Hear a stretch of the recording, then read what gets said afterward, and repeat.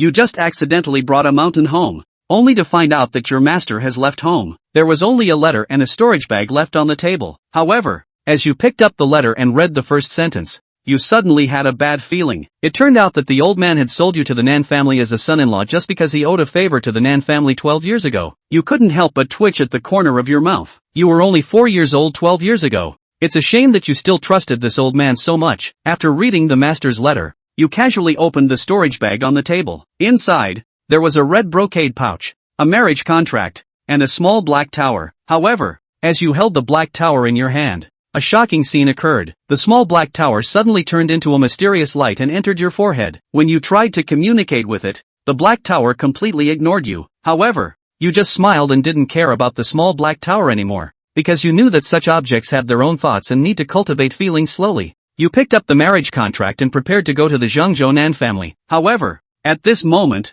you would never have expected that this accidental encounter would lead you to a woman who will be closely connected to your future. Half a month later, in the Qingzhou territory, a ferry was slowly moving on the river. On the boat stood a woman in white and an old man in a green robe. Unexpectedly, the next moment, the old man in the green robe suddenly protected the woman behind him. "Miss, step back, there's a formidable guy coming." However, just as the woman was surprised, the calm river suddenly exploded, and countless fish seemed to be startled, jumping out of the water in panic, and the boat began to shake violently. In the next moment, the old man in the green robe gently pressed his palm, and the shaking ferry suddenly stabilized in an instant. At this moment, the sky suddenly darkened, and a more shocking scene appeared before their eyes. A small hill whistled past the ferry from above, and before the few people could react, a red water column suddenly pierced through the water not far from the ferry. In the next moment, a young man suddenly shot out of the water like a bullet, flying straight towards the falling small hill. Sorry,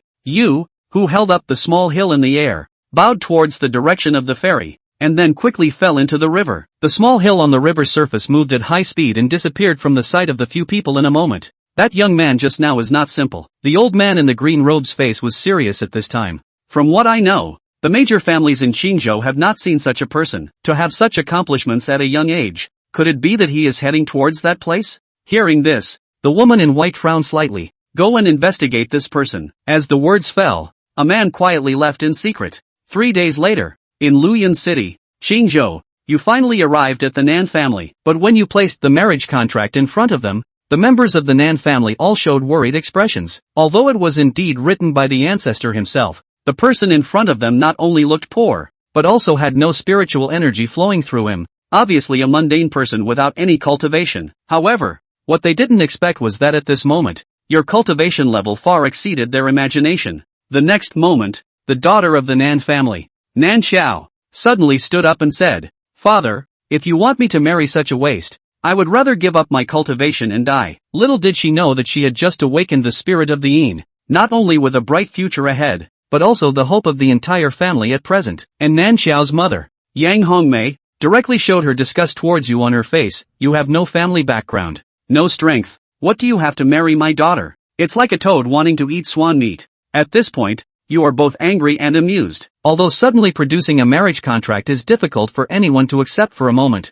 it is not necessary to degrade and humiliate people like this. So, does your Nan family want to break the engagement? You glanced at young Hongmei, and finally your gaze fell on Nan Yun, who stood up. At this time, Nan Yun's face looked a bit ugly. He didn't want to tarnish his reputation by breaking the engagement, nor did he want the talented Nan Xiao to marry him. However, the next moment, Yang Hongmei unexpectedly said something that surprised everyone. "Roer is still unmarried, right? Why not let her marry in place of Xiaoer?" Hearing this, Nan Yun furrowed his brows. Nanru was his eldest daughter, who had been suffering from a strange illness since childhood and now had little time left. Just as Nan Yun hesitated, Yang Hongmei had already ordered someone to call Nanru over. However, when you look at Nan Ro, you are surprised to find that this woman's essence and blood are exhausted, and the cold poison has penetrated her bones. Without treatment, she may not survive for more than 5 days. Seeing Nan Ro coming in, the 3 members of the Nan family warmly and hypocritically approached her, with a completely different attitude from their usual treatment of her. What you did not expect is that Nan Ro actually agreed directly. Little did she know,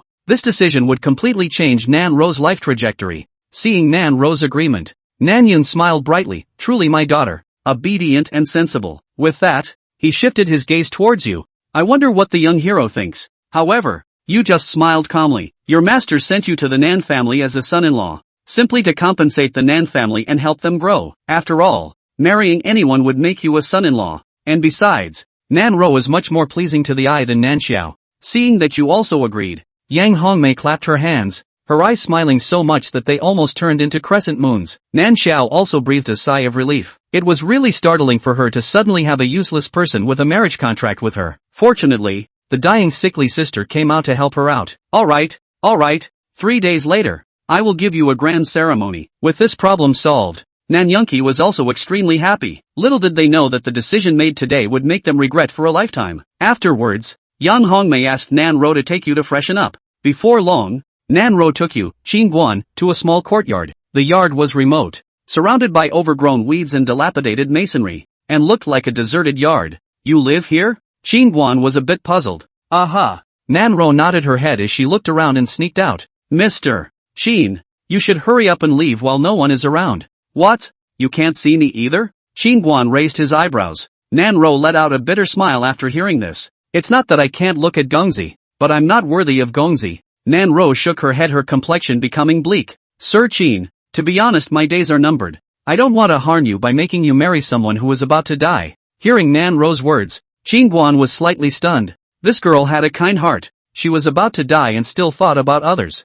Thinking of this, Qin Guan grabbed at Nan Ro's wrist. Nan Ro was startled and subconsciously tried to break free. Don't be afraid. I just want to take your pulse, Qin Guan said and put his hand on Nan Ro's pulse. Cold poison into the bone has begun to devour the internal organs. With the astral body to protect the heart pulse and then use the ice and silver flowers to fight poison can be solved. This cold poison of yours can be cured. Only a short while later, Qin Kiri had a solution. Upon hearing this, Nan Ro smiled bitterly. Don't kid yourself, Mr. Qin. This disease of mine is simply cured. Nan Ro was talking, suddenly shivering. Her pale as paper cheeks actually with the naked eye visible speed enveloped a layer of frost. Limbs also quickly become stiff. Very horrible. Chapter 2, No Money, No Hero. Seeing this, Qin Guan placed his palm on Nan Ro's forehead, and a domineering astral energy instantly invaded Nan Ro's body, suppressing the cold poison. Nan Ro was instantly much better, and Qin Guan helped her inside the house. Inside the house,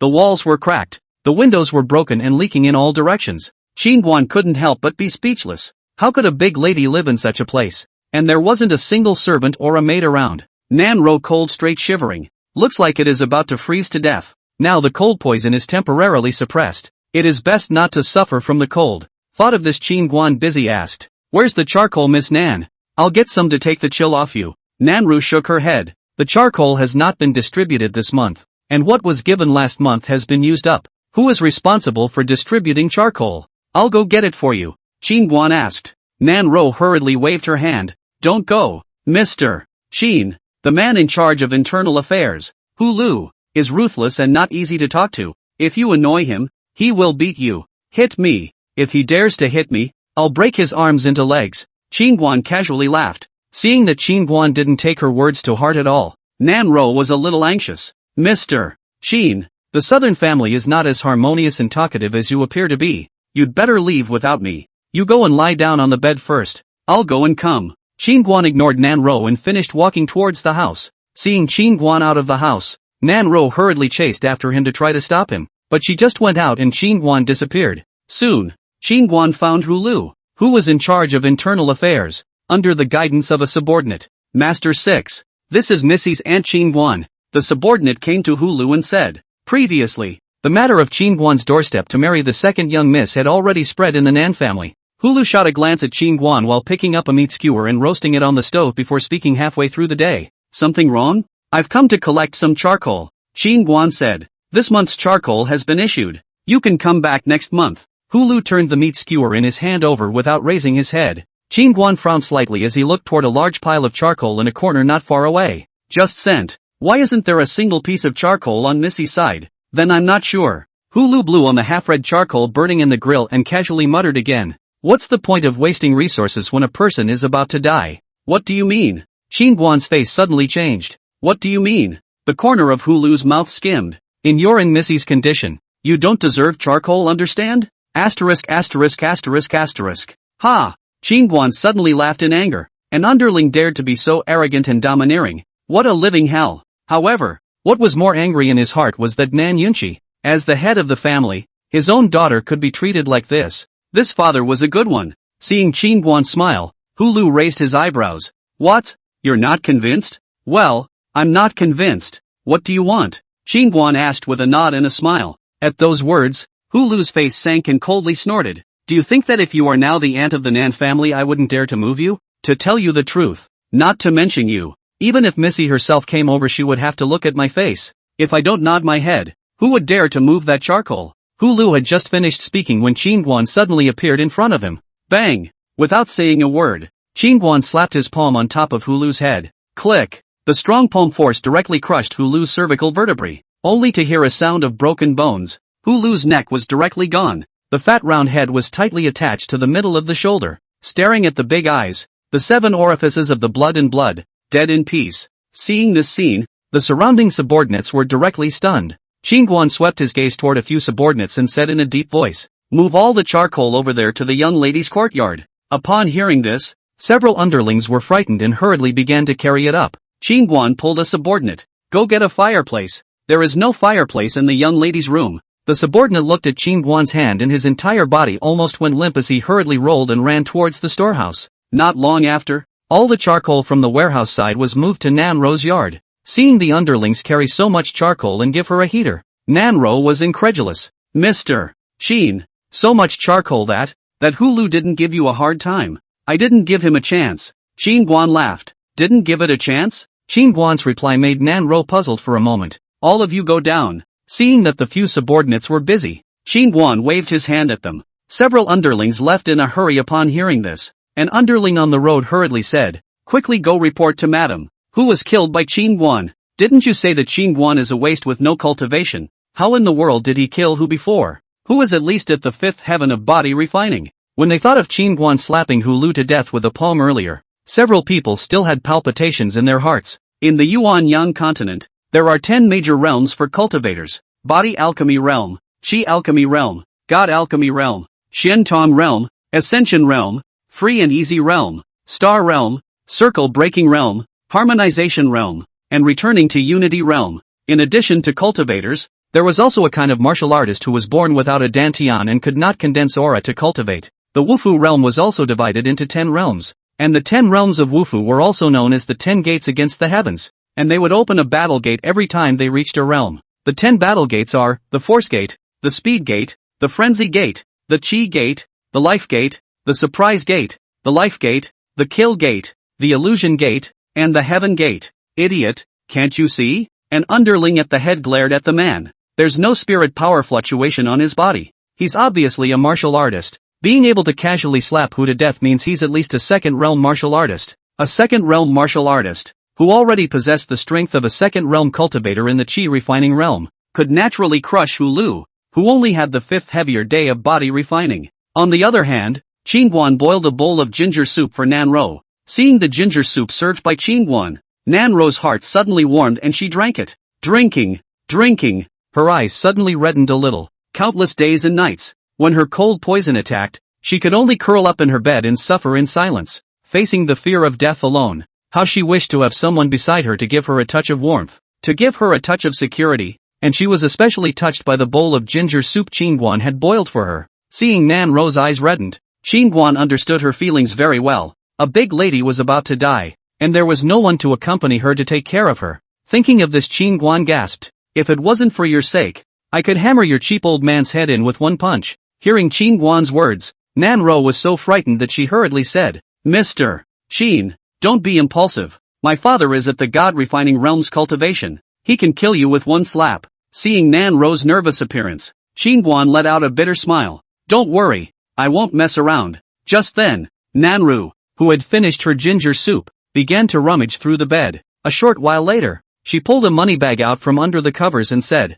"Mr. Qin, there are 30 gold coins in here, which I usually save up, although it's not much, but saving a little should be enough to get you home on a plate." Hearing Nan Ro's words, Qin Guan was a bit speechless. A traveling allowance to go home?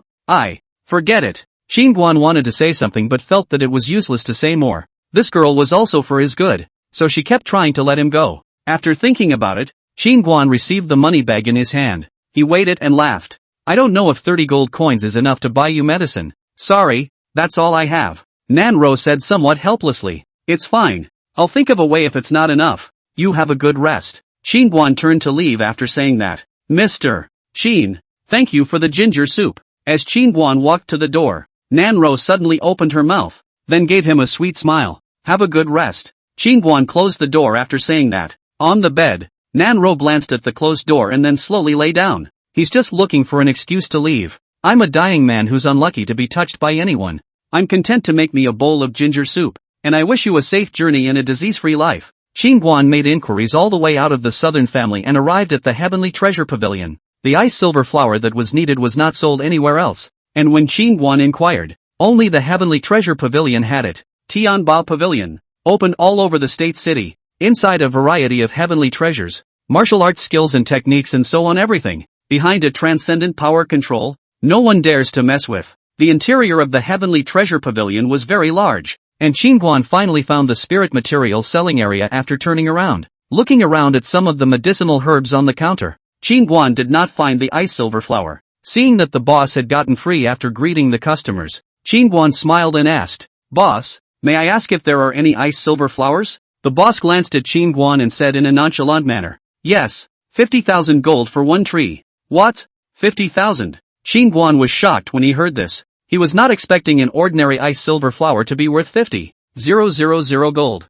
He remembered that when he used to quench his flesh in the ice and fire mountain, the ice mountain was covered with ice and silver flowers, like weeds. Seeing the boss's shrewd eyes staring at him, Qingguan touched his money bag a little awkwardly and said, 50,000 gold. Still a little short of money. Hearing Qingguan say almost, that boss face slowed down, hurriedly smiled and said, It's okay, you can properly discount some of the, how much money do you have? 30 gold coins. Qingguan grinned. Upon hearing this, that boss's eyes narrowed slightly. It's called almost. Are you playing with me on a full stomach? Qingguan waved his hand and smiled sarcastically. Of course not. I really didn't expect this ice silver flower to be so valuable. The boss was a bit impatient. Go. Don't mess around and delay my business. Qingguan scratched his head. Marred. It's not easy to organize without money. When he was with his master, he had all kinds of heavenly materials and treasures, and never worried about money. And he didn't have much of a concept of money. He only remembered that the old man had a black nascent sacred ring, as if it was inexhaustible. Boss, do you have any tiger demon bones? Just then a middle-aged man walked over. Seeing that the man was dressed in a flashy outfit, the boss hurriedly stepped forward and said with a smile, Yes, of course. Pick me a good quality one. The middle-aged man said as he surveyed the counter. Just a moment. Soon the owner produced a foot-long white bone. How much? The middle-aged man took out a storage bag. At that the owner put the tiger demon bone on the scale. Boss, you see 10 pounds and 3 tails warped. 1 or 250 gold. A total of 5,150 gold. 100 hardware for you to erase. Charge you 5,000 gold. Aha. The middle-aged man nodded his head and paid before turning to leave. Qingguan, who was on the side, saw this scene and his eyes immediately lit up. Tiger demon. The bones of a second-ranked small demonic beast were actually worth so much. If he caught one, wouldn't he sell it for a lot of money? Thinking of this, Qingguan hurriedly said, Boss, keep your voice down. The boss was startled by Qingguan and nearly hit him. Do you take tiger demons? Qingguan asked. What? The boss raised an eyebrow. How about I go catch a tiger demon and come over here in exchange for one of your ice silver flowers? Sure. The owner cheered at the sound of that. To live or to die? Qingguan asked again. The owner's eye twitched. Of course it's going to die. Boss, may I ask where there is a tiger demon? Kid, I can tell you that the tiger demon is very powerful. With this small body of yours it can kill you with one claw. Seeing that Qingguan did not look like he was joking, the boss hastily reminded. In front of this teenager he can see at a glance that there is no cultivation. Make money to make money. If it is to cause him to lose his life, that would be a sin. Don't worry. Just tell me the location and wait for the exchange of the ice silver flower. Qingguan laughed. You. The boss was about to say something else, when a nearby teenager in brocade and jade clothes suddenly laughed badly. If you want to catch a tiger demon, go to the 10,000 Demon Valley. There are all kinds of demonic beasts in there. You'll definitely be able to catch them there. Where is the Valley of 10,000 Demons? 300 miles west of the city. Thanks. Qingguan turned away with an arch. Looking at Qingguan's back as he quickly left, the boss turned his head to look at the teenager who had previously shown Qingguan the way, and he was a bit displeased. My lord, I'm afraid you'll take his life if you do that. Even if it was the outskirts of the 10,000 Demon Valley, Without 10 or 8 chi refining realm cultivators together, it would be very difficult to survive going in, and the boss felt that Qin Guan was afraid of dying 10 deaths this time. The teenager snorted. What does it matter to me if he dies or not? At that, the boss shook his head without saying anything else. Chapter 3 Picking up the pieces. Half an hour later, Qin Guan arrived at the bottom of a high mountain. In front of him, the mountains stretched on, with no end in sight, and the dark and quiet mountains and forests were vaguely permeated with a primitive and dangerous aura. The Valley of 10,000 Demons, also known as the Valley of the Dead, is full of treasures and wonders, while man-eating demonic beasts are all over the mountains and forests. So if you're not careful, you'll lose your life here. Looking at this deep and endless mountain in front of him, Qin Guan drilled in. Just after entering the mountain forest, Qin Guan saw several groups of people cautiously moving forward. Qin Guan was alone and also quickly attracted the attention of many people. Junior, it's courageous to enter the mountain alone, but this is not a place for bravado. Do you want to join us? One more person to take care of? A rough-looking middle-aged man shouted at Qin Guan. Qin Guan was just about to say something when a cool-looking woman suddenly said, "It's not the number of people that counts. You let him come in and drag his feet?" Hearing the woman's words, Qin Guan smiled faintly and quickened his pace toward the depths. After going over several hills in a row, Qin Guan Mao did not find anything, and only saw a few small foxes and small gray wolves along the way. The fur and blood of demonic beasts as well as their inner pills were all worth a lot, and over the years, the periphery of the 10,000 Demons Valley often had mercenaries or various family forces organizing hunts for demonic beasts. For one thing, they could obtain resource wealth, and for another, they could effectively practice and enhance their practical combat ability. So some demonic beasts had migrated to the depths to stay away from humans. Half an hour later, Qin Guan came to an open mountainous area, and he went over several large mountains without finding a single tiger hair. Roar! Just as Qin Guan was somewhat distressed, a thick tiger whistle suddenly came from the southeast. Hearing the tiger's call, Qin Guo was delighted and hurriedly swept towards the southeast. Going over a mountain, Qin Guan quickly arrived at the area where the tiger demon had roared earlier. Roar! Just as Qin Guan's eyes searched, a tiger demon covered in wounds roared and growled angrily in a mountain forest ahead. From afar, the tiger demon had a stout figure, more than 10 feet tall, and it looked like a tiger with an awe-inspiring body, exuding a powerful demonic aura all over its body. And in front of it is lying 3 seriously injured young people. 3 people covering the chest dead looked toward the tiger demon, eyes surging a color of despair. They underestimated the strength of the tiger demon. Today is afraid to die here. Roar! The tiger demon tilted its head and roared, seemingly swearing its inviolable kingly aura, and in the next moment it violently leapt forward, its sharp claws like iron hooks directly grasping at a bloodied young girl. The young girl's face turned pale, and just as she was despairing, a teenager holding a wooden stick suddenly arrived above the tiger demon's head. Bang! The teenager violently struck a stick directly on the tiger demon's head. Ow! The tiger demon screamed miserably, its limbs twitching a few times before collapsing to the ground with a loud thud. He was killed by Qin Guan with a stick. Seeing this scene, the 3 young men were directly stunned. After glancing at the 3, Qin Guan grabbed the miserably dead tiger demon on the ground and turned to leave, quickly disappearing into the mountains and forests. In about an hour, Qin Guan finally returned to the Heavenly Treasure Pavilion, and by now, it was already dark. Arriving at the spirit material selling area, Qin Guan found the boss who had promised him earlier. When Qin Guan pulled out a huge tiger demon, the owner of the spirit material store's eyes directly glared into cow eggs, incredulously saying, "Kid, are you for real? Not changing?" Qin Guan frowned. "Change? Of course." The boss nodded his head hastily. He gulped and couldn't help but ask again, "Kid, did you kill this tiger demon?" Qin Guan nodded. "I killed it and I didn't kill it. It's kind of picking up the pieces." Hearing Qin Guan say that he had picked up a leak, the boss sighed. "You kid is so lucky. Boss, waiting to be saved. Please hurry up," Qin Guan urged. Hearing the rescue, the boss hurriedly wrapped the ice silver flower, and in the end, his conscience was a little too much, and he sent an extra 100-year-old blood ginseng to Qin Guan. Nanro was now depleted of essence and blood. Her body was weak. 100 years of blood ginseng was just the right thing to replenish her body. After saying a thank you, Qin Guan left the Heavenly Treasure Pavilion. "You're a lost cause. You can't even look at the man you just found for you. What use do you think you are? Just die while you can." Inside the house, Yang Kai-mei pointed at Nanro and cursed shrilly, looking like she wanted to eat someone.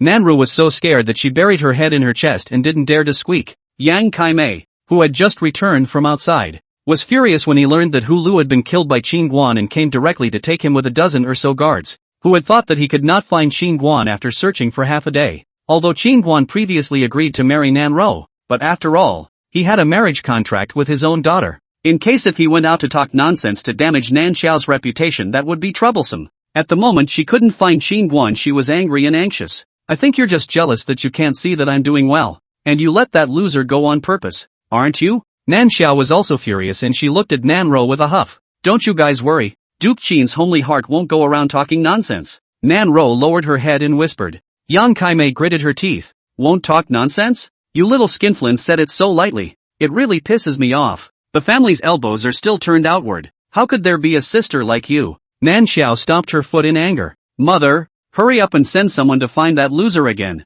If my daughter's reputation is ruined by that punk, I won't spare you. Cursing fiercely, Yang Kaimei and Nan Xiao hurried towards the door. Yang Kaimei suddenly stopped when she reached the door. After letting that loser go and killing Hulu, you still have the face to roast the fireplace in this house with peace of mind. Come on people, tear down this house. Remove all the charcoal from the yard and let her sleep in the woodshed. Not long after, Qingguan returned to the small courtyard, and when he entered the courtyard, his entire body was directly dumbfounded. At the moment the yard was a mess with houses collapsing. Nanru! Qingguan hurriedly rushed over to the collapsed house and anxiously shouted. There was a slight sound in the darkened woodshed, and a slender figure stepped out. Nanru, are you alright? Realizing that it was Nanro, Qingguan hurriedly ran over. Mr. Qin, didn't you leave? Nanro trembled her body. At this moment seeing Qingguan suddenly come back, honestly she was excited. It was like seeing a beam of light in the darkness. I went to buy you medicine and didn't have enough money, so I was delayed for a. As Qingguan was speaking, Nanro suddenly jumped into his arms, and she couldn't hold back any longer, breaking down and crying. She had thought that Qingguan had left with the money, but she hadn't realized that she had really gone to buy medicine for herself. It's fine. I'm here for everything. Qingguan patted Nanro's back and comforted her. Feeling Nanro's thin and cold body that was shivering a little, Qingguan's face sank. Tell me what happened. Chapter 4, It's good to be alive. The stepmother has brought men to arrest you. Nanro wiped her tears and told what had happened before. I'm sorry. I'm the one who dragged you into this. Qingguan blamed himself a little after hearing this. No, it's me who got you into trouble. Nanro hurriedly shook her head as she carefully asked again. Did you really kill Hulu? Well, killed. He disrespected you. So killed. Qingguan nodded. At those words, Nanro's face turned white with fear, and she hurriedly pushed Qingguan. You go. When her stepmother said that Qingguan had beaten Hulu to death, she didn't quite believe her, thinking that her stepmother was trying to scare her. After all, Qingguan was a threat to Nan Xiao now that he and she were not yet married. At this moment, when she heard Qingguan say that he had really killed Hulu, she was a little panicked. I will definitely marry you if I say I will. Don't be afraid. Qingguan patted Nanro comfortingly. Hearing Qingguan's words, Nanro's heart warmed as she was filled with worry. That Hulu is the stepmother's man, and he's also Yang Ao's cousin. So this is going to be a problem. Who is Yang Ao? Qingguan was curious. Yang Ao is the stepmother's own nephew. Nan Xiao and I call him cousin. Nan Xiao said. The corner of Qingguan's mouth twitched. What a mess of cousins. Seemingly thinking of something, Nanru worried again. Yang Ao is still in closed-door cultivation. If we wait for him to come out and learn that you killed his cousin, he won't let you off the hook. What is his cultivation level that is so powerful? Qingguan asked with a smile. 5th sky of Qi refining, or a sword cultivator. His qualifications are not below my sister's, Nanro said very seriously. Qingguan scratched his head after hearing this. A small sword cultivator of the 5th sky of Qi refining, just standing still and letting him stab at random, could not even break through his defense. Thinking of Nanro worrying about herself all the time, Qingguan held Nanro's cold little hand and said with a straight face, Did you know that your future man is very capable of fighting? What with all the cousins I punch one. But, Nanro still wanted to say something, but Qingguan hurriedly said, Don't think so much, go, I'll detoxify you first. Qingguan finished pulling Nanro to the firewood room. The wood fire was built, and the darkened woodshed suddenly became bright and warm. Seeing that Nanro's cheeks were covered with tear stains, and the color of worry was all over the Choo-Choo's beautiful eyes, Qingguan could not help but feel some heartache. Warm up your body by roasting the fire first. I'll decoct the medicine for you, and I'll cure you later after taking the medicine. Qingguan said and started to mess around in the woodshed. He wanted to give that 100-year-old blood ginseng to Nanro first, to replenish her blood qi before giving her the cold poison. Looking at Qingguan, who was busy for himself in front of the stove, Nanro's eyes suddenly became complicated. She had originally been prepared for death, but after meeting Qingguan, a sudden fear of death arose within her. although she had only known Qin Guan for less than a day's work. At this moment, she was unwilling to give up. If she could live, she really wanted to marry this man in front of her, to take care of him, to serve him, to wash his clothes, to cook for him, to give him. Thinking about it, Nanro suddenly shook her head vigorously, and then smiled bitterly. She was about to die, and she was still thinking about this at this time. Half an hour later, Qingguan finally boiled the blood ginseng. Here, it's not hot anymore. Drink it while it's hot. Qingguan carried a bowl of ginseng soup to Nanro. Good. Nanro didn't even look at the bowl of blood ginseng soup and drank it down in just a short while. After drinking it, Nanro instantly felt warm all over, and her originally white as paper cheeks gradually flushed. Seeing that Nanro's mental aura was much better, Qingguan took out the ice silver flower. As long as you take it afterward, the cold poison in your body will be cleared. There may be some pain when I heal you later, but it's all a normal reaction. Don't resist. Good. Nanru nodded gently. It wasn't that she believed Qingguan could really cure her, but she didn't want to let down Qingguan's good intentions. Soon, Nanro chewed and swallowed the ice silver flower. The moment the ice silver flower was swallowed, Nanro instantly felt as if her body had fallen into an ice cave, shivering with cold. Seeing this, Qingguan's palm gently pressed on the top of Nanro's head, and the majestic astral energy slowly entered her body, wrapping her internal organs and meridians. This ice silver flower grows in the extreme cold all year round, can be said to be the world's coldest thing. Even the meridian-strong cultivators do not dare to take easily, if not have Qingguan's strong astral protection. Nanro, I'm afraid that it will soon turn into a pair of ice sculpture. Woo! As the cold chi of the ice silver flower collided with the cold poison in Nanro's body, Nanro groaned in pain. After the cold poison in her body felt the coldness of the ice silver flower, it was as if it had met an enemy, and for a moment, it frantically scurried around in Nanro's body. After a tea, Nanro wowed and spat out a large mouthful of black blood, which condensed into a piece of black ice in the blink of an eye. Seeing that the cold poison that had penetrated deep into his bones was forced out, Qingguan hurriedly urged his astral energy to drive away the coldness of the ice silver flower. Nanro's small mouth couldn't help but open, and a stream of white icy gas was slowly spat out. Not long after, Qingguan withdrew his palm and smiled. How does it feel? Nanro opened her eyes, feeling the changes within her body, and a moment later her eyes violently erupted with a flash of brilliant brilliance as she said incredulously, "It's really cured." At this moment, she could clearly feel that there was not a trace of coldness in her body. On the contrary, her whole body was relaxed, warm and indescribably comfortable. Over the years, her father for her illness has invited a number of talented people, but after the diagnosis of the disease are all shaking their heads and helpless. She did not expect to be so simple to be Qingguan cured. It's all so surreal. Like a dream. How is it? Do you believe in my methods this time? Qingguan smiled and joked. Aha! Nanro gave a heavy nod, and the excited tears in her eyes could no longer be suppressed as she cried out in joy. I can't tell you how happy I feel to be back from the dead after a major illness. It's good to be alive. Thank you, Mr. Qin. Nanro excitedly jumped into Qingguan's arms and hugged him tightly. Sure enough, it's gotten better. The strength has gotten bigger. Qingguan laughed. Realizing that she had lost her temper, Nanro hurriedly let go of Qingguan, and a large flushing redness immediately surfaced on her fair and good-looking cheeks. You'll be my person soon. Don't call me Mr. Qin in one breath. Qingguan looked at Nanro with a bad smile. Nanro hurriedly lowered her head in shame. Her voice was like a mosquito fly. I'll call you Brother Guan first. When I'm married I'll change my tone. Is that okay? Yes. Qingguan nodded and added, wait here for a while. I'll go find some quilts and come back. Seeing Qingguan about to go out, Nanro hurriedly stepped forward. In the middle of the night, where are you going to find a quilt? And if you are discovered by your stepmother, I can even cure your cold poison. Do you think I would be afraid of your stepmother? Qingguan smiled and added, you've just been detoxified. Stay here and don't go out. Well, I hear you. Nanro nodded her head and obediently retreated back. Before she had always felt that Qingguan was an ordinary person, but now when she thought about it carefully he killed Hulu who was in the fifth heaven of body refining and easily detoxified his cold poison, which showed that he was not an ordinary person. Qingguan went out of the firewood room and left the courtyard with a long leap. At this time it was already late at night, all the music was silent, and all the family members of the south who had been busy all day had gone to sleep. Qingguan stood on one of the high floors of the southern family, his gaze coldly overlooking the compound below. A moment later, he swept towards the main courtyard. It's so late. You guys are sleeping quite well? Arriving at the main courtyard,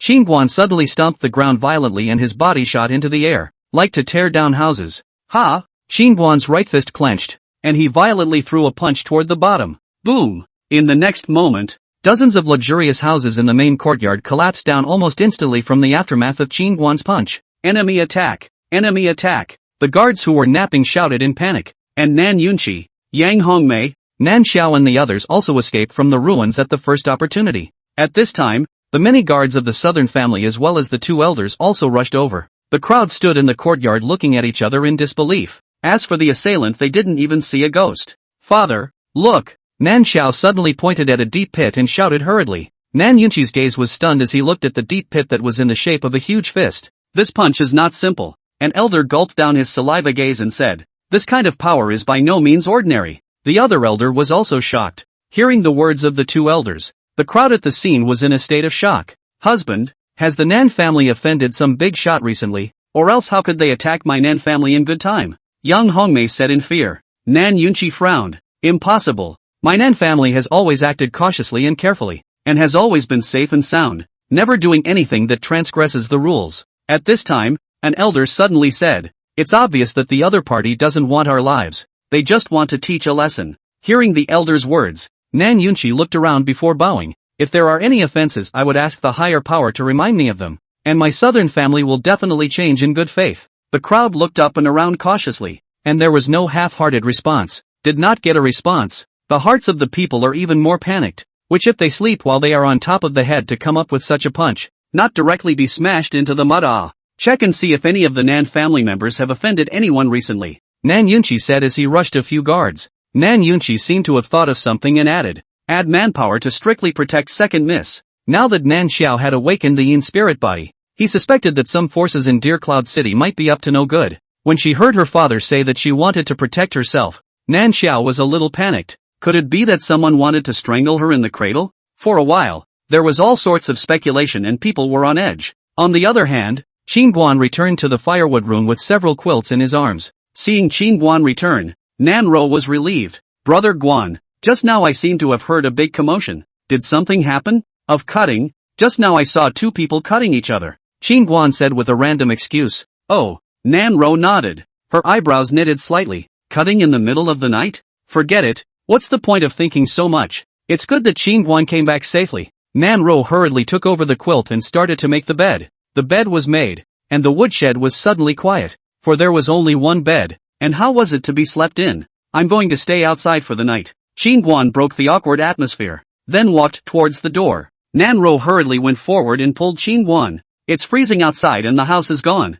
Don't go out. We're not married yet. A lone man and a woman spending the night in a room. It won't be a good influence on you if it gets out. Qin Guan laughed. At those words, Nan Ro looked at Qin Guan. My life is all from you. I don't care about that. Qin Guan hesitated and laughed. Alright then, you sleep inside. I'll sleep outside. Aha. Nan Ro nodded her head, and then obediently lay down in it like a kitten. Qin Guan was also careful, lying beside Nan Ro. It felt strange to sleep in a bed with a girl for the first time in his long life. Nan Ro was the same, feeling that it was all so unreal. The two of them just lay there quietly without speaking. The next day, Qin Guan just opened his eyes and realized that Nan Ro was tiptoeing around and busy with something. Brother Guan, did I wake you up? Seeing Qin Guan wake up, Nan Ro blamed herself. No. Qin Guan rubbed his eyes. Hungry. I'll cook you dinner as soon as the water boils. No. Let's go out to eat. Qin Guan stretched and stood up. Going out to eat? Nan Ro frowned. Go eat at your parents' side. Qin Guan laughed. Nan Ro shook her head in horror at hearing this. Brother Guan, they're looking for you everywhere. Aren't you throwing yourself into the net by going? Their net can't net me. Qin Guan pulled Nan Ro and headed out. Chapter 5. I wonder if it's enough? Not long after, the two of them arrived at an exquisite courtyard. The main courtyard was demolished by Qin Guan last night, so Nan Yunqi and the others moved here. At this moment, a family of three was enjoying breakfast, and when the three saw Qin Guan pull Nan Ro and they were stunned. Especially Yang Hongmei, she pointed at Qin Guan. Her mouth opened and closed. For a moment she didn't know what to say. After searching for the whole night, this punk dared to take the initiative to send him to the door? Good morning, Auntie and Uncle. Why don't you call us for dinner? Qin Guan grinned and greeted them. Nan Ro hurriedly walked in front of Qin Guan. Roar has met Lord Father and Mother. Yang Hongmei directly ignored Nan Ro as she pointed at Qin Guan. Good you punk. Someone come. As the words fell, 4 guards rushed in. Stand down. Nan Yunqi suddenly chided at the 4 guards. Seeing this, the 4 guards hesitated slightly while retreating. Master, what are you doing? This punk killed Hulu. Why don't you take him down? Yang Hongmei looked towards Nan Yunqi and gasped. Without waiting for Nan Yunqi to speak, Qingguan suddenly snorted coldly. A dog that dares to bite its master. Shouldn't it be killed? What do you mean by that? Nan Yunqi frowned. Qingguan looked at Nan Yunqi. It's such a cold day. That Hulu purposely didn't give Nan Ro charcoal to keep her warm and almost froze her to death. And he also insulted her with his words. Do you think he should be killed, uncle? Nan Yunqi's face became ugly after hearing this. He looked at Yang Hongmei. A lot of things he actually knew something about. But he hadn't thought that Yang Hongmei had gone so far. Rubbish. What are you talking about? Hulu when he's short of Zoe's life supplies. The give which is not the top of the good to her. Yang Hongmei said without blushing. At this time, Nan Ro suddenly opened her mouth. Her voice was not loud but carried a few hints of reproach. I don't mind if it's more or less,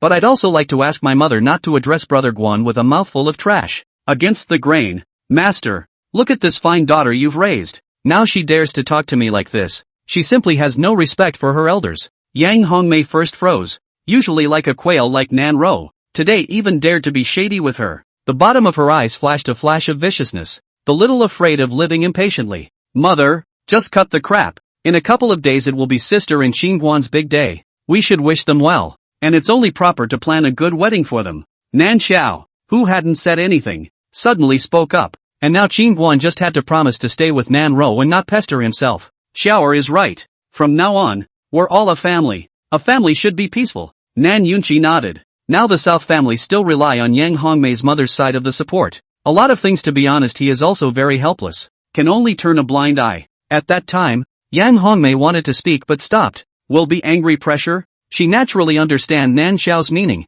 Hulu compared to their own daughter's reputation is nothing. As for this breath, when the two married have plenty of opportunities to come out. Go get 2 pairs of dishes. Nan Yunqi rushed to the maid at the door and ordered. Then looked at Nan Ro with a smile. Ro-er, you look much better today. Your face has blood on it. Upon hearing this, Nan Ro happily said, Father, I haven't told you yet. My cold poison was solved by Brother Guan. I'm better now. What? Hearing Nan Ro's words, Nan Yunqi stood up violently. He hurriedly put his finger on Nan Ro's pulse. A moment later, he was shocked and delighted. Ha ha, it's indeed gone. That dreadful cold poison is indeed gone. Young warrior Qin, please accept a bow from me. Nan Yunqi's eyes reddened, and he suddenly made a deep bow towards Qingguan. Nan Ro lost her mother since she was young. He as a father honestly did a failure. To Nan Ro is full of guilt. Now see his daughter as well. He is grateful to Qingguan from the bottom of his heart. Yang Hongmei and Nan Xiao, who were on the side, were also surprised to learn that Nan Ro's cold poison had been lifted by Qingguan. The cold poison that so many capable people couldn't do anything about was actually cured by this punk? Father-in-law saluting your aunt? I can't afford this salute. Qingguan joked as he helped Nan Yunqi up. Hearing Qingguan's words, Nan Yunqi's face darkened and he hurriedly got up and straightened his back. Nan Ro, on the other hand, covered her mouth and snickered. Humph. No talent. Yang Hongmei coldly grunted and got up to leave. Sitting at a table with these two people to eat, killing her would not be willing. Father, I'm going to go cultivate. Nan Xiao also got up to say goodbye. After the mother-daughter duo left, Nan Yunqi couldn't help but sigh. Ro-er, I'm sorry for father all these years. Father, you don't need to be concerned. Daughter understands. Nan Ro said softly. This stepmother has been suppressing her father on the basis that the Nan family needs the support of the Yang family. She understands in her heart. Let's not talk about this. Quickly sit down and eat. Nan Yunqi laughed. The three of them sat down, and Nan Yunqi looked at Qingguan. Did you really kill that Hulu? Aha. Qingguan nodded. You are a martial artist? Nan Yunqi asked again. Hearing his subordinates report yesterday that Qingguan was a second realm martial artist. Aha. Qingguan nodded. To be able to cultivate to the second realm at such a young age is already rare. Nan Yunqi appreciated. Martial artists were born without a dantian and could not condense aura to cultivate, and could only improve their realm through hard work. In Nan Yunqi's opinion, it was already rare for Qingguan to cultivate to the second realm. Wu Fu was also quite good. At least people are down to earth and willing to work hard. I don't ask you to have much success. I only ask that you can treat Ro-er well in the future. Nan Yunqi glanced at Nan Ro, and when he finished he patted Qingguan's shoulder again. Do a good job in the southern family in the future. The old man will try to get you some cultivation resources, and strive to break through to the third realm of martial arts in your lifetime. Although this is very difficult, young people still have to work hard and not give up so easily. Qingguan smiled and did not say anything. At present, he is the 8th realm of martial arts. A small step forward is as difficult as heaven. On the South family now this family background, all sold is not enough for him to take a small step. At this time, Nan Ro was a bit worried. Father, Brother Guan killed Hulu. Yang Ao will definitely find trouble with Brother Guan when he comes out of Guan. You see, Nanru had been worried about this matter, which was why she had come here with a stiff upper lip. Don't worry, I'll personally handle this matter. Nan Yunchi waved his hand, thinking of Yang Ao's temperament. At the moment he really had some headaches. Nanru was instantly relieved, seeing Nan Ro heart for his own sake. Qin Gue Zhengli beautiful, or their own choice of daughter-in-law good ah. Thinking of this, Qin Guan looked at Nan Yunchi. Now that the house Nan Ro lives in has been torn down, she can only sleep in the woodshed. Do you think we should settle this matter as well? What? Nan Yunchi was shocked when he heard it, but he immediately understood something else. It must be Yang Hongmei's doing. In these 2 years this woman was putting him more and more out of her sight.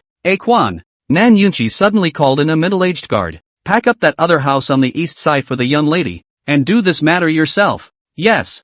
Quan then left. After Quan left, Nan Yunchi took out a storage bag and secretly handed it to Nan Ro, whispering, there are 100,000 gold coins in here. Take him to the street today to buy some decent clothes, and then buy some gifts and such for the bride price. In 2 days you guys are getting married. It's not like you don't have a bride price. Good. Nan Ro hurriedly accepted the storage bag. Qin Guan smiled and secretly said, this cheap father-in-law has finally done something. Oh yeah, you two also be careful lately. Last night our southern family was attacked by a strong person. All the houses over the main courtyard collapsed. This person's strength is not below that of the old man. You two must be more careful when you sleep at night. After Nan Yunchi finished speaking, his face suddenly became incomparably grave. The person who attacked last night did not have half a clue to investigate so far, which made it difficult for him to sleep and eat. Hearing Nan Yunchi's words, Nan Ro's eyebrows knitted slightly as she stole a glance at Qin Guan. Qin Guan, on the other hand, silently drank a large mouthful of rice porridge with the small pickles. I have things to do. You guys eat first. Nan Yunchi finished speaking and got up to leave. Brother Guan, didn't you see someone sparring last night? Could it be that they weren't sparring, but demolishing a house? After Nan Yunchi left, Nan Ro looked at Qin Guan and asked. At those words, Qin Guan almost sprayed out the rice in his mouth. This little ninny is too simple. I don't know. I didn't see it in the dark. Qin Guan shook his head and hastily changed the subject. Hurry up and eat. The food is getting cold. In the afternoon, Qin Guan and Nan Ro moved to the east side of the small courtyard, which was not big and somewhat remote, but very quiet. Qin Guan stood in the courtyard kicking small stones, looking at a room from time to time. He was waiting for Nan Ro. She said she wanted to dress up properly, and she couldn't embarrass him when she went out shopping. Not long after, Nan Ro walked out of the room. She is tall, such as cultivating bamboo standing jade, a goose yellow skirt and jacket, lined with white skin and snow. Her eyebrows curved step by step. The skirt with the wind, gentle and soft gas came out, like from the ancient painting out of the world of beauty, the beauty of the mesmerizing. Qin Guan looked a little mesmerized, feeling as if time had stopped at this moment. Seeing the somewhat dazed Qin Guan, Nan Ro felt a hint of triumph in her heart, but she still cared and said, Brother Guan, do you think I look good like this? Good looking. Qin Guan nodded, receiving Qin Guan's affirmation. Nan Ro guffawed. Let's go then. Soon, the duo arrived at the busy area of Deer Cloud City. Along the way, the beautiful and touching Nan Ro frequently attracted the passers-by to glance sideways and peep. When they saw Qin Guan who wore shabby clothes together with Nan Ro, they shook their heads to show envy and despise the look. Nan Ro dragged Qin Guan to a fabric store. She wanted to buy a few fabrics for Qin Guan to personally make clothes for him. Qin Guan chose several fabrics whose colors were all relatively plain and rustic. Nan Ro silently noted it down, knowing that Qin Guan didn't like gaudy colors. After leaving the cloth shop, the two of them bought some small things and then went to the Tianbao Pavilion, Heavenly Treasure Pavilion, the upscale area of Deer Cloud City. The things in here don't move for thousands and thousands of gold coins. After entering the Heavenly Treasure Pavilion and turning around for only a short while, the duo spent 50,000 gold. And finally Qin Guan brought Nan Ro to the spiritual materials area, where he intended to match Nan Ro with a formula for a tonic. Seeing Qin Guan with an eye-catching big beauty, the owner of yesterday's spirit material shop smiled and asked, Dare I ask who this young lady is? My fiancée. Qin Guan returned. Nan Ro rushed at the boss with a slight bow. You kid, you're not only lucky, you're also blessed with a lot of sex. The boss gave Qin Guan a thumbs up. The kid didn't look great, but he had to admit that he still had a couple of skills. Yeah, I've always been lucky. Qin Guan grinned and quickly picked out a few spirit materials. 16,018. 800 for you to erase. Charge you 16,000. The boss said with a smile. Knowing that this was a tonic bought for herself, Nanro was very reluctant to take out her storage bag. 16,000 gold for a pair of medicine was just too extravagant. This girl's order is completely free. Nanro was about to pay when a voice suddenly came from not far away. A white-clothed teenager walked slowly. The teenager's soared eyebrows and starry eyes. His face was like a crown of jade. Under the high nose, the corners of his thin lips were hooked with a faint smile. Behind him there were two brocade-clothed guards. Yes, young lord. The boss hurriedly nodded respectfully when he saw the teenager. The young lord, Chen Xiaojie, the son of the Heavenly Treasure Pavilion's owner, was a broad young man who walked horizontally in Deer Cloud City, an absolute upper-class figure. My name is Chen Xiaojie. I was deeply attracted by the beauty of the girl's face. I wonder if the girl could show her face and make a friend with me. It's not necessary. Seeing Chen Xiaojie's unsuspecting eyes, Nanro hurriedly retreated to Qin Guan's side with some fear. Seeing this, Chen Xiaojie looked at Qin Guan and asked with a smile, "Girl, what is he to you?" Nanro was a bit angry. "He's my fiancé, so please respect yourself." Hearing Nanro's words, Chen Xiaojie suddenly took out a storage bag and threw it in front of Qin Guan. "That's enough money to last you the rest of your life. Let me have your fiancé." Qin Guan smiled faintly as he looked toward Chen Xiaojie. "Are the females in your family for sale? Make a price. Sell me your mother, sister, and so on. I still have dozens of gold coins here. I don't know if it's enough." Chapter 6, This Thousand Dagger. Cut this little bastard into 1,000 pieces. Hearing Qin Guan's words, Chen Xiaojie's face was suddenly hideous and terrifying. A lowly little mongrel dared to insult his family. As the words fell, the two guards behind him instantly arrived in front of Qin Guan. Bang! Bang! The two guards went fast and flew out even faster, spitting blood and flying backwards before they could strike. Ugh! Chen Xiaojie, who didn't react, only felt that the scene around him was instantly pulled into a piece of shadow. He was pressed down by Qin Guan's head with one hand and smashed directly onto the floor, spitting blood. A mouthful of teeth crumbled all over the place. Bang! Qin Guan stomped on Chen Xiaojie's head. "Junior boy, stop it. He's the young master of our Heavenly Treasure Pavilion. You." Before the owner of the spirit material store could finish his words, Nanro suddenly dragged Qin Guan and ran out, disappearing into the crowd in the blink of an eye. A bunch of put barrels. Oh yo, carved to the brain to chase. Chen Xiaojie covered his mouth full of blood and roared angrily. A mouthful of teeth did not have a few teeth left to speak or leaking. On the other hand, Nanro pulled Qin Guan and ran all the way, and specialized in finding remote alleyways to drill. Qin Guan was a little surprised. This little girl looked delicate. How come she was so strong? Hoo. Not long after, Nanro pulled Qin Guan to hide in a corner as she gasped for air. "Guan, brother Guan, quickly go home and hide. That person is the young master of the Heavenly Treasure Pavilion." Nanro looked around nervously, her little face white with fear. The Heavenly Jewel Pavilion is definitely not something that the Southern family can offend. That is to give the Southern family 10 guts. Also dare not offend the Heavenly Jewel Pavilion. Just now, when she heard that the man was the young master of the Heavenly Treasure Pavilion, she barely hesitated for a moment and pulled Qin Guan to run. Qin Guan raised his left hand and shook the handful of spirit materials in his hand and laughed. "We haven't paid yet." Ouch! Nanro was speechless, and without saying a word, she pulled Qin Guan and continued to run to the Nan family. He didn't stop until he had entered the Southern family gate to his own separate compound and finally locked the gate behind him. "Brother Guan, they shouldn't know that you're the Nan family's aunt, right?" In the courtyard, Nanro asked with some worry. Qin Guan shook his head. "I don't think so." "That's good. They shouldn't know me either. After all, I haven't left the house in years." Nanu nodded, slightly relieved. "The two of us have been hanging around on the streets before. I don't think it should be difficult to find out about the Nan family." Qin Guan suddenly laughed. "What then?" Hearing Qin Guan's words, Nanro became uneasy again. The thought of that young master having his mouth full of teeth knocked out by Qin Guan sent a wave of panic through her heart. The strength of the Southern family could not protect Qin Guan at all. Moreover, if her father and her stepmother knew about this, they would definitely be furious. Thinking of the seriousness of the matter, Nanro was so anxious that she was on the verge of crying. Originally happy to go shopping, but did not expect such a thing to happen.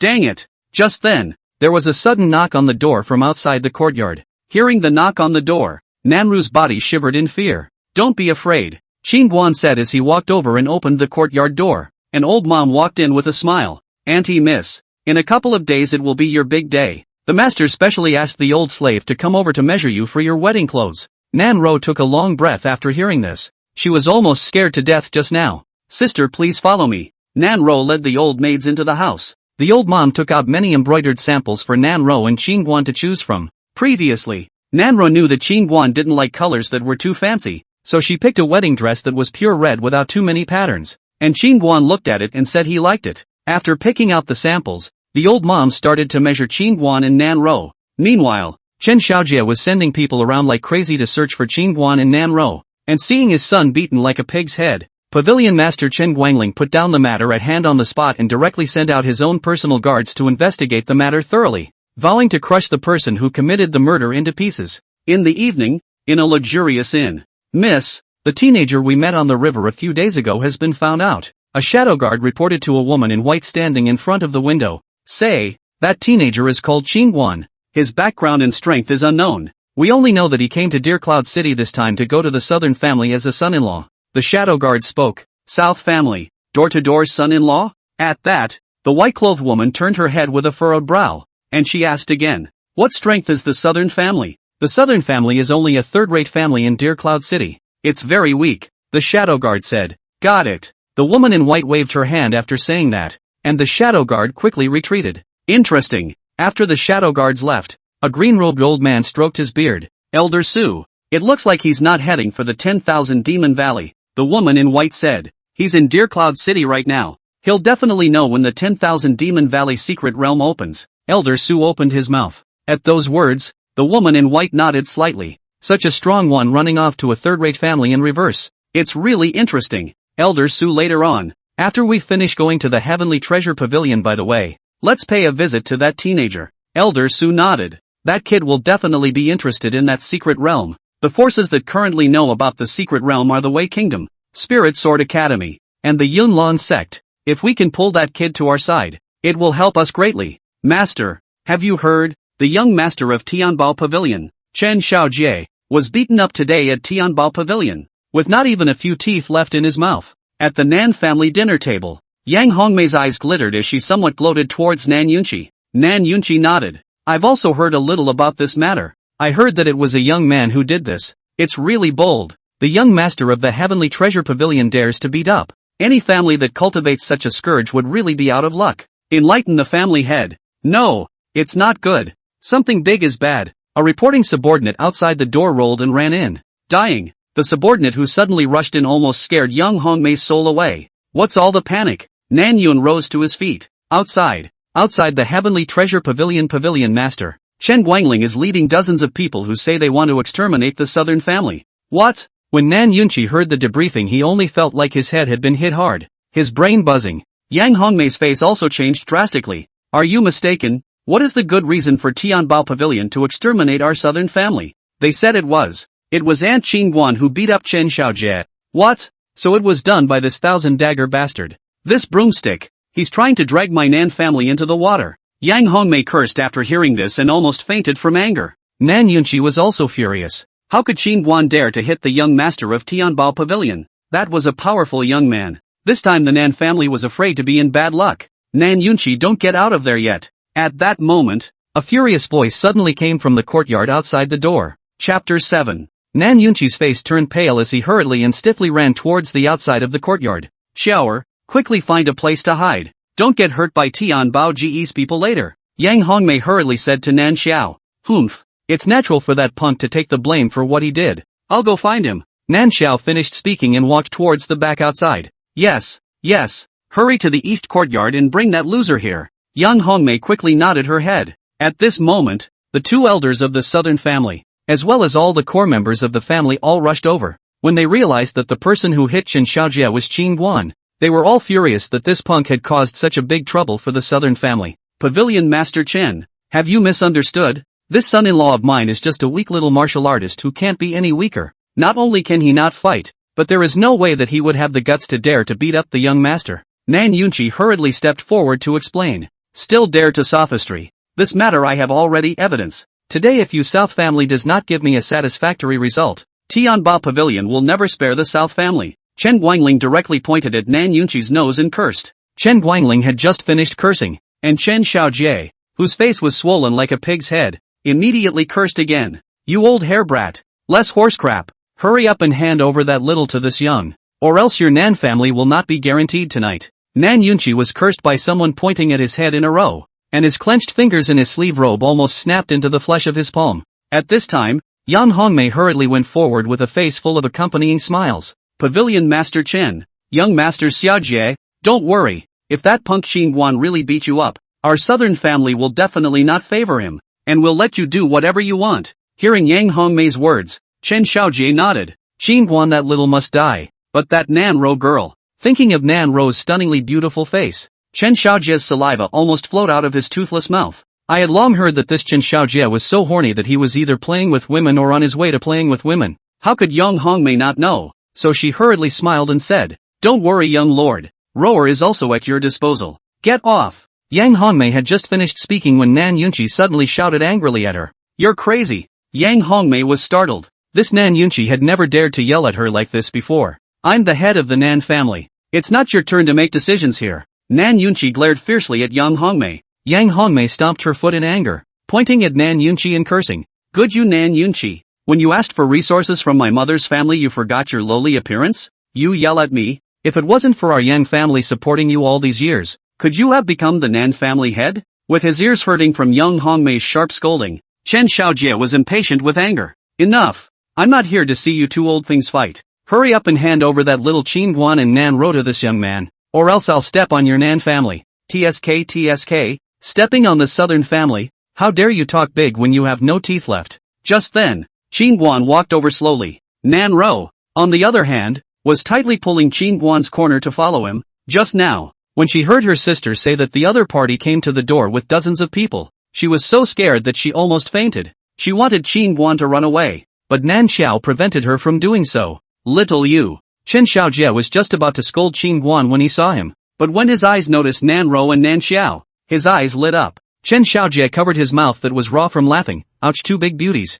Xiaojie, are you sure he hit you?" Chen Guangling sized up Qingguan suspiciously. "It's this little man. He is a martial artist. Sneak attacked me, or I will beat him to death," Chen Xiaojie said with a sinister gaze. "So it's a hopeless martial artist." Chen Guangling snorted coldly. Then he waved his hand. "Take it down." A few guards were about to make their move when Nan Yunqi suddenly spoke in a deep voice. "Pavilion Master Chen, even though our southern family is only a third-rate family, it's too much of a bully for you to barge in and arrest people like this, isn't it? A power struggle?" Chen Guangling's eyes were cold. "Your son-in-law beat my son to such an extent that I've already been merciful by not stepping on your Nan family. And you're telling me that you're bullying people? Qingguan is honest. There must be a reason why he hit your son." Nan Yunqi looked at Qingguan and said, "I don't care what the reason is. Nan Yunqi, you listen to me well. If the Nan family dares to resist, I guarantee that I will make the Nan family disappear from Deer Cloud City tonight." A murderous intent flashed through Chen Guangling's eyes. He had already lost his patience.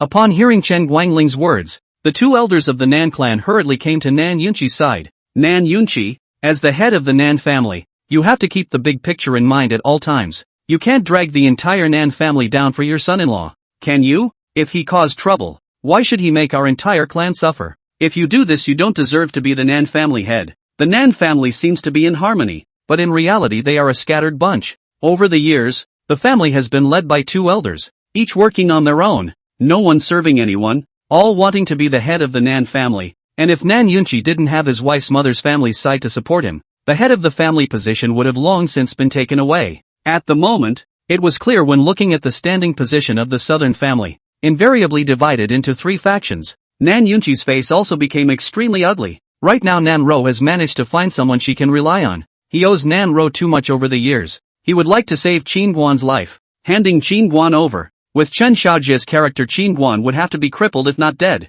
Just as Nan Yunqi was in a difficult situation, Qingguan suddenly came to his side. "Father-in-law, one man's work is one man's work. I can solve this matter myself. Back off. It's not your turn for a junior to take the lead here." Nan Yunqi glanced angrily at Qingguan, then looked at Chen Guangling with a smile. "Pavilion Master Chen, Qingguan is indeed at fault for striking out at someone. Can you see if you can be magnanimous enough to spare him for once? In addition, my southern family is willing to offer 10 bottles of qi refining scatter as compensation." Qi refining scatter was the rarest cultivation resource for the younger generation of cultivators, and a bottle was worth 30,000 gold, which was a lot of money for the Nan family. At this moment, when they heard that Nan Yunqi was going to compensate 10 bottles of qi refining scatter to the Heavenly Treasure Pavilion for Qingguan, the Nan family's group was furious. "Ha ha!" Chen Guangling suddenly tilted his head and laughed. Nan Yunchi, do you take my heavenly treasure pavilion as a beggar? Not to mention 10 bottles, even if it is 100 bottles. This matter cannot be solved. Beat my son like this, the old man will let that little life is not as good as. Woohoo! Before Chen Guangling could say the word death, he directly spat out blood and flew backwards. Qin Guan had appeared at an unknown time at the original position of Chen Guangling. What's the situation? What happened just now? How did Chen Guangling fly out? Everyone froze. The scene suddenly became quiet. Not far away, Chen Guangling covered his chest and his pupils shrunk violently as he looked at Qin Guan in a deadly manner and said in a deep voice, "You're a third realm martial artist who has opened the mad gate." When they heard the 4 words third realm martial artist, the scene was in uproar, and all the people from the heavenly treasure pavilion stepped back in fear, subconsciously distancing themselves from Qin Guan. Third realm opened the mad gate of the martial artist. If they were caught by the other side close up, with their cultivation they could be whacked straight to death. Chen Guangling, with a cultivation of the middle stage of the god-refining realm, had not even reacted before being spat out blood by Qin Guan's blow, so it was evident that Qin Guan's strength was not below him. Qin Guan swept his gaze over the crowd of people from the heavenly treasure pavilion, then shook the fist in his hand disdainfully. "A bunch of little yakuza. How dare you come to my door? I'll punch you one by one so hard you can't take care of yourselves. Believe it or not?" Chen Guangling pointed at Qin Guan and shouted angrily, "Don't be wild. So what if you're a third realm martial artist? You wait for me. I'll go back and call for people. If I don't raise the southern family to the ground today, I've been working for nothing all these years. Go ahead. Go and call the most capable one from your heavenly treasure pavilion, and save me a trip in person." Qin Guan waved his hand, not caring. "You wait for me." Chapter 8, The Unlucky Chen Guangling. The scene quieted down after the people from Tianbao left. Everyone looked at Qin Guan with complex colors in their eyes, not expecting the inconspicuous Qin Guan to be a third realm martial artist. Nan Yunchi was also incredulous. He had always thought that Qin Guan was a weak second realm martial artist, but he didn't think that this guy had deep pockets. After a while, Grand Elder Nan Shunda suddenly said, "Qin Guan, it's true that the third realm martial artist is quite strong, but do you know that the heavenly treasure pavilion has a Xiantong realm donor in attendance? So if you're thinking of the South family's kindness in taking you in, hurry up and go to the heavenly treasure pavilion to confess your sins." Second Elder Nan Yuantong nodded his head. "That's right, a Xiantong realm powerhouse is not something you, a third realm martial artist, can fight against. You should now hurry up and sever ties with the Nan family and go to the heavenly treasure pavilion to make amends. Go away. You're not welcome in our Nan family. Yes, you're not welcome in our South family." As soon as Nan Shunda and Nan Yuantong took a stance, the Nan family members behind the two of them immediately yelled that if Chen Guangling called that Xiantong realm's envoy over later, they would all suffer. Seeing so many people trying to drive Qin Guan away, Nan Ro hurriedly came to Qin Guan's side and grabbed his hand tightly. "Enough!" Nan Yunchi suddenly shouted angrily as he looked towards Nan Shunda and Nan Yuantong. "I'm the head of the Nan family. It's not your turn to make decisions now." Speaking of this, he looked at Qin Guan. "Qin Guan is my Nan family's aunt. After entering the door of the Nan family, he is my Nan family's person. Shouldn't we be united at this time?" At those words, Grand Elder Nan Shunda sneered. "Solidarity? Nan Yunchi, let's talk big to old me. I think you're clearly trying to use us Nan family members as cannon fodder to protect your son-in-law," Nan Yunchi said in a deep voice. "Nan Shunda, now that the enemy is at hand you are stirring up trouble. What is your intention?" At this time, the second elder South Round Channel. "Nan Yunchi, less give us false benevolence. Qin Guan caused our Nan family to offend the heavenly treasure pavilion. In the future, our Nan family will definitely have a hard time in Deer Cloud City. If we don't send the scourge out of here, my Nan family will never have a day to come out of the woodwork." After Nan Yuantong finished speaking, he looked at the crowd of Nan family members and added, "Anyway, I won't sacrifice myself for him for nothing for an outsider. Later on when Tianbao Pavilion comes, I will never step in to help," Nan Yuantong said and stepped aside. Seeing this, the group of Nan family members behind him also followed. "Old me won't make a move either." Nan Shunda finished speaking and walked to the other side, while at the same time, the people behind him followed. At the scene, the dozens of people from the Nan family were instantly divided into 3 groups, while a part of the people following Nan Yunchi were looking around. Soon some ran to Nan Shunda's side, and some ran to Nan Yuantong's side. The other side was the heavenly treasure pavilion, and they didn't want to be cannon fodder for Qin Guan. In only a moment's time, there were only about 10 people left behind Nan Yunchi, and the head of the family was instantly hollowed out. Seeing this scene, Qin Guan couldn't help but secretly sigh. It seems that the old father-in-law is not sitting in a stable position as the head of the family. Ha ha! Nan Yunchi suddenly tilted his head and smiled. This situation he knew would come sooner or later. Qin Guan was just the trigger. Seeing her father smile with some pathos and so many people unwilling to help, Nan Ro looked at Qin Guan with some helplessness and softly chanted, "Brother Guan." Qin Guan then smiled and rubbed Nan Ro's head. "Don't be afraid. This is a good thing." Just like that, the scene was quiet once again, and it seemed that they were all waiting for the arrival of the people from the Heavenly Treasure Pavilion. Only one side was going to fight, and the two sides were going to prepare to surrender. Meanwhile, Chen Guangling had just arrived at the entrance of Tianbao Pavilion with a group of people when he ran into two people. Upon seeing one of the green-robed old men, Chen Guangling's eyes immediately lit up as he hurriedly stepped forward and directly knelt down with a plop. "Elder Su, you've come at the right time. Our Heavenly Treasure Pavilion has been beaten up. You have to do right by us." Elder Su frowned slightly. "There is still someone in Deer Cloud City who dares to disrespect my Heavenly Treasure Pavilion? Elder Su, the other party is a third realm martial artist. Very rampant. He said that our Heavenly Treasure Pavilion is a little yakuza, a rustic dog that can't get on the stage, and said that I should go back and call for someone, the one who is the most capable of fighting, and that he'll beat our Heavenly Treasure Pavilion all over the place." Chen Guangling add oil and vinegar a mess. Although they are all Xian Tong realm level strong, but Su Lao's strength is not Tianbao Pavilion that offerings can be compared to. If he is invited to go, the three realms of the martial arts is not a slap in the face. Hearing that it was a third realm martial artist, Elder Su was a bit surprised that this small place, Deer Cloud City, was able to cultivate a third realm martial artist out of it, but he immediately said angrily, "A mere third realm martial artist dares to speak out of turn. Take me there." After saying that, he turned to look at the white-clothed woman behind him.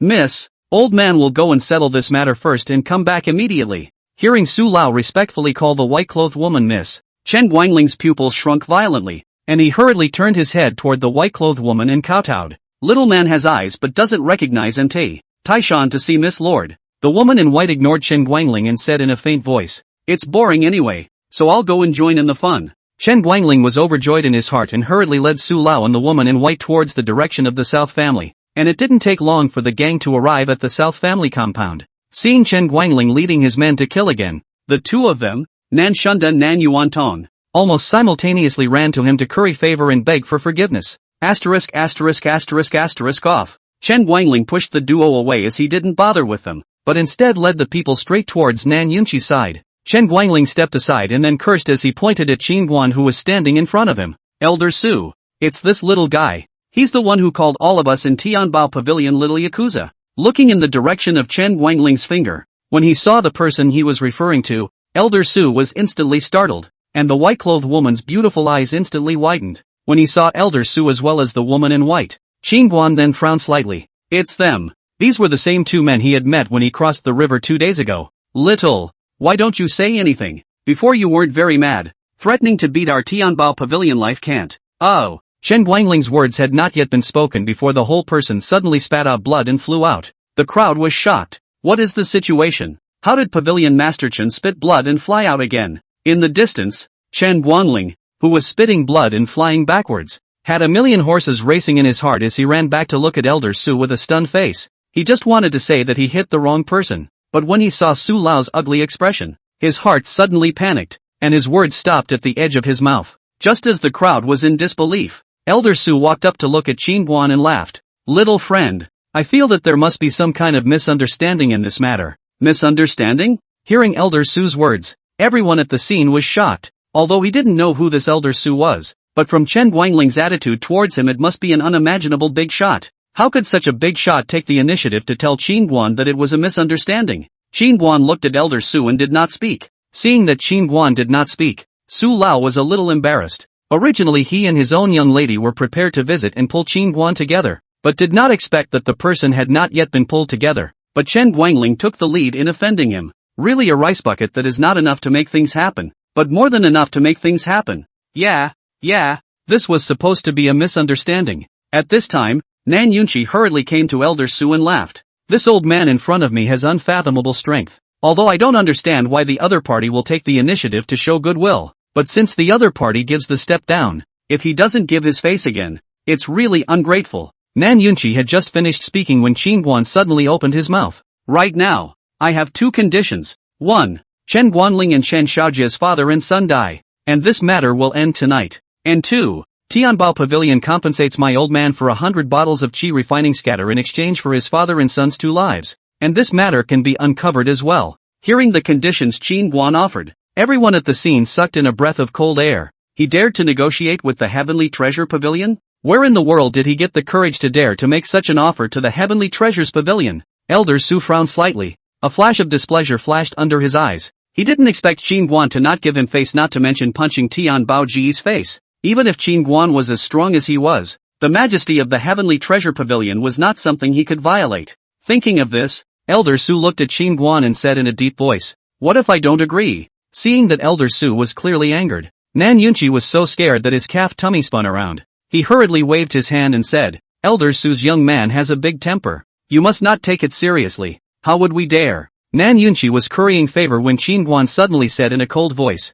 "It's fine if you don't agree. Both of us can have a dry run. I'm alone in the Nan family, and all of you present can all come together. Unbridled." Hearing Qin Guan's scornful words, Elder Su shouted angrily as a terrifying pressure instantly swept out. Elder Su. Just as Elder Su was planning to make a move, the white-clothed woman who hadn't said anything suddenly opened her mouth. "Miss." Elder Su gathered his breath and turned his head to look at the woman in white. "Promise him," the woman in white said in a faint voice. Elder Su's gaze was hidden, and for a moment he looked at Qin Guan. "Both of my little friend's conditions Sky Treasure Pavilion can satisfy you, as you choose." Hearing Elder Su's words, Chen Guangling was paralyzed with fear and hurriedly knelt on the ground, crying and begging, "Elder Su, my subordinate has done hard work without merit for so many years. The Heavenly Treasure Pavilion can't treat me like this." Chen Xiaojie also hurriedly crawled over on his knees, shivering in fear. He didn't understand why Tianbao Pavilion would be afraid of a third-realm martial artist. This doubt in Chen Xiaojie's heart was also the doubt of all those present.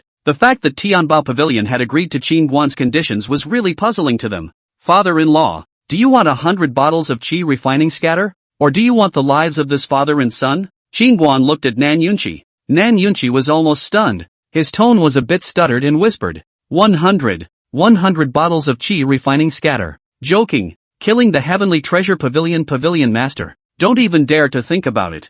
Think about it and feel guilty. The level gap is too big. On the contrary, if they could really get 100 bottles of qi refining scatter, this would be a heavenly fortune for the southern family. Hearing that Nan Yunqi wanted 100 bottles of qi refining scatter, Chen Guangling's father and son did breathe a sigh of relief. Fortunately, they were losing money. "Check out." Qin Guan suddenly extended his hand. I don't have that much," Chen Guangling said and looked at Elder Su. "Look at what old man is doing," Elder Su said angrily. Chen Guangling was so frightened that he hurriedly looked at the others. "Everyone chip in and go back to return it to you." Soon Chen Guangling took the storage bag and began to put it together. Not long after, 100 bottles of qi refining scatter came together, and Chen Guangling handed the storage bag to Qin Guan. Qin Guan threw it directly to Nan Yunqi without even looking at it. Nan Yunqi received the storage bag, feeling like a dream. Such a large amount of resources just arrived? Seeing the storage bag filled with qi refining scatter in Nan Yunqi's hand, the greedy and blazing eyes in the eyes of the Nan clan's disciples were exposed without any concealment.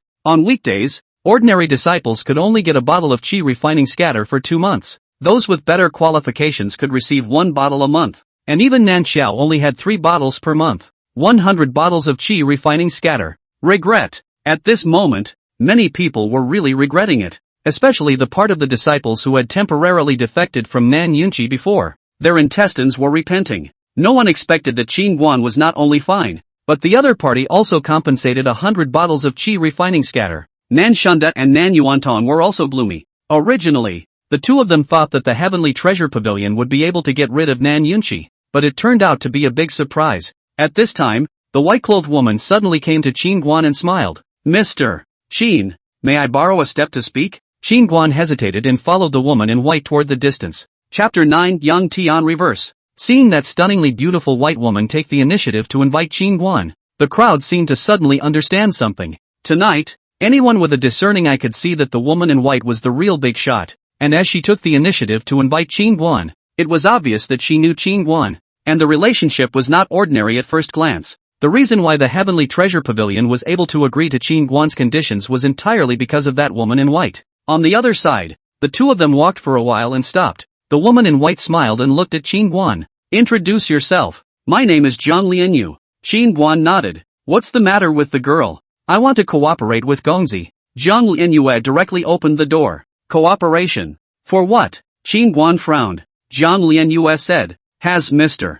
Qin ever heard of Young Tian Reverse?" Hearing these 3 words, Qin Guan's expression moved. The girl knows this senior? Jiang Lianyuan nodded. 5 days later, an ancient secret realm will appear in the 10,000 Demons Valley. And according to the information I have, this secret realm is most likely related to Yang Tianshu. Hearing Jiang Lianyuan's words, Qin Guan became a little excited inside. Yang Tian reverse he had heard his master say that this person was a strange person who practiced both sword and martial arts, and was the only martial artist in tens of thousands of years to be able to cultivate the Tao of the sword without a dantian. It was said that he had created a peculiar gong method that allowed him to condense heaven and earth aura to cultivate even without a dantian. Kendo. This was an extreme of martial arts that Qin Guan had dreamed of, and having been influenced by his master since he was a child, he had always wanted to become a transcendent sword Tao powerhouse like his master at all times. Zhou heaven and earth outside. Then Alexandra Chuan remote. Who do not want a royal sword roaming, free in the extreme intention. Manhwa their own born without dantian,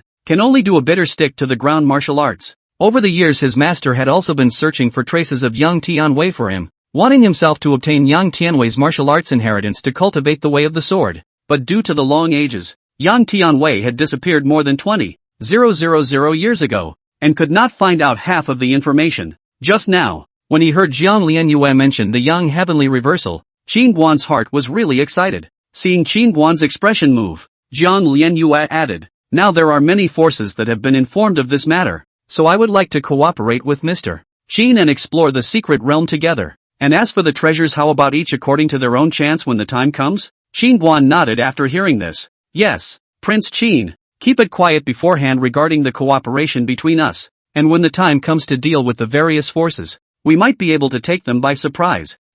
Understood. Qin Guan nodded. Mr. Qin, can I ask you a question? Jiang Lianyue's beautiful eyes lightly teased and smiled. You say, Qin Guan said, with your strength why would you want to come to a tiny southern family as a backstabber? Don't misunderstand me, Your Excellency. I'm simply curious. Karma. Qin Guan thought about saying 2 words. At those words, Jiang Lianyu looked at Nan Ro in the distance and realized that Nan Ro happened to be looking at her as well. But Nan Ro over there quickly lowered her head. Your fiancé is beautiful. Jiang Lianyue let out a laugh and turned to leave. Subsequently, the crowd of the Heavenly Treasure Pavilion followed suit. Qin Guan, on the other hand, turned back. Seeing Qin Guan walk over, Nan Shunda suddenly greeted him with a smile. Ha ha, worthy of being the aunt of my Nan family. Not only is his strength superb, this network is also extraordinary. Nan Yuanton also nodded his head hastily. Indeed, just a slight outburst earned our southern family 100 bottles of qi refining scatter. Now our clan won't lack cultivation resources. Ha! Qin Guan smiled contemptuously and glanced at the duo as if they were retarded. Nan Shunda and Nan Yuanton smiled awkwardly. Qin Guan came to Nan Ro then pulled her hand towards Nan Yunqi and Yang Hongmei's side, father and mother-in-law. It's late, we'll go back first. Ha ha, walk slower. Nan Yunqi tilted his head and laughed. Yes, walk slower at night when the roads are rough. Yang Hongmei's eyes flickered, and at this moment, the previous arrogance and dislike was gone, replaced by a face of shame and trepidation. Aha! Qin Guan nodded and pulled Nan Ro away. Looking at the 2 people who were holding hands and closely clinging to each other in the distance, Nan Xiao lightly bit her red lips. In terms of looks, she didn't feel worse than Nan Ro. In terms of qualifications, Nan Ro was far inferior to her, and she had despised Nan Ro since she was a child. A sickly child with a weak character who never dared to say no is now reborn and has found a man who is full of her desires. And this asinine man is the same man she was previously engaged to and threw away like garbage. Thinking about it, Nan Xiao suddenly smiled to herself. She raised her head to look at the starry sky. When she saw the sky full of stars and a bright moon, her gaze suddenly brightened, seemingly enlightened. The stars and the moon. Look at the long term. Do not be confused by the immediate obstacles to the mind. The third realm of martial arts, so what? Martial arts doomed to be difficult to achieve the right results. The future is not bright. As for herself, she was a rare special physique with unlimited potential, and in the future, she would definitely be an existence that these people would look up to. Thinking of this, Nan Xiao's entire body was revitalized, and then turned to leave with firm steps. At this time, Nan Shunda and Nan Yuanton came together in front of Nan Yunqi and just wanted to say something. Who knew that Nan Yunqi Diao did not even Diao? Coldly snorted and turned around to leave. Husband, wait for me. Yang Hongmei hurriedly chased towards Nan Yunqi. On the way, Qin Guan found that Nan Ro has been bored and did not speak, seems to have something on her mind. Laughed and said, I am not familiar with that woman in white and Su Lao. Only met once. Nan Ro was a bit surprised to hear that. Only met once, then why did they give in? Because they can't beat me. Qin Guan laughed. Nan Ru was silent. not knowing what she was thinking. Don't think blindly. Qingguan gently pinched Nan Ro's cheeks and teased. I didn't, pouted Nan Ro, then wrapped her arms around Qingguan with force and dragged him towards the east courtyard. The next day, Deer Cloud City suddenly spread a message that an ancient relic would appear in the 10,000 Demon Valley 4 days later. For a time, this explosive news swept to every corner of Deer Cloud City. Deer Cloud City, all family forces for the crazy. The legendary ancient relics. Casually obtain a kind of treasure may change life. Change the fate of the family. This is a rare and difficult to find a great opportunity.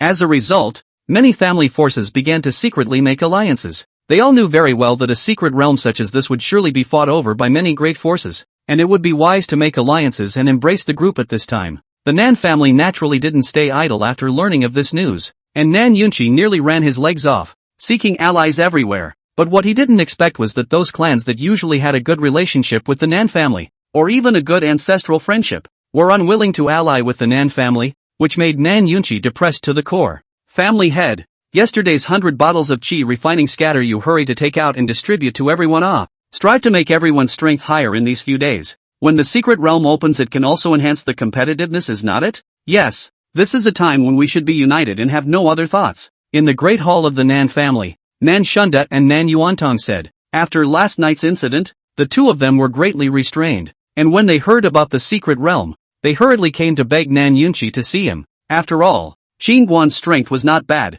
and he also had a relationship with the higher-ups of the Heavenly Treasure Pavilion, so at this time, they had to hold on to this thigh and lean towards him. Nan Yunqi couldn't help but sneer after hearing this.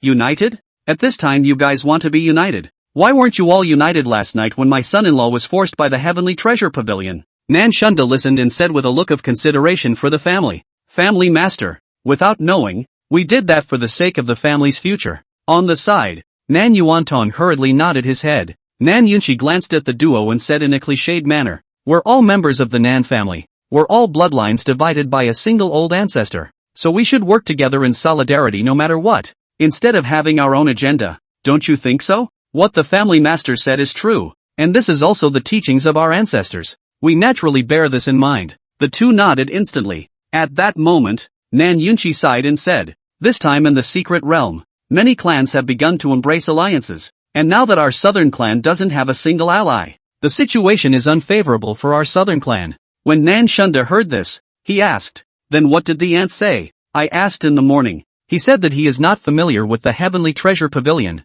and as for last night's incident, it was just a favor returned to him, and he also asked for the 100 bottles of qi refining scatter that he compensated for last night back. Nan Yunqi shook his head helplessly. In the morning, he had gone to find Qingguan. Last night Tianbao Pavilion that Su Lao and the woman in white helped him in order to return his favor. Qingguan did tell him that. But Qingguan didn't ask for that 100 bottles of qi refining scatter back. Now he knew very well that Nan Shunda and Nan Yuantong would not easily surrender their power to willingly assist him. In that case, there was no need for him to take the resources to feed their people and end up messing up and taking himself out. Nan Shunda and Nan Yuantong's faces immediately grimaced upon hearing this. There are still 4 days left for the opening of the secret realm. Our priority now is to look for strong allies, regardless of anything else first. And I'd like to ask the two elders to pay more attention to this matter as well. Nan Shunda and Nan Yuantong didn't say anything after hearing this, and both left the hall with displeased expressions. Looking at the backs of the two, Nan Yunqi snorted coldly. Two old foxes,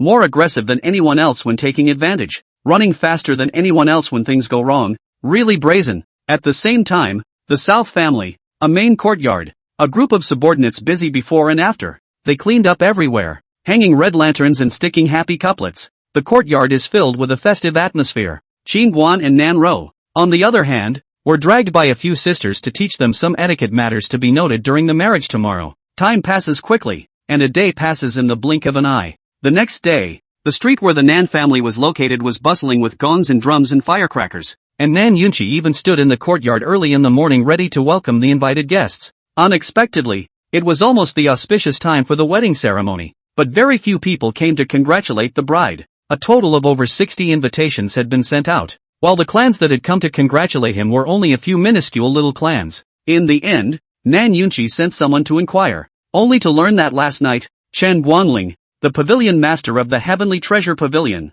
was seen barging into the Nan family with a gang of menacing men. Some gossips claimed that the person who assaulted the young master of Tianbao Pavilion yesterday was none other than today's groom. Qingguan, As for the final thing, how good, no one knows. It is because of this. Originally invited most of the family, all afraid of offending the Heavenly Treasures Pavilion, choose not to participate in the wedding. Last night that Heavenly Treasure Pavilion clearly came to compensate my southern family. A bunch of retarded things. Listening to the wind is rain. In the courtyard, Nan Yunchi, originally that smiling face at the moment are almost gloomy, dripping water. Prepared hundreds of tables of banquets. And now a table is not full of people. If this is spread out, the South family is afraid to raise their heads in the future. What's wrong? Father-in-law, Qin Guan, who was wearing the groom's clothes, suddenly walked over. Alas, last night the Heavenly Treasure Pavilion came to my southern family. With that, Nan Yunchi told Qin Guan what happened. Qin Guan laughed after hearing this. It doesn't matter if they come or not. What matters is that father-in-law can sit on the high hall. Chapter 10, Kill him like a chicken. Egu my auntie, the auspicious time will be here soon. Why are you still standing here? At this time an old sister hurried over and took Qin Guan away. Not long after, the melodious joyful music rang out, and the bride in cape and gown, supported by the bridesmaids, moved gently with lotus steps towards the groom, who was also in full costume. The bride is standing, tall and graceful. A cape lined her like a fairy down to earth. She moved lightly step by step, slender figure as if a weak willow to help the wind. Each step with a gentle and elegant. Under the red cover, Nan Ro's pretty face seemed to be a flower in bud, and it was hard to hide the color of shyness in her heart. Qin Guan looked at Nan Ro, who was walking towards him. His heart overflowed with love, thinking that he had come together with Nan Ro by mistake. He sighed inwardly that this thing called fate was really marvelous. Please invite the bride and groom to perform the 3 rites of passage. 1 bow to heaven and earth. Thanks for the grace of creation. 2 hearts. 2 bows to the high hall. And thanks to the virtue of the elders. This is a good match. Looking at the pair of people in front of him, Nan Yunchi was full of joy. His eyes were full of relief. Beside Yang Hongmei's face was also hung with a smile. But the smile was a little reluctant to look very unnatural. Couples. Sire was about to call out the last step when the brightly lit hall suddenly became dim, and in moments the bright light receded like a tidal wave. Everyone was shocked, all turned their heads to look outside the hall, only to see a large area of dark clouds suddenly coming from nowhere over the southern family. Layers upon layers obscuring the canopy. The sky appears to be a vision. At this moment, some of the powerful people in Deer Cloud City also looked in the direction of the southern family. Snort! Right at this moment, within the south family's cultivation room, a bright and dazzling golden sword light shot up into the sky, and in an instant, the thick dark clouds were all dyed a brilliant golden color. Just as the sword light didn't enter the sky, a majestic sound of a dragon's roar resounded through the clouds. The voice was as if it came from an ancient beast, shaking the void slightly. True dragon sword intent.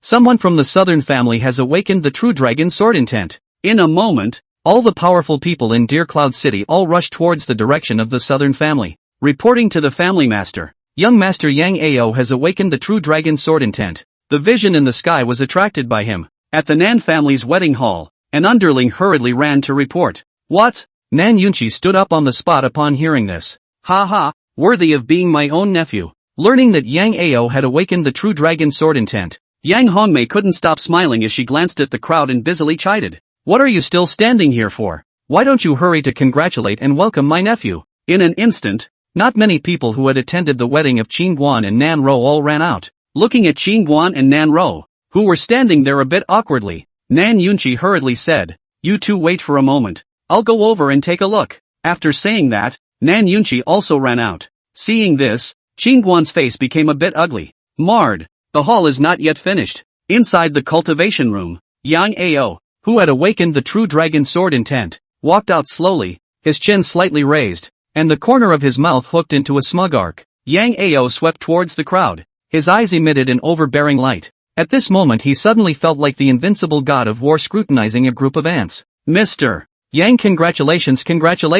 So young to have awakened the rare true dragon sword intent. Truly a young and gifted talent. Young warrior Yang is already a sword cultivator. And now that he has awakened such a powerful true dragon sword intent, I'm afraid that even if his cultivation is at the chi refinement realm, I'm afraid that he can now easily cross the ranks to be head and expert at the god refinement realm. Yeah, what a late bloomer. Around them, some of the family forces kept on complimenting. Before they didn't come to Qin Guan's wedding because they were afraid of offending the Heavenly Treasure Pavilion. But now it was different. Yang Ao had awakened the true dragon sword intent. He would become a great man in the future. They didn't want to miss this opportunity to flatter. Brother Nan, your Nan family is about to rise. First you produced a special in spirit body. and now you have a sword cultivator who has awakened the true dragon sword intent. In the future, the Nan family will become a first-class family within reach. When the time comes, you can take care of our Song family with more support. Yes, brother Nan, you can't forget about us after you've developed your splendor. Ha ha,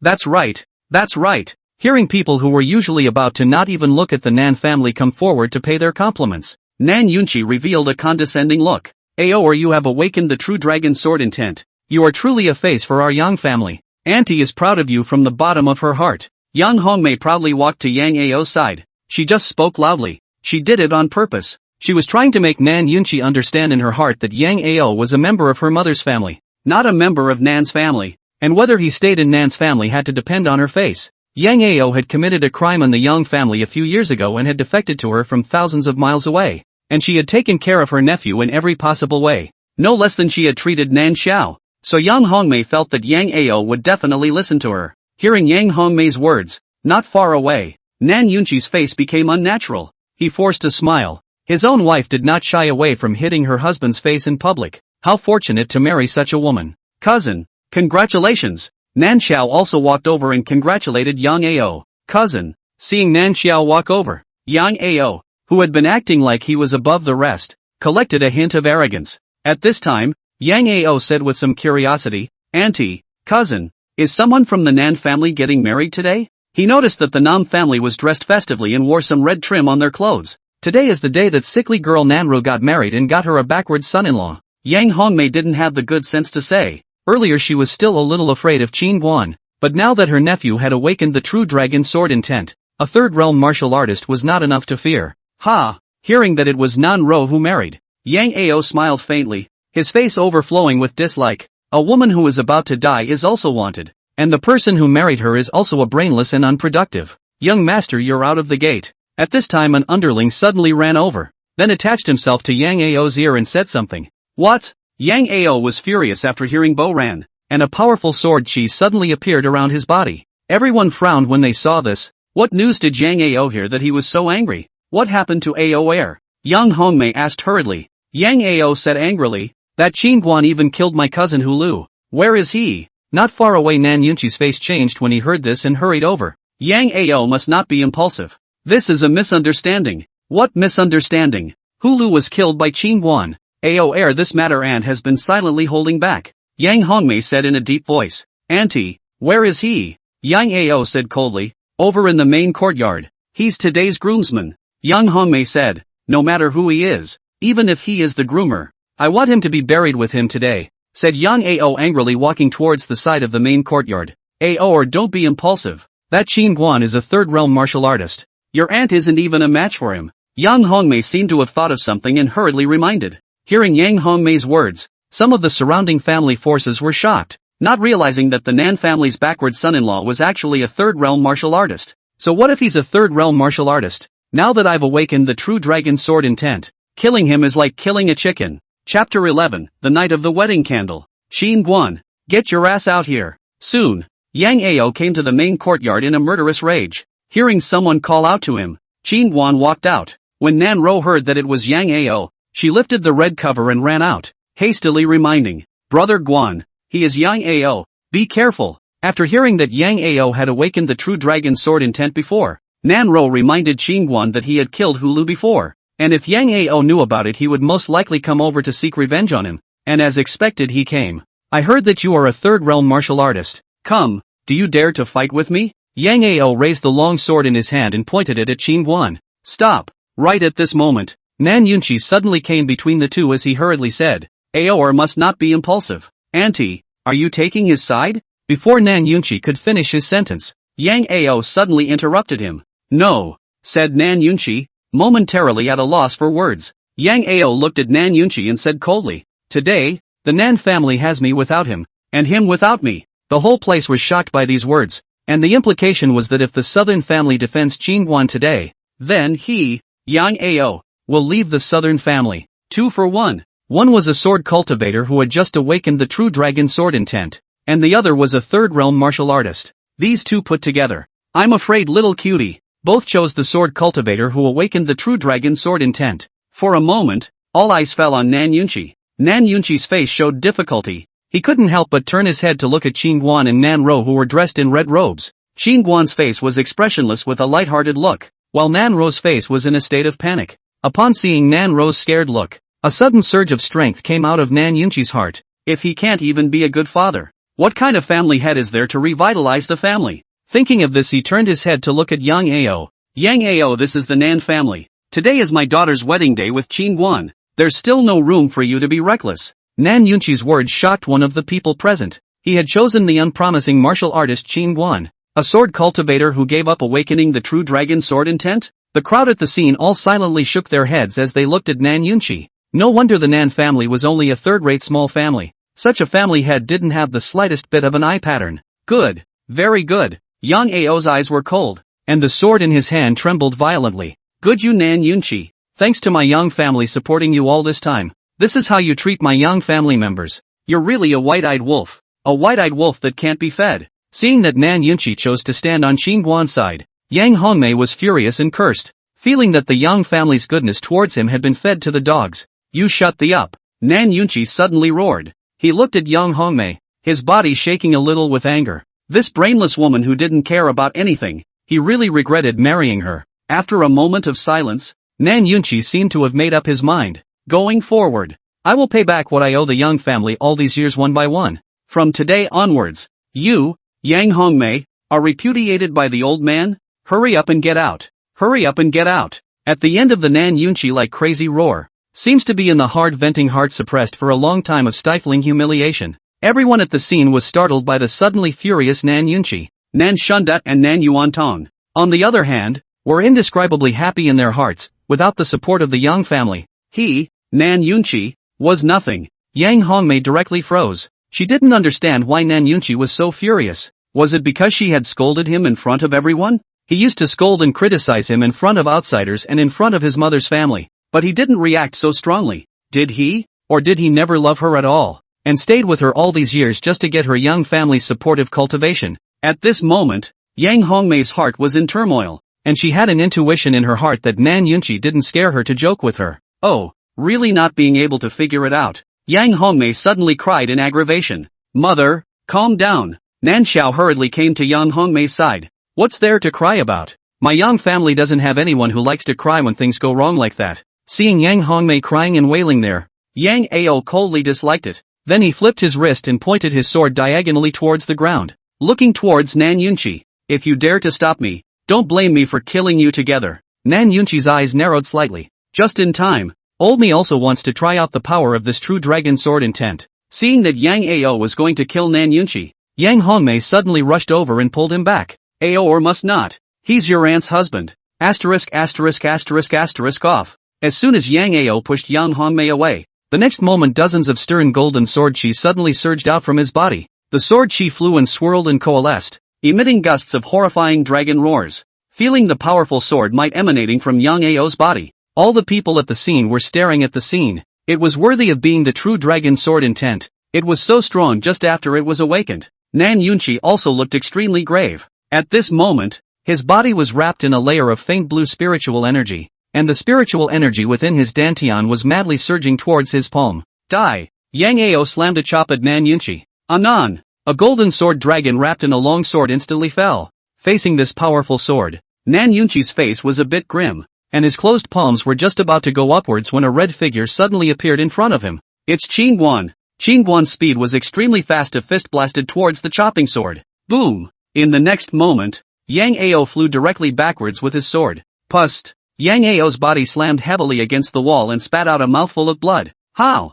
Yang Ao covered his chest. The bottom of his eyes were filled with disbelief. How could he who had just awakened the true dragon sword intent be defeated by a third realm martial artist with a single punch? At this time, the people present were also surprised. All of them did not expect Qin Guan to defeat Yang Ao with an easy punch. Although Yang Ao's cultivation level was only the 5th level of qi refining, but that sword just now was enhanced with true dragon sword intent, and its power was already approaching the peak of the god refining realm, and it was just broken by a third realm martial artist with a punch? Ah! Right at this moment, Yang Ao suddenly had a grimace on his face and attacked Qin Guan again with his sword. His figure was extremely fast and he rushed to Qin Guan in the blink of an eye. Yang Ao held the hilt of the sword with both hands this time, and the strength of his whole body converged into his arms. This sword was his strongest sword. Anon! A dragon's roar resounded over the entire southern family, causing the mine to tremble. Bang! Just when the long sword was still half a foot away from Qin Guan, Yang Ao once again flew backwards with the sword spitting blood.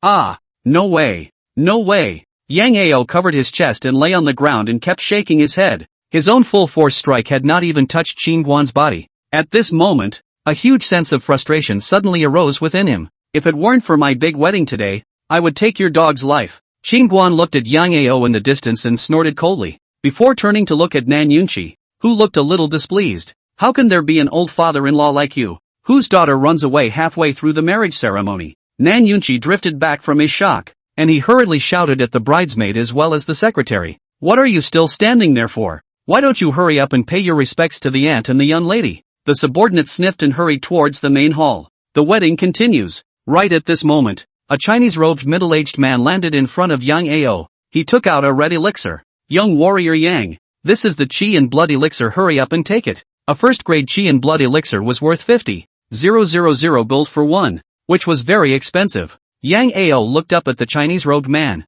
and after a moment he took the elixir and murmured, "Thank you, Shao family master." At this time, some of the family forces in Deer Cloud City also leaned over. The Chinese-robed man looked at Yang Ao and opened his mouth. Young warrior Yang, you have just awakened the true dragon sword intent. Your sword path is not yet stable. You are in a hurry. Upon hearing this, the surrounding people nodded silently. This Yang Ao has not mastered the essence of the true dragon sword intent at all. Just now that sword power is strong, but it is not effectively integrated into the sword technique. If it is a little bit more solid, Qin Guan absolutely can't catch it. Hearing the words of the crowd, Yang Ao's frustration from earlier instantly faded away like a tidal wave. It seemed that he was too impulsive. At this time, the Chinese-robed man showed disdain. If young Master Yang had properly stabilized his sword path and grasped the essence of the true dragon sword intent, a mere third-realm martial artist would have lifted his hand and chopped it off. Not bad, although the third-realm martial artists are not weak. But young scholar Yang has comprehended the true dragon sword intent.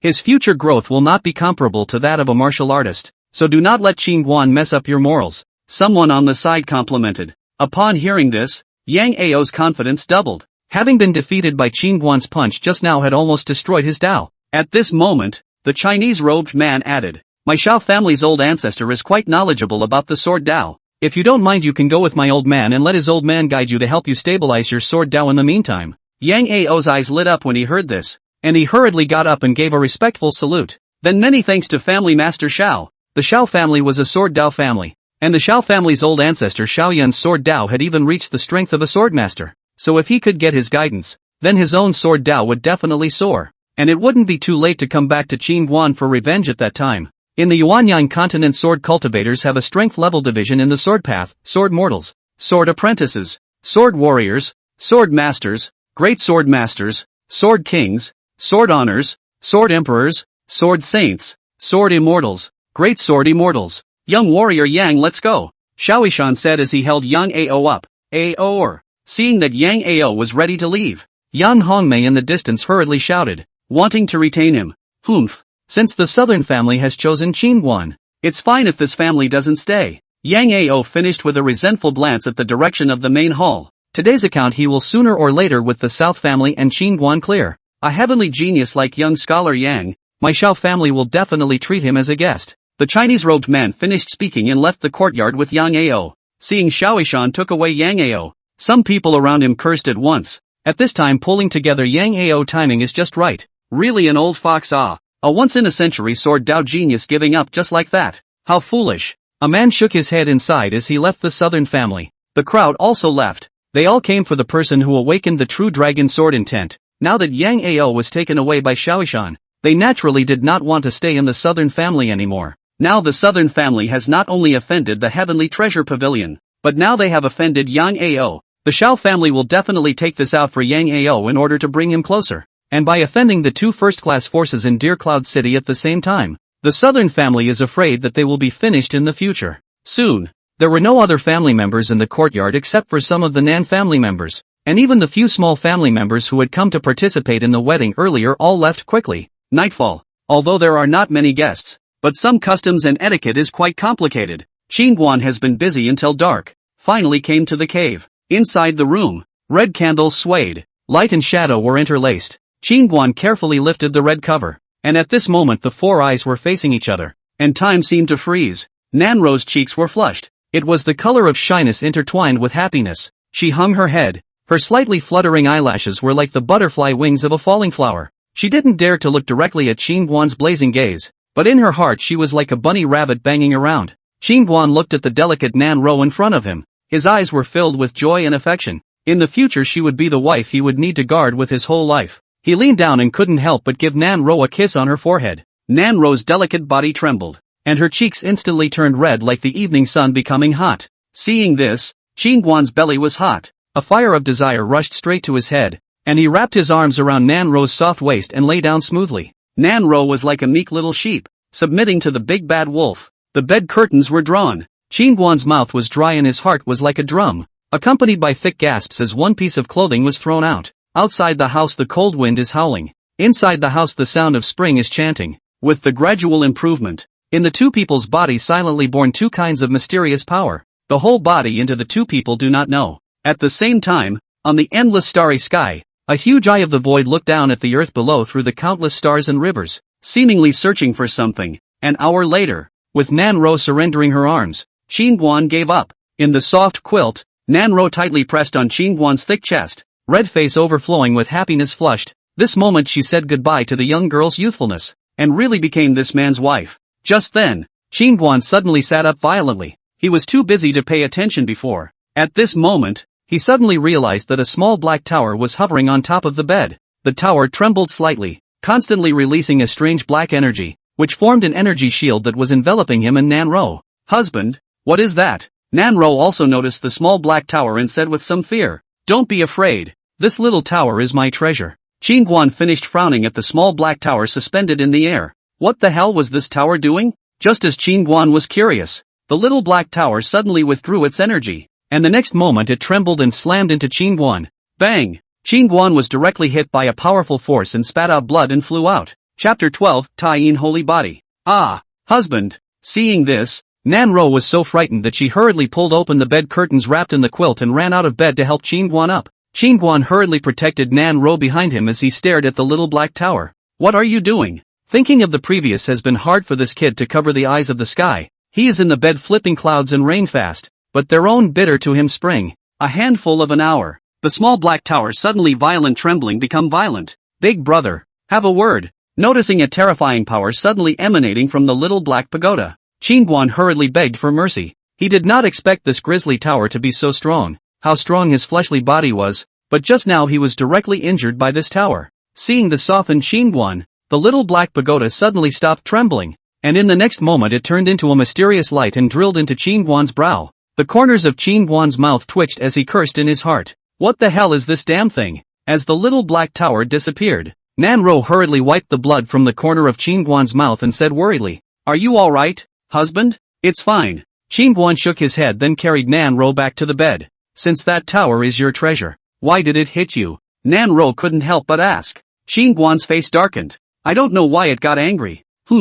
Qingguan had just finished speaking when he suddenly noticed an additional strange force in his belly. He hurriedly checked it out and realized it was a fist-sized cloud of white gas. What a powerful force! Feeling that the white mass of gas contained a terrifying power, Qingguan was startled, and he hurriedly tried to utilize the astral energy in his body to probe. Right after the astral energy in Qingguan's body had just touched that white gas, a terrifying berserk force instantly raged inside his abdomen. Qingguan was horrified and hurriedly mobilized his astral energy to suppress the uncontrollable force in his abdomen. What a terrifying power! A moment later that power subsided, and Qingguan let out a long breath, his heart filled with scorn. Where the hell did this white gas come from? Qingguan, who was currently lying in bed, was in deep thought. Could it be that the sudden appearance of the little black tower just now was because of this white gas? Husband, are you asleep? At this time, Nanro suddenly asked softly. No. Are you trying to sleep? Hearing Nanro's voice, Qingguan retrieved his thoughts. No, husband, I feel that my belly is very hot.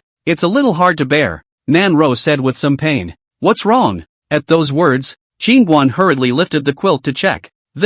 How is this possible? Refining second sky. Qingguan suddenly froze. He looked at Nanro incredulously. At this moment, Nanro's abdomen was unexpectedly filled with an uncontrolled spiritual energy. Although Wolf could not condense aura to cultivate, he could still sense the energy fluctuations of aura. Nanro clearly didn't have any semblance of cultivation before, but at this moment, she actually had the aura of the second level of chi refining. Husband, my stomach hurts. Nanro covered her belly in pain. Qingguan hurriedly said, Rower, listen to me. Relax your body and mind. Hold your breath and try to use your mind to manipulate the spiritual energy within your abdomen to condense it. Nanro listened and hastened to do as she was told. After a tea, the spiritual energy within Nanro's small abdomen gradually calmed down. Husband, it doesn't hurt anymore, Nanro said as she touched her belly. It's good that it doesn't hurt. Qingguan rubbed Nanro's head. Rower, have you practiced before? Nanro shook her head. No. Qingguan pondered slightly and said a moment later. Rower, the pain in your small abdomen just now was caused by the fact that the spiritual energy in your body was not under control now that you have the cultivation level of the second level of chi refining. Ah, how is this possible? Nanro was a bit surprised to hear this. Although she hadn't cultivated, she was still very clear about the realm of cultivators. Some of the young descendants of Deer Cloud City's cultivation to reach the chi refining realm had to take 7 or 8 years at least. Even her younger sister Nan Xiao, who had not bad qualifications, had used 5 years, and at this moment, when she heard Qingguan say that he had a second realm of cultivation, she really couldn't believe it. What the hell is going on here? A cloud of white gas inexplicably and marvelously appeared in his body, and Nanro suddenly broke through 2 large realms at once from someone with no cultivation, directly becoming a chi refining realm cultivator. Could it be because he and Nanru were in the same room? Rooming in? Double crossing? Qingguan suddenly thought of something. He seemed to have heard his master say before that there was a special body type woman of Taiyin sacred body in this world. This kind of physique of the woman is not only their own talent is extremely high. Cultivation breakthrough is more like drinking water as simple. If it is with the intercourse of dual cultivation, the male side will also get great benefits, can greatly stimulate the body's potential. Thinking of this, Qingguan suddenly thought of Nan Xiao again. That Nan Xiao was also a special physique, the body of a Yin spirit. This physique, the Yin spirit body, had an extremely high affinity with Yin powers, and had a unique advantage in cultivating Yin attribute techniques. For example, when practicing ice and dark techniques, one can absorb and transform the corresponding spiritual energy more quickly, and the speed of cultivation is far greater than that of normal people. Rory, you might be the legendary Taiyin saint body that happened to awaken when you were with me that before. Qingguan spoke. Upon hearing this, Nanro's cheeks blushed as she tilted her head in curiosity. What is the Taiyin sacred body? It's an extremely rare special physique. Once awakened, the speed of cultivation is incredibly fast. What others spend 10 or 20 years to reach the heights, you may be able to do it in just 1 or 2 years. Nanro listened to some excitement. Since childhood weak body cannot cultivate, she especially envy her sister can cultivate. So her father elders also more love like sister. If it was really as Qingguan said, in the future, she must work hard to cultivate and become strong. After all, this is also a world where martial arts is the most important thing. Her husband is so powerful, and she herself must also become strong. Otherwise she will definitely drag him down in the future. At this time, Qingguan laughed badly again. The Taiyin sacred body is not only demonic in itself, but at the same time, it also has great benefits for her partner. Every time they share a room, the male's cultivation growth will also increase drastically, and it can also stimulate the potential. The greater the male's potential, the more beneficial it will be. At those words, Nanro's cheeks became hot as she shyly said, Husband, do you want it again? If you haven't had your fun, we can continue. No, what I just said is true. Don't misunderstand. Qingguan cried and laughed. No, I'm your maiden. It's only right that I serve my husband well. Nanro shook her head and finished by suddenly giving Qingguan a kiss on the cheek. Being teased by Nanro like this, Qingguan's chi and blood surged up, hugging Nanro and starting the two-person world again. After an unknown amount of time, a truce was called. Zoe, you are indeed the Taiyin saint body. After careful inspection, Qingguan realized that the fist-sized mass of white gas inside his small abdomen had increased a little bit compared to before, and even though it was not too obvious, Qingguan could clearly detect it. Not only that, Nanro's cultivation surprisingly also elevated a small step, broke through to the third heaven of chi refining. Other people breakthrough will be the whole out of some movement, and Nanro breakthrough quietly, really like drinking water, as simple as usual, no matter what body it is, as long as husband is happy, Nanro said as she wrapped her arms around Qingguan. Seeing Nanro being tossed around, Qingguan was a little heartbroken. He was an 8th realm martial artist, resistant to resistance and construction. Nanro was only a small cultivator of the refining realm, plus the cold poison had just been relieved. His body was still weak. He had just disregarded the other party. What a beast! Thinking of this, Guan hurriedly pressed the quilt for Nan Ro to hold her in his arms and said, "It's getting late, go to sleep." "Good." Nan Ro nodded her head, and soon she lay in Guan's arms and fell asleep. Guan, on the other hand, did not have any half-sleep. The sudden appearance of the little black tower was most likely related to the white gas in his body. "It seems that we have to find a place to study it tomorrow." Thinking about the consequences caused by utilizing his astral chi to catalyze the white gas earlier, Guan did not dare to touch it again. The next day, Guan got up very early. The tonic formula he had previously prepared for Nan Ro had been busy with the wedding and had not been modulated, so he got up early. As soon as Nan Ro opened her eyes, the maid brought the soup over. "Miss, this is the soup that Master Auntie made for you to drink as soon as you get up to replenish your body." Hearing about replenishing her body, Nan Ro's cheeks instantly reddened as she brought over the soup and asked, "Where's Auntie?" "Auntie went to the cultivation room to cultivate." The maid returned. At this moment, in one of the South family's cultivation rooms, Guan stood there motionless with his eyes tightly closed, and he had already stood there for more than an hour. His brows stayed locked, and on his right fist, he was constantly gulping a light red astral energy, and if one looked closely, the light red astral energy was mixed with strands of tiny white gases. The white gas seemed to be uncontrollable and kept flowing around, wanting to break free of the astral energy. After another hour, Guan's tightly locked brows gradually relaxed, and the white gases that were flowing around on his fist suddenly seemed to be sucked by a force, all surging into the center of his fist. In the next moment, he fiercely opened his eyes to the front and punched through the air. In an instant, on the tip of his fist, a violent force seemed to pour out like a volcanic eruption, and the air in front of him was hardened and dragged out a red band of air waves. Boom! A horrifying explosion sounded,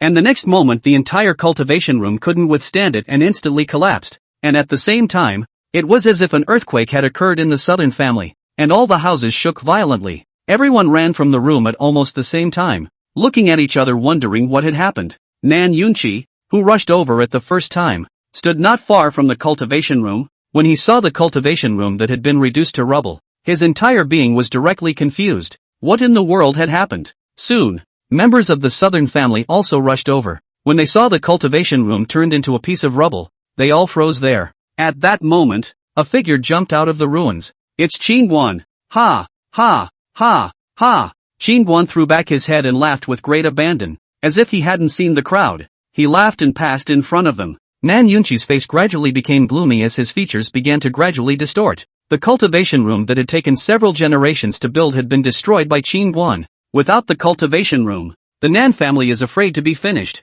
"Little brat, return the old man's cultivation room." Nan Yunqi suddenly went berserk. He was like a vicious wolf that had gone mad, charging towards Guan at breakneck speed. At this moment, he had almost lost his mind as he slapped his palm at Guan's back. Guan, who was secretly excited, suddenly frowned, and in the next moment he turned around and reached out a little. Boom! Fingers and palms clashed, and in an instant, a fierce astral wind erupted. The astral wind blew up Nan Yunqi's long hair, and at the moment, he was completely disheveled. He was actually forced to stop by Guan with a single finger. The crowd was also stunned at this scene. Their family head couldn't even beat Guan with a single finger? "Father-in-law, what are you doing?" Realizing that it was Nan Yunqi, Guan was a bit annoyed that this old father-in-law dared to sneak up on him behind his back. "Luckily, I didn't use any force just now. If I had killed Nan Yunqi again it would have been a big deal." Nan Yunqi wanted to cry. At this moment he suddenly wanted to cry. This destructive demon, he was so evil that he was hitting him upside down.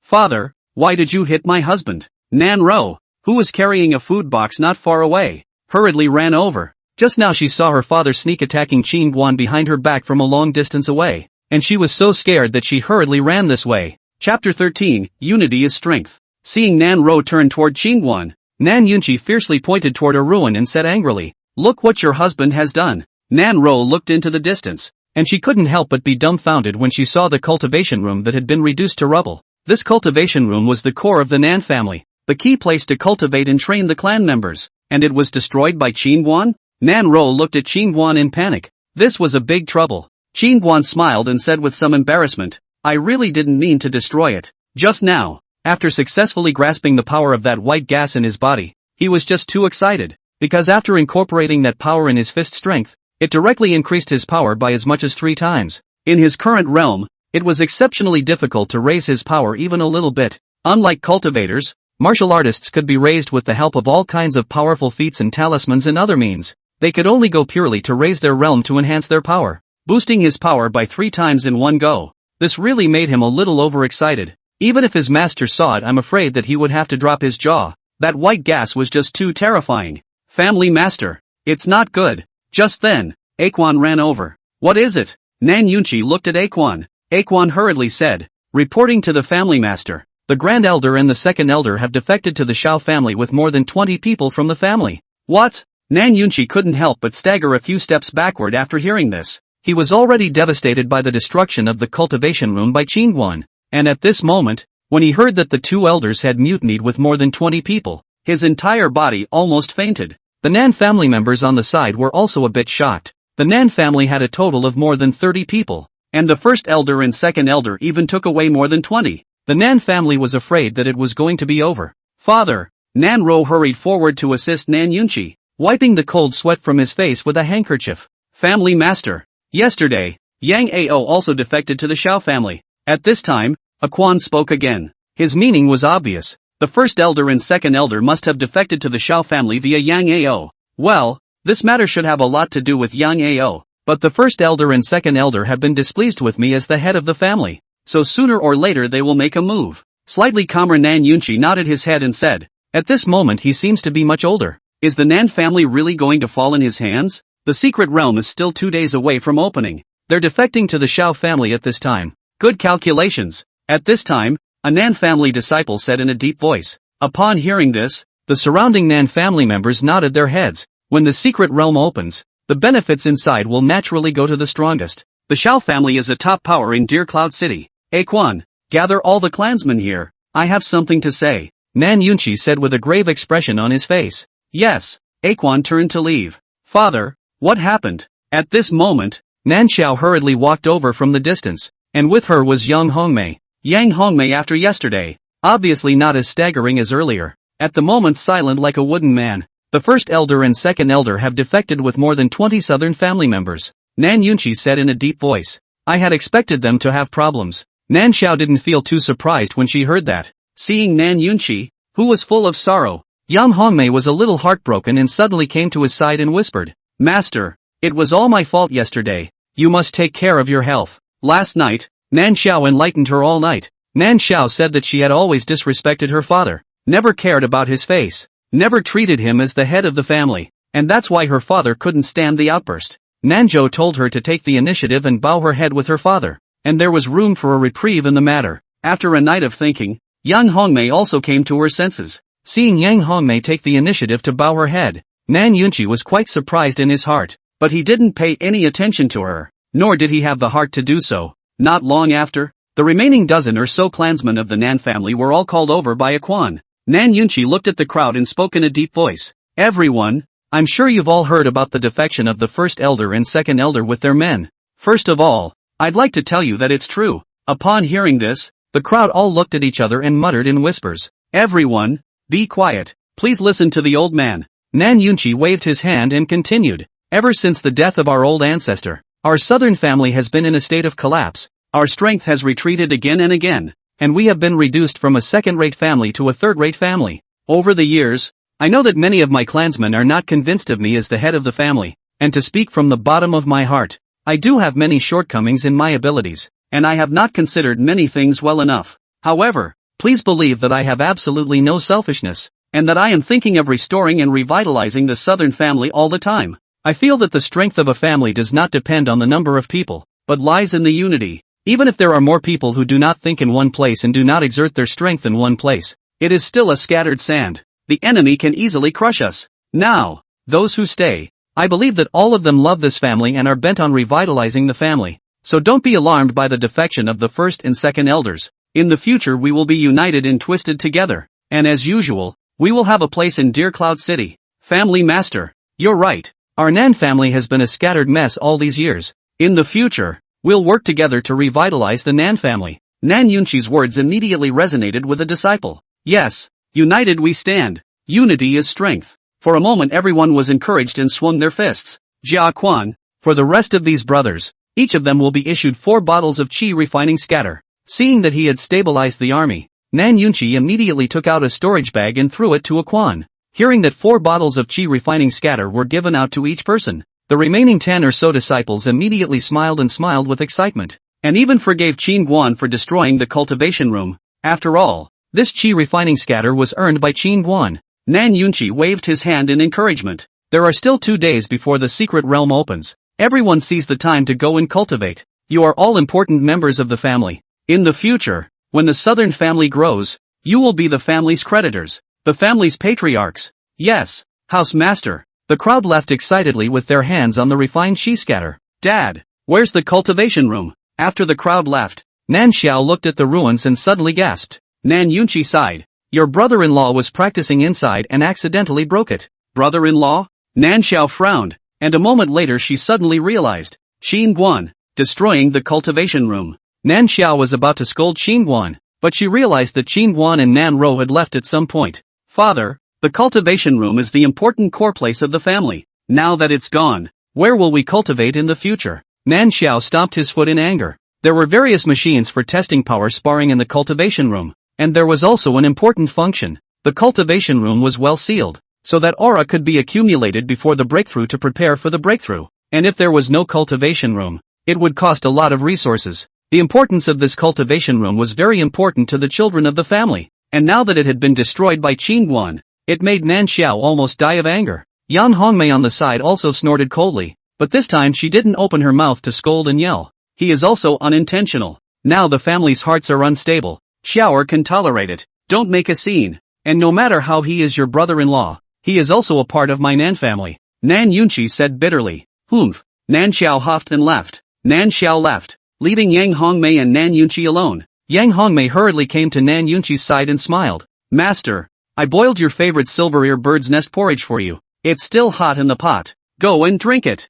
Do you see that old man still has the heart to eat now? Nan Yunqi returned without a trace of humor, then left in quick steps. Although the military's heart is now stabilized, Nan Yunqi understands in his heart that even if the family is united again, the lack of hard power is the hard part. Although the first elder and the second elder were usually at odds with themselves, but when it came to the interests of the southern family they naturally stood on the side of the southern family. And now that so many people were missing all of a sudden, the impact on the southern family would be fatal. Good you Nan Yunqi, you're really tough enough ha. My old lady has already bowed her head and admitted her mistake, but you're still putting up a fight. Yang Hongmei, who had been hung out to dry by Nan Yunqi, gnashed her teeth in anger. On the other hand, Qin Guan and Nan Ro returned to the east courtyard. Husband, can you be a little lighter in the future? Our Nan family is already in a state of turmoil. Father, he is now facing a huge dilemma. If there is another mess I'm afraid he won't be able to stand it. In the courtyard, Nan Ro squeezed Qin Guan's shoulders and whispered.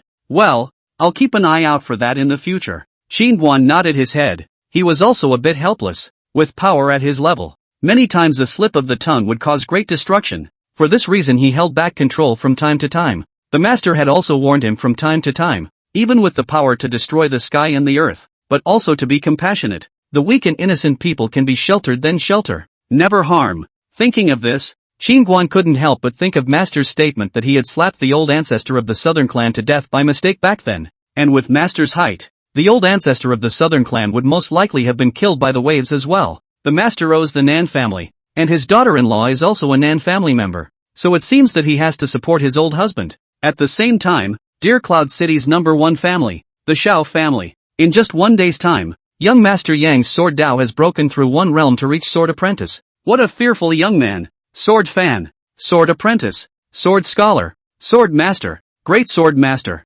Sword King, Sword Zun, Sword Emperor, Sword Saint, Sword Immortal, Great Sword Immortal. Inside the cultivation room, Shao Yun, the old ancestor of the Shao family, was full of praise. Elder Senior Shao is too kind. Without Elder Senior Zhao's careful guidance, I would never have progressed so rapidly. Yang Ao rushed at Shao Yun and bowed respectfully. Shao Yun stroked his long beard and waved his hand. Young warrior Yang doesn't have to be too humble. To be honest, with your qualifications staying in my Shao family is also burying talents. You should go to a higher level. Yang Ao frowned slightly. Senior Shao, what do you mean? Has young warrior Yang heard of the Spirit Sword Academy? Shao Yun laughed. Upon hearing this, Yang Ao hurriedly nodded his head. Naturally, I've heard of it. Spirit Sword Academy is the top academy in Qingzhou. It's the holy land that countless sword cultivators dream of. Speaking of this, Yang Ao's complexion was suddenly a bit gloomy. I heard that the Spirit Sword Academy can't recruit disciples who are older than 16 years old and must be a swordsman in the field of sword Dao.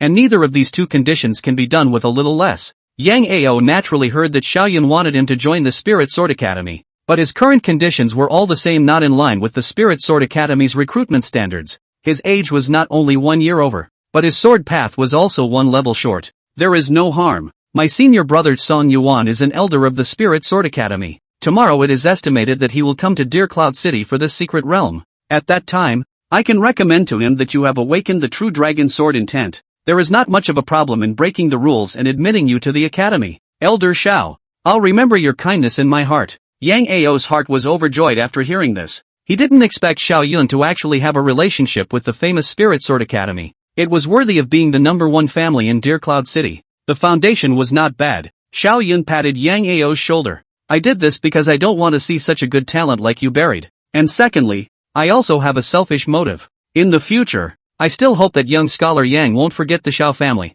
and help the Xiao family when necessary. What are you talking about, Elder Xiao? In the future, the affairs of the Xiao family will be my Yang Ao's affairs. Yang Ao patted his chest and assured, ha ha, I really didn't look at the wrong person. Xiaoyun tilted his head and laughed. A moment later Xiaoyun added, I heard that young Master Yang and that door-to-door son-in-law of the southern family have a problem? Upon hearing this, Yang Ao's face steeply chilled. That's right, this person is a third-realm martial artist who killed my cousin. And yesterday, the southern family even gave up on me for him. Xiaoyun laughed coldly, rat-eyed. That Nan Yunqi is far worse than his father. Giving up a sword cultivator who has awakened the true dragon sword intent for a third-realm martial artist is really stupid. Speaking of this, Xiaoyun's face sank. Sword cultivators would rather bend than bend. If there is gas, it will come out. Young warrior Yang, don't worry. This time, if the southern family dares to go to the 10,000 Demon Valley secret realm, they will carry out the door-to-door son-in-law and kill him. If the southern family dares to say a word of disapproval,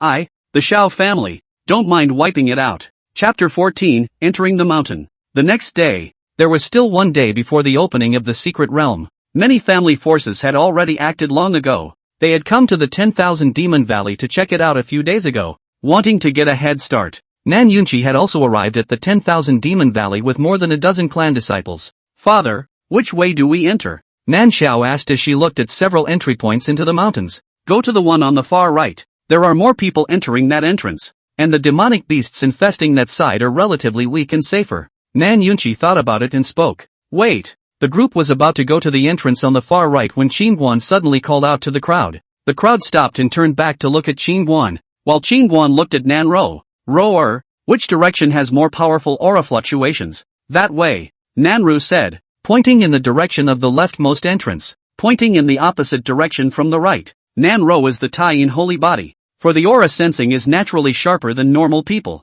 and the aura fluctuation at the opening of the secret realm is bound to be more powerful than other places to fluctuate. Father-in-law, enter through the leftmost entrance, Qingguan said to Nan Yunqi after hearing this. Nan Xiao was a bit speechless at once. Do you guys think it's a child's play? Letting someone with no cultivation to sense aura fluctuations, and also letting us enter the mountain from the most dangerous left entrance? In the past 2 days, Qingguan had taught Nanro a lot of cultivation techniques, and also taught her a method of breath concealment, so that outsiders would not even know that she had the cultivation level of the third heaven of qi refining. At that moment, Aquan also hurriedly said, Auntie, second young miss is right. That entrance on the left is very dangerous. Even the periphery may encounter third or even fourth order demonic beasts. Third order demonic beasts you and the family head can still cope with. If you encounter fourth order demonic beasts, that would be dangerous. Yeah, that road is dangerous. The others also nodded their heads. The 10,000 Demon Valley was no place for jokes. A little inattention would lead to burial here.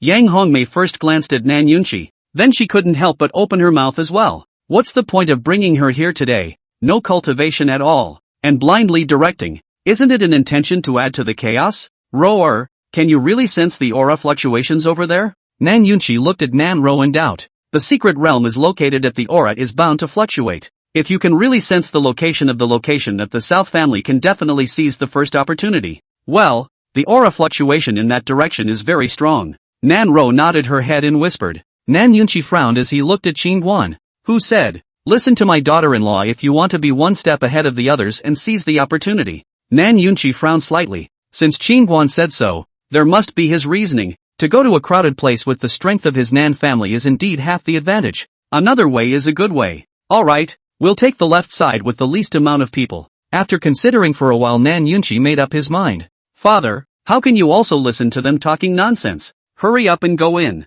There will be no place if you enter late. Nan Xiao said with some anxiety. Xingguan shook his head and pulled Nan Ro and said, tell you what, you guys go to the far right and my daughter-in-law and I will take the far left. Don't be ridiculous, we must be united at this time. Seeing that Xingguan was going to act alone, Nan Yunchi hurriedly stopped him. Right now the most capable fighter in the Nan family was Xingguan. How could he be allowed to break away from the team? The other Nan family disciples also nodded their heads. Xingguan was now the Nan family's thigh. He must not be allowed to leave. Nan Xiao's eyebrows knit in displeasure. If not for Xingguan being a third-realm martial artist, she would have wanted to drive people away. Originally seeing Nan Ro follow her, she was particularly angry. Bringing her along was purely a drag. Say no more. Listen to the old man. When we enter the mountain later, Xingguan and I will go in the forefront. The rest of you follow behind and retreat immediately when you find danger. With that, the group traveled towards the leftmost entrance. Brother Nan, not too bold, go to the far left. Just as he was about to enter the mountain,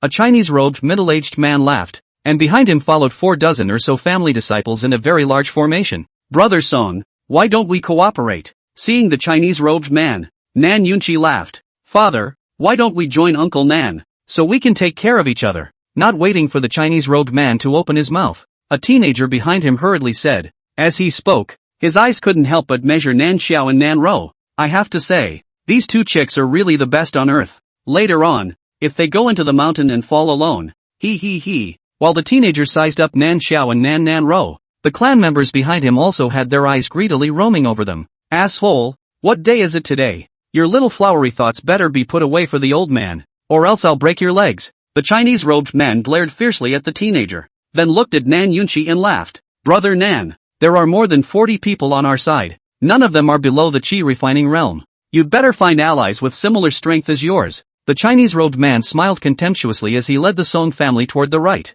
In Deer Cloud City, in addition to the Heavenly Treasure Pavilion, the City Lord's Mansion, and the Shao family, then it was the Song family that was formidable, and the fact that the Nan family, a third-rate clan, wanted to cooperate with the Song family really made Song Denga feel funny. Humph, it's a big deal to have a lot of people. Nan Yunchi snorted coldly and led a dozen people into the leftmost entrance. As soon as he entered the mountain forest, the light immediately dimmed, and a cold, frigid air came over him. The trail into the mountains was overgrown with weeds and a thick layer of dead branches and leaves, and it was clear that the path had been rarely traveled. Seeing this scene, all the people were on guard. Even their breathing became cautious. Cold? Xingguan wrapped Nan Ro into his arms. It's not cold. Nan Ru laughed. Can you guys keep your voices down? Seeing Xingguan and Nan Ro being mushy and speaking in a voice that didn't care about the demonic beasts at all, Nan Xiao was inexplicably enraged. Hurry up and find someone to marry. Still single at this age? Not like that at all. Xingguan glanced at Nan Xiao and said in a good-natured manner.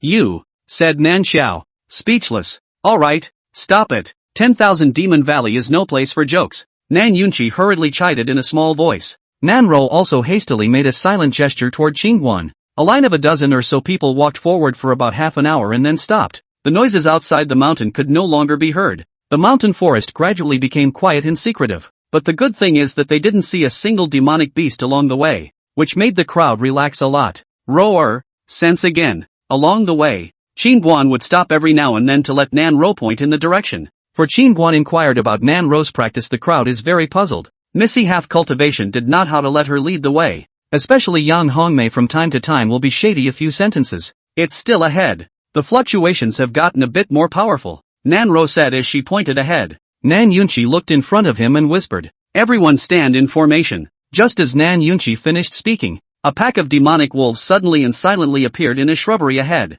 They moved at a light pace and neatly, like killers who had been in ambush for a long time, and there were more than 20 of them. Seeing a pack of demonic wolves of robust size with sharp fangs approaching towards them, the crowd was instantly scared out of their wits. Second-order demonic wolves, strength equivalent to human chi refining realm cultivators. The key is that the demonic wolves live in groups, cooperate well, good at ambush roundups, can be said to be the most difficult and dangerous second-order demonic beasts. Once they run into them, even if it is the god-refining realm of cultivators, will be scalp numb. Stand back, don't panic, everyone. Those with strong cultivation stand outside. and those with weak cultivation stand against the inside. Nan Yunqi's gaze was grave as he hurriedly ordered the crowd to step back towards the back, while he himself stood at the front. I didn't listen to the right entrance before, but I had to listen to the words of a bereaved star. This is good. Everyone is all finished. Yan Hongmei was furious and complained. No one else uses the left entrance just because it's a dangerous path. Listen to the two of them.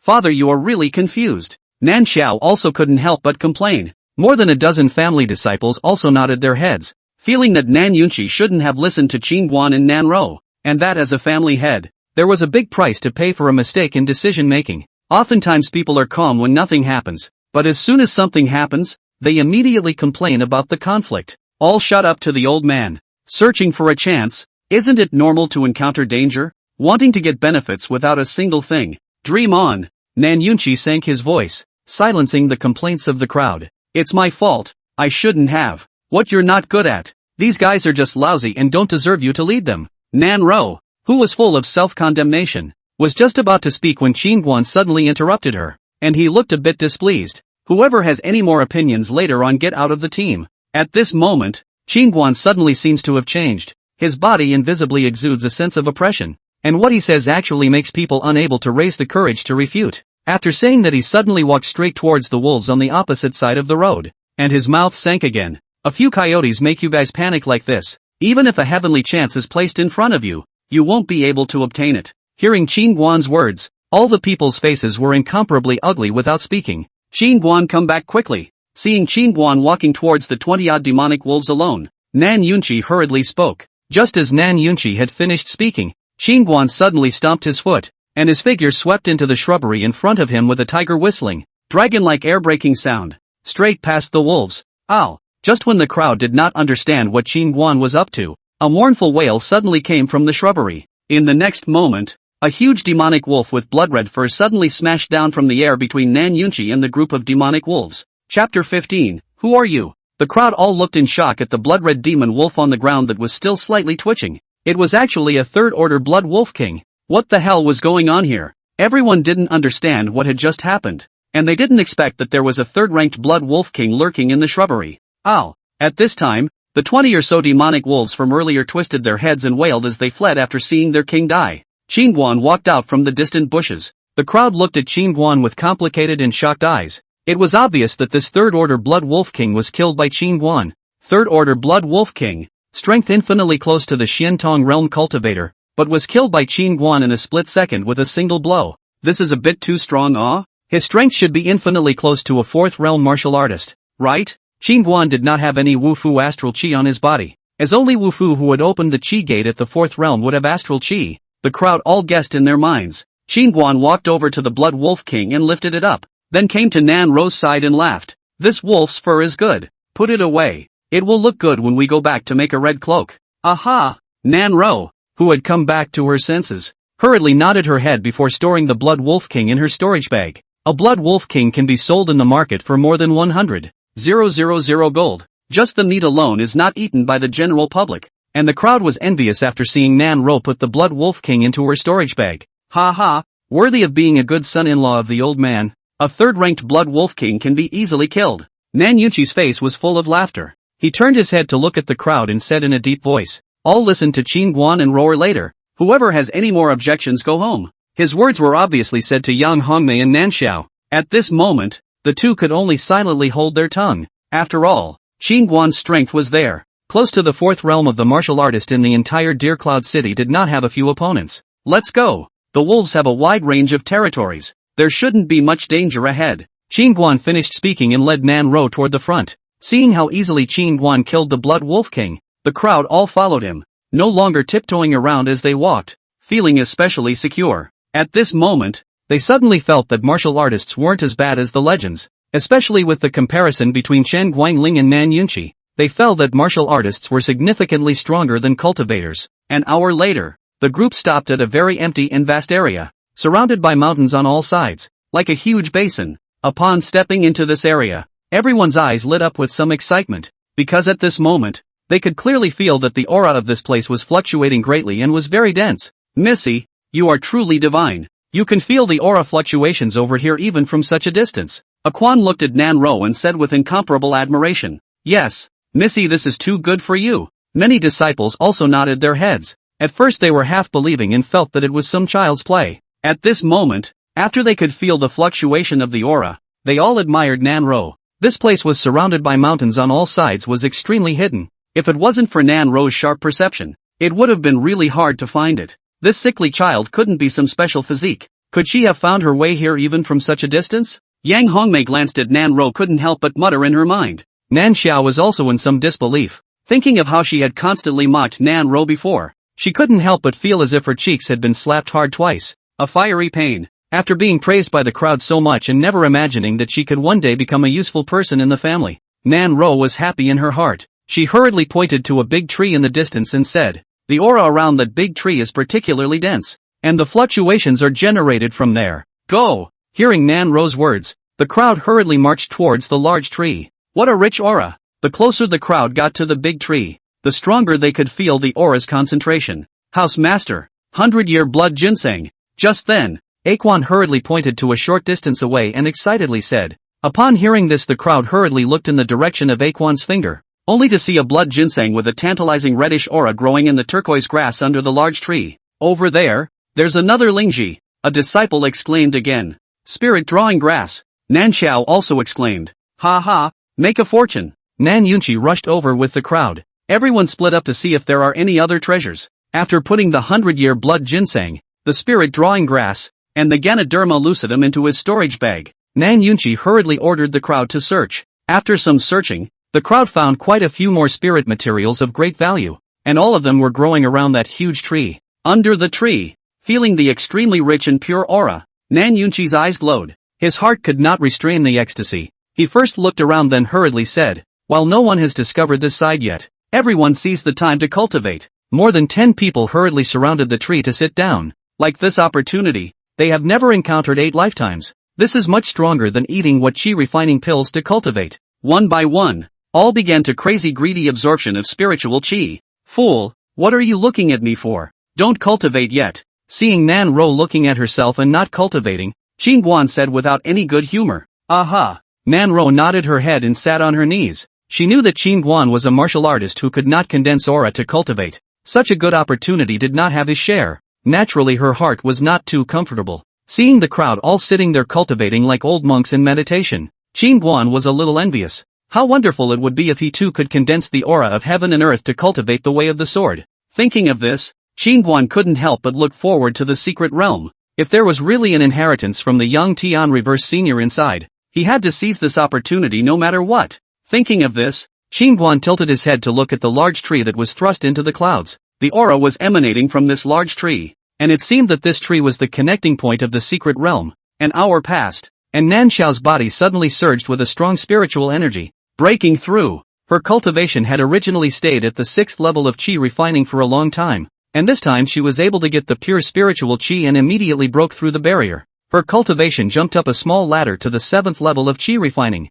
To be as young as Nan Xiao and have a cultivation level that could reach the 7th heaven of chi refining was already considered to be at the genius level in Deer Cloud City. Soon a few of the dozen or so disciples also broke through one after another, their faces revealing a look of delight. The Nan family belonged to a third-rate family, and over the years, the family had been fighting and had been in internal conflict. The resources that could be distributed to everyone were pitifully small, and these clansmen could not get a good chance to develop at all. As Nan Yunqi had said, a powerful family must be united and united. If there was constant fighting within the family, then the family was not far from declining and falling. Some boring Qin Guan suddenly noticed Nan Ro's cultivation in the rapid growth. Just 1 hour surprisingly broke through a small realm. The cultivation reached the 4th day of refining chi. The cultivation breakthrough without any movement, really like drinking water as usual. This speed really surprised Qin Guan. If such a demon could be cultivated and developed in a big power, a proper great emperor. Looking at Nan Ro's gentle and absolutely beautiful little face, Qin Guan was how he looked at it. Not expecting to marry a mother-in-law with great emperor potential. Time kept passing. Another hour had passed in the blink of an eye. This hour was long for Qin Guan, while it was short-lived for the Nan family members who were practicing.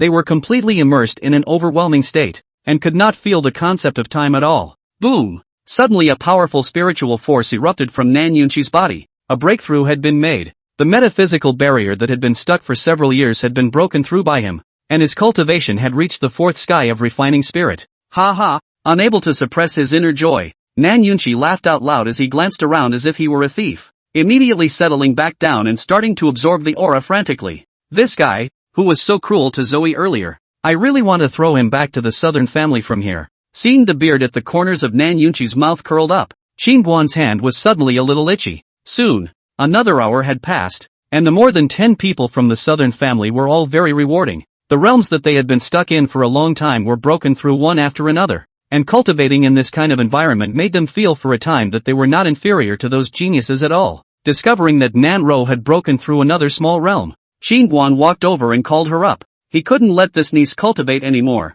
Her cultivation grew too fast. It wasn't a good thing for her, who didn't have much of a foundation. With her talent, breaking through couldn't be easier for her. Laying a good foundation was the most important thing. What's wrong, husband? People are practicing. Suddenly woken up by Qingguan, Nan Ro beamed and said unhappily. Qingguan scratched Nan Ro's nose and whispered, your cultivation is growing too fast. You're at the 5th level of qi refining. You can't continue to cultivate. Follow the method I taught you to absorb aura to polish and strengthen your foundation. Do you hear me? Oh, I see. Nanu nodded and returned to her position. She was just about to sit down when a dozen or so white-clothed disciples suddenly came not far away. A group of people rushing towards this side at breakneck speeds, like bandits with urgency and greed showing in their eyes. I can't believe there's someone else who arrived before us. A white-robed old man at the head was a bit surprised to see Qingguan and the others. Someone's coming. The disciples of the southern family who were practicing cultivation all had their hearts sinking when they sensed that someone was coming over. A group of people quickly came to the big tree, and when they felt the pure and rich spiritual qi emanating from the tree, their eyes all blazed incomparably. Seeing that the visitors all had an exquisite flying sword pattern embroidered on their chests, the Nan clan disciples all revealed a deep look of awe.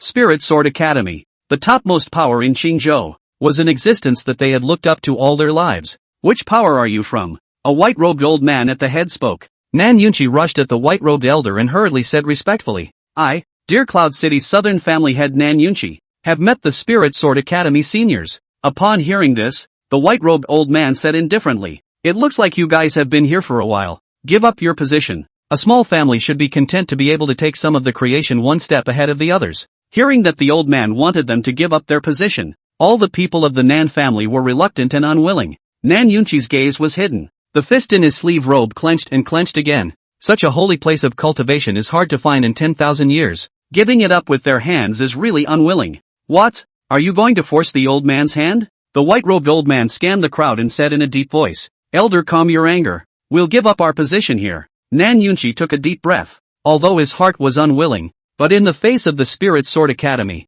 the Nan family was not even a hair's breadth away. There was no choice. Wait. Just as Nan Xiao and the others reluctantly got up and wanted to make way, Qingguan suddenly spoke up as he looked at the white-robed old man. We discovered this place first, so if you say you'll let it go, who are you? Chapter 16, Personal Disciple. Qingguan shall not be rude. Hearing Qingguan's words, Nan Yunqi trembled in fear and hurriedly rebuked. Asshole. The white-robed old man indeed didn't give a chance, and with a wave of his sleeve robe, a powerful sword she instantly chopped at Qingguan. Bang! Qingguan also casually waved his hand, and the chopping sword she instantly shattered. The white-robed old man was slightly surprised. I have underestimated you. So you are a martial artist, said this old man lightly hummed and said. You know that the old man just used only 20% of the force. The idea that you are a junior, and a bitter cultivation of martial arts. Let's forgive you for once. Many thanks to senior for raising your hand. At those words, Nan Yunqi hurriedly stepped forward with a salute,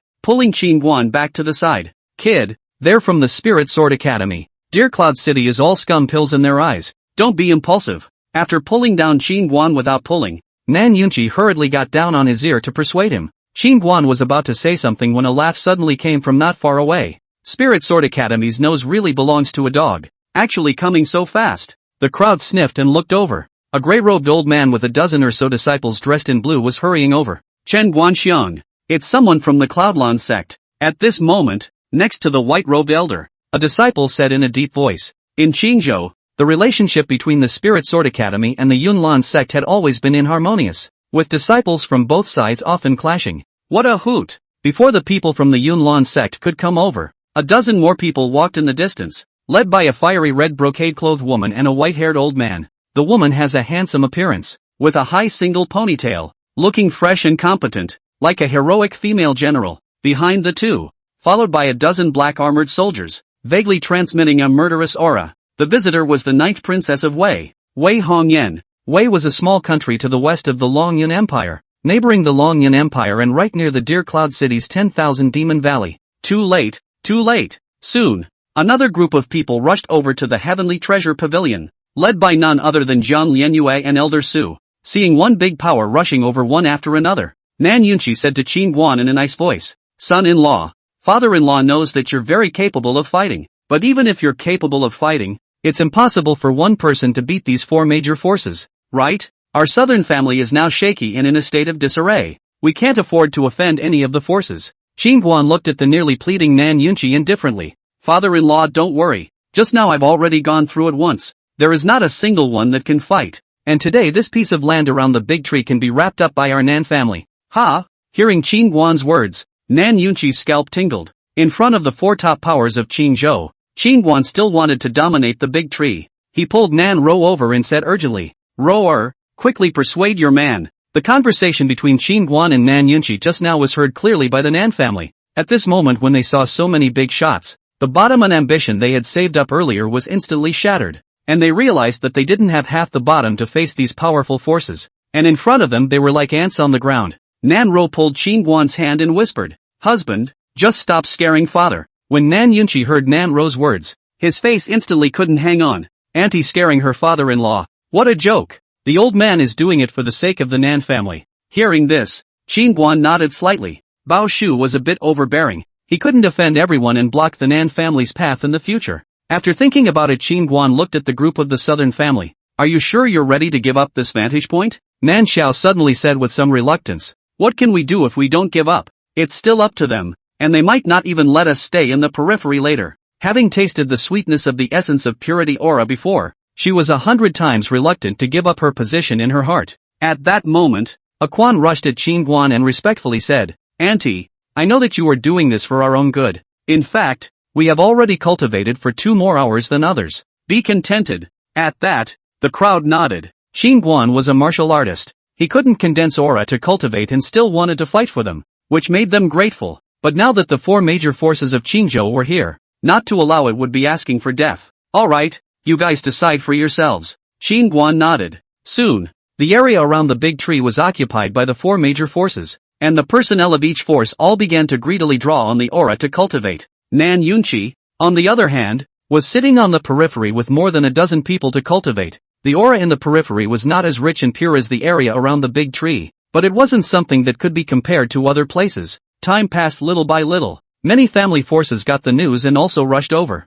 When they saw the 4 major forces, they all obediently sat in the periphery to cultivate. An hour later, the number of family forces that came was increasing, with the large tree as the center filled with people, hundreds of people. But behind the 4 major forces, a 10 feet wide circle was left empty. No one dared to approach them. Gradually, the positions began to become tense, and seeing some weak clans in front of them, many clans began to be dissatisfied. Senior brother Song Yuan. Right at this moment, Xiao Yun, the oldest ancestor of the Xiao family, arrived at the location where the Spirit Sword Academy was located. Senior brother Yun, long time no see. The white-robed old man who had a conflict with Qin Guan earlier looked at Xiao Yun and smiled. "Yes, senior brother Song Yuan, we are all getting old." Xiao Yun shook Song Yuan's hand and said excitedly, "Senior brother, call all your clansmen over here to cultivate. It's reserved for you." Song Yuan stroked his beard and laughed. "Many thanks to senior brother for his generosity." Xiao Yun hurriedly waved towards the distance upon hearing this. Xiao family dozens of people saw the situation quickly ran over. Previously defected to the Xiao family of Nan Shunda, Nan Yuantong and other more than 20 people also dipped the light. Excitedly sat behind the South family members to cultivate. They bowed their heads and wasted. For the family members of the Xiao family that is a face of pleasing fawning. Seeing this, all the people were envious. It was good to have a relationship. Just by saying hello, one could obtain such a great benefit. These traitors, like a hobgoblin. Nan Yunqi's side all hated Nan Shunda's teeth when they saw them following the Xiao family. "Young warrior Yang, you come here." At this moment, Xiao Yun shouted towards the crowd. Yang Ao saw that Xiao Yun wanted to introduce himself and hurriedly ran over. "Senior brother Song Yuan, I'd like to introduce you to a young man." Xiao Yun looked at Song Yuan and smiled. "Senior Yang Ao greets Senior Song." Yang Ao gave a respectful salute with a very humble attitude. "It is? His name is Yang Ao. He has just recently awakened the true dragon sword intent, and senior brother wants senior brother to take him under his tutelage.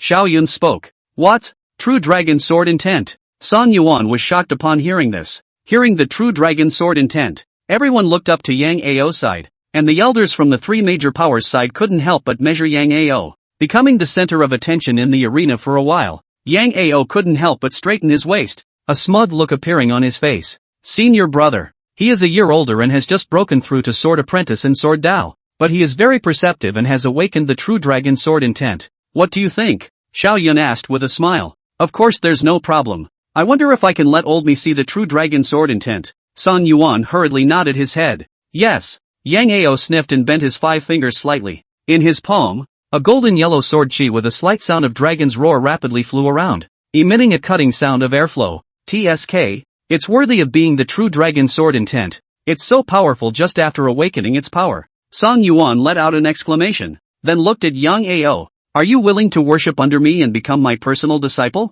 Upon hearing pro-disciple, Yang Ao hurriedly knelt down. Apprentice son pays homage to master. Ha ha, well. Song Yuan stroked his whiskers and laughed, not expecting that this trip to the secret realm would have an unexpected surprise. Accepting a disciple who had awakened the true dragon sword intent, everyone in the arena was envious. Even becoming an apprentice of the Spirit Sword Academy was a supreme honor. Yang Ao had even directly become the elder's personal disciple. His future was boundless. In the distance, seeing Yang Ao worshipping under Song Yuan, Nan Yunqi felt bad, and a group of Nan family members also felt uneasy. Cough. At this time, Yang Hongmei suddenly coughed. Nan Yunqi, who hadn't spoken to Yang Hongmei for 3 days, suddenly took hold of her hand.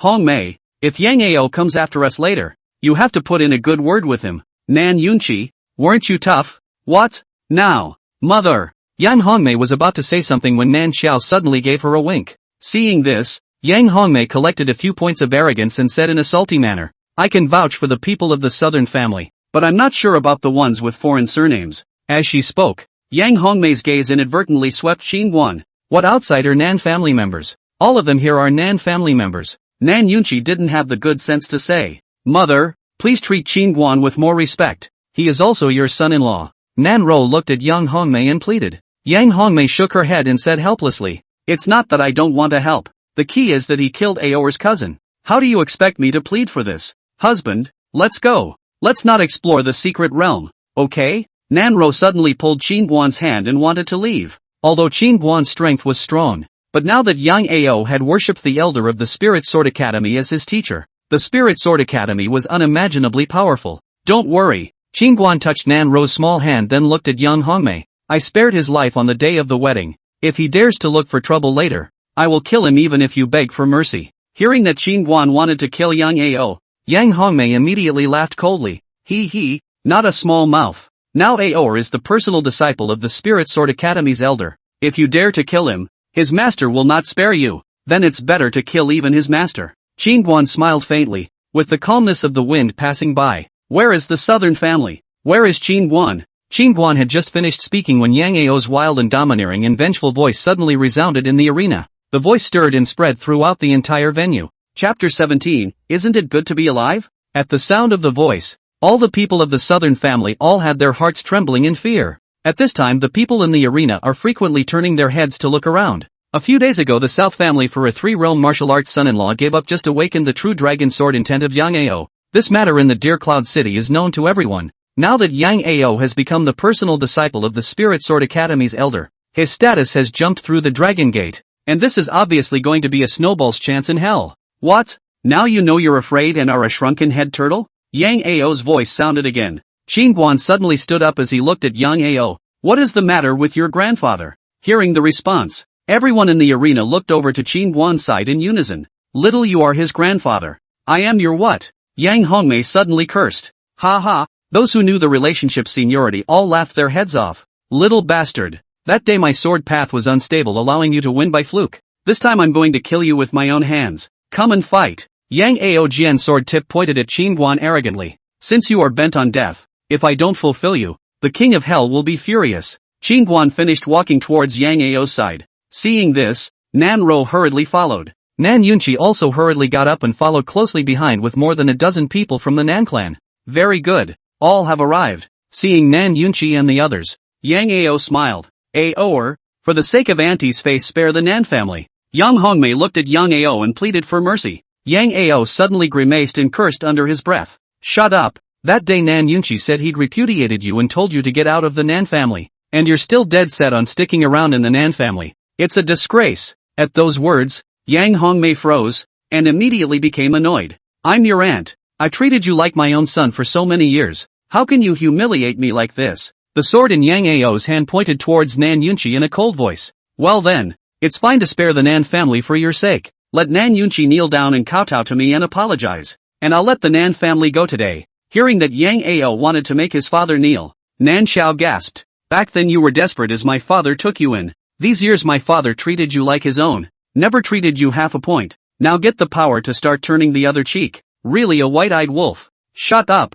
Yang Ao shouted angrily. Qingguan killed my cousin. And your father turned toward him and abandoned me. Why didn't you say so? You. Nan Xiao was about to say something. Qingguan suddenly said impatiently. Cut the crap. Right away I'll send you down to meet your cousin. Ha. Song Yuan looked at Qingguan and smiled faintly. Today, I'd like to see how you can kill my disciple. Qingguan looked at Song Yuan and cursed. You old thing. I don't mind taking you with me if I get tired of living. Hearing Qingguan's words, everyone in the arena took a deep breath. This son-in-law of the Nan family was really arrogant. Not even the elders of the Spirit Sword Academy were in his eyes. Song Yuan's eyes narrowed. Swish swish swish. The more than 10 disciples of the Spirit Sword Academy also drew their long swords, and a cold killing aura instantly covered Qingguan. Bullying others? In vain for the self-proclaimed decent Spirit Sword Academy. Nan Yunqi snorted coldly and immediately prepared for battle. Although he had regard for his family, he wouldn't wimp out when it really came to things. Xiao Yun, the oldest ancestor of the Xiao clan,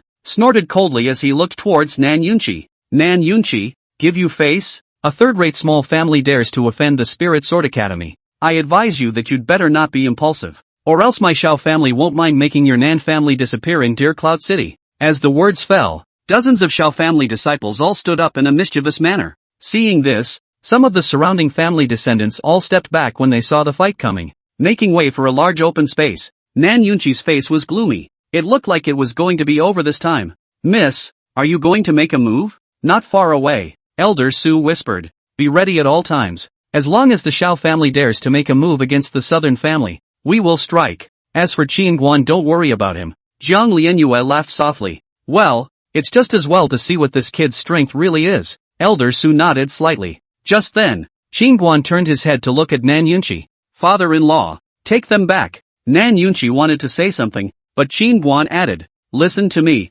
You guys will only drag me down if you get involved. Nan Yunqi hesitated and eventually pulled Nan Ro backward. Not far away, watching Qingguan face so many enemies alone, Nan Ro's face turned pale. Seeing that the southern family members had withdrawn from the battle circle, Qingguan scanned the crowd and finally his gaze landed on Yang Ao. Come on, if something comes at me, just kill me first. Die. Yang Ao had long been unable to wait. Sword intent rushed around his body. He stepped forward and fiercely chopped his sword down at Qingguan. A sharp sword sound with the sound of a dragon's roar suddenly rang out. This sword is chilling. A flash of disdain flashed in Qingguan's eyes as he formed his 5 fingers into claws and grabbed upwards, directly locking the chopped down longsword in his hands. Die for me. Yang Ao's face grimaced. His other hand pressed towards the hilt of the sword. The spiritual energy in his dantian madly poured into both arms and pressed down with all his might. But no matter how hard he tried, the long sword was always hard to move. Qingguan suddenly pulled violently, and Yang Ao, who was holding the sword,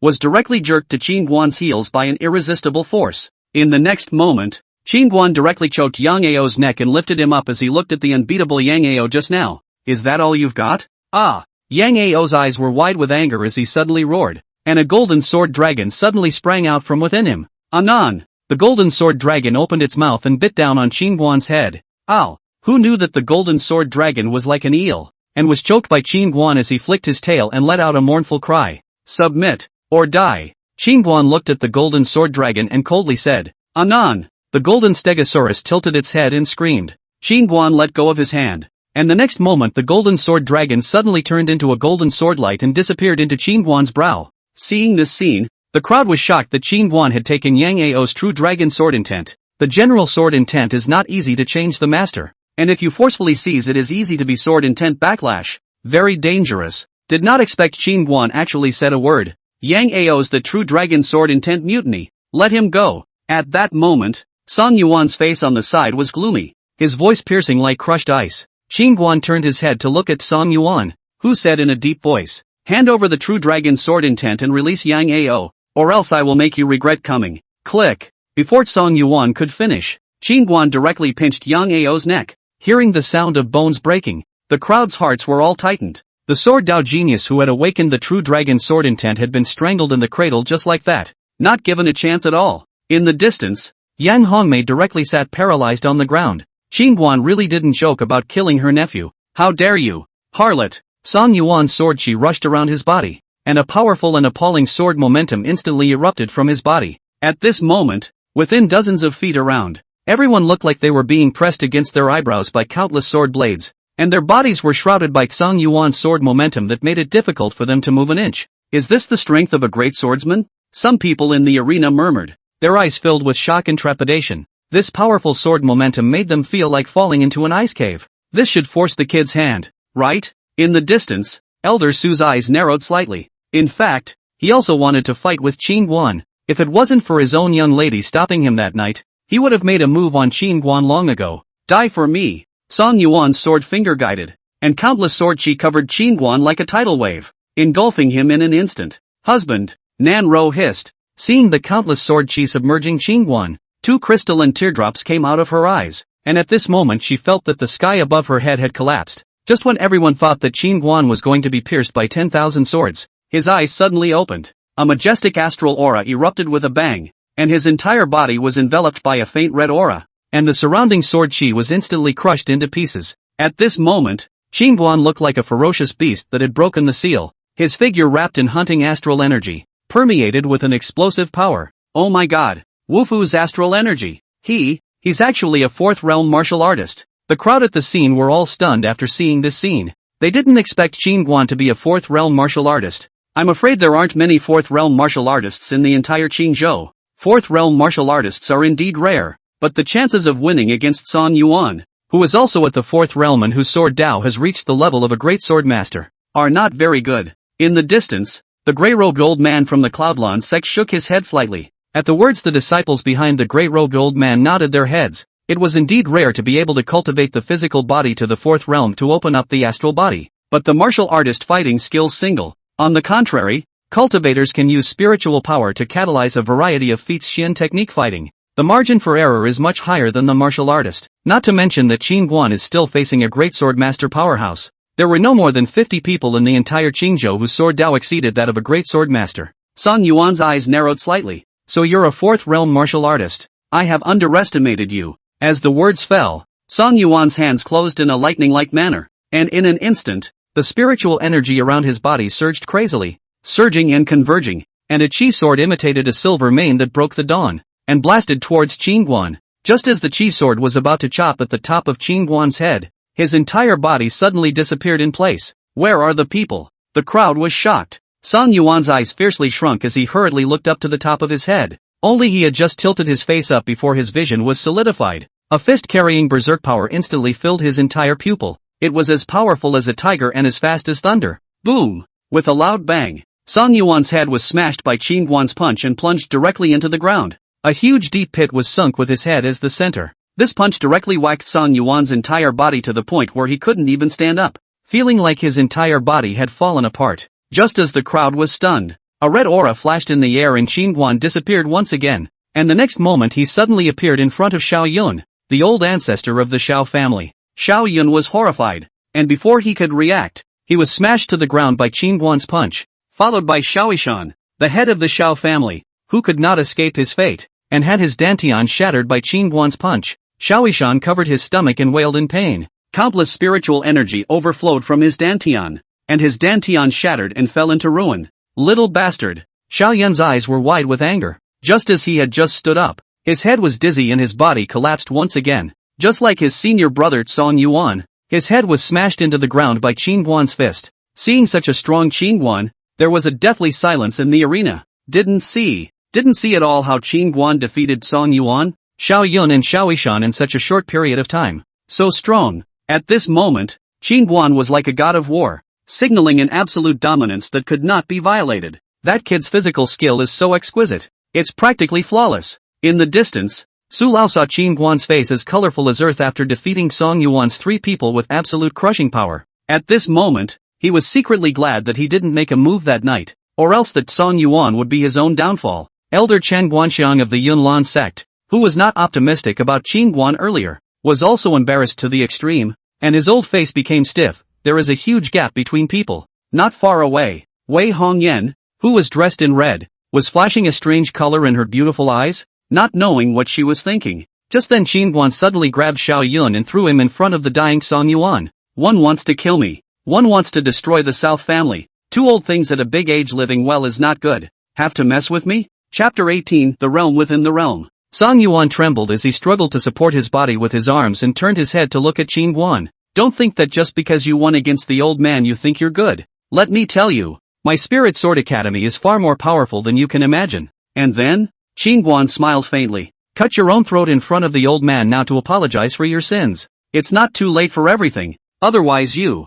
the Nan family, and all of your loved ones will be buried with you. Hearing Song Yuan's words, Qin Guan's face suddenly turned gloomy. You know what I hate the most? I hate it when people threaten me. Bang! After Qin Guan finished speaking, he stomped Song Yuan's throat. Seeing this scene, everyone in the arena had their hearts clenched. Qin Guan had actually killed Song Yuan. He had actually killed the elder of the Spirit Sword Academy. Killing an elder of the Spirit Sword Academy would mean a direct declaration of war with the Spirit Sword Academy. And as Song Yuan had said, the wrath of the Spirit Sword Academy was not something that a 4th realm martial artist could afford. Young people don't leave anything to chance. It's over. Qin Guan, how dare you? How dare you kill my Spirit Sword Academy elder? The 10 or so disciples of the Spirit Sword Academy were all enraged. They looked at Qin Guan with dead eyes. The Spirit Sword Academy had never been humiliated so much in Qinzhou. Qin Guan, however, ignored it as he looked towards Xiao Yun. Xiao Yun, an old face pale and lightless. By Qin Guan so look suddenly feel scalp numb.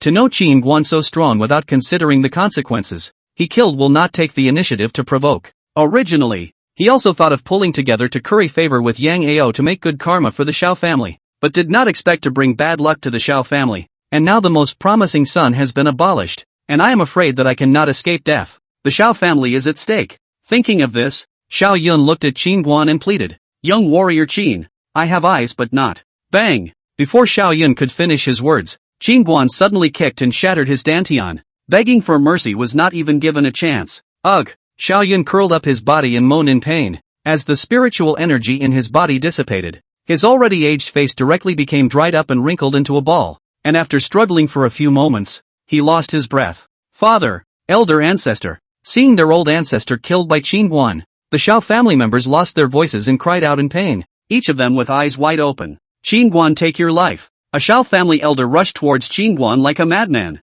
Bang! That elder lined up in a stance, and just before his palm was raised and had yet to fall, he was punched through the chest by Qin Guan. The Xiao family members who were originally prepared to rush up immediately stopped in their tracks after seeing this scene. No one should do anything. All of you. Xiao Yishan growled as he covered his belly. Hearing the words of the family head, the Xiao family members glanced at each other and then all of them left. And the gang of Nan Shandat and Nan Yuantong, who had previously defected to the Xiao family, also hurriedly followed in a grayish manner. The Spirit Sword Academy's disciples also left this place unwillingly. The secret realm was no longer important. What was important was to hurry back to the academy to report this matter. The killing of Elder Tsong was a big deal. As the Xiao family and the Spirit Sword Academy people left, the field was quiet once again. Everyone looked at Qin Guan. The bottom of their eyes were filled with fear. This guy was really not soft at all when it came to killing people. Husband, are you alright? Nan Ro hurriedly came to Qin Guan. Qin Guan shook off the blood on his hand and laughed. Are you afraid if I kill someone?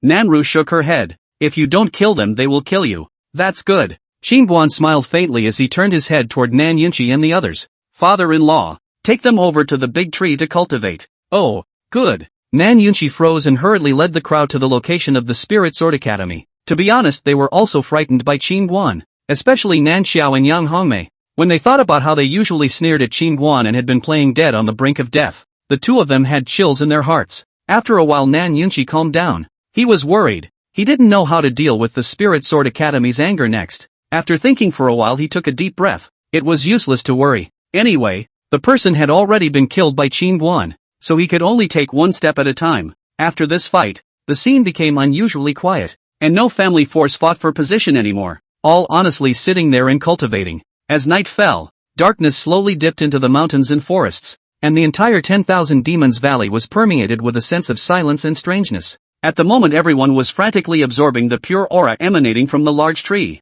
From time to time, there would be cultivators in the field who would break through the realm. Cultivating in this kind of environment was really like a dream, and it was only once in a lifetime that one would rarely encounter it. The night passed and turned to dawn. Buzz, buzz, the space around the large tree suddenly began to fluctuate violently, and twisted ripples appeared in the air. The field immediately became agitated. No one went back to cultivating. All stared at the side of the big tree, and their feet kept leaning over there. Just as the crowd was getting excited, a huge light door appeared out of nowhere beneath the large tree. For a moment, the field was in chaos, all of them frantically rushing towards the light door. Just outside the aura is so pure and rich, they can't imagine what kind of heaven and earth will be in this secret realm. Heavenly materials and treasures. Martial arts techniques are all over the place, right? Soon, Qin Guan and the others, who were closest to the light door, as well as the various forces, quickly rushed in. The moment he entered the light door, Qin Guan suddenly felt a blackness in front of his eyes,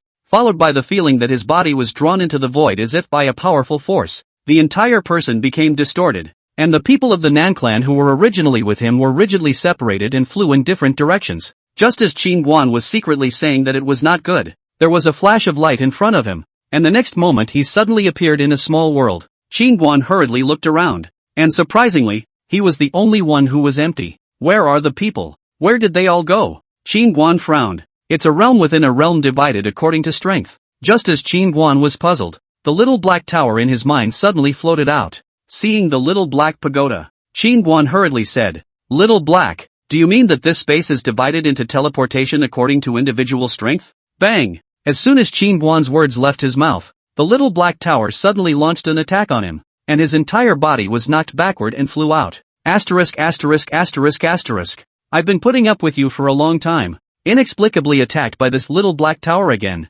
Qin Guan was furious and opened the 4 battle gates and charged straight up. Bang! Not having lasted 2 rounds, Qin Guan's body once again flew backwards. How dare a rookie martial artist make a move against this seat? Looking for death. After the little black tower finished speaking, the tower suddenly trembled violently, releasing a strand of bizarre and powerful black energy. Poof, poof, poof. The little black tower swayed from side to side and shot 3 black beams of light at Qin Guan one after another. The beams were extremely fast. Qin Guan was startled and hurriedly drove his arms to cross against him. Bang, bang, bang. 3 beams of light came one after another, smashing Qin Guan backward one after another, and the last beam even smashed him backward and flew dozens of feet away. Qin Guan climbed up from the ground. A splash of blood slowly overflowed from the corner of his mouth. His eyes were filled with shock. Both his arms were smashed and lost consciousness. Serve or not? The little black pagoda suddenly appeared in front of Qin Guan. Glancing at the small black tower, Qin Guan secretly held back. Big brother, I'm convinced. Do you know why this seat is beating you? The little black tower spoke. Qin Guan's face darkened as he said breathlessly, I don't know. You dared to call me little black just now. You deserve to be beaten. Next time if you speak out against this seat again, this seat will smash your head into your stomach. Little black pagoda said in a deep voice. Qin Guan, not to mention you, even your master would not dare, nor would you neglect this seat in such a manner. The little black tower knocked Qin Guan's head and preached. Only when it talked about Qin Guan's master, it was a little weak in its heart. But that old man has gone back to the upper world. There's nothing to be afraid of. Master Pagoda. I'll call you Master Pagoda from now on. Qin Guan hurriedly bowed to the little black tower. The strength of this small black tower in front of me is really perverted. I'm afraid that my own battle gate is fully open is not its opponent. Before the master's letter said that this tower is very important to him. Then there must be another intention. Or first bow down is better. That's more like it. The little black pagoda finished and disappeared into Qin Guan's brow. Master Pagoda. What did you mean just now when you said that this space is divided according to strength? Qin Guan asked. Your strength is the strongest among the group of people who entered the secret realm. And there is a huge gap between them and you. So a separate room was opened for you. Little black pagoda spoke. Master Pagoda. Why is the secret realm set up like this? Qin Guan asked again. Naturally, I want to screen the inheritors with good qualifications. Just because you're strong doesn't mean you have good qualifications. If you're allowed to be in the same space as those who are weak, it will affect the screening, understand? The little black tower was a little impatient. Hearing this, Qin Guan was immediately a little excited. Maybe this secret realm really had the inheritance of young Tian reverse. Thinking of this, he quickly ran towards the distant peak. Chapter 19, We're Sisters. Soon Qin Guan arrived at the foot of the mountain. A flight of steps like a traveling dragon, stretching sinuously to the top of the mountain. At the bottom of the steps, a wooden sign was inserted with 4 words, live within your means, measure for measure. Qin Guan looked at the wooden sign and stepped on the mountain ladder. When Qin Guan stepped onto the first step of the mountain ladder, an invisible pressure arose, and it was as if he was carrying a large stone on his body. So it's a gravity field. Qin Guan smiled lightly. This bit of pressure was just scratching an itch for him. After all, he used to carry a small mountain to do deep squat training. Qin Guan stepped very quickly and disappeared around the first corner in no time. Meanwhile, everyone else was in the exact same space that Qin Guan was in, except that the pressure on them to go up the mountain was far less than Qin Guan. Half an hour later, halfway up the mountainside, Nan Xiao and Nan Ro, one after the other. Every step up seems to be very strenuous. The two of them look pale. All the bones in their body are pressed and raw pain. At this moment, not far behind the duo, 2 teenagers in blue costumes were sneaking around, and they would look behind them from time to time. Brother Long, I think it's better to forget about it, one of the slimmer teenagers said with some scorn. There's no one in all directions right now. There's no store after this village. The teenager called Brother Long said in a deep voice. Those 2 chicks are indeed superb, but one of them is Qin Guan's woman, and the other is Qin Guan's sister-in-law. If he knew about it, he would definitely kill us. The slim teenager scorned. The teenager called Lung slapped at the slimmer teenager. You a goon. You such a life cannot taste good. That Qin Guan now offended the Spirit Sword Academy. When the end of the secret realm is not only his own difficulties, the entire South family will completely disappear. We finished this boat. Timely exit the secret realm. Leaves do not touch the body, understand? Upon hearing this, the slim teenager was a bit hesitant. Then we won't explore the secret realm? Stupid. Halfway up the mountain now you're almost fed up. You can make it to the top? That's right. The slim teenager's eyes lit up, and then he said with a lewd look on his face, Brother Long, 1 for each of the 2 chicks. What 1 for each person? Wouldn't it be better to swap them when you run out? Ha ha, it's still Brother Lung who knows how to play. It's exciting to think about it. Tread lightly. The 2 teenagers discussed the situation and then accelerated up the hill. Not long after, the duo arrived behind Nan Ro and Nan Xiao. The teenager called Lung laughed. 2 girls, there is still nearly half of the way up the mountain. The higher up you go, the more pressure you will feel. If you are to hold on without regard to your body, your meridians will easily be crushed. Nan Ro and Nan Xiao sniffed and turned their heads to look down. Thanks for the reminder. Realizing that it was a disciple of the Cloudland sect, Nan Xiao rushed the 2 of them and arched his hand in greeting. Cultivation is not easy. Why don't the 4 of us join together, and we can take care of each other on the way? The teenager called Brother Long laughed. Right. Climbing the mountain together isn't tiring. The slim teenager hurriedly nodded his head, with impishness written all over his face. Mud. Seeing that the slim teenager was close to writing "I'm a sword-grabbing meal" on his face, the teenager called Dragon clenched his back teeth. No need. My sister and I will go down in a while. Seeing that the duo was clearly not harboring good intentions, Nan Ro was instantly a bit wary and said, coincidentally, our brothers don't want to climb either. Why don't we find a place to rest and massage each other to relax? The teenager called Brother Long was no longer in disguise and pressed towards Nan Xiao and Nan Ro as he spoke. Shameless man, get lost. Nan Xiao immediately drew his long sword to force the 2 back. This one's spicy. I like spicy. That one's for you. Long looked at Nan Xiao's proud figure and swallowed hard. Good. The slim teenager immediately rushed towards Nan Ro, but with gravity suppressing him, his speed wasn't very fast. Don't you come over here. Nan Ro didn't have any combat experience at all, and she was so scared that she slapped forward carelessly, only to be easily dodged by the slimmer teenager. The slim teenager was just about to reach out to grab Nan Xiao's arm,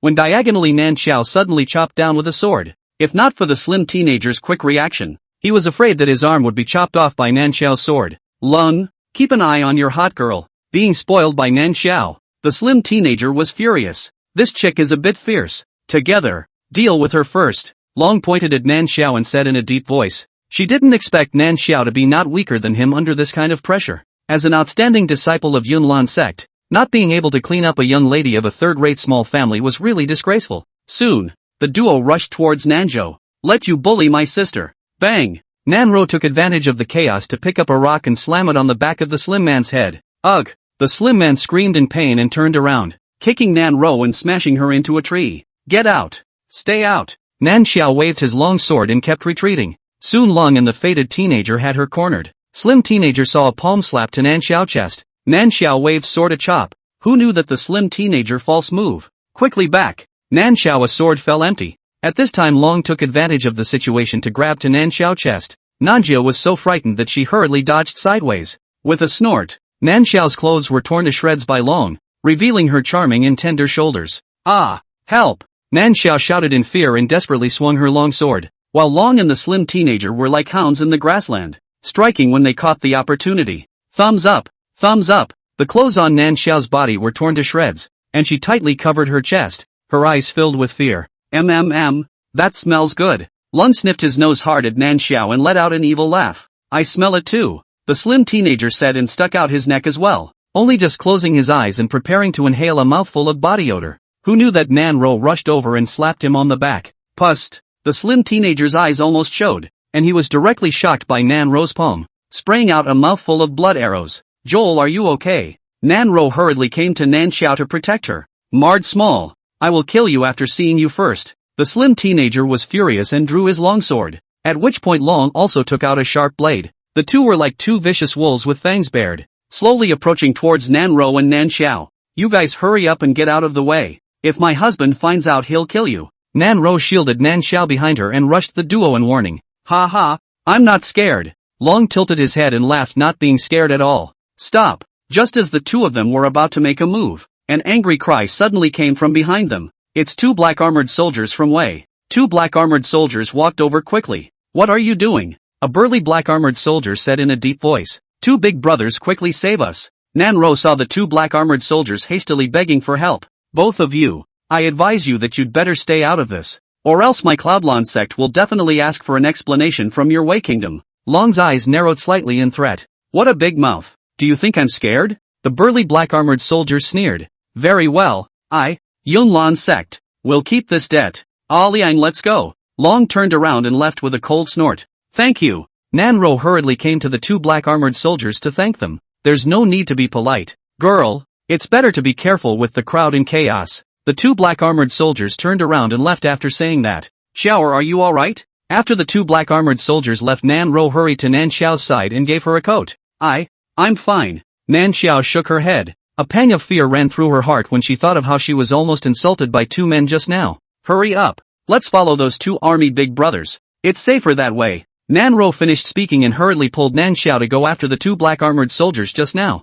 Nanxiao looked at Nanro's back with complex eyes. Once this Nan family she despised the most, sister, just now even defiantly saved her. Her heart mixed feelings, all the prejudices of the past like a tidal wave in the mind surging. In her memory, Nanro was always silent, acting in a low-key manner, with a sickly look, in stark contrast to her own glamour and attention. She had laughed at Nanro in her heart countless times, believing that she was nothing more than a dispensable presence in the Nan family. However, at this moment, that thin but determined back completely overturned her perception. After a long period of silence, Nanxiao gathered her courage. With a hint of trembling in her voice, why did you save me? You could have escaped just now. Nanro turned her head slightly, looked at Nanxiao, and said softly, because we are sisters. A few simple words, but like a heavy hammer on Nanxiao's heart. She bit her red lips, her eyes a little red. Thank you, sis. Chapter 20, Chaotic Chi. Let's not talk about polite words as a family. Go quickly. If you go slowly the treasures will be gone.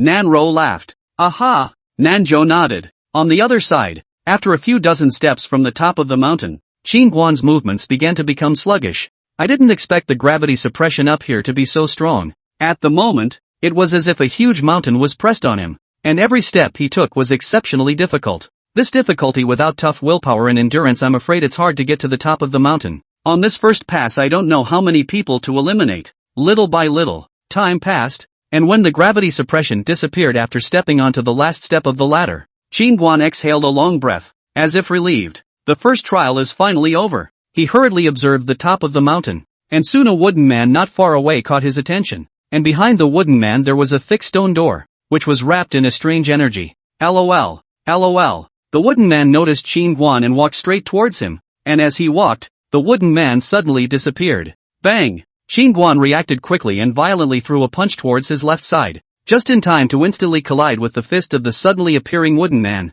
Boom! A fierce astral wind exploded, and the surrounding air seemed to be cut by sharp blades, emitting a sharp whistling sound. This wooden man is okay. He's even a bit stronger than that old thief Song Yuan. After throwing a pair of punches, Qingguan secretly marveled. Woo! A whimpering blast rang out as the wooden man's other fist swung lightning fast to smash Qingguan's head. Bang! Before the wooden man's fist came close, his body was directly blown away by Qingguan's punch. Boom! As soon as it landed on the ground, the wooden man immediately catapulted back again. And just as it was about to rush to Qingguan's front, it suddenly changed direction. And the next moment 4 wooden men appeared around Qingguan at the same time. The 4 wooden men were neatly organized, in 4 directions, front and back, left and right, and simultaneously swung their fists to smash Qingguan at the same moment. Quadruple shadow split. Seeing this, the corner of Qingguan's mouth lifted slightly as he violently twisted his body and threw a sweeping kick at the wooden man behind him. Bang! The wooden man flew backwards again. This time before the wooden man could land, Qingguan suddenly appeared over its body. He crossed his hands and clenched his fists, hitting the wooden man with a heavy hammer blow. Bang! Click! The wooden man was smashed to pieces and a black key fell to the ground. Qingguan picked up the key and looked at that stone door, and soon found a keyhole on the right wall of the stone door. Rumble! Qingguan inserted the key and the thick stone door slowly opened. Behind the stone door was a void where nothing could be seen, like a path to an endless hell, or a bottomless abyss of 10,000 feet, so that people did not dare to move forward. This was a test of the state of mind, and Qingguan recognized it at a glance. A simple door. The vast majority of people are afraid that it is difficult to overcome the psychological barrier to take this step. Without hesitation, Qingguan took a step inside. Just after stepping into the stone door, Qingguan suddenly came to an ancient hall in front of his eyes. Qingguan surveyed the great hall, which was somewhat worn out by the erosion of years, covered with thick dust, and looked as vicissitudes and silent as possible.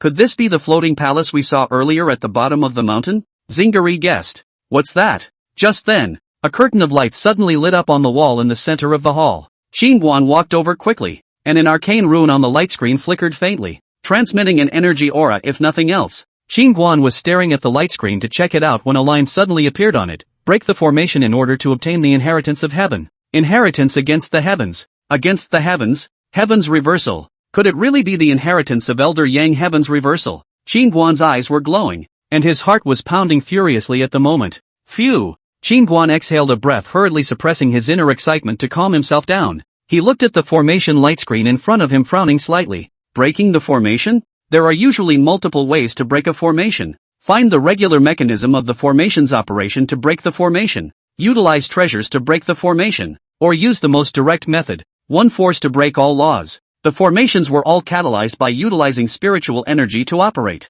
And since he was a legal illiterate, he could only try to use brute force. Qingguan took a few steps back and blasted his fist onto the light screen. Boo! Who knew that when Qingguan's fist struck the light screen, it felt as if it had struck a ball of cotton, and the power was removed as much as possible. Seeing this, Qingguan increased his strength to once again blast a fist at the light screen. The result was the same. Without causing any damage to the light screen, Qingguan was a little infuriated. He turned on the Wufu astral chi, and his fists blasted out like a blistering wind. The originally soft light curtain was a little disorganized by Qingguan for a while, and a huge vortex appeared. But Qingguan's fists didn't break through the light curtain. With your current strength, even if all 8 battle gates were opened, you wouldn't be able to break through this formation barrier. Just as Qingguan was frantically attacking the light screen, the voice of the little black pagoda suddenly rang in his head. At those words, Qingguan withdrew his fist. He almost forgot about the little black pagoda. Maybe this guy could break through this formation. Master Pagoda,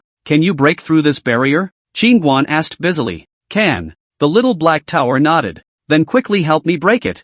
I can obtain the sword martial inheritance if I break this formation. Qingguan's tone was a bit urgent. Why should I help you? The little black tower said faintly. At those words Qingguan's face darkened. It's fine if you want me to help you. You have to promise me one condition. The little black pagoda suddenly changed its words. What conditions? Qingguan asked busily upon hearing this. Give me a little bit of that chaotic chi in your body and I'll help you break this formation. The little black pagoda said indifferently. Chaotic chi? Qingguan frowned. It's that white chi that arose inside your body that night when you went to war with your daughter-in-law. Little black tower reminded. Qingguan was a little surprised to hear this. Sure enough, that night this black tower appeared with that white gas in his body. Thinking of this, he curiously said, Master Tower, what is chaos gas? The origin of everything in the universe. The little black tower said, the origin of everything in the universe? Qingguan's brows furrowed as to why this thing had appeared after he and Nan Ro had had sex. Okay, don't think about it. I can't tell you clearly in a moment. You just need to share me a little bit. I'll tell you the way to break this formation, the little black tower said. Upon hearing this, Qin Guanqili was immediately alert, and a moment later his eyes lit up as he laughed. Wait, Master Tower, I forgot about it if you didn't tell me. I'll try to catalyze that power in the white gas and see if I can break through this barrier. Kid, you tricking me? Hearing Qin Guan's words, the little black pagoda was a bit furious. It could not wait to smack itself in the mouth. Why should it be in a hurry to remind this stupid thing? What do you mean by that, Master Tower? When did I ever want to trick you? I never had that idea. I only have respect in my heart for you now, more so than for my master. Scram! The little black tower didn't say anything after giving an angry cry. Chapter 21 Power Burial. A moment later, Qin Guan slowly clenched his fist, and a wisp of white gas quietly condensed on the fist wrapped in astral energy. Boom! Qin Guan blasted his fist on the light screen in front of him. The moment the fist came into contact with the light screen, it shattered almost instantly, turning into bits of starlight. Ha ha, it's broken! Qin Guan was so excited that he hurriedly looked behind the light screen, and at that moment, an old man with silver white hair suddenly appeared in front of him. The old man looked Qin Guan up and down. To be an 8th realm martial artist at such a young age, rare and rare. Kid has met senior. Seeing the old man, Qin Guan was a little excited as he hurriedly saluted. No need to be polite. The old man nodded slightly. Dare I ask if senior is old elder young Tian reverse? Qin Guan's voice trembled slightly as he looked at the old man with anticipation in his eyes. The old man shook his head slightly. No, it's not. Hearing the old man say no, Qin Guan's hopeful gaze dimmed with the naked eye. A face instantly written with disappointment. Young Tianqiu is my master. The old man suddenly added. What? Qin Guan jerked his head up to look at the old man after hearing this and said excitedly. Senior you? The old man stroked his beard and smiled. The old man's name is Li Burial. He is the 3rd disciple of the master, and he has been waiting here for the person who breaks the formation for more than 20,000 years, and it was you who awakened the old man. More than 20,000 years. Qin Guan was startled when he heard this, and he hurriedly asked, Senior Force Burial, you have ascended? You can think too highly of the old man. The old man is a martial artist and has no connection to the great Tao in this life. Force Burial said with some frustration. Takeshi? Qin Guan frowned in disbelief. Since Senior is the disciple of Senior Yang, can't he condense spiritual energy to cultivate the way of the sword? Force Burial shook his head with a bitter smile after hearing this. My old man's qualifications are dull, and I can't comprehend the mysteries of the martial arts created by his master. His old man. Qin Guan suddenly said with a look of urgency after hearing this. Senior, I'm also a bitter sticker earth martial artist. I want to learn the sword. Can I try? Force Burial nodded. According to the rules set by master, his old man. Back then, whoever can break this formation will be able to obtain the inheritance. And since you've broken this formation, you naturally can. After Force Burial finished speaking, an ancient book suddenly floated to Qin Guan. Thank you, Elder. Qin Guan hurriedly received the ancient book into his hands. He couldn't wait to flip it open. And when he saw the contents inside, he frowned. The remnants of the changing elemental sword technique? Back then, none of our 3 brothers could comprehend the essence of Master's Gongfu, and in order to prevent the Gongfu he had worked so hard to create from falling into disuse, Master divided the Gongfu into 3, and then set up a sealing machine in our bodies, so that after our great deaths the remnants of our souls would fly off to various places to wait for those with a destiny in future generations. Hearing Force Burial's words, Qin Guan hurriedly asked, I wonder where the other 2 seniors are. Force Burial shook his head. None of us masters or brothers have ever seen the complete elemental exchange sword technique. Hearing this, Qin Guan said in disbelief, without having seen the complete technique, how do you know that it cannot be comprehended? Force Burial laughed. There is a complete cultivation method in front of each volume, so you'll know if you can comprehend it or not once you try. Qin Guan nodded in silence, not knowing what he was thinking. You don't have to be in a hurry. This changing Yuan sword technique must be cultivated to Mahayana to open 10 gates. You still have 2 battle gates left to open. Force Burial said with a smile. Qin Guan marveled a bit. This is quite a high threshold. Seniorly, you are a 10th realm martial artist? Yes. Force Burial nodded. Elder is really great. A look of adoration immediately appeared on Qin Guan's face. Wufu opened to the 10th door of the heavenly gate. How easy it is. It is as difficult as heaven. Grow up so big. The Force Burial in front of him is the first 10-door Wufu he has seen. There is no need to be too modest. When I was your age I was only a 4th realm martial artist. You are far too excellent compared to me. Force Burial waved his hand. He added. There is another important condition for cultivating the elemental exchange sword technique. What conditions? Qin Guan asked hurriedly. Sword intent.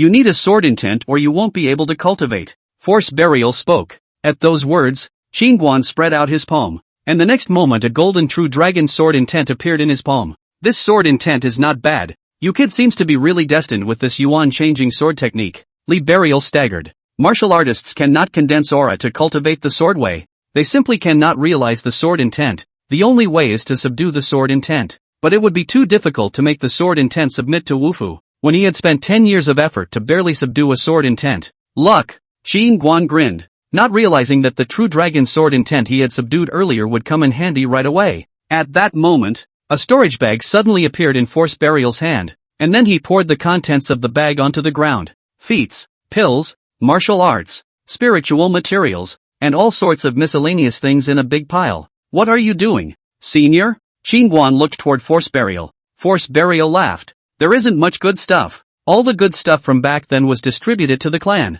so you can pick some at random, and give the rest to the group of people outside. Good. Then the late generation will not be polite. Qingguan nodded his head as he casually picked up one of the feats and realized that it was an intermediate yellow rank leg technique. The grade was too low. He immediately put it down and picked up another one. Yellow rank advanced palm technique. Still too low. Yellow order advanced blade technique. Don't. Xian rank low level sword technique. Don't. Intermediate Xian rank gun techniques. Don't. Intermediate Xian rank palm technique. Don't. Advanced ice spirit technique of the Xian order. Don't. Earth rank low level Xian yuan skill. Don't. Kid, what are you looking for? Seeing that Qingguan had rummaged through all the techniques and didn't want a single one, Li Burial couldn't help but ask. I'm looking for a more advanced sword skill. Qingguan touched his nose in some embarrassment. The only thing left about swords are those two ordinary soul weapon swords. Force Burial laughed bitterly. Okay. Qingguan nodded. At this time, he suddenly realized that the Nan family's ancestry is a yellow order intermediate palmistry.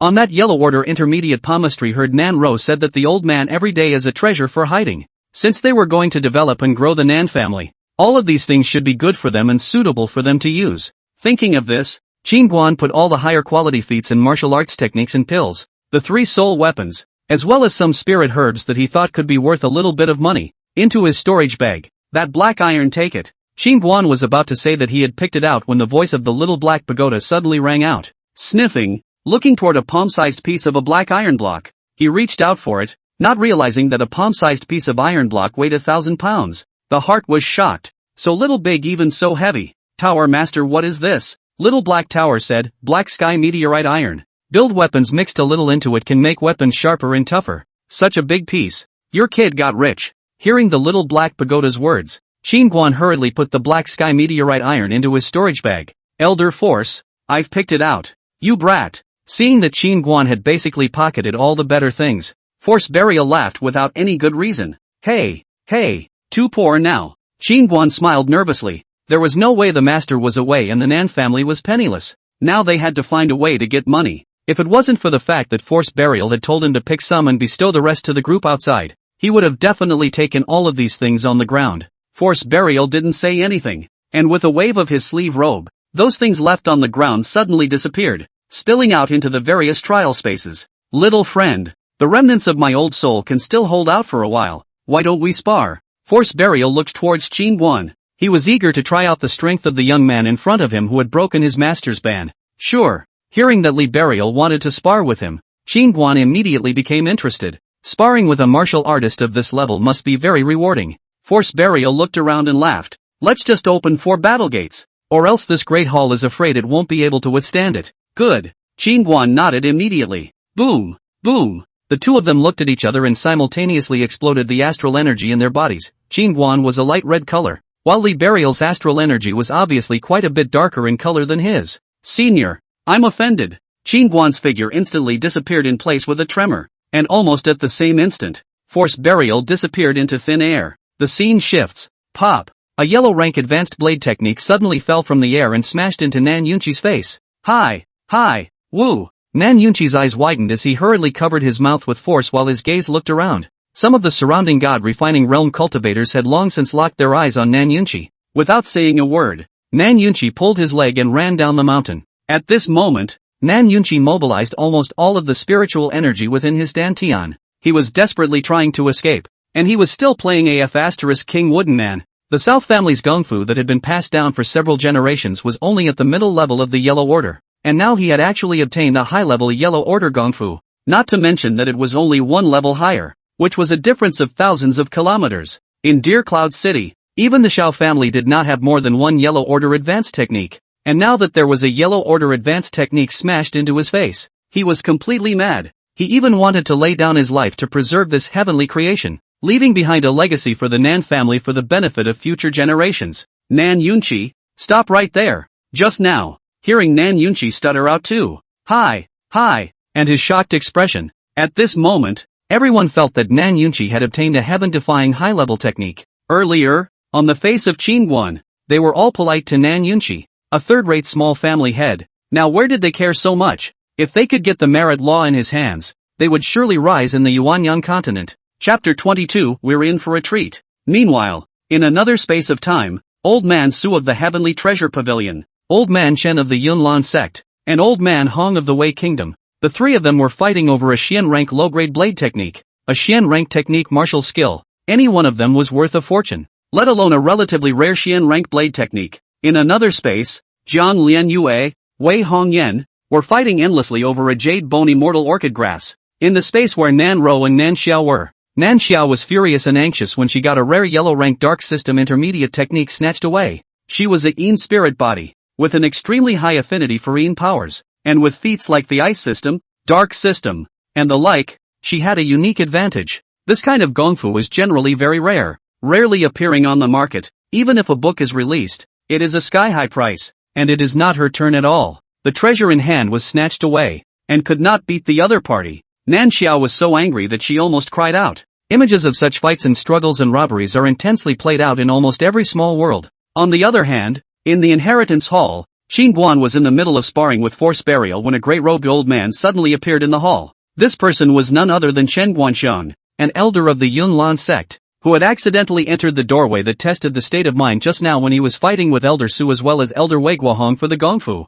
Earlier, the three of them had combined their efforts to defeat the wooden man to get the key, but none of the three had tried to go first after opening the stone door. Woodmen are so perverted. That door behind still do not know what danger lives so big, are all human, go the first quasi no good. So the three people are there in a stalemate. Just as the three were in a stalemate, a low-grade Xian rank sword technique suddenly fell from the sky, which directly broke the stalemate, and the three began to fight. At this moment, Chen Guanxiang was in the Great Hall. He breathed a little sharply. He was blessed to enter the inheritance hall by misfortune, and just as he was getting excited, two residual shadows suddenly flashed past him. Ah! Chen Guanxiang's gaze was horrified as a deep bloody gash suddenly appeared on his left cheek as well as his right arm. Chen Guanxiang hurriedly retreated to a corner of the Great Hall, looking around with an incomparably guarded expression. Bang! Bang! Bang! At this time, the distant air suddenly issued a deafening roar. Two red shadows swiftly split, swiftly merge. Speed is very fast.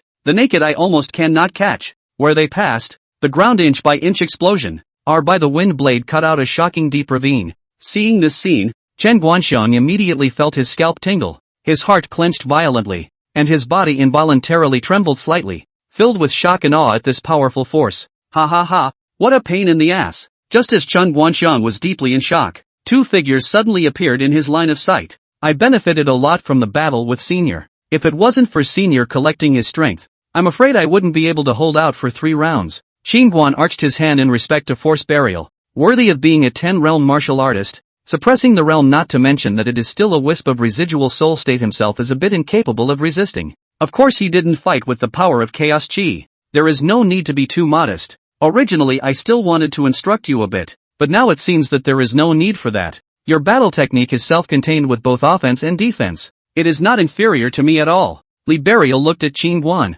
his eyes full of praise. Force Burial had just finished speaking when his body suddenly began to blur. Haha, time's up. Force Burial laughed. Little friend, I wish you to realize your dream soon. Elder, please don't worry about going. Qingguan rushed at Force Burial with a deep salute. When we meet the descendants of the old man in the future, we'll still ask for your help. Don't worry, Senior. Qingguan nodded his head. Soon, Force Burial's figure disappeared. After listening to the conversation between the two just now, Chen Guanxiang was chagrined. The inheritance of this secret realm seemed to have been obtained by Qingguan first. Regret. I'm afraid no one would hesitate to be afraid if they knew that stepping through that door would bring them to the Great Hall. It was useless to regret. The one who got the inheritance was still Qin Guan. This guy had horrible strength. Even if he had the intention to covet it, he didn't dare to make a move to grab it. Previously, outside the secret territory or underestimated his strength of a fourth realm martial artist. Today was an eye-opener. I didn't expect that a fourth realm martial artist could have such a terrifying battle power. Congratulations to young Master Qin for being pleased with this secret realm inheritance. Chen Guanxiang suddenly came to Qin Guan to congratulate him. Alas, the inheritance was obtained, just not the good stuff. Qin Guan sighed with some disappointment and said, Chen Guanxiang mouth corner twitching. No good things. Shen rank of the Gongfu cannot see from the sky thrown down, but also said that there is no good things. Lying ghosts. Don't worry, young warrior Qin. Old man doesn't have half an idea about you. Chen Guanxiang teased and added. Earlier when young Master Qin killed Song Yuan without blinking his eyes. That shows that young Master Qin not only has that strength, but also has that backbone. So the old man is self-aware. Chen Guanxiang now thought carefully. Qin Guan behind must have a big power or powerful high people backing. A martial artist of the fourth realm was not something that a small sect could afford to cultivate. And Qin Guan's status must not be low, or else the people behind him certainly wouldn't have spent such a large amount of money to cultivate him. Must not offend this person. This is the only thought in Chen Guanxiang's mind at this moment. Spirit Sword Academy was afraid of stepping on a nail this time. Yunlan sect had always been at odds with Spirit Sword Academy. The thought of Spirit Sword Academy preparing to retaliate against Qin Guan next. Chen Guanxiang couldn't help but steal joy in his heart. There was a good show to watch this time. At that moment, space suddenly began to fluctuate violently, and after a few moments of effort, everyone in the secret realm suddenly appeared in the 10,000 Demon Valley. The secret realm disappeared and everyone was teleported out. Asterisk asterisk asterisk asterisk in hell. Give back the old man's kung fu. Give back the old man's elixir. Hundreds of people just appeared in the 10,000 Demons Valley, immediately plunged into a melee. Before the sudden appearance of a large number of treasures in the secret realm, the various families and forces frantically scrambling. At the moment all the rumors to the outside gathered together. The battle intensified. Nanu. Looking at the melee of people, Qin Guan anxiously searched for Nan Ro's figure. Husband. Not far away Nan Ro saw Qin Guan hurriedly leading Nan Xiao to run over. Where is it hurt? Seeing the blood on Nan Ro's body, Qin Guan hurriedly went forward to check. Seeing Qin Guan's caring face on Nan Ro, Nan Xiao, who was injured on the side, couldn't help but feel a wave of envy and bitterness in her heart. I'm fine, husband. Xiaoer got a yellow rank intermediate dark system technique before and was robbed. You, master, are you alright? Nan Ro was about to say something when a sudden cry came from not far away. Yang Hongmei was helplessly hugging Nan Yunqi who was covered in wounds. Father! Nan Ro and Nan Xiao saw their injured father and turned pale with fear, rushing over. At this time, the dozen or so clansmen of the southern clan also discovered the family head and surrounded him, their bodies also suffering from injuries of varying degrees of severity. Xiaoer, quick look at your father. Yang Hongmei shouted hurriedly. Let me take a look. Qin Guan said as he bent down to check Nan Yunqi's injuries. The injury is not fatal, but there is excessive blood loss. After taking his pulse, Qin Guan said, Yellow rank, advanced technique, quick. Hearing that it was Qin Guan's voice, Nan Yunqi suddenly opened his eyes. He stared at Qin Guan dead in the face, his mouth squeezing out a sentence with force. Hearing Nan Yunqi's words, the crowd instantly understood that it must be the yellow rank advanced technique that had been robbed. Father-in-law, a yellow order advanced technique. There's no need to be so desperate. Just grab it, Qin Guan said indifferently. Put. Upon hearing Qin Guan's words, Nan Yunqi's eyes glazed over and he spat out a large mouthful of blood in a hurry as he began to pant unceasingly. Master. Yang Hongmei was so scared that she kept stroking Nan Yunqi's chest to smooth out his breath. Husband, father is in a hurry, so don't irritate him. Nan Ro stomped her foot impatiently on the side. She realized that Qin Guan always loved to tease her father. Chapter 23, I picked the rest. Qin Guan smiled then took out an elixir out. Come, father-in-law, take this elixir. You'll have strength after eating it. Upon seeing the pill in Qin Guan's hand,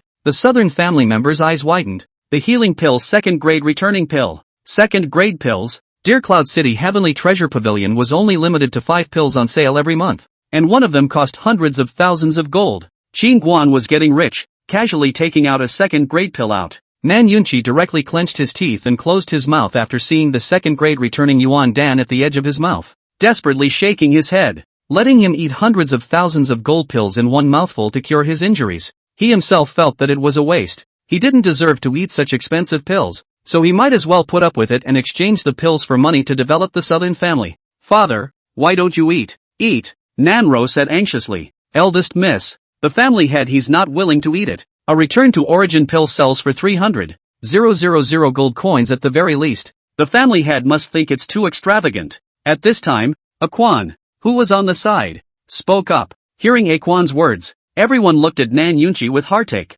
especially the dozen or so disciples of the Nan family. Following such a family head was the right thing to do. Hoo. Just then, Qingguan suddenly pinched Nan Yunchi's cheeks to make his mouth open. Is money or life important? Give me food. As soon as Qingguan finished speaking, he threw the returning Yuan Dan into Nan Yunchi's mouth. Gollum. The elixir entered his mouth and slowly flowed down Nan Yunchi's throat and into his abdomen. A stream of refined and hot energy instantly surging into his limbs and bones. In less than a tea's worth of work, Nan Yunchi's complexion was obviously much better, and he looked at the crowd with incomparable chagrin. Old me is really useless.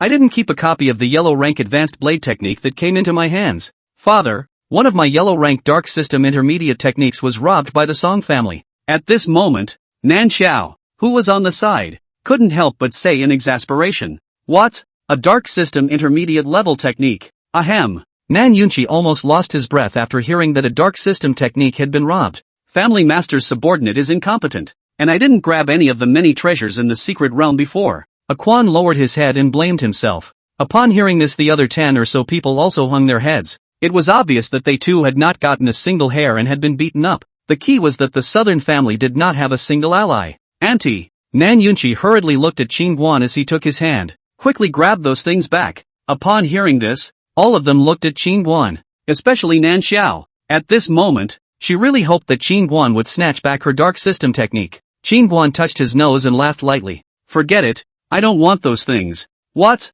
Hearing Qingguan's words, the entire Nan Yunchi lying on the ground directly ejected. Qingguan, what exactly do you mean by what you just said? Nan Yunchi asked as he stared at Qingguan. I mean, I picked all that stuff out. I never wanted it in the first place, so there's no point in grabbing it now. Hearing Qingguan's words, the southern family members instantly sucked in a breath of cold air. So many extreme treasures that were being scrambled and fought over were what Qingguan didn't want? What a loser. My auntie, why don't you want so many treasures? You, pick the rest? As Nan Yunchi was talking, he suddenly realized something. Picking the rest, meaning the better ones were taken by Qingguan? Qingguan nodded gently. Seeing this, Nan Yun hurriedly looked at the crowd. All go home. Let's not argue. Right at this moment, Chen Guanxiang suddenly walked over with a number of Yunlan sect disciples, and he said with a smile on his face, Young warrior Qin, be sure to come to my Yunlan sect as a guest when you have time. My Yunlan sect will welcome you with open doors anytime. Anywhere.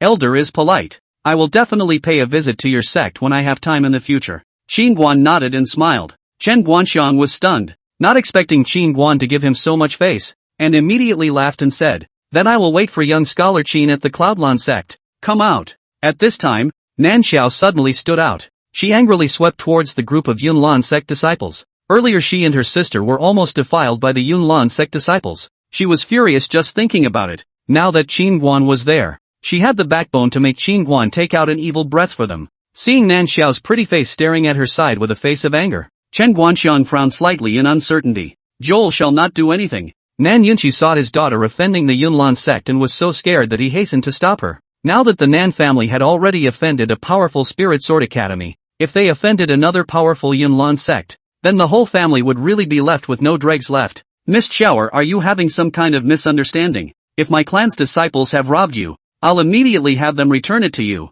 Chen Guanxiang said as he looked towards the crowd of Yunlan sect disciples. The Yunlan sect disciples all frowned and glanced at each other. With doubts on their faces, they did not start a conflict with this Nan Xiao. There is no misunderstanding. Earlier in the secret realm, 2 disciples from your Yunlan sect even attempted to treat me, to commit violence against me. Speaking at the end, Nan Xiao said in a somewhat difficult to speak shame and anger. Hearing this, Chen Guanxiang's eyelids immediately jumped. He hurriedly glanced at Qingguan and realized that Qingguan had an indifferent face and was not angry. Then he turned his head to look at the disciples behind him. Which 2 sinners are still not going to come forward for old me to apologize to Miss Nan Xiao? At this time, a Yunlan sect disciple said with some displeasure, Elder, we didn't even run into her in the secret realm. She's clearly spitting blood. Yeah, we all never even touched her. What's with the violence talk? Crazy this woman. The other disciples nodded their heads. A person from a third-rate small family dared to slander the Cloudlan sect. They were really tired of living. You guys.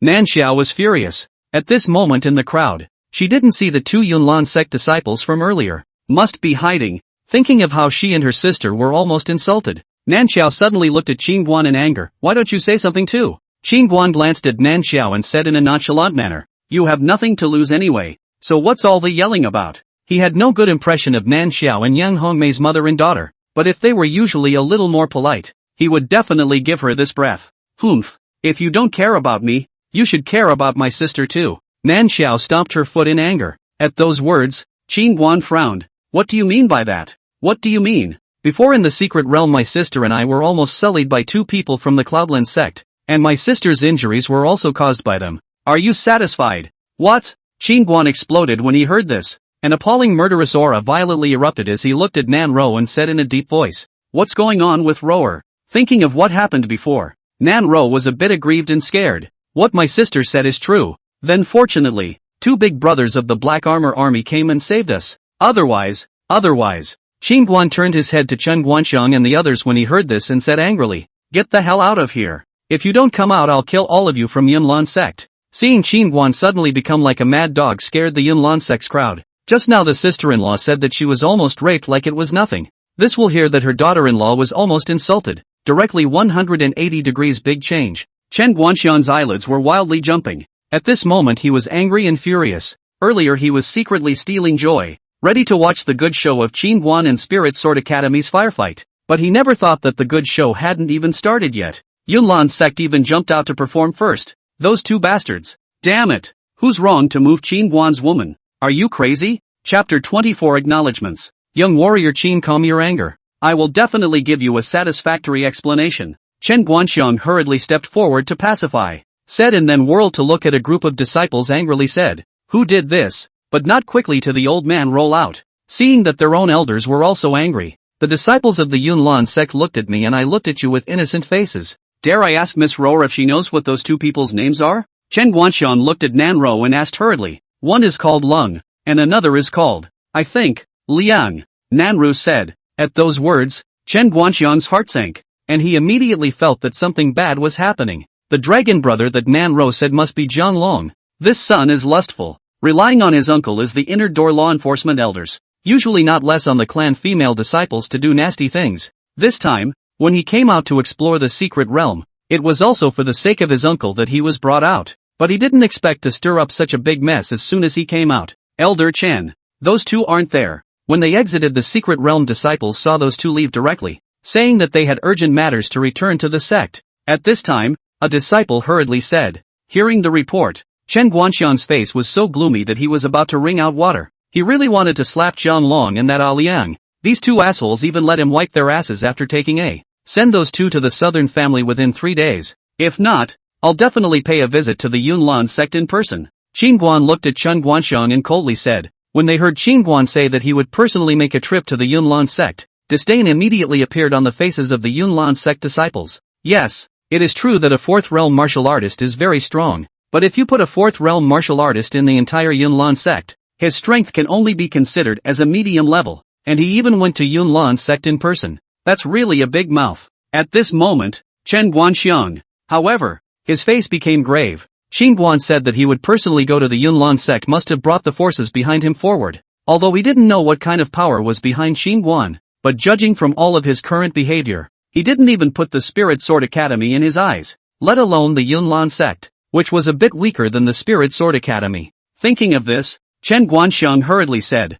Young warrior Qin, there's no time to lose. I'll go and capture those two brats. After Chen Guanxiang finished speaking, he hurriedly led the Yunlan sect disciples away. After the Cloudland sect's people left, Nan Yunqi hurriedly came to Qin Guan's side and worried. Currently, we've already offended a powerful Spirit Sword Academy, and there's nothing wrong with Roar and Shower, so why don't we? Nothing's wrong? If there's something, it's too late. Before Nan Yunqi could finish his sentence, Qin Guan directly interrupted him in a deep voice, then pulled Nan Ro away. Looking at Qin Guan tightly pulling Nan Ro's hand, while Nan Ro was leaning on Qin Guan like a little birdie, an inexplicable sourness suddenly surged in Nan Xiao's heart. Previously, Qin Guan didn't react much when he learned that he had almost been insulted, but as soon as he heard that Nan Ro had almost been insulted, he immediately became like a mad beast. Such a man who stood up for his woman should have been hers. The secret realm was almost humiliated, the merit law was robbed, and the successive bullying made her realize that she was actually still very weak,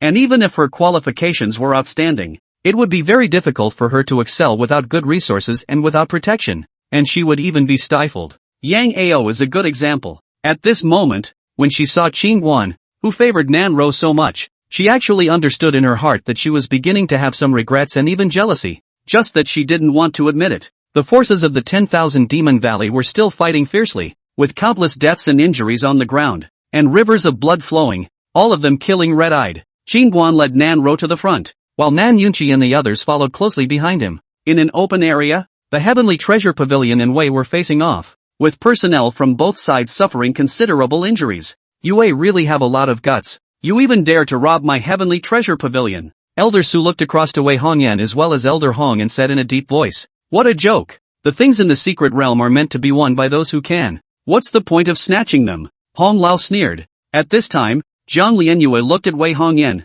"Wei Hongyan, how about we fight and whoever wins the Jade Bone Immortal Orchid Grass goes to whoever wins?" At those words, Wei Hongyan sneered. "Miss Jiang, that Jade Bone Immortal Orchid Grass is in my hands. Why would I take it out as a bet? In your hands doesn't necessarily mean it's yours, does it?" Zhang Lianyue said in a deep voice. Jade Bone Immortal Orchid Grass. After taking it, it can improve the physique and make the skin as white and delicate as jade bone. It is the immortal grass that countless female cultivators dream of getting. Earlier in the secret realm, the two women fought to the death for this immortal grass. And finally Zhang Lianyue got the immortal grass with her skill. But she never thought that at the moment of the final collapse of the secret realm, the immortal grass that came to her hand was snatched back by Wei Hongyan. So both sides fought just as soon as they left the secret realm. Since there's nothing to talk about, then continue. Zhang Lianyue's pretty face chilled, just as both sides wanted to start fighting again. Not far away, Qin Guan suddenly walked over. Seeing Qin Guan, Zhang Lianyue's beautiful eyes suddenly lit up.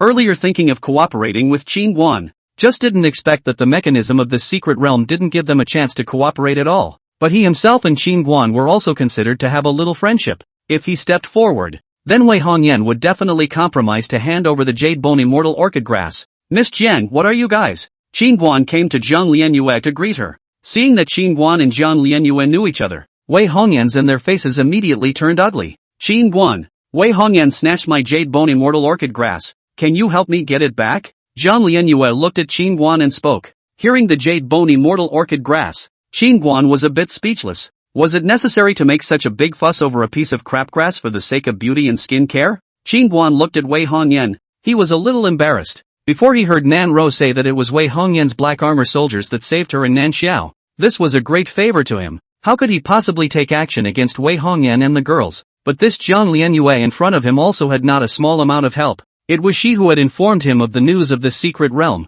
and at present, he had only obtained the remnants of the changing elemental sword technique, and in the future, he would have to rely on Zhang Lianyue to help him more to find out about the rest of the news of the secret realm. Left and right. After thinking about it, Qin Guan smiled and said, "Miss Jiang, please wait a little while until I've settled my business." Qin Guan finished walking towards Wei Hongyan's side. Seeing Qin Guan coming this way, more than a dozen of Wei's black armor army as well as Hong Lao hurriedly protected Wei Hongyan behind them, each one of them as if they were on the verge of an enemy. Qin Guan's strength was evident to all of them. "Guys, don't misunderstand." Qin Guan hurriedly smiled and arched his hand, then looked at Nan Ro behind him. When Nan Xiao also followed him, the two women hurriedly came in front of the two black-armored soldiers and saluted. "Thank you for saving the two big brothers of the army in the secret realm earlier." Seeing this, Wei's side immediately breathed a sigh of relief. So it is not looking for trouble but to thank Ha ha, the two girls don't have to be polite when they see the road and pull out their swords to help each other.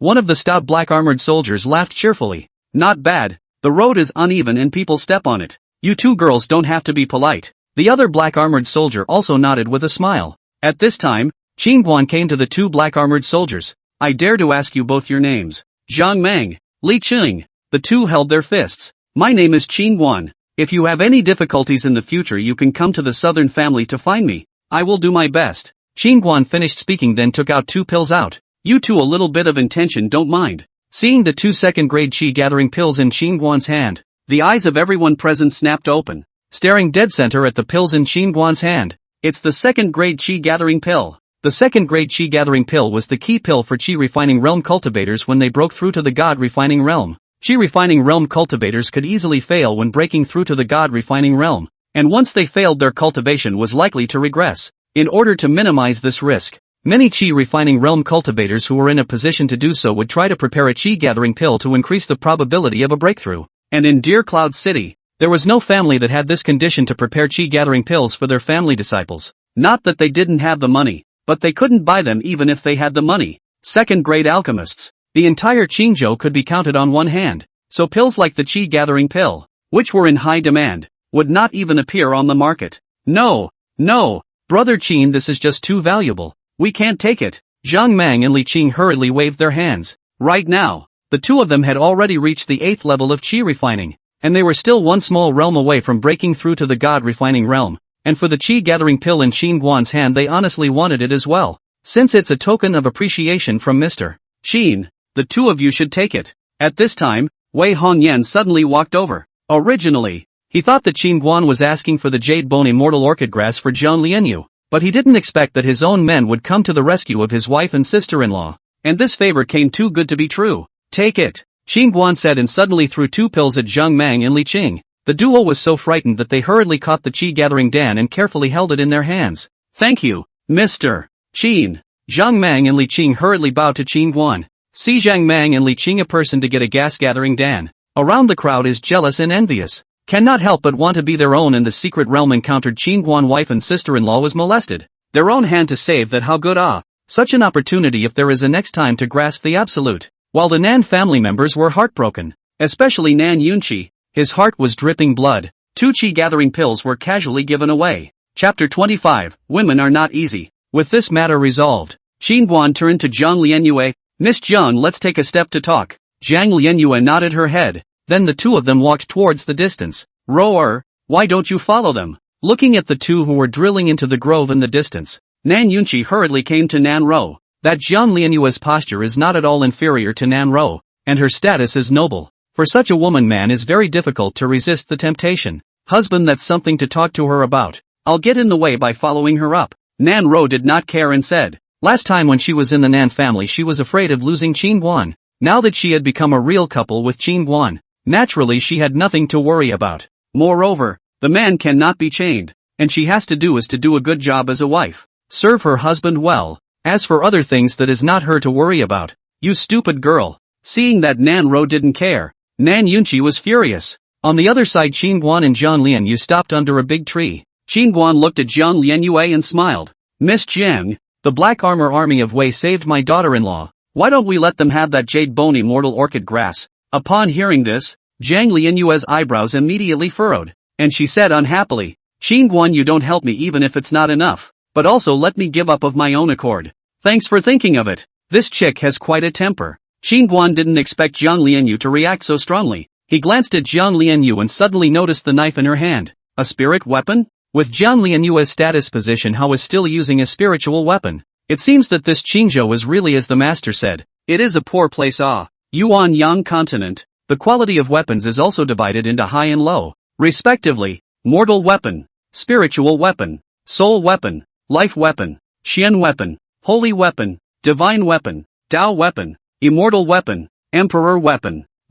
What do you think of this knife? Qin Guan suddenly took out a snow-white embroidered spring sword and asked tentatively. Soul weapon. Seeing the exquisite embroidered spring sword in Qin Guan's hand, Zhang Lianyue's beautiful eyes lit up. A soul weapon, any one of which could cause all the major forces in Qingzhou to scramble for it. And Qin Guan had actually taken out a soul weapon greatsword. What? Zhang Lianyu looked at Qin Guan with slightly raised eyebrows. Sending it to you, Qin Guan said as he handed the embroidered spring sword in his hand to Zhang Lianyue. Really? Zhang Lianyu was a bit unconvinced. This soul artifact grade knife was worth a lot. Saying that it was given away? Why don't we collect the sword and give up that immortal herb? Qin Guan asked with a smile. At those words, Zhang Lianyu hesitated a bit. If it is difficult for Miss Zhang, I will not force myself. This knife was originally intended to be given to you. Qin Guan laughed. Zhang Lianyue was a bit surprised to hear this. It was originally given to me? Qin Guan said. This time, the secret realm is thanks to Miss Zhang for informing me,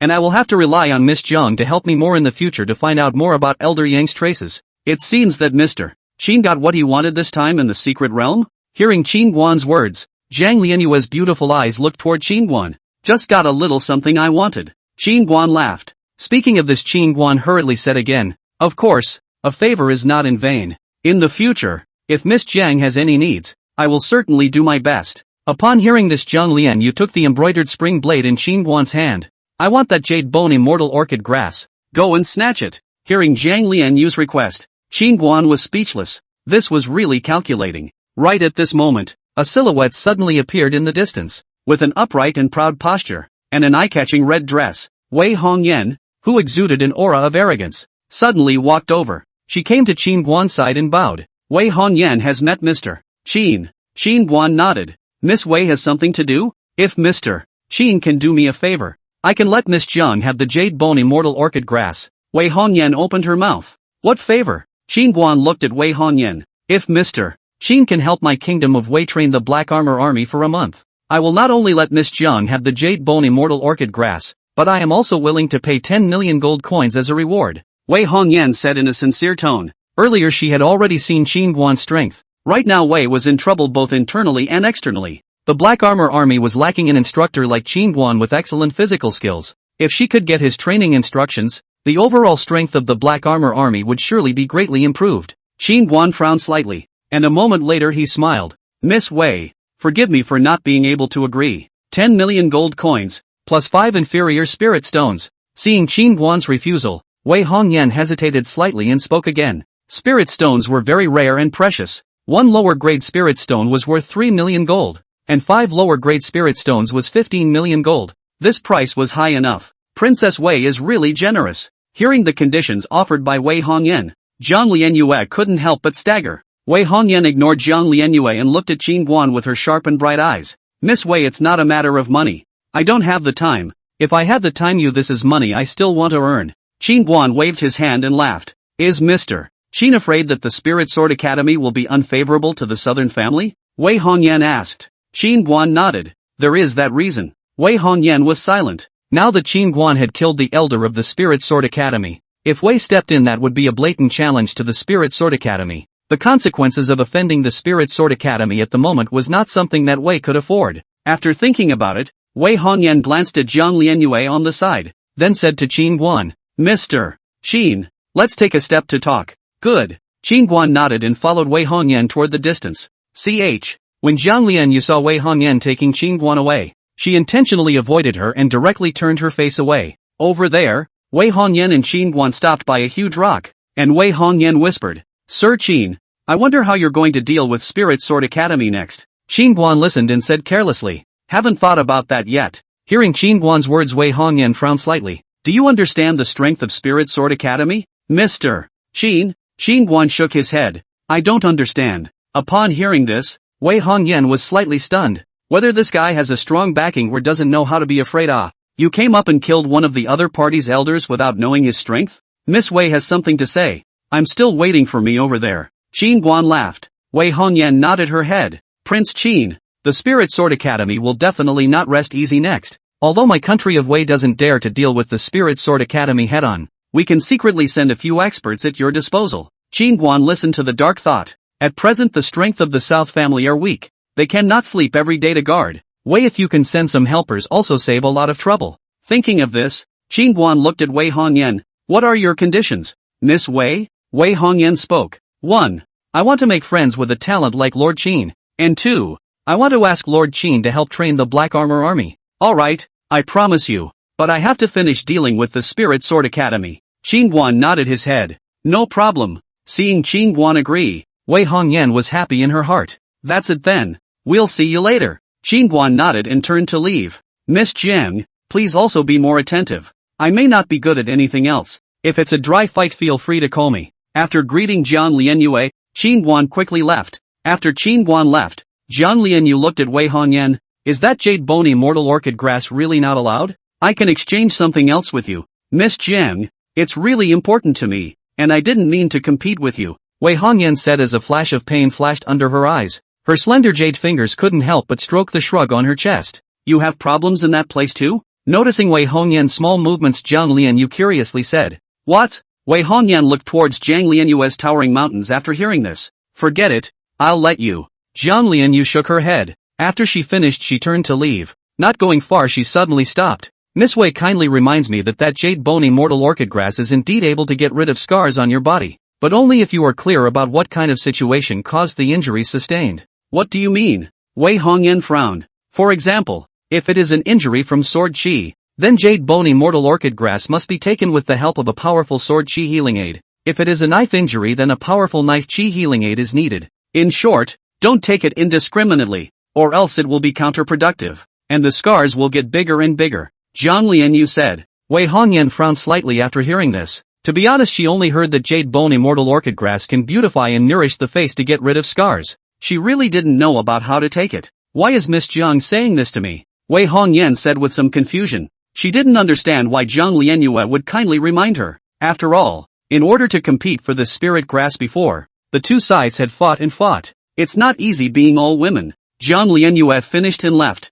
2 hours later, Qin Guan and the others returned to the southern family. Qin Guan called everyone to the hall. Everyone knew that Qin Guan had gotten something good in the secret realm, and all of them were watching Qin Guan at the moment. Qin Guan glanced at the crowd. Finally his gaze landed on Nan Yunqi. Father-in-law, to be honest, when I first came to the Nan family and learned that you were ignoring Roer, my son-in-law had quite an opinion of you. Upon hearing Qin Guan's words, Nan Yunqi's old face, which was originally full of anticipation, was suddenly pulled. He thought Qin Guan was going to give him some kind of treasure, but he didn't expect this little brat to lecture him in front of everyone. But Qin Guan was right. For Nan Rove he really owed too much. Of course, father-in-law's recent actions still make my son-in-law very touched. Qin Guan suddenly changed his words and brought out a gongfu. That's why this Xian rank advanced palm technique is considered to be Mayan Zwayer's filial tribute to you. Upon hearing Qin Guan's words, everyone in the hall's heart trembled violently, and their gazes looked deathly toward the merit law in Qin Guan's hand. Chapter 26, Kneeling.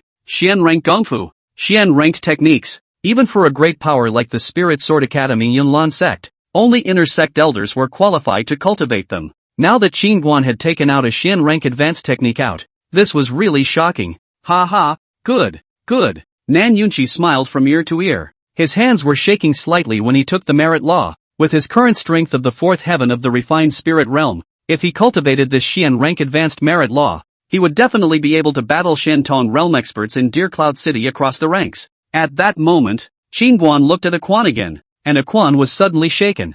Quan, last time you worked hard to clean up the east courtyard for me and Roer. This gong method is considered a reward for you. Qin Guan casually threw a gongfu to him after he finished speaking. Ah, Xian rank intermediate fist technique. Upon seeing the feat in his hand, Quan couldn't help but scream out as his blood began to boil. Poof! The next moment Quan knelt directly in front of Qin Guan and said excitedly, "Many thanks to Auntie and Missy for their reward." Now where did he not understand that it was all because Qin Guan was looking at Nan Ro's face that he was able to obtain the reward? Get up. Qin Guan nodded his head. At this moment, everyone was not calm. All of them swallowed hard and looked at Qin Guan with bated breath. What is your name? Qin Guan looked at a relatively thin Nan clan disciple. Back to Auntie. I am Nan Chang. Nan Chang shivered with excitement. I remember you are the first one to call me Auntie. When rewarded, Qin Guan threw a gongfu toward Nan Chang after he finished speaking. Nan Chang hurriedly caught it. When he saw that it was an intermediate Xian rank stick technique, his eyes lit up and he hurriedly knelt on the ground. Many thanks to Auntie and Missy for the reward. Qin Guan nodded his head and glanced at the remaining 10 or so Nan clan disciples before speaking to Nan Yunqi. Father-in-law, why don't we let them each copy a copy of this Xian rank low-level gongfu and take it to be refined? Yes. Nan Yunqi nodded. Hearing that they could cultivate Xian rank low-level techniques, the rest of the Nan family disciples were also excited. They didn't even dare to dream that they would be able to cultivate Xian rank techniques. This treatment was no less than the elders of those big powers. At this moment, all of them were secretly glad that they had fortunately chosen to stay in the southern family at that time, and had not followed Nan Shunda and Nan Yuantong in their defection. Now if those who had defected knew that each of them could cultivate Xian rank techniques, it was estimated that their intestines could repent. Here are some more spiritual herbs and pills and whatnot. You can watch over them as well. Qin Guan took out another storage bag and handed it to Nan Yunqi. Nan Yunqi hurriedly took the storage bag after hearing this. When he saw what was in the storage bag pouch, the whole person almost fainted with excitement. He had never seen so many good things in his life. At this moment, Nan Ro suddenly and quietly tugged on Qin Guan's coat. Qin Guan looked at Nan Ro and realized that her complexion looked a bit anxious, so he hurriedly laughed. Don't be in a hurry. Although I didn't get a good technique this time in the secret realm, but I picked one to keep for you. Hearing this, everyone was secretly marveling in their hearts. What grade should the gongfu that Qingguan had left for Missy be? Husband doesn't mean this. My sister, have you forgotten? Nanro finished her gaze, quickly looked over at Nan Xiao's side. Seeing this, the crowd then reacted to the fact that everyone had gained benefits. Only Yang Hongmei and Nan Xiao's mother and daughter did not, but they immediately understood something in their hearts. Before Qingguan into the South family cannot be less by the mother and daughter two people dislike. Thought Qingguan is a waste cannot cultivate not less to give him a face, but also to him as a piece of garbage to the dying Nanro. So that Nanro married, can be said to be evil intentions. It's just that they didn't expect Qingguan to be a powerful fourth realm martial artist, and he also cured Nanro's cold poison. And now Nanro's position in the Nan family can be said to be irreplaceable, because she has a Qingguan who favors her behind her. At this moment, Nan Xiao she lowered her head and bit her red lips, a pair of hands tightly tugging on the corner of her coat, not knowing what she was thinking. The face of Yang Hongmei on the side was also ugly to the extreme. She also naturally understood in her heart why Qingguan didn't give her mother and daughter a reward. It was obvious that he wanted to embarrass them. It was just that the gongfu given by Qingguan was really too tempting. The daughter's qualifications were extraordinary. If she could get a Xian rank gongfu, her strength would surely skyrocket and rise rapidly. After thinking about it, Yang Hongmei looked at Qingguan and said with a few apologies, "Auntie, what I did before was indeed a bit excessive. I promise to change in the future. Please don't be angry with me as a womanizer." "Mother-in-law, what are you talking about? In fact, I should be thanking you. Otherwise I wouldn't have married such a gentle and virtuous wife as Nanro." Qingguan laughed. Upon hearing this, Yang Hongmei smiled sarcastically. "Auntie, in the future, we're all family, not talking about two families. Do you think you can also give Xiao a copy of the gongfu?" Qingguan nodded slightly. His gaze fell on Nan Xiao and he said in a faint voice, "Of course, as long as she is willing to kneel down and apologize to me, I will give her a book." This language, as if a cold wind blowing through the hall, was instantly quiet as a pin could be heard. The air also seemed to be frozen in general, stagnant and depressing. At this time, Nan Xiao, who had been silent, raised her head suddenly. She looked straight at Qingguan, full of grievances. "Qingguan, it's true that I shouldn't have looked down on you like that in the first place, calling you a waste, but you don't have to humiliate me like that now, do you?" Seeing the situation, Nanro hurriedly persuaded from the side, "Husband, Xiao has been naughty and mischievous since she was a child. Now that you are her brother-in-law, you should be more tolerant." Qingguan was as if he hadn't heard. His complexion was as calm as water, making it difficult for people to peek into his mind. At this time, Nan Xiao turned to Nanro, her voice with a sobbing tone. "Since I was a child, relying on my father and mother to favor me, I have been scolding you and bullying you, while you don't bother with me. Sis, I know I'm wrong." Toward the end, Nan Xiao could no longer hold back and suddenly burst into tears. After the matter of the secret realm, Nan Xiao's heart to Nanro greatly changed. This apology, although she is a little resistant, but her heart is extremely sincere. Secret realm sister defiantly in front of their own, and their own previous so to her. Think of this, Nan Xiao cried, more and more powerful. The past all kinds of faults stabbed her conscience uneasy. Tears flashed in Nanro's eyes. She hurriedly came to Nan Xiao's side, wiping her tears with a handkerchief and softly said, "Sister, don't cry anymore. Let the unpleasant things in the past be in the past. We are a family." Nan Xiao suddenly jumped into Nanro's arms, sobbing uncontrollably. "Sister, in the future I will try to make up for my previous mistakes." Seeing the two sisters embracing each other, Nan Yunqi was very pleased. His eyes became moist. As the head of the family, he dreamed that the family could be in harmony and love each other. On the side, Yang Hongmei's gaze towards Nanro also surfaced a rare soft color. Just then Nan Xiao suddenly broke away from Nanro's embrace. "Wrong is wrong. Since brother-in-law wants me to kneel and apologize to him, then I will kneel." Nan Xiao finished speaking towards Qingguan as she knelt down. Chapter 27, The Mystery of the Changing Elemental Sword Technique. Nan Xiao was just about to kneel down when Qingguan suddenly whisked his sleeve and a soft astral energy instantly dragged Nan Xiao's knees. Qingguan came to Nan Xiao and laughed. "Don't take it seriously. I was just joking." Qingguan finished speaking and took out a technique from his storage bag. "This Xian rank advanced ice spirit technique is for you." Xian rank advanced ice system technique. Hearing Qingguan's words, all of them sucked in a sharp breath. This elemental type of gongfu could be much rarer than normal gongfu. Not to mention the Xian rank. Even the yellow rank elemental type of gongfu was exceptionally rare. If they could obtain a Xian rank advanced elemental technique, they would be willing to eat. Not to mention kneeling. I. Nan Xiao looked at the gongfu in Qingguan's hand for a moment. She didn't expect that Qingguan was just testing himself. She originally thought that she would be humiliated. But in the end, she obtained an incomparably precious ice system gongfu. "Your brother-in-law gave it to you. Don't take it yet." Seeing Nan Xiao stunned, Nanro gently pushed her. Ha ha, Xiaoer, what are you still standing there for? Your brother-in-law gave it to you. Don't you hurry and thank me. Yan Hongmei on the side was excited and anxious. She was afraid that Nan Xiao would refuse.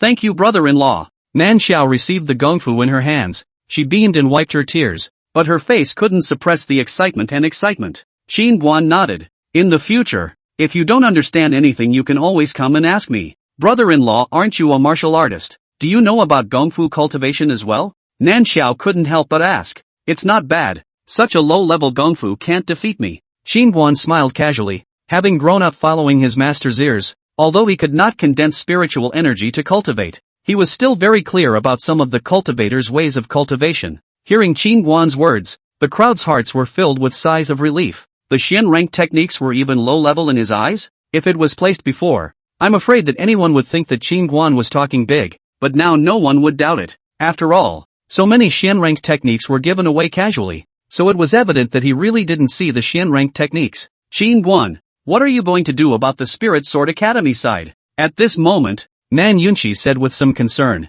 Hearing Nan Yunqi's words, all of them looked at Qin Guan. Although the harvest this time was huge, the Spirit Sword Academy was like a big stone that had been pressing on their chests. The power of Spirit Sword Academy had long been rooted in each of their hearts, and their bones were permeated with deep scorn and awe. Seeing that the crowd was feeling uneasy, Qin Guan said indifferently, you guys just focus on cultivating. I'll solve the trouble at Spirit Sword Academy. After saying that, Qin Guan left the hall with Nan Ro. After Qin Guan left, Nan Yunqi looked at the crowd. Since Auntie said so, then he must have thought of a good countermeasure. You guys now have a Xian rank technique in your hands. The most important thing right now is to concentrate on cultivation. When my Nan family grows up, you are all elders. Do you understand? Understood. The crowd shouted in unison as if they were pumped with chicken blood. On the other hand, Nan Ro walked in the courtyard on Qin Guan's arm. Husband, thank you. Nan Ro suddenly said. Thank me for what? Qin Guan asked with a smile. You have given our Nan family a new atmosphere. Previously the first elder and second elder defected with so many people and saw the Nan family in turmoil. It was you who saved the Nan family by saving the day. And you have also made our family amicable, becoming more united. Qin Guan looked at Nan Ro. In the past, your stepmother and Nan Xiao treated you so badly. Don't you complain at all? At those words, Nan Ro laughed. I resented it before. But since you saved me and gave me a new life, I don't hold any grudges against them at all, because I don't care about all that now, and I have to thank them for letting me have you. Qin Guan pinched Nan Ro's face favorably after hearing this. I'm also very lucky to have met you, but in the future you have to learn to change. There's nothing wrong with being kind, but sometimes being too kind makes it easy to suffer big losses. Understand? I understand. Nanru nodded. Soon, the duo returned to their lodgings. You can practice this technique first, and exchange it for a good one later. Qin Guan said and handed Nan Ro a local rank low-grade Xian Yuan skill. Heavens, it's actually an earth-ranked gongfu. Nan Ro looked at the gongfu in her hand in disbelief. Earth-ranked technique, how precious. This level of technique is a treasure that cannot be spread out among the major forces in Qinzhou. Husband, you are just too good to me. Saving the best for me. Nan Ro was so moved that she was about to cry. As she hugged Qin Guan and buried her head into his arms, she wasn't moved because of the earth-ranked gongfu, but because Qin Guan favored her too much. Since she was a child, except for her mother, there was no one who had been so good to her. This feeling of being loved and cared for was just too blissful. You are my wife. Isn't it right to give you the best? Qin Guan smiled as he straightened Nan Ro's hair on her forehead. Hearing this, Nan Ro wrapped her arms around Qin Guan even tighter. Feeling the softness coming from Nan Ro's body, Qin Guan's exuberant qi and blood surged up at once. Nan Ro suddenly felt her body being pestled by something. She subconsciously looked down, and moments later her white cheeks instantly became hot. Nan Ro understood, and she tilted her head and gently kissed Qin Guan on the neck. Qin Guan picked her up in his arms and walked towards the love nest. The bed curtains were quickly drawn, and a good fight ensued. The Taiyin sacred body is truly heaven-defying. Martyr, what kind of luck did this kid have? Noticing that the white mass of chaotic qi within Qin Guan's small abdomen was growing under the nourishment of the Taiyin sacred body, the little black pagoda was about to die of gluttony. Half an hour later, Qin Guan left the room and arrived at the back of the South family's mountain. Cultivate and study the changing sword technique. Boom! Qin Guan blasted out a cave with a punch at a small mountain. Entering the cave, Qin Guan couldn't wait to take out the remnants of the changing Yuan sword technique and began to study it. Although there is no dantian, but the body of the strong astral qi, changed the skill of the sword. The skill is to guide the flow of astral qi in the 8 veins. When the astral energy travels to a specific meridian intersection point, the subtle sword intent is used as a guide, causing the astral energy to vibrate and resonate. And this resonance is like a magnet attracting each other, drawing aura from heaven and earth and blending it with the astral energy. Under the urging of the sword, the rigid qualities of the astral chi and the softer essence of the aura penetrated and transformed into each other, gradually forming a kind of spiritual chi flow that could be driven by the martial artist. This spiritual energy flow is temporarily stored in the meridians, with the cultivation of more and more condensed and pure, and ultimately can be stored in the dantian as spiritual energy, for the performance of the sword skills and magical powers to provide a strong power, so that the martial artist can also use the spirit of the enemy, the world. Elder Yang deserves to be the only person in the ancient world. This principle is really bold and ingenious. Astonishing. After reading the operating principle of the changing Yuan sword technique, Qin Guan marveled, feeling as if a new world had opened up in his perception. Hiss. After reading the steps of the cultivation method, Qin Guan took a deep breath. This gong method is really not something that can be cultivated casually. Just the dense meridians and orifices drawn on it make one's head feel big just by looking at it. There are 108 orifices. The key is that when utilizing the sword intent to pull the astral energy process, the sequence of each acupuncture point cannot be wrong. If it is a wrong step, it is very likely to lead to the reversal of the meridians to injure the foundation. Qin Guan did not rush to cultivate, but repeatedly studied and familiarized himself with the main points of the gongfu, although it was a bit obscure and difficult to understand, but he was not discouraged at all in his heart. Instead, he was very excited, because Takeshi was lucky to have found a way to practice kendo. 3 days passed in a flash. In the cave, Qin Guan stood there quietly with a sword in his hand, and at the moment there was a weak stream of spiritual energy slowly condensing within the Laogong point in his palm. A moment later, Qin Guan held his sword and stabbed at the wall through the air. Pust! A sword chi was spat out from the tip of the sword and chopped straight into the wall. With a soft thud, the sword energy left a shallow sword mark on the wall. Ha ha! I've made it! I've finally made it! Looking at the sword mark, Qin Guan was ecstatic inwardly. His eyes flashed with an uncontrollable light of excitement. 3 days of diligent cultivation and fumbling had finally paid off at this moment. Although the power of the sword she sent out just now was pitifully small, but for Qin Guan this was a breakthrough of extraordinary significance. As long as this crucial step was taken, there would be a direction for future refinement. Qin Guan lovingly stroked the long sword in his hand, completely immersed in joy, for he had finally become a tiny sword cultivator, and he was no longer a bitter stick-to-the-ground martial artist. If master knew that I can now cultivate the way of the sword, he'd be so happy his beard would curl up. At this moment, Qin Guan really wanted to tell this good news to his master. Over the years, his master had gone out of his way. In order to enable him to cultivate the sword Dao, he had set foot on thousands of mountains, and he didn't know how many secret realms had been explored in search of the inheritance of the Yang heavenly reversal, but he had always come up empty-handed. Practice. Keep practicing. Now that he had just touched the threshold of the Yuan changing sword technique cultivation, Qin Guan once again sat down on his knees and operated the Yuan changing sword technique. In the blink of an eye another 3 days passed. These 3 days, Qin Guan was completely immersed in cultivation. He wasted his sleep and food. He didn't even return home. He just stayed in the cave to cultivate the changing Yuan sword technique. During these 3 days, Qin Guan didn't bother to open up other acupoints. Instead, he had been developing and condensing the Laogong acupuncture point at the center of his palm, which previously could only store spiritual energy as big as a fingernail cap, but now it could already store spiritual energy the size of an egg. According to the instructions on the Gongfu, when the changing Yuan sword technique was practiced to the Mahayana, every acupoint on the body could be opened up to a dantian chi si like that of a cultivator, and the spiritual energy would be endless and inexhaustible. Thinking about if the whole body was a sea of chi, the power that erupted would be simply terrifying. However, the body was like a container. How much power it could hold also depended on the carrying capacity of the container. So this changing Yuan sword technique could only be utilized by a martial artist with a strong physical body to bring its true power into play. The more Qin Guan cultivated, the more he could realize the terror of Yang Tian reversal, and to be able to create such a powerful technique was really admirable. Greetings, Auntie. Miss Jiang is waiting for you in the living room. Qin Guan was in the middle of his cultivation when the sound of an underling's report suddenly came from outside the cave. At the sound of the voice, Qin Guan walked out. Seeing that subordinate, Qin Guan slightly raised his eyebrows. Next time you report things, remember to knock first, no? The subordinate looked at the cave and nodded hurriedly. It's Auntie. See what this is? Qin Guan suddenly asked his subordinate, pointing at a sword slung across his back. Oh my god. A soul artifact level sword. You are truly amazing. Auntie. Seeing the long sword behind Qin Guan's back that was as bright as silver, The subordinates immediately clapped their horses and exclaimed, "Mortal weapon, spiritual weapon, soul weapon, fatal weapon, metaphysical weapon, sacred weapon, divine weapon, Taoist weapon, immortal weapon, imperial weapon. Not for you to see the grade of this sword." The corner of Qin Guan's mouth twitched. At those words, that servant was a bit confused. What did Auntie mean by this? Snap. Qin Guan patted his subordinate's shoulder. "Please call me sword cultivator from now on."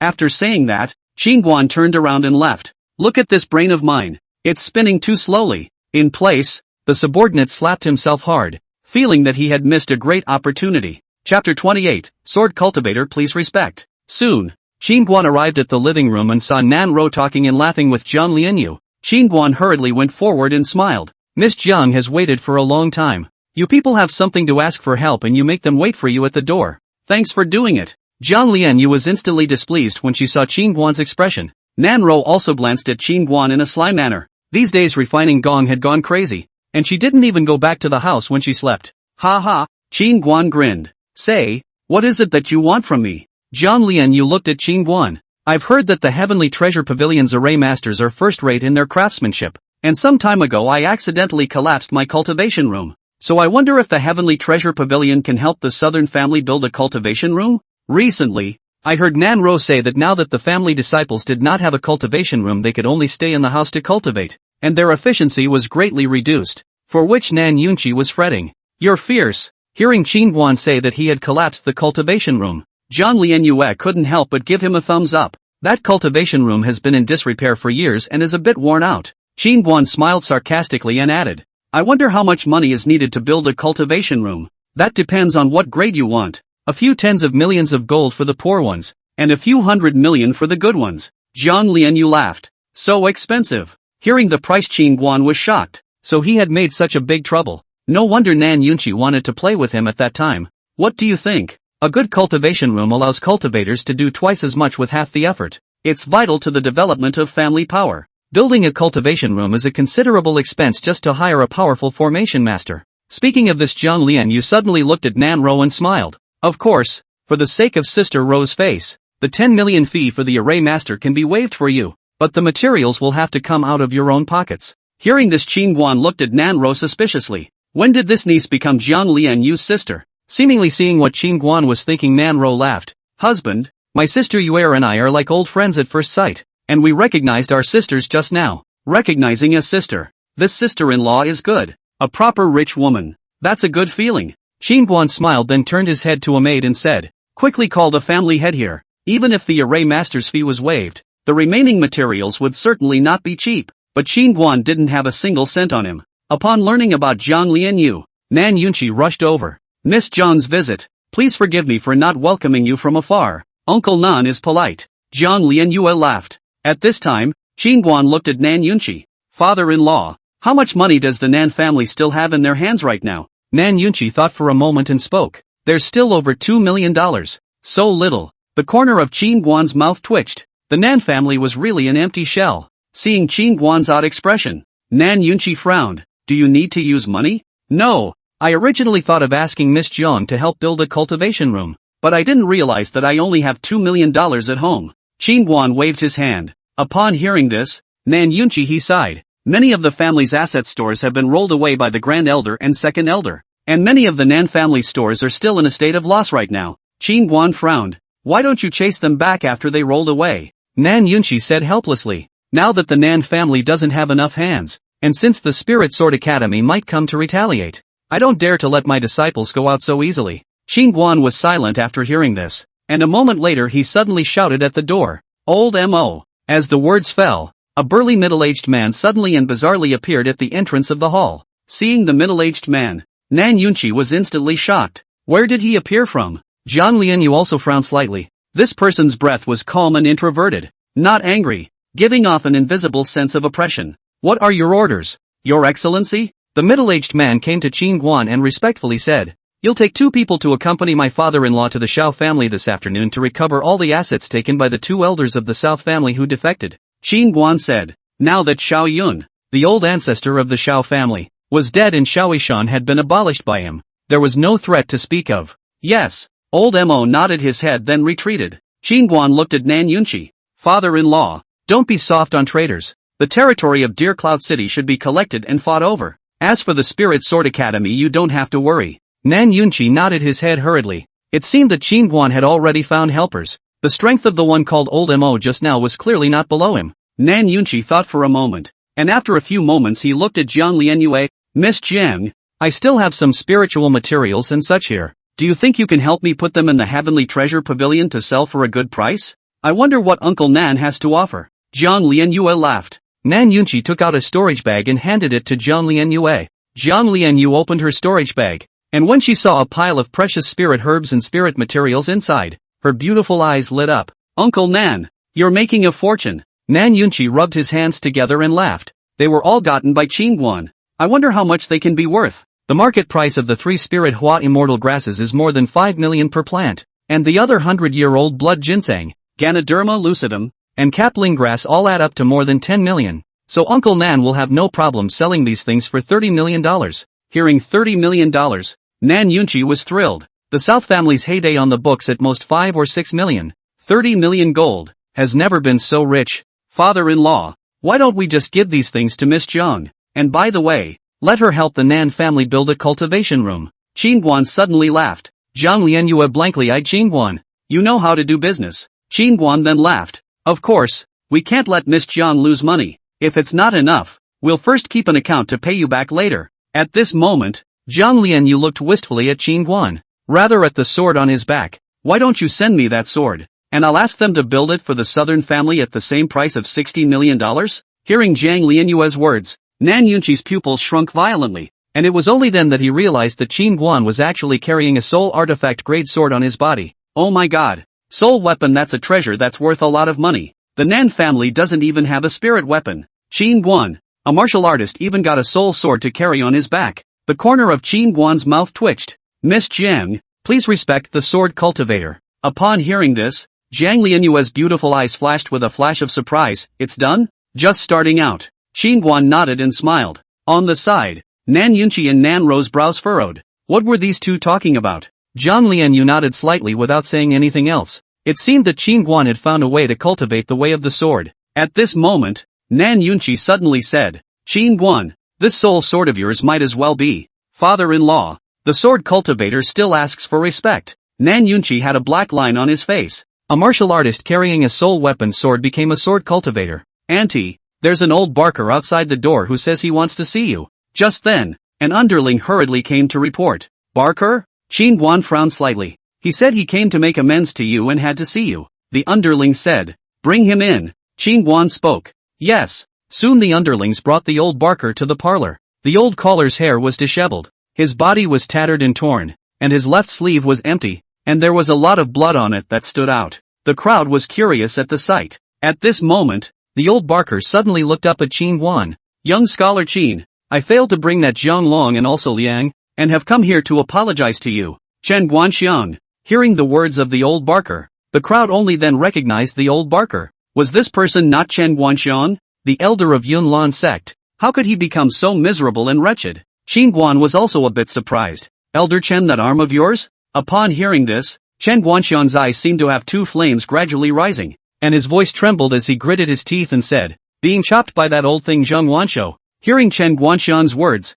the crowd was shocked again. Zhang Wanshou? Qin Guan frowned. Seeing Qin Guan's doubt, Jiang Lianyue explained. Zhang Wanshou is the patriarch of the Yunlan sect. Chapter 29. My daughter-in-law is better than your daughter-in-law. The old man that day. Soon, Chen Guanxiang told what happened to him. The general idea is that Chen Guanxiang was originally prepared to capture Zhang Long and Liang to Qin Guan to make amends, but did not think that these two were afraid of Qin Guan's retaliation, quickly fled back to the Cloudlan sect. Chen Guanxiang then informed Patriarch Zhang Wanshou about the secret realm that day, trying to get the Yunlan sect to hand over Zhang Long and Liang not to cross paths with Qin Guan. Who knows that the inner door law enforcement elder Zhao Zhijian, in order to protect nephew Zhang Long, coercioned that day to go to the secret realm of more than a dozen disciples. So they conspired with each other backwards, planted evidence and framed Chen Guanxiang and Qin Guan collusion, private possession of the secret realm of the most important treasures, in an attempt to brutalize the disciples of the clan. The people said the same thing, and in the end, Chen Guanxiang was unable to defend himself and almost spit out blood in anger. Patriarch Zhang Guanshou then asked inner sect elder Zhao Zijian to interrogate Chen Guanxiang and order him to hand over the secret treasures. Chen Guanxiang was disheartened and knew that he would surely die in the hands of Zhao Zijian, so he stubbornly resisted, and as a result, he was chopped off by Zhang Guanshou's left arm and escaped with his life. After hearing what happened to Chen Guanxiang, the crowd was sympathetic, especially Jiang Lianyue. Chen Guanxiang had always been loyal to the Yunlan sect, but he didn't expect to end up in this situation. I have nowhere else to go. So could Mr. Qin allow me to stay and work by your side? At this time, Chen Guanxiang suddenly asked, since the Yunlan sect is not benevolent, he should not blame him for being unrighteous. Right now he understands that only by following Qin Guan is it possible for him to avenge this revenge. Qin Guanxiang looked at Chen Guanxiang for a moment before he nodded. Yes, thank you, Mr. Qin. Chen Guanxiang gave a respectful salute. At this moment, Nan Yunqi hurriedly said politely, Elder Chen, from now on, you will treat the Nan family like your own. Chen Guanxiang nodded his head. If the family master has anything to do in the future, feel free to command the old man. Elder Chen is polite, Nan Yunqi said as he quickly stepped in front of Chen Guanxiang. He took out a yuan returning pill and said, Elder Chen, you've been injured quite a bit. Hurry up and take this pill. Seeing the second-grade returning yuan dan in Nan Yunqi's hand, Chen Guanxiang looked stunned and hurriedly said, this is too expensive. Although I have lost an arm, a few days of conditioning will do. Nan Yunqi shook his head and placed the elixir into Chen Guanxiang's hand as soon as he could. Elder Chen, my Nan family is far from being comparable to the Cloudlan sect, so I only have this one healing elixir. I hope you don't mind it. Although Chen Guanxiang had lost an arm, he was a genuine Xian Tong realm expert, and if he could stay in the Nan family in the future, the strength of the Nan family would be greatly increased. Thank you, Family Master Nan. Chen Guanxiang didn't push back any further and put away the return to origin pill. Hurry up and arrange a clean compound for Elder Chen to heal his wounds. No slowness, Nan Yunqi hurriedly instructed his subordinates. Soon Chen Guanxiang was brought down. I'll send someone to come and build the cultivation room in the afternoon. There's still some business over at the Heavenly Treasure Pavilion, so I'll take my leave. At this moment, Jiang Lianyue got up and smiled. This matter still requires Miss Jiang to personally worry about it. Old me is really flattered. Flattered. Nan Yunqi hurriedly nodded his head in thanks with a fawning face, and that pleasing look was so close to calling out his aunt. Certainly cannot blame him for flattery. Tianbao Pavilion Formation Master is not a general formation master can be compared. In the past, on the status of the South family, I'm afraid that 8 carries sedan chair to invite. People may not even look at you. Sister Yuer, I'll see you off. At this moment Nan Ro suddenly took Jiang Lianyu's hand and walked towards the door. Seeing her daughter and Jiang Lianyue so intimate, as if they had been close friends for years, Nan Yunqi frowned. When did the two of them meet? Just met just now, Qin Guan said casually. Nan Yunqi was silent. A moment later he suddenly looked at Qin Guan and questioned. Qin Guan, honestly, are you having an affair with Miss Jian? After the secret realm came out, Qin Guan and Jiang Lianyu went into the grove. The southern family had offended the Spirit Sword Academy. Jiang Lianyu dared to help the southern family at this time. Jiang Lianyu identity how noble, and now also in Nan Ro recognized sisters. All this is obviously in Qin Guan has a relationship. Before the Qin Guan also told him what to return a person's love, and does not recognize the Heavenly Treasures Pavilion. Now it seems that it is not at all as simple as it seems. Father-in-law, don't talk nonsense. This would not be good if Roer heard it. Qin Guan was speechless. Anyone with eyes can see that you and Miss Jiang have a great relationship. And besides, Roer, she's not a little cutie. Wouldn't be able to tell? Nan Yunqi spoke up. I was entrusting her with something, and she should be looking at my thick thighs and wanting to befriend me. So she's helping out righteously. Understand? Qin Guan did not have the good sense to say. I admit that I looked away at first. Your thighs are indeed quite thick. But the other party is the Heavenly Treasure Pavilion. And the Heavenly Treasure Pavilion doesn't go so far as to hug your thighs. Right? Father-in-law. To be honest, your vision is not as good as Zoe's or Jiang Lianyue's. It's too short-sighted. Upon hearing this, Nan Yunqi instantly gasped. You're saying that old husband is short-sighted? Don't think that just because you're very capable of fighting that you can't be big or small. Let me tell you, even if you're more powerful, Lao Fu is still your father-in-law. And Roer is also your wife. The corners of Qin Guan's mouth twitched. He actually had no words to retort. Seeing that Qin Guan didn't say anything, Nan Yunqi's face slowed down. Of course, I still want to solemnly thank you. If it wasn't for your help, I'm afraid that I wouldn't be able to keep my position as the head of the family. Not only are you a good aunt, but you are also a valuable person to our Nan family. It should be. It should be. Qin Guan nodded and laughed. Actually, it's normal for a man to have 3 wives and 4 concubines. The old man just hopes that you won't let row her down. Just be nice to her. Nan Yunchi suddenly spoke. Father-in-law, I think your mind should be on family development now. Zoe, I will definitely not fail you, just rest assured. No. As soon as Qin Guan's words left his mouth, Nan Yunchi suddenly shook his head. You don't understand what I mean. At those words, Qin Guan frowned and looked at Nan Yunchi, who said, I think that if you have the ability to make that girl young as a little, it is not a good thing. You think if you marry her, in the future, the cultivation resources will not worry. The crisis of the Spirit Sword Academy may also be able to easily solve. And that girl Jiang is not a bad posture, is also a stunning beauty. For you is simply a 1-2 punch. Hearing Nan Yunchi's analysis, Qin Guan was speechless. I think you have bad teeth. What do you mean? Nan Yunchi said with some confusion. Soft rice eating habit. Qin Guan laughed. Qin Guan's words directly made Nan Luck explode. Brat! What do you mean? You give me the words clearly. Who is used to eating soft rice? You backwards. Old man is better than you. What's wrong with a backwards door? My daughter-in-law is better than yours. Qin Guan raised his eyebrows defiantly. You. Qin Guan's words directly disliked Nan Yunchi. On one side was his own daughter-in-law. On the other side was his own daughter-in-law. It was not good to say anything about anyone, but honestly, as a wife, Nan Ro can be 100 times more gentle and virtuous than Yang Hongmei. You're pissed off, old me. Nan Yunchi was so angry that he kept stroking his chest. If it wasn't for the fact that he couldn't beat Qin Guan, he would have done it a long time ago. What's wrong? Why are they still arguing? Nan Ro, who had finished sending off Jiang Lianyu, heard Qin Guan and her father arguing from a distance, and she hurried in. Seeing Nan Ro, Qin Guan said in a deep voice, Your father scolded me for being a backslider. Chapter 30. The future is bright. Nan Ro looked at Nan Yunchi in anger after hearing this. Father, how can you talk about husband like this? Husband has done so much for the Nan family, given the Nan family so many precious feats in martial arts. He saved the Nan family. Aren't you chilling people by saying this? Seeing Nan Ro reacting so strongly, Qin Guan hurriedly pulled her back and advised, Rower, let it go.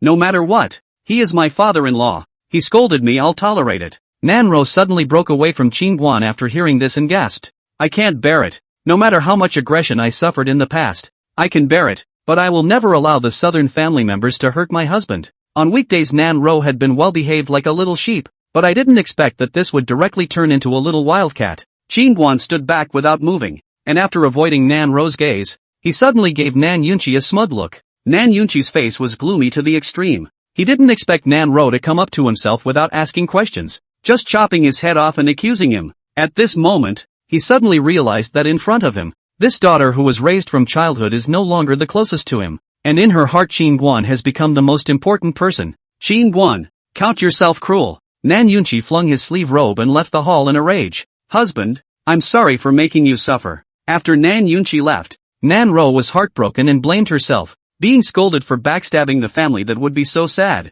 Ha ha, I don't feel aggrieved at all that you can protect me like this. Qin Guan tilted his head and laughed, wrapping his arm around Nan Ro and heading out of the hall. In the afternoon, Jiang Lianyu sent 5 array masters to start building a cultivation room for the Nan family, and after learning that the family had invited an array master from the Heavenly Treasure Pavilion, all the people in the Nan family were thrilled. These days they had cultivated Xian rank techniques. Their own strength had obviously increased by several ranks, and currently they urgently needed to use the cultivation room to test and consolidate what they had gained from their cultivation. On the other hand, old Mo brought 2 people in Nan Yun up to the Xiao family. Since Xiao Yun was killed by Qin Guan, Xiaoishan was abolished. The Xiao family's door was closed tightly, and the disciples within the clan did not go out if they could, and changed the arrogance and dominance of the past, and directly hunkered down. Seeing the lofty and imposing gatehouse of the Xiao family, Nan Yunchi's heart was still a bit scornful. After all, the Xiao family was previously the #1 family in Deer Cloud City. A thin dead camel is also bigger than a horse. Why did family master Nan stop? Seeing Nan Yunchi standing in front of the Xiao family's gate and hesitating to enter, old Mo frowned. Nan Yunchi turned his head to look at old Mo and said with some concern, Old Mo, it's just the 4 of us. Is that okay? If the southern family master is afraid, you can wait outside and the 3 of us can just go in. Old Mo said expressionlessly. With the strength of the 3 of them, they were enough to sweep all the family forces in Deer Cloud City. They were the secret guards of the Wei Imperial family, and a small Xiao family was not even in their eyes. Scared. Ha! Nan Yunchi snorted and finished by directly knocking on the Xiao family's door. Who is it? Hearing a knock on the door, one of the guards inside the door was alert. Old me, Nan Yunchi, has come to pay my respects. Nan Yunchi said in a loud voice. Our master of the house is not seeing guests. the doorman returned. Old me is not here to see your family head. Please also call out Nan Shunda and also Nan Yuantong. Nan Yunchi said in a deep voice. They are not in our Shao family. The doorman said. No, where did it go? Nan Yunchi asked hurriedly. I don't know. At those words, Nan Yunchi was silent. Could it be that the duo had been scared away? Nan family master, please make way. At this time, old Mo walked over. Nan Yun glanced at old Mo before stepping aside. Boom! Nan Yunchi had just retreated away when the Shao family's gate was directly blown apart by old Mo's punch. Daring, my Shao family. Bang! A few guards inside saw that old Mo was just about to say something when his body directly flew backwards. Enemy attack! Enemy attack! Seeing old Mo and the others breaking into the courtyard, a guard of the Shao family hurriedly shouted out. Soon, dozens of Shao family members all rushed out. Shaoishan swept his eyes at Nan Yunchi's few people, and after not spotting Qin Guan he instantly said angrily, Nan Yunchi, you have great guts. You dare to barge into my Shao family? Seeing the Shao family members all murderous, Nan Yunchi's eyelids jumped as he hurriedly stepped forward and politely said, Shao family master, don't be offended. I'm just here to look for someone. Nan Yunchi also did not expect this old Mo to be so barbaric. The moment he came up to the Shao family's door to try and shatter, this will in turn have a little bit of heart up. Nan Yunchi, you don't think you want us to return to the Nan family, do you? Just then, a sneer suddenly came from the back of the crowd. Soon, the duo of Nan Shunda and Nan Yuanton led more than 20 disciples of the Nan family to the front. Just now that gatekeeper said that you guys are not in the Shao family. Did you even change your family name? Seeing the duo, Nan Yunchi said in a cold voice. Nan Shunda immediately said, what does being there or not have to do with you? Nan Yunchi, didn't you come here to beg us to go back? Telling that there's no door to trying to get us to go back to the Nan family. Now, everyone with eyes knew that Qin Guan had killed an elder of the Spirit Sword Academy, and that the Spirit Sword Academy would not let it go. According to the time projection, the Spirit Sword Academy's people should be coming to Deer Cloud City soon. At this time Nan Yunchi came. He must be trying to beg them to go back to the Nan family to face the Spirit Sword Academy together. Nan Yunchi couldn't help but laugh in exasperation. You guys also think too highly of yourselves. My Nan family doesn't have the habit of recycling garbage. This time, the old man has come to take back the property that belongs to the Nan family. Hurry up and hand it over if you two are sensible. Nan Shunda heard this and said angrily. Nan Yunchi, what are you dreaming of in this broad daylight? The foundation that the Nan family has saved up over the years, each of us has a share in it. By what right do we give it to you? Nan Yuanton also looked at Nan Yunchi. Nan Yunchi, we've already separated from the Nan family. You have no right to interfere with us. Just then, old Mo suddenly threw a punch. Bang! Nan Shunda, who was standing at the front, directly spat blood and flew out. Xiantong realm. Noticing old Mo's cultivation, the people present were startled. When did the southern family have an additional Xiantong realm powerhouse? Discovering that old Mo was a Xiantong realm expert, Nan Yunchi, who was still a bit nervous, immediately gained a sense of confidence as he looked at Nan Shunda and the others and coldly said, hurry up and hand over the Nan family estate, or else I'll beat you to death. As the words fell, Nan Yuantong and the others instantly panicked, and one by one, they all turned their gazes towards Shaoishan. Give it to them. Shaoishan did not have the slightest hesitation. These outsiders who had defected to the Shao family, he did not want to offend this Xiantong realm powerhouse in front of him for them. Upon hearing this, the faces of Nan Yuantong and the others became ugly. If they were to give away the properties in their hands, they would not drink the northwest wind in the future. Ugh! Just as Nan Yuantong hesitated, old Mo blasted him away with a punch. Just as Nan Yuantong's body landed on the ground, old Mo suddenly appeared in front of him and stomped on his chest. Good man, spare my life. I'll give it. Nan Yuantong was so scared that he hurriedly begged for mercy. At that, old Mo looked at Nan Shunda with an expressionless face. Nan Shunda rushed over with a shiver of fear. I'll give it all to you. Too soon, the two of them took out the paper deeds of some of the Nan family's store properties. Facing a Xiantong realm expert, they were halfway out of their depth. Nan Yunchi hurriedly walked over to check the deed. After confirming that it was correct, he nodded at old Mo. Go. Old Mo turned to leave. Seeing the old Mo trio leave, Nan Yunchi hurriedly followed. He did not expect this old Mo to be a Xiantong realm powerhouse. Indeed, a hard fist is king. This was too easy to do. After a few people left, Nan Shunda and Nan Yuantong came in front of Shaoishan. Family Master Shao, is this something to be endured just like that? Nan Shunda covered his chest and said unwillingly. Shaoishan's eyes narrowed slightly. Don't be anxious, after enduring for so many days, I don't care about a moment. When the strong men from Spirit Sword Academy arrive, Qin Guan, the southern family will all have to die. I wonder what kind of people will be sent over from the Spirit Sword Academy and when they will arrive. Nan Shunda glanced at Shaoishan. In the past few days he had noticed that Xiaoishan had been secretly flying letters with someone. He thought that it must be related to the Spirit Sword Academy. Brother Shunda, aren't you asking a bit too much? Xiaoishan suddenly looked at Nan Shunda. I wouldn't dare. Qingguan's strength isn't bad, and the one called Old Mo just now isn't simple either.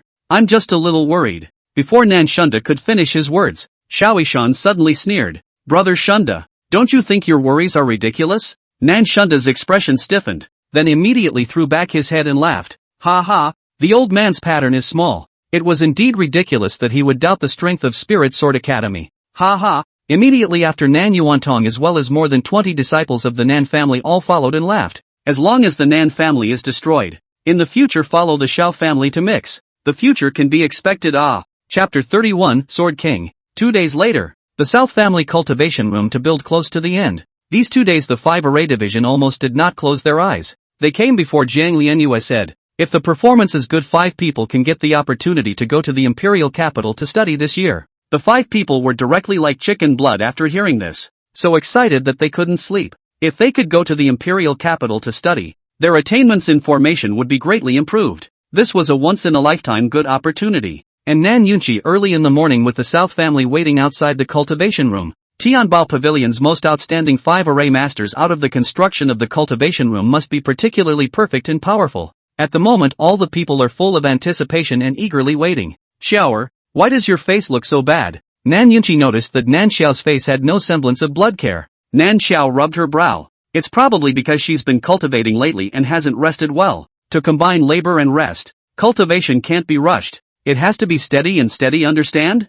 Nan Yunqi preached. Aha. Nan Xiao nodded her head then laughed. Father, my cultivation has already reached the great perfection of qi refining. As long as the cultivation room is built, I will impact the god refining realm. Hearing Nan Xiao's words, the crowd was stunned. This cultivation speed was too amazing. They remembered that Nan Xiao was at the 7th level of qi refining when she came out of the secret realm, and this was only 8 short days that she had broken through 2 small realms consecutively? Xiaoer, are you telling the truth? Nan Yunqi said with some excitement. Aha. Nan Xiao nodded her head. Thanks to that Xian rank high level ice spirit skill my brother-in-law gave me, or else I wouldn't be that fast. Nan Xiao said as she came to Nan Ro's side. Sister, how come I don't see my brother-in-law cultivating in the back of the mountain? Nan Ro laughed. This cultivation maniac, harboring in a cave all day long. His daughter-in-law doesn't even care. Nan Yunqi didn't have the good sense to say. Ever since he was disliked by Qingguan 2 days ago, Nan Yunqi still had a stomach full of anger. A man can only guard his woman if he is strong. If you were half as hard-working as Auntie, you wouldn't have to be only at the 4th level of god refining. And now Xiaoer would have caught up with you in no time. Yang Hongmei on the side suddenly choked back. Now she finally saw clearly. Qingguan is the thickest thigh of the South family. Think of the heart all regret at first really blind. So good a golden son-in-law to Nan Ro. You. Nan Yunqi was speechless. How is it that now he, the head of the family, can't stand anyone? Family master. The masters have all come out. At this time, Quan suddenly said. Upon hearing this, Nan Yunqi hurriedly walked towards the 5 formation masters of the Heavenly Treasure Pavilion. Masters, it's really hard work. Quickly look at the tea. Master, please have some tea. Master, please have some tea. Nan Ro and Nan Xiao hurriedly carried the steep tea to the 5 formation masters. You 2 ladies are welcome. The 5 formation masters took the tea. Everyone, please follow me as I introduce you to the functions and usage of the cultivation room. An old formation master at the head of the group laughed as he held a teacup. Good, then I'll take care of master. Nan Yunqi nodded hurriedly. Soon the crowd followed the old man into the cultivation room. These 10 are training rooms. Each training room is divided into 4 layers. The strength of each layer of wooden figures ranges from the refined body realm to the Xiantong realm, and they will mimic the moves of the memorized trialists, and battling against them will enable them to effectively see their own inadequacies.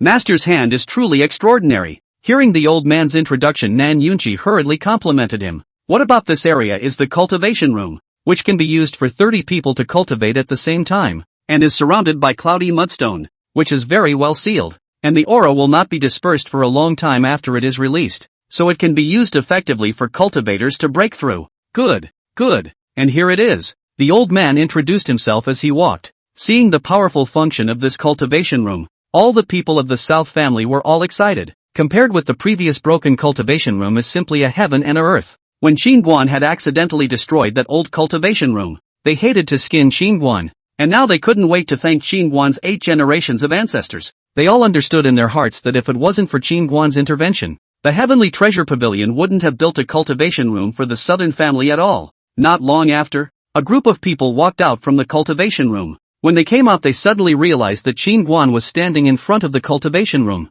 and behind him the 3 old Mos and Chen Guanxiang were looking into the distant air with grave expressions. Following the gazes of a few people, Nan Yunqi and the others quickly realized that a middle-aged man and a white-robed boy with a sword were suspended in the air not far away. The middle-aged man stood with his arms folded, his eyes scanning the people below like looking at mole crickets, while the white-clothed teenager beside him was playing with a flying sword in his hand, his face carrying a color of playfulness if nothing else. After realizing that those two were wearing Spirit Sword Academy attire, Nan Yunqi and the others' expressions also instantly became incredibly grave, especially that middle-aged man, who was able to levitate and stagnate in the air without the aid of external objects. His cultivation was at the very least in the peak of Dengfeng realm, as only powerful cultivators above the 5th realm could do this. There were no more than 20 cultivators above the 5th realm in the entire Qingzhou, and each one of them was a terrifying existence that shook one side. I didn't expect Spirit Sword Academy to send out such a powerful expert right off the bat. And right at this moment, the white-clothed boy in the air suddenly guided his sword finger, and the flying sword in his hand instantly chopped towards the crowd below. The flying sword arrived below in the blink of an eye at a surprisingly fast speed, and just when that flying sword was still more than a foot away from Qin Guan, old Mo suddenly appeared in front of him. He threw a punch. Boom! The flying sword and old Mo's fist instantly clashed together, and as a wave of terrifying energy exploded, old Mo retreated 3 large steps in a row, each step leaving a deep footprint on the ground, and the flying sword had somehow returned to the teenager's hand. The great sword master. Old Mo looked at the teenager, his expression became grave, and blood dripped out of his sleeve. Ha ha ha! Just then, a loud laugh suddenly came from not far away. The crowd turned their heads to look and realized that Xiaoishan was leading a group of people towards the side, and behind him were more than 60 people, including the 20 or so disciples of the South family who had defected. The Xiao family had been silent for many days and suddenly poured out their nests, quickly attracting many family forces in Deer Cloud City to watch. At this moment, many people had surrounded the South family at some point in time, and there was no lack of some family forces that were thinking of coming to gain benefits. Xiaoishan, what do you mean by this? Seeing that so many people had come from the Xiao family, Nan Yun said in a deep voice. Xiaoishan ignored Nan Yunqi and instead hurriedly bowed respectfully towards the two in the air. Xiaoishan of the Xiao clan greets Instructor Yan Rong and meets Su Lai Tianjiao. Greetings to Instructor Yan Rong. Greetings to Tianjiao Su Lai. Dozens of people behind Xiaoishan shouted in unison, their voices shaking the clouds. Upon hearing the names of the duo, everyone present looked into the air in shock. Yan Rong, Su Lai. Although these two people present had never met, these two names were like thunder. Yan Rong, Silver Instructor of Spirit Sword Academy, Cultivation Peak Realm, Sword Dao Attainment Sword King Realm. On the Qingzhou Sword Dao ranking, there was the saying of 1 Emperor, 3 Zun, and 5 Sword Kings, and this Yan Rong was one of the 5 Sword Kings, whose strength could be imagined. Su Lai, Spirit Sword Academy, one of the 3 great demons, is Yan Rong's favorite disciple. Only 17 years old, cultivation is already the peak of the refined God realm. Its sword attainments are even more amazing. It is said to have stepped into the realm of the Great Sword Master. 17 years old Great Sword Master, even if placed in the entire young generation of the Qingzhou, is the existence of the attention of the existence of the young generation. In the air, Yan Rong glanced at the Xiao family's crowd below. His eyes still held contempt, but to be able to look at them, the crowd felt that they were giving the Xiao family face. At this moment, all the people of the Xiao family were all staring at Qin Guan. Their eyes were filled with anger and killing intent, especially Xiaoishan, who wanted to rush up and eat his flesh. On the other hand, Nan Shundat and the others were arrogant and complacent. Each of them held their heads high and seemed to be showing off their wise move of defecting to the Xiao family. Chapter 32, Come and get it if you want it. The southern family is afraid that it's completely finished this time. Someone in the corner sighed. 1 Su Lai is enough for them to suffer. Not to mention a 5th realm sword king who is strong enough to crush a party's power. Quickly look at that Qin Guan. All too scared to speak. Right. The other day in the 10,000 Demon Valley, how arrogant and majestic. This will see the Sword King of the 5th realm directly began to pretend to be a grandson. The crowd looked at Qin Guan, all shaking their heads. The young man would eventually pay the price for his impulsiveness. Spirit Sword Academy is really decisive enough to send Yan Rong here. At this moment, on one of the roofs of the southern family, Elder Su looked at Yan Rong in the air with some surprise and said, Jiang Lian Yue, who was on the side, did not speak, but kept her eyes on Qin Guan below. Miss, today, We at the Heavenly Treasure Pavilion are afraid that we won't be able to help Qingguan even if we step in. Elder Su looked at Jiang Lianyu and said, Elder Su, do you think Qingguan needs our help? Jiang Lianyu suddenly asked with a smile. Hearing this, Su Lao was silent. From the beginning to the end, Qingguan had asked for help from the Heavenly Treasure Pavilion in addition to building a cultivation room for the Southern family. As for the side of the Spirit Sword Academy, he had never opened his mouth. Not being afraid of the Spirit Sword Academy, that meant that Qingguan must have something to look up to, but at this moment, apart from the 4 Xian Tong realm experts behind Qingguan, Elder Su didn't find any other strong people. We have to do the same as before. Qingguan doesn't need to help, and if necessary, we can step in to protect the Nan family, especially Sister Nan Ro. Jiang Lianyu said softly. Understood. Elder Su nodded. Who is Qingguan? Step forward. At this moment, Yen Rong in the air suddenly looked at the South family's crowd. Director Yen. It's him. He's the Qingguan who killed Elder Tsong. Shaoishan hurriedly pointed at Qingguan and said angrily. Upon hearing this, Yen Rong looked at Qingguan. You're the one who defeated Song Yuan with a single punch? Yes. Qingguan nodded. Yen Rong frowned slightly. I heard that you are a 4th realm martial artist? After learning that Song Yuan was killed in seconds by a 4th realm martial artist, he was a little disbelieving. Being at the same 4th realm, that Song Yuan was at least a great sword master. How could he be instantly killed in seconds by a 4th realm martial artist? The higher-ups of the Spirit Sword Academy also felt that there was something fishy about this matter, and felt that there must be someone high up behind Qingguan, so they sent Yen Rong over directly as a precautionary measure. No, I am not a martial artist. I am a sword cultivator. Qingguan pointed to a sword on his back and laughed. Director Yen, don't listen to his nonsense. He's just a 4th realm martial artist. Martial artist astral energy can't fool anyone. We've seen it with our own eyes. Shaoishan hurriedly waved his hand. He didn't understand what this Yen Rong was babbling about. A sword king facing a 4th realm martial artist was still treading there. Make you doubt me? Right at this moment, Qingguan suddenly drew his sword and stabbed it through the air at Shaoishan, who was standing in front of him. Thumbs up. A ray of sword light instantly pierced through Shaoishan's brow. Shaoishan looked at Qingguan with wide eyes. The bottom of his eyes filled with astonishment. You're a martial artist. How are you able to emit sword chi? People are ruined and still dare to stand up and yell. How stupid. Qingguan finished putting his sword back on his back. Under the words, Shaoishan fell straight to the ground. Seeing this scene, everyone in the arena froze. Just now Qingguan's sword, they really felt the spiritual power. How in the world did he do it? Martial artists don't have dantian. What they cultivate out is astral energy. How did he catalyze the spiritual power? I know. He must have obtained a supreme treasure in the last secret realm. I heard that as soon as he left the secret realm last time, he casually took out a lot of second-grade pills and gave them away. And that soul sword in his hand must have been obtained in the secret realm as well. Right at this moment, an elder of the Shao family hurriedly said. Hearing this, many of the surrounding forces all looked at Qingguan. What that Shao family elder said just now was indeed correct. At that time, many people did see Qingguan take out a lot of extremely high-quality pills out to give away. It seems that Qingguan must have gotten some kind of supreme treasure. That's why he was able to catalyze the spiritual power. Qingguan raised an eyebrow and smiled. The treasure is all here with me. If you want it, you all come and get it. Hearing Qingguan's words, everyone looked at Yen Rong and Su Lai.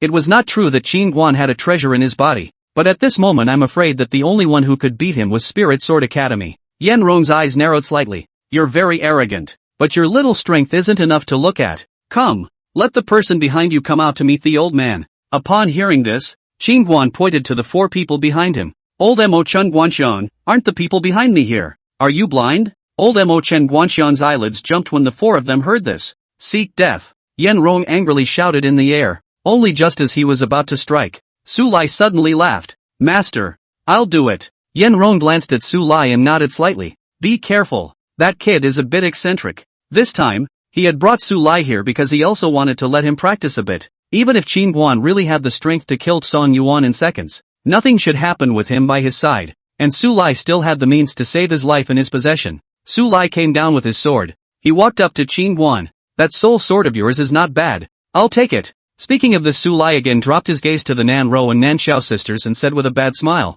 those 2 chicks are not bad either. I'll take them too. Qingguan's face was expressionless. Cut the crap. Come and get it if you want it. Clank. A sword roar suddenly rang out. Su Lai suddenly held his sword and chopped it down at Qingguan's head. Spiritual energy gulped out. The sword light was as blinding as the shining sun, instantly drowning Qingguan. As the sword light dispersed, Su Lai suddenly realized that Qingguan had disappeared. and his sword slash was empty. Boom! Boom! Just as everyone was quickly searching for Qin Guan's figure, a deafening roar suddenly came from the distant air. The crowd hurriedly looked up into the air, only to see Qin Guan, who was shrouded in red astral aura, holding his sword and slashing madly at Yen Rong. There weren't any flashy moves, it was just slashing at Yen Rong like he was splitting wood. Yen Rong's eyes were filled with shock. At this moment, he no longer had his previous lofty demeanor, and for every slash Qin Guan made, he grimly held his sword and blocked it horizontally. Each strike from Qin Guan seemed to carry tens of thousands of pounds of force, shaking him to the point that he stumbled,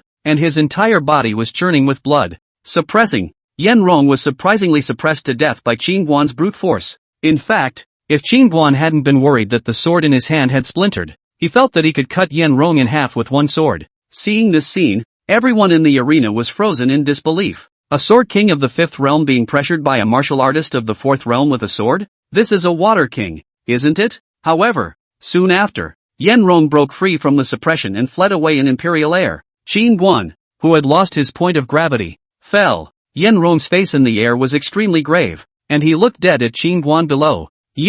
Before he could finish his words below, Qin Guan's body disappeared once again. Seeing this, Yen Rong's eyelids jumped as he hurriedly retreated backward violently. This retreated directly to dozens of feet away. Just as he stopped, a red aura suddenly flashed past in front of Su Lai from below. In the next moment, Su Lai's entire head flew out directly. Pust! The blood is like a column. Su Lai's headless body took 2 steps backward with an open hand and collapsed onto the ground in a whirlwind. A jade talisman still clutched in his hand. Chapter 33. The jade talisman is sealed with a life-preserving aptitude, and Su Lai didn't have time to crush his head before he flew out. Too fast. Qin Guan's speed was too fast, and Su Lai didn't expect Qin Guan to suddenly kill a horseback. Ah! How dare you, harlot! Seeing his beloved disciple's head being sliced off by Qin Guan's sword, Yen Rong in the air roared up to the sky with his eyes wide open. The next moment, Yen Rong suddenly appeared in the sky above Qin Guan's head. His hands quickly pinched the sword neck. In his back, a handle emitting an appalling incomparable energy gas sword quietly condensed. Only a moment that gas sword was bursting to dozens of feet. Appalling incomparable. Raging sword rampage. Yen Rong roared as he slammed his palms together against Qin Guan. In an instant, the dozens of feet of air sword wrapped with terrifying energy like a white lightning, slashed down fiercely towards Qin Guan. Retreat! Qin Guan flicked his sleeve and a soft force pushed the crowd behind him directly into the distance. At that moment, the air sword in the air chopped down with a loud bang. Boom! Accompanied by a loud roar. Uncontrolled energy turbulence instantly swept in all directions, wreaking havoc crazily, and for a time, flying sand and thick smoke rolled out. The crowd's gazes were horrified as they looked toward where Qin Guan was. Only the field was filled with smoke and they couldn't see anything. As the smoke slowly dissipated, the crowd realized that there was only a huge deep pit where Qin Guan had been, and there was blood everywhere on the ground. The man was gone. Ha ha ha, dead. That little finally died. A disciple at the location of the Shao family said excitedly. That sort of director Yen just now was simply destroying the sky and the earth. That little cutie. Surprisingly, she stood there and tried to carry it hard. It would be strange if she didn't die. Nan Shunda skimmed his lips in disdain. He's not carrying it hard. He can't dodge it at all. On the side, Nan Yuantong laughed coldly. On the roof of a distant house, Elder Su shook his head in regret. It's a pity. He should have been able to dodge that sword if he hadn't been trying to save those people from the southern family. How come? Jiang Lianyu murmured. She couldn't believe that Qin Guan would die so easily. Husband! Husband! Nan Ro ran to a pile of rubble. Her hands kept picking at a pile of stones, and a body could be vaguely seen in the cracks of the rubble. Brother-in-law! When Nan Xiao saw a person buried under the stone, she also rushed to pick the stone. Hurry! Quickly help! Nan Yunqi roared at the crowd. Soon, a bloody and headless body was peeled out by the crowd. Haha, the head is gone. Good death! Wonderful death! Seeing the crowd of the southern family surrounding a headless corpse, an elder of the Shao family clapped his hands. Nan Yunqi, your good son-in-law is dead. Let's see how arrogant you can still be this time. Nan Shunda suddenly let out a loud laugh. He's not husband, he's Su Lai. Just then, Nan Ro suddenly said. Being reminded by Nan Ro, the crowd only then remembered that Su Lai had been decapitated by Qin Guan with a sword earlier, and his body had collapsed in this place. Since it wasn't Qin Guan, where did he go? Seeing Nan Ro looking around for Qin Guan as if she had lost her soul, Chen Guanxiang consoled. Don't worry, Missy, it's impossible for young Master Qin to be killed by that sword. That day in the secret realm, the power that Qin Guan had erupted when he sparred with Force Burial was far stronger than the sword that Yen Rong had just used. Elder Chen, where did that husband go? Nanro asked hurriedly. Chen Guanshan looked into the air and said, "Can't you guys notice that Yen Rong has also disappeared? Young Master Qin must have gone after him." The crowd heard this and then realized that Yen Rong had also disappeared. Joke, Qin Guan went after Yen Guide. He's a 4th realm martial artist going after a 5th realm sword king. Rushing to his death? In the distance, Nan Shunda sneered. Upon hearing this, Chen Guanshan looked at the Shao clan and the others and cursed. "You bunch of scumbags. Just now you've been there all the time shading yourselves. I've long since looked at you all with displeasure." Speaking of this, Chen Guanshan turned his head to look at Nan Yunqi. Nan family head. These people obviously want to follow Spirit Sword Academy to take revenge. According to my old man, why don't we just exterminate all of them while we're at it? This word out of the Shao family crowd immediately looked angrily toward Nan Shunda. Yen Guide is not present now. This thing still pops up to provoke is not looking for death. Nan Shunda's old face was as ugly as if he had eaten. He almost forgot that if that Yen Rong wasn't present, they would be scum to the current Nan family. Chen Guanxiang, I didn't expect you to be here as well. Right at this moment, a group of cultivators in blue attire suddenly appeared not far away. The crowd followed the sound and realized that it was actually someone from the Yunlan sect. Zhao Zijian. Seeing an old man at the head, Chen Guanxiang's face suddenly became hideous. "Hey, two chicks, we meet again." At this moment, the two teenagers suddenly smiled and greeted Nan Ro and Nan Xiao, who were not far away. Nan Ro and Nan Xiao's faces instantly became ugly. These two were the same Jiang Long and Aliang who tried to insult them that day. "Which one is Qin Guan? I heard that you're going to meet our Yunlan sect personally. Come, let me see where exactly you got your confidence from." Zhao Zijian swept his gaze over the crowd and laughed. Hearing Zhao Zijian's words, the Shao family members were overjoyed. So this Yunlan sect had come to settle the score with Qin Guan. Immediately, an elder of the Shao family hurriedly walked up and said respectfully to Zhao Zijian, "Elder, that Qin Guan and tutor Yen Rong both disappeared while fighting." Disappeared? At those words, Zhao Zijian's face sank. It seemed that they were too late. The main reason why they had come here was because they had gotten word that Spirit Sword Academy had avenged Song Yuan and had even sent Yen Rong over. How could killing a 4th realm martial artist possibly require a silver mentor to personally come out? There must be something else going on. Coupled with the fact that Chen Guanxiang had said that Qin Guan had obtained an inheritance in the secret realm that day, and that many people had seen Qin Guan casually taking out the Qi gathering pill and giving it away at that time, in response to which they had speculated that the Spirit Sword Study's revenge was fake, and was actually rushing to the secret realm's treasures. "How long has Yen Rong disappeared?" Zhao Zijian asked hurriedly. It didn't take long. It was only a tea's worth of work. The Shao family's elder was busy replying, "I'll go after them." A black-robed old man behind Zhao Zijian hurriedly flew towards the east after he finished speaking. "Uncle, I heard that Qin Guan got a lot of treasures last time. He must have shared a lot of them with the southern family as well." At this time, Jiang Long suddenly laughed badly. Speaking at the same time, his eyes could not help but look at Nan Ro and Nan Xiao. Today, these two chicks he was bound to get. Zhao Zijian nodded slightly, and then he looked at the South family's crowd. "If you're sensible, hurry up and hand over the treasures you obtained from the last secret realm, or don't blame us for being impolite. Your Yunlan sect is really shameless." Just then, Zhang Lianyue and Elder Su walked over with a dozen guards.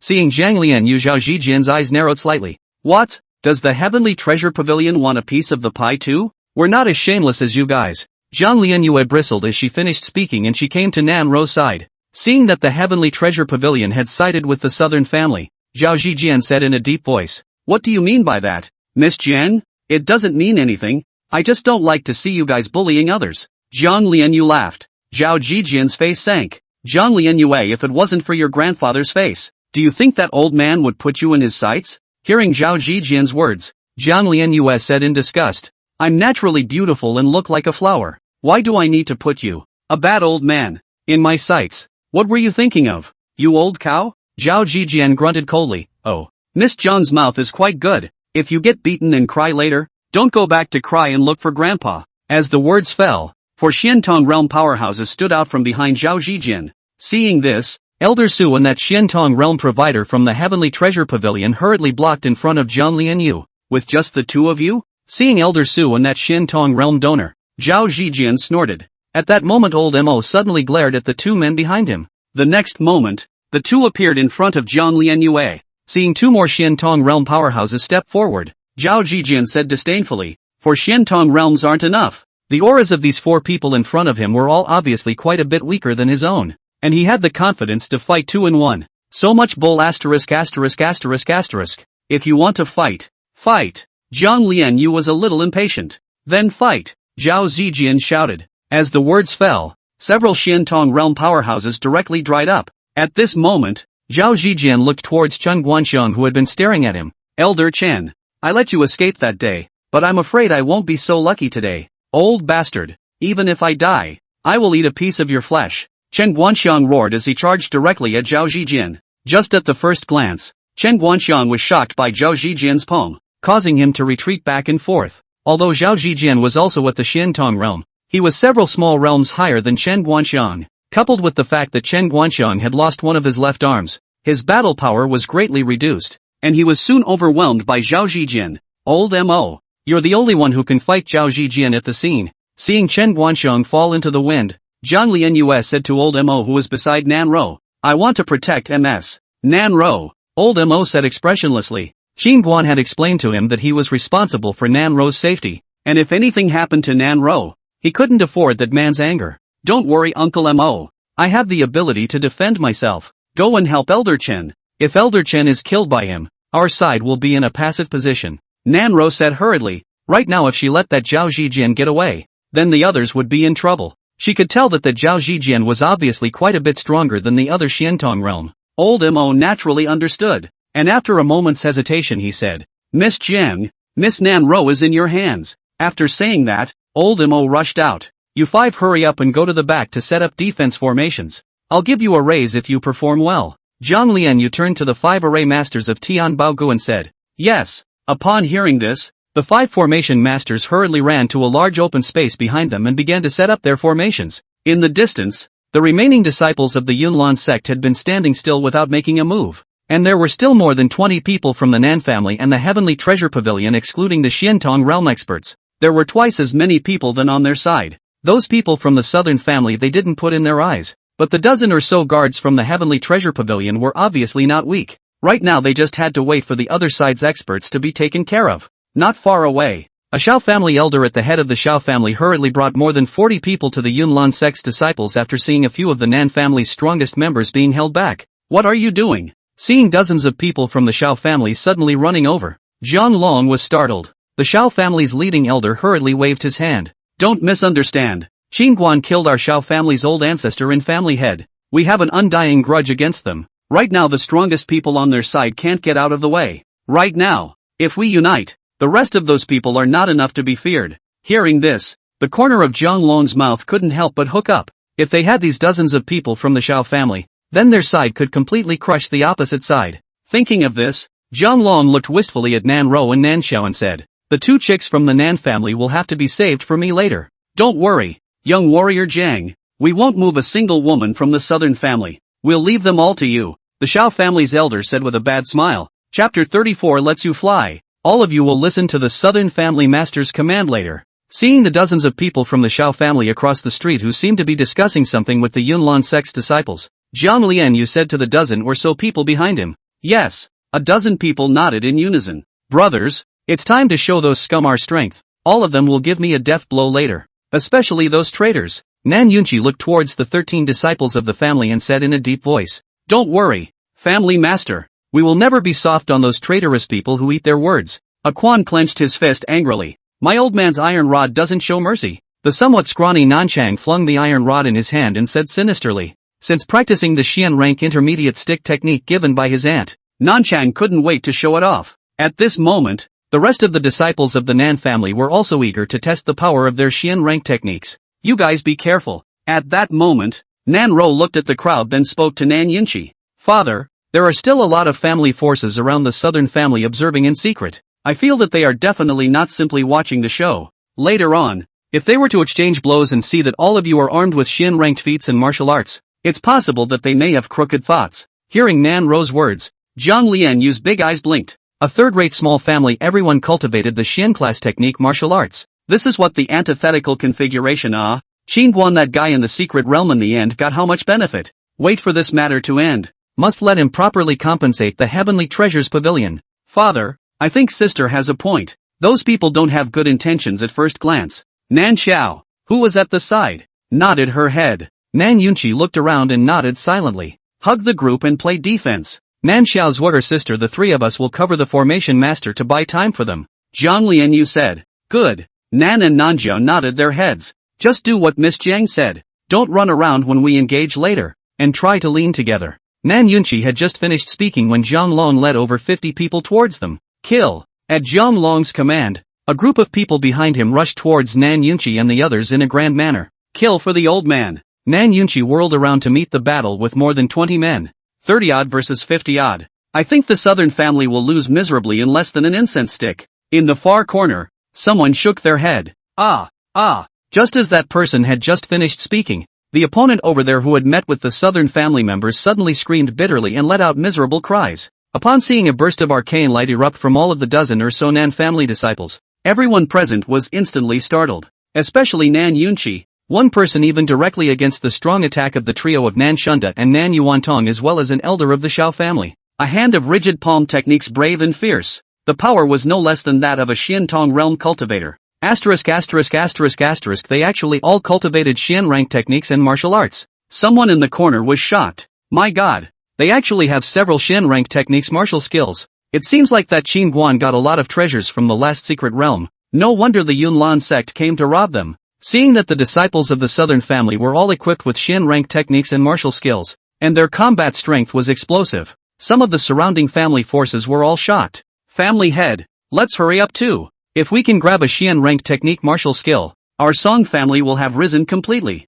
In a corner, an elder of the Song family hurriedly said. Family head Song Dinga shook his head. Wait a little longer. We'll do it when they're almost depleted. At this moment, many clans in the shadows were all playing a small game, thinking the same as the Song family, wanting to reap the benefits of fishing. Meanwhile, in the mountain forest 200 miles to the east of Deer Cloud City, Qin Guan was flying at breakneck speed, while in the air that Yen Rong was flying wildly through the air like he had seen a ghost. At that time in the thick smoke, Yen Rong clearly saw his powerful sword was below the Qin Guan with 2 fingers easily clamped. And then Qin Guan revealed that evil smile directly made his scalp numb. On the spot he decided to cast his secret method to hide away. Who knew that he had just disappeared out of the city not long before he realized that on the ground below, a terrifying aura was running wildly against the ground at great speed. When he saw that the person below him was none other than Qin Guan, Yen Rong immediately died and hurriedly fled towards the Spirit Sword Academy. In this way, the two of them were flying in the sky and chasing on the ground. No matter how Yen Rong flew he could never get rid of Qin Guan on the ground. Where are the people? In the air, Yen Rong, who was flying desperately, suddenly realized that Qin Guan below him had disappeared, and he stopped in the air and hurriedly looked at the mountains below. Humph, a stick-to-the-ground martial artist still dare to think of catching up with the old man. It's really laughable. The old man as long as you pull away from the distance to stay in the air, you even if the strength is big again also have no grips. Marred, almost bluffed by that little bastard, Yen Rong stopped in the air. At this moment, he suddenly calmed down. Thinking of his previous frightening desperate escape by Qin Guan couldn't help but be a little annoyed. Rumble. Right at this moment, a loud noise suddenly came out from the distant mountains and forests. What's going on? Yen Rong, who heard the commotion, hurriedly turned his head to look at where the sound came from. Yen Rong had just turned his head when the light in front of him suddenly dimmed, and in the next moment, a small hill suddenly flew from high in the air in front of him. Yen Rong was shocked as he hurriedly imperialized his chi and tried to dodge. But Yen Rong was just about to flee when he suddenly felt as if his ankle was grabbed by something.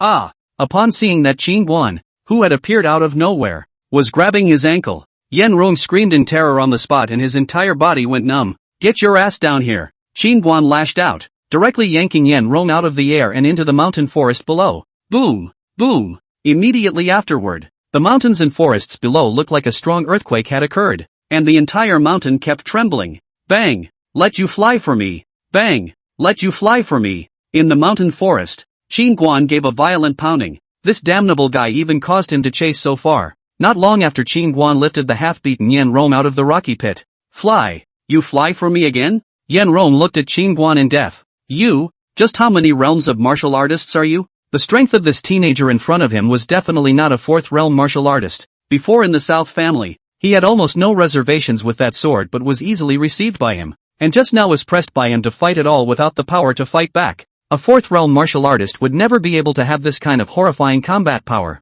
Didn't I tell you? I am a sword cultivator, an 8th realm sword cultivator, not a martial artist. Qin Guan pointed to the sword behind his back and said seriously. Yen Rong's eyes were filled with shock and fear upon hearing this. 8 realm martial artists. Qin Guan suddenly yanked Yen Rong's ear with force and cursed. It's an 8th realm sword cultivator, not an 8th realm martial artist. You are the martial artist. Lao Fu was the sword cultivator. Don't think you can pretend to be a sword cultivator just because you carry a sword on your back. You can't hide it from Lao Fu, Yen Rong said with a strong voice. Yen Rong had just finished speaking when his sword suddenly crossed his neck. Qin Guan's eyes narrowed slightly. Say, am I a sword cultivator or a martial artist? Yen Rong blurted out without the slightest hesitation. You are a sword cultivator, said Yen Rong. Heart suddenly cursed himself. Brain is not sick. This time still with Qin Guan arguing about this stupid issue. Now his life may not be able to keep. Thinking of this, Yen Rong felt remorse in his heart. Why was Qin Guan a 4th realm martial artist in the information given to him from above?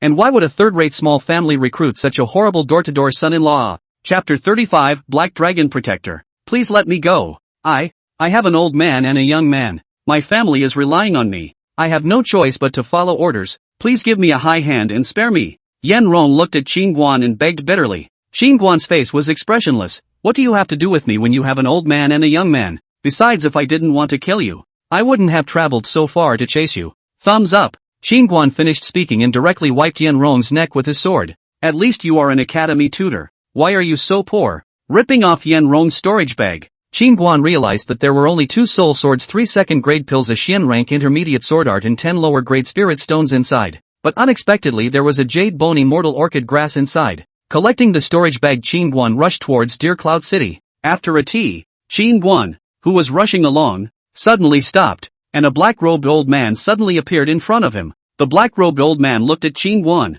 Did the kid see a middle-aged man flying over the side? Didn't see it. Qin Guan shook his head, then walked past the black-robed old man. Stop, did the old man let you go? Upon seeing Qin Guan carrying a soul sword behind his back, the black-robed old man hurriedly called out to Qin Guan. Qin Guan stopped walking and turned his head to look at the black-robed old man. Master, you still have something to do? Which power are you from? The black-robed old man frowned slightly. Qin Guan didn't have half a bit of spiritual power fluctuation on his body. He looked ordinary, and he was even carrying a valuable soul sword on his back. Strutting around so much? Realizing that the black-robed old man had an unfriendly attitude, Qin Guan was a bit displeased. What does it matter to you which power I am from? How dare you be so rude to the old man? Leave the sword on your back and spare your life. After the black-robed old man finished speaking, a powerful aura suddenly emanated from his body. After chasing so far, did not see Yen Rong, should not be able to catch up, so it is not a wasted trip to snatch this kid's soul sword. Qin Guan looked at the black-robed old man. You're going to rob me? You can understand it like this. The black-robed old man laughed. I have a few more things here. I'll give you all of them if you want them, as long as you don't kill me, Qin Guan said as he hurriedly took out a storage bag and opened it to show it to the black-robed old man. Upon seeing the soul sword pills and also the spirit stones in Qin Guan's storage bag, the black-robed old man's eyes immediately became hot. Yes, give these things to the old man and I will let you go. The black-robed old man laughed. I didn't expect to run into such a rich and wealthy man. It's not a wasted trip. It's not a wasted trip. Here, Qin Guan said as he handed the storage bag to the black-robed old man. The black-robed old man glanced at Qin Guan, and then walked over unhurriedly, while the palm of his right hand, which was not pinned behind his back, quietly condensed a powerful spiritual energy. This teenager in front of him was obviously a bit off. He had been on guard in his heart, but there weren't many people who could hurt him at all in Qingzhou, and if this teenager dared to play dirty tricks, he wouldn't mind taking his life. Just when the black-robed old man was still half a zhang away from Qin Guan suddenly disappeared in place. The black-robed old man's heart was startled, and he was just about to retreat when Qin Guan suddenly appeared on his left side. Seeing this, the black-robed old man's right-hand palm had long condensed spiritual energy to directly slap Qin Guan's chest. Qin Guan grabbed the black-robed old man's left wrist without dodging. Bang! At the same time, the black-robed old man slapped his palm solidly on Qin Guan's chest. Qin Guan squirmed his chest muscles and raised an eyebrow. How dare you rob with this much ability? Seeing the unharmed Qin Guan, the black-robed old man was horrified in his heart, and when he was shocked in his heart, he threw a punch at Qin Guan's face. A punch he didn't hold back anymore, and used his full strength. Facing this full-force strike from the old man, Qin Guan still did not dodge, but took his head and directly hit it. Bang! Click! Ah! The black-robed old man's fist blasted on Qin Guan's brain, feeling as if it had blasted on an unbelievably hard block of iron, and it was directly hit by Qin Guan's brain, causing the bones of his hand to break, and the whole hand was hanging low downward at a bizarre angle. Little brother, spare your life. Little brother, spare your life. The black-robed old man looked at Qin Guan in horror and hurriedly begged for mercy. Where did you come from? Xinguan suddenly realized that this black-robed old man seemed to have come from that direction of Deer Cloud City. The old man came from Deer Cloud City. The black-robed old man said hurriedly, "You're from Spirit Sword Academy?" Xinguan suddenly raised his voice. Seeing Xinguan's obviously unkind look, as if he had a grudge against the Spirit Sword Academy, he hurriedly shook his head. No, I'm the Cloudlan Sect's protector elder, Black Dragon, not from the Spirit Sword Academy. Yunlan Sect. When he heard the Yunlan Sect, Xinguan's expression suddenly flinched. Did you go to the southern family to look for Xinguan? Right. The black-robed old man nodded his head hastily at his words. Thumbs up. The black-robed old man had just finished speaking when a sword suddenly pierced through his throat. The black-robed old man wanted to ask why the Yunlan sect still wanted to kill. Only he collapsed before his words came out. Xinguan ripped off the black-robed old man's storage bag and hurried toward the southern family. Originally, he thought that after killing Su Lai and Yan Rong escaping, those rabble-rousers of the Shao family wouldn't be a threat. But he didn't think that the Yunlan sect would come as well. The South family. At this moment, all the people of the Southern family and the Heavenly Treasure Pavilion were all hiding in a defense formation. Earlier, just as Nan Ro had guessed, as both sides fought, some family forces in the dark suddenly launched a sneak attack on the Nan family. Their targets were clear, all of them rushing towards the South family members. The situation, which was still holding, was almost one-sided after these families joined in. Fortunately, the last 5 array masters had set up a defense array to help them get out of danger in time. Boom! Zhao Jijian was so powerful that he blasted his palm on the formation's light screen, and the entire defense formation only trembled violently and quickly regained its calm. Don't waste your efforts. This formation set up by the old man can only be broken by strength unless one is a 5th realm cultivator. Your strength is still quite a bit short. Inside the formation, an old man of the formation looked at Zhao Jijian and said somewhat smugly, arranging this defense array, Zhang Lianyu had also made a bloody effort. Just a single inferior spirit stone worth 3 million gold had used 2 of them, as well as a variety of talismanic materials, adding up to an estimated more than 10 million gold. Damn it, you bunch of shrinking turtles. Have the guts to come out for me, Zhao Jijian said angrily. Elder Zhao, I have a way to make them come out. At this moment, Nan Shunda suddenly came beside Zhao Jijian. Zhao Jijian's eyes lit up. Oh, I wonder what your excellency has in mind. At that, Nan Shunda beckoned at the crowd. Bring it on. As the words fell, the duo of Aquan and Nan Chang were escorted up. Seeing these two, Nan Yunqi's face instantly turned gloomy. Earlier, in order to cover the retreat of the crowd, the two were captured by Nan Shunda Nan Yuanton with his men. Nan Yunqi, if you're sensible, you should immediately hand over the feats and martial arts as well as the treasures that the Nan family has obtained, or else these two will not be able to live. Nan Shunda looked at Nan Yunqi and said with a bad smile, Bah! You traitorous traitors who sell out your masters, kill or die as you please. If I frown I'll be the one you raise. Aquan spat blood foam at Nan Shunda. How dare you talk tough at the end of your life? Nan Shunda's eyes were cold as he suddenly chopped off one of Kachwan's arms with a single slash. Aquan's eyes were bloodshot, and his gaze was dead on Nan Shunda. Hard without a word. Chapter 36, here he comes. Asterisk asterisk asterisk asterisk in Nan Shunda. If you have the guts to come at me, come on. Nanchang suddenly roared. Very well. I'd like to see whether your bones are hard or my sword is hard. Stop. Nan Shunda was just about to make a move when Nan Yunqi suddenly shouted angrily. Zhao Zijian, if you release the two of them, I will give you this technique. Nan Yunqi said as he brought out a Xian rank advanced palm technique. Seeing the merit law in Nan Yunqi's hand, everyone at the scene's gaze became greedy. Zhao Zijian was also excited inwardly. As the Cloudlan sect's inner door enforcement elder, he only practiced the low-level Xian class technique, but Nan Yunqi even directly took out a high-level Xian class technique out. Family master. Don't give it to these tortoise grandsons. I, Nan Chang, am not a person who is afraid of death. Nan Chang said loudly. Shut the hell up. Nan Shunda suddenly chopped off Nan Chang's left hand with a knife. Nan Yunqi clenched his fists and gritted his teeth and said angrily. Nan Shunda you. Stop it for me. Ha ha ha. Nan Shunda felt particularly pleased to see Nan Yunqi furious and couldn't help but laugh. You traitors, none of you will escape when Auntie comes. And you bandits and robbers, Auntie won't let you go either. Nanchang looked at the crowd and cursed angrily. Auntie? Oh. Nan Shunda snorted as he slapped Nanchang's cheek with his knife and said, I'm afraid your aunt has already reported to Hades by now. At this time, Nan Yuanton walked over with a big stride and sneered. You're all in this situation today because of the aunt you talk about. And you're still thinking about that punk. You're really so stupid that you can't be saved. Putting nasty bull asterisk asterisk asterisk asterisk. You bunch of scumbag traitors are the ones who are the sinners of the Southern family. If Auntie was present, I'm afraid you wouldn't even dare to let out a single fart. Ha, ha, ha, ha, ha, ha, ha, ha, ha, ha, ha, ha, ha, ha, ha, ha, ha, ha, ha. At the end of his words, Nan Chang suddenly laughed out loud. He was thin and weak, and his cultivation talent was average. No one used to look up to him in the Nan family, but since Qin Guan had given him a Xian rank stick method, it made him stick out his chest and find his dignity as a human being. He didn't expect that just because he called Qin Guan an auntie, Qin Guan had bestowed him with a copy of the Xian rank stick technique. This Xian rank stick may be nothing in Qin Guan's eyes, but for him it was enough to change his own destiny. In his heart, Qin Guan was his great benefactor, and he wouldn't allow anyone to denigrate Qin Guan. Naya, make you laugh, make you laugh. Nan Yuantong suddenly grimaced as he stomped on the wound where Nanchang had lost his left hand, crushing it as hard as he could. Nanchang's eyes widened in pain, seeing Nanchang being tortured in such a manner. All the people of the Nan clan within the formation were enraged. Stop it! Nan Yunqi shouted angrily. He looked at Zhao Zijian.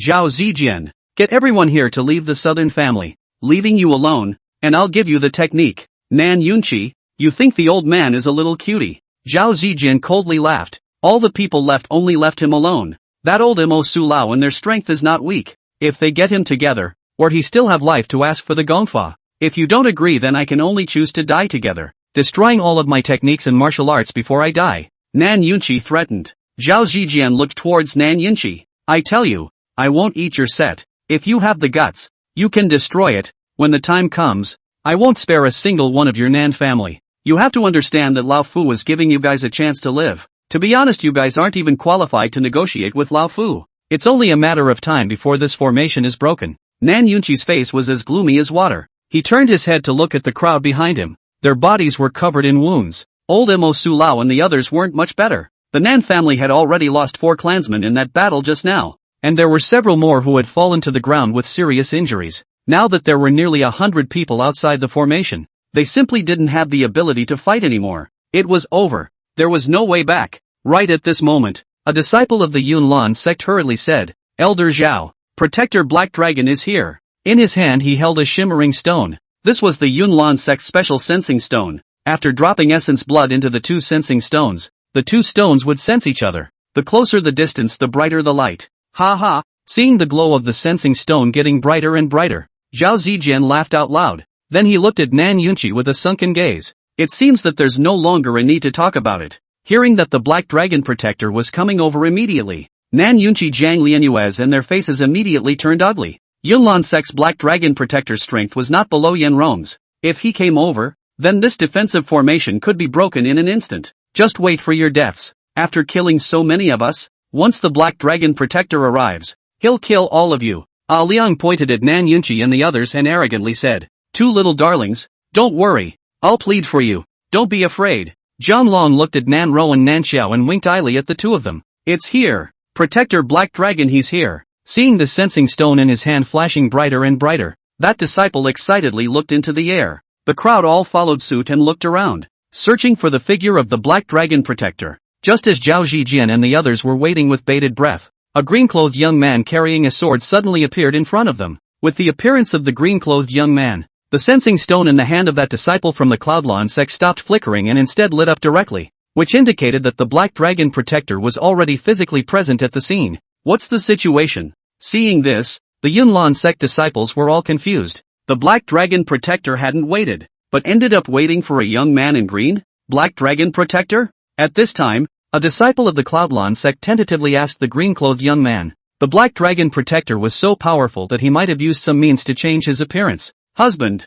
husband, and at that moment, seeing the green-clothed teenager, Nan Ro instantly shouted in excitement. This person was none other than Qin Guan. Qin Guan finally breathed a sigh of relief when he realized that Nan Ro was fine. Auntie, you're finally back. If you didn't come back, we would have been killed by these guys. Seeing Qin Guan, Yang Hongmei smiled and trembled with excitement. Open the formation. At that moment, Zhang Lianyue said to the 5 array masters, Eldest Miss, open the formation, there are so many people outside. It'll be fine when he gets here. Zhang Lianyue waved her hand. The spinning defense formation was opened. Nan Ro hurriedly came to Qin Guan's side and pointed not far away. Husband, quickly save Jia Quan and Nanchang. Upon hearing this, Qingguan turned his head to look at Aquan and Nanchang and realized that one of the two had lost his arm and the other had lost his palm, and there was blood all over his body in the ground. Seeing this, Qingguan's complexion gradually became gloomy as he looked toward the group of people led by the Yunlan sect. Nanshun and Nan Yuantong they retreated behind Zhao Zijian at the first moment after seeing Qingguan just now.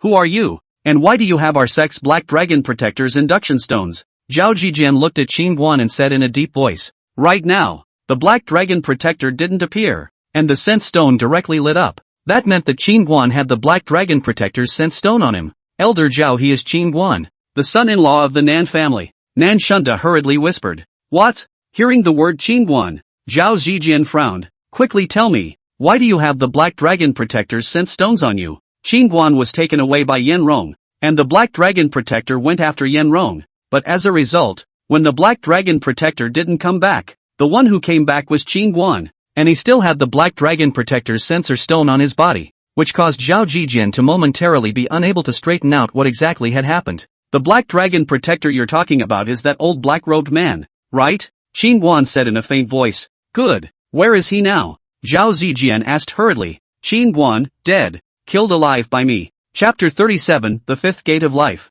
The Black Dragon Guardian was killed. Hearing Qingguan's words, everyone's faces changed greatly. Somewhat incredulous. The Black Dragon Protector had been killed by Qingguan? Impossible. How could you kill the Black Dragon Protector just by being a fourth realm martial artist? Zhao Zijian said angrily. There are more impossible things. Qingguan shook his head and paid no more attention to Zhao Zijian, but instead looked at Nan Yunqi. Father-in-law, did all these people make a move against the Nan family? Nan Yunqi quickly nodded. Yes, if it wasn't for this bunch of scum sneaking up on us in the dark, we wouldn't be in such a sorry state, with so many of our brethren dead. Looking at the people behind Nan Yunqi and the others, Qingguan realized that they had all suffered considerable injuries, and many others were lying on the ground, obviously having experienced a vicious battle. A moment later, Qingguan turned around. He suddenly aimed his 5 fingers open at Zhao Zijian and the others. Actually, I really don't like killing people, but you guys have to force me to do it, and I'm really helpless about it. Ha ha ha. Hearing Qingguan's words,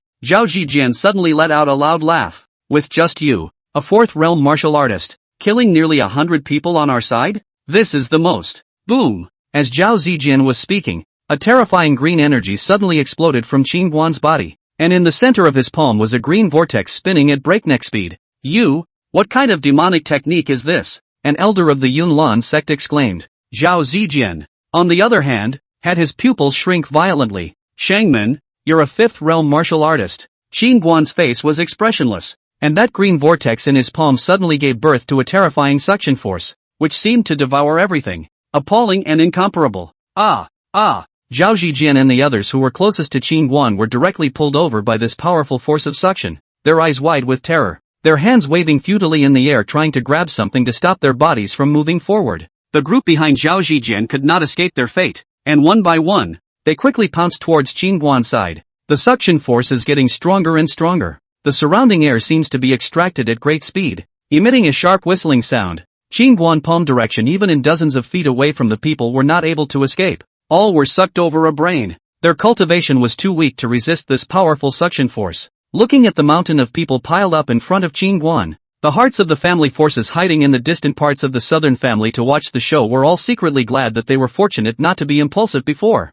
Wufu's fifth gate, the Shangman, that was a heaven-defying means that could take away the vitality of all living things. Once the Shangman was opened, the self-repairing ability of the wolf would be enhanced at a terrifying rate. Whether it was external or internal injuries, the speed of healing of wounds, damaged internal organs and meridians would be rapidly healed, and even broken limbs and bones would be able to be reattached and grow again. At this time, Qingguan turned his head to look at Aquan and Nanchang. Come here. Upon hearing this, the two hurriedly climbed up and came to Qingguan, who opened his other hand at them. Return of life. As the words fell, the majestic life force madly surged into Aquan and Nanchang. The two of them immediately felt as if their entire body was wrapped in a powerful and warm force, and it seemed as if there were strands of soft power rapidly traveling within their bodies, and their injuries were quickly healed wherever they passed.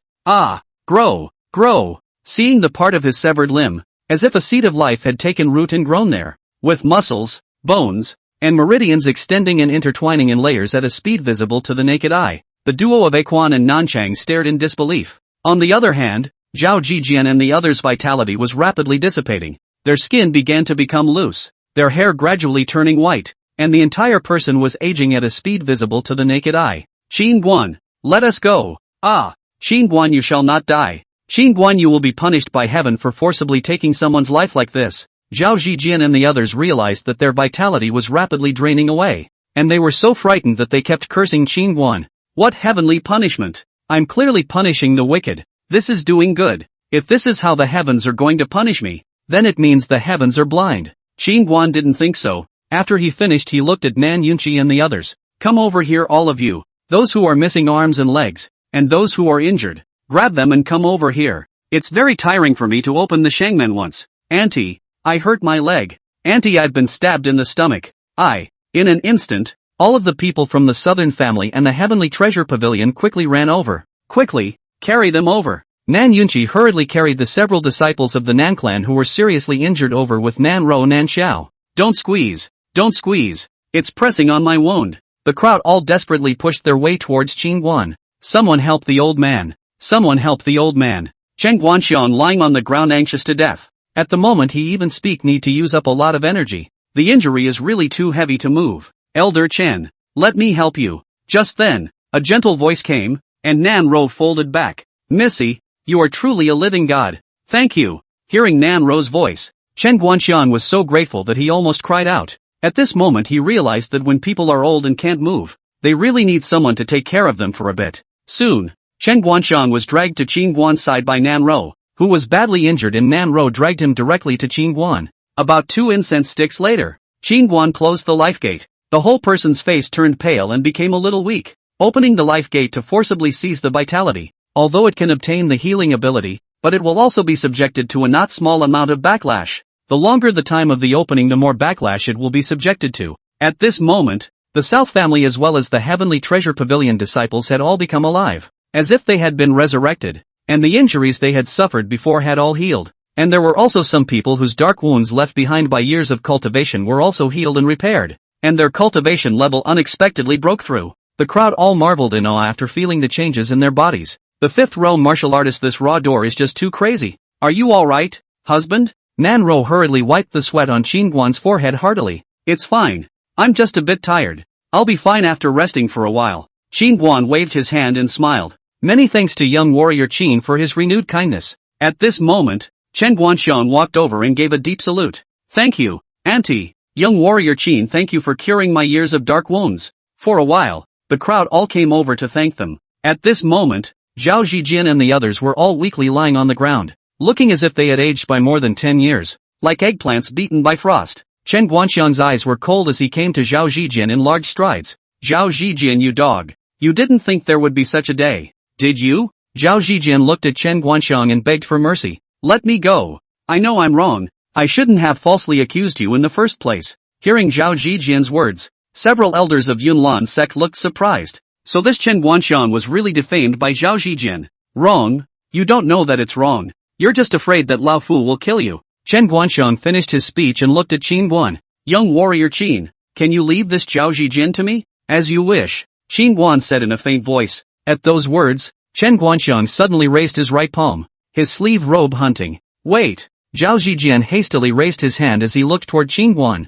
Can you let me be an understanding ghost? Speak, Qin Guan said in a faint voice. Was Protector Black Dragon killed by someone from Spirit Sword Academy? Zhao Zijian asked. Even if Qin Guan was a fifth realm martial artist, he felt that it was impossible for him to kill the Black Dragon Protector. Qin Guan was taken away by Yen Rong. He felt that this matter must be related to Yen Rong. I can't believe you are quite smart. The Black Dragon Protector was indeed not killed by me. At that time, Yen Rong was grabbing me and not letting go. The Black Dragon Protector rushed over, so the two of them started to fight. Originally the Black Dragon Protector was dominant, but in the end, he was killed by Yen Rong's secret plan to die with him. Qin Guan said with a smile. Spirit Sword Academy. Hearing Qin Guan's words, the disciples of Yunlan sect were all furious. So it turned out that the Black Dragon Protector was killed by Yen Rong's secret plan. Otherwise how could Qin Guan kill the Black Dragon Protector? Old thief. Suffer. Bang. Just then Chen Guanxiang slapped his palm on Zhao Zijian's heavenly aura, and immediately Zhao Zijian collapsed with blood flowing from his 7 orifices.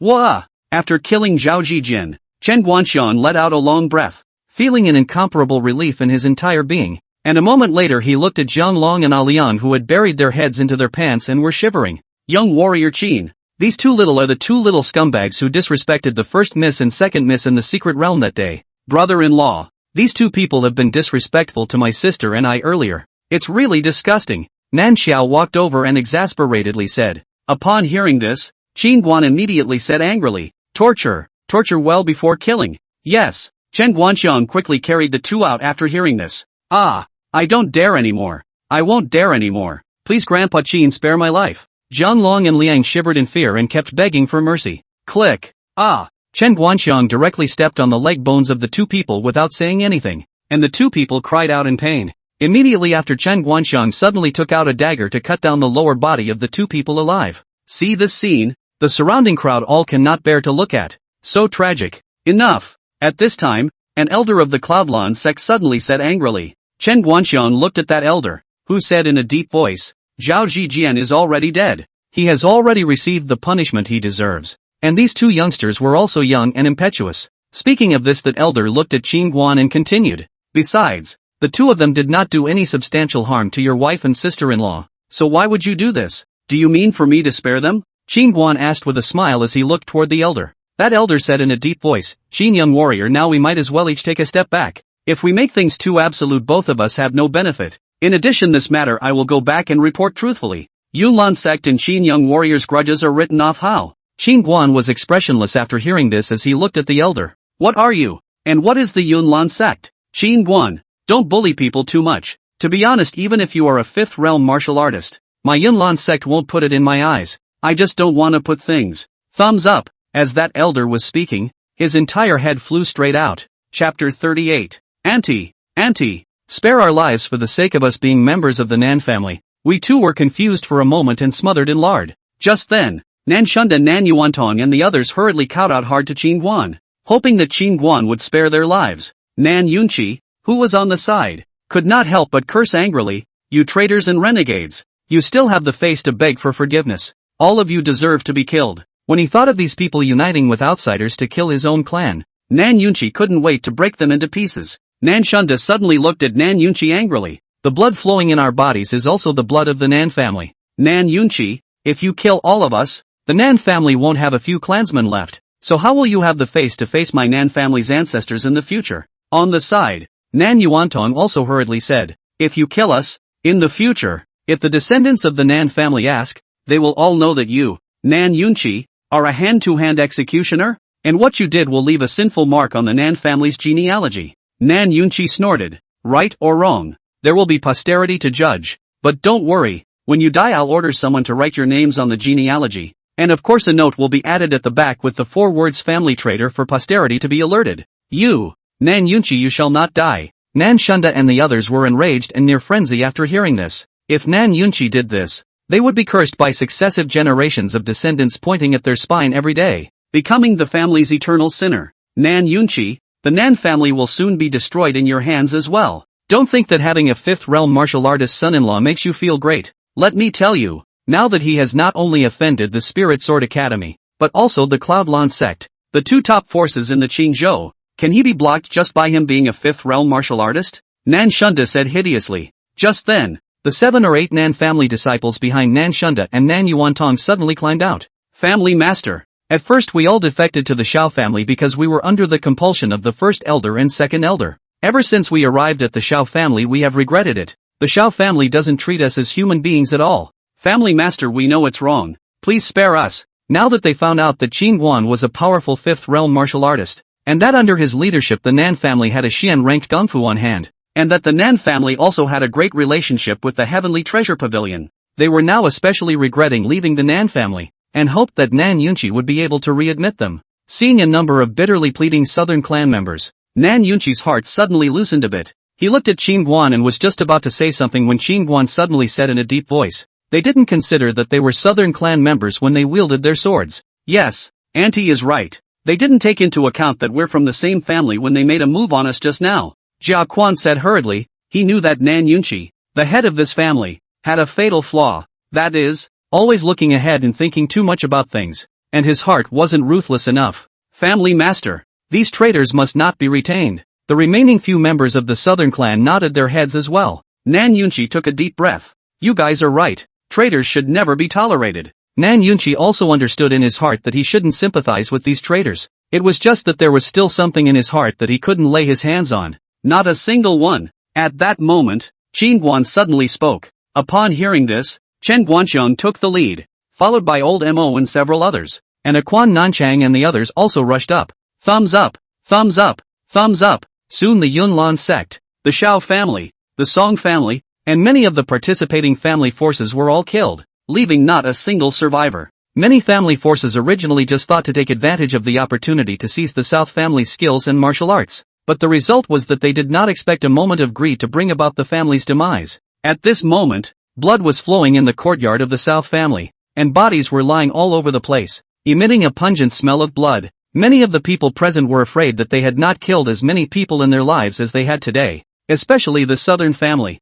who had been bullied in the past, not to mention killing people, and it was fortunate that others did not kill them. After this incident, all of them had undergone a considerable change in their state of mind. The most intuitive feeling is that a weak strength will be beaten, and even likely to be killed. Nan Yunchi ordered his men to start cleaning up the battlefield and disposing of the bodies. Not long after, in the hall of the South family, Zhang Lianyue came to Qin Guan's side. Qin Guan, today my heavenly treasure pavilion has put down a huge amount of money. How can you compensate us? At those words, Nan Ro, who was on the side, hurriedly said gratefully, if it wasn't for Lian Yu's sister's help today, we would probably have been killed by all of these people. Thinking of being besieged by so many people before, if not for the defense array arranged by the Heavenly Treasure Pavilion's array masters, the consequences would be unimaginable. Nan Ro now had a pang of fear when she thought about it. Qin Guan nodded his head after hearing this. This time it was his own carelessness, but there were bad things and naturally there were good things. A flower in a greenhouse can never grow up.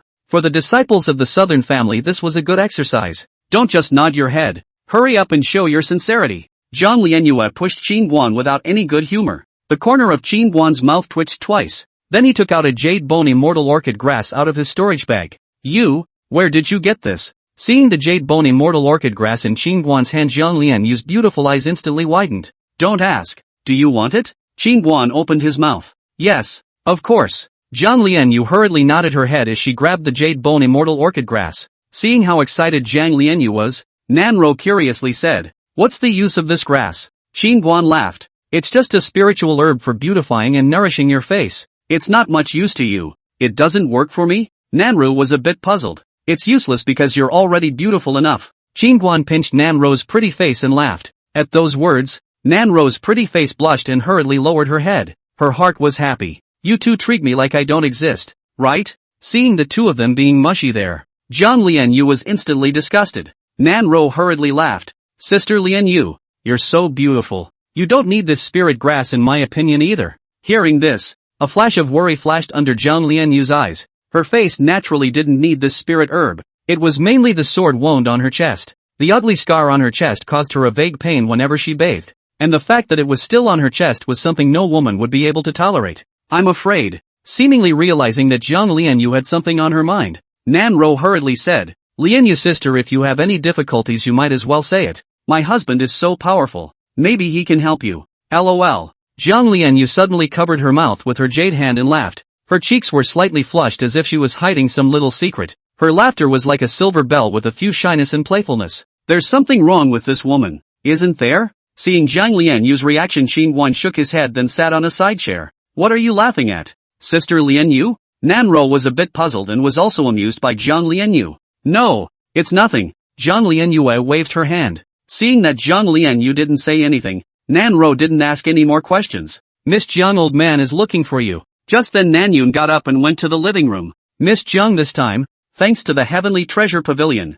or else my Nan family would have suffered. Nan Yunchi hurriedly thanked. Uncle Nan doesn't have to be polite. Zhang Lianyue waved her hand. These are the captured cultivation resources, all of them are here. Old me has already categorized them. Nan Yunchi said as he took out several storage bags and placed them on the table. Uncle Nan, are you treating me? Zhang Lianyue laughed. Miss Jiang is flattering me. How could I dare to treat Miss Jiang? Nan Yunchi said and looked at Qin Guan Dao. Old me would like to give this 70% of the resources in thanks to Miss Jiang. What do you think? Qin Guan waved his hand. You're my father-in-law. You have the final say. Good. Hearing Qin Guan's words, Nan Yunchi immediately felt honored. Then he opened the storage bag on the table and smiled. Look, Miss Jiang, this bag is pills. There are 5 of the 2nd grade. The rest are 1st grade. This bag is chi refining scatter. There are more than 200 bottles. This bag is. Don't count them. Uncle Nan, I don't want these things. I'll give them all to you. As Nan Yunchi was speaking,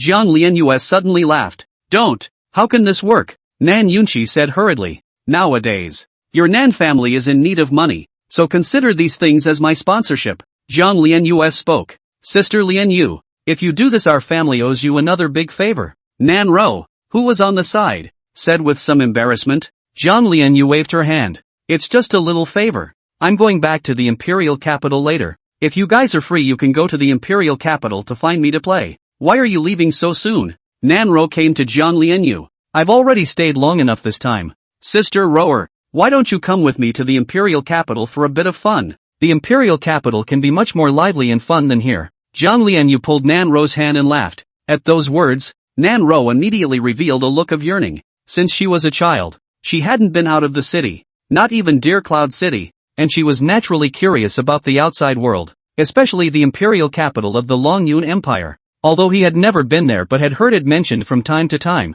the imperial capital was the most prosperous and lively place in the entire Qingzhou. Want to go? At that moment, Qingguan looked at Nan Ro. Husband, do you want to go? Nan Ro asked. As you wish. I'll accompany you for a while if you want to go. Qingguan laughed. Nan Ro was about to say something when Nan Yunchi hurriedly said, the Spirit Sword Academy Yunlan Sect's headquarters are leaning on the imperial capital. It's very dangerous. Besides, if you guys go to have fun, what if they come looking for the old man? Now that the Nan family was no match for the Spirit Sword Academy and the Cloudlan sect without Qingguan, how could Nan Yunchi let Qingguan leave? Then let him guard the house. I'll take Sister Rower to play. Don't worry. For her safety I can still guarantee it. Jiang Lianyu looked at Qingguan and smiled. Sister Lianyu, why don't we do it next time? I'll go to the imperial capital to play with you next time I have the chance. Nan Ro waved her hand. If Qingguan didn't go, then she naturally didn't want to go either. Women can't overly rely on men. They have to learn to be independent, you know? Jiang Lianyu shook her head without any good humor. Nan Ro was obviously not willing to part with Qingguan. Nan Ro smiled and didn't say anything. She felt that a woman has to rely on her man. Marrying a chicken follows the chicken. Marrying a husband follows the husband. Men are naturally stronger than women.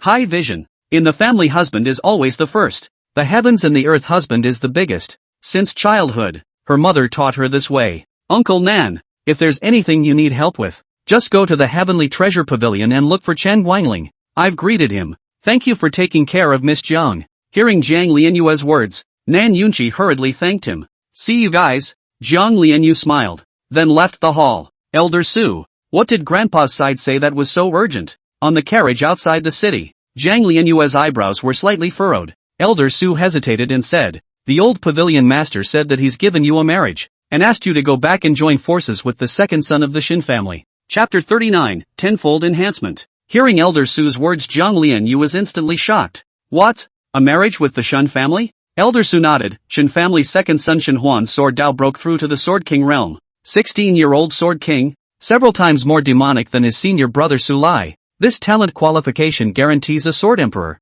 and it is highly likely that he will become the first Sword Saint of the Qingzhou state. And I heard that he has already entered the waiting list for the next Dean of Spirit Sword Academy. Right now many of the great families in Qingzhou are squeezing their heads to marry with the Shin family to climb up the ladder. So the old pavilion master now wants you to hurry back and wait for next month when Shin Huan comes home to visit his family to arrange a blind date for you. Jiang Lianyu didn't say anything after hearing this, and her face was clearly a bit unsightly. I heard that the Su family's eldest Miss Su Miaoi, the Shangwan family's Shangwan Yao, and the Wei Kingdom's ninth princess Wei Hongyan are all preparing to tie the knot with the Shin family. Wei Hongyan has always been lonely and cold and proud. She can't look at any man. How come she's going too? Hearing Wei Hongyan, Jiang Lianyu was a bit surprised. Elder Su nodded. Wei is now in internal trouble and external trouble. The regime is not stable. Not to mention that the neighboring country of Sang is watching intently. Has been plotting and planning to swallow Wei. Wei Hongyan is estimated to be forced to have no way out. If you can marry the Shin family, Wei to get the Shin family's help,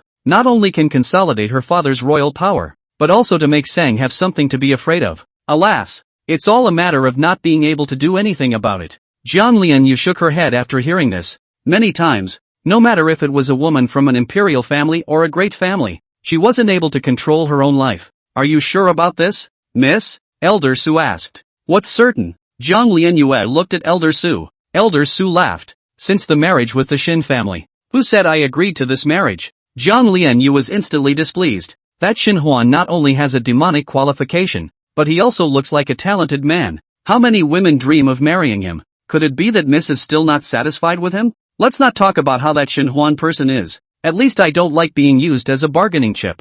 Zhang Lianyue said in a deep voice. Elder Su shook his head. The old pavilion master attaches great importance to this matter. According to my old husband, I'm afraid that this time, it's not up to the young lady. That's not necessarily true. Zhang Lianyue smiled mysteriously then closed her eyes. At nightfall, everyone in the southern family was immersed in cultivation. Now that there was a luxurious cultivation room, coupled with abundant cultivation resources, all of them were desperately cultivating. Inside a cultivation room, Qin Guan sat cross-legged, as strands of pure spiritual chi kept drifting out from the spirit stone and were inhaled into his body. Earlier killing Yan Rong and the Black Dragon Protector, he got a total of 25 lower-grade spirit stones. When he was practicing in the back of the mountain, the aura in the air was too thin and impure. Now absorbing the aura in the spirit stones to practice, the speed of pioneering for the condensation of the Laogong acupoints was significantly increased. The next day, Nan Yunqi with Chen Guanxiang Old Mo, a few people began to frantically expand the power of the South family.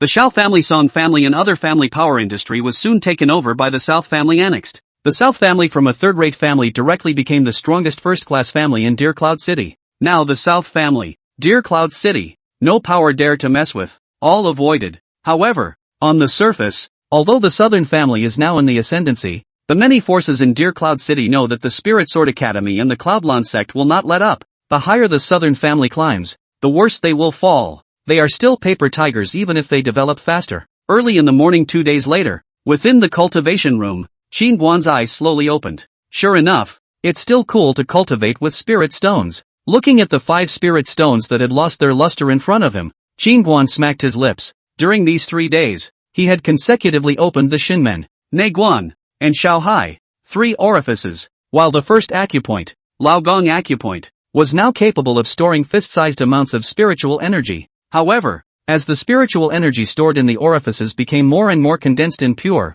Qin Guan realized that the consumption of spiritual energy when transporting the transformation elemental sword technique became greater and greater, and the speed of condensing and opening up also became much slower. This is only to open to the 4th point. If the 108 orifices all through, and all open up like a cultivator Dantian Chi Si general size, Qin Guan do not dare to think of need to spend how long, consume how much cultivation resources, but as long as he could cultivate the sword Dao, even if it was difficult to pay more, Qin Guan was willing. Kid, if you want to eat through this residual scroll technique, you won't be able to practice it without 7 or 8 years. Just then, Qin Guan's voice suddenly came from the little black pagoda in his mind. Hearing the little black pagoda speak, Qin Guan was a little surprised. This fellow hadn't said a word to him since the last time he was in the secret realm. Do you have any good suggestions, Master Tower? Qin Guan asked hurriedly. No, the little black tower said. Qin Guan nodded slightly and asked again. Master Ta, what do you think of this gong method? This gong method is not simple.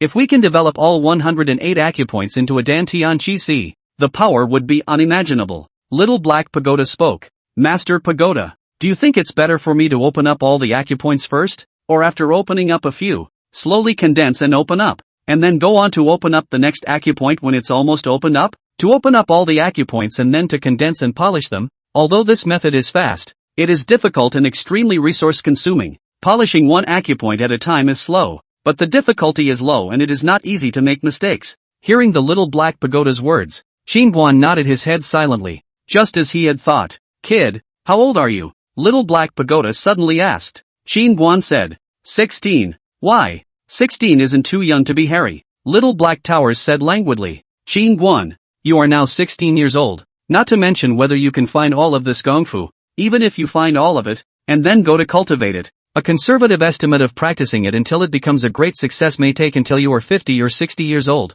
50 to 60 years old. That's impossible. Hearing the little Black Pagoda's words, Qin Guan immediately shook his head. The elemental exchange sword technique was indeed very complicated, but it was not so long that it would take so long to be practiced. Impossible? To say decades for an emperor-level technique is to lift you up. Which of the people who created techniques of this level were not great emperors who had lived for tens of thousands of years? Do you think that the techniques they created would be so easy to master? And don't forget, this gong method wants to be practiced to great completion also needs your physical body to break through to the 10th realm. You're only at the 8th realm now. You should be clear about how difficult it is to get to the remaining 2 realms, right? Little Black Pagoda sneered. Hearing the Little Black Pagoda's words, Qin Guan was silent. It was indeed not that simple to penetrate an emperor-level technique, and it was also as difficult as hell to break through the remaining 2 realms. Seeing that Qin Guan did not speak, the Little Black Tower suddenly added, but there are no absolutes, and if you have the means, 50 or 60 years can be shortened to 5 or 6, 3 or 4, or even 1 or 2. Upon hearing this, Qin Guan busily asked, Master Ta, what are the conditions you are talking about? The Little Black Pagoda suddenly flew out from Qin Guan's brow. I can increase your cultivation speed by 10 times. Boost tenfold. Qin Guan was stunned. Kuroda, want to give it a try? Qin Guan hurriedly nodded. Of course I want to. The Little Black Tower shook its body and said, come to my stomach. 1 day of cultivation inside is equivalent to 10 days of cultivation outside. At those words, Qin Guan was on guard. This guy wouldn't be trying to swallow himself, would he? What? Afraid that this seat will eat you? Of course not. How could Master Pagoda eat me? Qin Guan smiled sarcastically. At this time, the Little Black Tower suddenly changed its previous arrogance and said in a moderate tone, I know that I beat you up before, so you have a grudge against me, but that was because you disrespected me, so I stepped in to teach you a lesson. You have to know that I saved your life and your daughter-in-law's life. If I had wanted to harm you I would have already harmed you.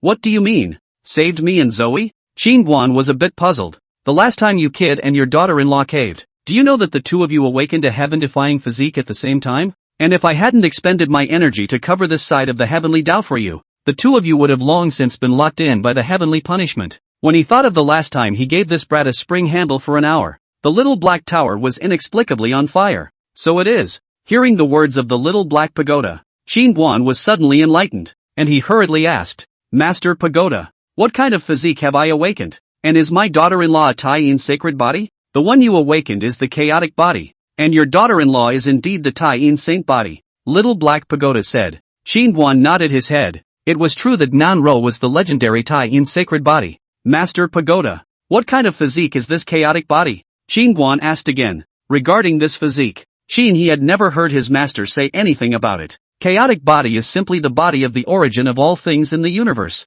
Possessing the power of the origin of the universe, this kind of person is born to be exceptionally affinity and sensitive to all the power laws of the universe, and can quickly grasp the principles of its laws. That white mass of chaotic chi in your small abdomen, I'm sure you've already seen its power, but you've only comprehended a little bit of the skin. If you master its essence, you can ignore all the law constraints. Asterisk asterisk asterisk asterisk ignoring all law constraints. Is that white gas so dangling? Qin Guan swallowed violently after hearing this. Not at hanging sky. Is you hanging sky? Married a two-in holy body of the double cultivation can nourish chaos gas growth cultivation. This kind of chance how heavenly do you know? You say you still blindly refining what the sword. You just every day with her double cultivation then refining what her strong. The Little Black Tower was jealous and wanted to hit someone as he spoke. Why was this guy so lucky that he got all the good stuff? Qin Guan, don't get too happy too early you kid. To tell you the truth, if people know that your daughter-in-law is a Tai-Yin sacred body, there will be countless men coming to find your daughter-in-law. Qin Guan, Chapter 40. Every day someone misses your flowery wife. Do you think you're diabolical? Little Black Pagoda knocked Qin Guan's head and asked. The corner of Qin Guan's mouth twitched. His own daughter-in-law was missed by other men all day long. Which man would not be fazed? So you have to work hard to cultivate and become stronger. Only when you're strong can you protect your woman. Although right now you're invincible in this small place, but there's a world outside of man. There will be a day when you'll meet an existence that's even more powerful than you. This I don't have to say that you should also understand. Little Black Pagoda said in a deep voice. Hearing this, Qin Guan nodded his head silently. There are people outside of people. There are heavens outside of heavens. There is no strongest but only stronger. He naturally understands this truth. After thinking about it, Qin Guan looked at the Little Black Pagoda. So Master Pagoda, you've said so much because you want to make a deal with me, right? Little Black Pagoda nodded. You're a smart person. I won't beat around the bush with you. How about you provide me with chaos chi and I'll help you raise your strength?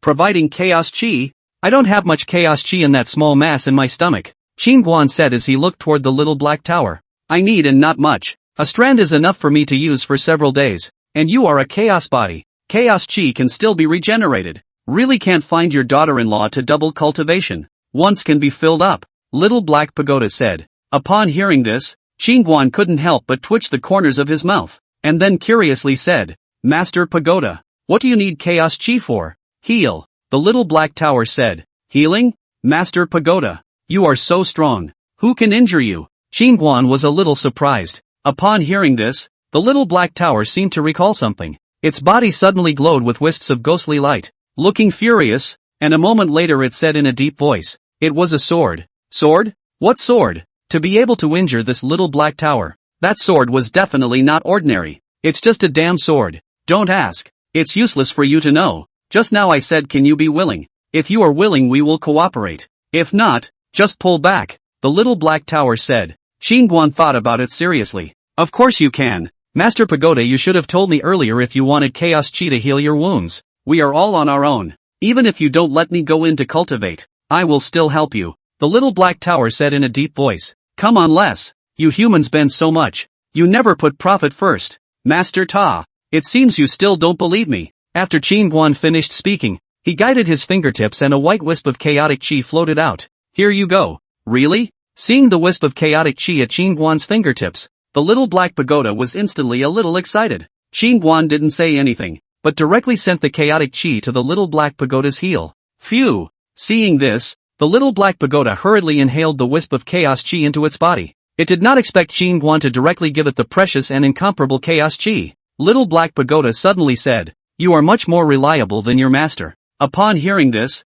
Qingguan immediately became interested. Master Ta, can you tell us what happened between my master and you? There's nothing to say. He's just a big flake. Little Black Towers didn't have a good mood. Qingguan. Of course, he has lied to me countless times. The only thing he didn't lie to me about was the fact that you are a chaotic body, the Little Black Pagoda added. Qingguan was a little surprised when he heard this. Master Pagoda. Are you saying that, Master? He already knew that I am a chaotic body? A year ago, I think. Your master found out that you are a chaos body. The reason why I followed you is because only your chaos chi can cure my Dao injuries. And I can cover the eyes of the sky for you when your chaos body is awakened, blocking many karmic consequences. And my benefits to you are far more than that. You will give me recuperation for my injuries, and I will give you the benefits. And that's the agreement that your master has made with me. So that's how it is. Master Tower, you should have told me these things earlier, if I had known about them. Right. Little Black Pagoda was a bit speechless. Your master is a big flake, and since you are his disciple,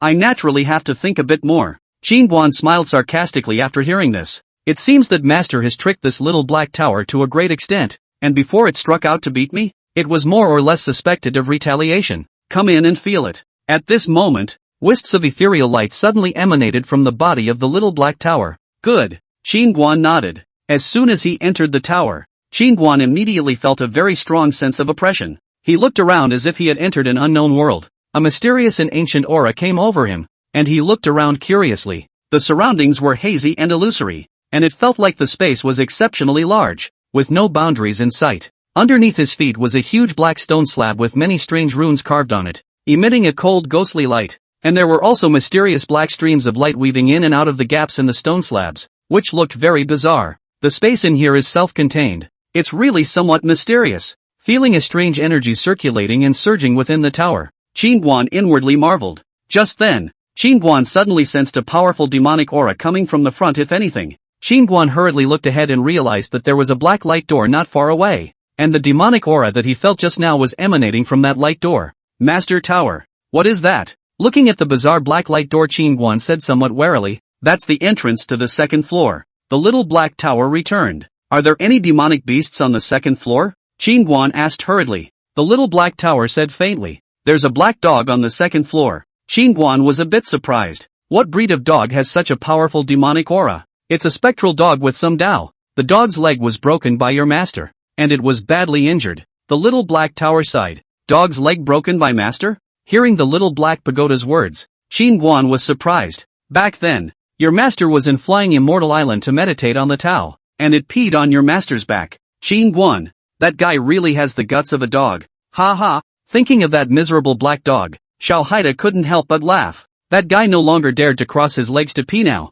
and kept squatting. Kid, you cultivate. I'm going to heal. Yes. Looking around, Qin Guan took out a spirit stone and began to cultivate as well. The next day, Spirit Sword Academy's main hall. What? What did you say? Dean Bai Wanjian stood up violently as he looked incredulously at a middle-aged man below him. Tutor Yen Rong and Su Lai are both dead, the middle-aged man said in a deep voice. How is it possible? How did they die? Dean Bai Wanjian asked as he tried his best to suppress his anger. The one who killed Su Lai was Qin Guan. As for Yen Rong's death, there are multiple accounts now. Some say that Qin Guan killed him. Some say that the person behind Qin Guan killed him. And others say that he died with the Cloudlon sect's Black Dragon Protector. The middle-aged man returned. Bai Wanjian took a deep breath. Say, what the hell is going on here? That day, whirling around, the middle-aged man told what happened that day in the southern family. Bai Wanjian was silent after hearing this, and after a moment he looked at the middle-aged man. Who do you think Yen Rong was killed by? I think it was the people behind Qin Guan who did it. It shouldn't be the Yunlan sect. The middle-aged man spoke. Reason. Bai Wanjian said. First of all, although the Black Dragon Protector's strength is a bit stronger than Yen Rong's, it's not enough to kill him. And secondly, although we've been in constant conflict with the Yunlan sect over the years, they've all been the younger generation battling it out, and it hasn't risen to the level of the elders. And my subordinate doesn't think that the Yunlan sect will easily kill the tutors of our academy. Bai Wanjian nodded slightly. Your analysis is not unreasonable. At that time Yen Rong killed Qin Guan suddenly disappeared. It must be that he found that he couldn't defeat the person behind Qin Guan and wanted to retreat, and that Black Dragon Protector arrived on the scene later. There was a discrepancy in time, not to mention that there was no reason for him to end up with Yen Rong. After all, our side was there to kill Qin Guan, while the Cloudlon sect was there to grab the treasure. Could it be the work of the Heavenly Treasure Pavilion? I heard that Zhang Lianyu was present at the time and helped the southern family against the Cloudlon sect later on. The middle-aged man guessed. Bai Wanjian shook his head. Tianbao Pavilion's relationship with my Spirit Sword Academy is quite good. There's no reason to kill my academy's tutors. But the fact that they can help the southern family deal with the Yunlan sect means that the southern family is profitable. The middle-aged man nodded. It seems that the person behind Qin Guan is not simple. So what if it's not easy? Bai Wanjian snorted coldly, his eyes narrowing slightly. It seems that my Spirit Sword Academy hasn't produced a sword in a long time. And some cats and dogs think that my Spirit Sword Academy's sword isn't sharp anymore. Who to send? Dean? The middle-aged man looked at Bai Wanjian. Fifth realm martial artist. Cultivating a fifth realm martial artist. The cost of this is not small, I'm afraid. In that case, let Pei Qian go with Hong Wan. Dean, could it be that tutor pay alone isn't enough? Hearing Bai Wanjian tell Pei Qian to go with Hong Wan, the middle-aged man was a bit surprised. Pei Qian was a sword exalt of the sixth realm, a gold medal instructor of the Spirit Sword Academy, and the ceiling of Qingzhou's battle power. Even if he encountered a few great powers ancestors, he would still be able to retreat in one piece. Bai Wanjian shook his head. With Pei Qian's personality, let him go thousands of miles to kill 5 realms of martial artists. He has since disdain out of the sword. If you let Hong Wan follow along, he is naturally happy. Of course, let Hong Wan go. Old man also has another intention. When the time comes, let Hong Wan catalyze the secret method to transmit Qin Guan directly to the academy, killing 2 geniuses and 2 senior members of my Spirit Sword Academy. I will personally skin him and use his flesh and blood to make pills. Chapter 41, Working Overtime. The middle-aged man laughed after hearing this. Dean is brilliant. A fifth realm martial artist must have eaten countless heavenly treasures. His flesh and blood must be excellent alchemy materials. Tell Pei Qian not to touch Qin Guan, and leave the rest of those related to Qin Guan untouched. Understood. The middle-aged man nodded. Meanwhile, the Cloudlon sect. Patriarch Zhang Wanshou was enraged after learning that the Black Dragon Protector, intersect law enforcement elder Zhao Jijian, 4 elders, and more than a dozen disciples had all been killed. The death of so many experts at once was hurtful to the Yunlan sect, especially after learning that Chen Guanxiang was wrongly accused. Many voices of dissatisfaction arose within the sect. For this loss, Zhang Wanshou, who was the patriarch, had an unshirkable responsibility. Sovereign, what are you waiting for? This can't be endured any longer. I suggest that we destroy the southern family first to break Qin Guan into pieces, and then go to the Spirit Sword Academy to settle the score. Oh yes, and the Heavenly Treasure Pavilion as well. In the large hall, a middle-aged man said angrily, this matter is afraid that it is not that simple. Zhang Wanshou shook his head. Knowing the causes and consequences, he felt that there was a lot of strangeness in this matter. Patriarch, do you think that Elder Black Dragon was killed by Qin Guan? How could just a fifth realm martial artist like him kill the Black Dragon Protector? The middle-aged man said in a deep voice. At those words, Zhang Wanshou was silent, not knowing what he was thinking. The middle-aged man looked at Zhang Wanshou and said hurriedly, patriarch even if the death of the Black Dragon Protector is controversial. But the deaths of the 5 elders and a dozen or so disciples are related to Qin Guan and the Southern family. Right. Now the whole clan is waiting to see your attitude. If you don't deal with this matter as soon as possible, I'm afraid that it will have a great impact on your prestige. Upon hearing this, Zhang Wanshou nodded his head. First exterminate the Southern family and Qin Guan to quell this matter. As for the Spirit Sword Academy and the Heavenly Treasure Pavilion to be counted slowly later. Pass the word to make. Stupid. Zhang Wanshou was just about to send someone when an angry rebuke suddenly came from outside the main hall. Soon a white-haired old man walked in. Father, what brings you here? Seeing the visitor, Zhang Wanshou hurriedly got up. Greetings to the Supreme Elder. The middle-aged man next to Zhang Wanshou also hurriedly saluted. The white-haired old man looked at Zhang Wanshou face grim. The last Chen Guanshan matter you have done wrong. This time also not long memory. If it is wrong again you this patriarch position still used to sit? Father. Zhang Wanshou was just about to say something when the white-haired old man added, let's wait and see what happens in this matter. And don't bother looking for that Qin Guan again. Upon hearing this, Zhang Wanshou was a bit unable to accept it. Father, right now the entire clan is waiting to see my example as the patriarch. If we wait and see what happens. How many times have I told you? You can't be too impulsive. Think twice about things. That Qin Guan is already a 5th realm martial artist at a young age. Do you think he's simple? Do you know how much it takes to cultivate a 5th realm martial artist? What kind of power is behind him, are you clear about that? And that Heavenly Treasure Pavilion would rather offend me. Yunlan sect. To help him, have you thought about these issues? The white-haired old man's series of questions directly rendered Zhang Wanshou speechless. And these questions had actually been considered by him. But in his heart, he looked down on Qin Guan. Even if it was a 5th realm martial artist, to be honest, he didn't look down on it. After all, Yunlan sect had a deep heritage. It wasn't too much of a problem to deal with a 5th realm martial artist, and because of that he didn't bother to look deeper into all this. Inflated and gullible, he knew he had made these 2 fatal mistakes. Don't worry, even if we don't make a move, with Spirit Sword Academy style, they will soon make a move. At this time, we have to stay calm and watch the situation first. Let Spirit Sword Academy go first. Understand? Many thanks for reminding father. At those words, Zhang Wanshou nodded his head hastily. The position of patriarch is not suitable for you. The white-haired old man shook his head and turned to leave. After the white-haired old man left, Zhang Wanshou's face was as gloomy as water. His father's words just now that he was not suitable to be a zone made him feel uncomfortable. Patriarch listened to the Supreme Elder in this matter? The middle-aged man asked as he glanced at Zhang Wanshou. Father is right. Let's hold back for a while and let Spirit Sword Academy go. Zhang Wanshou said with a hidden gaze. But if Spirit Sword Academy wipes out the Southern family and Qin Guan, and our Yunlan sect didn't do a damn thing, at that time, won't it make people laugh at my Yunlan sect for being a loser and say that you, the sect leader, the middle-aged man said at the end without continuing. Enough, this matter will wait beforehand, Zhang Wanshou said and left the main hall. The middle-aged man looked at Zhang Wanshou's back as he left and let out a cold laugh. Without your father at the helm, you're nothing but an ass. Imperial Capital Heavenly Treasure Pavilion. Grandpa, you're going to regret this. Inside a luxurious room, Jiang Lianyue was furious and her pretty face was frosty. Regret. The old man has traveled for dozens of years and has never gone astray for a single time. Can a 16-year-old 5th realm martial artist compare to a 16-year-old sword king? Opposite Jiang Lianyue, a Chinese-robed old man spoke in a deep voice. Hearing this, Jiang Lianyue gasped. Why can't he be compared? Qin Guan, he is just stronger than Shen Huan. And my grandson feels that Qin Guan's strength may still be above the 5th realm. Above the 5th realm? You don't think that Qin Guan is a 6th realm martial artist, do you? The Chinese-robed old man let out a cold laugh. Do you know how difficult it is to raise the realm of a martial artist? Not to mention a 6th realm martial artist. Even a 6th realm cultivator is no more than 10 counts in the Qingzhou. And most of them are old men who have lived for nearly 100 years. A 16-year-old 6th realm martial artist. You err, do you believe yourself when you say this?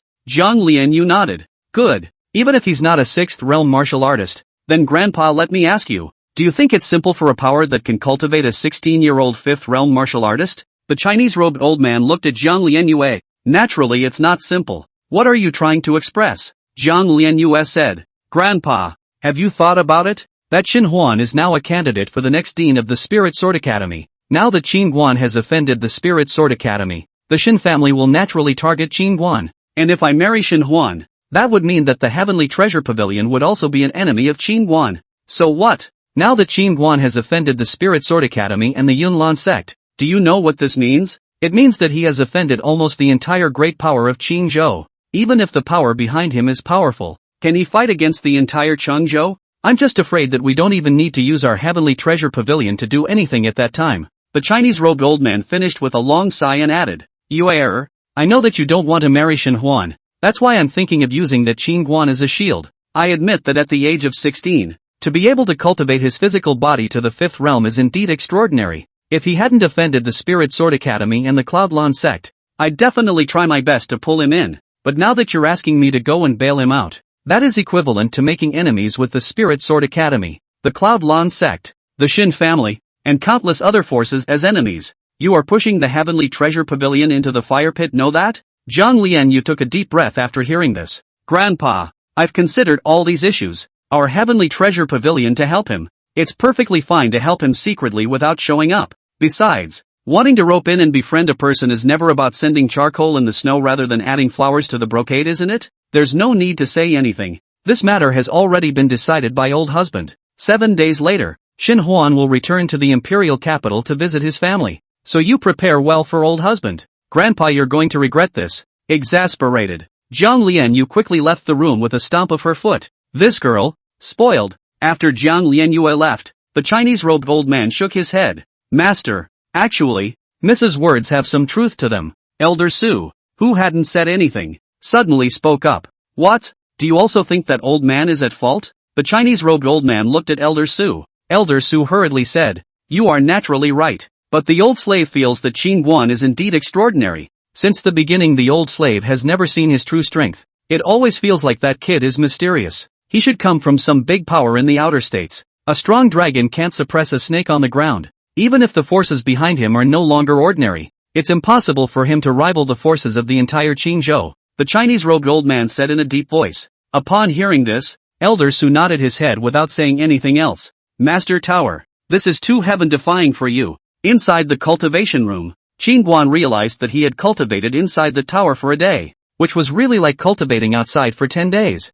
The 4 orifices that he had previously opened were all expanded to the size of a watermelon. This speed was just too crazy. It's only 10 times. If this seat was at its peak, it could reach 20 times. The little black pagoda coldly snorted. What? 20 times? Qin Guan was violently shocked. Why don't you believe it? I believe it. I believe it 100 times. Qin Guan nodded vigorously, and then a wisp of chaos chi floated out. Master Pagoda, eat quickly. We can't delay your healing. Little Black Tower.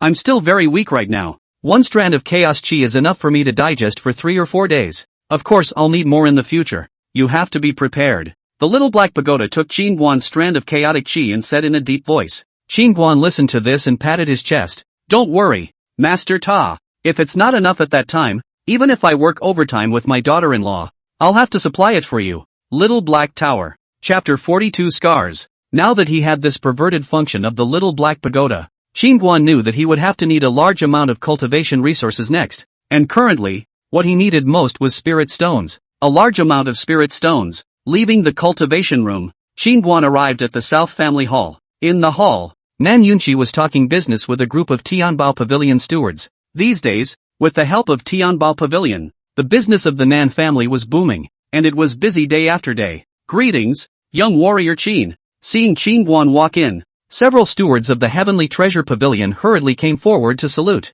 Everyone has worked hard. Qin Guan nodded in response one by one. Young warrior Qin is being polite. Win-win cooperation. Win-win cooperation. Tianbao Pavilion. A steward hurriedly laughed. Zhang Lianyue when he left but repeatedly explained. Can never be slowed down. Qin Guan slowed down the South family. So the size of the South family ordered Tianbao Pavilion. Now all eat. As it happens, I am in the middle of something and would like to ask the Heavenly Treasure Pavilion for help. Qin Guan smiled and took out a storage bag. I also asked the Heavenly Treasure Pavilion to help me sell these things for some money. Upon hearing this, the steward of the Heavenly Treasure Pavilion hurriedly received the storage bag, and when he saw the contents of the bag, he was shocked. Seeing that the steward reacted in such a way, Nan Yunqi and a few others on the side also curiously came over, and when a few people saw what was in the storage bag they were instantly nonplussed. There were more than 10 second-grade pills alone in the storage bag, as well as 4 soul weapons, 3 Xian rank techniques and martial arts, and a number of other first-grade pills.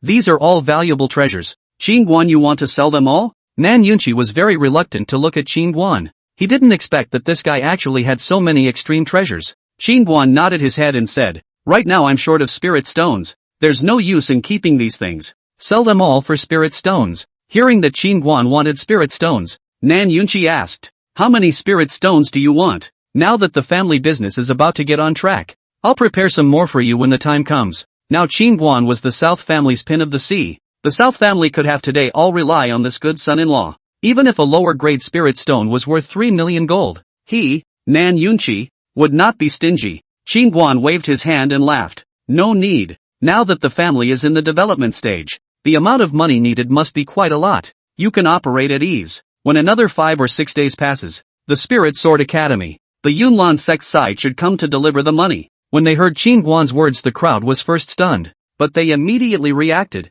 I'm afraid that all the things in this storage bag belong to Yan Rong and the Cloudlon sect's Black Dragon Protector. This guy was really bullish. The feeling was that he was now treating the Spirit Sword Academy and Cloudlon sect as money-giving children. Nan Yunqi looked cautiously at Qin Guan. Are you sure you can make them pay? I'll take as much as I can give away. Qin Guan laughed. Ha ha, that's good. That's good. Hearing Qin Guan's words, Nan Yunqi whirled around and laughed. In fact, he was still particularly worried about Spirit Sword Academy and Cloudlon sect these days. Having killed so many of them 2 days ago, I guess the news has already spread to the imperial capital. Now the Spirit Sword Academy and the Cloudlon sect are afraid that they are about to go crazy with anger. Thinking about it makes me a little bit afraid of what kind of strong people they will send over next. Now that he saw that Qin Guan was still calm and relaxed, it meant that he had the strength to deal with it. Mr. Qin, I'm afraid these goods of yours won't sell in Deer Cloud City. At this moment, the steward of the Heavenly Treasure Pavilion suddenly wondered why. Why?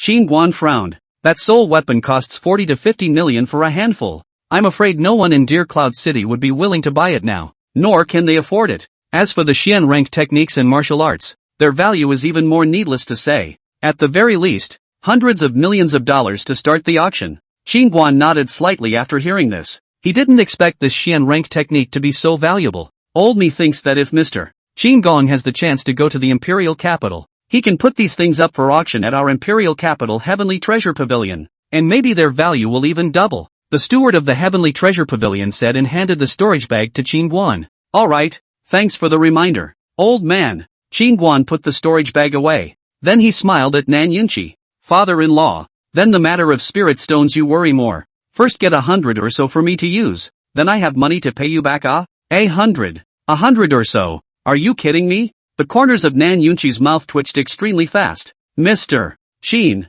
truth be told, even our Heavenly Treasure Pavilion only has a stock of 20 lower grade spirit stones. The demand for expensive and luxurious things like this is very low in this small place. At this moment, that steward of the Heavenly Treasure Pavilion was busy laughing. Qin Guan nodded slightly. It seemed that he had to make a trip to the imperial capital when he had the chance to do so, or else he would soon run out of spirit stones to cultivate. Not long after, Qin Guan returned to his residence. Seeing that Nan Ro was sitting there doing needlework, Qin Guan smiled and walked over. Qin Guan wrapped his arms around Nan Ro's soft waist from behind, rested his chin on her shoulder and laughed. Why don't you cultivate and do needlework? Nan Ro laughed warmly. The days are getting colder and colder. I want to make 2 thick garments for my husband. It's good to have a daughter-in-law, someone who cares and loves. Qin Guan gave Nan Ro a kiss on her cheek, then picked up the apple on the table. He was just about to open his mouth to bite it when Nan Ro hurriedly said, Husband, I'll peel the skin for you before you eat it. Don't bother. Qin Guan waved his hand and laughed.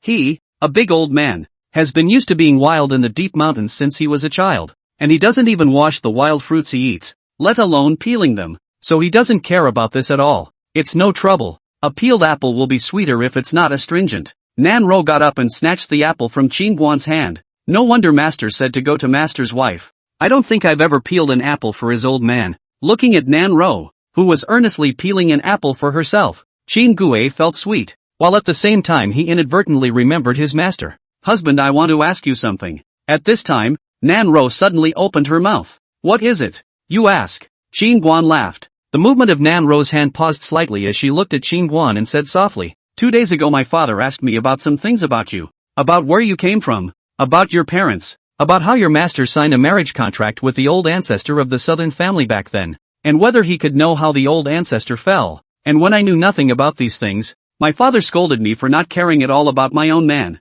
Afterwards, I thought about it. My husband didn't mention these things to me, may have something difficult to say. Or as a wife I should take the initiative to care about my husband. So I wanted to know more. After hearing some of Nan Ro's words, Qin Guan was silent for a moment and laughed. Which is hard to say. Since I was a child my father died, and when I was 4 years old I followed my mother to flee the desert. Fleeing the desert. Speaking of this, Qin Guan's eyes could not help but flash through a flash of pain and struggle. His heart felt like it had been gouged out viciously by a knife. And a tragic picture that he didn't dare to recall and yet didn't dare to forget instantly appeared in his mind. The image shows a mother with a knife cutting her own flesh to feed her starving self. Qin Guan took a deep breath as he quickly regained his composure and continued. Then my mother died too. And it was master who plucked me from the dead. Husband, stop it. Nan Ro fiercely stood up. A few steps rushed to the front of Qin Guan. Her eyes red. Her eyes are full of self-blame and heartache. I'm sorry. It's all my fault. I shouldn't have asked these questions. So that you can think back to these painful things again. She realized at this moment why Qin Guan never mentioned his own life before. This kind of tragic past, in exchange for anyone, are not willing to touch again. Just now, she could clearly feel Qin Guan's inner pain as she told her past. She was exposing her husband's scars. Thinking of this, Nan Ro's tears came out of her eyes. She had always thought that her own life was miserable enough, but she didn't think that her husband was even more miserable than her. At least she had a father and a family. Qin Guan gently cupped the tear-filled Nan Ro and laughed. What's the point of crying? Being able to meet master. Being able to meet you. I'm already very contented. In fact, God treats me very well already. Qin Guan knew that Nan Ro had a good heart, and people with good hearts were generally more sentimental, and what he liked most was Nan Ro's gentleness and kindness. Aha! Nan Ro nodded without speaking. Qin Guan smiled and added, I followed my master when I was 4 years old. It was my master who single-handedly brought me up. As for the matter of my marriage contract with your sister, I'm not sure about it. It was contracted by my master and your grandfather. At the end of his words, Qin Guan's expression was obviously a bit unnatural. About the ins and outs of his marriage contract with Nan Xiao, he definitely couldn't say it. If the Nan family knew that their own ancestor had been killed by their master, what would happen? Although it was said to be an accidental injury, it was also due to the death of the master, and it would be better for everyone if this matter was rotted in the stomach. At this time, Nan Ro suddenly said cautiously, Husband, is master, his old man. Well, don't worry, it's hard for that old man to die. Qin Guan laughed. Nan Ro nodded her head gently. Thinking of her husband's life, she said with a straight face, it's said that once a teacher, always a father, and it's the master who raised you. Why don't you take his old man over, husband, so we can honor his old man? Master, he's gone to look for Master Maiden. Qin Guan laughed. For the master's wife, he had only heard his master mention it from time to time, and had never seen him in person. Oh, Nanu nodded as she asked again. Husband, you are so powerful. Master, his old man must be especially powerful as well, right? Well, very, very powerful. I'm afraid that even if all 8 gates were open, I wouldn't even be able to reach a single finger of his. Nan Ro was directly stunned upon hearing this. The amount of information in Qin Guan's words just now was just a bit too much, making her unable to react for a while. All 8 gates were open, which meant that one's husband was an 8th realm martial husband, 8th realm martial artist. What a horrible existence this is. No wonder Qin Guan had always disregarded those forces of the Spirit Sword Academy. But Qin Guan's master was even more shocking to her. Her own husband was already ridiculously strong, but it turned out that even a finger of his master was not as good as his master's. In the end, how strong must this be? Could it be an immortal in the sky? After slowing down for a while, Nan Ro regained her composure as she said with some confusion, Husband, why didn't you show your true strength from the beginning? Qin Guan laughed bitterly after hearing this. The key is that they can't force me to be truly strong. It's enough for me to open 4 doors to beat them. Chapter 43, Instructing Nanru. Nan Ro hurriedly shook her head. That's not what I mean. I mean you show your true strength. In that case they won't dare to look for trouble anymore. Qin Guan pondered slightly after hearing this and said a moment later, Zoe, no matter at any time don't show your bottom card easily. If your opponent understands your bottom card, you will be in danger, understand? Well, husband, you have a point. Nan Ro nodded her head. Also, no one is allowed to say anything about the secret of your Taiyin sacred body, no matter who it is. If outsiders know about it, both me and the southern family will be in untold trouble. Remember? Qin Guan said with a straight face. I won't say it. I won't say it even if I die. Seeing how serious Qin Guan was, Nan Ro understood the seriousness of the matter. Qin Guan added, and your cultivation cannot be easily revealed. Husband, I actually want to help you share a little bit of pressure. Even a little bit. If I can't reveal my cultivation, I feel like I'm a big liability. Nan Ro said helplessly. Qin Guan waved his hand in a hurry after hearing this and said with a bad smile, Nonsense. You see, when have I ever been under pressure? And you're not a big burden. On the contrary, the benefits you've given me are not something that can be described in words. Nanro's cheeks instantly blushed upon hearing this. She naturally knew the benefits that came from intercourse with her husband. Husband, are you wanting it again? No. Yes. Qingguan waved his hand and nodded. Come, you're my husband. It's only right to serve you. Nanro finished putting down the unfinished apple, then pulled Qingguan's hand and headed over to the bed. Soon the bed curtains are drawn, clothes fly onto the carpet, and a good show intensifies. Mud. This kid is cool. Seeing the chaotic chi within Qingguan's small abdomen growing and growing at a speed visible to the naked eye, the little black pagoda shivered with envy. It was getting late and the evening clouds were closing in. Qingguan and Nanro walked out of the room. The two of them had dinner and came to the cultivation room, where Qingguan intended to give Nanro some good instructions. Originally, he had wanted Nanro to enter the tower to cultivate, but it was rejected by the little black tower due to the fact that Nanro was not able to withstand the pressure inside the tower at the moment.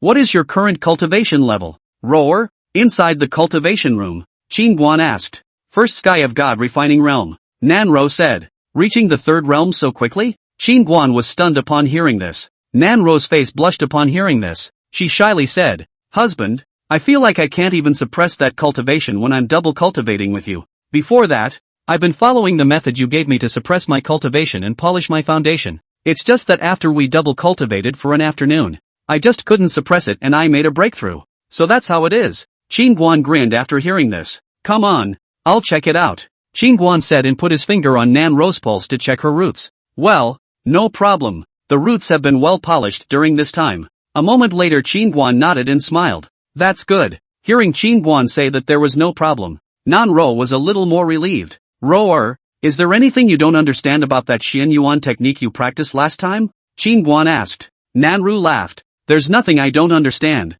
It all feels quite simple. This niece's talent really wasn't an ordinary perversion. The Earth-ranked Gongfu was already relatively difficult. For normal people, I'm afraid that just studying the principles of the Gongfu would take a long period of time. Qingguan was inwardly awestruck as he looked at Nanro and asked again, what about the cultivation aspect of the realm? I've been cultivating according to the method you taught me, and I feel that I haven't encountered any difficulties. Seeing Qingguan's somewhat surprised look, Nanro looked slightly surprised. You go back, said Qingguan, blankly glaring at Nanro, who didn't need him to instruct him on this press. He. Nanro smiled sweetly, her eyes narrowing into a crescent moon. Don't be complacent, you do have a weakness. Qingguan suddenly laughed badly. What weakness? Nanru wondered. Naturally, it's the ability to fight in actual combat. The only thing you're lacking right now is your lack of actual combat experience. Come on, hit me harder, Qingguan said and hooked his finger at Nanro. Husband, then you have to be careful, Nanro reminded.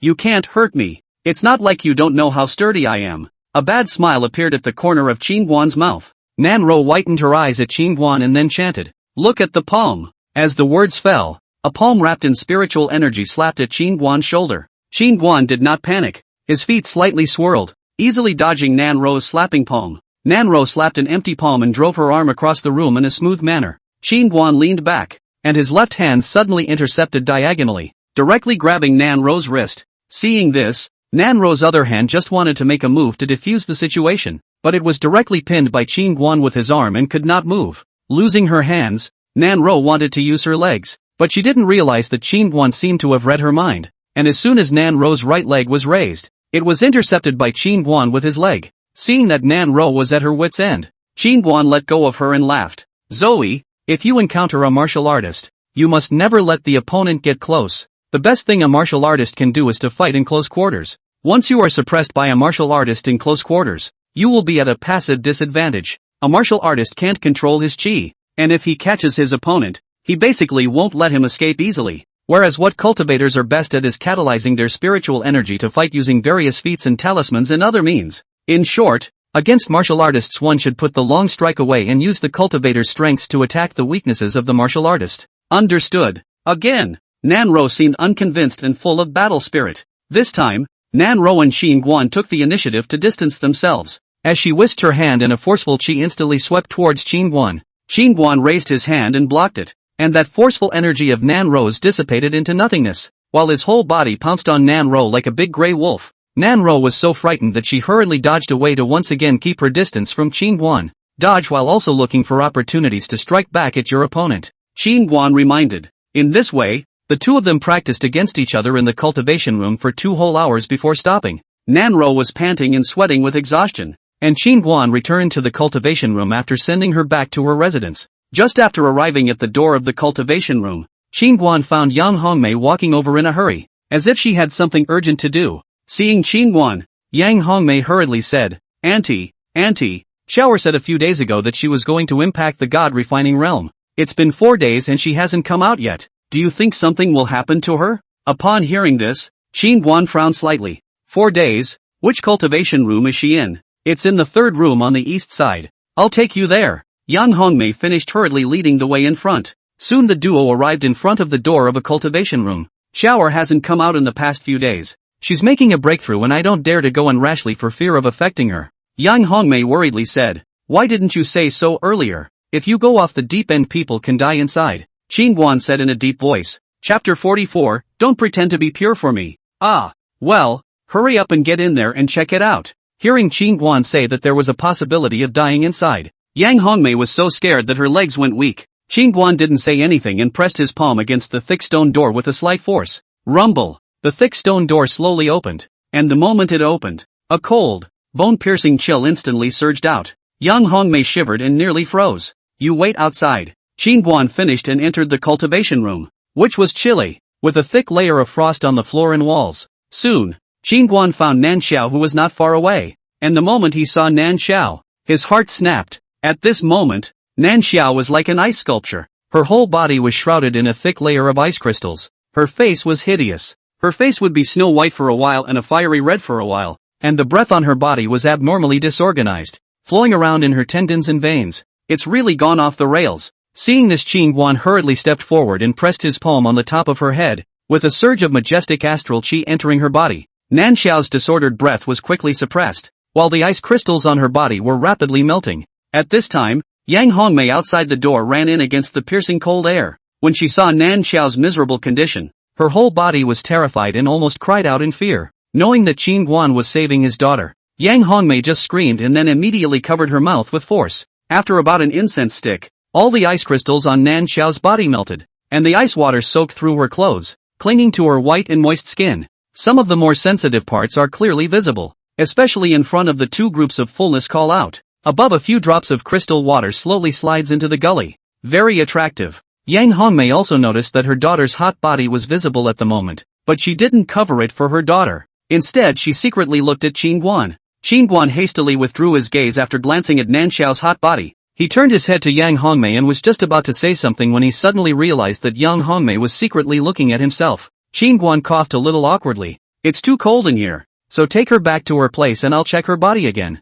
Yang Hongmei hurriedly nodded her head. She hurriedly went up to Nan Ro to help her up. Without taking 2 steps, she looked at Qin Guan. Auntie, I twisted my waist in the past 2 days of cultivation. Why don't you carry Shower on your back? Yang Hongmei rubbed her backside in pain as she finished speaking. Lead the way in front, Qin Guan said as he stepped forward and carried Nan Xiao on his back. Walking on the road, Nan Xiao gradually awakened. When she realized that she was being carried by a man, her chest was tightly pressed against the other's back. She subconsciously wanted to get up, only to find out that she was so sore and weak that she couldn't move at all. And she didn't even have the strength to speak. Her gaze gradually became clearer, and soon she realized that the person carrying her was Qin Guan, and the woman walking in front of her was her own mother. It seemed that it was his brother-in-law and mother who had saved him, and a pang of fear followed the thought that he had nearly died in the cultivation room after his gong method had backfired on him when he had impacted the god-refining realm in the cultivation room. It was already late at night, the moonlight was bright, all was quiet. The bitter cold wind blew Qin Guan's hair backward,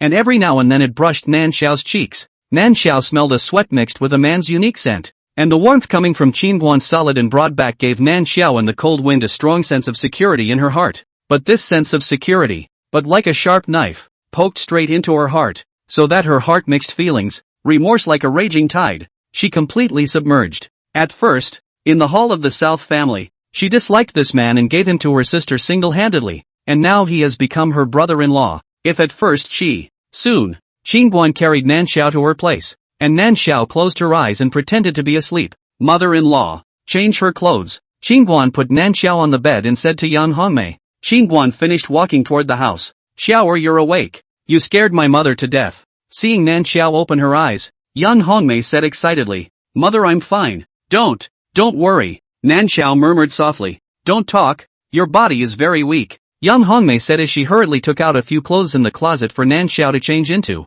Auntie, it's changed. Not long after, Yang Hongmei called Qingguan, who was outside the house. Qingguan came to the bedside and found that Nanxiao had already woken up. He said, was it a breakthrough in the realm that was backfired by the gong method? Aha. Nanzhou nodded. Qingguan didn't say anything else, but placed his hand on Nanxiao's pulse to check her injuries. Noticing Nanxiao's injuries, Qingguan frowned. The situation was a bit bleak. He found cracks on Nanxiao's dantian. Multiple tendons and veins on his body were damaged, and his roots were also traumatized. You've been injured a bit severely. Your root meridians are severely damaged, and there are still cracks in your dantian. A moment later Qingguan withdrew his hand and said in a deep voice. When she heard Qingguan say that her dantian was damaged, Nanxiao immediately turned pale. Dantian is very important to the cultivator. If traumatized many times on the cultivator is fatal. Light is stagnant cultivation. Heavy cultivation regression into a waste. Yang Hongmei, who was on the side, immediately said in a hurry.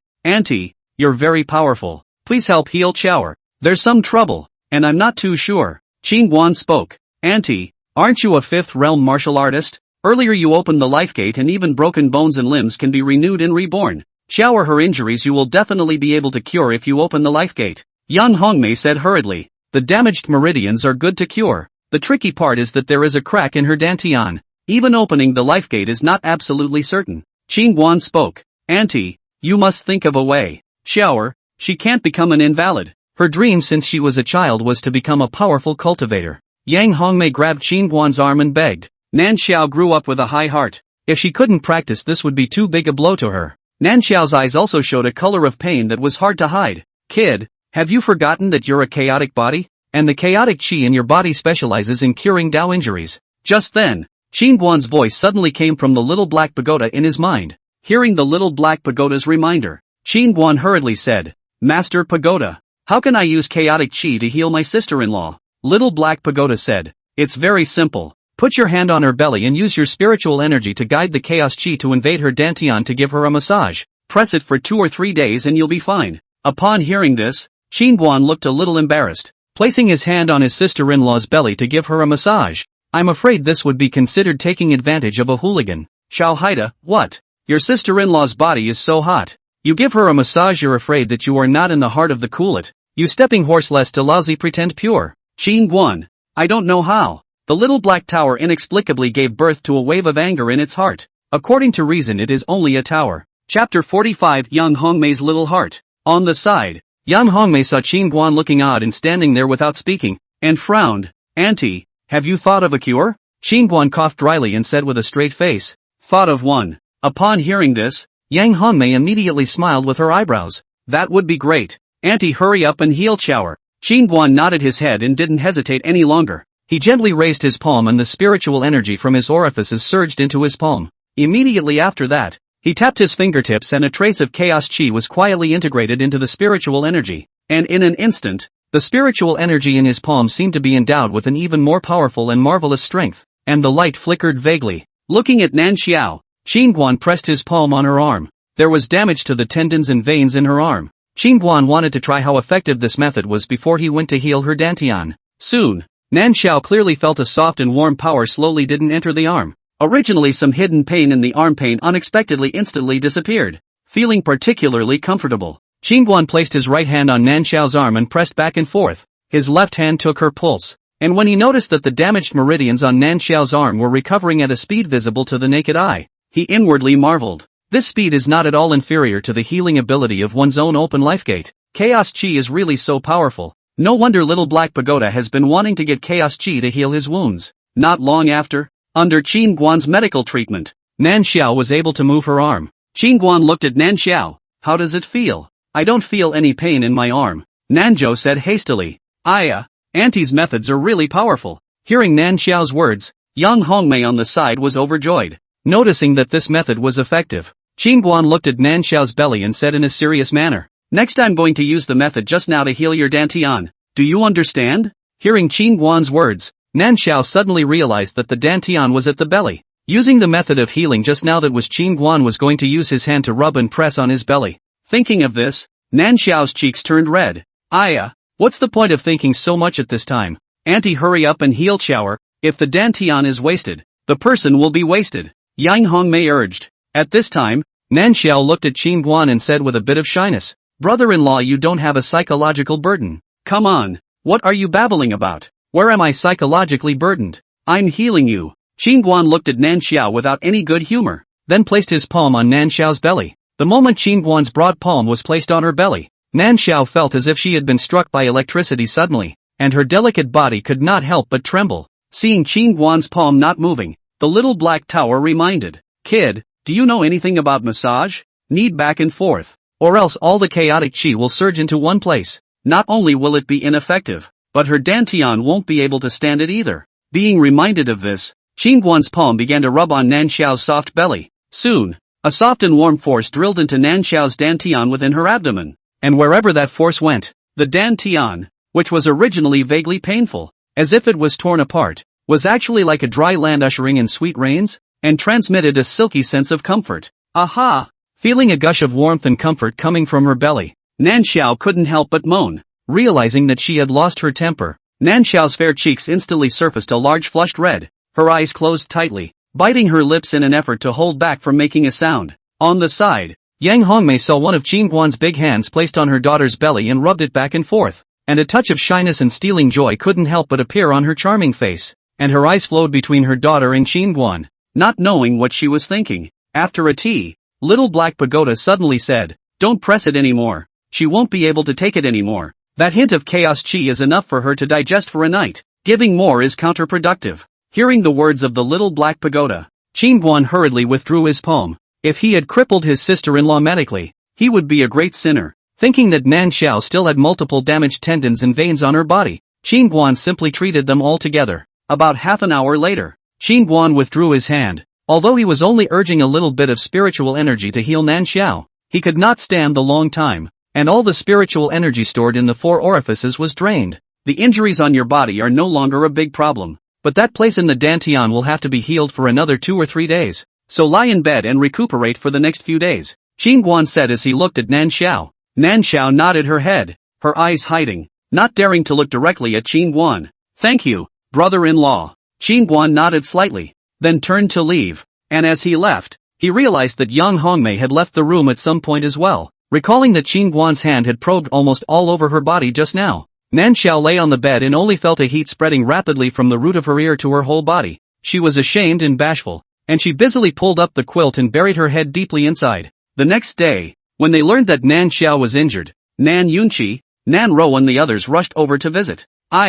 Thanks to Auntie's attentive treatment of Chower last night. Otherwise Chower would have been afraid that something serious would have happened. Yang Hongmei recalled her daughter's appearance last night when she was in the cultivation room, and a pang of fear ran through her heart. It's good that people are fine. What are you still standing here for? Why don't you hurry up and order the kitchen to make some tonic for Chower to replenish her body? Nan Yunqi suddenly looked at Yang Hongmei and said unhappily. These days he had been busy with the family business. Large and small matters were almost piled up into a mountain, and his sleep was not enough. Nan Xiao had been in the cultivation room for 4 days before Yang Hongmei said that this made him very dissatisfied. It's all my fault this time. I was negligent as a mother. Yang Hongmei looked at Nan Xiao with heartache and blamed herself. Yang Hongmei positively admitted her mistake, which made Nan Yunqi a bit surprised. However, I think, now the South family is as strong as a rainbow, has become the strongest family in Deer Cloud City. Although this is all Qin Guan, but he is at least the South family head. Yang Hongmei more or less do not dare to be as arrogant as before. In the future, the Yang family side may also want to support the South family. 30 years east of the river, 30 years west of the river, the Nan family finally stood up. Yang Hongmei's sudden softening made Nan Yunqi's heart feel inexplicably free. Shower, do you feel like your body is still uncomfortable anywhere? If it's uncomfortable then hurry up and say so. At this time, Nan Rou walked to the bedside and said with concern. Seeing her sister, Nan Xiao's heart suddenly felt more than a hint of guilt. She hurriedly said, I'm fine. Sister, don't worry. Nanju tucked Nanjoin. Last time your brother-in-law told you that cultivation on what do not understand the place can ask him. This girl has always been high-minded, is not to feel unable to wipe the face. He is your brother-in-law. What is embarrassed? In the future there is a problem despite asking him. Do not look at him as a martial arts husband. Your brother-in-law understand can be more. Understand? Nanjo nodded. Well, I know. Master, come, I'll discuss something with you. Just then, Yang Hongmei suddenly whispered. What is it that can't be said here? Gee, just follow me. Yang Hongmei quickly pulled Nan Yunqi outside the house and said surreptitiously. Master, have you noticed that our Chower is afraid that she has moved on to Qingguan? Nonsense. Hearing Yang Hongmei's words, Nan Yunqi glared at her. I'm serious. Can Chower's mind be hidden from me as a mother? Yang Hongmei said seriously. When Nan Yunqi saw that Yang Hongmei didn't look like she was lying, he was a bit surprised and said, You don't want Nan Xiao to marry Qingguan as well, do you? Yang Hongmei hurriedly said. Why, can't you? Qingguan is a talented man with superb strength. His family background, although I haven't heard him mention it, but it must be an exclusive existence. If our Chower marries him, she will definitely be able to live a life of glory and wealth in the future. Won't she? Nan Yunqi laughed coldly after hearing this. When Qingguan came to the Nan family with the marriage contract to fulfill the marriage contract with Chower, you and Chower were extremely opposed to it, and you belittled people as worthless. Why do you want Chower to marry someone else now? Don't you feel ashamed? Chapter 46, The Underworld Dogs. Nan Yunqi, is it fun to talk about these sarcasm now? Is your brain in mush? Don't forget that Nan Xiao is also your own daughter. If you laugh at her, you are laughing at yourself. Yang Hongmei gritted her teeth and gasped. Nan Yunqi wanted to say something. A moment later, Nan Yunqi suddenly shook his head. Qingguan shouldn't be looking at Chower. How do you know he can't see Chower? Yang Hongmei asked hurriedly. Last time, Lao Fu had discussed with him to let him take Zhang Lianyu, but the result was directly rejected by him. Do you think that with Miss Zhang's condition he can't even look at her? He will look at Chower? Yang Hongmei raised her head and said with a proud expression. That's not necessarily true. Our Chower is no worse looking than Zhang Lianyue, and although her family lineage is not as good as hers, Chower is still a in-spirit physique, which no one can compare to. Alright, less fooling around. Especially don't fool around in front of Qingguan. Anyone who fools around in front of him doesn't have any good fruit to eat. Let's wait and talk about this matter.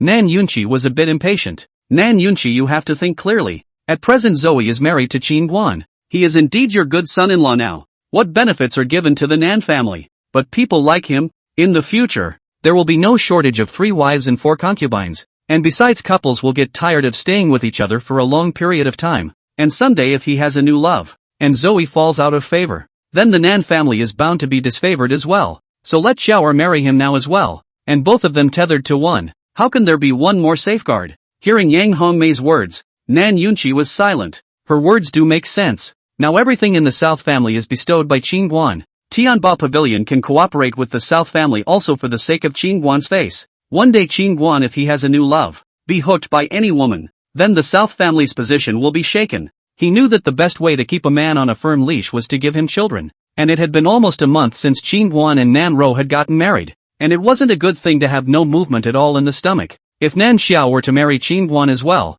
the 2 daughters would serve him together, and one would always win. After thinking carefully, Nan Yunqi said to Yang Hongmei, this matter can't be too hasty. We have to take our time. After all, you and Xiaoer gave Qingguan a bad impression before. It's fine to let Xiaoer ask for more advice on Qingguan's cultivation problems, and cultivate feelings. You're finally normal. Hearing Nan Yunqi's words, Yang Hongmei blanked him. At the same time, in the small black tower of the cultivation room, Qingguan drew his sword and slammed it against the front. Boom! A brilliant and dazzling sword chi roared out, and the hazy and illusory space in front of him was instantly illuminated. The sword light did not disappear until it was more than 10 feet away. As soon as the sword chi disappeared, Qingguan did a dashing twist and once again drew his sword in a slash. This time he incorporated the power of chaos chi in his spiritual energy. Thumbs up! A sharp cutting sound exploded inside the tower, and the power of this sword was clearly several times stronger than the power of the sword just now. Asterisk asterisk asterisk asterisk. Seeing that the sword that he had just cut out coincidentally hit the light door that led to the 2nd floor,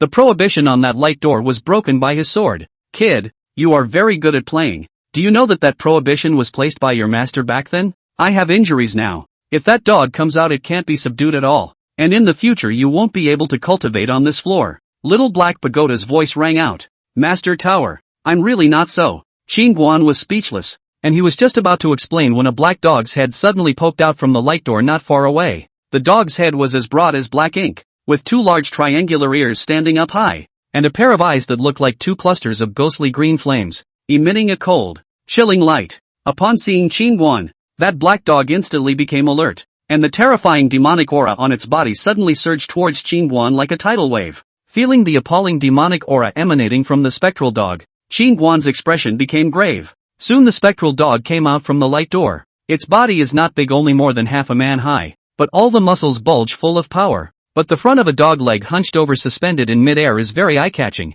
The spectral dog first surveyed the surroundings, and finally its gaze fell on Qin Guan once again. Its mouth slightly opened to reveal its sharp-pointed teeth. Human. Despicable. The mouth spits human speech. The Demon King realm. Hearing the spectral dog speak human language, Qin Guan gulped. Spectral dog, vile. Human. The corners of Qin Guan's mouth twitched slightly. How much hatred and resentment this was towards humans. I'm a good person, Qin Guan said hurriedly. Upon hearing Qin Guan's words, the black lips of the spectral dog suddenly turned up, and the flesh on both sides of its nose wrinkled together, revealing 2 rows of white fangs. Its body bowed slightly, as if it was about to launch an attack on Qin Guan. Right at this moment, Qin Guan flexed his fingers and a wisp of white chaotic chi suddenly floated to the spectral dog's heels. Seeing the chaos gas in front of him, the outwardly turned lips of the spectral dog suddenly drooped down, and a pair of dog eyes instantly widened. Kid, you stepped on the horse and fed chaos chi to the dog? Seeing Qin Guan's maneuver, the little black pagoda immediately felt incomparably annoyed.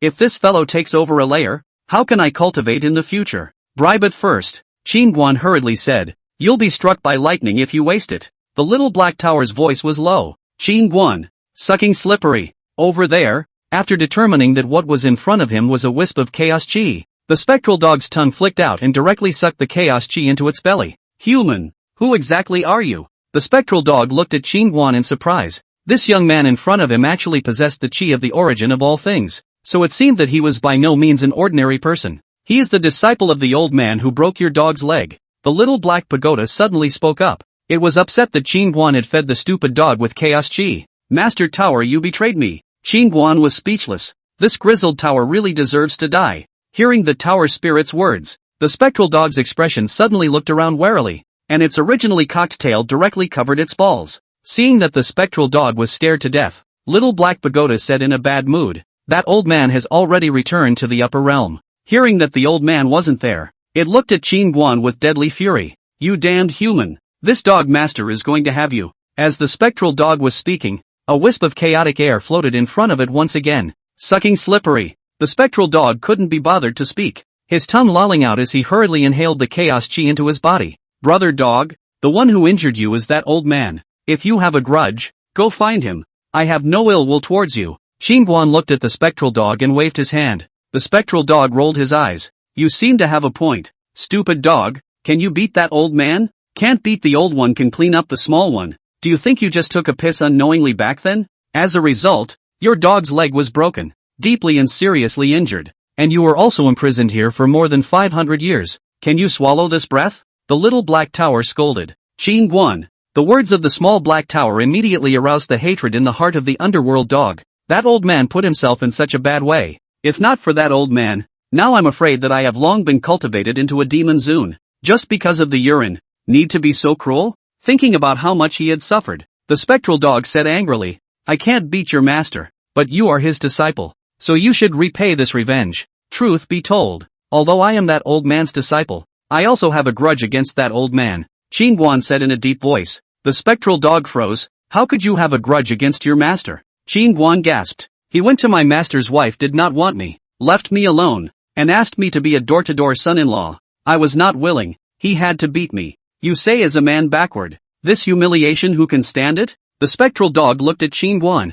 Kid, you're not fooling this dog master, are you? Brother dog, with your intelligence do you think I can fool you? Qin Guan asked rhetorically. The spectral dog nodded slightly. That's a good point you're making. At this time, Qin Guan added, also, if I have no enmity with him, why would I give you chaotic chi to help you heal? The spectral dog blinked. The logic makes sense. Kuroda, what a dog's brain. Chapter 47, Bodyguards. At this time, Qin Guan walked to the underworld dog with great strides and said seriously, Brother dog, as the saying goes, the enemy of an enemy is a friend. I still have a lot of chaos chi here. In the future, your dog's leg and the injuries on your body will be wrapped up in me. And when you're well, we'll go and take revenge on that old man. Seeking revenge on that old man? Are you crazy? Do you know how strong that old man is? Even at my peak I couldn't carry a single sword from him. Spectral dog said in a deep voice. Is that old man strong? Qin Guan scratched his head. The spectral dog looked at Qin Guan in disgust. No wonder that old man dislikes you.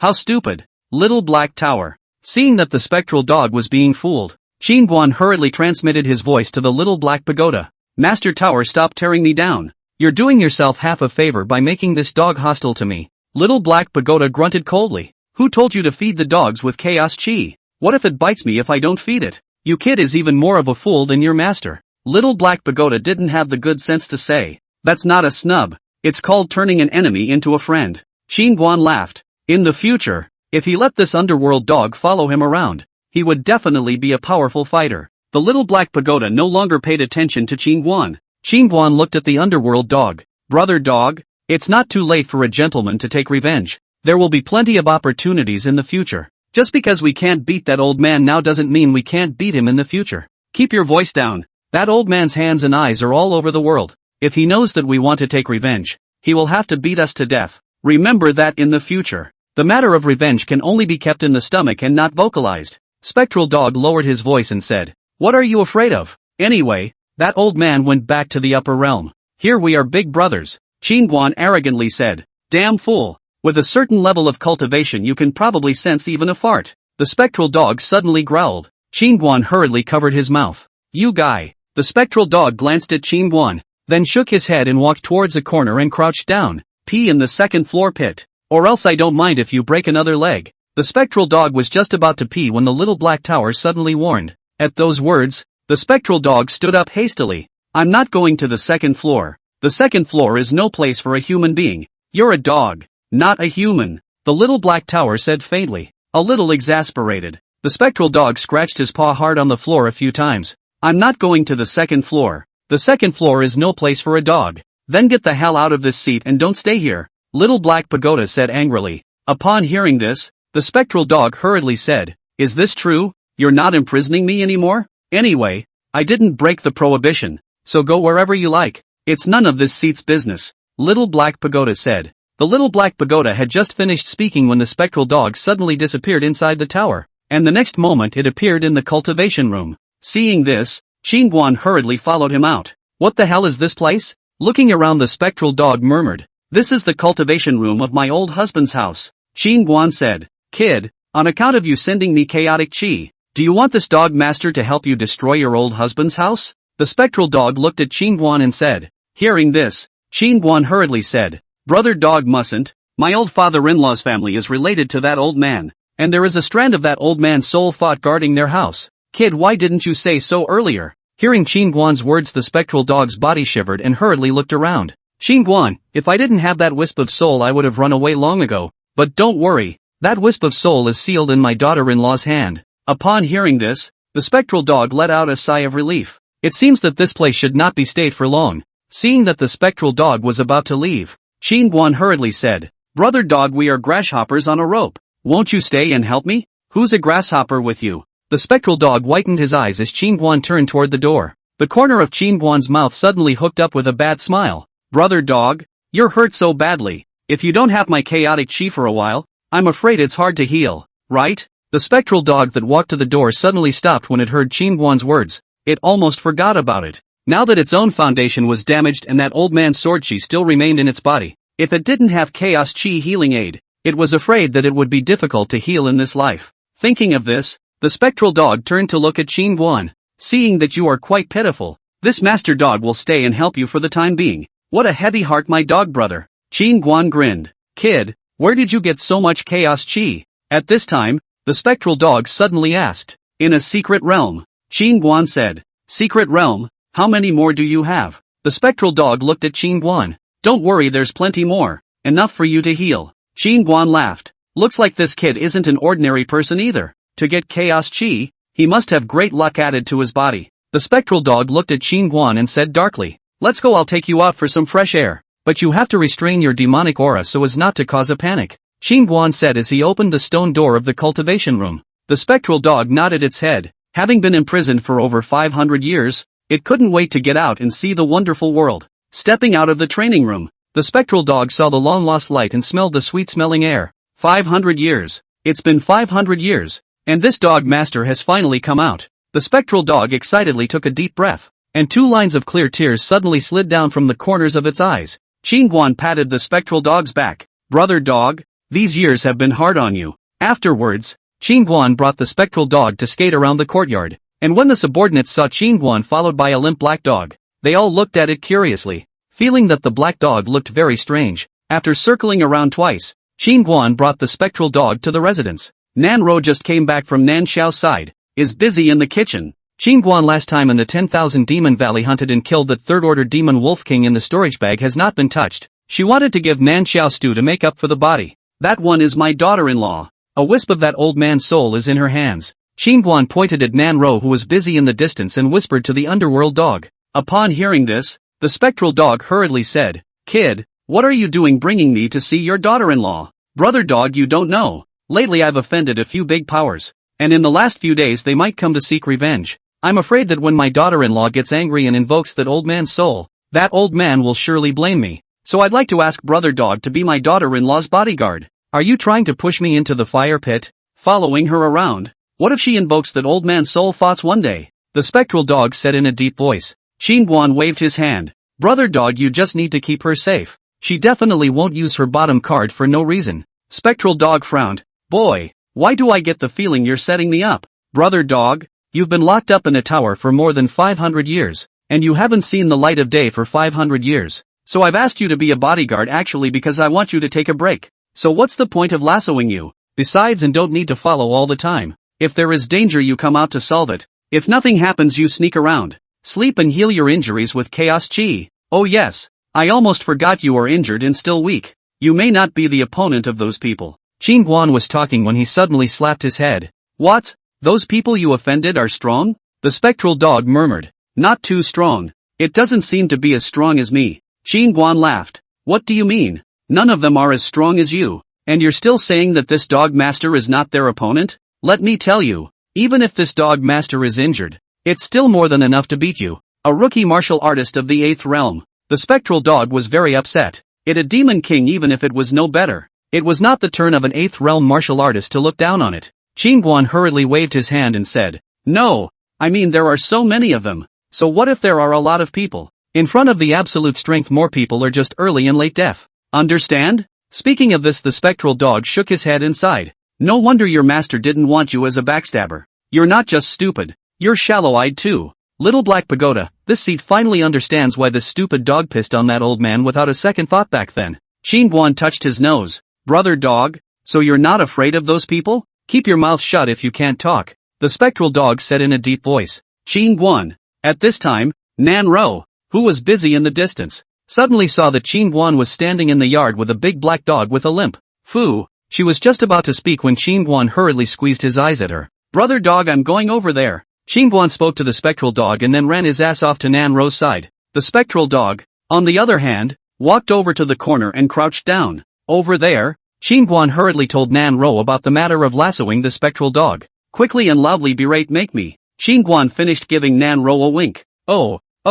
Nanro hurriedly nodded her head and said to Qingguan, "Help me wash the demon Wolf King's meat." "Don't be so gentle. Be more ruthless," whispered Qingguan as he glanced at the distant spectral dog. "Go, wash the meat of this demon Wolf King." Nanro plucked up her voice. "Think about how your stepmother usually treats your father." Qingguan reminded again. "Can't you move a bit quicker? Dragging your feet and taking your time like a turtle. Alas, I was really blind in the beginning. Marrying someone as useless as you. You can't do the big things, and you can't do the small things well. What use do you think you have? Look at other people." Nanro's mind thought of the image of Yang Hongmei counting her father on a regular basis, pointing at Qingguan and cursing while avoiding the phantom dog and snickering. The spectral dogs not far away could not help but sympathize a little when they saw the smiling and nodding Qingguan. This kid is pathetic enough. An 8th realm martial artist isn't exactly weak, but he's actually being ridden by a pussy on his face. It seems like it's all because of that hateful old man. Qingguan, where did that black dog come from? Later on, skin it and stew it together too. Just then, Nanro suddenly pointed at the spectral dog standing in the yard and said, Chapter 48, Nan Xiao's Confession. Skinning. As soon as the spectral dog heard this, its eyes suddenly glared. It just wanted to get angry. But after thinking that Nanro had a strand of that old man's soul in her body, it suddenly ran to Nanro and then rubbed itself curtly. "This dog is quite spiritual. Where did you get it? What's its name?" Nanro asked. "His name is Little Underworld, and I bought him at the market specifically to watch over the house." Guan had just finished speaking when the spectral dog suddenly ran into the house again, then carried a chair in his mouth and placed it in front of Nanro. Look, little underworld is even better than you. Nanro stroked the spectral dog's head in praise. Yes. Guan nodded his head in a hurry, receiving Nanro's praise. The spectral dog suddenly glanced at Guan in triumph. What's going on with little Pluto's leg? Nanro asked as she looked at the spectral dog's leg. Said he was beaten by a bad guy. Guan returned. So pitiful. When the demon wolf king stews later on, give little meditation 2 more bowls to replenish her body. Nanro tenderly touched the dog's head of the underworld dog. After she finished, she got up and went into the house. Just as soon as she entered the house, Nanro covered her mouth and laughed. Her husband even colluded with her to cheat a dog together. She just couldn't hold it in any longer. After Nanro left, the spectral dog looked at Guan and raised an eyebrow. Kid, isn't your daughter-in-law quite nice? Guan didn't say a word and smothered his work. Spectral dog shook his head. In fact, you have to thank your master. Or else I'm afraid you wouldn't even be able to find a daughter-in-law if you were like this. Guan. The following evening, Guan came to Nan Xiao's place to continue to heal her wounds. One more healing should be enough. Just stepping into the room, Guan was haunted by a light and elegant aroma that, if anything, tantalized the heartstrings, and the light inside the room was much softer and dimmer than in the past, as if covered with a layer of thin veil. Nan Xiao? Guan called out as he stood in the outer room. Brother-in-law, you're here. Hearing Guan's voice, Nan Xiao hurriedly walked out from the inner room. She was dressed in a long moon-white brocade dress, the hem of which was embroidered with pale pink begonias, the silk threads vaguely glossy in the shimmering light. The hem of her skirt was slightly spread out, and as she walked, she vaguely revealed her long, straight legs, and her white skin glowed with a delicate luster in the hazy light, transmitting a hint of seductive temptation. Seeing this, Guan frowned slightly, feeling that the atmosphere was not quite right. Nan Xiao came to Guan's front. Her neckline was slightly open, revealing her delicate collarbone with a small piece of white neck, and further down was a snow-white mountain range with a charming gully. Seeing this, Guan turned his head slightly and said, "You should be able to recover from the injury to your dantian by healing it once more tonight. Thanks to brother-in-law for helping me heal my Dao injuries every day." Nan Xiao pursed her lips and said, "Don't say anything polite, get started." Guan said, "Good." Nan Xiao nodded, then slowly lay down on the bed. As Nan Xiao lay down, her proud figure was then displayed in front of Guan. Guan took a deep breath, then pressed his palm against Nan Xiao's soft and hot belly. Feeling that familiar sensation, Nan Xiao's cheeks gradually enveloped in a blush, and she shyly stole a glance at Guan, realizing that Guan was tightly closing his eyes, seemingly inspecting his body. Cultivators are just good. She is only in the qi refining realm, but her dantian has a cubic meter square of holding space. It's really something else. Feeling the capacity of Nan Xiao's dantian spiritual energy, Guan secretly marveled. A cultivator's dantian holding space grows as their cultivation level increases, and the more spiritual energy they hold, the stronger their staying power bursts. And now Guan had opened a total of 10 orifices, all of which he had pioneered and condensed to the size of a watermelon. But these 10 watermelons together were only 1% of Nan Xiao's dantian capacity. There's still a big gap. You need to keep working on it. After an incense stick burned, the last bit of crack in Nan Xiao's dantian slowly closed. Guan withdrew his palm and looked at Nan Xiao. How does it feel? Upon hearing this, Nan Xiao hurriedly lucked out to check the dantian. Not long after, Nan Xiao happily said, "Brother-in-law, it's okay, my stomach doesn't hurt at all anymore." Guan nodded slightly. "It's fine when it's done. It's getting late. You have a good rest." Brother-in-law. Guan had just stood up when Nan Xiao suddenly hugged him from behind. "What are you doing? Hurry up and let go of me." Being held by Nan Xiao, Guan was startled. He tried to break free. Who knew Nan Xiao would not let go even if he died? "I don't want to call you brother-in-law," Nan Xiao suddenly said. Hearing Nan Xiao's words, Guan instantly understood what was going on. This was his sister-in-law liking herself. No wonder the atmosphere didn't feel right as soon as he entered the house just now. "Nan Xiao, between me and you from the beginning, we are destined to have a destiny. Now in my heart, there is only Ro alone. Please respect yourself."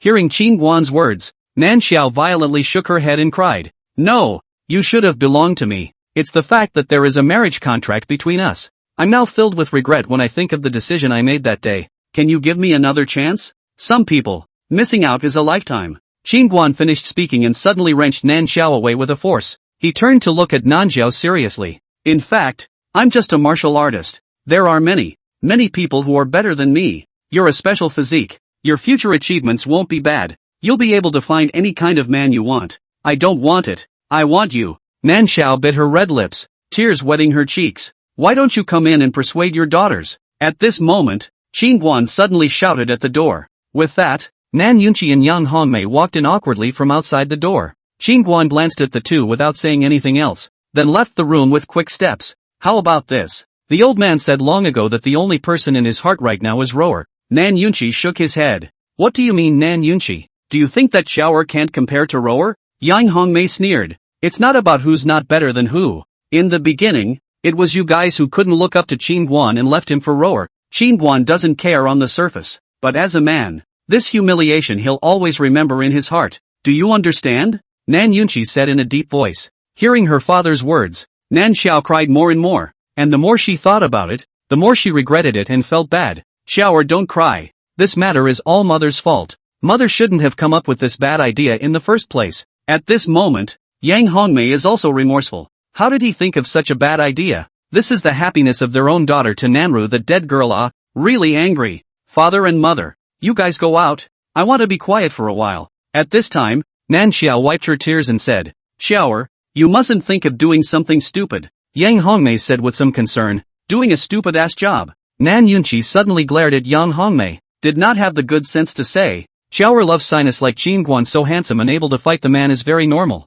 which small young people when they are young do not have a crush on like a few objects, and so on a long time will be over. Do silly things, no interest. Yang Hongmei nodded her head hastily. Yes, your father is right. Shower, you're still young. Sooner or later you'll go through this. Loving someone is painful but also sweet. Your mother, I also liked a gentleman when I was young, but we didn't end up together. At that time for my mother's heart, that hard the heart is like being blocked by something as hard as it is, and now looking back on it is still quite sweet. Hearing Yang Hongmei's words, Nan Yunqi's face was as gloomy as water. A pair of fists clenched with a clicking sound. Yang Hongmei, I didn't expect that you would still think of another man in your heart right now. I'm going to go and write a letter of repudiation right now.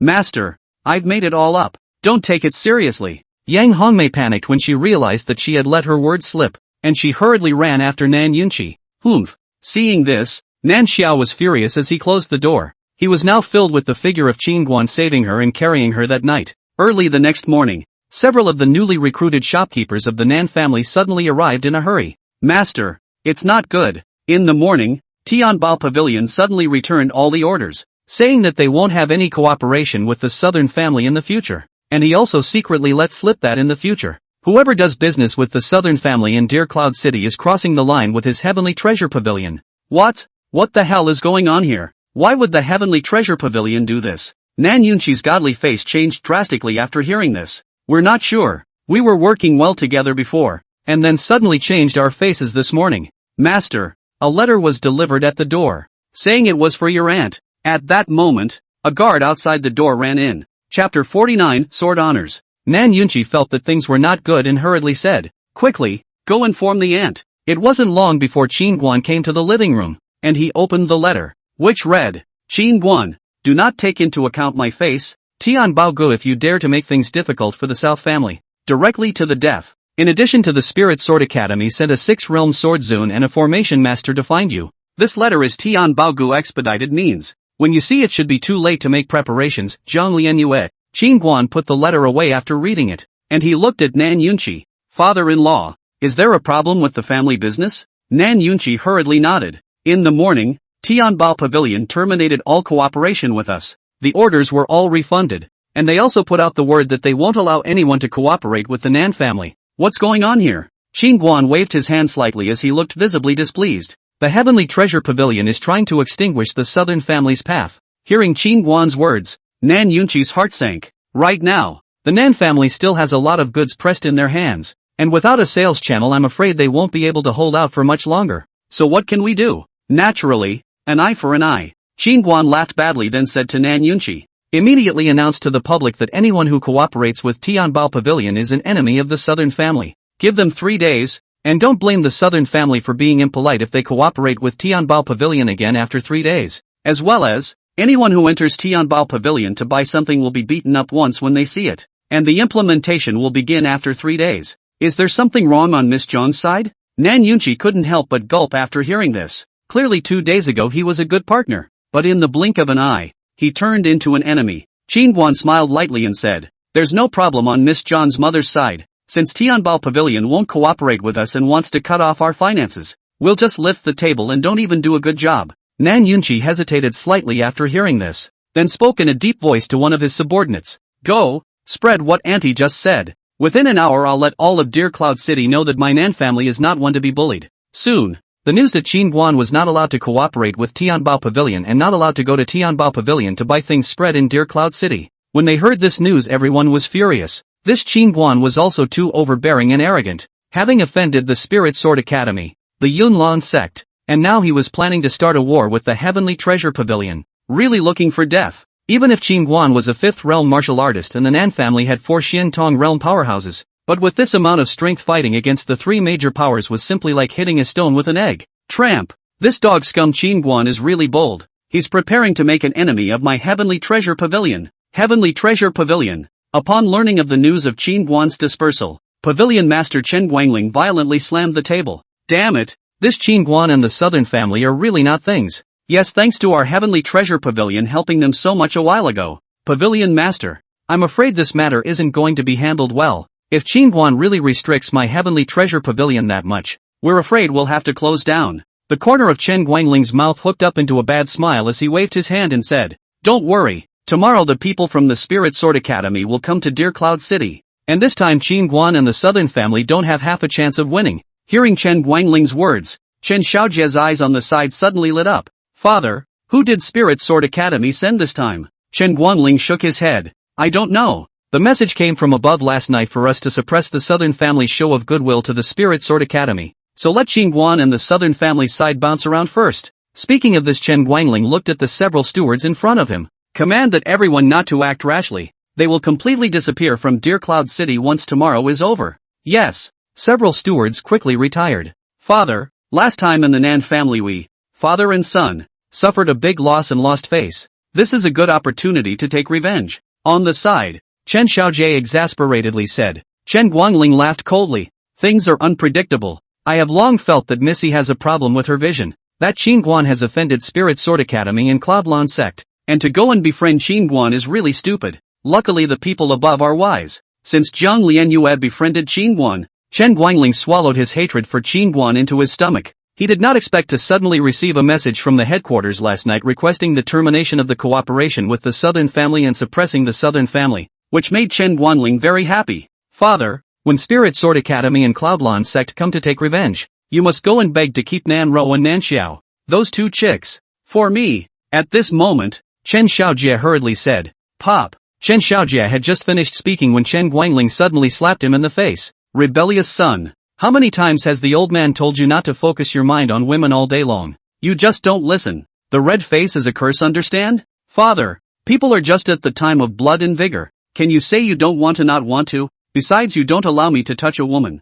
Is it because you want the Chen family to be extinct?" Chen Xiaojie covered his face and gasped. "You." Chen Guangling's raised palm was lowered again. "But that girl Nan Xiao is not bad. She is a rare in spirit body. If you can couple with her, when the time comes to give birth to a brat for my Chen family, the qualifications will certainly not be bad." "Father, Nan Ro I want it too," Chen Xiaojie hurriedly said. "Out of breath thing. That Nan Ro is already Qin Guan's woman. What do you need her for?" Chen Guangling looked at Chen Xiaojie with hatred. Chen Xiaojie licked his lips and said with a bad smile, "Father, the more other people's wives the more flavorful they are. Don't you understand this? Asshole, you're really useless except for playing with women." Chen Guangling shook his head in anger. On the following day, the red sun leaped in the east, and 10,000 sunsets poured over the earth, quickly driving away the morning fog. A huge sword wrapped in terrifying spiritual power suddenly fell at great speed from high altitude towards the Southern family below. After sensing this terrifying pressure, the people of the Southern family rushed out almost immediately,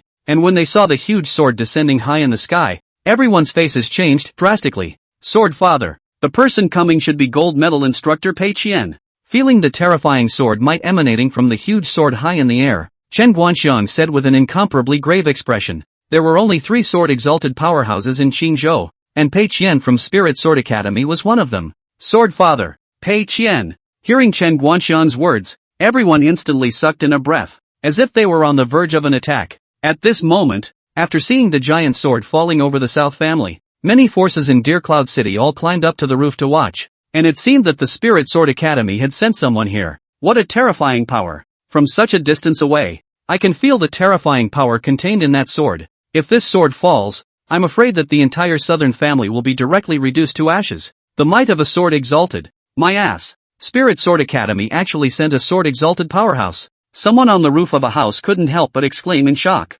Good. It's too good to come. These days the South family has been arrogant and domineering, bullying others, annexing as much territory as they can. Retribution is finally coming. Many family forces are all in the distance secretly shouted. They did not dare to go forward to watch. The strength of the sword Zune is not a joke. If the sword Chi sweep directly finished. Father, let's hurry over. What if we go late and Nan Ro and Nan Xiao are killed? On the distant attic, Chen Xiaojie said with some anxiety. Don't worry. Father has already greeted the two tutors and they will show mercy to the two girls. Chen Guangling stroked his beard and laughed. Father, you've already met the two tutors? Chen Xiaojie's eyes lit up. Nonsense. The South family's lair was also pointed out to them by father. The corner of Chen Guangling's mouth hooked up into a bad smile. Fantastic. Then when are we going over? Chen Xiaojie asked hurriedly. Go over when there's no movement. Don't offend the two tutors. Everything is at Dad's disposal. What if you kill that kid with this sword? High above the clouds, an extremely charming-looking woman in red faintly said. Upon hearing this, a white-robed middle-aged man on the side hurriedly laughed. Don't worry, Luaner. This sword of mine is very measured. If the martial artists of the fifth realm can't be chopped to death, the rest of them won't be able to run away. Upon hearing this, the woman in red frowned. Didn't you promise the Tianbao Pavilion side to spare the lives of the two daughters of the southern family? It's not easy to come out with you. I don't want to waste more time. So let's make it quick later. Let's go shopping together. The middle-aged man looked fondly at the woman in red. Chapter 50, Airland Flash Shift Formation. The woman in red shook her head. Don't be too happy. There should be someone behind the Qin Guan. The woman in red finished looking down at the southern family. At this moment, in the courtyard of the Nan family, under the anxious gaze of the crowd, Qin Guan craned his neck. In the next moment, he off both fists violently clenched, and a majestic astral energy instantly wrapped around his entire body. Boom! Immediately, a red figure rose up from the ground, and in the blink of an eye, it arrived below that giant sword. Fist and bone impact. Qin Guan shouted angrily and blasted his fist at the tip of the sword. Boom! As Qin Guan's fist met the tip of the sword, a deafening popping sound instantly exploded in the air, and for a moment the ground of the houses below shook violently. Horrifyingly. That's a nice sword. I'll take it. In the air, the falling Qin Guan grabbed the huge sword in his hand. This kid has something. Above the clouds, Pei Qian was a bit surprised. Hong Luan on the side was slightly frowning. Just now Pei Qian's sword was powerful enough to heavily hit a fifth realm martial artist, but as a result, he didn't expect that it would be easily picked up by Qin Guan. Pei Qian looked downward at Qin Guan and frowned slightly. This kid's strength is afraid to be close to the sixth realm. Otherwise it would be impossible to easily receive that sword just now. Be careful. The forces behind such a demonic person are definitely not simple. Hong Luan's divine sense continuously swept towards the South family compound. Come out. Stop sneaking around. Just then, Qin Guan thrust that huge sword against the ground and looked into the air and said.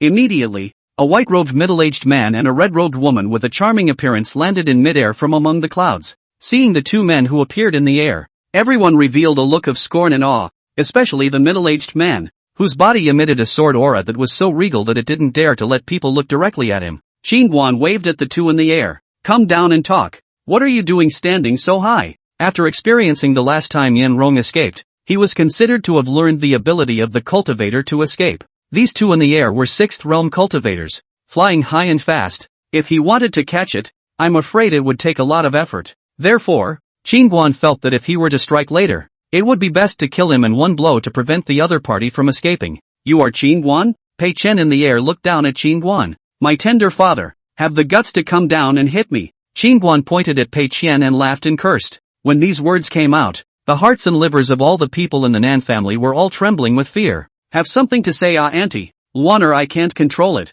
I want to kill him, Pei Qian coldly said. The dean has personally explained to bring this brat back to the academy to dispose of him. Do you want us to fail in our mission on our first cooperation? Hong Luan looked at Pei Qian with some displeasure. Being Hong Luan such a look, Pei Qian's anger just now instantly dissipated. Instead, his heart seemed to be full of flowers. Her angry look is so beautiful. Luaner, why don't we teleport that kid to the academy first, and then we'll accompany the person behind him to play slowly? Pei Qian looked at Hong Luan and said softly. Hongwon nodded slightly and began to set up the formation. With that, Pei Qian looked downward at Qin Guan. Come, stick to the ground, wolf. Take another sword from me. As Pei Qian's words fell, he slashed his sword finger in front of him, and then a 3-foot long and 2-finger wide thin sword hovered in front of him. Go! Pei Qian's sword finger drew, and almost in an instant, the thin sword suddenly appeared at the center of Qin Guan's brow, only for the thin sword to stop when it was less than 3 inches away from Qin Guan's brow. Buzz! The fine sword let out a shuddering sound and was firmly clamped by Qin Guan's 2 fingers.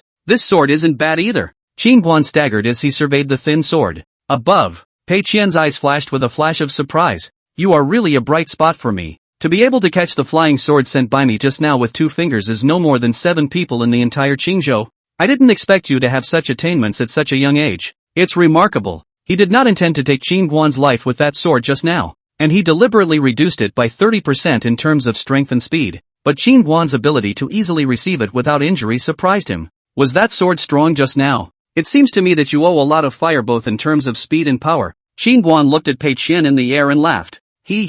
Wu Fu doesn't just have a hard skin. It seems that his mouth is hard as well. Pei Qian in the air suddenly laughed. I don't just have a hard mouth. My fists are hard too. If you don't believe me, you can come down and try. Qin Guan said and made a fist-shaking motion at that Pei Qian. In the air, Pei Qian's eyes narrowed slightly. As a 6th realm sword exalt, there had never been anyone who dared to provoke him like this. Collect! Pei Qian suddenly pointed his sword finger downwards and guided it. And in the next moment the thin sword in Qin Guan's hand suddenly began to tremble violently, while the huge sword that was stuck in the ground suddenly pulled up and flew up. Bang! Just as the huge sword was about to take off, it was smashed down by Qin Guan's fist and then grabbed in his hand. It's mine! Qin Guan looked at Pei Qian and laughed evilly. He held one sword in one hand. The 2 swords trembled violently, but they could never break free from his grip. At this moment, all the people of the southern family who were originally close to Qin Guan were all forced back several feet away by the sword power emitted by those 2 swords. Damn it! Why is this kid's mind power so strong? My sword intent can't even break through his mind. In the air, Pei Qian was a little shocked in his heart. Those 2 swords were soul swords that he had raised for many years. It was not that they could be controlled with great strength, but it took a strong state of mind to hold those 2 swords. Kid, you can put the swords into the tower so that he won't be able to communicate sword intent, and these 2 swords are well raised, so you can keep them for sword sacrifices in the future. At this time, the little black tower suddenly spoke. It still plays like that? Hearing the words of the little black tower, Qin moved with a thought, and the 2 swords in his hand suddenly appeared inside the tower.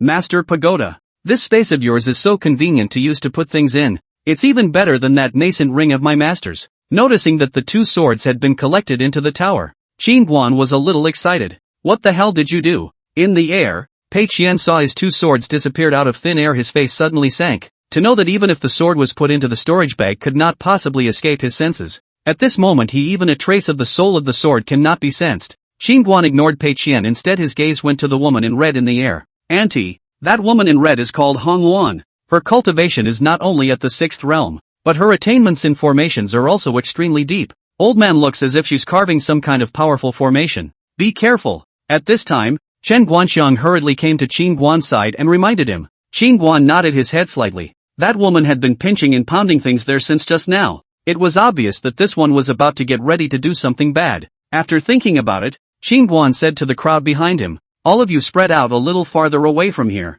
Upon hearing this, the crowd all stepped back, knowing that there was no room to fight back against someone as strong as Pei Qian, and standing with Qin Guan would only drag him down. Hongwon saw that the crowd below all dispersed. Just Qin Guan alone was exposed in place. The corner of her lips could not help but curled up. This cooperation was too tacit. Chapter 51 Going Wrong. Wrong way. And at this moment, Pei Qian, who had been ignored by Qin Guan, was grim to the core. Luaner, is it ready yet? I'm about to lose control. Hongluan looked at Pei Qian unhappily. It'll be done soon. It's just that the 2 swords were hacked by that kid. Anyway, it's on him. When he's sent to the Spirit Sword Academy, won't it still be yours? Luaner, you're still smart. Seeing that extremely charming and pretty face, the anger in Pei Qian's heart was all of a sudden gone. Right at this moment, Hongluan suddenly took a deep breath, and her entire aura changed abruptly, as if she was being pulled by an ancient force. Her palms were raised, her 10 fingers flipped deftly, and a strange rune on her fingertips shot out in all directions,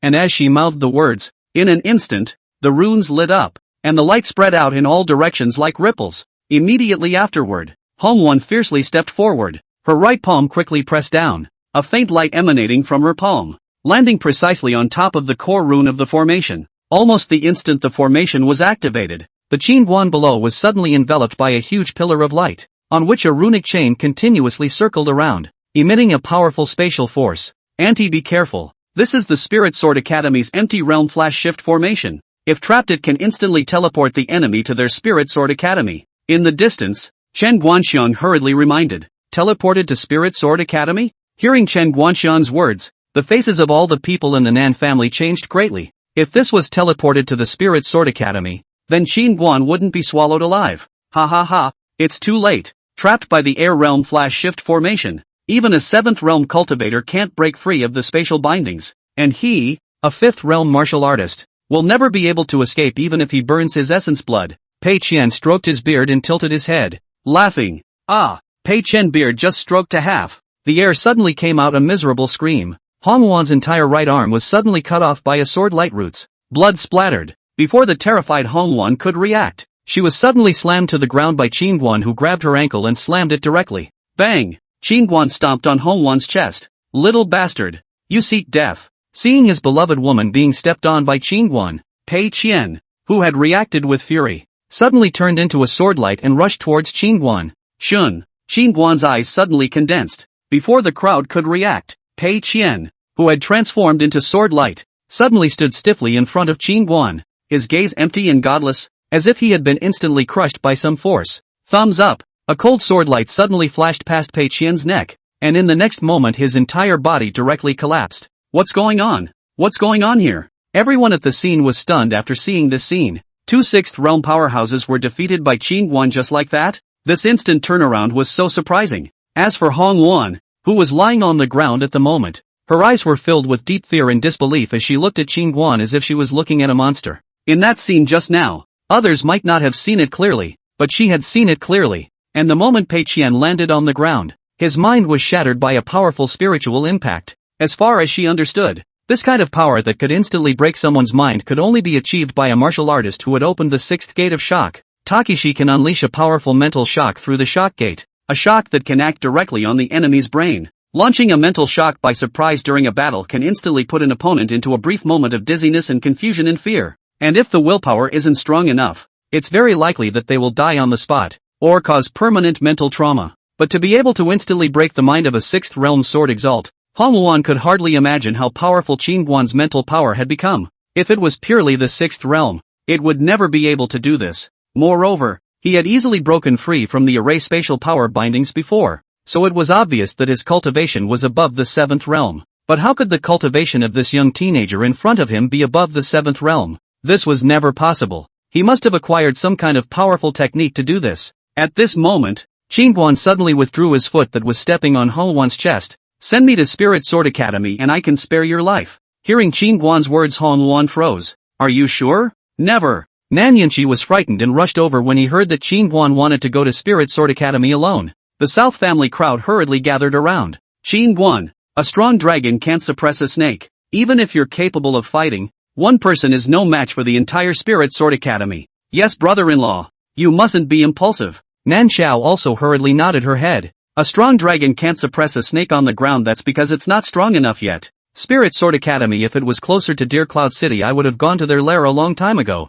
Don't worry. Qingguan laughed. Seeing that Qingguan would not listen to persuasion, Nan Yunqi pulled Nan Ro over. Quickly, persuade your man. Nan Ro looked at Qingguan and smiled. If husband wants to go, let him go. I'll listen to my man. You dead girl. Are you crazy? Do you know that Spirit Sword Academy is the #1 force in Qingzhou? With crouching tigers and hidden dragons inside, and strong people like clouds, aren't you letting him go so that he'll go to his death? Nan Ro's beautiful eyes blinked. Father, calm down. Husband is not a little cutie. You guys watched the battle just now for nothing? At those words, the crowd was silent. They almost forgot that just now Qingguan had instantly defeated 2 6th realm powerhouses, the gold medal tutor of the Spirit Sword Academy. The 6th realm sword Zun had all been killed by him in seconds. It was obvious that this guy was definitely not a 5th realm martial artist. Auntie, if you leave, what if another strong person comes to the southern family looking for trouble? At this moment, Yang Hongmei suddenly worried. Looking for my daughter-in-law.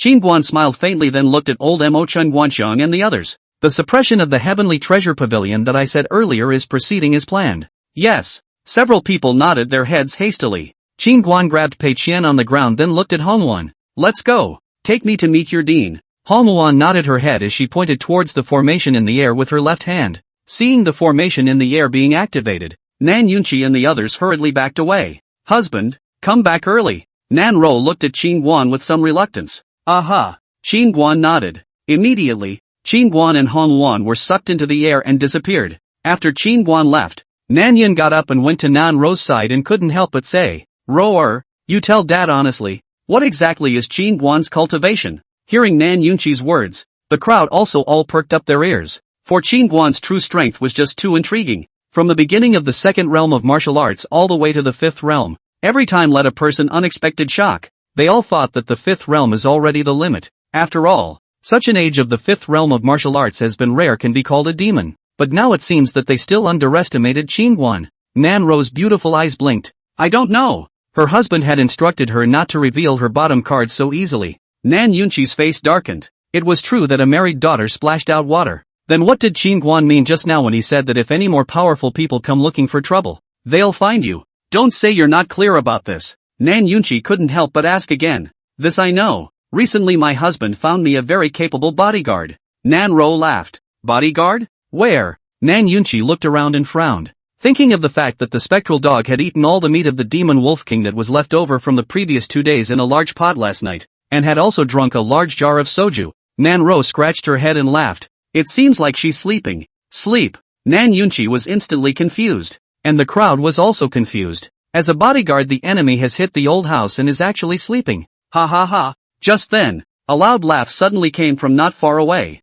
Chen Guangling brought a group of people to the Nan family in a flurry of wind. Upon seeing that all the people of the southern family were all safe and sound, Chen Guangling and the others directly froze in place. Wrong way. Wrong way. Chen Guangling's face looked as ugly as if he had eaten. And after saying that, he turned around and ran. Seeing the group of people from the heavenly treasure pavilion come in a furious manner and run back in ashes, the South family's crowd was in a daze. Family master. These guys don't have good intentions at first glance, Chen Guansheng said in a deep voice. Nan Yunqi nodded. They probably thought that our Nan family had been destroyed. That's why they dared to come over. Just wait. The good part is still to come. On the other hand, Spirit Sword Academy by Wanjian's exclusive cultivation dojo. Noticing the fluctuations in the empty realm flash shift formation that Hongwon had set up earlier, Bai Wanjian's eyes narrowed slightly. I'd like to see how many horns have grown on your head. Even daring to kill someone from my Spirit Sword Academy. As Bai Wanjian's words fell, 3 silhouettes suddenly appeared in the field.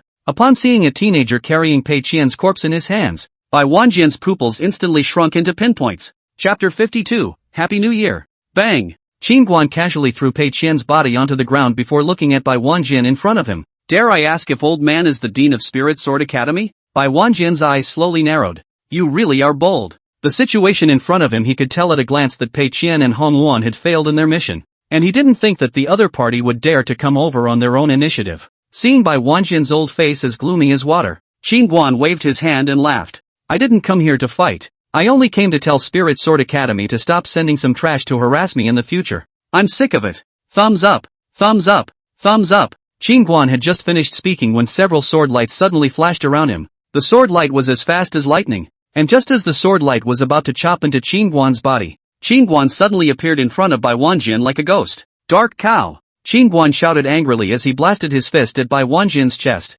Feeling the terrifying power carried by Qin Guan's fist, Bai Wanjian's eyes suddenly shrunk, and the sword chi around his body poured out in fury like a wild tide, instantly converging in front of his chest, forming an impenetrable sword shield. Boom! Qin Guan blasted his fist onto the sword shield. Bang! In the next moment, the sword shield in front of Bai Wanjian's chest was intact, while his body violently shrunk backward as a fist-shaped astral energy suddenly passed through from his back. Boom! At the same time a mountain behind Bai Wanjian collapsed. Bai Wanjian's body wavered like a candle flickering in the wind, and a stream of crimson blood slowly overflowed from the corner of his mouth. I've said I won't fight. You're such a grumpy old man. You just say you'll do it. Qin Guan withdrew his fist and helped Bai Wanjian to sit on a stone bench to the side. Bai Wanjian's eyes were filled with pain and shock, and his mind went blank at this moment. And not far away, Hongwon did the same. Her beautiful eyes were filled with horror. Bai Wanjian was a peak 6th realm sword emperor, but he didn't even resist Qin Guan's punch. Old man, Are you the Dean of Spirit Sword Academy? Qin Guan looked at Bai Wanjian and asked. Bai Wanjian covered his chest and nodded. I am the Dean. Still fighting? Qin Guan asked again. Bai Wanjian hurriedly shook his head. No fight. Qin Guan nodded. That's fine. Let's clear the accounts. What account? Bai Wanjian looked at Qin Guan as if he were looking at a devil. Qin Guan raised his eyebrows. Naturally, it's miscellaneous damages. From the beginning, it was you, Spirit Sword Academy, who took the initiative to look for trouble with me, and then harassed me 3 times, causing a great deal of disturbance to my life, so you guys compensate me with 10,000 spirit stones, and I won't pursue this matter any further in the future. 1. 10,000 spirit stones. Hearing Qin Guan's claim, Bai Wanjian's sunken eyeballs bulged out directly. Spirit Sword Academy has a big family. Don't tell me that you can't take out 10,000 spirit stones, Qin Guan said with some unhappiness. Bai Wanjian's old face was wrinkled like a twist.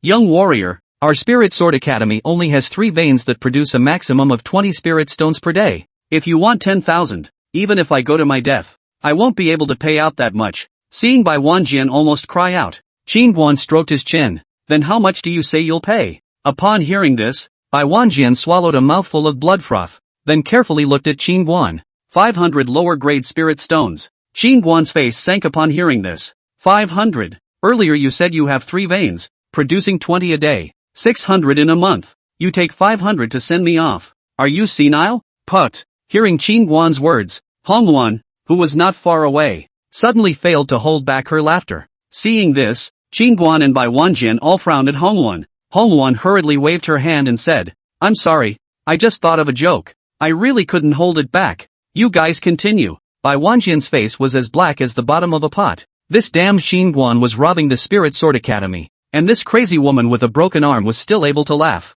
My patience has a limit. I'll give you one last chance, Qin Guan said in a deep voice. 2,000 inferior spirit stones. If the young warrior finds it unacceptable, just kill the old man. I'm ashamed of the entire academy. Bai Wanjian said in a deep voice. Take the money. Qin Guan extended his hand in front of Bai Wanjian. Bai Wanjian's heart dripped blood as he took out a token from his pocket, then said to Hongwan, Go fetch 2,000 spirit stones. Hongwan took the token and quickly left. Ahem. After Hongwan left, Bai Wanjian suddenly coughed out a large mouthful of blood, which was still mixed with minced meat, and that punch of Qin Guan's earlier had directly shattered his internal organs. Are you alright? Seeing this, Qin Guan hastily patted Bai Wanjian's back. Bai Wanjian shook his head and secretly swallowed a precious healing elixir while wiping the blood. Young scholar Qin, can I ask you a question? Bai Wanjian said as he looked at Qin Guan. Qin Guan nodded. You ask. Young warrior Qin, what kind of power did you use when you punched old man just now? And why was it able to directly penetrate old man's sword shield?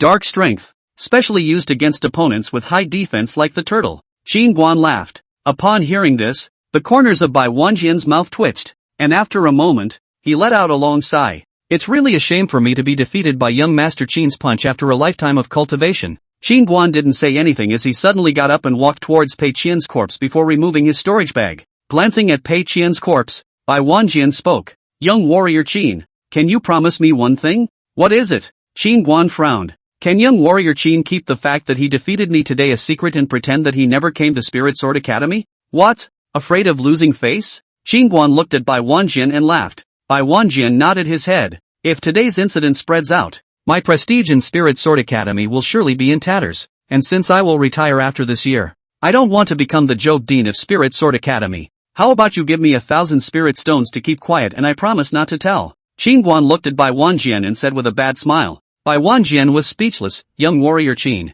don't move hundreds or thousands of spirit stones. I'm the dean's monthly salary is only 40 spirit stones. Who can stand it? So little? Hearing Wanjiani say that there were only 40 spirit stones a month, Qin Guan was a bit surprised. Yes, spirit stones are very precious. How can the average person afford to use them? You just asked for 2,000 spirit stones, and the old man is fretting about how to quietly plug this hole. Bai Wanjian wanted to cry. Then there has to be some favor, right? Qin Guan spoke. In this case, I have a restaurant, an underground boxing ring and a brothel in the imperial capital, adding up to nearly 10 million gold coins coming in every month. How about I give them all to you? Bai Wanjian said in a deep voice. The corners of Qin Guan's mouth twitched as he listened. You old man dabbles in quite a wide range of things. Ha! Chapter 53, Yuck. Bai Wanjian's old face was dark, these industries can be a surefire deal. Okay or not, you give a pain in the ass. Since that's the case, I'll reluctantly accept it. Qingguan nodded his head. Bai Wanjian clenched his back teeth and took out the deeds of the 3 properties. I hope young Master Qin keeps his word. Lichuan Yuan, Drunken Fragrance House, Dark Dragon Boxing Arena. After a brief glance, Qingguan put away the deed. Just then, Hongwan, who had gone to fetch the spirit stone, folded back. In here are 2,000 spirit stones, Hongwan said and handed a storage bag to Qingguan. Qingguan collected the storage bag, then looked at Bai Wanjian. This matter ends here. If you harass me again in the future, it won't be a matter of compensation. Bai Wanjian hurriedly laughed. No fight. We'll all be friends from now on. How could we find trouble with young Master Qin again? If young Master Qin needs any help in the future, Spirit Sword Academy will definitely do its best. Qingguan nodded, then looked at Hongwan. Send me back to Deer Cloud City. Hongwan glanced at Qingguan and frowned slightly, but she immediately nodded. Follow me. Where to? Seeing Hongwan heading down the mountain, Qingguan was puzzled. Didn't Mr. Qin ask slave to give you a ride? Hongwan was puzzled. I meant for you to use that teleportation array to send me back. Qingguan spoke. I'm sorry, this air realm flash shift array is extremely consuming of spiritual energy to set up once. At the moment I'm in this condition, it will take me at least another half a month before I can set it up again. And if I want to teleport to Deer Cloud City, I still need to carve a teleportation point in Deer Cloud City in order to do so, or else I won't be able to teleport there. Qingguan was speechless upon hearing this. You should have warned me earlier, Hongwan said somewhat innocently. I didn't expect you to go back safely either. Bai Wanjian, I really lost a lot of money by coming here. Qingguan turned to leave after saying that. This guy extorted 2,000 spirit stones and still said that he lost a lot of money. Bai Wanjian and Hongwan looked at the fading figure angrily. Dean, just let him go? Hongwan said in a deep voice. What else? Can you beat him? Bai Wanjian didn't look at Hongwan in a good humor. If we activate the courtyard guard formation, we should be able to keep him. Hongwan opened her mouth. Bai Wanjian shook his head. That is the Spirit Sword Academy Life Preservation card. How can it be used easily until the last resort?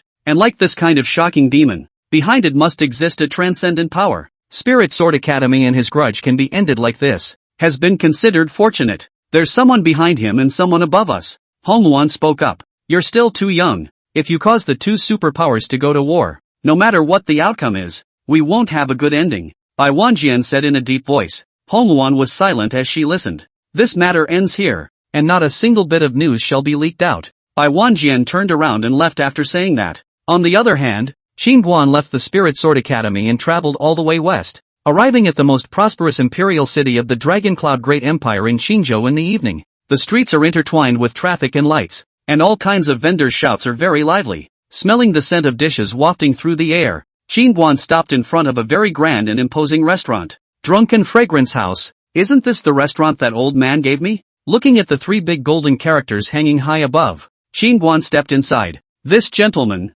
may I ask how many of you? Do you have a reservation? Qingguan had just entered the restaurant when a handsome and capable young girl enthusiastically walked over. I'm the only one without an appointment. Qingguan laughed. All right, Your Excellency, please follow the slave girl. The little girl answered in a brittle voice and hurriedly led the way in front. Passing through the quaint and exquisite entrance hall, Qingguan followed that little girl to an extremely open lobby. Inside the hall, carved beams and painted buildings, flying eaves and arches show all the luxury. At this moment, the hall is full of guests. The sound of wine and talk about heaven and earth is endless. The little girl led Qingguan to a window seat, and after he was seated, she handed over the menu neatly and said softly, Sir, these are our Drunken Fragrance House's signature dishes. What do you want to eat? After a day of rushing, this time the stomach began to growl with hunger. Qingguan's mind, the first thing he wanted to eat was pork stewed vermicelli and big white steamed buns, so he closed the menu and smiled at the little girl. Can you get me a pork stew with vermicelli? A large portion, and 10 large steamed buns on top? Mother, that man is so strange to come here and eat steamed buns. At this moment, a young boy sitting at the next table behind Qingguan laughed at a Chinese-robed woman. The Chinese-robed woman stretched out her orchid fingers and pinched a crispy shrimp and handed it to the little boy. Do you think everyone is as rich as our family and can afford to eat the mountains of food on this table? If you don't behave, I'll make you eat steamed buns in the future too. I'm not eating the steamed buns. They're for the dogs. The little boy pouted and turned his head away. Son, a good boy. Eat this shrimp. Mother joking with you? Steamed buns are the food that inferior people and dogs eat. How would mother let you eat that kind of thing? Hearing the conversation between the little boy and the Chinese-robed woman, the little girl standing in front of Qingguan looked awkwardly unnatural. Qin Guan, however, was not amused and laughed. Is there any pork stew with vermicelli and steamed buns? The little girl hurriedly smiled. Steamed buns are available, and although pork stewed vermicelli is not on the menu, we can have the kitchen make it for you, but it may take a little while. Qin Guan nodded. Then let's start with 5 pounds of beef and 10 pounds of daughter's red. Yes sir. The little girl nodded her head and turned to leave with a salute. Soon, the store assistant delivered 5 pounds of beef and a jar of daughter's red to Qin Guan's table. Qin Guan drank a glass of wine, then picked up a piece of beef and ate it. Well, it tastes pretty good. The aroma of meat and wine mixed in his nostrils, and Qin Guan enjoyed it.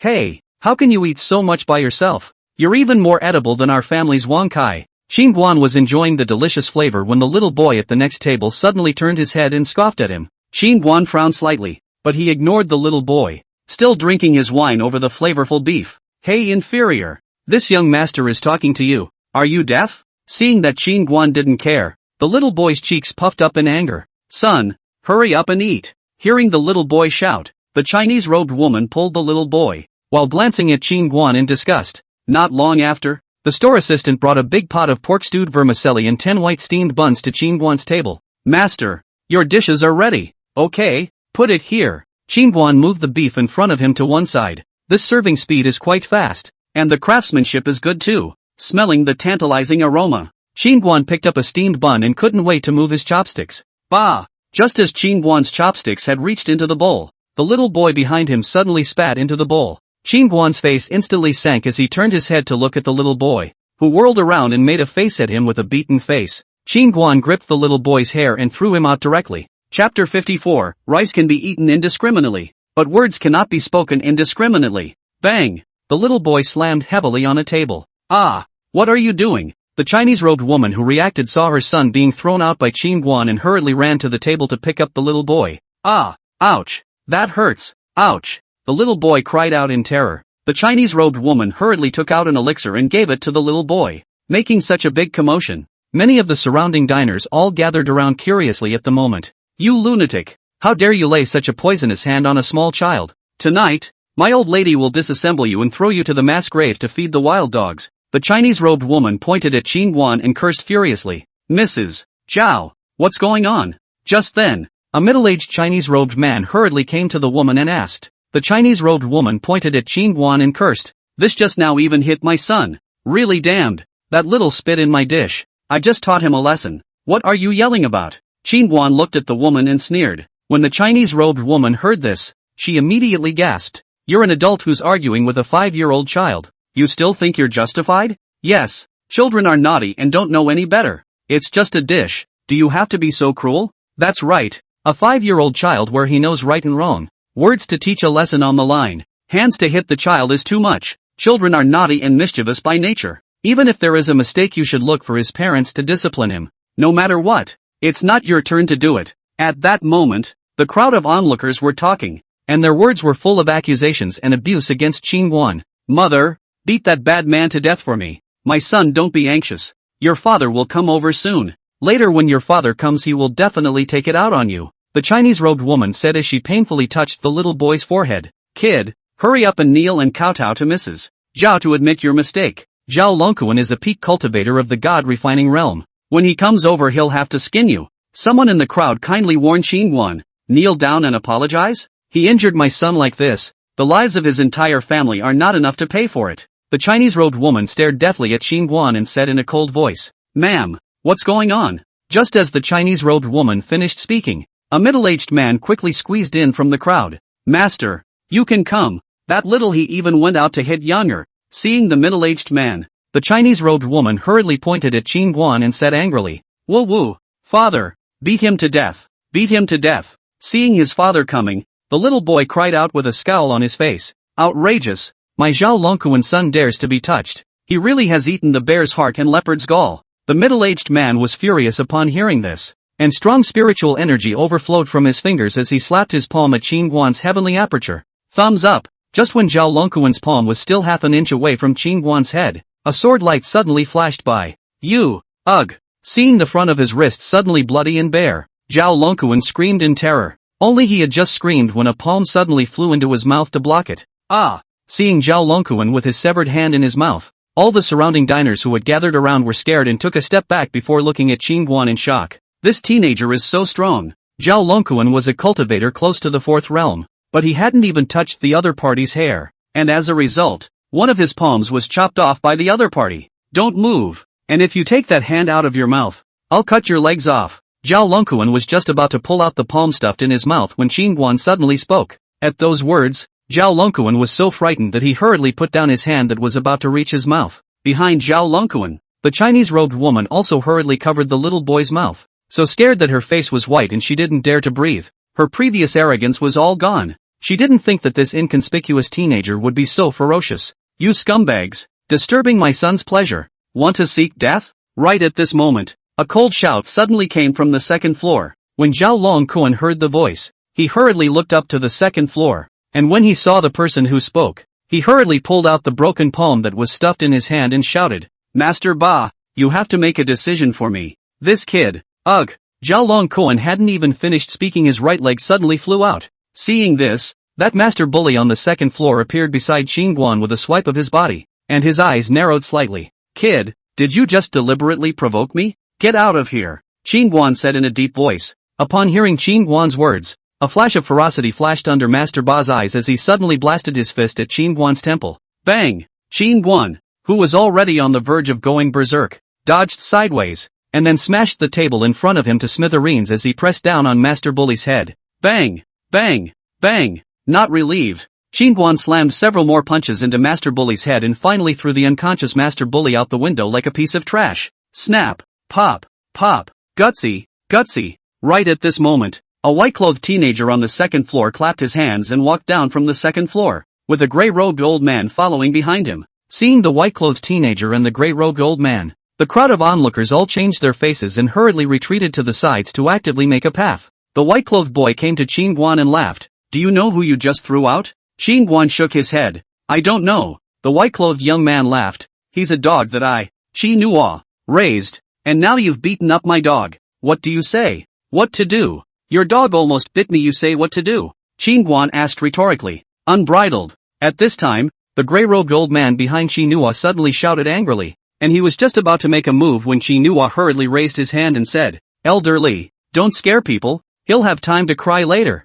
After saying that, Zeno raised his head and shouted at the distance, Shopkeeper Wei, at this time you still don't come out to do justice? Ha ha ha, busy settling accounts. Mister, she is slacking off. The words fell. A middle-aged man came over with a big smile. The middle-aged man with a big belly and round waist looked very rich. In his hand also carried a golden abacus. The obese man came to the center of the field. He looked at Qin Guan and asked with a smile, This gentleman, may I ask if you are still satisfied with this meal? Hearing the obese man's words, Qin Guan instantly wanted to hit someone. He said with a sullen face, Satisfied hammer. The obese man nodded his head and politely said, Since you are satisfied with a hammer, please also ask the gentleman to settle the bill. Qin Guan looked at the obese man. Are you the shopkeeper of this store? The obese man nodded. My humble self is Wei Debao, the shopkeeper of Drunken Fragrance House. At that, Qin Guan hesitated. How much? 50 million gold. Wei Debao shook his abacus and laughed. What 50 million gold? Crazy? Qin Guan was shocked when he heard this. Wei Debao waved his hand. Little brother, don't misunderstand. This 50 million gold is the compensation fee that this store asks for its customers, not meal money. Saying this, Wei Debao looked towards Zhao Longquan, who was lying on the ground wailing in pain, and laughed. Look at how you chopped off one of people's arms and one of their legs, and pressed that little waif's face into a hot pot. And also, Duke Chi's entourage was thrown out of the window by you. Is 50 million gold still too much? Qin Guan shrugged his shoulders after hearing this. I beat up all the bad guys, why should I compensate them? To say compensation, they should compensate me. You could have left that sword of yours behind if you didn't have any money. Wei Debao suddenly pointed at the sword behind Qin Guan and laughed. It seems that you have been counting on this for a long time. Qin Guan looked at Wei Debao and cried and laughed in his heart. He had thought of eating at his own store, but he didn't realize that he had been counted on by the shopkeeper of his own store. The smile on Wei Debao's face faded. Rice can be eaten indiscriminately. Words cannot be said indiscriminately. Hit a person is your wrong. Want you $50 million did not take your life has been enough meaning. Chapter 55, Taking Stock of the Situation. Look at your fat body. You don't usually get a lot of oil. You extort customers like this. Aren't you afraid that your proprietor will let you roll away when he finds out? Qin Guan looked at Wei Debao and laughed. Wei Debao lost his patience with a cold face. You don't need to worry about the old man's rice bowl. And it's not your place to worry about it. Come on. As the words fell, 4 power-suited guards suddenly appeared around Qin Guan. All of them Xin Tong realm experts. 3 counts. After 3 counts, don't blame me for being rude. Wei Debao looked at Qin Guan and extended 3 fingers. 3, 2, wow. So valiant. Just as Wei Debao was about to count to the last number, a sudden cry of alarm came from the crowd. At this moment, a stunningly beautiful woman dressed in brocade clothing and strong armor suddenly walked down the stairs on the 2nd floor. The woman's figure is tall and straight. Her eyes are narrow and deep. The end of her eyes are slightly upward. Just like the cold star in the cold night. Her clear and cold gaze seems to be able to see everything, but she refuses to let people outside of 1,000 miles. Behind the woman also followed a great-robed old man with 2 burly guards. With the appearance of the woman, the originally tense atmosphere below was immediately dispersed, and all eyes were attracted by the woman's heroic appearance. This woman was recognized by all present. It was Wei's 9th princess Wei Hongyan. Seeing Wei Hongyan, Qi Nuo hurriedly stepped forward to greet her. He owed a slight bow. My name is Qi Nuo of the Qi family. Meet the 9th princess. Wei Hongyan didn't even look at Qi Nuo and walked straight towards the front. Your Highness. Just then, Elder Hong suddenly called out to her. Wei Hongyan stopped walking, and Elder Hong hurriedly pointed to the crowd not far away and said, how does that person old me feel like Qin Guan? Hearing the word Qin Guan, Wei Hongyan's lonely and cool features were suddenly stunned. She hurriedly turned her head to look at the crowd not far away, and soon a familiar face appeared in her sight. Finding out that it was really Qin Guan, Wei Hongyan was surprised and did not understand why Qin Guan had appeared in the imperial capital, but despite the doubts in her mind, her steps did not stop and she quickly walked towards Qin Guan's side. Mr. Qin, what a coincidence! Arriving in front of Qin Guan, Wei Hongyan spread a smile. Qin Guan looked at Wei Hongyan and froze before hastily smiling. So it's Miss Wei. I almost didn't recognize her. Upon hearing Qin Guan's words, Wei Hongyan snickered. What? Have you forgotten me so quickly, Mr. Qin? He, of course not. Qin Guan smiled and waved his hand. See, originally even Qi Nuo lazily take care of Wei Hongyan actually and Qin Guan joking and laughing. All the people are puzzled to look at Qin Guan. This kid in the end, what is the head? It seems that the identity is not simple. So Princess Wei and this gentleman know each other. Wei Debao on the side suddenly laughed. Upon hearing this, Wei Hongyan turned her head to look at Wei Debao and respectfully said, Boss Wei, this is my friend. Please bear with me if I have offended you. Right at this moment, Qi Nuo, who had been ignored by Wei Hongyan earlier, walked over quickly, and he looked displeased as he said, 9th princess, this friend of yours struck out a drunken fragrance house, chopping off one of their hands and one of their legs, as well as beating my man half to death and throwing him out onto the street outside. I'm afraid this matter is not going to be a good one, is it, Boss Wei? There must be some misunderstanding in this matter. My friend is a reasonable person. It must be that they took the initiative to provoke my friend. Wei Hongyan said as she looked at Wei Debao. Oh, reasoning? He a big man to my 5-year-old child gripped hair thrown out, this is also called reasoning? He came up here and cut off my husband's palm and leg without saying a word. Is that reasonable? At this time, the Chinese-robed woman from earlier suddenly pointed at the little boy in Zhao Longkuan who was lying on the ground angrily.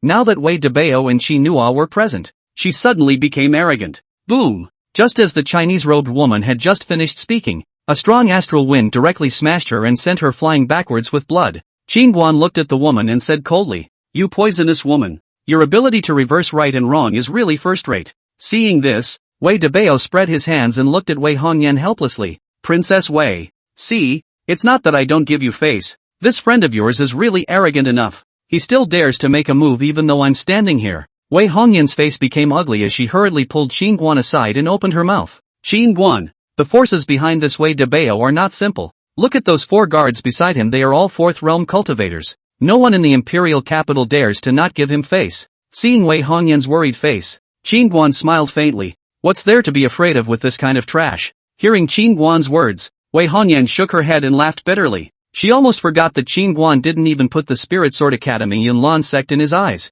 let alone a Wei Debao. Qin Guan turned toward Wei Debao. Wei Hongyan pulled Qin Guan aside. Wei Debao thought that Wei Hongyan had told Qin Guan to go soft with him, and the catfish mustache on both sides of his mouth couldn't help but curl up at the thought. Knowing the seriousness of the matter, to be honest, old man has seen far too many arrogant brats like you. Now old me can keep my hands off for Princess Wei's sake. As long as you hand over that soul sword of yours to compensate the guest, this matter will be settled. Boss Wei, look at what this is. Qingguan suddenly took out the deed to the drunken fragrance mansion. What? Wei Debao stepped forward and took 2 steps to look at the deed in Qingguan's hand. When he saw that it was the deed of the drunken fragrance house, Wei Debao's eyes that were originally fat without instantly widened. He looked at Qingguan incredulously. You? How did you get the deed of the drunken fragrance house? Hearing Wei Debao's words, everyone at the scene was startled, and their eyes flickered to the house deed in Qingguan's hand. My God! It's really the deed to the drunken fragrance house. He's actually the proprietor of Drunken Fragrance House.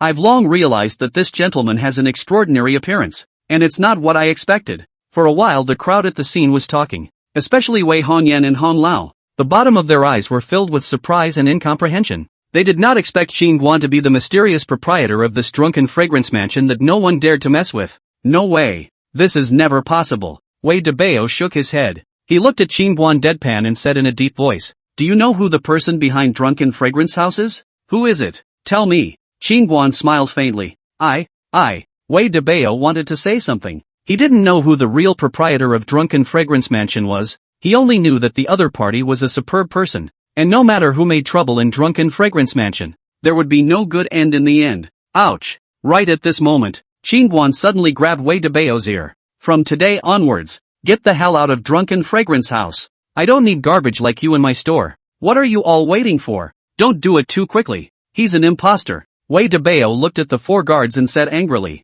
The 4 guards looked at each other and did not make a move. Qingguan's hands of the store deed in black and white is not fake at all. And Qingguan from the beginning to the end is a cloudy look. It seems to be prepared. This time or do not impulse good. Qingguan looked at one of the guards in the lead. What's your name? The guard hurriedly saluted. I am Shang Zhuang. From now on, you'll be the boss of Drunken Fragrance House. Break this dead fat man's legs and throw him out. Qingguan looked at Shang Zhuang and said in a deep voice. Hearing Qingguan's words, Shang Zhuang looked at Wei Debao. The most important thing to do is to judge the situation. The opportunity is fleeting. He knows that belongs to his Shang Zhuang's opportunity to come. Bang! Shang Zhuang barely hesitates and directly breaks Wei Debao's leg with a kick. Chapter 56, Blind Date. Ah, Shang Zhuang, how dare you? How dare you make a move on Lao Fu? Do you want to die? Wei Debao covered his leg and looked at Shang Zhuang dead in the face. Shang Zhuang looked at Wei Debao with contempt. Throw it out. Soon Wei Debao was dragged out by 2 guards. Qingguan looked at Shang Zhuang and nodded slightly. Very good. Qingguan casually took out a merit law from his storage bag and threw it to Shang Zhuang after he finished speaking. Shang Zhuang hurriedly caught it, and when he saw that it was an intermediate Xian rank Gongfu, he was thrilled. Thank you for the reward. In the future, Shang Zhuang is willing to go through fire and water for the proprietor. A Xian rank intermediate Gongfu was worth hundreds of millions of gold. Money could not necessarily buy it. Such a precious Gongfu. Qingguan casually rewarded him. Sure enough, he had gambled right. At this time, Qingguan pointed at Qinhua and Zhao Longquan several people. In the future, this kind of trash should never be allowed to enter the store to affect the appetite of other customers. No matter how rich they are, they will not do business with them. Got it? Shang Zhuang furrowed his eyebrows and immediately ordered the several guards behind him. Blast them out. From now on, these people are not allowed to set foot in Drunken Fragrance House again. Che, the Imperial City Restaurant is not only one Drunken Fragrance House. In the future,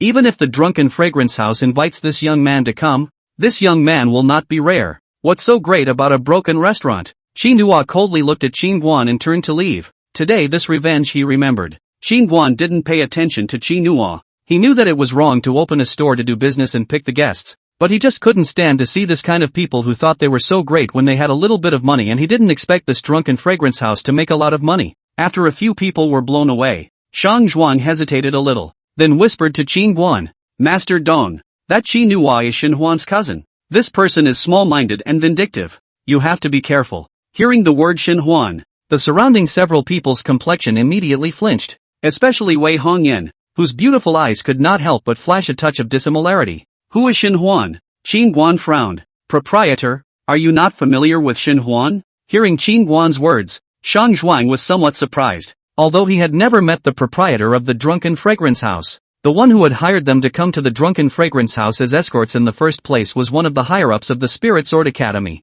Therefore, he guessed that the proprietor must be a big shot from the Spirit Sword Academy, which was why they had stayed at Drunken Fragrance Mansion as escorts, in order to one day be rewarded by the Spirit Sword Academy, and that Xinhuan was the genius demon of the Spirit Sword Academy, and he had broken through to the Sword King realm and Sword Dao some time ago. no one knew about it. And now Qin Guan actually didn't recognize him, which made Shang Zhuang a bit puzzled. Qin Guan waved his hand. He looked at Shang Zhuang. Don't care about cousin Xin Huan. If you dare to come and cause trouble, just give me a death sentence. If you can't do it, then write down the name and give it to me to deal with. Understood. Shang Zhuang nodded his head hastily, listening to Qin Guan's tone. It seemed that this proprietor in front of him was obviously even more hanged. Even Xin Huan was not in his eyes. Could he be the grandson of the Dean of Spirit Sword Academy? Is there a place to stay upstairs? At this time, Qin Guan looked at Shang Zhuang and asked. Yes, take the proprietor upstairs to rest. Shang Zhuang hurriedly ordered a guard beside him. Owner Qin, could you let us stay at your store for a night as well? Wei Hongyan suddenly laughed. Of course. Qin Guan nodded his head. When he suddenly noticed the two guards behind Wei Hongyan, he hurriedly smiled. So it's brothers Li Qing and Zhang Meng. I'm really sorry for not noticing you two just now. These two are Nanru's benefactors. That day the secret realm thanks to these two people to help. This favor he can always remember in his heart. Brother Qin is polite. Zhang Meng and Li Qing clasped their fists in unison. Come on. Let's go upstairs for a drink. Qin Guan greeted the duo. Yes. Not long after, Qin Guan and Wei Hongyan and the others arrived at the luxury box on the top floor. Soon, a large table of sumptuous dishes was brought into the box. Come, Brother Zhang and Brother Li. I'll toast you both. Qin Guan raised his glass and smiled. Brother Qin doesn't have to be polite. We're all pains in the ass. Here, drink. The three of them raised their glasses together and drank. Qin Guan put down his wine glass and looked at Wei Hongyan and smiled. Miss Wei, I happen to be fine these days. I promised to help you train the Black Armor Army last time. I wonder if it's convenient? Now that the matter over at the Spirit Sword Academy had been resolved, and the Southern family had a spectral dog to watch over their home, and now that they happened to meet Wei Hongyan, Qin Guan wanted to finish what he had promised her last time. Of course it's convenient. Wei Hongyan hurriedly nodded, but she immediately asked again. Sir Qin, have you settled things with the Spirit Sword Academy side? Last time, she remembered that Qin Guan had said that he would help Wei train the Black Armor Army after it had settled the matter of the Spirit Sword Academy. Qin Guan nodded. It's settled. Upon hearing this, Wei Hongyan couldn't help but knit her eyebrows and couldn't help but say, Prince Qin, we came to the imperial capital today, and we heard through the grapevine that the Spirit Sword Academy seemed to have sent two Sixth Realm powerhouses to the South family of Deer Cloud City a few days ago, and if we project according to the time, I'm afraid that they've already arrived in Deer Cloud City. I know. And this matter has also been resolved. Qin Guan laughed. Wei Hongyan, Hong Lao and the others were shocked upon hearing this. They had all heard about the killing of Yan Rong Su Lai and those people from the Yunlan sect last time,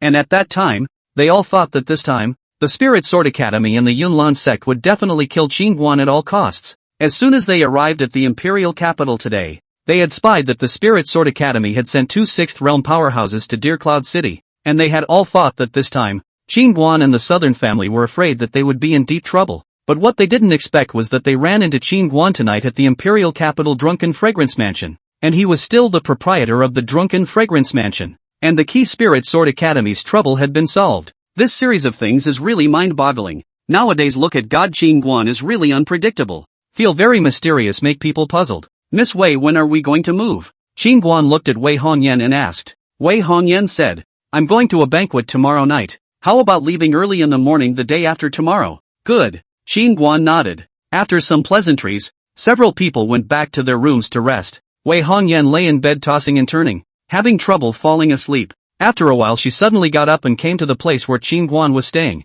Knock, knock, knock. The door to the room was knocked on by Wei Hongyan. Qin Guan, who was cultivating within the little black pagoda, quickly left the little black pagoda after hearing the knock on the door. He opened the door to his room and found that it was Wei Hongyan. Something wrong, Miss Wei? Mr.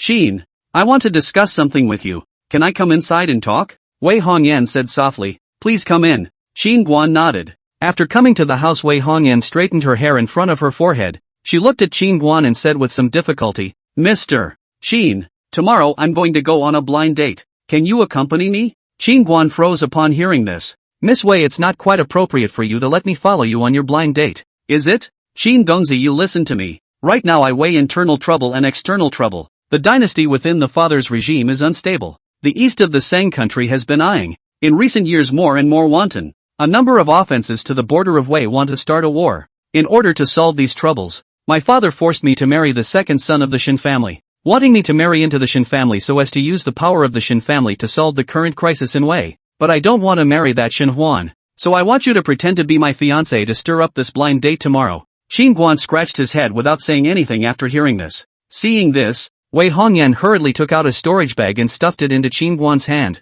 Mr. Qin, there are 30 million gold coins and more than 40 spirit stones in here. All my belongings. Qin Guan pretended to look at the storage bag as if it was difficult. And a moment later he suddenly looked up and smiled. Miss Wei, in the future, if there is such a tricky matter, you can always look for me. Wei Hongyan. The following evening, Wei Hongyan brought Qin Guan to an extremely luxurious and beautiful banquet hall. Look, Mr. Qin, I'm not the only one who came to match with the second son of the Shin family today. All of these rich and noble families' young ladies are all prepared to come to the match. In a corner of the banquet hall, Wei Hongyan laughed. Hearing Wei Hongyan's words, Qin Guan smacked his lips and said, "It's too good to be true that so many beautiful women are grabbing for a blind date." Upon hearing this, Wei Hongyan looked at Qin Guan and snickered. If you reveal your strength, I believe there will also be many beautiful women squeezing their heads to grab you. Qin Guan waved his hand and smiled. This big old man of mine is already lucky to be able to marry Roer, and I'm content with having her in my life. I really envy Nan Ro. Wei Hongyan's narrow, beautiful eyes showed a touch of envy after hearing this. Qin Guan didn't speak again. He casually picked up an apple on the table and then leaned back in his chair. Just as Qin Guan opened his mouth and prepared to bite into the apple, his movements suddenly stopped in mid-air, and his eyes looked in surprise at a white-clothed woman not far away. The white-clothed woman not far away was also looking at Qin Guan with her beautiful eyes wide open at the moment. The white-clothed woman's small cherry mouth opened as she rubbed her eyes in some disbelief, and after making sure that it was really Qin Guan, she quickly got up and walked over. The woman in white was none other than Zhang Lianyu. Chapter 57. What a coincidence. Zhang Lianyu quickly stepped in front of Qin Guan as she said with some disbelief, "Qin Guan, why are you here? Came to have some fun. What a coincidence. Miss Jiang." Qin Guan laughed. "It's quite a coincidence." Zhang Lianyu finished with a strange look at Wei Hongyan next to her. "What do you two mean by this?" "It doesn't mean anything. I just asked Qin Guan to accompany me on a blind date." Wei Hongyan said softly. "Accompanying you on a blind date?" Zhang Lianyu's eyebrows frowned slightly as she turned her head to look at Qin Guan. "Qin Guan, I didn't expect you to play quite fancy." "Hey, don't talk nonsense." Hearing Zhang Lianyu's words, Qin Guan was speechless. "Humph. You wait. See if I don't tell Sister Zoe about this. You guys look quite honest. I didn't expect to be this kind of person." Zhang Lianyu coldly snorted. Qin Guan. On the side, Wei Hongyan's pretty face was slightly chilled as she looked towards Zhang Lianyu. "Miss Jiang, I asked Qin Guan to accompany me on a blind date. Isn't this a good thing for you? Why are you so angry? You mean to say that I'm no better than you?" Zhang Lianyu said unhappily. She naturally heard Wei Hongyan's words, implying that she let Qin Guan accompany her to the blind date to spoil things. Then she would have one less competitor. "I didn't say that." Wei Hongyan opened her mouth. "Qin Guan, who do you think is good looking, me or Wei Hongyan? You tell me." Zhang Lianyu suddenly looked at Qin Guan. Hearing Zhang Lianyu's words, Wei Hongyan also looked at Qin Guan. "Which one of us do you think is good looking, Mr. Qin?" Click. Seeing the two women's eyes staring deathly at him, Qin Guan hurriedly took a bite of the apple, and then turned his face to the side silently to keep silent. "Hear that? He said I'm better looking than you." Zhang Lianyu pointed at Qin Guan and suddenly said, "Ahem." Hearing Zhang Lianyu's words, Qin Guan nearly spat out the apple in his mouth. "Miss Jiang, self-confidence is a beauty, but it's a bit counterproductive if you're narcissistic." Wei Hongyan picked up her teacup and took a sip and laughed lightly. "I didn't realize that Princess Wei doesn't talk much on weekdays, but when she opens her mouth, it's full of knives. But your words can't even do half the damage to me because I'm just better looking than you." After Zhang Lianyu finished speaking, she suddenly pushed Qin Guan, who was nibbling on an apple, to one side, and then sat on her but on the other side of Qin Guan. Qin Guan was a bit speechless. He really couldn't figure out why these two women suddenly pinched each other. It felt inexplicable.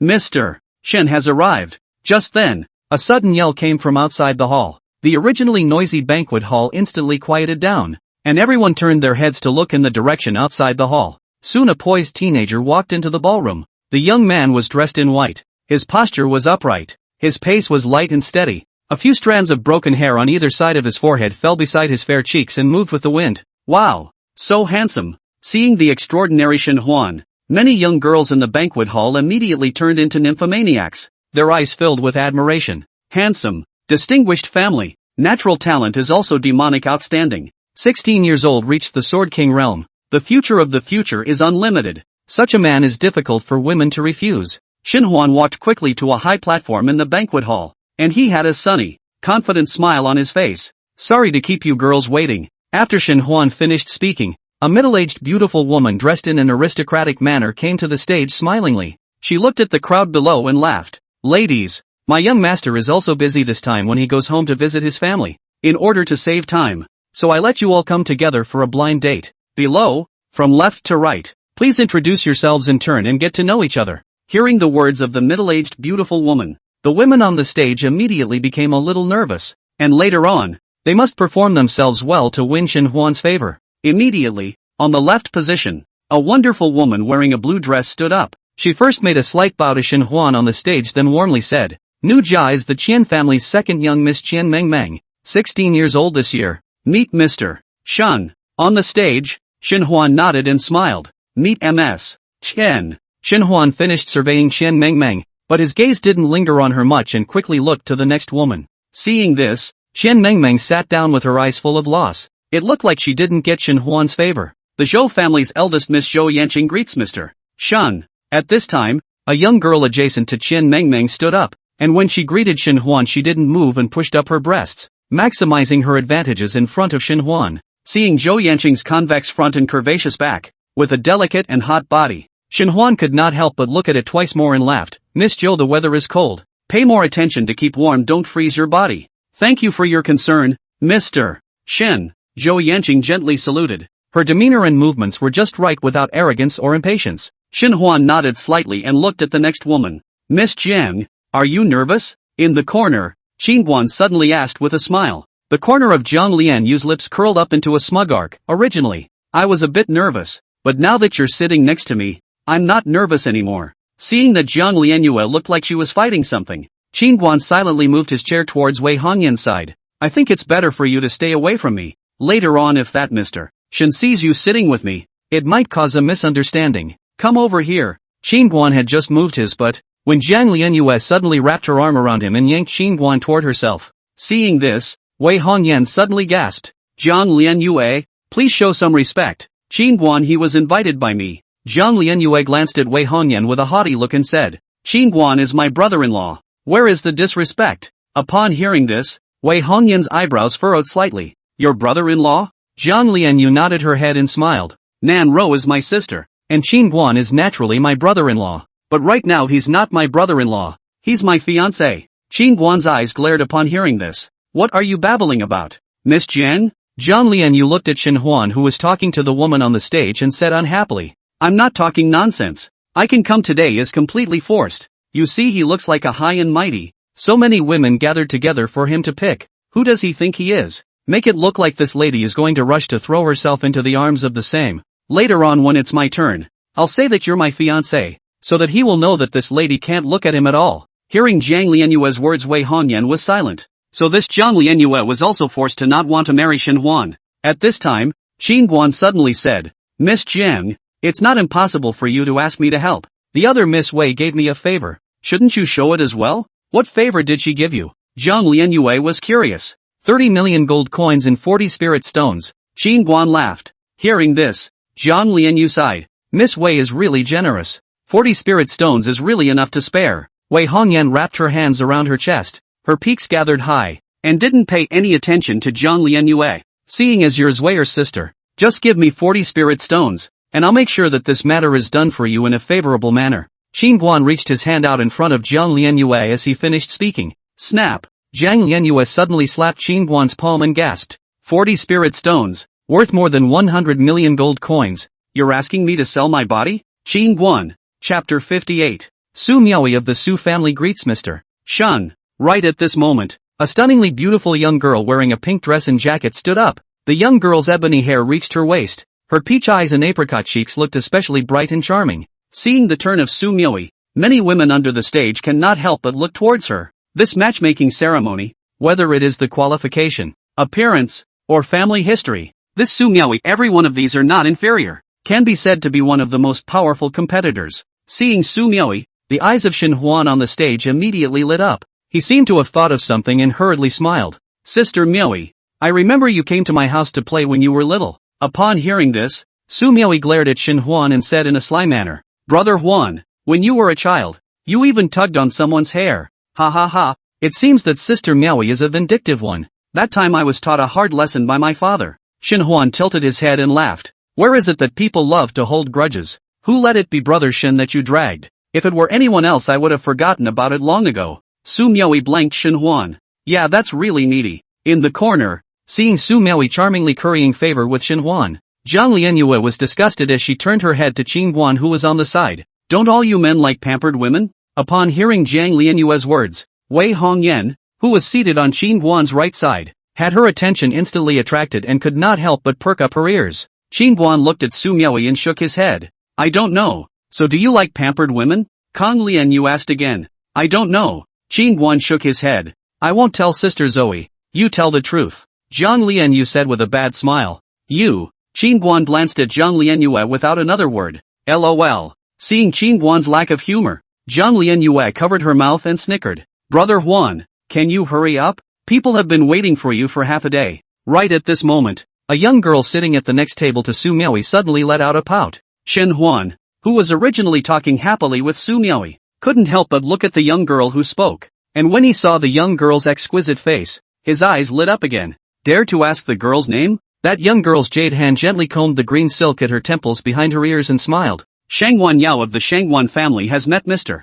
Shun. Seeing Shangguan Yao, the women in the arena immediately whispered. They all knew that on this blind date, Zhang Lianyue, Wei Hongyan, Su Miaoi and Shangguan Yao were the four big beauties that had the best chance of winning Shin Huan's favor. So it's Sister Yaoer. I've kept Sister Yaoer waiting. Shin Huan hurriedly smiled. Brother Huan, you and Su Miaoi are childhood sweethearts. Do we have no chance? Shangguan Yao blinked her beautiful eyes and suddenly asked. Slutty fox. Seeing Shangguan Yao scratching her head and attacking ferociously, Su Miaoi couldn't help but curse in her heart. Shin Huan smiled brightly. Yaoer sister is joking. Today we are all here to matchmaking. Pay attention to a you love me. As long as the two love each other have a chance. This guy looks like he still wants to get through. Hearing Shin Huan's words, Zhang Lianyu in the corner did not have the good sense to say. Then what does Brother Huan think of slave? Shangguan Yao asked with a smile. Sister Yaoer has been beautiful since. Shin Huan laughed. To be complimented by Brother Cheer. My slave has not come in vain tonight.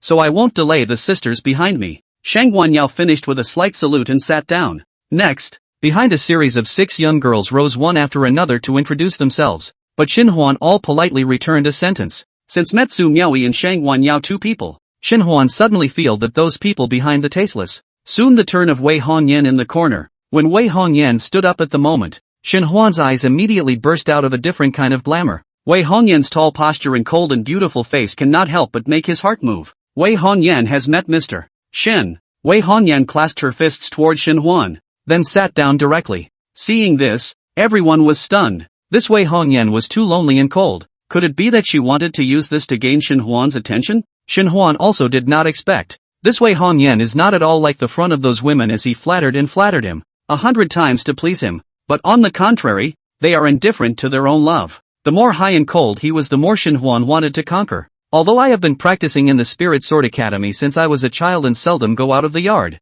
but about Miss Wei's great name is like a thunderclap. Today I have the honor to see Miss Wei's style is really admirable. I do not know whether Miss Wei will have time to appreciate the face to come to the Shin family as a guest tomorrow. Hearing that Shin Huan wanted to invite Wei Hongyan to be a guest of the Shin family, all the noble ladies in the arena all cast envious and jealous gazes at Wei Hongyan, and Wei Hongyan originally thought of posing a high profile for Shin Huan to hate, so as to save Qin Guan from pulling out as a shield. She did not expect this Shin Huan to be interested in herself instead. Really speechless. Sorry, I have to accompany Guan to go shopping tomorrow, so I don't have much time. Wei Hongyan suddenly took Qin Guan's arm after she finished speaking. Why is there a man in the hall? Who is that man? Tonight's blind date banquet is Shin Huan's special event. Wei Hongyan even brought a man over, and even intimately took his arm and called him Brother Guan? Isn't this a naked slap in Shin Huan's face? Seeing Wei Hongyan's behavior, all the people present were sighing. She Wei Hongyan in the end what to do. At this moment, after Shin Huan on the stage noticed Qin Guan,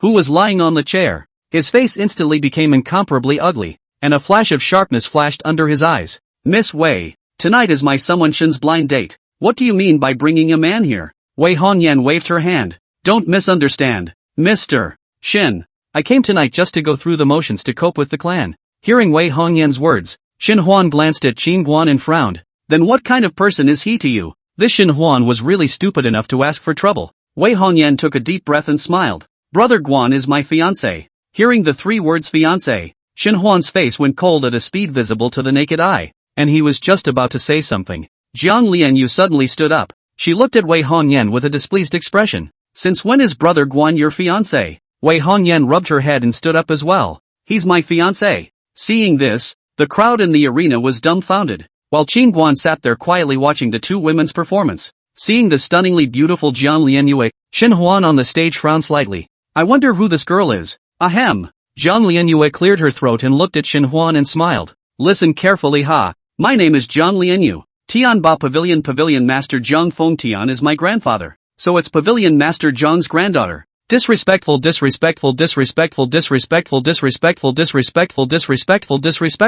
After learning of Jiang Lianyue's identity, Shen Huan hurriedly bowed. Immediately afterward, Shen Huan said curiously, Miss Lianyu, what exactly do you mean by what you just said? It doesn't mean anything. Guan, he's obviously my fiancé. This Wei Hongyan wants to swoop in and steal the man from me. After Jiang Lianyu finished speaking, she suddenly wrapped her arm around Qin Guan and dragged him to her side. Who crossed the line? Brother Guan was obviously the one I met first. Seeing Qin Guan being pulled away by Jiang Lianyu, Wei Hongyan hurriedly got up and pulled Qin Guan back again. Brother Guan is mine. Give it back to me. Jiang Lianyu once again pulled Qin Guan to her side. Mine. Jiang Lianyu had just pulled Qin Guan away, and Wei Hongyan immediately pulled Qin Guan back again. Seeing Jiang Lianyu and Wei Hongyan fighting over a man, all the noble ladies of the world present all looked dumbfounded. What was the origin of that man that deserved them to fight for it without caring about their face, being pulled around by the 2 women? Qin Guan, on the other hand, had a black line on his face as he hurriedly lowered his voice and said,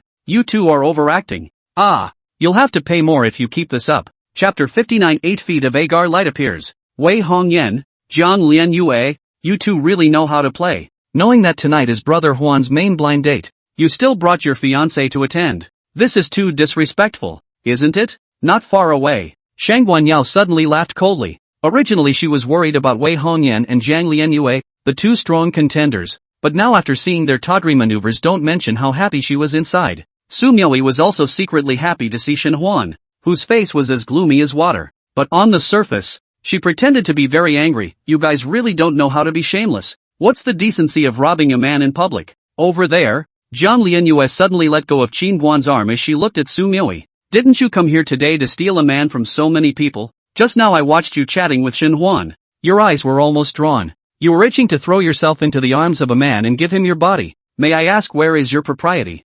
righteousness, integrity and shame? You. Su Miaoyi stomped her foot in anger, dumbfounded by what Jiang Lianyu said. What are you laughing at? Jiang Lianyu suddenly looked at Shang Guanyao, who was snickering. I see that you're more than Su Miaoyi, and also a backslider. Hearing Jiang Lianyu's words, Shang Guanyao was instantly furious. Jiang Lianyu, you're crazy. How can you catch anyone and bite them? I see. Seeing Jiang Lianyu unceremoniously rebuke Su Miaoyi and Shang Guanyao, Shen Huan, who was originally very angry, suddenly had a light in his eyes and seemed to understand something. Jealous? It seems that Wei Hongyan and Jiang Lianyu are obviously jealous. That's why they purposely found a guy to say he's their fiancé to piss him off. Otherwise this situation does not make sense at all. One is the eldest miss of Tianbao Pavilion. One is the 9th princess of Wei. If there is a marriage contract in the body, surely will not be a secret. The Shin family is not likely to be unaware of it. And besides, how can these 2 people be so coincidental at the same time and a person has a marriage contract?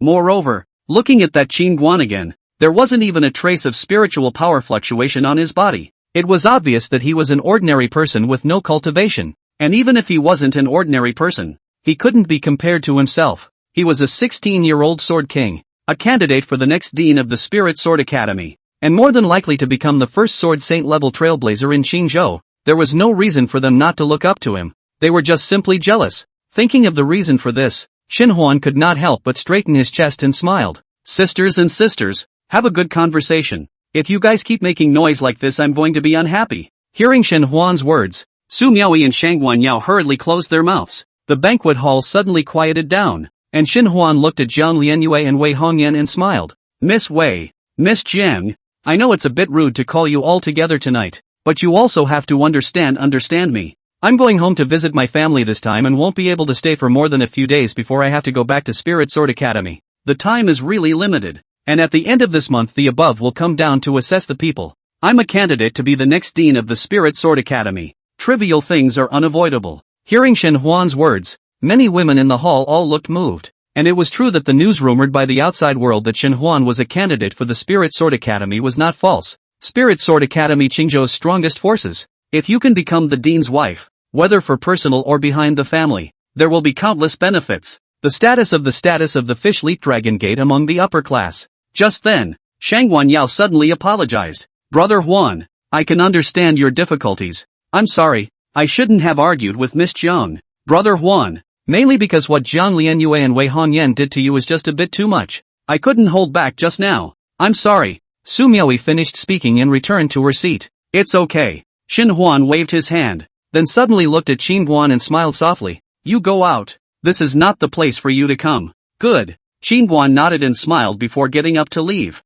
Seeing Qin Guan get up and leave, Wei Hongyan and Jiang Lianyue hurriedly followed. Seeing the two women follow Qin Guan to leave, Shen Huan was instantly a little unhappy. Miss Wei, Miss Jiang. Jealousy to play a little sex to have a degree. If it is too much will be obnoxious. Nuts. Narcissist. Jiang Lianyue and Wei Hongyan didn't even turn their heads as one of them replied back. At those words, Shen Huan's face sank. Stop it. As the words fell, 8 black-clothed shadow guards suddenly appeared in front of Qin Guan, blocking the way. Seeing this, Jiang Lianyue suddenly turned to look at Shen Huan and laughed. Shen Huan, I advise you to calm down a bit. It's best not to make a move. Ha ha. Hearing Jiang Lianyue's words, Shen Huan suddenly laughed. Lianyue, don't misunderstand. Where would I want to make a move on you? I wanted to let that obtrusive leggy get out. I didn't want to let you and Hongyan leave. Being directly called Lianyu and Hongyan by Shen Huan, Jiang Lianyu and Wei Hongyan immediately felt uncomfortable. Wei Hongyan suddenly said in a deep voice, Shen Huan, I think you are the one who can't even turn a corner from refining swords. Again, I have a fiancé. I'm not interested in you at all. Jiang Lianyue nodded her head hastily. She's right, she's saying what I want to say. Shen Huan waved his hand slightly. Alright, I know you two are jealous of me. I'm not going to sell it. I like Lianyu, Hongyan, Miao Yi and Yao very much. It's normal for a man to have 3 wives and 4 concubines, so I'll take all 4 of you. Don't worry. Slap his mouth. Qin Guan, hurry up and slap his mouth. 2 spirit stones for 1 mouth. I'll pay. Jiang Lianyue suddenly pointed at Shen Huan and said angrily. Really? Qin Guan's eyes lit up when he heard this. Dang it. Jiang Lianyue's petite body trembled in anger. She was really disgusted by that fool Shen Huan. Jiang Lianyue had just finished speaking when Qin Guan suddenly disappeared in place. Just at the moment when Qin Guan disappeared, the eyes of Shen Huan on the stage suddenly shrunk. His intuition told him that there was danger, and he barely hesitated for a second. Drawing his sword was a chop to the front. The very moment the long sword slashed down, a silhouette suddenly took a weird turn. Snap! Immediately, a crisp slap rang out, and Shen Huan's entire body directly flew out. It was only that before Shen Huan's person had landed on the ground, she was suddenly strangled by Qin Guan. Right at this moment, several shadow guards suddenly killed from the oblique side. Boom! With a wave of Qin Guan's sleeve robe, several shadow guards directly flew backwards. Pop!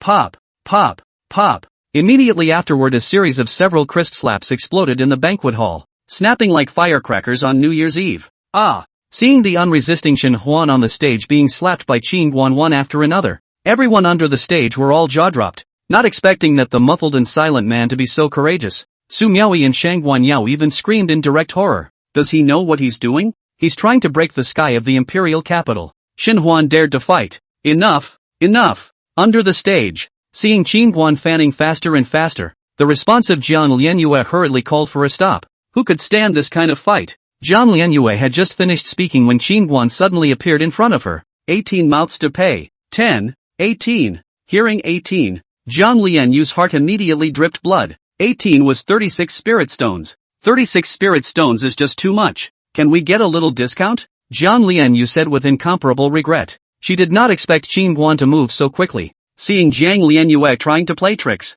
Qin Guan's face suddenly sank. There is a price to pay for tricking me.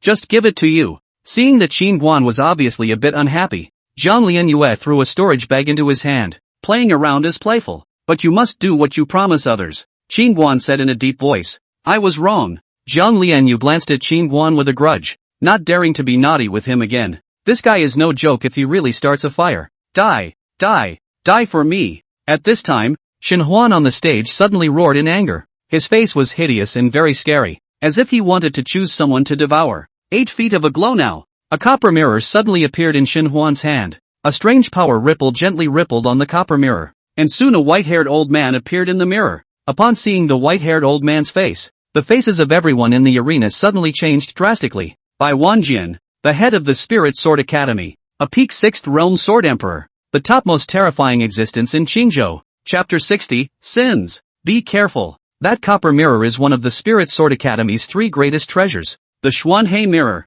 Within a certain range it can reflect the power of the moves of the person in the mirror through the power of space. That old man is Spirit Sword Academy's Dean Bai Wanjian. Seeing Bai Wanjian, Jiang Lianyue hurriedly reminded Qingguan. That's a nice mirror. Qingguan only listened to the words in front of Jiang Lianyue. As for what Dean Bai Wanjian was behind him, he didn't listen at all. Cheer, what happened to your face? In the Xiandi mirror, after seeing the bruised and swollen Shen Huan, Bai Wanjian was stunned. Seeing Bai Wanjian, Shen Huan was aggrieved and almost cried out. I've been beaten up. Really bold. Come, let me see. Who in Qingzhou has the guts to make a move on you? Hearing that Shen Huan had been beaten up, Bai Wanjian immediately said angrily. That's him. This guy seems to be a martial artist. Shen Huan aimed the Xuanhe mirror at Qingguan, who was not far away. Finding themselves in the range of the Xianmei mirror's irradiation, all the people were scared and retreated to both sides, fearing that they would be hurt by Bai Wanjian. This is not a joke. That Bai Wanjian is a strong sword emperor.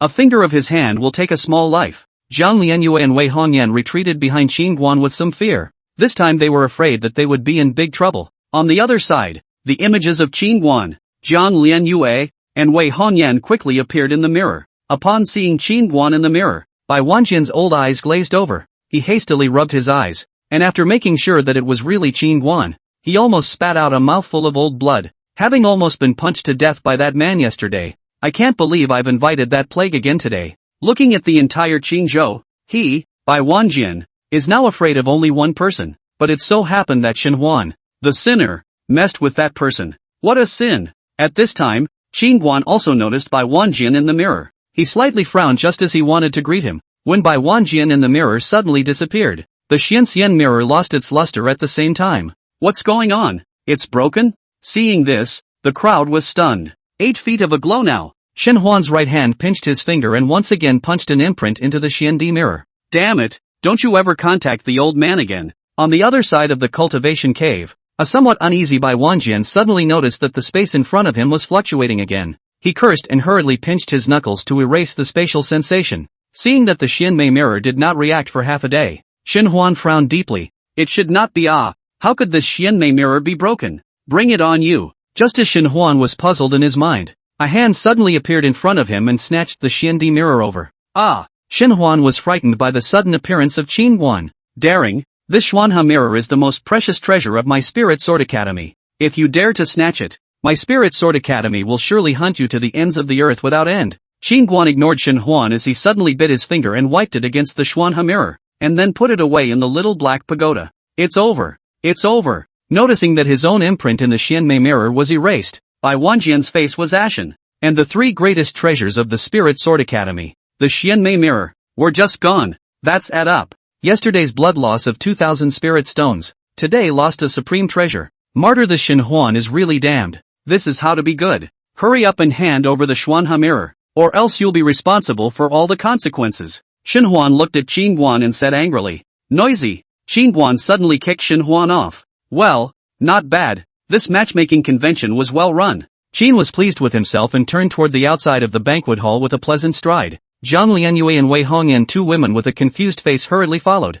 They originally thought that things will not be able to end. Did not think that it will end so ridiculously simple. That Xianmei mirror key moment actually broken? Looking at the back of Qingguan's departure, Su Miaoi, Shangguan Yao and the others all froze their half a day to get back to their senses. That man called Qingguan in the end, where did he come from? Shen Huan was a 4th realm cultivator, the youngest sword king in Qingzhou. Why was he so unbeatable in front of Qingguan? Qingguan, why does this name sound a bit familiar? After freezing for a while, Su Miaoi suddenly muttered, Cousin, what's wrong with you, cousin? Just at this time, a teenager suddenly came in the banquet hall, and after seeing Shen Huan, who was beaten up on the stage, the teenager hurriedly ran over. Quickly take me back to the Shen family. Shen Huan shouted hurriedly when he saw his cousin Zeno. Cousin, who did you get hit by? Zeno asked in a panic while assisting. In the imperial city, there was still someone who dared to beat up cousin Shin Huan. Really ate the bear's heart and leopard's gall. Brother Huan was beaten up by someone called Qin Huan,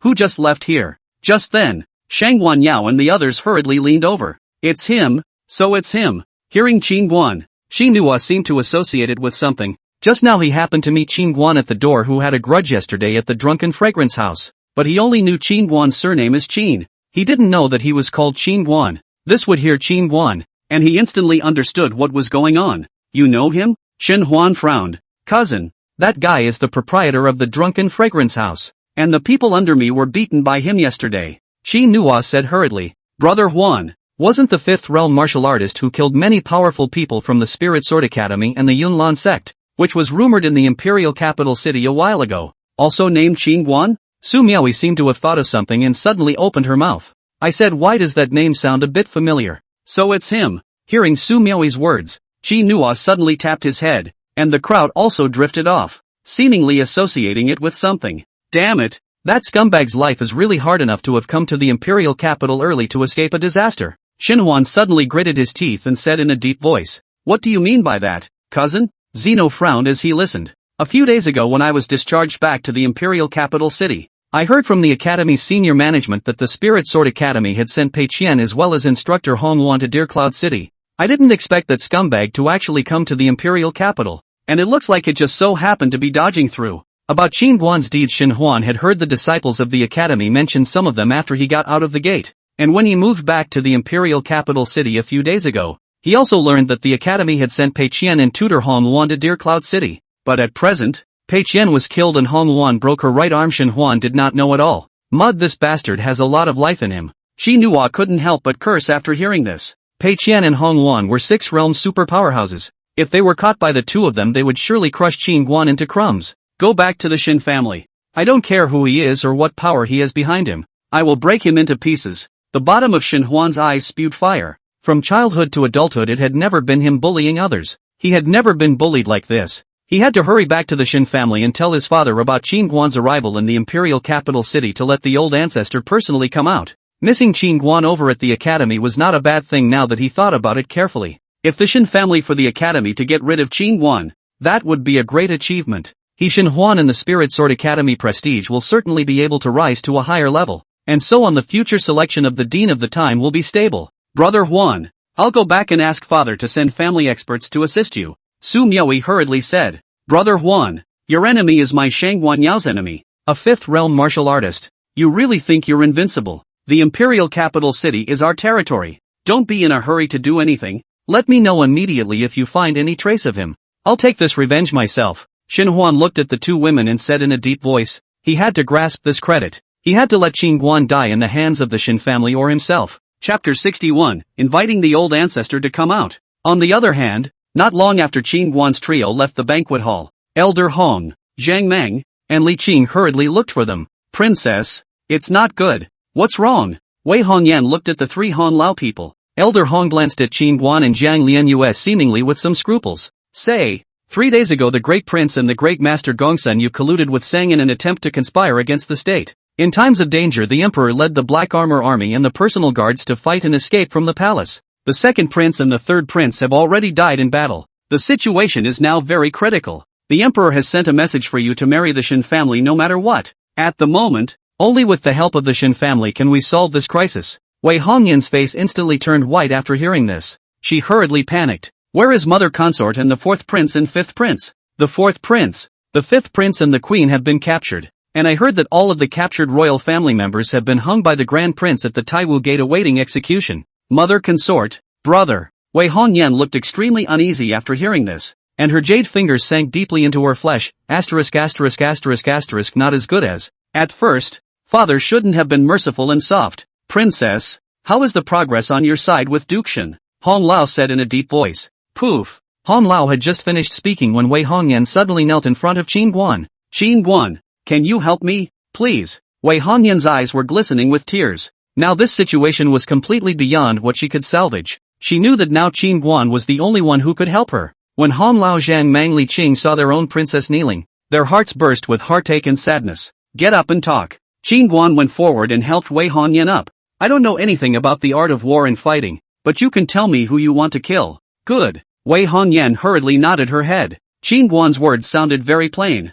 but they were as helpful as God's help, making Wei Hongyan feel incomparably at ease and solid. Send someone over to the Nan family to report that I'm afraid my daughter-in-law is worried and I have to report to her. Qin Guan suddenly laughed. Zhang Mang, go in person. Wei Hongyan looked at Zhang Mang and hurriedly said, yes, subordinate will go now. Zhang Mang nodded his head and was just about to leave when Zhang Lianyue suddenly laughed. It's better to leave this matter to me. No one can match the speed of our heavenly treasure pavilion. We can't let my sister Roer worry about it. Don't talk nonsense. Qin Guan looked at Zhang Lianyue. Jokes aside, when have I ever punked you? Zhang Lianyue suddenly said with some unhappiness. Ha ha. Qin Guan grinned as he walked over to Zhang Lianyue. Come, I have something to tell you. What's good? Zhang Lianyue said happily at the sound of it. Go back and tell your grandfather to restrain himself. Dear Cloud City's heavenly treasure pavilion is already in the palm of my hand. If he's unruly again, I'll just take over. Up until now I've been looking at your face and not making a move. Hearing Qin Guan's words, Zhang Lianyue rolled her eyes. Didn't I tell you? If Tianbao goes overboard, directly engage. To the death. At present, she knew that only by letting her grandfather and Qin Guan touch each other, she could make that old man feel pain and Qin Guan's horror. It was useless to say more. People could only change their conceptual cognition if they felt the pain firsthand. The corner of Qin Guan's mouth twitched. Are you sure you want me to screw your grandfather to death? Zhang Lianyue hurriedly waved her hand and said breathlessly, don't mess with my grandfather. Mess with the heavenly treasure pavilion. Qin Guan nodded his head. Also, remember to give me more top priority on some news about Elder Yan Tianwei. After Qin Guan finished speaking, he suddenly returned the 36 spirit stones that he had earned Zhang Lianyue earlier. Seeing her spirit stone, Zhang Lianyue's beautiful eyes blinked. Brother Guan, you're still strangely nice. Qin Guan glanced at Zhang Lianyue then turned to leave. Miss Wei, let's go. Yes. Wei Hongyan hurriedly nodded her head, and in no time at all, several people disappeared into the night.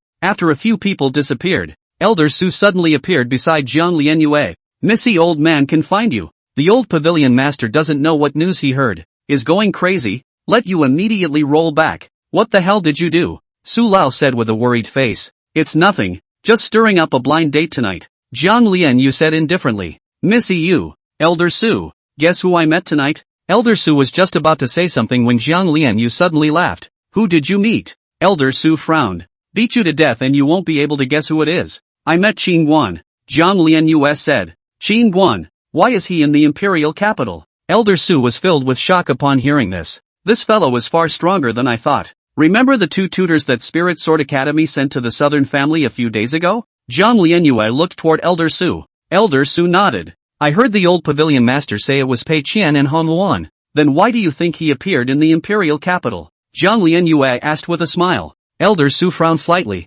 and a moment later he suddenly said in astonishment. Miss, do you mean that Qin Guan came over through Han Luan's empty realm flash shift formation? Zhang Lianyue nodded. That's the only possibility. Elder Su's expression suddenly became unusually grave after hearing this. If Qin Guan had really come over through the air realm flash shift formation, then it meant that it was highly likely that he had been directly transported to Spirit Sword Academy. That is to say that Qin Guan had already fought with the Spirit Sword Academy. Fought and still managed to come out of the Spirit Sword Academy peacefully. What does this mean? This means that the Spirit Sword Academy lost. Impossible. If it's just him alone, how could he possibly deal with the entire Spirit Sword Academy? After thinking about it, Elder Su felt that he still didn't quite believe it. You and my grandfather are senile. Zhang Lianyue looked at Elder Su and turned to leave. On the other hand, Shin Chongyang, the head of the Shin family, was shaken with rage after learning about what happened at the blind date tonight. Please, old ancestor. Outside a cultivation cave, Shin Chongyang brought Shin Huan to kneel on the ground. Not long after, a white-haired old man walked out from within the cave. What is it that disturbs old man's cultivation? Old ancestor, the matter is like this. Shin Chongyang hurriedly told Shin Xianjing the general situation of the matter. Shin Xianjing nodded slightly after hearing this. This matter, you guys think well. If my Shin family get rid of that Qin Guan for the Spirit Sword Academy, this will be very beneficial to Huaner's position in the academy. But it's not simple to cultivate the physical body to the 5th realm at such a young age. Do you know what kind of power is behind him? Shin Chongyang shook his head. I don't know. I only know that this person is the door-to-door son-in-law of a third-rate family in Dear Cloud City. As for the power behind it, I'm not sure. Reporting to the family head, I've gotten word that the one called Qin Guan and the 9th Princess of Wei have left the city, and the direction they're going is in the direction of Wei. Just then, a shadow guard hurriedly came to report. Old ancestor, There's no time to lose. Shin Shonyang looked at his father. Shun Xianjing. Grandpa, you must do something for your grandson. Shin Huan finished speaking and directly kowtowed violently to the ground. All get up. It's just for me to go there personally. After Shin Xianjing finished speaking, his body suddenly transformed into a sword light rushing up into the sky, disappearing into the night in the blink of an eye. Dad, Grandpa himself is coming out, this is a sure thing. After Shin Xianjing left, Shin Huan laughed excitedly. Huaner, break through the sword Dao to the sword exalted realm as soon as possible. Just now you should have felt that powerful sword might emanating from your grandfather's body. Even though there is only a one realm difference between the Sword King and the Sword Exalted, their strengths are indeed different from each other. If you reach the Sword Exalted realm, you wouldn't have to be bullied by a fifth realm martial artist. Do you understand? Father, my child understands. Shin Huan nodded. A cold light flashed under his eyes. Father, Jian Lianyue and Wei Hongyan, those two completely did not put my Shin family in their eyes. Shin Chongyang's eyes narrowed slightly. This revenge is first recorded. At present the Heavenly Treasure Pavilion is not something that our Shin family can offend.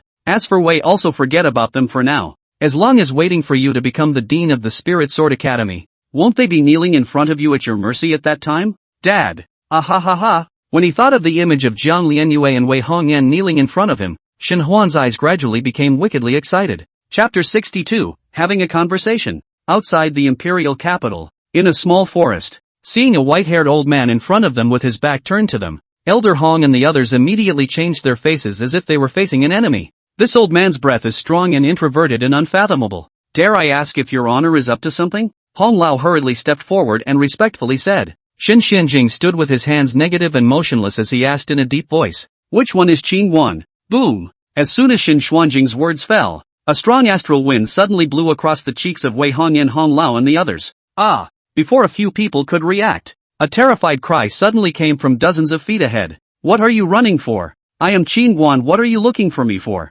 Qin Guan asked as he looked towards Shin Xianjing, whose body was leaning tightly against a large tree. Shin Xianjing looked at Qin Guan as if he was looking at a ghost. At this moment, he was like a mouse cornered by a civet cat, terrified as hell. Shin Xuanjing's scalp was numb. His entire body was not well. In that instant just now, he suddenly felt as if he was locked by the god of death, and his spirit suffered a strong shock. Mud, why do you have to turn your back on the enemy to pretend? Bang! Qin Guan suddenly hammered Shin Xianjing in the abdomen. What are you looking for me for? Asking you? At this time, Wei Hongyan and the others ran over, and when they saw Qin Guan punching Shin Xuanjing's abdomen, a few of them stood there and couldn't help but swallow their saliva. Shin Xuanjing's face twisted in pain. Blood slowly spilled from the corner of his mouth. I'm just passing through. Young warrior, have something to say. His lungs were about to explode. He had been in a good seclusion, but he was called out by his son and grandson to send him to his death. Hearing Shin Xuanjing's words, Qin Guan's right hand suddenly gripped toward the hilt of the sword behind him. Say, I'm telling the truth. Seeing that Qin Guan was about to draw his sword, Shin Xuanjing's eyelids jumped as he hurriedly said, My name is Shin Xianjing. Shin Huan is my grandson, and I've come to ask the young warrior why he hit my grandson. Hearing Shin Xianjing, Wei Hongyan, Hong Lao and the others were instantly shocked that it was Shin Xianjing, the old ancestor of the Shin clan, one of the three great sword venerables of Qingzhou. Sixth realm sword honors. Qin Guan raised an eyebrow. You're not here to ask me why. You're here to kill me, right? No, no, no, it's not what you think. Shin Xianjing hastily shook his head. Qin Guan seemed to have thought of something and suddenly laughed. You've come at the right time. Don't you know how to fly? Send us to Wei. Shin Xianjing looked at Wei Hongyan. A few people for his not. I'm this strength. Virtual sword flight words at most can take 2 people. You 5 people with can not. Upon hearing this, Wei Hongyan hurriedly said, Elder Hong, the 3 of you will follow, while Duke Qin and I will go first. Yes. Hong Lao and the others were busy nodding their heads. If they had Shin Xianjing to lead the flight to Wei, it would be much too fast. Qin Guan looked at Shin Xianjing, who hastily guided his sword finger, and a 3-foot-long green-fronted sword hovered above the ground. Big. Shin Xianjing clenched his hand with a sword technique and pointed at the green-flanked sword, and the 3-foot green-flanked sword suddenly skyrocketed to more than double its size, and the 3 of them stood on top of it just right. Shin Xianjing stood at the very front, Qin Guan stood in the center, and Wei Hongyan stood behind Qin Guan. Soon, under Shin Xuanjing's imperial sword, the 3 of them quickly took off. Woohoo! As they flew higher and higher, the mountains and forests below them gradually shrunk, and the wind began to howl in their ears. Wei Hongyan, who was standing behind Qin Guan, was so frightened that she hurriedly grabbed Qin Guan's clothes with her hands. Although Qin Guan didn't know how to use a sword, his master used to take him on sword trips to the heavens and the earth, so he stood on the sword as steady as an old dog, even more so than Shen Xianjing, who was using the sword. Ahem! Shen Xianjing, who was flying with his sword, suddenly coughed out a mouthful of blood violently, and the flying sword under his feet suddenly lurched up and down. Ah! Wei Hongyan nearly fell. She was so scared that she hurriedly hugged Qin Guan from behind, as if she was grasping a life-saving straw, holding on tightly and not letting go. Feeling the softness coming from his back, Qin Guan's old face couldn't help but blush as he slapped Shen Xianjing on the back of his head. Do you know how to control a sword? Shen Xianjing wiped the blood from the corner of his mouth and said in an aggravated manner, Young warrior Qin, my stomach was smashed by your punch just now, and I am coughing up blood. What are you pretending for? I only used 30% of my strength for that punch just now. It didn't hurt at all, Qin Guan said without a trace of anger. Hearing that Qin Guan only used 30% of the force, Shen Xuanjing's back was straight cold. This teenager is simply outrageous. So young to have such a horrifying combat power, that the person behind him should be what kind of existence ah? If the Shen family offended him, it wouldn't be completely cold in the future. Thinking of this, Shen Xianjing hurriedly and respectfully said, Young warrior Qin, I heard that my eyeless grandson snatched a woman from you on a blind date. To be honest, he deserves to die. When the old rotten man goes back, he will definitely hang him from a tree and smoke him, to make amends for you by taking a good breath for you. Alright, do well with your sword. Miss Wei's country is suffering from a change right now. If you fly slow, you should not go back to the imperial capital and stay in Wei forever, Qin Guan said in a faint voice. Qin Guan's word Shen Xianjing where can't hear what it means. If the flight is slow and mistaken, Qin Guan will kill him. Miss Wei, don't worry. In the future, Wei's business is my Shen family's business, and that Sang people are brutal in nature and do no evil. I've long looked at them as bad. In the future, when I see a Sang person, I'll kill a Sang person. Regarding the internal and external contradictions of Wei,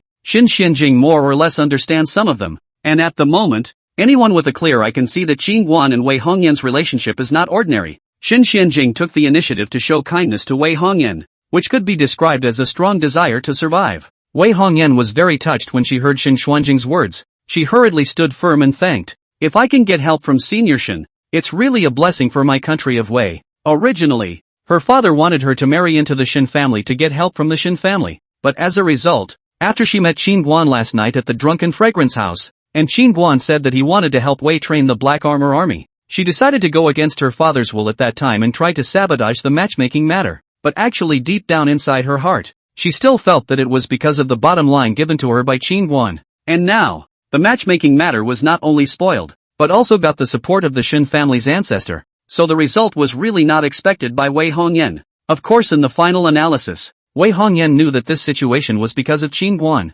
Don't worry, Miss Wei, now that you have young Master Qin to help you, anything big is trivial. Shen Xianjing swallowed a mouthful of blood and laughed. Aha! Wei Hongyan looked at Qin Guan's solid and reliable back with a heavy nod. Stand firm, the old man is going to speed up. The flying sword under Shen Xuanjing's feet suddenly surged upwards after he finished speaking, drawing a graceful sword arc in the night sky. Wei Hongyan, who had just stood up not long ago, was so frightened that she hurriedly hugged Qin Guan again, her towering mountains rising and falling and rubbing up and down with the flying sword. At this moment, Wei Hongyan's cheeks were like red-hot coals in a furnace, red and hot. Since she was a child, where had she been so intimate with a man? And she couldn't help but feel bashful at the thought of her chest rubbing against Qin Guan's body so tightly. Looking down at the earth below sprinkled with starlight in full view, Qin Guan felt a pang of emotion in his heart. Now that the spirit stones on his body were enough for a period of time, he had to work hard on cultivating the Chang Yuan sword technique next. And when the number of acupoints open came up,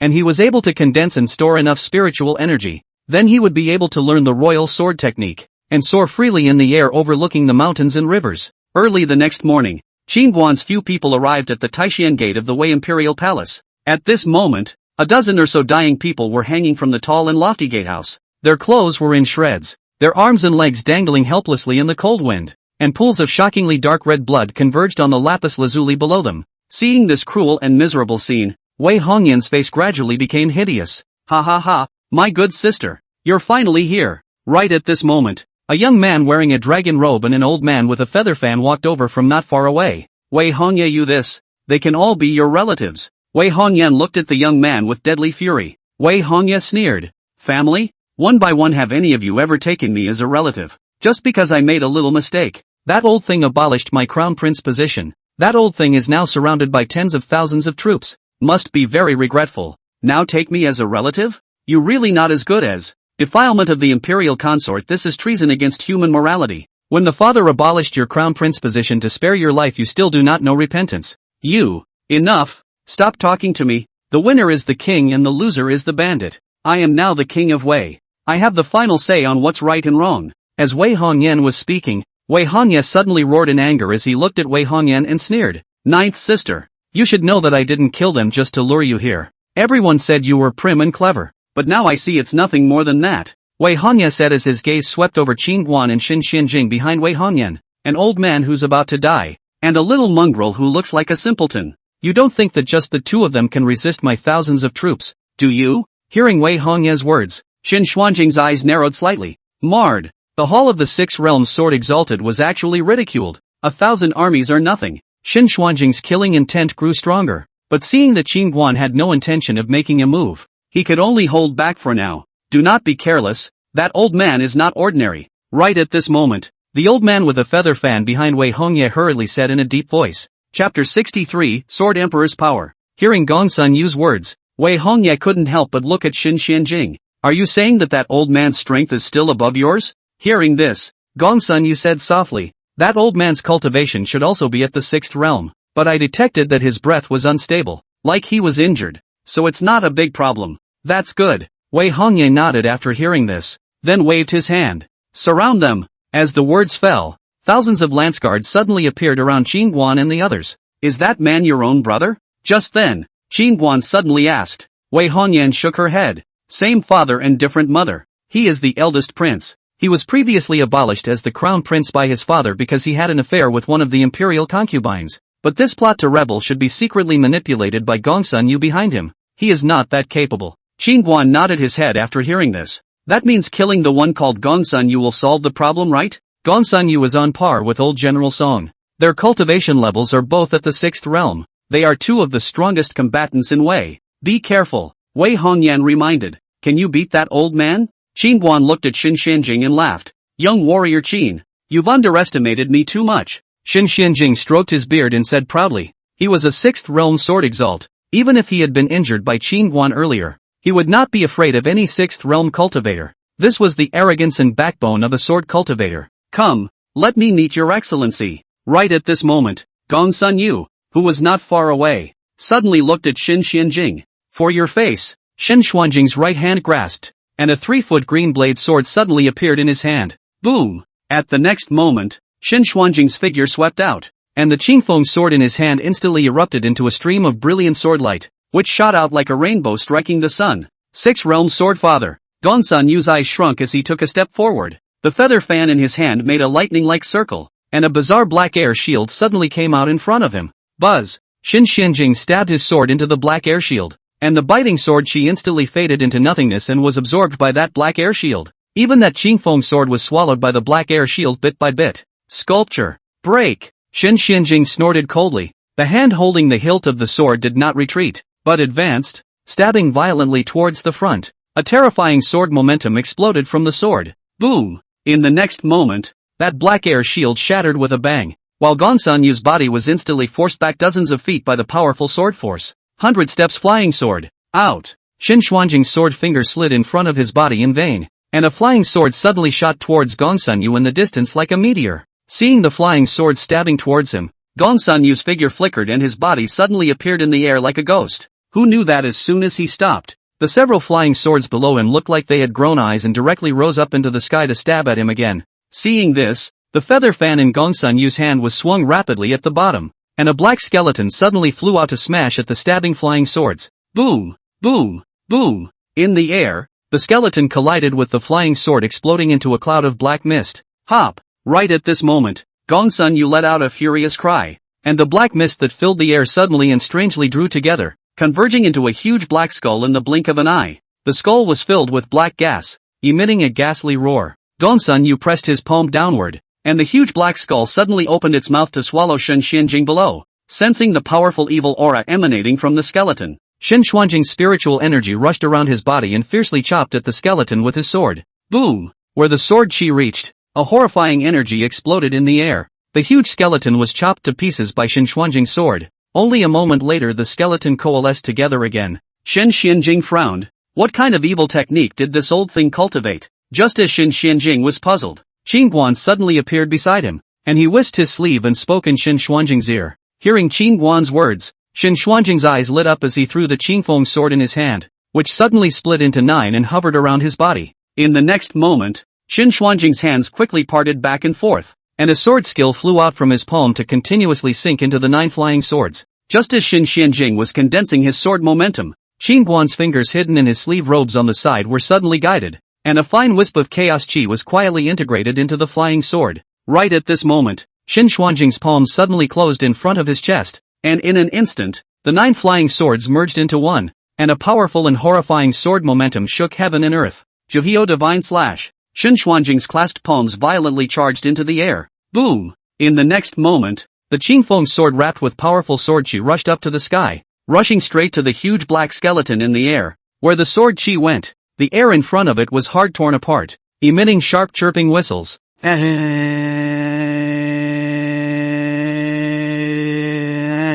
Air, in the air, the Qingfeng sword pierced through too, and the black skeleton and Gongsun Yu let out agonizing screams. Bang! Soon, Gongsun Yu fell headfirst out of the air. How is it possible? How could you possibly break through the old man's death aura? Gongsun Yu stared at Shen Xianjing with wide eyes in disbelief, and after he finished speaking his body suddenly turned into a puddle of foul-smelling black water. At the same time, in the Sang Kingdom's divine Forbidden Mountain, a black-robed old man suddenly spewed out a mouthful of blood arrows, his hollow, frightening eyes slowly narrowing. Shen Xianjing, spoiling the good things of my old man. You're really a dog with the guts to do so. The scene once again came to the Taixian Gate Square. Shen Xuanjing's gaze was stunned as he looked toward his constantly trembling palms and muttered, that sword of the old man just now vaguely has the momentum of a sword emperor. Air, is the old man's sword path about to break through? On the side, Qin Guan looked at Shen Xianjing, who was in the midst of ecstasy, and said in a faint voice, Sword Emperor, you are still several big steps short.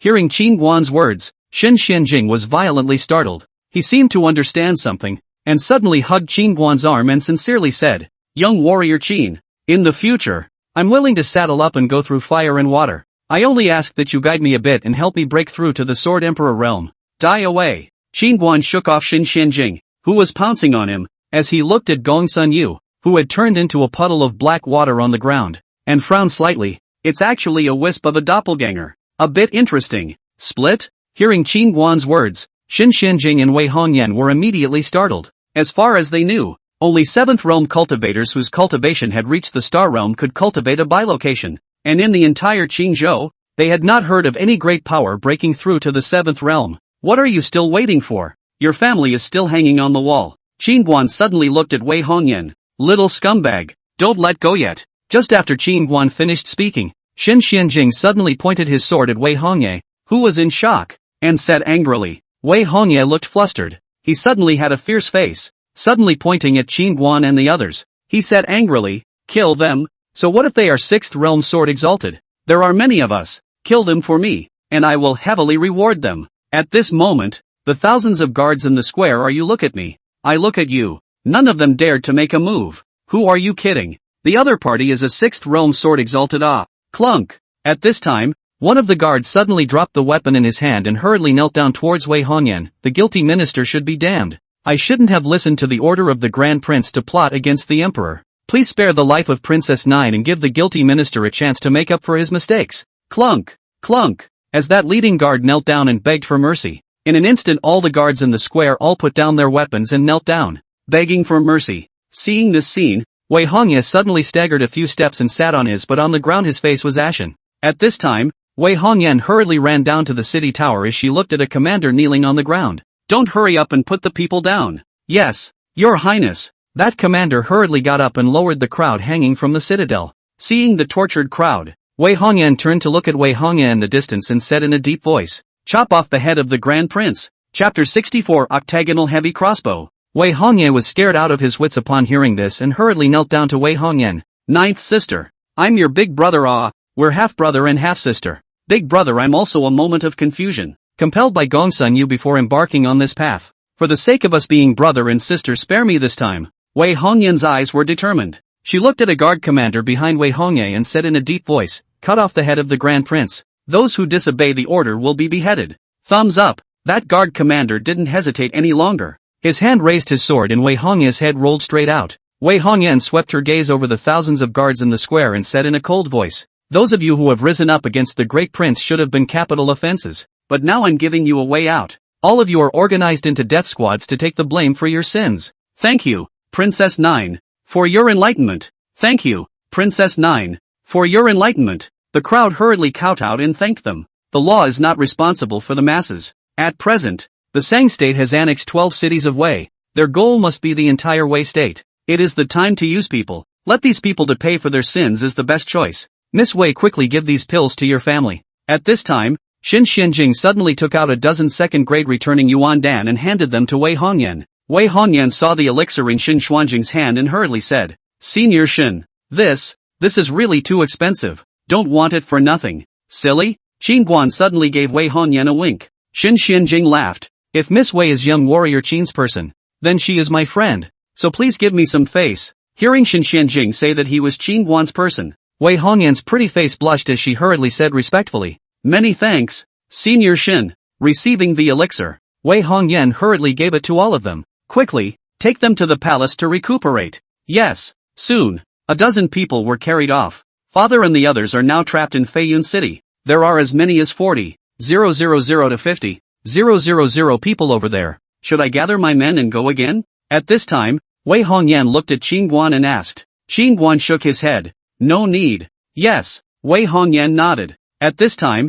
outside of Flying Cloud City, there was a black pressured army surrounded by 3 layers of people, amounting to 40,000 to 50,000 people. The war drums of the attack resounded through the clouds. All kinds of siege weapons bombarded wildly. The entire Flying Cloud City was engulfed in smoke and fire. The city walls were full of holes, broken and precarious. On top of the Flying Cloud City tower, there was standing a gun-wielding black-armored old man with eyes like torches, his messy white hair flying wildly in the gusty wind. A wound crisscrossed its body, and blood continued to slide down its cheeks, dripping onto the city bricks at its feet. Song Maniac, the first fierce general of Wei, and the strength of the great master Gongsun Yu was equal to the 6th realm cultivator. If not Song Maniac struggled to support, this Feiyun city would have long been captured. The injuries on his body are basically caused by the heavy octagonal crossbow. This octagonal heavy crossbow is not only a siege weapon, but also a kind of killing weapon specifically targeting the cultivators. As strong as the 6th realm cultivators are also very difficult to resist the simultaneous attack of the 5 doors of the octagonal heavy crossbow.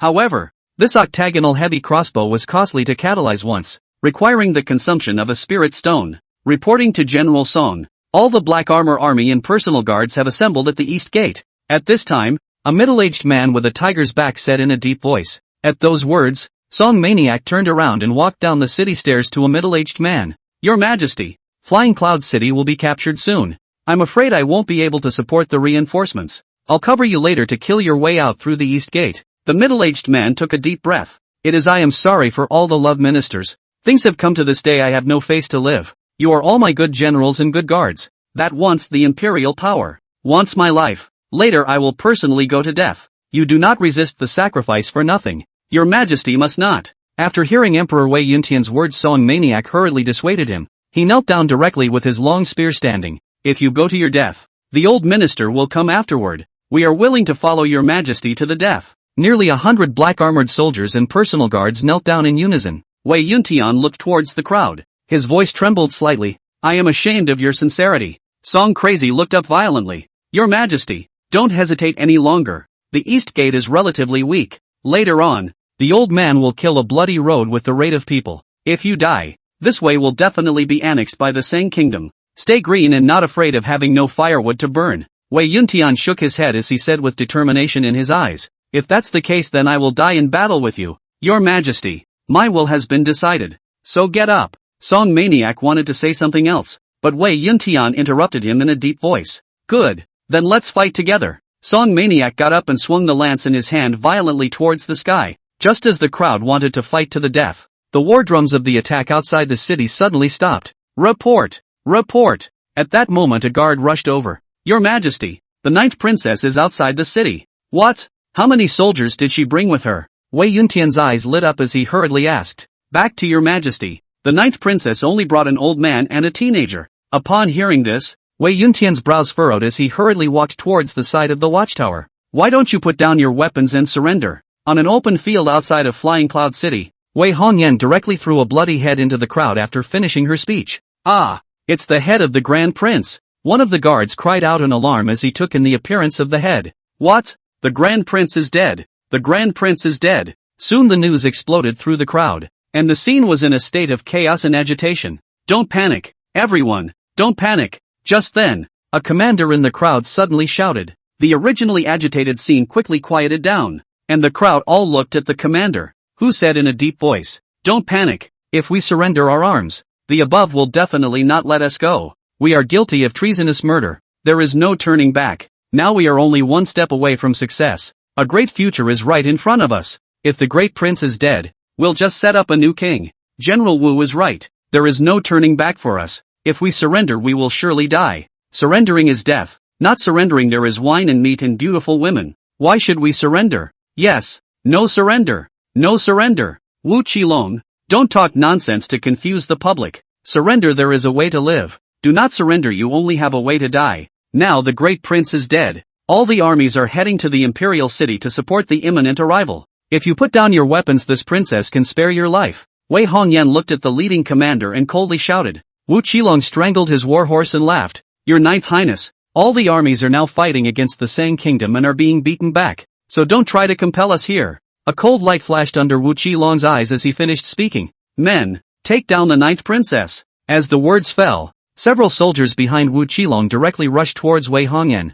Thumbs up, a sword light flashed, and the several soldiers that rushed towards Wei Hongyan were instantly cut off. Blood splattering. Seeing this, Wu Qilong's face changed drastically as he hurriedly pointed at Xin Xianjing behind Wei Hongyan and shouted, "Where are the heavy crossbowmen? Shoot that old thief for me." Rumble. The crowd dispersed, and the 5 heavy octagonal crossbows were instantly aimed at the 3 Qingguan men. Being locked by the 5-door octagonal heavy crossbow, a terrifying sense of crisis arose, chilling one's heart. Do you need me to make a move? Qingguan looked toward Xin Xianjing. The corner of Xin Xuanjing's mouth lifted slightly. Young warrior Qin, you're underestimating me too much. Qingguan, young warrior Qin, let's see how this move of the old immortals is, and how it still needs to be improved and enhanced. Xin Xianjing suddenly appeared in front of Qingguan and Wei Hongyan, the Qingfeng sword in his hand pointing at the crossbowman in the distance. Come, let me feel the power of the 5-gate octagonal heavy crossbow. Big talk, shoot him to death. Wu Qilong shouted angrily.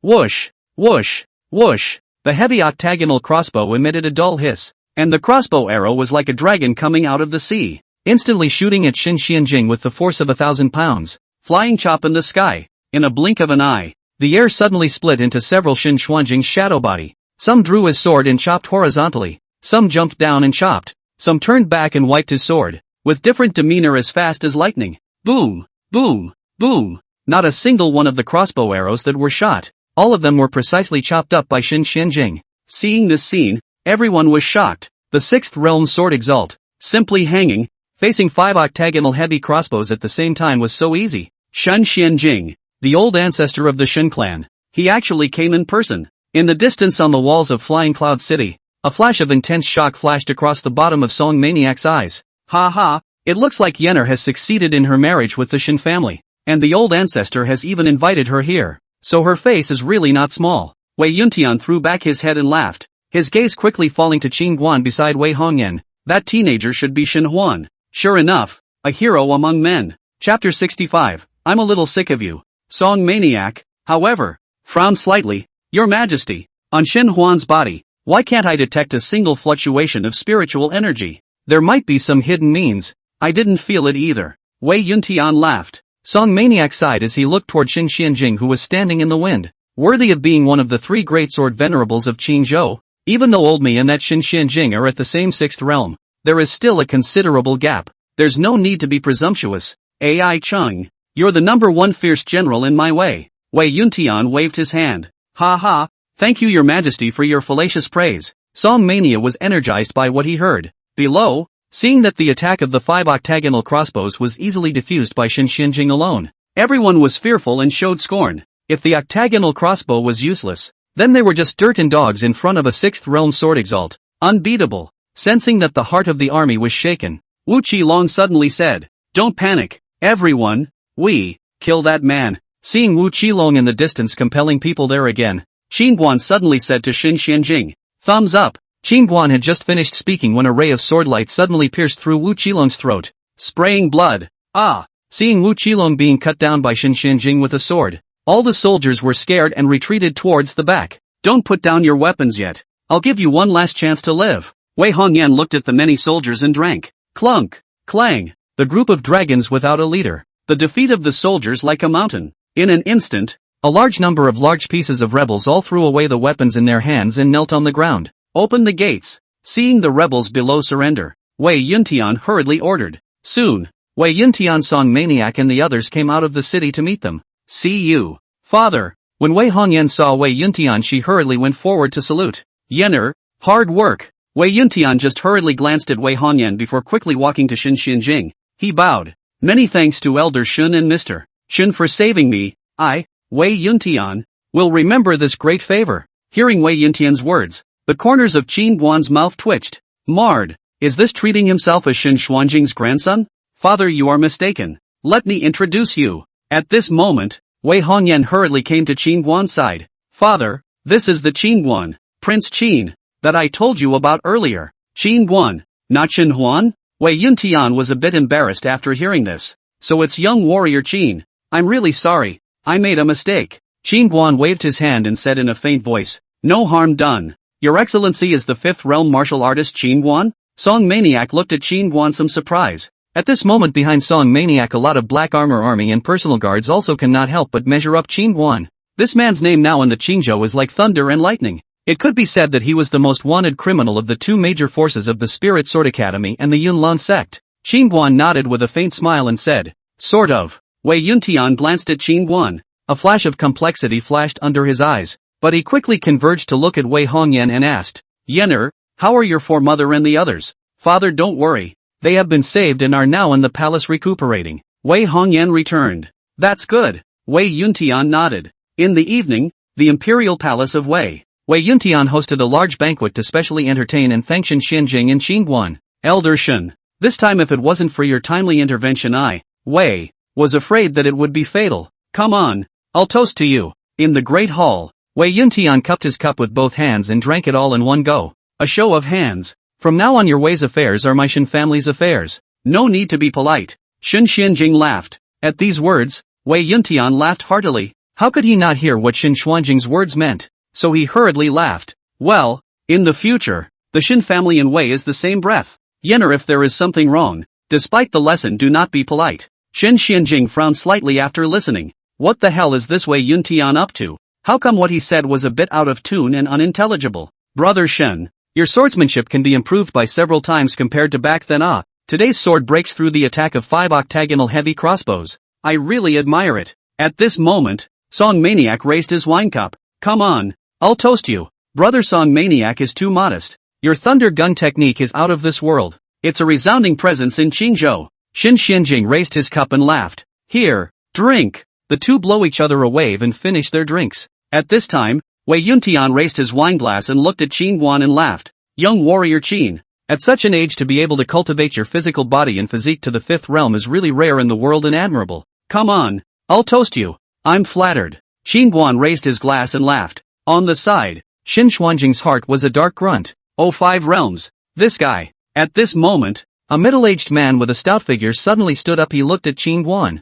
Young warrior Qin, my name is Xiong Tai. I am the commander of the Black Armor Army and the Pro-Guard Forbidden Army. I heard the Ninth Princess say that your physical skills are superb and unrivaled, and she has been wanting to invite you to come and train the Black Armor Army, and I am fortunate enough to have met young warrior Qin today, so I wonder if I can be allowed to see young warrior Qin's physical skills? Qin Guan frowned slightly. The Black Armored Army commander. This was clearly a case of being unconvinced and wanting to cut a deal. Don't worry, young warrior Qin. I won't use my fifth realm cultivation. I'll simply use my physical skills to spar with you. Xiong Tai finished walking to the center of the hall. At this moment, all the people present were looking at Qin Guan. Although Xiong Tai was very impolite to do so, they also wanted to see how many kilograms this Qin Guan had. Xiong Tai was a fifth realm cultivator, while Qin Guan was a fifth realm martial artist. It would be wonderful if the two of them were to spar. Xin Xianjing sneaked a sip of wine as he glanced at Xiong Tai and said darkly, What courage! Don't be rude. Right at this moment, Wei Hongyan, who was busy with military affairs, quickly walked into the grand hall, and she looked at Xiong Tai. Commander Xiong, Prince Qin is an honored guest invited by this princess. It would be too impolite for you to rashly spar with him like this, wouldn't it? Upon hearing this, Xiong Tai smiled faintly. Don't worry, your Ninth Highness, it's point to point, it won't hurt young warrior Qin. Unbridled, Wei Hongyan's face turned cold and said angrily, Xiong Tai, hurry up and make amends to Prince Qin. Do you know how ridiculous your words were just now? Wei Hongyan suddenly became angry, and the originally joyful atmosphere in the great hall suddenly became heavy and tense. Yener, don't be rude. At this moment, Wei Yuntian suddenly opened his mouth, and immediately afterward, he looked at Qin Guan and laughed. Young warrior Qin, Commander Xiong has always been straightforward, so don't be offended if there is any offense. Qin Guan waved his hand and laughed. Cutting and sparring is harmless. The main thing is that I don't strike lightly and often can't stop. It would be bad if I accidentally killed Commander Xiong. What did you say? Hearing Qin Guan's words, Xiong Tai was instantly furious. At this moment, Wei Yuntian, Song Maniac and the others' faces also became ugly. Just now, Qin Guan's words were too much not to put Xiong Tai in his eyes. It's over. What a death wish. Seeing that Qin Guan's face had obviously become a bit unhappy, Wei Hongyan was speechless in her heart. There, Wei Hongyan just thought of persuading again. Seeing Qin Guan suddenly stood up, she swallowed her words back hard. If she talked more, she would be ungrateful. How meaningless it is to cut and spar. No need to point. No need to suppress your cultivation. Come on, make your strongest move. Qin Guan walked to Xiong Tai and laughed. Very well, don't blame me if I beat you to death. After Xiong Tai finished speaking, a powerful aura suddenly erupted around him. He fiercely threw a punch at Qin Guan's face. Bang! Just when Xiong Tai's fist was still inches away from Qin Guan's face, his body suddenly flew backwards. Boom! The next moment, Xiong Tai's entire body was directly embedded in one of the walls of the hall. He struggled twice, then his head tilted and fainted. Fortunately, almost killed. Qin Guan looked at his fist for a moment. At this moment, the hall was deathly silent. All of them looked at Qin Guan in shock. They didn't even see how Qin Guan threw a punch just now. Young warrior Qin is truly a deep concealer. An eye-opener for us. Wei Yuntian looked at the fainting Xiong Tai and hurriedly laughed. Qin Guan looked expressionlessly at Wei Yuntai, who was standing on the dragon throne. To be honest, I hate you a little. Chapter 66, well done. Wei Yuntian frowned slightly, and his dragon face was immediately displeased. He did not expect Qin Guan to dare to scold him. He was the emperor of Wei. Unbridled. At this moment, Song Maniac suddenly shouted angrily, and a terrifying pressure instantly pressed toward Qin Guan. What kind of trashy thing dares to make a move on young Master Qin? Shen Xuanjing's face turned cold as he slashed his sword at Song Maniac. Shen Xianjing struck out, and Song Maniac frowned slightly as a long spear suddenly appeared in his hand and stabbed violently at the front. Guns and swords clashed. Boom! A terrifying energy instantly swept in all directions. Bang! Bang! Bang! Inside the great hall, the furnishings that were placed there were instantly blown to pieces. Brother Shen, what do you mean by this? Song Maniac looked at Shen Xianjing in disbelief. And at this moment, everyone was also all looking at Shen Xianjing in disbelief, not understanding why he would take action against old General Song. What do you mean, Brother Song Maniac?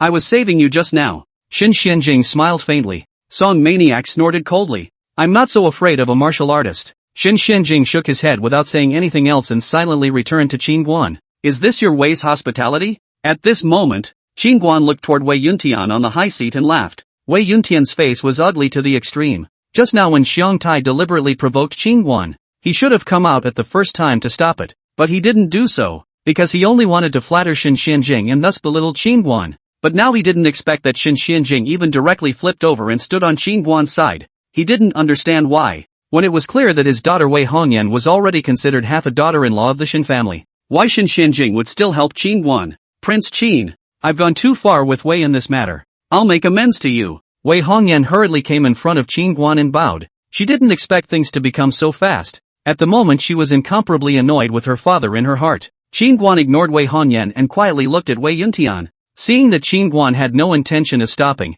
Song Maniac said with some displeasure, Young warrior Qin, it's only normal for cultivators of our generation to compete and spar. Why do you have to be so calculating? Besides, you shouldn't have offended the dragon's face and disrespected our monarch. Offending the dragon's face? A small emperor I haven't put in my eyes. I can come to Wei entirely for Wei Hongyan's face. What kind of thing is he? Qin Guan's face turned cold in a deep voice. Unbridled. You really have a lot of guts. Hearing Qin Guan's words, Wei Yuntian was instantly furious. Alright, put away your lofty stance. For the sake of your daughter's face I won't bother with you. Qin Guan turned around and left after saying that. TSK, a hand of good cards played to pieces. Xin Xianjing glanced at Wei Yuntian and the others before rushing off as well. Wei Hongyan's face turned pale as she hurriedly chased after him, and she quickly ran to Qin Guan. I'm sorry, Mr. Qin. It's all because I didn't take good care of him. I'm sorry. Qin Guan looked at Wei Hongyan expressionlessly and said, Today, I have relieved the siege for your Wei,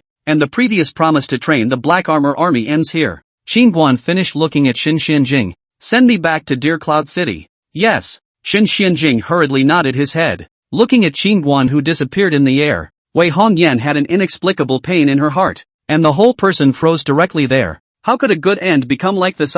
At this time, Wei Yuntian Song Maniac and the others walked out. Looking at Wei Hongyan who was frozen there, Wei Yuntian said in a deep voice, What is going on here? Why would that Xin Xianjing help Qin Guan? Wei Hongyan took a deep breath and said, My marriage to the Xin family didn't work out, and the only reason Xin Xianjing was able to come to Wei was because he came for Qin Guan's sake. Why didn't you say so earlier? Wei Yuntian said with some exasperation after hearing this. Father means that if he had known that Qin Guan was not ordinary, he wouldn't have slowed him down, right? Wei Hongyan sneered. Wei Yuntian was silent. His mind suddenly recalled a phrase his father had warned him about. Belittling someone was a big loss. At this time, Wei Hongyan added, Father, originally, if Wei can get Qin Guan's help, there is a chance to turn the tide or even become the #1 power in Qingzhou. Because of your negligence you personally buried this chance. Ninth Princess, your words are too exaggerated. Yes, I admit to being rude in this matter tonight, but he really shouldn't have rushed Long Wei,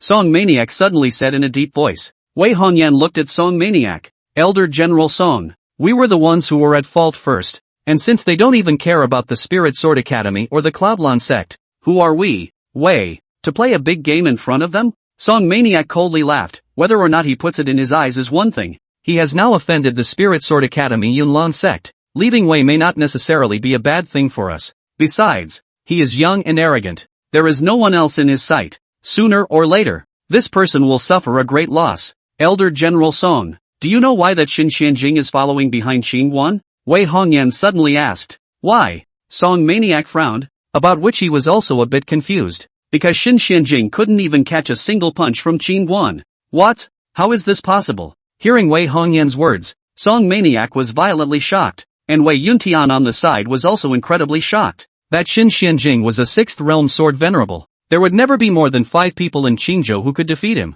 but he couldn't even catch a single punch from Qin Guan. How could this be possible? How is it impossible? This is something that I saw with my own eyes along with Hong Lao Zhang Mang Li Qing. What makes him not crazy for such a demon? Who can make him suffer in Qingzhou for such a demon? Why doesn't he put the Spirit Sword Academy Yunlan sect in his eyes? Is it really because of no one else in his sight? Arrogant and cocky? Towards the end Wei Hongyan's voice grew louder and louder, seemingly venting the anger in her heart. Wei Yuntian Song Maniac two people's expression stiffened. Then they realized that they drove away a demon that could change the fate of Wei. No wonder Xin Xianjing scoffed that a good hand of cards had been played badly before he left. A moment later Wei Yuntian seemed to think of something as he hurriedly said, Yenner, you're on good terms with Qin Guan. Go after him, no matter what. It's late. It's better to hurry back and rest to prepare for the big attack from Sang. Wei Hongyan turned away with a cold smile. On the other hand, in the vast night sky, Xin Xianjing was flying at extreme speed with Qin Guan. Old Shen, let me ask you something. Qin Guan suddenly spoke. Young warrior Qin you say. Xin Xianjing hurriedly said. In Qingzhou, besides the Tianbao Pavilion, are there any other big chambers of commerce like the Tianbao Pavilion? Qin Guan asked. Xin Xianjing thought for a moment and said, in addition to the Heavenly Treasure Pavilion, there is a chamber of commerce that has been doing well these past few years. Which chamber of commerce? 8 Treasure House. Although this chamber of commerce has been under suppression by the Heavenly Treasure Pavilion, the forces behind it are quite tenacious, and it has been opening more and more in Qingzhou over the past few years. Xin Xianjing spoke. Don't go back to Deer Cloud City first, go to 8 Treasures House. Qin Guan said. Now that the Heavenly Treasures Pavilion wants to suppress the Nan family and cut off the Nan family's financial path, Qin Guan feels that he must find another chamber of commerce to cooperate with. One more path. One more choice. Since Jian Lianyue his grandfather wants to play, then play well with that old man. Young warrior Qin. There seems to be an 8 treasure house in Lingxiao city of Wei. should we go? Shun Xianjing asked. Go. Qin Guan nodded. Young warrior Qin, from now on, I'll be your full-time flying machine. I'll fly wherever you point me, Shin Xianjing said with a face full of flattery. Qin Guan glanced at the back of Shin Xuanjing's bulging head. What's the point of scurrying outside at such an old age? Isn't it good to go home and retire? Shin Xianjing hurriedly shook his head. I'm an old man with an old heart. I've pursued the way of the sword all my life. If I can break through to the Sword Emperor realm before I die, it would be worth it to die. Your sword Dao still has a lot of room for improvement. Becoming a sword emperor with a little guidance is not a big problem, Qin Guan said in a faint voice. At these words, Shin Xuanjing's body trembled as he busily said, Young Master Qin, you are my mentor. The old man's admiration for you is like a torrential river that continues unceasingly, and like that dike that floods the mountains and rivers, a hair out of control. Qin Guan, Little Black Tower. At the same time, the imperial capital Shin family. Father, old ancestor, he's been gone for a day and a night, so it's reasonable that he should have come back with Qin Guan's head long ago. Shin Huan frowned. Shin Xiangyang said in a faint voice, the old ancestor's soul lamp is burning vigorously, which means that the person is fine. And he hasn't come back for such a long time, probably after killing Qin Guan then went to meet some old friend. Shin Huan nodded. He was a bit excited. In a few days I'll return to the Spirit Sword Academy. By then if the academy knows that Qin Guan was killed by us, maybe they can even reward me with some extremely high quality cultivation resources. Master Young Master, Tianbao Pavilion Master Zhang Fengtian and Zhang Lianyue are in the parlor. At this moment, an underling ran over. Humph, it's too late to apologize. Shin Huan was instantly displeased. Huaner, you must not be rude. The face of the Heavenly Treasure Pavilion must still be given. Follow me to meet Zhang Fengtian. Not long after, Shin Xiangyang brought Shin Huan to the living room. Family Master Shin, I hope you'll pardon me for coming so late to intrude. Zhang Fengtian arched his hand and smiled. What are you saying, Elder Jiang? Please sit down, Shin Xiangyang hurriedly said politely. Zhang Fengtian smiled then looked at Shin Huan. Xiao Huan last night's matter old husband knows all. Lian Yu as soon as he went back old husband directly put her in confinement. Locked up for a day and a night. This girl after knowing the mistake thought to come to apologize. Zhang Fengtian finished looking at Zhang Lianyue and said in a deep voice. What are you standing there for? Why don't you quickly make amends to Xiao Huan? Zhang Lianyue's beautiful eyes blinked. She looked at Shin Huan. Sir Shin, last night I shouldn't have messed up your blind date. I hope that you won't take it personally with me. Tell me what exactly is your relationship with Qin Guan? Shin Huan said in a deep voice. Xiao Huan, don't listen to her nonsense. How could she have a marriage contract with Qin Guan? It's all made up by her. Zhang Fengtian suddenly gasped. Zhang Lianyue nodded. It's true that Qin Guan and I don't have a marriage contract, but the two of us used to explore life together in the grove. What did you say? Shin Huan's face immediately became unsightly after hearing this. Don't get excited, Mr. Shin. We were just talking and chatting in the grove. Nothing happened, Zhang Lianyue hurriedly explained. Father, I don't care for this kind of woman anymore. Shin Huan looked at Shin Xiangyang and said in a deep voice. Shin Xiangyang's face was also as gloomy as water. Which is to apologize. This is clearly to stab a knife. At this moment, Zhang Fengtian's mouth was crooked with anger. He didn't expect Zhang Lianyue to be so bold as to even dare to fool him. His grandfather. Sir Shen, my daughter is indeed not worthy of you. I came here today to apologize for last night. In addition, if you have any unhappiness, feel free to go to Qin Guan Sa. I won't mind. Zhang Lianyue laughed. Shin Huan sneered. Oh, you do not think that a fifth realm martial artist is how great? To tell you the truth, my family's old ancestor last night has personally gone to kill that little. This will be afraid that he has long gone to Hades to report to the palace of Hades. Speaking of this, Shin Huan suddenly lifted the corner of his mouth and said smugly. How is it? Is it not very unexpected and surprising? Zhang Lianyue hurriedly gave a thumbs up toward Shin Huan after hearing this. Well done. Chapter 67, Taiwan Wu. Enough. Zhang Fengtian suddenly let out an angry rebuke as he looked toward Zhang Lianyue and said in a deep voice. Get back. Zhang Lianyue shrugged and turned to leave. Master Shen, this girl has been spoiled. Another day I will personally come to make amends. Please don't take it to heart. What are you saying, Elder Jiang? It's normal for children to have conflicts with each other. In the future, there will still be a lot of opportunities for cooperation between our Shin family and Tianbao Pavilion. Shin Chongyang laughed. Well, then I'll take my leave for now. Zhang Fengtian left the living room after saying that. Father, this Zhang Lianyue really doesn't know any better. I want to get her. After Zhang Fengtian left, Shin Huan gritted his teeth and gasped. Shin Chongyang hurriedly waved his hand. Don't mess around. Mustn't spoil a big thing for a woman. This matter isn't enough to turn the tables with the Heavenly Treasure Pavilion. Didn't I tell you? When you become the dean of the Spirit Sword Academy, you can have the wind if you want it, and you can have the rain if you want it. Xinhuan took a deep breath. His eyes narrowed as he coldly said, Zhang Lian, you will have you kneeling in front of me. Lingxiao City. Qinguan and Xin Xianjing arrived in front of a lofty and imposing building. Octopus House. Customers were coming in and out of the 8 open doors, and it looked like business was booming. Qinguan stepped inside. Go, call your building master to entertain my son. Xin Xianjing gripped over a boy and spoke. That boy just wanted to get angry. But when he felt the powerful aura on Xin Xuanjing's body, he hurriedly nodded. Master, I'll go now. Soon. That boy hurriedly brought over a Chinese-robed middle-aged man. The Chinese-robed middle-aged man's complexion suddenly flinched when he saw Xin Xianjing, and he hurriedly arched his hand towards Qinguan and the two of them and smiled. Hebu Kai, the owner of the 8 Treasures building in Lingxiao City, has met you too. Qinguan nodded slightly and smiled. I came here to talk about some business with your building. Hebu Kai's eyes lit up upon hearing this. The two of you, please follow me. Soon, Hebu Kai brought the two of them to a private room in Qinguan's room. Mistress He, see if you can help me sell these things in your building and exchange them for spirit stones. Qinguan said and handed a storage bag to Hebu Kai. Golem, after seeing the items in the storage bag, Hebu Kai violently gulped. 5 soul weapons, 4 Xian-ranked techniques and martial arts, and so many first and second grade precious elixirs. This bag of things is really worth a lot of money. Seeing Hebu Kai's surprised expression, Xin Xianjing couldn't help but steal a glance at the storage bag. Asterisk asterisk asterisk asterisk. So many soul weapons. Wait, that soul sword, how so familiar. Xian rank intermediate level Gongfu long wind sword skill. This is not Pei Qian cultivate Gongfu. How will be in the hands of Qinguan? Dead. Qinguan must have killed Pei Qian. Xin Xianjing seemed to associate something. That night his son Xin Shongyang said that Spirit Sword Academy sent Pei Qian and Hongwan to kill Qinguan in Deer Cloud City, and Qinguan escaped to the imperial capital just in time to avoid a disaster. So he was asked to kill Qinguan to make a merit for Xinhuan. Now that I think about it, I really have a hard life. This gentleman, are you sure you want to sell all these treasures? Hebu Kai looked at Qinguan and said seriously. Qinguan nodded. Sell them all and exchange them for spirit stones for me. Is that okay? Of course, there's no problem. If it's based on the market price, I can help you discount it into spirit stones right now. Hebu Kai nodded and added. However, the soul weapon and the Xian rank of the Gongfa martial arts prices will sometimes appear larger fluctuations, because this level of treasure rarely appear in the market. Encountered in urgent need of, the price doubled are possible.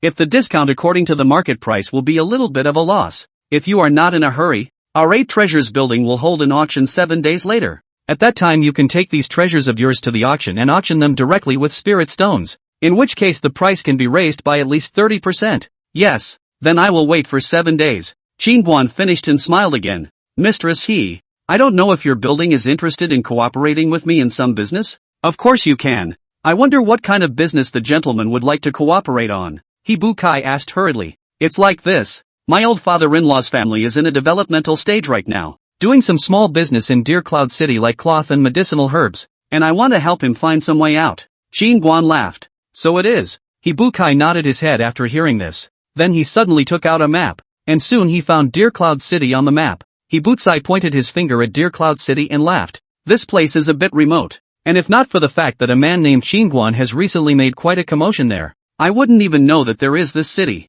Hearing Hebu Kai's words, Qinguan smiled without saying anything. At that moment, Hebu Kai added, Our 8 Treasure House has no branch in Deer Cloud City, but there is one in Thousand Mountain City next door, and the 2 cities are less than a day's journey from each other. When the time comes, I can help you contact them, so don't worry. As long as it's the goods of your husband's family, we will accept all the goods from our 8 Treasure House in the future. Joking, casually can take out so many good things of great value, followed by a terrifying strength of a strong man. A head is not small. With this kind of big man to cooperate in the future, benefits are absolutely indispensable. Even if his father-in-law's family has a pile of to be sold, the 8 treasures of the building also gave him to collect. Good, then happy cooperation. Qinguan laughed. Dare I ask you, sir, where your old husband's home is, so that at that time, I can also find someone to contact? Hebu Kai asked with a smile. Deer Cloud City South family. Qinguan spoke. The Nan family? There's something familiar about that name. Hebu Kai frowned slightly after hearing this, and a moment later he suddenly said with some doubt, My lord, you can't be that door-to-door son-in-law Qinguan, right? Yes, I am. Qinguan laughed. What a coincidence. Hebu Kai was surprised. After a moment he said with some confusion, Mr.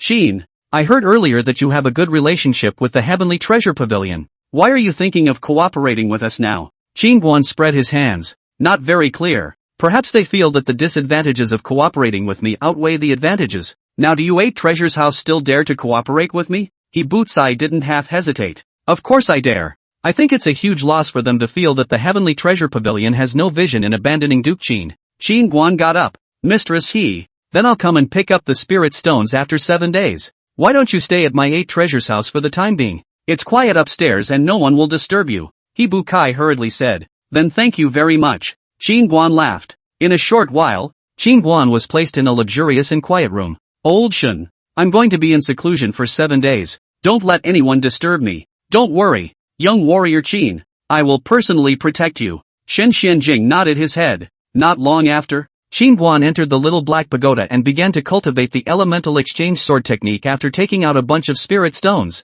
3 days later, the imperial capital's Heavenly Treasure Pavilion. What did you say? Say it again for me. Hearing Elder Su's report, Zhang Fengtian was incredulous. Elder Su's face was ugly as he said in a deep voice. Chen Guangling's letter did write this. Now our Tianbao Pavilion in Deer Cloud City has closed down, not daring to open its doors to do business. Whoever dares to enter Tianbao Pavilion to buy something will be severely beaten by the Southern family. And the cooperative businesses have all stopped cooperating, not daring to offend the Southern family. Outrageous. Revolting. Revolting. Zhang Fengtian was furious. He paced sharply for 2 steps before suddenly laughing in anger. No. Who is he? A small third-rate family to dare ride on the Heavenly Treasure Pavilion's head? He even dares to threaten us to impose overbearing terms on us? Chapter 68. Meet him in person. Saying that, Zhang Fengtian suddenly felt that something was wrong. He old to Su Lao frowned. It's not right. Why are all the Southern family members unharmed? Did Pei Qian and Hong Wan not make a move against the Southern family members? Upon hearing this, Elder Su was positive. According to Chen Guangling, Pei Qian and Hong Wan did make a move against the Southern family that day, and the entire Deer Cloud City knows about this matter. But at that time no one dared to go over to watch, for fear of being Pei Qian's sword power waves. The end of the battle. Chen Guangling took people to the South family. Strange is that the South family members are all safe and sound. While Qin Guan, Pei Qian, Hong Wan 3 people are missing. As for what exactly happened at that time, I'm afraid that only the South family members know. Zhang Fengtian was silent after hearing this. If that was the case, then Qin Guan, who had suddenly appeared in the imperial capital, had indeed come over in the air realm flash shift formation. At this time, Elder Su spoke. Old Pavilion Master. In the old slave's opinion, there are 2 possibilities. The first is that the forces behind Qin Guan stepped in to reach some sort of agreement with the Spirit Sword Academy, and the 2 sides stopped fighting. And the second is that Qin Guan fought with the Spirit Sword Academy, and the Spirit Sword Academy lost. Whichever of these 2 situations it is, we shouldn't act rashly now, and that Yunlan's sect hasn't moved since the last time they sent people to the Southern clan, all of whom were killed, which is really a bit of an anomaly. Zhang Fengtian nodded his head after hearing this. There are indeed a lot of doubts in this matter. You go and call that girl Lianyu. The old man has something to ask her. Good. Elder Su hurriedly left. Not long after, Elder Su brought Jiang Lianyu over. Grandpa, why don't you lock me up? Jiang Lianyue came inside the house and laughed. Less nagging. I'm asking you what kind of power is behind Qin Guan. Zhang Fengtian said in a deep voice. I don't know. Never seen it before. Jiang Lianyue shook her head. Then how many realms of martial artists is Qin Guan? Zhang Fengtian asked again. That night when Shen Huan said that the Shen family ancestor had gone after Qin Guan, he remembered that Jiang Lianyue had gloated at that time, as if she had determined that the Shen family ancestor would fail. What? Realized that something is wrong? Looking at Grandpa and Elder Su's stony faces, Jiang Lianyue couldn't help but laugh.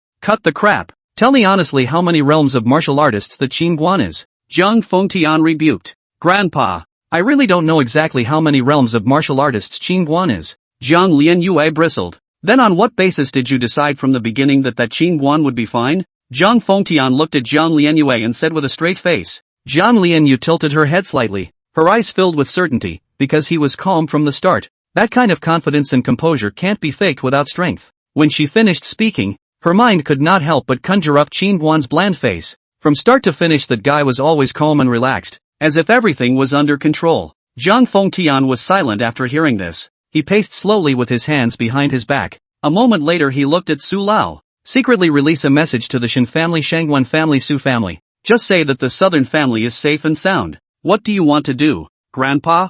Zhang Lianyue asked hurriedly. Naturally, it's to lure the snake out of the hole. I'd like to see what kind of power is behind him. Zhang Fengtian said in a deep voice. Are you trying to use the Shin family and their hands to force the people behind Qin Guan to show themselves? Zhang Lianyu frowned. Now that Qin Guan had gone to Wei and was not in the southern family, if Xin Huan knew that the southern family was safe and sound, with his personality he would definitely retaliate against the southern family, and at that time, the forces behind Qin Guan would definitely show up. Zhang Fengtian nodded. Not bad. Lure the snake out of the hole, kill with a borrowed knife, and by the way, send the ghost hand over to clean up the mess. A multi-touch. Grandpa, playing such underhanded tricks honestly makes me look down on you. Zhang Lianyu looked at Zhang Fengtian and said unhappily. Girl, you're still too young. Zhang Fengtian was unimpressed. To touch on the open and aboveboard to find Qin Guan to touch. You play like this in case the southern family suffers. Tianbao Pavilion will have no back way. Have you ever thought about it? Zhang Lianyu cold face. There's no back way? Could it be that he, Qin Guan, could lift my heavenly treasure pavilion off the ground? Zhang Fengtian said disdainfully. Zhang Lianyue looked aghast. If something happens to Sister Roar, Qin Guan will not only be able to lift the heavenly treasure pavilion, he will also be able to kill all of us in the Zhang family from the oldest to the youngest. If you think it's impossible you can take the lives of the Zhang family members and try. Zhang Lianyu knew how important Nan Ro was in Qin Guan's heart. If Nan Ro was hurt because of Tianbao Ge's underhanded tactics, Qin Guan would definitely not let Tianbao Gu and the Zhang family off the hook. Hearing Zhang Lianyu's words, Zhang Fengtian's old face became incredibly ugly. Who is Sister Roar again? Nanru, Qin Guan's wife, the person he cares about the most. Zhang Lianyu said. At this moment, Elder Su, who was on the side, spoke up. Pavilion Master, the old slave thinks that the young lady is right. It's better if we don't take any chances. Zhang Fengtian said unwillingly. Is this matter just let it go? Now Dear Cloud City Heavenly Treasure Pavilion is forced by the southern family to close its doors and dare not do business. If this matter is spread to this imperial capital, where does our Heavenly Treasure Pavilion's face go? Being scared by a third-rate small family that dares not go out. How can Heavenly Treasure Pavilion still gain a foothold in the future? Su Lao was silent. Zhang Fengtian's words were indeed right. If Tianbao Pavilion didn't fight back and make a gesture, then in the future, Tianbao Pavilion's prestige would be gone. Grandpa, didn't I say, if you feel unconvinced, you can go directly to Qin Guan. If you beat him down, then who will still mock our Heavenly Treasure Pavilion? Humph. Even if Old Me doesn't reveal the news that the southern family is safe and sound, it won't take long for it to reach the imperial capital. Zhang Fengtian snorted coldly. Can passing it over be the same as you deliberately revealing it? If the Shin family wants to retaliate, that's their business. It has nothing to do with us. Zhang Lianyu said. Then what do you say? How do you solve the problem of Dear Cloud City's Heavenly Treasure Pavilion being too scared to close its doors and dare not do business? Zhang Fengtian's old face darkened. Some of these things that had happened so far were indeed bizarre and had to make him re-examine Qin Guan. Zhang Lianyu's reminder had made him dismiss his plans to try to play underhanded tricks. Zhang Lianyu suddenly gasped. The conflict was provoked by your own initiative. Of course you think of your own way. When I tried every possible way to be nice to Qin Guan, to draw a relationship with him, it was hard to establish a relationship was directly destroyed by you. Who is to blame? And that Xin Huan. At first you thought Xin Huan was stronger than Qin Guan and wanted to stand up to the Shin family. Not that I'm saying, even if he has accomplished a great deal in the Sword Dao, but as far as his virtues and heart are concerned, sooner or later he'll be finished, and Spirit Sword Academy would be blind if it chose him to be the dean. Zhang Lianyu directly slammed the door and left after saying that. How dare she slam the old man's door now? This dead girl is more and more not putting Old Me in her eyes. Does she still have me as her grandfather in her eyes? Confinement. Old Me is going to confine her. Zhang Fengtian looked in the direction of the room door in disbelief and said angrily, Elder Su, go check and see if that Qin Guan is dead or not. If he's not, I'm going to meet him personally. Zhang Fengtian suddenly turned his head to look at Elder Su and said in a deep voice. Chapter 69, Enough of you. The Imperial Palace of Wei. Wei Yuntian's face was as gloomy as water. The Sang country attacked Wei in a big way, and in 3 days' time, Wei lost 23 cities in a row, which made him terrified. Before the Great Prince collusion with the Sang country to rise up against the army, Wei's elite has been greatly injured, and now the Sang country to raise an army to the west is like a crack. Wei is at stake. I'm not just the king of the ceded lands now, I'm about to become the king of the fallen country. Wei Yuntian looked at the luxurious palace full of pathos and despair. Report. At that moment, a guard suddenly ran in from outside the temple. Seeing the guards look flustered, Wei Yuntian subconsciously stood up. Your Majesty is not well. Old General Song was seriously injured by a black-robed man from the Sang Kingdom. The fortress of Thousand Hills City, which is solid as gold, has been lost. In less than 5 days, the Sang Kingdom is afraid that they will fight their way into the palace. Poof! Upon hearing the battle report, Wei Yuntian was as if he had lost his life and sat down on his dragon chair with his but full of panic and despair. If he hadn't exasperated Qin Guan and Xin Xianjing away 3 days ago, it probably wouldn't have developed into this situation today. Xin Xianjing alone, a 6-realm sword zoon enough to deter 100,000 troops. This is the power and weight of the strong. A country a force if there is no strong guard. That is a paper tiger unbearable. Yuan Yang continent, the strongest man is honored.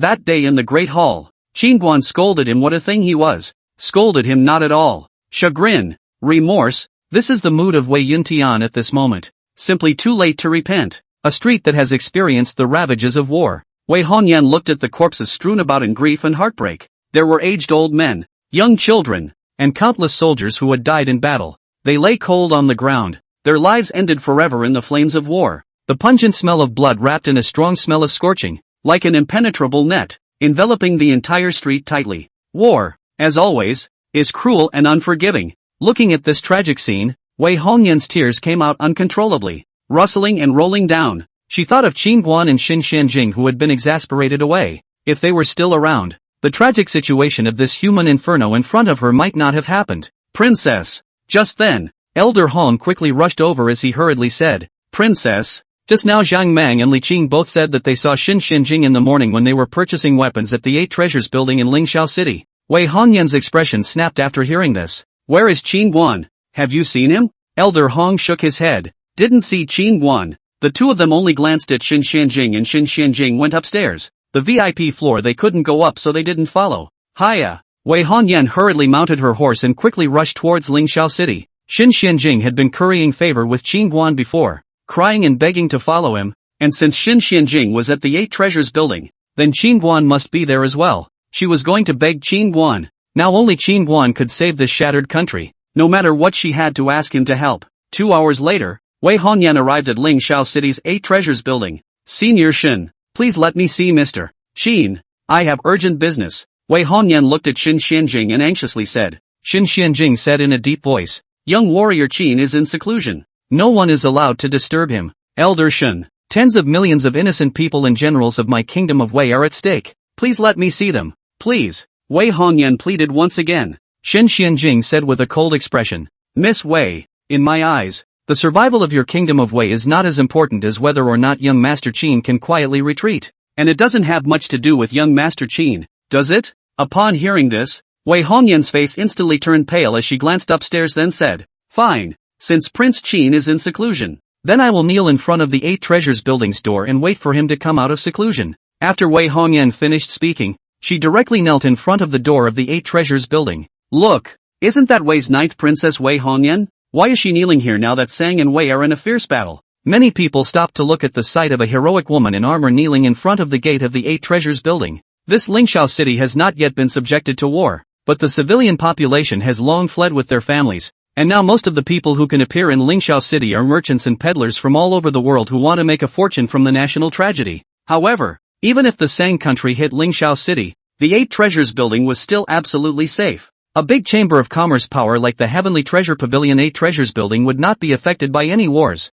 and no country would be stupid enough to attack them to make an enemy of them. The father who pits his country against his daughter. Looking at Wei Hongyan kneeling in front of the door, Xin Xianjing shook his head and turned to leave. Into the night, the bone-chilling coldness roiled like a tidal wave, and the stone road of Lingxiao city glowed with a clear and cold light under the moonlight. Wei Hongyan was still kneeling straight in front of the gate of the 8 Treasure house, her posture stubborn and lonely. The armor on her body looked more and more cold and heavy in the cold night. Every inch of the metal seemed to be sucking her body heat away. Her knees have long been numb and lost consciousness, but the faith in her heart is getting stronger and stronger. As long as she can wait for Qin Guan, as long as she can beg for his help, it is all worth it. This is the only hope for Wei at the moment. This little girl is so much better than his old man. Xin Xianjing stood in front of one of the windows of the 8 Treasure house, quietly looking at Wei Hongyan kneeling on the ground downstairs, his brows slightly wrinkled. A complex look flashed in his eyes. At this time, inside the small black tower, Qin Guan was still forgetting to cultivate.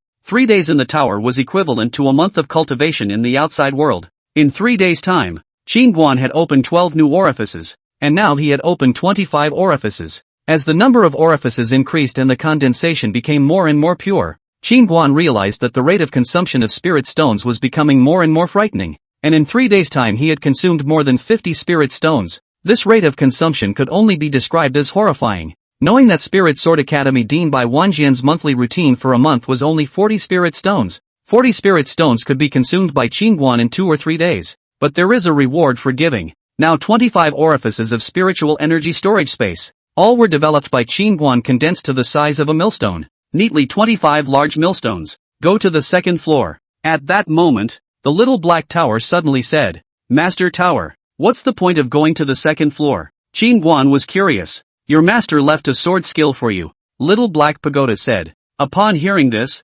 Guan's eyes lit up. Master Ta, why didn't you say so earlier? Little Black Pagoda, the spirit power in your body right now can barely catalyze that sword technique. And I told you earlier that you couldn't cultivate it either. Understood. Guan nodded his head and hurried toward the second floor portal. Bang! As soon as Guan entered the second floor, his entire body directly plopped down, his body sticking to the ground in death. Can you stand it? The little black tower laughed. Suffer. Guan slowly stood up with his hands on the ground, the struggle on his face obviously a bit strained. He didn't expect the second floor oppression to be so strong. Several times stronger than that gravity field in the 10,000 Demon Valley secret realm. At the moment, it was as if several large mountains were pressing down on him, and breathing became a bit difficult. This second floor is really a good place to cultivate the physical body. Guan couldn't help but open his mouth. Cultivating in this kind of environment would greatly help in the enhancement of the physical body. That black dog has been locked up here for 500 years, and although it has suffered a lot, its fleshly body has been strengthened by no small amount, Little Black Pagoda said. Guan seemed to have thought of something hurriedly. Master Pagoda, if Little Underworld was suppressed for 500 years in such an environment, wouldn't that be the equivalent of it cultivating for 5,000 years? The Little Black Tower said. This second floor is a domain field. The first floor is a spacetime field, and the second floor doesn't have 10 times the speed. Oh, Guan nodded his head, but after 500 years of pressure under this kind of intensity, Little Underworld's fleshly body can surely be upgraded quite a bit as well. That's not the kind of pressure it's under. This pressure is at the minimum level now. That dog is being treated 100 times better than it is now. Ha ha, Little Black Tower laughed. Guan was shocked when he heard it. 100 times the pressure. Can little meditation it stand it? You're also underestimating it too much. That dog's bloodline is not bad. If it wasn't injured by your master, cultivating into a demon zune for these 500 years would not be a problem at all. Little Black Pagoda opened his mouth. The levels of demonic beasts are 1 to 10 orders, and above the 10 orders are the Demon King, Demon Zune, Demon Emperor, and Demon Emperor. Guan listened and sympathized. Little meditation is actually quite difficult. Little Black Tower, it's what it's made of. Guan, go forward. The sword skill your master left behind is just ahead. Yes. Guan walked forward with strained steps. After keeping on walking for more than 100 steps, Guan suddenly saw a ray of golden light flickering in the air. A small golden man with a golden sword. The little golden man saw that Guan suddenly turned into a ray of sword light and disappeared into Guan's brow. Just then, a familiar voice suddenly came to mind in Guan's mind. Apprentice, when you activate this sword skill, it means that you are already able to cultivate the way of the sword. Congratulations, brat, no longer need to envy sword cultivators. There is no upper limit to the power of this sword skill. It all depends on the attainment of the person who makes the sword, so you have to cultivate it well. The sound has since ended abruptly. Master. Guan knew that the voice was reserved by his master, but he couldn't help but call out when he heard the old man's familiar voice. Kind of miss the old man. I didn't realize that master had already paved the way for him. Does the brat miss my old man? But I don't miss you at all. You eat so much. You can't cook. And your feet stink to high heaven. I'm really fed up with you. Just as Qin Shengli was moved, the master's voice suddenly came again in his mind. Guan. Chapter 70, Divine Avoidance. Not long after, Guan returned to the first floor and began to check the little sword-wielding golden man in the divine sense space. Seemingly sensed, a burst of golden light suddenly flooded the body of the little golden man. A string of characters then floated out from the little golden man. This sword skill is called God Avoidance, and when a sword cuts out, all the gods will avoid it. That's a great name. I love it. Seeing the name of that sword skill, Guan could not help but open his mouth. Guan stared at the little golden man more and more mesmerized, and in a trance he seemed to have entered another heaven and earth. On an endless sea, the waves are rough and the wind is howling. On the beach there was a small golden man doing the action of drawing a sword. The small golden man looked like an old monk in meditation,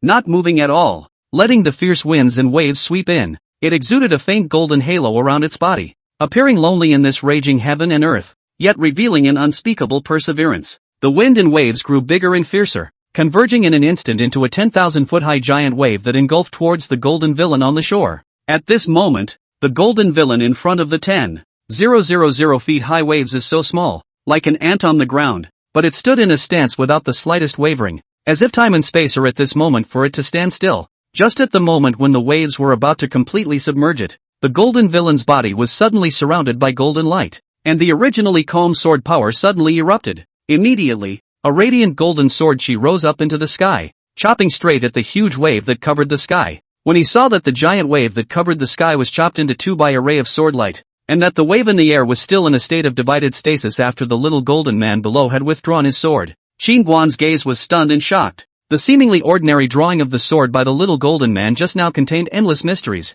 Qin Guan stood there quietly without moving, and it was as if the entire world stood still at this moment. No matter how strong and big the winds and waves are, my sword will break through all difficulties, cut through 1,000 dangers, and open up a path in the midst of the desperate situation. And as long as there is a sword in my heart, the road will be in front of me. Boom! In the next moment, Qin Guan's clothes hunted around him, and a powerful sword momentum exploded from his body. Anon! At the same time, a palpitating dragon's roar resounded through the heavens and earth as a golden-colored dragon joyfully circled above Qin Guan's head and sang, "Mard! It's worthy of being the chaotic body of the origin of all things. Its affinity for power is just too terrifying. Mastering the origin one pass at a time." The sword realm flew directly from nothing to the Sword King realm, along with that true dragon sword intent following suit. Alas, this guy followed that old man at the age of 4, and after 12 years of bitter cultivation, now at the age of 16, he awakened the chaotic body and took off directly. Seeing Qin Guan's sword Dao directly break through to the Sword King realm, the little black pagoda was inwardly awestruck. No, this kid's sword Dao did not leap across the border. The Sword King realm is surprisingly the starting point realm. How in the world did this kid do it? Noticing that Qin Guan's sword path did not contain the sword power of a sword fan to a great swordmaster, little black pagoda was dismayed. The starting point was the Sword King realm. The Sword King realm has been the lifelong pursuit of the sword path of many sword cultivators. The starting point is the end point of others. Have to admit, although the same are all people, but really the sky is the limit. Ha ha, Sword King, old me is the Sword King now. Ha ha. On the first floor, the sound of Qin Guan's excited laughter suddenly rang out. He never thought that just by watching the little golden man draw his sword and chop the waves, his own sword Dao had directly broken through to the Sword King realm. If not for the fact that there was now a Sword King realm sword momentum in his body, Qin Guan couldn't believe that this was true even if he killed himself. This is unbelievable. Pop! Qin Guan suddenly slapped violently at himself. Ouch! Not dreaming. Ha ha, little black tower. At this moment, Qin Guan's right hand suddenly slowly gripped the hilt of his sword, his body slightly leaning forward, his mind constantly recalling the image of the golden villain casting divine evasion. Divine evasion! Qin Guan shouted angrily and drew his sword expansively. In an instant, a powerful sword chi was like a bolt of lightning, chopping swiftly towards the front. Wherever the sword chi went, the air seemed to be torn and deformed, emitting a nuisance sound. It's really 100,000 miles away from that sword of the little golden man. Feeling the power of his sword just now, Qin Guan sighed. Again, Qin Guan once again made a sword drawing stance. No, the spiritual energy in the orifices is drained. Qin Guan still wanted to practice divine avoidance, only to find that there was not a single bit of spiritual energy in the 25 orifices in his body. Qin Guan took out a few spirit stones and utilized the conversion sword technique to absorb them quickly. At this moment, Qin Guan suddenly realized that the efficiency of his speed when utilizing the true dragon sword intent to pull the astral energy to blend with the spiritual energy had significantly increased. It seems that the true dragon sword intent becoming stronger can enhance speed efficiency. Qin Guan quickly understood. The essence of divine avoidance lies in the sword Dao and Qi. The stronger your sword Dao and Qi, the more powerful divine avoidance will be. At that moment, the little black tower suddenly spoke. Qin Guan nodded his head after hearing this. Many thanks to Master Ta for mentioning this. Little black pagoda added. The most crucial thing for you now is still to cultivate the changing sword technique to open up more orifices. Even if the divine avoidance power is stronger, it's still empty talk if you don't have the spiritual power to catalyze it. Qin Guan nodded his head silently. Without enough spiritual energy to support it, it was useless even if the moves were strong. Also, That true dragon sword intent isn't just a tool for you to catalyze the blending of astral energy and spiritual energy. It has recognized you as its master even though you seized it. If you can get it to fuse with your sword Dao, your power will be able to go up another level. You need to develop it and utilize it properly as well. Aha! Xingguan nodded his head. He had a lot to do right now, and he was naturally clear about the importance of sword intent.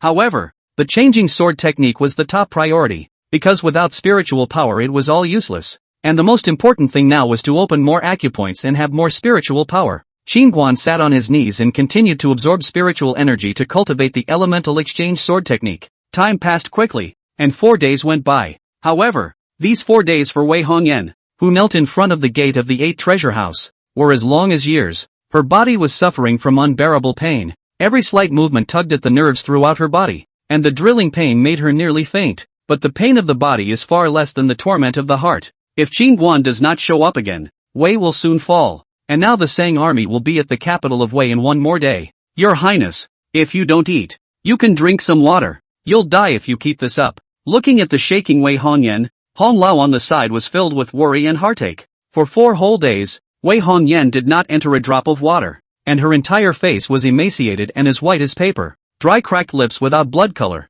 At this moment, the stunning Wei Hongyan looked like she had aged more than 10 years, and no longer had the old heroic spirit. No. It doesn't matter. I can hold on. I'm going to wait him out. Wei Hongyan's body trembled slightly, and her originally straight spine was now bent as if it had been crushed by a heavy burden, and every word she said was accompanied by an unbearable weakness. At this moment, the door of the 8 Treasures building was surrounded by people. Tonight, the 8 Treasures building was going to hold a grand auction, and it was heard that there would be multiple soul weapons and Xian-ranked feats and martial skills appearing in this auction, so there were especially many admirers. Yo! This is not the Wei country that stunning Princess Wei Hongyan well. I heard that you have been kneeling here for 4 days, in order to beg the 8 treasure house to come forward to save your Wei country? Really sick and desperate people are open for business, and not rely on the war to get rich. Begging for 8 treasures of the building thanks to you think out. Just then, for Sang cultivators from the crowd suddenly came to Wei Hongyan. Lingxiao city is now lost and occupied by the Sang kingdom.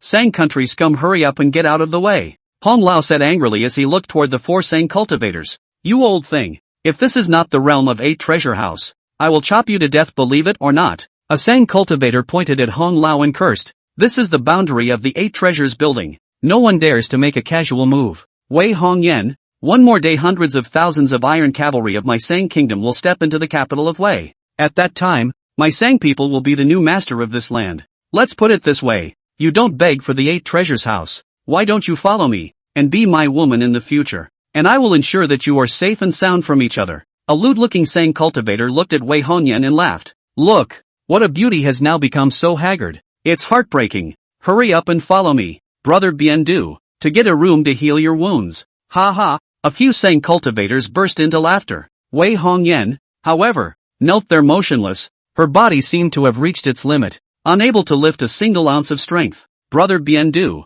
look at Wei Hongyan. She's already weak. Why don't you hurry and carry her away to heal her wounds? If you're late it'll be too late. At that moment, a Sang cultivator laughed badly. That's a good offer. The lewd cultivator called Biendu nodded his head as he said that he was going to hug Wei Hongyan on the ground. I'll fight you all. At that moment, Hong Lao suddenly slapped his palm at Biendu. Biendu sidestepped and flashed angrily. Get together. He started it. Thumbs up. Biendu had just finished speaking when a soul sword suddenly descended from the sky and plunged directly through his head. The blood showed its face. Chapter 71, I'll go alone. Seeing that Biendu was suddenly plunged to death directly by a sword, the crowd in the arena immediately retreated towards the back in fear, while their eyes looked into the air in shock. Who's so ballsy as to dare to kill in front of Patpong House? Just as the crowd's eyes were searching, a green-clothed teenager suddenly appeared in front of Wei Hongyan, and behind the teenager was a white-haired old man. These two were none other than Xingguan and Xin Xianjing. Looking at Wei Hongyan, who was kneeling on the ground,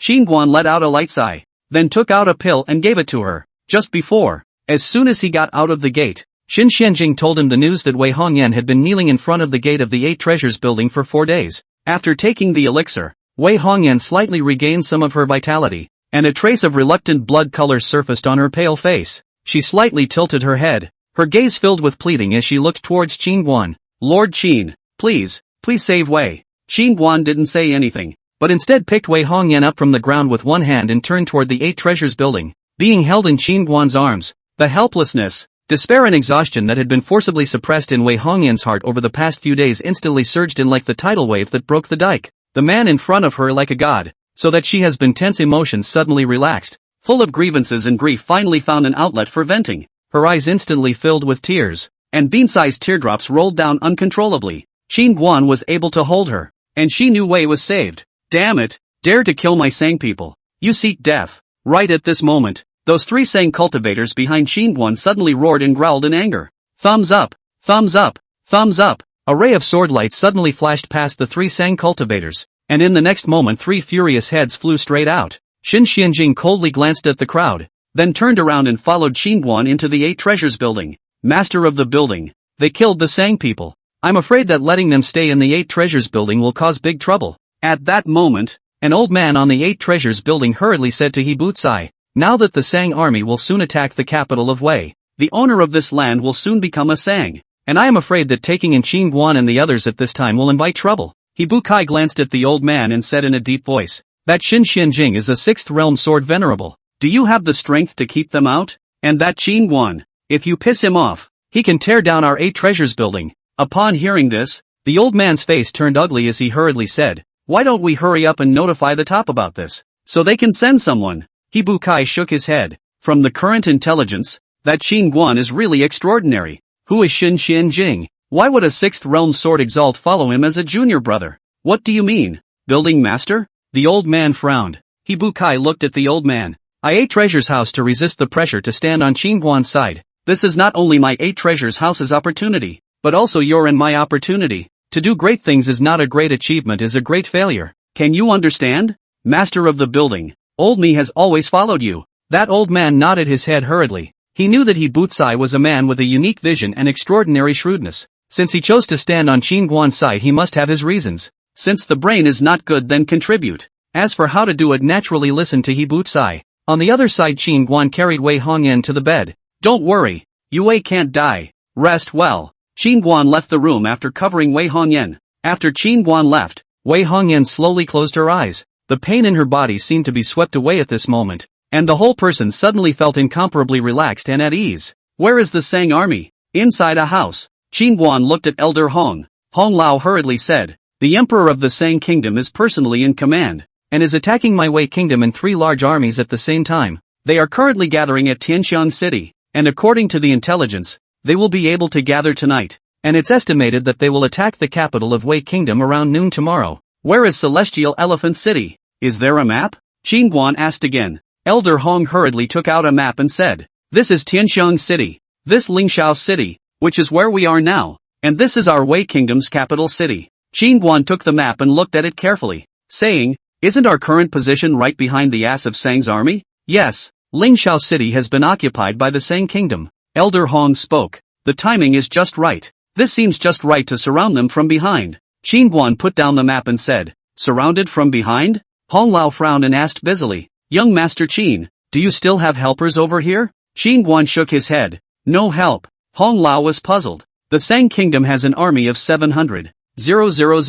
How are we going to surround it without help? Qin Guan looked toward Elder Hong and frowned slightly. Couldn't I surround them alone? Elder Hong was stunned when he heard this. Not only Elder Hong, but also Xin Xianjing, who was on the side, was stunned. One man surrounds an army of 700. A moment later, the reactive Xin Xianjing suddenly looked at Elder Hong and said in a deep voice, what? Do you think young Master Qin can't surround an army of 700? By himself? I tell you that I can kill 50. To 60.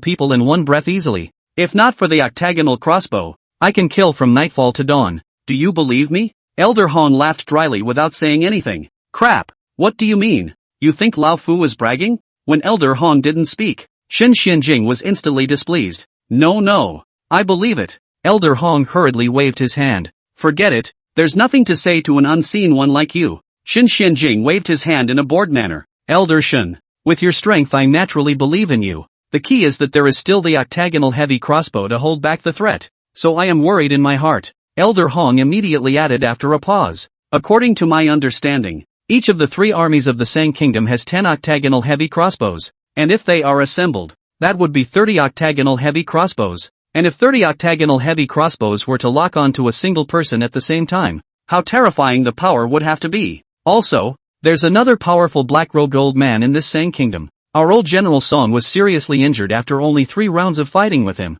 and he didn't even force out the other party's true cultivation. Shin Xuanjing's expression was aghast upon hearing this. Song Maniac couldn't even receive 3 rounds? Elder Hong nodded with a grave expression on his face. Yes, otherwise we wouldn't have lost so badly. It can be said that that black-robed man affected the entire battle. Shin Xianjing was silent after hearing this. It seems that the other party is not simple. Song Maniac's strength is not bad, but actually could not last 3 rounds. As far as he knew those who could defeat Song Maniac in 3 rounds. I'm afraid there were only 3 people in Qingzhou who could do it. One being Spirit Sword Academies by Wan Jian. The second being Tianbao Pavilion's old pavilion master Zhang Fengtian. And the third being Yunlan Sect's supreme elder Zhang Peng. And those 3 couldn't possibly be the black-robed men of the Sangoku. Young warrior Qin, do you think that black-robed man could be the Gongsun who split up last time? Shin Xianjing looked at Qin Guan and guessed. Qin Guan tucked the map into his pocket and said in a faint voice, maybe. Shin Xianjing said with some scorn, if that guy can cultivate a detachment,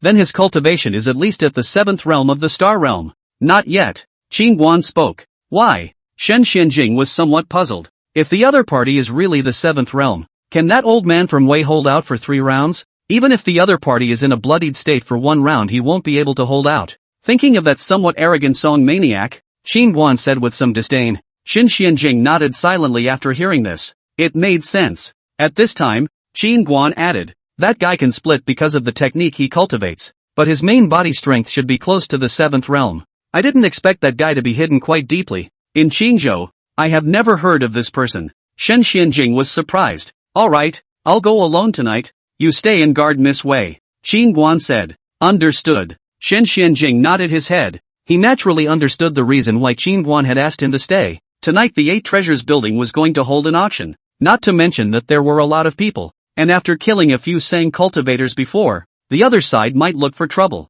The sun is setting in the west. It was getting dark. After eating a big meal, Qin Guan came to Wei Hongyan's room and wanted to check on her physical condition. Where are the people? Seeing that no one was on the bed, Qin Guan frowned slightly. At that moment, he suddenly looked behind the screen, where there was a slight sound. Qin Kikili immediately had a bad feeling. He quickly rushed over and ripped the cloth curtains out of the way. Upon seeing that behind the curtain was Wei Hongyan, who was naked and ready to get dressed, Qin Guan was dumbfounded on the spot. Chapter 72, A Rake in the Face. Wei Hongyan, who had just finished soaking in a hot bath and was ready to put on her clothes, screamed in terror when she saw a silhouette that suddenly appeared. Woo! Qin Guan's quick eyes and hands rushed forward and covered her mouth. Don't scream. It's me. Qin Guan hurriedly stabilized Wei Hongyan's emotions. If this was discovered, the misunderstanding would be huge. Seeing that it was Qin Guan, Wei Hongyan quickly calmed down from her panic as she hurriedly grabbed her clothes and blocked them in front of her. The cheeks that were already flushed from the hot bath were directly blushing like the sunset clouds in the sky at this moment. Qin Guan let go of his hand in a flash, then took a big step back in panic. Sorry, I heard the sound and thought someone was trying to harm you. I didn't mean to do it. Turn around. Wei Hongyan's voice was as thin as a mosquito fly, and her eyes dodged, not daring to look directly at Qin Guan. At those words, Qin Guan hurriedly turned around. Wei Hongyan quickly dressed, and when she saw the hideous scar on her chest, a flash of pain and complexity crossed her eyes. Her body had just been seen by Qin Guan, and this ugly scar was naturally seen by him as well. Soon, Wei Hongyan finished putting on her clothes, and she glanced at Qin Guan and said softly, "It's done." Qin Guan scratched his head. Suddenly his eyes lit up, emitting a reproachful tone. "Your body is still weak. Who let you take a bath?" I haven't showered in days, and I'm dirty. So, Qin Guan's sudden displeasure instantly caught Wei Hongyan off guard. At this time, Qin Guan suddenly walked over to Wei Hongyan and said in a deep voice, "Stretch out your hand. I'll take your pulse." Wei Hongyan hurriedly put her hand out. Qin Guan put his hand on Wei Hongyan's pulse and rolled his eyes upwards. "Well, nothing serious, just that the body is still a bit weak. Hurry up and go to bed." Qin Guan turned around and left after saying that. Qin Guan hadn't taken 2 steps when Wei Hongyan suddenly called out to him. Qin Guan was instantly a bit weak, his body stiffly fixed there. "I heard Elder Hong say that you're going to Heavenly Elephant City alone tonight, where 700,000 troops are gathered. There are 30 octagonal crossbows, and an unfathomable black-robed man. I'm scared in my heart." Wei Hongyan was full of worry. She knew that Qin Guan was very strong, But the 30 heavy octagonal crossbows that were specialized for cultivators and the black-robed man made her very afraid. She was not only afraid of Qin Guan's failure, she was even more afraid that something would happen to Qin Guan. Qin Guan smiled faintly. Don't worry. That octagonal crossbow is a child's contraption for shooting little monkeys. As for that 700,000 strong army, I can't exterminate it, but I'm still very sure about taking the dog's head of that emperor and also the black-robed man.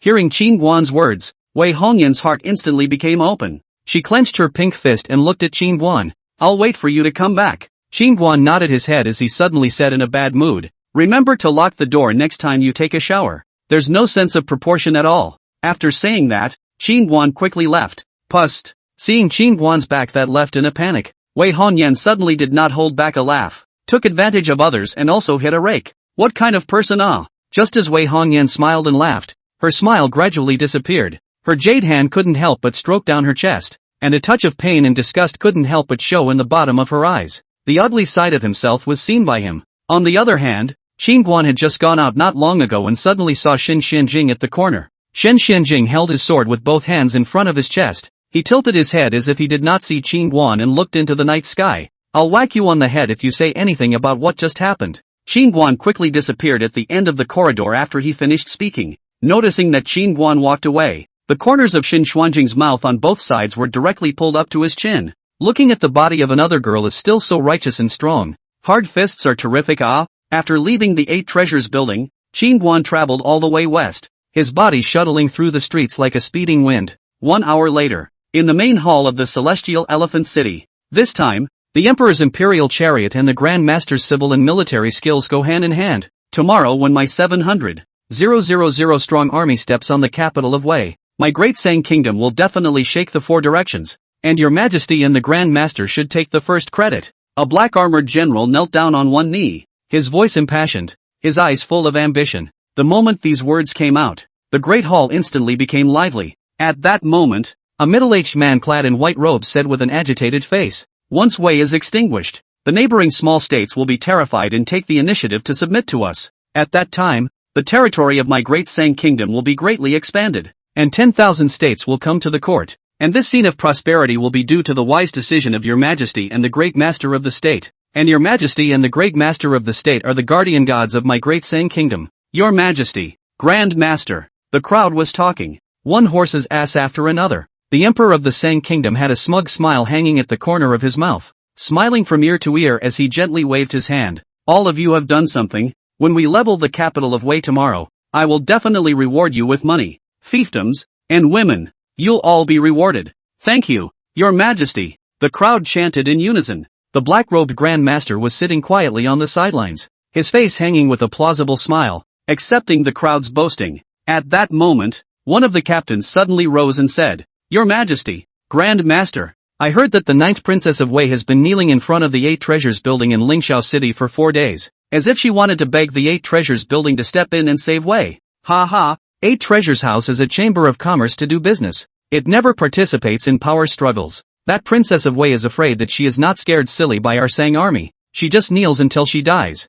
and 8 Treasures House will not be able to help Wei. Hearing that captain's words, a general sitting across from him immediately sneered. At that moment, someone suddenly said, No, the latest news. The 9th Princess of Wei is not begging for the 8 Treasures House, but for a teenager who lives in the 8 Treasures House. That teenager is not ordinary, and he is followed by an old sword cultivator with high strength. And they also killed 4 cultivators from my Sangoku's Tanaka family today. What? What guts? The Tanaka family's people dared to kill? Someone was surprised. I heard that the Tanaka family has already begun to move. The man from earlier said. Stupid. Just then, the black-robed Grand Master on the high seat seemed to have thought of something and suddenly opened his mouth. The crowd froze, all looked at the black-robed Grand Master, who said in a deep voice, That old sword cultivator is Shen Xianjing, the old ancestor of the imperial capital's Shen family. And the strongest of the Tanaka family is but a 5th realm cultivator. Going to kill him is simply a death wish. Hearing the crowd mention Wei Hongyan, a teenager and a powerful sword cultivator old man, the black-robed Grand Master immediately thought of that day in Wei's Taishan sect, when Shen Xianjing had beheaded a wisp of his doppelganger. At this time, the Sang Kingdom Emperor suddenly worried. Grand Master, if that Shen family ancestor makes a move? The black-robed Grand Master waved his hand. There's no harm. The old man's main body is here. A 6th realm sword exalt can't make any waves yet. If he dares to come tomorrow, kill him altogether. Upon hearing this, the Emperor of the Sang Kingdom let out a sigh of relief. That's good. At that moment, the black-robed Grand Master added in a deep voice, even if he doesn't come tomorrow, in the future, I will personally go to him. Shen Xianjing. To make a reckoning, he was very arrogant that day when he beheaded a wisp of the old man's bilocation. Grand Master. That young man that Shen Xianjing is following seems to have an unusual status. Otherwise the Princess of Wei wouldn't have knelt for 4 days in a row to beg him. The Emperor of the Sang Kingdom spoke up. Even if the identity is not ordinary, it's too late. Now the old man personally pressure the army immediately under the city. I have 700. 000 saying even more troops 30 octagonal crossbow. Look at the entire Qingzhou as no one can block. The destruction of Wei has become a foregone conclusion. The Grand Master is mighty. The Grand Master is invincible. The people in the hall were like reveling like chicken blood after hearing the words of the black-robed Grand Master. Phew! Right at this moment, the main door of the hall was suddenly opened, and the howling gale wrapped in wind and sand violently poured into the hall. The reveling crowd in the great hall fell silent, all of them turning their heads to look in the direction of the gate. Immediately, a silhouette carrying a sword slowly stepped into the main hall, and the gusty wind blew the silhouette's clothes in a hunting manner. Phew! The figure suddenly turned around and slammed the door to the great hall shut. The howling wind let out a whimper through the doorway that was about to close, and then the wind stopped and the great hall became quiet. Gee, that's just great. Soon, Qin Guan appeared in front of the crowd, and the corners of his mouth couldn't help but lift up when he saw a hall of Sang generals and admirals gathered in the main hall. It's you! On the high seat, the black-robed Grand Master looked at Qin Guan with some surprise. The teenager was the same teenager who appeared at the Taishan Gate of Wei that day. At this moment, the faces of everyone in the hall became grave. There were hundreds of thousands of troops stationed in the Heavenly Elephant City, and the other party was able to come to the main camp without knowing how he did it. Who is he? Grand Master? At this time, the Sang Empire Emperor on the side couldn't help but ask, I'm the one who came for your dog's head. Without waiting for the black-robed Grand Master to reply, Qin Guan suddenly laughed, unbridled, bold. Suddenly, everyone in the Great Hall stood up directly. Be honest. You've been surrounded by me. Qin Guan looked at the crowd and drank. Chapter 73, No Hanging Use. That. Looking for death. At that moment, a black-armored general suddenly rushed towards Qin Guan with a sword. Qin Guan stepped out and blasted his fist at the black-armored general. Bang! In the next moment, that black-armored general's body suddenly flew backwards like an arrow off the string towards the Emperor of the Sang Kingdom on top of the Great Hall. Right at this moment, the black-robed Grand Master suddenly appeared in front of the Emperor of the Sang Kingdom as he slapped his palm out. Boom! The body of the black-armored general that flew and smashed into the air directly exploded into a bloody mist. Thumbs up! A cold sword light suddenly flashed through the blood mist and chopped straight at the black-robed Grand Master. A flash of disdain flashed in the bottom of the black-robed Grand Master's eyes. So it was a sword cultivator of the Sword King realm. With a flick of the wide-sleeve robe, a black aura directly dissipated the incoming sword chi into nothingness. You're an evil cultivator, aren't you? Just then, a bad laugh suddenly came from behind the black-robed Grand Master. Qin Guan suddenly appeared behind him. The black-robed Grand Master's face suddenly changed. His scalp was numb. This fellow was unpredictable. Boom! In the next moment, a strange black aura suddenly rose around the black-robed Grand Master, and his body quickly became illusory. Trying to run. Give me the town. Qin Guan's palm violently pressed forward, and a regal force instantly enveloped the black-robed Grand Master.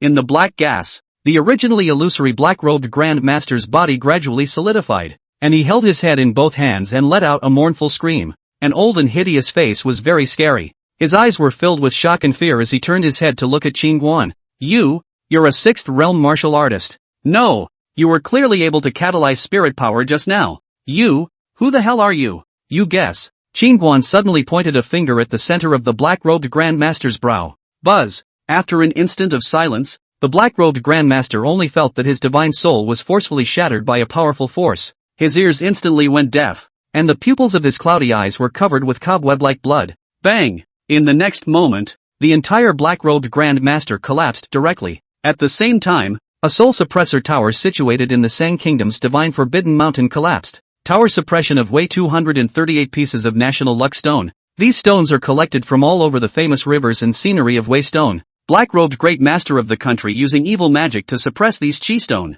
as a way to weaken the national luck of Wei. Thumbs up! After resolving the black-robed Grand Master, Qin Guan turned around and chopped off the head of the Emperor of the Sang Kingdom with a sword.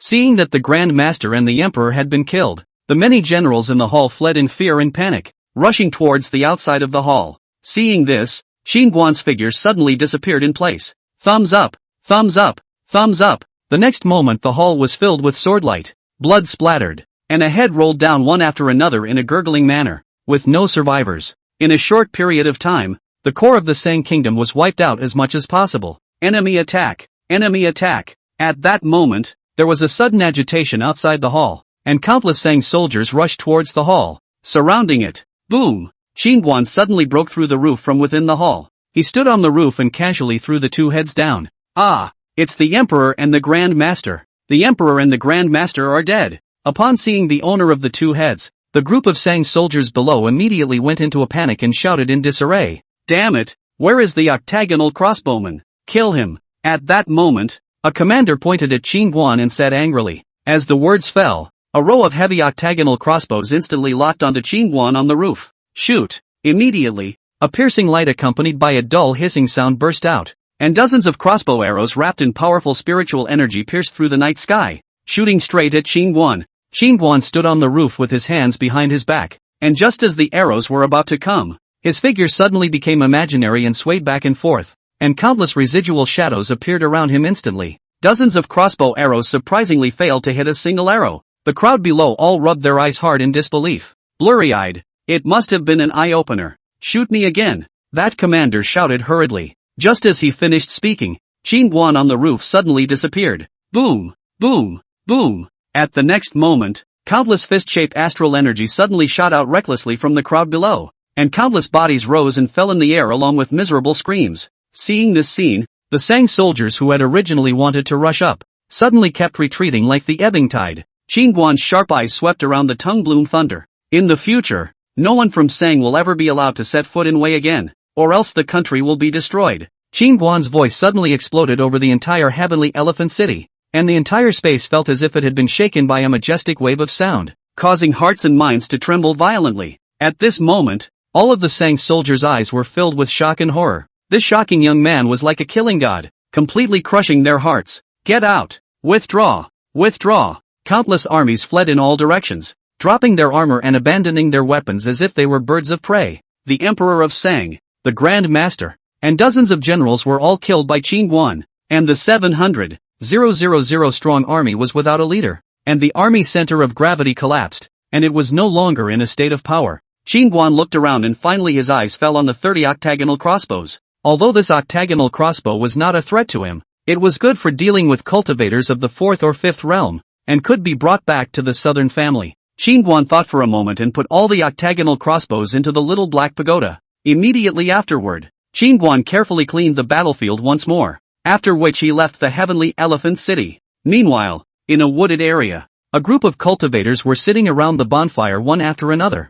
and beside the bonfire, there was also a huge 4th-stage saber-toothed tiger king lying on its back. The saber-toothed tiger king's eyes were like torches, and a cold, chilling light flashed in its eerie green eyes, and it exuded an appalling demonic aura all over its body that made people not dare to get close to it. The southern family is just 4 4th realm cultivators. Is it necessary for our two families to make such a big deal out of it? And your Su family even brought out the 4th order saber-toothed tiger king. Beside the campfire, a middle-aged man looked at the saber-toothed tiger king and sighed. The 4th stage saber-toothed tiger king's battle strength was extraordinary. Even 5th realm cultivators didn't dare to easily mess with it. The Su family of the imperial capital, with the art of defending beasts alone in Xinzhou, was so renowned that no one dared to underestimate it. Brother Fei Hong, didn't your Shangguan family send you, the most capable 5th realm expert, here as well? Su Maozhu of the Su family touched the saber-toothed tiger king and laughed. Shangguan Fei Hong added a firewood to the bonfire. There's no way Who let that door-to-door son-in-law of the Nan family offended Duke Shen?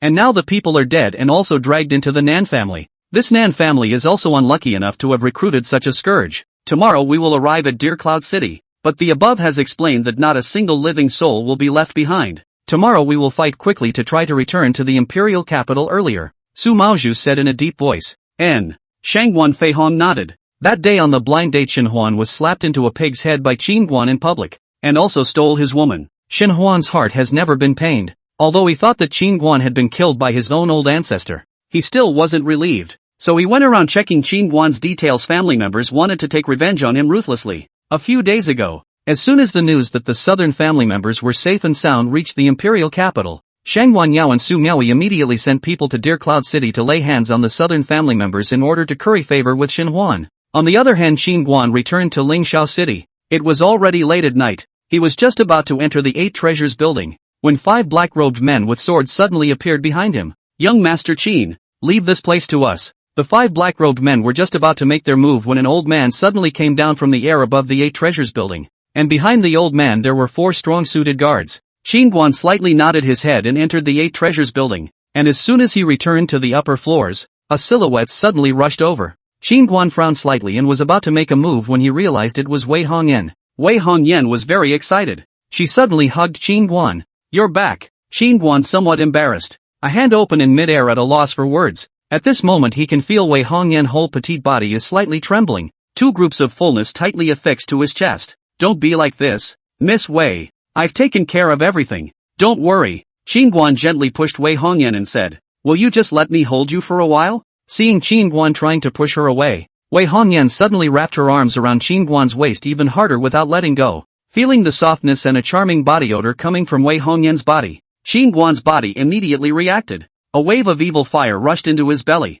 and a tent was quickly propped up below. Noticing something pestle to her stomach, Wei Hongyan's cheeks instantly reddened to her neck, and she was so frightened that she hurriedly let go of Qin Guan and took 2 steps backward. Wei Hongyan just backed off. She suddenly had some regrets in her heart again. She wanted to go forward, and at this moment, Qin Guan suddenly crossed his palms in front of his chest, utilizing his astral energy to quickly press the evil fire in his body downwards. Phew! A moment later, Qin Guan took a long breath of relief. This evil chi was indeed evil enough. The attack of the majestic astral energy could barely suppress it. Don't worry, Sang's army has withdrawn. Rest early. Qin Guan hurried toward his room after he finished speaking. Looking at the fading back, Wei Hongyan bit her red lips chagrined, hating herself for being useless and inferior. Kid, you're just going to leave? Just then, Qin Guan's voice suddenly came from the little black pagoda in his mind. I'm going to make a mistake if I don't go. Qin Guan said hurriedly. What's wrong with you? That's every man's normal reaction. What's wrong with that? The little black tower suddenly asked. Qin Guan raised his eyebrows. I'm not that kind of person. You're a goon with no balls and no hang-ups, Kuroda said. Qin Guan. Walking around the corner, Qin Guan suddenly spotted Xin Xianjing again, who was holding his sword with both hands and looking up at the night sky. Qin Guan was speechless. You old piker. You're a peeping Tom, aren't you? Xin Xianjing was immediately speechless as well. Young warrior Qin, you asked me to protect Miss Wei. Both times there was movement was because of you. There was nowhere for me to hide. I was embarrassed as well. Chapter 74, The Guardian God. The morning sunshine sprinkles the ground, and the pearl dew contains light. The following day, the great hall of the Wei Imperial Palace. Wei Yuntian looked at the dozens of concubines and family members in the hall, their faces pale, fear spreading unchecked between their brows. Outside the temple, the cold wind whistled, as if the enemy's war drums were rumbling, each sound knocking on the tips of the hearts of all the people. Wei Yuntian's hands clenched the armrests of the dragon chair, his knuckles white, his eyes filled with despair and unwillingness. At that moment, Song Maniac covered his chest, his face with a sickly whiteness as he knelt down on one knee. Your Majesty, the old minister can still fight. As soon as the words fell, the ministers and military generals in the hall responded. I am willing to fight to the death with your Majesty. Wei Yuntian slowly raised his head, his gaze sweeping over the crowd of ministers and military generals in the hall, his voice low and hoarse. All of you love the secretary. Wei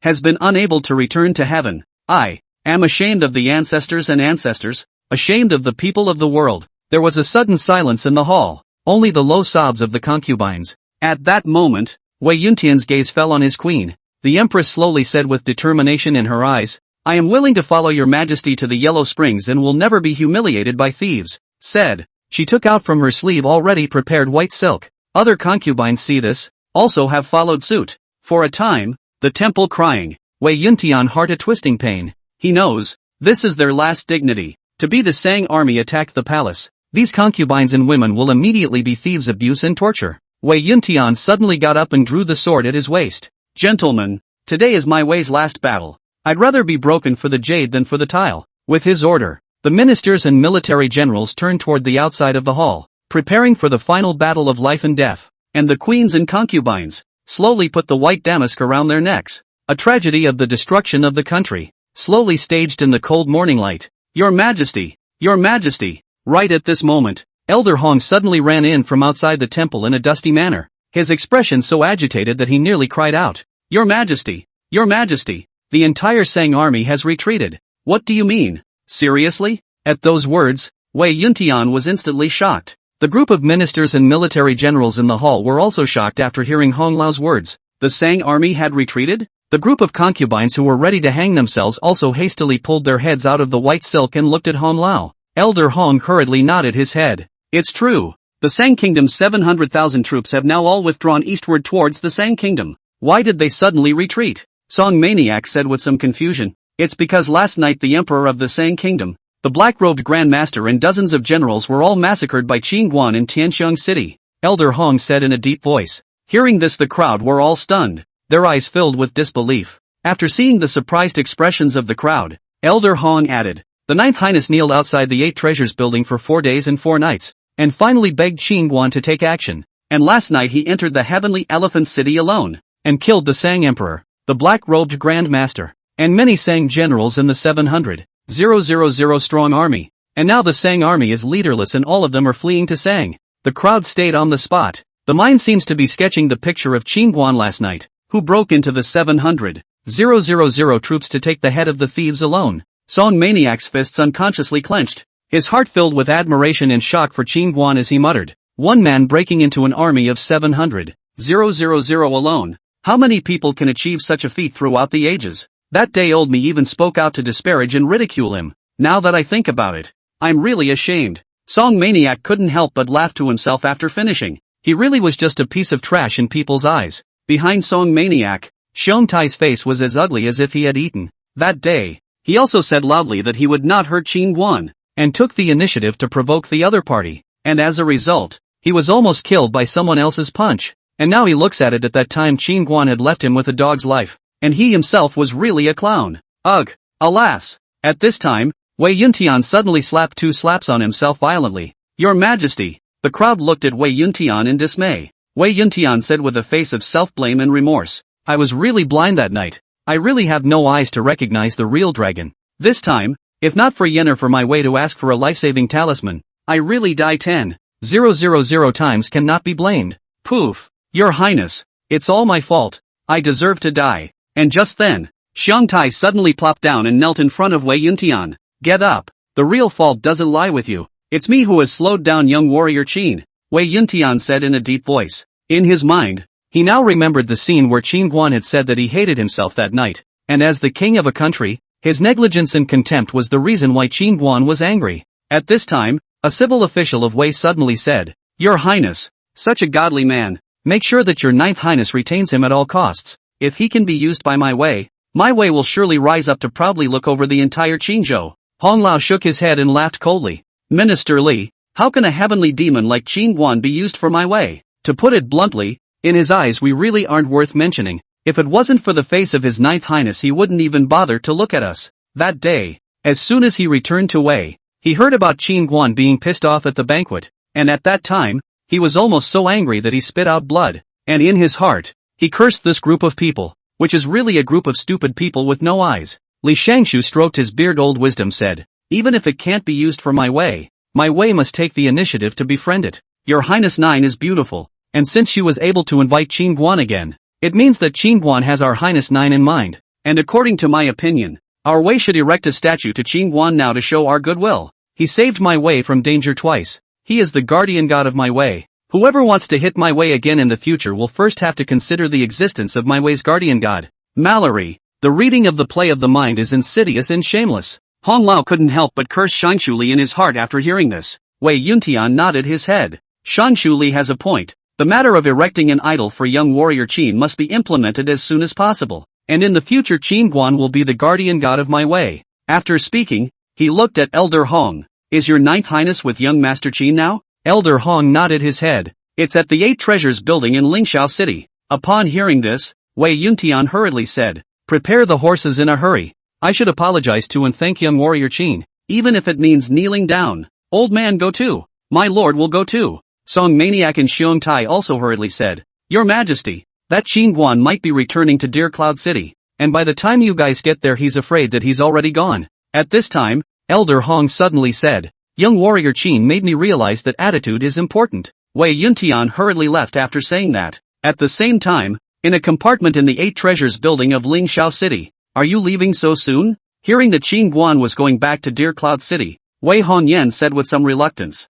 It's been quite a few days out. It's time to go back. Qin Guan nodded and smiled. Why don't you leave tomorrow? Come back to the royal capital with me. Our Wei Kingdom will not only thank you, but also apologize to you. Wei Hongyan said as she looked at Qin Guan. There's no need for that. I don't like your emperor's old man. Qin Guan spoke. I don't like him either. Wei Hongyan also said hurriedly. Upon hearing this, Qin Guan suddenly said with a serious face. Why don't I kill him and you become the emperor of Wei? Wei Hongyan was so scared after hearing this that she hurriedly shook her head and said. No, don't mess around. Qin Guan laughed. In fact, you'd make a good emperor. If you want to do it someday you tell me and I'll fulfill you. Will we be able to meet again in the future? Wei Hongyan suddenly asked. Depends on fate. If there is fate, there will be a time to meet again. Qin Guan said softly. I think we're destined to be together. Wei Hongyan suddenly raised her eyes to Qin Guan. Seeing Wei Hongyan staring straight at herself, Qin Guan immediately felt uncomfortable. Ever since that night when he looked at her body,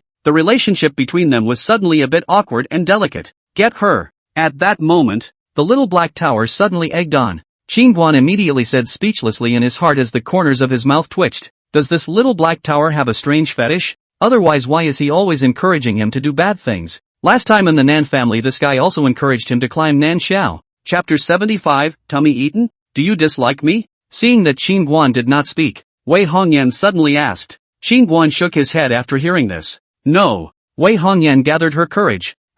You saw that sword wound on my chest, right? Upon hearing this, Qin Guan straightened his chest. Although I didn't do it on purpose. I did look, and I saw it clearly. Well, look at it and admit it in a big way. Isn't it ugly? Wei Hongyan's heart suddenly beat with a thump. You mean that sword wound? Qin Guan looked at Wei Hongyan. Wei Hongyan's cheeks blushed angrily. Or else. Qin Guan coughed dryly. It does have an effect, but why don't you remove it? I also want to go. Remember the last time the 10,000 Demons Valley I fought with Jiang Lianyu for the Jade Bone Immortal Orchid Grass? She told me that to go to that sword chi scar on my chest must be aided by a powerful sword chi healing, so I have no way to get rid of it. So that's how it is. That Jade Bone Immortal Orchid Grass, if it is to get rid of scars, it is dependent on what the scars are caused by, or else it might be counterproductive. Qin Guan nodded his head. At that moment, the little black tower suddenly said, What nonsense! Kiju chaos gas is the origin of all things gas. What injury can be cured? Her chest that sword wound I observed.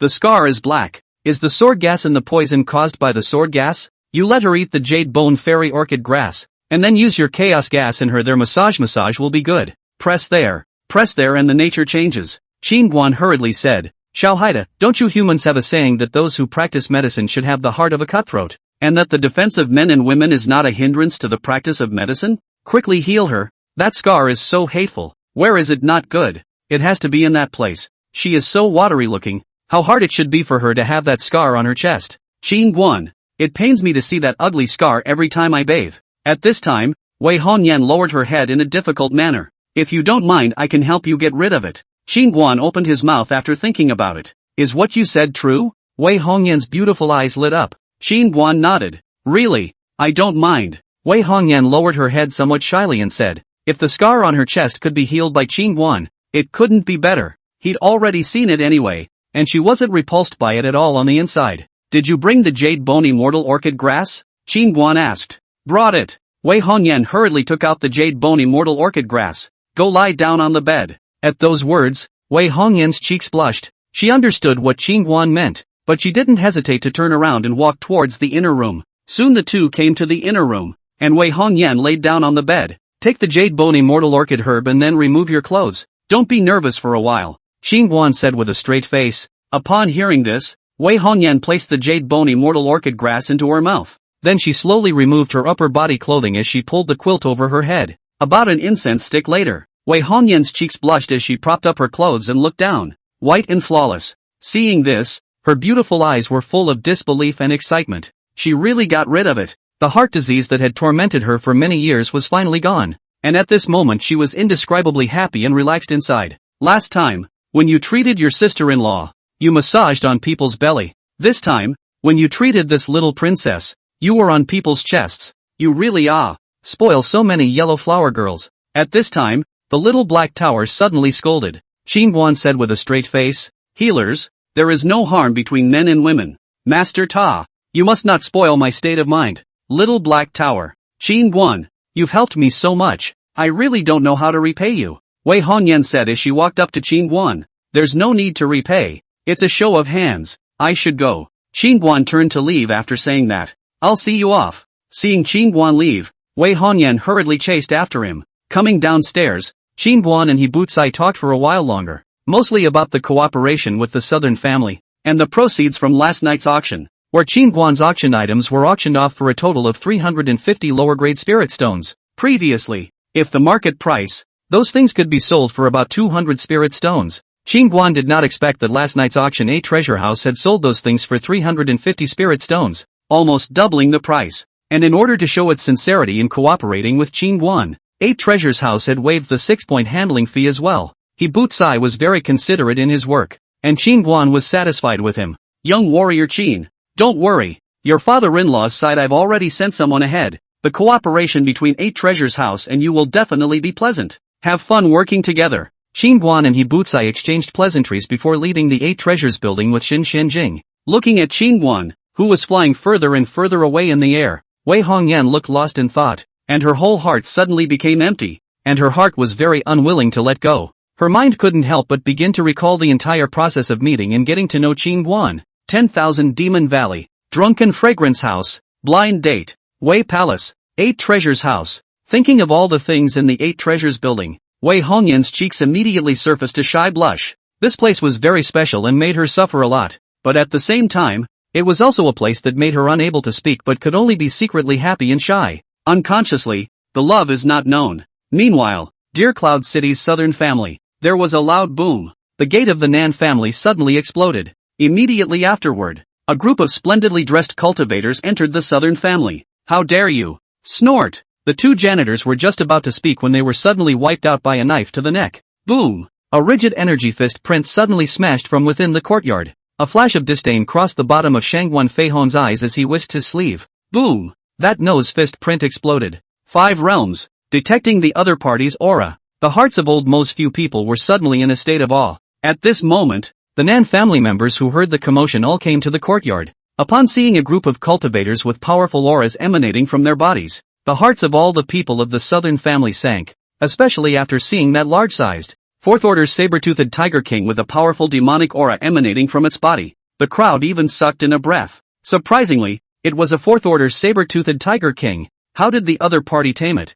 This guy's strength was not weaker than the strength of a 5th realm cultivator. Seeing the other party's powerful lineup, Nan Yunqi's face was grave as he said in a deep voice, I wonder why all of you are intruding on my Nan family. Shangguan Feihong looked at Nan Yunqi. Are you the Nan family head? Old me exactly. Nan Yunqi nodded. Shangguan Feihong said expressionlessly, your good son-in-law has offended someone, and the higher-ups have asked us to exterminate everyone in your Nan family, so don't blame us for being merciless. After hearing Shangguan Feihong's words, Nan Ro and the crowd hurriedly and quietly retreated and ran towards the residence. Soon Nan Ro came to the courtyard, and after seeing the huffing and puffing spectral dog, she hurried over. Little meditation. Don't sleep. The enemies are hitting the house. The spectral dog's large ears twitched twice lazily as he opened his eyes. Seeing that the spectral dog didn't take it seriously at all, Nan Ro's face sank in unhappiness. Looks like I'll have to use my bottom card. You can't count on it at all. Nan Zhua turned to leave after saying that. Move the bottom card and count on it. This woman wasn't going to release a wisp of that old man's soul. Whoosh! The spectral dog that was originally lying on the ground suddenly stared at the dog's eyes, and his body suddenly and strangely appeared beside Nan Ro. It hastily rubbed against Nan Ro's pants. Nan Ro secretly covered her mouth. Sure enough, her husband taught her that the words worked. If she didn't listen, she said to use her bottom card. It's just that she herself didn't know what bottom card she had. On the other side, Su Maozhu of the Su family said with some impatience, Brother Fei Hong, don't talk nonsense with them. Let the saber-toothed Tiger King practice with these trash as an appetizer, and we'll save our hands from getting dirty. Shangguan Feihong nodded his head after hearing this. Just in time. Let's also appreciate seeing the power of the Su family's Beast Sentinel technique. Shangguan Feihong finished speaking and the crowd all retreated towards the back. The corners of Su Maozhu's mouth hooked up into a bad smile as he pointed at the Nan clan's crowd and commanded the saber-toothed Tiger King. Tiger King, Kill all of these trash. Not a single one of them will be left behind. Roar! The saber-toothed Tiger King who heard the order suddenly let out a deafening tiger whistle. The air in the entire yard buzzed with it, and it was frightening. Where's Zoe? Doesn't she have a bodyguard? Quickly tell her to call her bodyguard. At this point, Nan Yunqi hurriedly turned his head to look at the crowd. Hearing Nan Yunqi's words, Su Maozhu and Shangguan Feihong on the opposite side of the table looked instantly wary. Although Qin Guan was dead, the forces behind him might still help the Nan family. Where's Zoe? Nan Yunqi said with an ugly face. Sister, she was here just now. At this time Nan Xiao frowned. It's coming. Don't be afraid. All of you. Our Nan family's bodyguards are here. In the distance, there was a sudden shout of Nan Ro's firmness. At the sound, everyone at the scene all looked towards the voice, only to see Nanru walk over with a limping black dog. Nan Yunqi and the others all frowned. Where were the bodyguards? Nan Ro didn't see the so-called bodyguards around her except for the black dog that limped and loved to sleep every day. Soon, Nan Ro swore and brought the spectral dog to the field. What is the point of hiding in the shadows? Your Excellency? At this time, Su Maozhu looked around and said in a deep voice. Nan Ro had an expression of determination, and he suddenly felt not too good. Shangguan Feihong, on the other hand, frowned slightly as he didn't detect the presence of any powerful aura. Little Med, bite them. At this time, Nan Ro suddenly looked at the spectral dog and ordered. The spectral dog scanned the circle, and finally the dark as abyssal eyes landed on the saber-toothed Tiger King. A little tiger lamb and still have to call it over. This South family is also enough vegetables. Su Maozhu listened to it and immediately laughed. After half a day, the so-called bodyguard is a black and somewhat excessive limp dog. Ha! Su Maozhu just finished speaking. The saber-toothed Tiger King beside him suddenly shivered and was so scared that he directly fell on the ground and became incontinent. Brother Su, did the saber-toothed Tiger King eat too much barbecue meat last night and spoiled his stomach? Seeing the saber-toothed Tiger King pooping and peeing again, a disciple of the Su clan was puzzled. Chapter 76, Killing with an Open Mouth. Eat a bad stomach? Su Maozhu looked at the saber-toothed Tiger King's brow tightened. It should not be that meat can be specially formulated fresh meat. How can it be eaten bad stomach? Right at this moment, under the stunned gazes of the crowd, the saber-toothed Tiger King suddenly crawled in front of the spectral dog, and then rolled curtly in front of the spectral dog. The Psy dog smelled a foul odor and suddenly kicked the saber-toothed Tiger King lying on the ground without a trace. Everyone froze at the sight. Where's the saber-toothed Tiger King? Why has he suddenly disappeared? Su Maozhu's face changed drastically as he looked at the underworld dog in shock. What kind of dog is this? Nan Ro proudly said. It's called Little Hay. The bodyguard my husband hired for me. Koto mine? Su Maozhu frowned. What the hell? At that moment, the spectral dog suddenly stepped forward. It opened its mouth, and then stuck out its large, long, black tongue. You are you. You are you. It suddenly flung its tongue violently at the Shangguan family and the Su family crowd. Bang! Bang! Bang! In the next moment, all of the Su family members and Shangguan family members in front of it all collapsed to the ground, their eyebrows pierced by the spectral dog's saliva. The spectral dog rubbed against Nanru's shirt and rolled his eyes at her. Nanro was instantly shocked into a cold sweat, her voice trembling as she said, Little meditation. You go back to sleep. As the words fell, the spectral dog walked towards Nanro's residence. Gollum! At the sight of the limping spectral dog, everyone in the southern family all gulped in horror. This black dog had just used its saliva to kill so many strong people in seconds. Even the Shangguan Feihong of the fifth realm was not able to resist a drop of saliva. If it was not seen with his own eyes, Killed cannot believe that this is true. That black dog feels even more terrifying than Xingguan. Simply strong, outrageous awe. Nan Yunqi slowed down. He hurriedly came to Nan Ro's side after fear. Zoe Xingguan in the end, from where to get such a big god? Why do not you say earlier? But also every day to let it sleep on the ground. Which if you neglect it, it is angry and flick the tongue of our South family is all over. Upon hearing this, the crowd all looked curiously at Nan Ro. Last time Nan Ro said Xingguan gave her a bodyguard. They thought that the bodyguard has been hiding in the dark. Did not think that has been lying in the yard of the limp black dog is the bodyguard. Who can think of an inconspicuous limp black dog is a big god? Nan Ro shook her head. She looked undecided and said, I don't know where my husband got it from. He just said that little meditation is very strong, and that he would let it be my bodyguard in the future. Nan Ro was also frightened by the underworld dog. She knew that little underworld was very strong, but she didn't expect little underworld to be so strong. Opening his mouth and killing people. It's too scary, isn't it? Quickly, order the kitchen to send top quality good meat and vegetables to little meditation on time for 3 meals every day. At that moment, Nan Yunqi hurriedly instructed an underling. Also, Hurry up and pack a clean house out for little Hay. Father, little meditation, it just likes to sleep on the ground. I told it to go sleep in the house, it refused to do so, and it won't even lie down when I lay things down for it. It seems like it doesn't like to stay in an enclosed space, Nanro said. Nan Yunchi nodded his head as he looked at the crowd. Everyone cultivate in peace, we can rest easy now that we have little underworld. The crowd nodded then left. Sister, brother-in-law has left for more than half a month.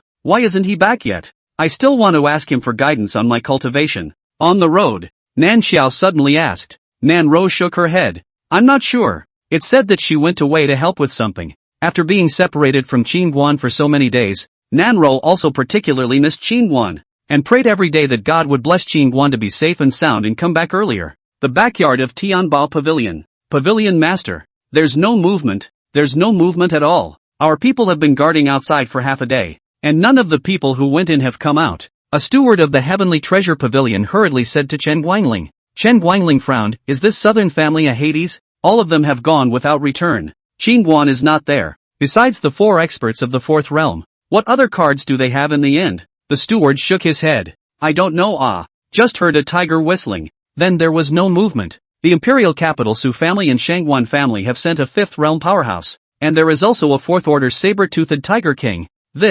How can this southern family possibly deal with it? Mud. It seems that they still have mysterious experts sitting in the town, or else the upper level wouldn't be late to come. At this rate we're afraid that we won't be able to survive at all. Chen Guangling gave a slap on the table. They have been closed for almost half a month. The imperial capital side said at the beginning to send people. The results of this are almost past 8 days. Even a ghost shadow did not see. According to this, his position of this pavilion cannot be guaranteed. Now the Heavenly Treasure Pavilion had been completely reduced to the laughingstock of Deer Cloud City. It was unbelievable that it had been suppressed by the southern family to the extent that they didn't dare to open their doors for business. Of course, the Heavenly Treasure Pavilion closes its doors. The impact on the entire Deer Cloud City's family forces is still very large, and they are now all starting to develop their family business to the next city to seek a way out. Spirit Sword Academy. Family visit vacation ended. Xin Huan returned to the Spirit Sword Academy. Originally he should have returned to the academy earlier. As a result, he waited for the old ancestor in the Xin family for 4 more days. The main reason was that the Spirit Sword Academy's supreme treasure Xin Mei Mirror had been snatched by Qin Guan before, and Xin Huan knew that old ancestor would definitely retrieve the Xin Mei Mirror after killing Qin Guan, so he waited for old ancestor at home. As a result, after waiting for so many days for his own ancestor to return, he could only return to Spirit Sword Academy first. Dean. The student has lost the Xuanhe mirror. Please punish the dean. As soon as Xin Huan returned to Spirit Sword Academy, he came to apologize to Bai Wanjian. He knew that even if he did lose it, the academy wouldn't blame him because he was demonic enough to come and ask for forgiveness just to go through the motions. I already know about this matter. It wasn't your fault that day. It was the weird fluctuations in space on the old man's side that caused the old man to be unable to make a move. Bai Wanjian tugged his throat and opened his mouth. He also had a part to play in this matter. The Xianmei mirror was bound to him, and he was responsible for being snatched away by Qin Guan, so he couldn't be held accountable. As expected, Bai Wanjian would not blame him, at which point Xin Huan sold out. Dean, do you know who that little brat was that day you saw in the Xuanhe mirror? Bai Wanjian looked at Xin Huan. Who is it? Xin Huan slowly said after a pause. He is our Spirit Sword Academy's enemy. Qin Guan. What? That kid is Qin Guan? Bai Wanjian pretended to be shocked. Xin Huan's eyes narrowed slightly. That's right. That little brat is the Qin Guan that our academy has been trying to kill. At this time, Bai Wanjian's tone suddenly turned and said in a deep voice. Huaner, perhaps you still don't know that our Spirit Sword Academy has already shaken hands with Qin Guan to make peace, and in the future, well water will not offend river water. What? Why the handshake? Xin Huan was incredulous. Bai Wanjian said, because our academy has already suffered a great loss at his hands. That Qin Guan is not easy to deal with and the forces behind him are extremely uncomplicated. So this academy has decided after further consideration not to pursue this matter in the future. Ha ha. Hearing Bai Wanjian's words, Xin Huan suddenly laughed. What are you laughing at? Bai Wanjian looked at Xin Huan and frowned. Dean, what's so bad about that Qin Guan? He's already dead. Xin Huan said with a smug look on his face. Qin Guan is dead. Who killed him? Hearing that Qin Guan was killed, Bai Wanjian was a bit shocked. In Qinzhou he couldn't think of anyone else who could kill Qin Guan. The corner of Xin Huan's mouth lifted slightly. He has already been killed by my family's old ancestor. What does that mean? Bai Wanjian said doubtfully. After the mirror was robbed that night, I immediately went home to ask old ancestor to come out. Old Ancestor should have killed Qin Guan that night, but Old Ancestor seemed to have something on his mind and never came back. Shen Huan suddenly swore. Hearing Shen Huan's words, Bai Wanjian couldn't help but say in his heart, this kid is really a good hand at pitting people. Chapter 77 Opening the Door for Business. I wonder where your grandfather is now. Bai Wanjian actually wanted to ask if Shen Xianjing had died. Old Ancestor hasn't returned since that night when he went after Qin Guan. He should have gone to visit his old friend. Shen Huan guessed.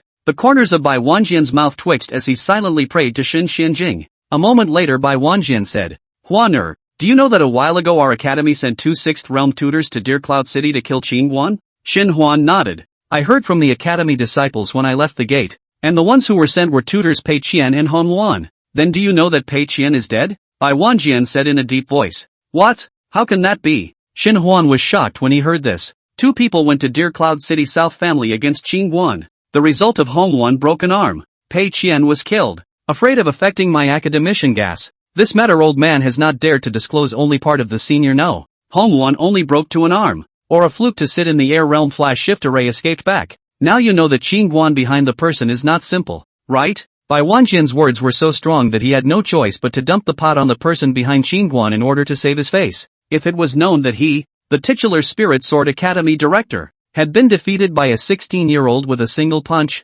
he, Bai Wanjian, was afraid that he would be forever nailed to the Spirit Sword Academy's pillar of shame, and he was about to retire, not wanting to lose out on a late bloomer. Shen Huan was silent for a moment and suddenly said with disdain, Dean, the student didn't see how uncomplicated the forces behind Qin Guan are. Now that he's been killed by our Shen family's ancestor, so many days have passed, how come the forces behind him don't dare to come to my Shen family to take revenge? It's obvious that they don't dare to. Bai Wanjian was speechless. How are you so sure that Qin Guan was killed by your family's old ancestor? Although your family's old ancestor is a 6th realm sword exalted, don't forget that Pei Qian is also a 6th realm sword exalted, and your family's old ancestor hasn't come back yet. Aren't you worried about something happening to him? Bai Wanjian didn't understand where exactly the Shen Huan got his confidence. Shen Huan didn't think it was a big deal when he heard it. He was very confident and said, Dean, Tutor Pei Qian's strength is certainly not weak. But don't forget that my family's old ancestor has been in seclusion for 10 years, and his strength in the way of the sword is not what it used to be,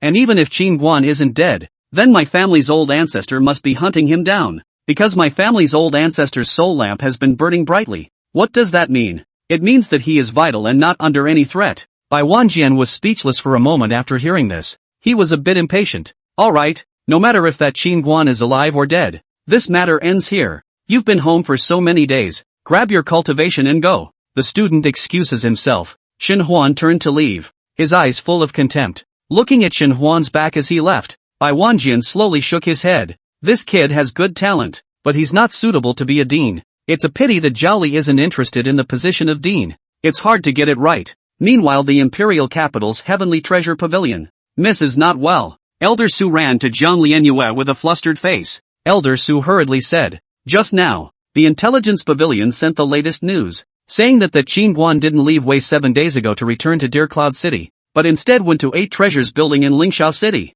I heard that he was alone last night and sang 700,000 troops in the Sang Emperor, the Great Master, and dozens of Sang generals all to kill. Originally today Wei will be destroyed by the Sang country. The result is because of the Qin Guan Sang's army all night all fled back to the Sang country. That guy is really perverted. Zhang Lianyue marveled as she listened. Miss, that's not the problem. Do you know that the old pavilion master has already personally traveled to Deer Cloud City yesterday after dealing with important matters? Ready to settle the score with Qin Guan Ah? Elder Su said with some concern. It's fine. Zhang Lianyue waved her hand. Miss, do you think Qin Guan is not a match for old pavilion master? Elder Su looked at Zhang Lianyue and asked. Zhang Lianyue shook her head. Grandpa's strength isn't too far off from Bai Wanjian. He's no match for Qin Guan. Then wouldn't the old pavilion master be in danger? Elder Su hurriedly said. Shouldn't die. Zhang Lianyue lifted her teacup and took a sip of tea. Elder Su's face, however, became grave. With Qin Guan's personality, if he starts a fire, I'm afraid. It's okay. I've already told Qin Guan to mess with the Heavenly Treasure Pavilion, not my grandfather. Zhang Lianyue laughed. Elder Su was speechless upon hearing this. It's not like you don't understand Qin Guan's personality. In case the old pavilion master goes overboard, aren't you playing with the old pavilion master's old life? Zhang Lianyue said in a bad mood. Can you blame me for him not listening to persuasion? He thinks he's capable of a great deal and doesn't put Qin Guan in his eyes. What can I do? I've said everything I need to say. Elder Su was silent as he listened. Seeing Su Lao's worried face, Zhang Lianyue waved her hand. Elder Su, don't worry. Since Grandpa personally went to find Xinguan, that means he listened to my words. If he wants to touch it, he'll touch it in a proper way. He won't play dirty. At most, he'll come back after being beaten up by Xinguan. Elder Su, did you just say that Xinguan had been to 8 Treasures House before? Elder Su nodded. He seems to have spent quite a few days in the 8 Treasure House. It seems that 8 Treasures House has pulled in Xinguan. What a pity. Zhang Lianyue shook her head slightly. Miss, 8 Treasures House is hostile to us. If they cooperate with Xinguan, then in the future, I'm afraid that our Heavenly Treasure Pavilion will be moving further and further away from Xinguan, Elder Su said with some regret. Previously, he felt that the old pavilion master was not wrong in choosing Xinhuan to give up Xinguan, but after hearing that Xinguan alone saved Wei, he suddenly felt that the old pavilion master's choice was wrong, and that Xinguan's degree of evil was far from being comparable to that of Xinhuan. We still have a chance, Zhang Lianyue suddenly said. What chance? Elder Su asked hurriedly. When I took the initiative to recognize Nanru as my sister, I was afraid that our Heavenly Treasure Pavilion would make a mistake in the future and fall out with Xinguan. Recognizing Nanru as my sister will give me room to maneuver. That's one of them, Zhang Lianyue added after a pause. Secondly, apart from Xinguan caring most about Sister Rower, he is most interested in Yang Tianwei's sword martial inheritance. If we can help him find traces of Yang Tianwei's inheritance, the relationship can be improved. Miss, you're still the one who thought it through. Su Lao listened and admired. Now look at this matter from beginning to end. Zhang Lianyue see more through and farther than them. It's not easy to find the inheritance of Yang Tian reverse. This is a bit slim, but we have to do our best to find out. The most important thing at the moment is Sister Rower. Making a good relationship with Sister Rower is the top priority. I'm going to make a trip to Dear Cloud City. Zhang Lianyue finished speaking and got up to leave. 3 days later, Dear Cloud City South family. There's an old man outside the family master's door who says he wants to meet your aunt. A guard reported towards Nan Yunqi. Do you know who it is? Nan Yunqi asked. The underling shook his head. I don't know. Nan Yunqi frowned slightly and invited him to the living room. Not long after, Zhang Bangtian arrived at the Nan family's living room. See Zhang Fengtian, although already full of white hair, between the gupan but very godlike, and the other breath introverted calm. Nan Yunqi heart knows that the other party is absolutely not ordinary people. He hurriedly walked up to respectfully said, I don't know what the old-timer is looking for my aunt for. I'd like to ask him for some advice. Where is he? Zhang Fengtian's gaze scanned the hall as he spoke. Hearing that the old man wanted to find Xinguan to spar with, Nan Yunqi busily smiled and said, Elder Senior, my aunt went out not long ago and hasn't returned yet. Still not back? Zhang Fengtian frowned slightly. Nan Yunqi nodded his head. Indeed he is not there. Dare to ask the old senior what is his name. If he comes back I will inform you to go at the first opportunity. There's no need. Old me will come back. Zhang Fengtian turned around and left after saying that. Inside the courtyard, seeing Zhang Fengtian's departing back, Chen Guanxiang's face was shocked as he hurriedly came to Nan Yunqi's front. Family master, he didn't do anything to you, did he? Seeing Chen Guanxiang's flustered face, Nan Yunqi frowned. Elder Chen, who is that old man? Do you know him? He's Zhang Fengtian, the chief pavilion master of Qingzhou Tianbao Pavilion, Chen Guanxiang said hurriedly. Nan Yunqi was shocked upon hearing this. What? He's Zhang Fengtian. He actually came to Dear Cloud City in person. Family master, what is he here for? Chen Guanxiang asked. He came here to seek your aunt's instruction, and when he learned that you weren't here, he said that he would come back another day. Nan Yunqi said with a grave expression on his face. I don't know when auntie will be able to come back. This Zhang Fengtian is terrifyingly strong. It seems that he came in person this time to deal with our dispute with the Heavenly Treasure Pavilion. Chen Guanxiang worried. Nan Yunqi seemed to have thought of something, suddenly snorted coldly. Even if auntie isn't here, we now have Xiao Ming guarding the Nan family, so we're not afraid of him. Zhang Fengtian. Not long after, Zhang Fengtian arrived at Dear Cloud City's Heavenly Treasure Pavilion. Chen Guangling saw Zhang Fengtian plopping down and kneeling on the ground in fear. Chief Pavilion Master, why are you here in person? Zhang Fengtian coldly looked at Chen Guangling angrily. Useless. Open for business. Chapter 78, Itchy Skin. What are you waiting for?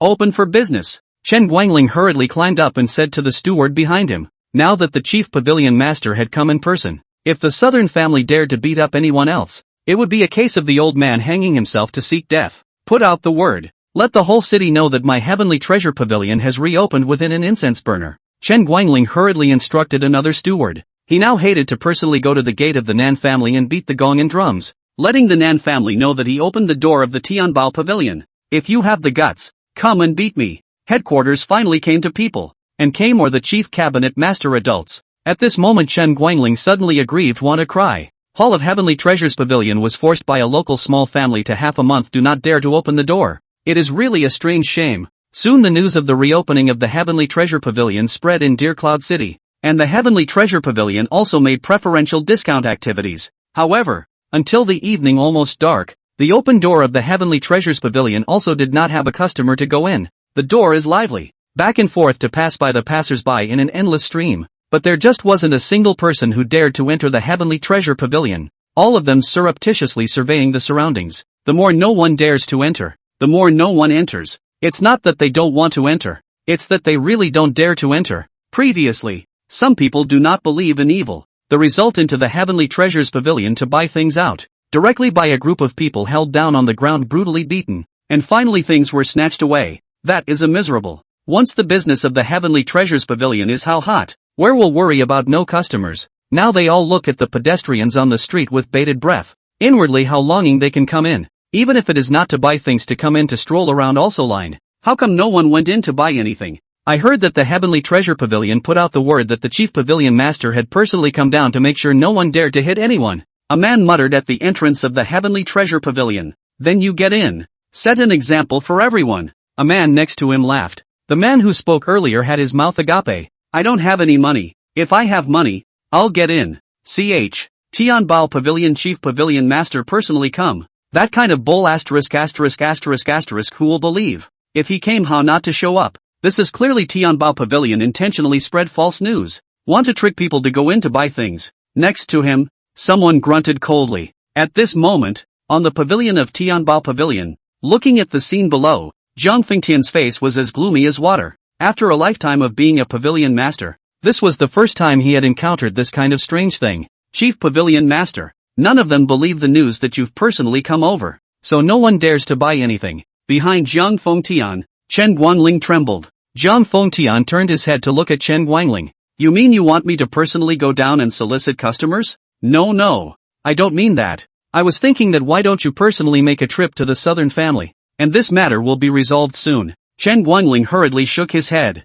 Old me has already been to the southern family. That Qingguan hasn't returned yet. When he comes back old me will punish him. Zhang Fengtian said in a deep voice. Chen Guangling's heart was startled when he heard this. Qingguan hadn't come back yet. Could it be that he hadn't died yet? The last time he inexplicably disappeared. Everyone in Dear Cloud City thought that Qingguan had been wiped out by the Spirit Sword Academy. And that guy hadn't even died yet. So damn it. Chen Guangling seemed to think of something. Chief Pavilion Master. Then if Qingguan doesn't come back and you don't make a sign, it's useless even if we open the door. I'm afraid no one will believe that you came to the Heavenly Treasure Pavilion now. Zhang Fengtian was furious. Are you stupid in the head? They don't dare to come because there's no one to take the lead. Can you find someone to pretend to be a customer to enter the store and buy something? Hearing Zhang Fengtian's words, Chen Guanling's eyes lit up. Chief Pavilion Master is wise. ***** off. Useless. Zhang Fengtian glared fiercely at Chen Guangling. Chen Guangling was so scared that he left in a hurry and couldn't help but curse in his heart as he descended the stairs.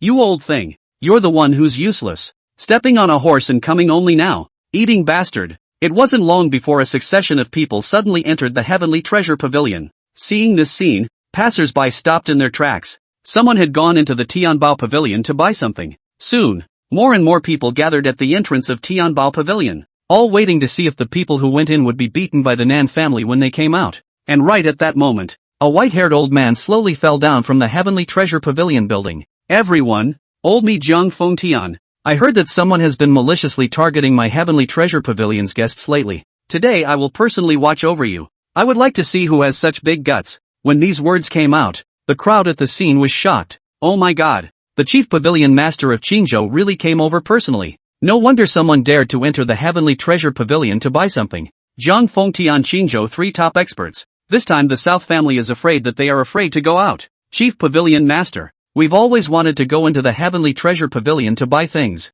but the Nan family bullied us too much. Now that you're personally watching over us, we can shop with confidence. Chief Pavilion Master. Just wait and see. Tonight I'll spend all the money I have on me and go to the Heavenly Treasure Pavilion to spend it. Chief Pavilion Master Jiang. I am Sun Chang, the head of the Sun family. I will immediately inform my clan members to come to the Heavenly Treasure Pavilion to purchase cultivation resources. This period of time when we have no cultivation resources has really been too painful. Now that you can come in person, it's really a savior for my Sun family members. Chief Pavilion Master Jiang. I, Wang Changshan, head of the Wang family, kowtow to you. For a while, in front of the Tianbao Pavilion's main door, a large group of people came forward to flatter and flatter. Some of them even kowtowed directly in front of the crowd in order to be remembered by Jiang Fengtian. Everyone, feel free to rest assured. Since I have come over, I will definitely give you all a satisfactory explanation. Jiang Fengtian slightly jawed and said aloud. What are we all waiting for? Bye.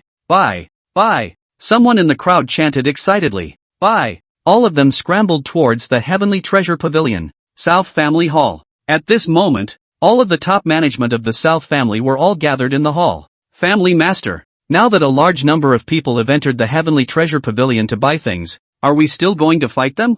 Aquan asked hastily. Nan Yunqi waved his hand. Tell the crowd not to act rashly. That Jiang Fengtian is not an ordinary person. Xiao Ming is still sleeping. Let's see what happens first. The crowd nodded their heads. The battle power that Little Meditation had shown that day was very strong, but none of them were sure just how strong Little Meditation was and whether he could beat Jiang Fengtian. It was better not to act rashly. Just then, a green-clothed teenager and a white-haired old man suddenly came in the hall. The two were none other than Qin Guan and Xin Xianjing, who had returned from Wei. What is it? So lively? When he passed by the courtyard just now, he saw a roomful of people surrounding the hall. So Qin Guan curiously walked in. Auntie, my good auntie, you're back. Seeing Qin Guan, Nan Yunqi hurriedly stood up from his seat to greet him with a smiling face. Auntie, greetings, auntie. The crowd saluted. Qin Guan nodded in response one by one. Auntie, that Jiang Fengtian came to Dear Cloud City. He even came to see you today to discuss with you. And now Tianbao Pavilion is starting to open its doors for business based on Jiang Fengtian. In the crowd, Nanchang said hastily. Who is Jiang Fengtian? Qin Guan frowned slightly. Young warrior Qin. Jiang Fengtian is the chief pavilion master of the Qingzhou Heavenly Treasure Pavilion. At that moment, Shen Xianjing, who was on the side, hurriedly said. The chief pavilion master of the Qingzhou Heavenly Treasure Pavilion is Jiang Lianyue's grandfather, right? Qin Guan opened his mouth and asked. Yes, he has a smart and clever granddaughter named Jiang Lianyu. Shen Xianjing nodded. That old man is afraid that his skin is itchy and he dares to come to the southern family to look for me. Qin Guan nodded slightly. Hearing Qin Guan's words, the corner of Shen Xuanjing's mouth couldn't help but curl up into a bad smile. There's a good show to watch. Chapter 79 Nanru's Gift. As soon as he saw that Shen Xianjing was a deeply hidden expert, Nan Yunqi hurriedly said politely. Qin Guan, why don't you introduce us to this senior? Chen Guanxiang, on the other hand, frowned slightly. Why did this old man look somewhat familiar? At this moment, Shen Xianjing hurriedly waved his hand and smiled. I'll come by myself. I'm Shen Xianjing. I've met the Southern Family Master. I've met you all. Shen Xianjing. Hearing those three words, many people in the arena were instantly shocked. Shen Xianjing, one of the three great sword venerables of Qingzhou. So it's Elder Shen. I'm sorry for not recognizing him with my eyes. Nan Yunqi hurriedly gave a respectful salute. It was rumored that Shen Xianjing was a sword obsessive. He had been in seclusion for many years and basically didn't show his face in front of outsiders. But his name was as good as a thunderclap. Don't be polite. Southern Family Master. They're all your own people. Your own people. Shen Xianjing hurriedly laughed. One of our own. When they heard Shen Xianjing say one of their own, the crowd all swallowed violently and their gazes stole a glance at Qin Guan. What relationship? How did the old man of the Shen family become one of our own? Ha ha, today to be able to get this kind of love from Elder Senior Shen, my heart is really warm. And in the future I also hope that you will take care of the Nan family. Nan Yunqi said with a smile on his face. Well said. Well said. Shen Xianjing nodded with a smile. You guys take your time. We'll talk about anything tomorrow. I'm a little tired after a few days of traveling. Qin Guan turned around and walked towards the outside after saying that. Everyone, since your aunt has returned, let's all go back. There's nothing more to it. Nan Yunqi said with a relaxed expression. Yes, all of them nodded and headed out. Qin Guan was like a needle in the sea. The hearts hanging in the air once he came back were all set free. At this time, Qin Guan, who had just left the hall, suddenly saw a familiar silhouette, not far away. Nan Ro and Nan Xiao and Yang Hongmei were talking and laughing. Zoe, Qin Guan suddenly spoke. This cry of Zhuar was like a thunderbolt, instantly shattering the wall of longing deep inside Nan Ro. Her body jerked as she slowly turned her head, and soon an upright and imposing figure crashed into her eyes. The two intertwined their eyes tightly. Husband! Nanro suddenly looked like a swallow returning to its nest, and flew to Qingguan. Qingguan stood there with his arms spread wide, his face filled with smiles and favor.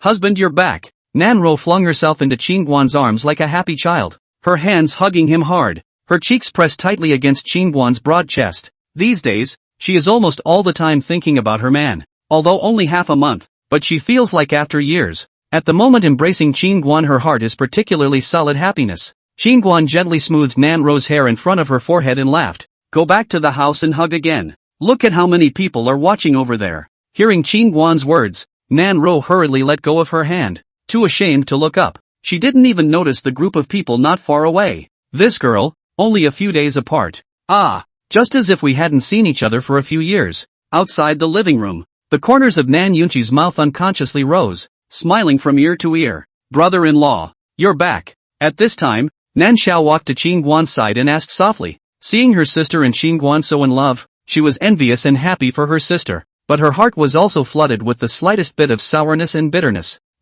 Back. Qingguan nodded slightly. Auntie, you're back. Yang Hongmei also walked over and greeted with a smile. Greetings, mother-in-law. Qingguan nodded his head. Aya, you don't know that these days Ro and Xiaoer have missed you and worried about you. Now that you're back you can sort of put their minds at ease. Yang Hongmei couldn't help but laugh. Hearing Yang Hongmei's words, Nan Xiao looked a little flustered as she hurriedly covered it up. Brother-in-law, I have a little problem with my cultivation and was thinking of when you could give me some pointers. Qingguan smiled faintly. It's so late. Let's wait for tomorrow. Nanzhou nodded. Good, kid, why are you so abrasive? Hurry up and get to business. Right at this moment, the little black tower suddenly spoke. The corners of Qingguan's mouth twitched as he laughed. That it's all late. Everyone hurry back to the house. Qingguan turned around and walked towards his residence with his arm around Nanro after he finished speaking. At this time, Xin Xianjing suddenly followed him. Qingguan's face darkened. What are you doing following me? This old gangster is afraid of being a voyeur.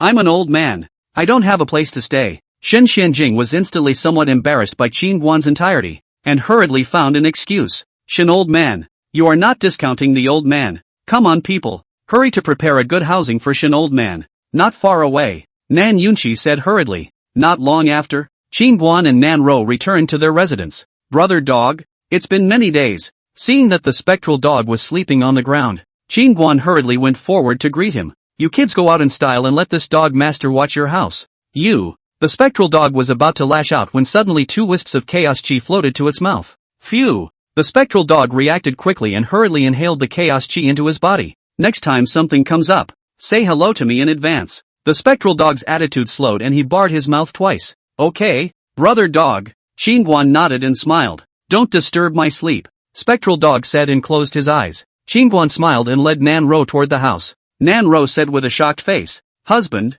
Xiao Hei it will actually speak. It will speak why it has never spoken to me. Does it hate me? Upon hearing this, Qingguan leaned over and whispered in Nanro's ear. It's not hating you. It's afraid of you. Afraid that you'll use your bottom card. Upon hearing this, Nanro was very curious. Husband, what exactly is my bottom card? Hush, it won't work if you say it. Qingguan made a shushing gesture then quickly closed the door. Just as he closed the door, Qingguan suddenly picked up Nanro in a hug, causing Nanro to scream in fright. Qingguan glanced at Nanro in a bad way. Nanro realized that her white face instantly reddened, and her big blue watery eyes slowly closed, and then she took the initiative to raise her chin with soft lines. A long goodbye is better than a new marriage. A blazing fire meets dry wood. Soon the house was filled with the soft murmur of a stream at times and the joyous roar of summer thunder. This little brat is really cool. As this girl's cultivation rises, the benefits returned to him are truly mouth-watering. Noticing the chaotic chi in Qingguan's body rapidly nourishing and condensing, the little black tower marveled. The key even Qingguan's pioneering and opened up the orifices had received considerable benefits. The meridians and orifices had become even more permeable and tough. 2 hours later, Nanro began to clean up the battlefield. Now with her own cultivation upgraded, her physical endurance was greatly enhanced. No longer the soft and sickly child she once was, Qingguan was lying in the quilt with a comfortable body. It's still comfortable at home. Kid, hurry up and give me a few strands of chaos chi. The little black tower suddenly said. Master Pagoda, didn't I just give you several strands of chaotic chi 2 days ago, and you ran out so quickly? Qingguan was curious. The little black pagoda said without a trace of anger. Don't you realize that the chaotic chi in your body has been purified quite a bit more? Hearing the little black pagoda's words, Qingguan hurriedly checked. Holy, it's big. It's bigger. It's obviously a lot tighter and thicker again. Noticing the change in the chaotic chi within his body, Qin Zhong was instantly startled. Nanju. Qingguan immediately understood what was going on. Looking at Nanro, who was organizing her clothes in the room, Qingguan couldn't calm down for a long time. This daughter-in-law is really too good to herself. Not only does she fulfill a need, but she also fuels her strength quickly. Kid, although you are a chaotic body, but your daughter-in-law in the future is not necessarily worse than you. Her current cultivation is just starting. The root is also good by your conditioning, such as in the future one day can resist the pressure of the tower to let her into the tower to cultivate. With her Taiyin sacred body,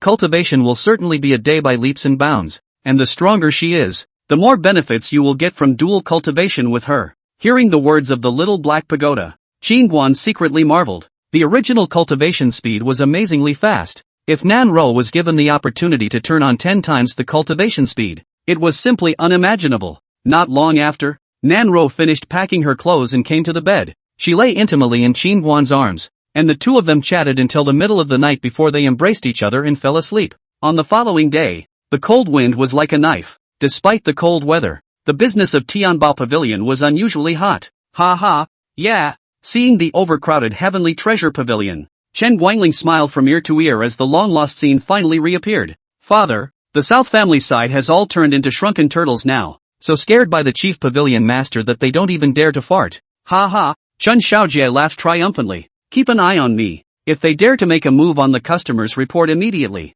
Chen Guangling said in a deep voice. Got it, Dad. Chen Xiaojie nodded his head, then suddenly revealed a lewd look on his face. Father, why don't you go beg the chief pavilion master to go to the Nan family and take Nan Ro and Nan Xiao captive? I'm dying of wanting them right now. Think about him, Chen Xiaojie, before as long as he looked at the woman. No matter what tricks can get it. But since he met Nan Ro and Nan Xiao, he repeatedly failed, but also ate a lot of suffering, nearly died. But the more he did, the more he wanted it, and that desire in his heart grew stronger and stronger. Pop! Chen Guangling was furious and slapped Chen Xiaojie's face hard. How did Laozi give birth to such a man as you who can only think with his lower body? And at this time you are still thinking about women. Are you stepping on the horse, crazy ah? Chen Xiaojie was furious and stomped his feet. Suddenly his body moved forward and said in a breath, Father, I can't control it. You cut it off. You.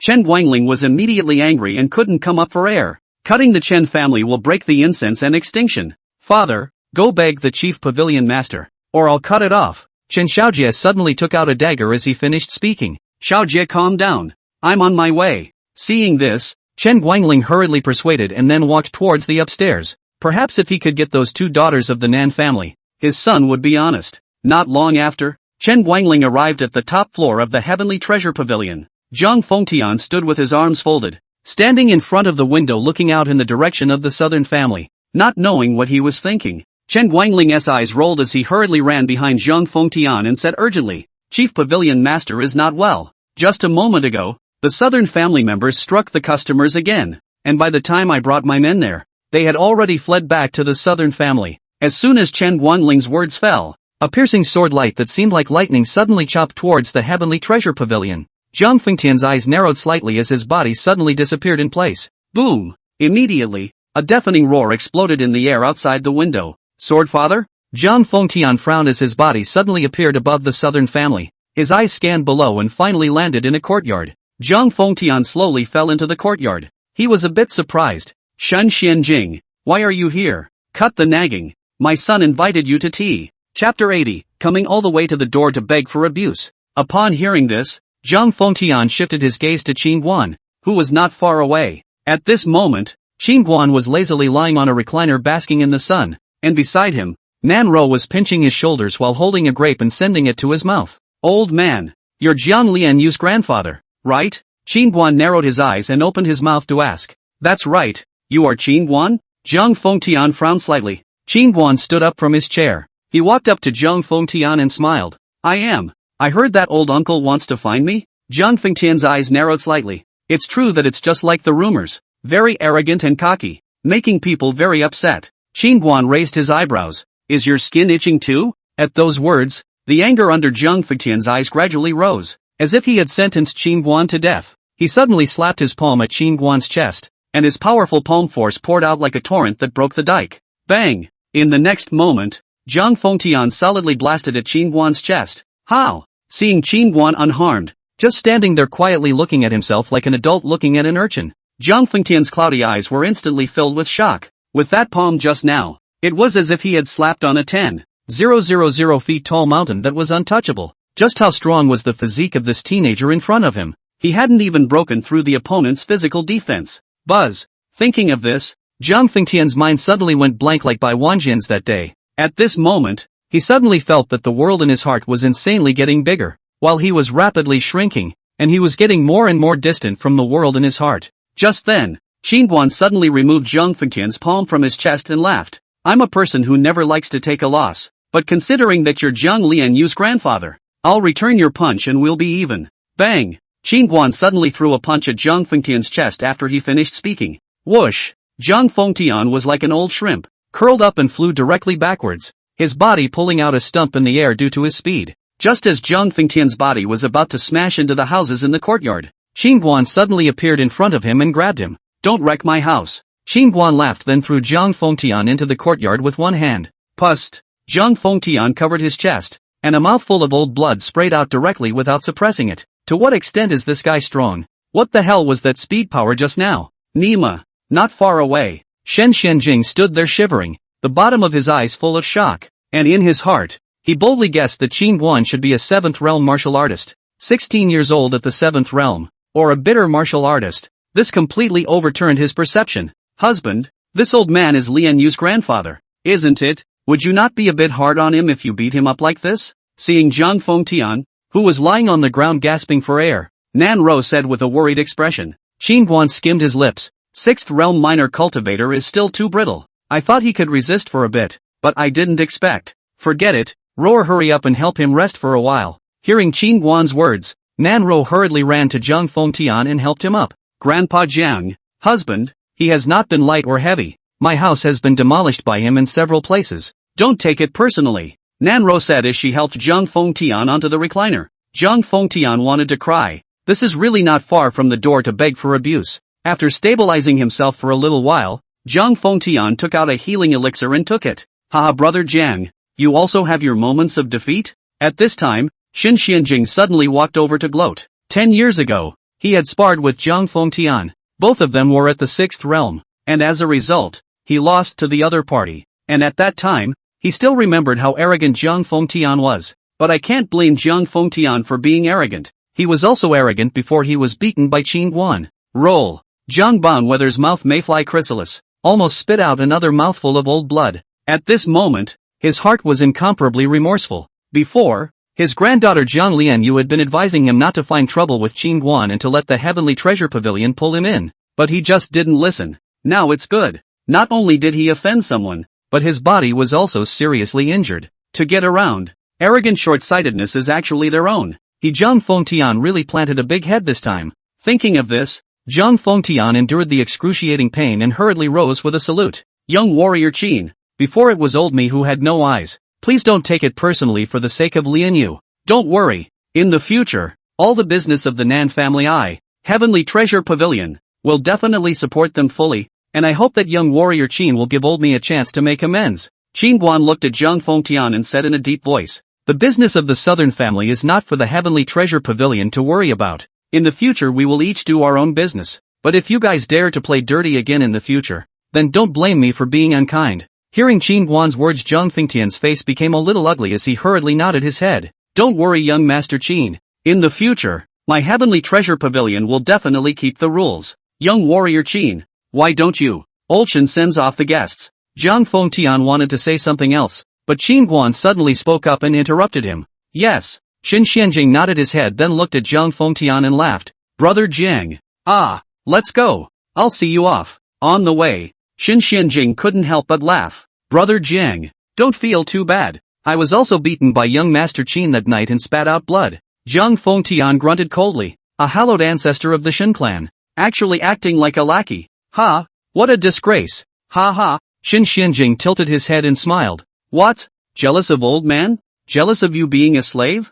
Zhang Fengtian snorted. Seeing this, Shen Xianjing laughed. Brother Jiang, You've just seen the strength of young warrior Qin. Like this rare demon. Let's not worry about what forces are behind him. In the future he will definitely be an existence that you and I will look up to, and may not even be able to look up to. So don't look at this little lackey. A large number of people want to beg and can't even ask for it. Zhang Fengtian listened to the silence. He is a businessman. Everything is profit-oriented. Often deal with people. Xin Xianjing words are not good to hear, but he understands that it is the truth. There are some people who, before they grow up, you can still match his height and have access to him, but when he once grows up, I'm afraid you won't even have a chance to see him. The first opportunity is very important, but the good first opportunity was buried by him in vain, or buried because of the original choice of the Xin Xuanjing's grandson Xin Huan in front of him. Thinking about this, Zhang Fengtian almost fainted from anger. However, he knew that the worst move he had made wasn't choosing Xin Huan, but rather that he shouldn't have rushed to the Spirit Sword Academy to show goodwill to the Xin family in the first place,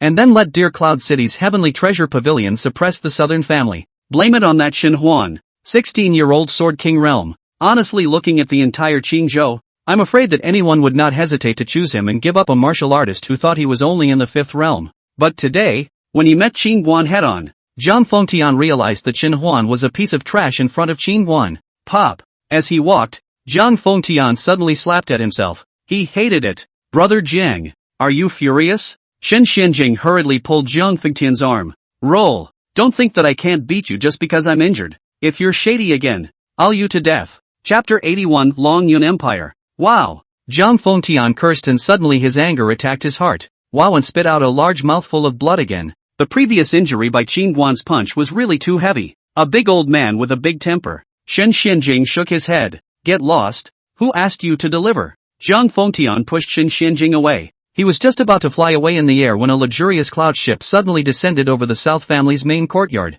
Seeing the cloud ship, the looks on Zhang Fengtian's and Shen Xuanjing's faces immediately became grave. The Longyun Empire's cloud ship had actually descended to the Southern family. On the cloud ship, 2 guards wearing flying cloud clothing helped a middle-aged man fly down from the cloud ship. The middle-aged man's skin was white and his mouth was smooth and beardless, revealing a sense of femininity. Dragon Cloud Empire. Seeing the faction of a few people, the guards in the courtyard hurriedly went to report Nan Yunqi. Longyun Empire, the largest empire in Qingzhou. If ranked by power, Longyun Empire could only be ranked 4th. Located after Spirit Sword Academy, Tianbao Pavilion, and Yunlan Sect. However, in the Qingzhou, even these 3 forces did not dare to easily mess with the Dragon Cloud Empire, because the Dragon Cloud Empire had a close relationship with their superior forces in the central state, and the talents it cultivated were spread throughout the major factions in the central state. Learning that it was someone from the Longyun Empire, Nan Yunqi hurriedly ran out from the house. I, Nan Yunqi, the head of the Nan family,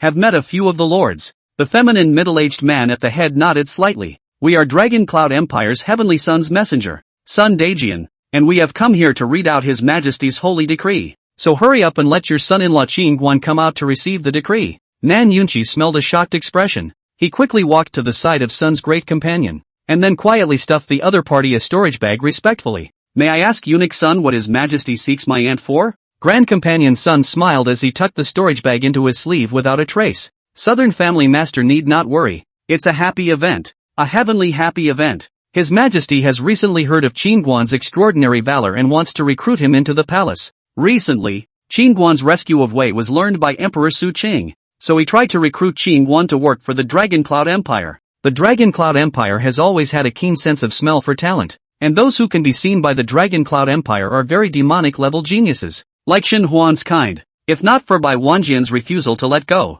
he would have long been recruited to the Dragon Cloud Empire. Nan Yunqi frowned slightly after hearing this, not knowing what he was thinking. Seeing Nan Yunqi hesitate, Grand Companion Sun was slightly displeased. Why? Do you still need to consider this? Southern Family Master, how many people dream of serving my Longyun Empire? This is a once-in-a-lifetime opportunity. If Qin Guan can serve the Empire, then all of your Nan family's current troubles we in the Longyun Empire can take care of for you. And in the future, your Nan family will be blessed by the Empire and soar. Upon hearing this, Nan Yunqi smiled sarcastically. Eunuch Sun doesn't know. My aunt's master is accustomed to being free-spirited. I'm afraid that he, As Nan Yunqi was speaking, Grand Companion Sun was suddenly displeased. His Majesty has already issued an imperial decree on this matter, and the king has no jesting words. Nan Family Master, you must think clearly before speaking. Bullying. Naked bullying. This was the thunderous tactics of the Longyun Empire. Grace and mercy. And the recruited talents must unconditionally obey the Empire. Unable to say no. But generally no one would refuse the olive branch of the Dragon Cloud Empire. In Qingzhou to be seen by the Dragon Cloud Empire. It was a supreme honor. And to serve the Dragon Cloud Empire could bring countless benefits to themselves and the family forces behind them. Nan Yunqi looked uncertain and said to one of his subordinates, "Go and invite the auntie here." Not long after, Qingguan pulled Nan Ro's hand to the main courtyard, and strangely enough the spectral dog, who had always liked to sleep, also followed. Hearing that the Longyun Empire had come, the people of the southern family all rushed over as well, not knowing what had happened. "Qingguan, this is Eunuch Sun, the Heavenly Sun's emissary of our Longyun Empire." Nan Yunqi hurriedly introduced him with a smiling face. Qingguan looked at Eunuch Sun. "Something is wrong?" "Ahem." Eunuch Sun cleared his throat to clip his voice. "Young warrior Qin, our highness has heard of some of your heroic deeds and particularly appreciates you, so he wants to recruit you to the palace," Eunuch Sun said as he took out an imperial decree from his sleeve robe. Young warrior Qin accept the decree. Qingguan frowned slightly. Daring? Seeing the imperial decree is like seeing his majesty. Why don't you kneel down to receive the decree? Eunuch Sun's face showed his authority. Qingguan was a bit puzzled, pointing at Sun Daejian to look at Nan Yunqi. "No, father-in-law. Where did this dead demon come from? What a mess. In the future, when you come across this kind of psychopath, directly blast it out." Bold. As Qingguan's words fell, the two flying cloud suit guards behind Grand Companion Sun suddenly took a step forward, and two powerful pressures directly pressed Qingguan's side. 5 realms. Surprisingly, they were 2 fifth realm cultivators. Qingguan's eyes were cold and he protected Nan Ro behind him. He was just about to make his move when the underworld dog suddenly transmitted. "Kid, let me do it. How about a strand of chaotic chi? Little Black Pagoda, Mard. This dead dog really knows how to do business." A bunch of mongrels even offered a strand of chaos chi. At those words, Qingguan directly twisted his head at the spectral dog, then made a neck-wiping motion. Reaching a deal. The big black lips of the spectral dog couldn't help but lift up. Such a deal couldn't be found with a lantern. Last time Qingguan gave it several strands of chaos chi. It couldn't finish digesting it for a while, and idly, it even incorporated the power of chaos chi into the soul-devouring technique, and as a result, it found that the soul-devouring technique had greatly increased in power, which made it excited. However, this chaotic chi was gone when it was used up, so it calculated that it would have to ask Qingguan for more to keep in the future. Seeing the spectral dog suddenly walk out from behind Qingguan, all the people of the southern clan were startled, and their feet could not help but take 2 steps back. This guy can flick his tongue and kill people with his saliva. If he flicks his tongue crookedly and sprays himself, then he will be dead. It looks like the southern family is going to have another powerful enemy. Nan Yunqi laughed bitterly in his heart, but with Qingguan and Xiao He around, he wasn't afraid at all. The dead eunuch was so arrogant, which is to recruit talent. This is a stampede to arrest people. Aya, black and dirty, quickly blow away for our family. Sun Daejian was instantly disgusted at the sight of the spectral dog. Bored. Sun Daejian had just spoken when the spectral dog suddenly opened its mouth and sucked. In the next moment, the divine souls of Sun De Companion and the 2 fifth realm guards were suddenly ripped out of their bodies in a hard way, and then swallowed into their stomachs by the underworld dogs. Bang! The 3 fell straight to the ground with wide eyes. Asterisk asterisk asterisk asterisk, what kind of evil technique has this guy practiced? Seeing the spectral canine born rip off the divine soul, Qin Shengli was instantly startled. At this moment, all the people present were also all shocked. This dog's methods were also terrifying. Last time the saliva killed people. This time it ate people's souls. It was simply too terrifying. In the crowd, no one was more shocked than Zhang Fengtian and Xin Xinjing, because they had never seen the means of the underworld dog, and before they thought that the lame black dog was just an ordinary watchdog. At this moment, when I saw that the underworld dog could harden the human soul and suck it out, I couldn't help but feel my scalp numb. This limp dog is obviously a big demon. Thinking of this, Zhang Fengtian and Xin Xinjing all carefully surveyed the South family compound. An inconspicuous crippled dog are so horrible. This South family do not know how many big demons have been raised. At this time, Qingguan suddenly walked over to Nan Yunqi and handed him a storage bag. Can you use these octagonal crossbows? Nan Yunqi opened his storage bag. His eyes instantly widened when he saw the 30 heavy-duty octagonal crossbows. This was a sharp weapon for shooting cultivators. A heavy octagonal crossbow cost at least 100 spirit stones. Extremely expensive. Qingguan had given him 30 heavy octagonal crossbows. Nan Yunqi gulped and shook his head. I've only heard of this thing. I've never used it. Family master. The heavy octagonal crossbow is very simple to operate, but it needs to consume a lower grade spirit stone to catalyze it once. In the crowd, Chen Guanxiang suddenly spoke. One time you need to consume a spirit stone. This is too expensive. The crowd was shocked to hear it. Family master. Expensive has its own reasons. If a cultivator of the fourth realm like me were to be locked by 2 octagonal heavy crossbows at the same time, he would be seriously injured without dying. The power is extremely strong. Chen Guanxiang opened his mouth. Qin Guan took out another storage bag and handed it to Nan Yunqi in a deep voice. There are 200 spirit stones in here. In the future, if any cats or dogs barge into the southern family looking for trouble, don't talk nonsense to him, just shoot him. Inexplicably called over to kneel down to receive the decree, Qin Guanzhong was annoyed. This Longyun Empire is really overbearing. In his mind, the higher up the other party was, the more he wanted to twist them into dust. The sight of his mother kneeling down for half a piece of steamed bread was etched in his memory. Yes, Nan Yunqi hurriedly put the storage bag away. 200 spirit stones. For God's sake, this Qin Guan is too rich. 600 million. Nan's business is a child's playground. At this time, Qin Guan suddenly patted Nan Yunqi's shoulder. Father-in-law, don't be afraid. When things go wrong, I'll take the blame. It's just one word. Dry.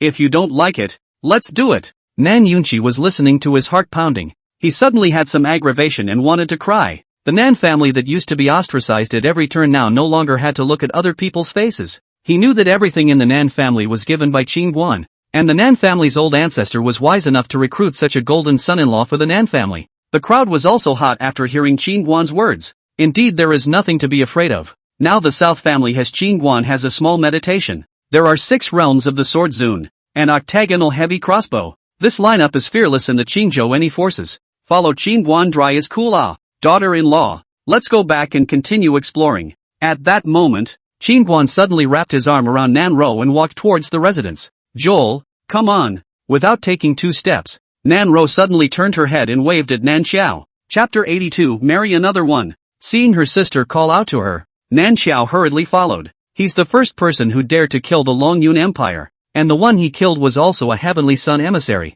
In the courtyard, looking at Qin Guan's departing back, Zhang Fengtian said in a deep voice, what do you think about this matter, Brother Jiang? Shen Shenjing looked toward Zhang Fengtian. The storm is coming, Zhang Fengtian said and flew away. After Zhang Fengtian left, Shen Shenjing's expression became grave. He knew what Zhang Fengtian meant. If this matter spread to the imperial capital, with the temperament of Emperor Su Qing, he would definitely be furious with the dragon face and send someone to kill Qin Guan. As long as he knew Qin Guan's terror after 1 or 2 encounters, the Longyun Empire would definitely ask for help from the central state. At that time, when the central state exerts pressure, I am afraid that all the major forces in Qingzhou will be involved. Spirit Sword Academy, Tianbao Pavilion, Yunlan Sect, and the forces of all the major clans including his Shin family. Normally, these big forces in Qingzhou fought openly and secretly, each playing their own game. But with the Dragon Cloud Empire's network of connections, it could easily enlist these forces in Qingzhou to deal with Qin Guan. The Shin family must now immediately make a choice. This problem is honestly difficult. Choosing Qin Guan would mean that the Shin family would be enemies with the entire Qingzhou and even the central stateside, which was not something that the Shin family could afford. If he chose the Longyun Empire, the Shin family would be an enemy of Qin Guan, and being an enemy of Qin Guan was something that he, Shen Xianjing, was not willing to do for 100 times. But as the Shin family's oldest ancestor, he had to make the right choice to lead the Shin family through this coming storm. On the other hand, Qin Guan and the others returned to their residence. Sis, what did you call me over for? Nanzhou couldn't help but ask. Nan Ro glanced at Nan Xiao and smiled. Don't you have problems with cultivation? While your brother-in-law has time now, let him give you guidance. Aha! Nan Xiao nodded her head. Since the last time she failed in her breakthrough and nearly lost her life, she had a shadow in her heart about realm breakthroughs. During this period of time, she had been polishing her realm, summarizing the reasons for her failure, and building up her strength for the next breakthrough. However, recently, she had encountered a difficult problem in the ice spirit skill technique that she couldn't solve for the 100th time. Husband, don't study it. Hurry up and instruct Xiaoer. Seeing that Qin Guan was still staring at the chessboard not far away, Nan Ro hurriedly shouted, coming. Qin Guan coped, his gaze still resting on the chessboard. This chess skill is really something. It looks like she's casually dropping her pieces, but she's actually weaving a web of layouts. My chess skill is so superb that I can't even hold out for 30 rounds. Qin Guan stared at the chessboard staggeringly. Before idly playing chess with Nan Ro, he unexpectedly lost 3 in a row, being taken down in 15 rounds in the first hand, 20 rounds in the second, and again in 30 rounds in the third, left Qin Guan devastated. You're just a simple-minded, four-legged martial artist who doesn't need a brain. Little Black Tower suddenly spoke. Qingguan had a black line on his face. Master Ta, how can you say that about me? I'm a Sword King now. Sword King? Sword Immortals were scum before that. You're not even close. Little Black Pagoda snorted coldly. That's sooner or later. Qingguan raised his eyebrows toward Nanro and Nanxiao's side. Tell me, what's the problem? Qingguan looked at Nanxiao and smiled. Nanzhou said hastily, I've already refined the Ice Spirit technique to the 5th level, and I'm planning to impact the 3rd realm Alchemy God realm once I've refined it to the 6th level. But recently, when I was cultivating the Ice Spirit skill, whenever I built up my spiritual power to a critical point, I felt an inexplicable resistance in my body, which seemed to be somewhat repulsive to the Ice Spirit skill, making it impossible for me to concentrate my power. Qingguan listened and pondered for a moment before saying, Cultivate your Ice Spirit skill for me to see. Upon hearing this, Nanxiao hurriedly sat down on her knees and began to run the Ice Spirit skill. As soon as the Ice Spirit skill was in operation, Qingguan suddenly felt the temperature around him plummet. This Yin Spirit body is truly unique to the Dark Systems techniques. Develop your sister-in-law properly. Feeling how well the Ice Spirit technique fit with Nanxiao, Little Black Pagoda was quite appreciative. Qingguan nodded his head silently. Cultivating Nanxiao a little bit with care wouldn't be too bad for her attainments in the future. Soon, when Nanxiao ran the Ice Spirit skill to catalyze her spiritual power to the Zhengfu and Tianqi points at her chest, there was a noticeable fluctuation in the trajectory of the spiritual power within her body, and most of the power that had been accumulated was instantly washed away. Not long after, Nanxiao stopped after running her gong method for a week, and she looked at Qingguan. Brother-in-law, have you noticed? It's that power just now that makes me feel that my spiritual energy is a bit disorganized, and there is an inexplicable dryness in my chest. My chest. Qingguan nodded his head as he pointed to the 2 acupoints on Nanxiao's chest. When you were running the Ice Spirit skill, your spiritual energy's route of operation deviated when it was in the middle prefecture acupuncture point as well as the heavenly pool acupuncture point, which should be a difficulty in the cultivation of the Ice Spirit skill to a specific stage. The Ice Spirit skill spiritual power is cold to the core, and will have an effect on the surrounding meridians as it builds up, and the spiritual power in your body is disturbed by this power. And it's only when it runs to the Zhengfu acupuncture point and the Tianqi acupuncture point that it will clash with resistance. Nanzhou nodded silently as she listened. What do you think, Master Tower? Qingguan asked. There's nothing wrong with it. Just unplug her and guide her. The Little Black Tower spoke. What? It's not good to do it in front of your daughter-in-law? Seeing Qingguan hesitating about something there, Little Black Pagoda laughed evilly. Qingguan, it's not like she's healing a disease or an injury. She doesn't need to control the chaos chi to grab it underhand. I can fix it from across the air. Speaking of this, Qingguan snorted coldly again. Master Tower, don't think I don't know what you're thinking. Full of evil thoughts all day long. Beware of being aggravated by the backlash of the Dao injury. Little Black Tower. At this moment, Qingguan suddenly flexed his fingers and a wisp of soft spiritual energy was injected into Nanxiao's body. Rerun the Ice Spirit technique. You follow my spiritual energy and adjust the trajectory. Nanjiao sniffed and hastened to do as she was told.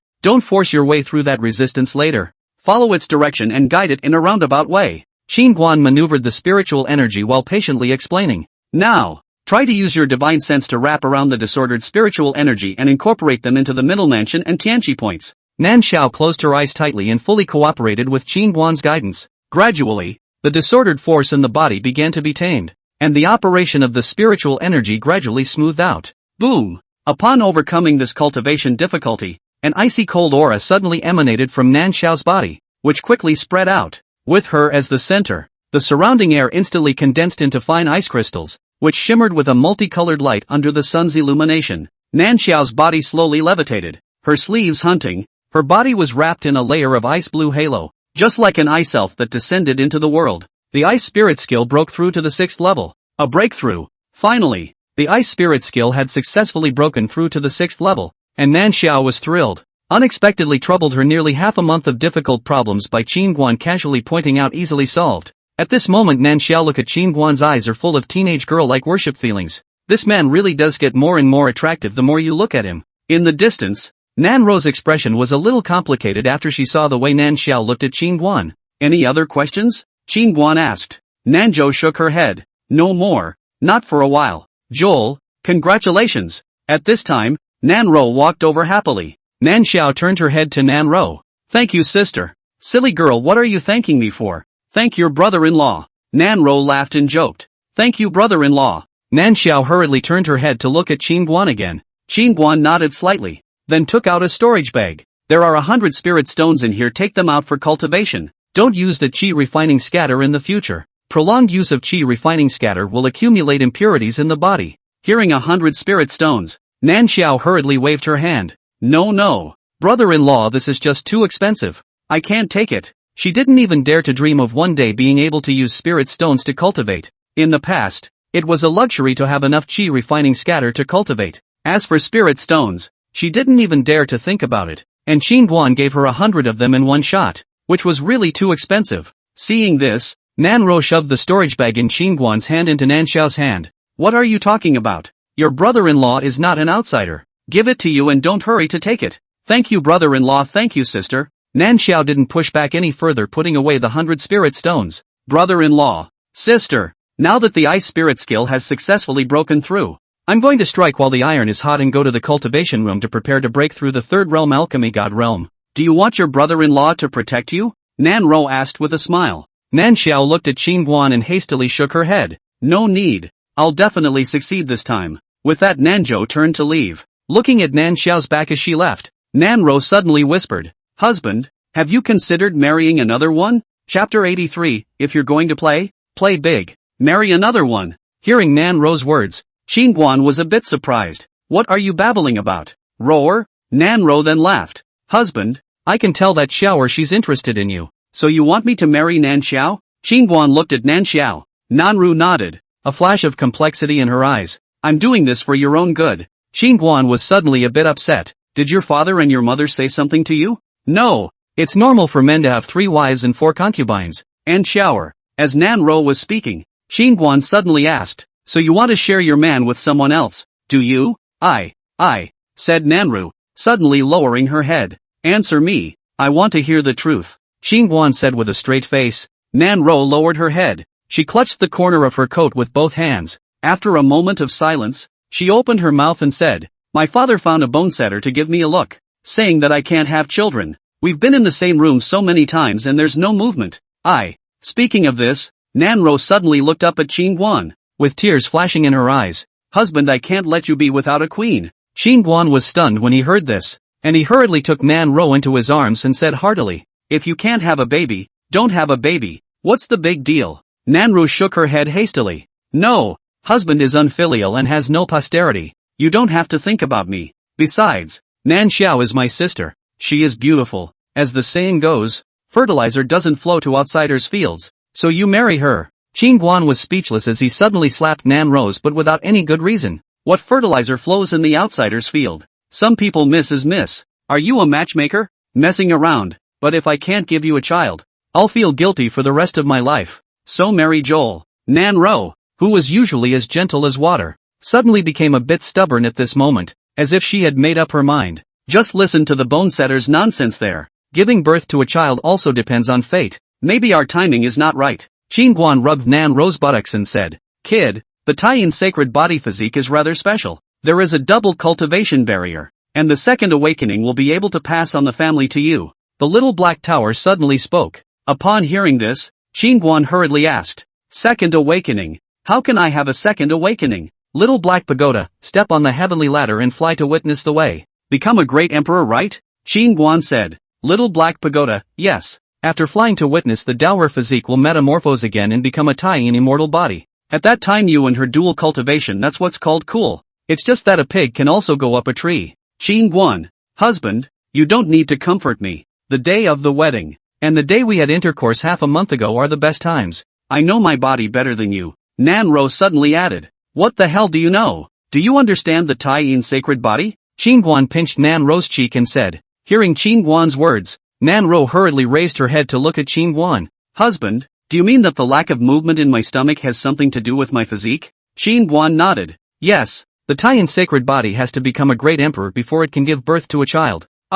Nan Ro was stunned. Great emperor, then I'm afraid it's impossible in my life. Nan Ro finished with a disappointed look on her face. Great emperor, throughout the ages, in the endless river of time, there were only a few that could become great emperors. That was a realm that countless cultivators could hardly reach even after exhausting their entire lives. It was really too hard and too difficult. Qin Guan said with a straight face. Why is it impossible? It's only a matter of time before you become a great emperor with this rate of cultivation. Nan Ro had a hint of confusion in her eyes. Me? Can I really do it? Qin Guan grinned. I've thought of the child's name. Do you think you can do it? Hearing Qin Guan's words, Nan Ro's petite body was stunned. And then her voice was firm. I want to become a great emperor. And I want to give you children. Lots and lots of children. Creamy and noisy. Can you let this dog master cultivate in peace? Right at this moment, the spectral dog lying not far away suddenly howled. Nan Ro was so frightened that she hurriedly covered her mouth. Qin Guan glanced at the spectral dog, then wrapped his arm around Nan Ro.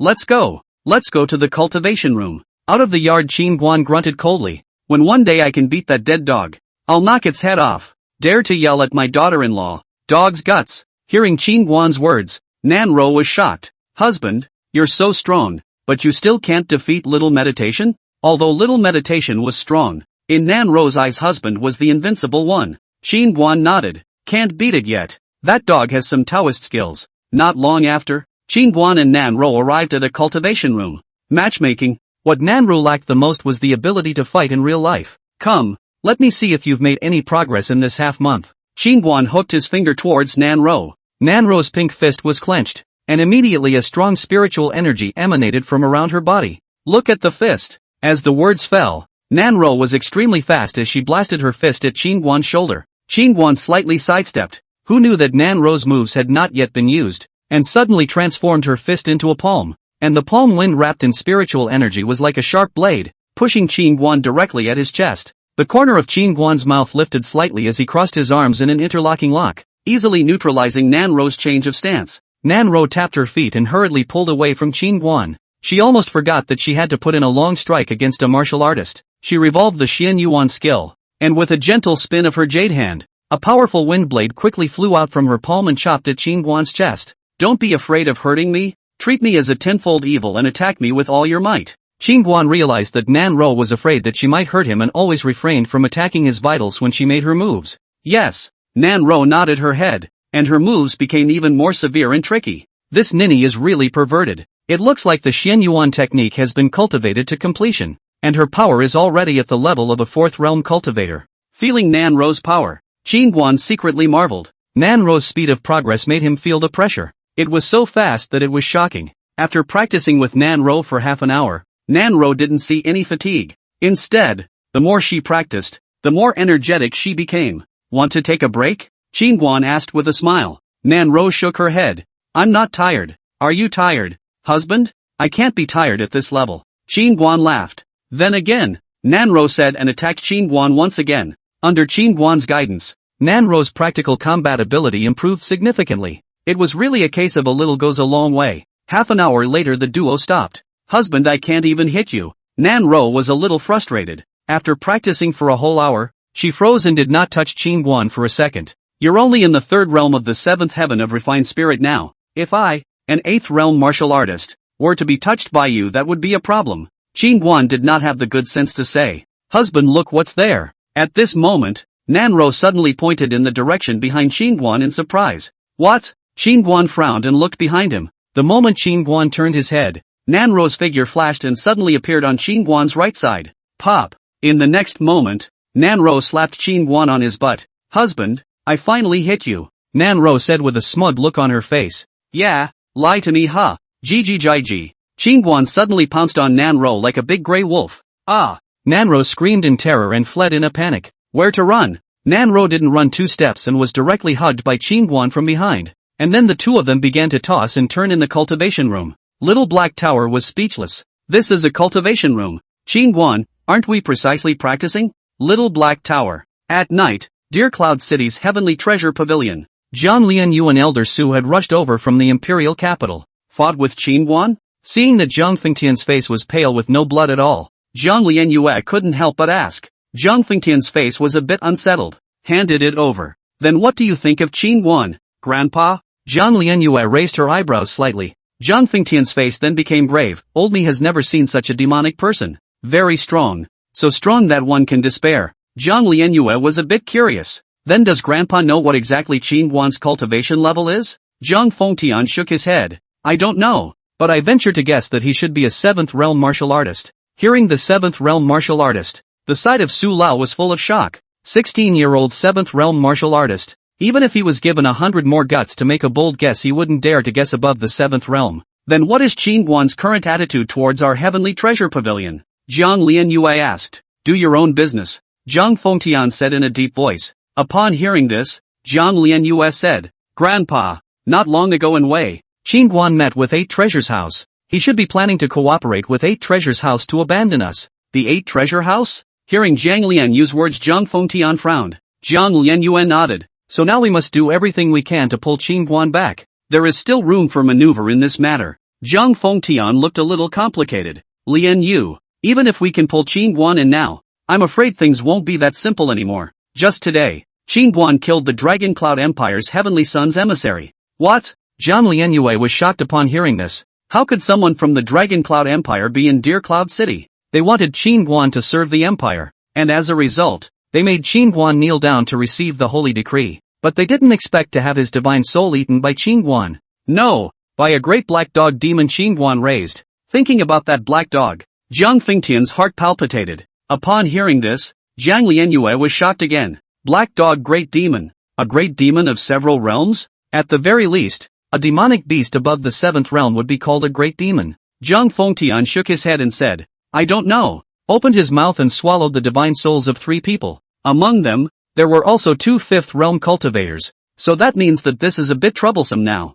Dragon Cloud Empire. Zhang Lianyue pondered slightly. A moment later she spoke. Grandpa is afraid of pressure from the central state side, right? Zhang Fengtian nodded. Qin Guan will soon become the enemy of the entire Qingzhou and even Zhengzhou. A storm centered on him is coming soon. Zhang Fengtian finished looking at Zhang Lianyue. Lianyue, what do you think about this? What are your thoughts? After Qin Guan this matter, he is considered to have learned a lesson. Granddaughter Zhang Lianyue then his vision loan. See through. Sword away. Bet on Qin Guan. Zhang Lianyue had a confident look on her face. Lian Yu, have you ever thought that if we take Qin Guan's side, Grandpa might lose his position as the chief pavilion master of the Heavenly Treasure Pavilion in Qingzhou? Then don't. And if you're going to play big. Chapter 84, Southern Sword Saint and Northern Wild Blade. Hearing Zhang Lianyue's words, Zhang Fengtian and Elder Su were both shocked. This girl was really bold. Zhang Lianyu looked at Zhang Fengtian and laughed. Grandpa, this is a good opportunity. To be honest, originally this matter of you offending Qin Guan was not really easy to deal with in a short period of time,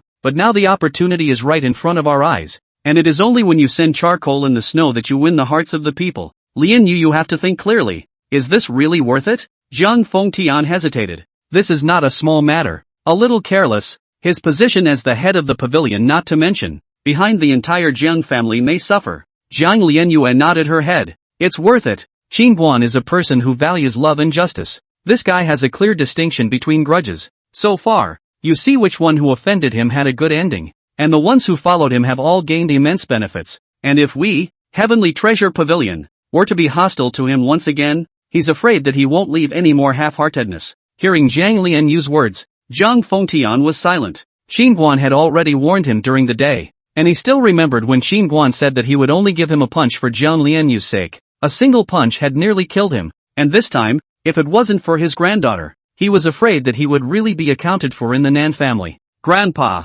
I don't think you need to overthink this matter either. At this time, Zhang Lianyue laughed. What does that mean? Zhang Fengtian said in disbelief. Zhang Lianyu looked at Zhang Fengtian. To be honest, we can't contribute much by standing on Qin Guan's side, because he doesn't even look at this bit of our battle power. Our advantage lies in intelligence. We just need to provide him with favorable information and that's enough. Hearing Zhang Lianyue's words, Elder Su on the side was busy nodding his head. Old Pavilion Master. The old slave thinks that Mrs. Words are reasonable. You think that just that black dog great demon by his side is enough to sweep across the entire Qingzhou? Even if someone comes from the central state side in person, at the very least, 2 powerhouses of the 7th realm Star Realm will come over. Inviting 2 7th realm powerhouses is not to mention whether or not the Longyun Empire can invite them. And even if they do, they will have to pay a great price. Also, the power behind Qin Guan has yet to show his face. Such a person is still unknown to be the holy son and young master of any hidden sect. On the surface, Qin Guan seems to have been besieged by a monstrous flood and may perish at any time.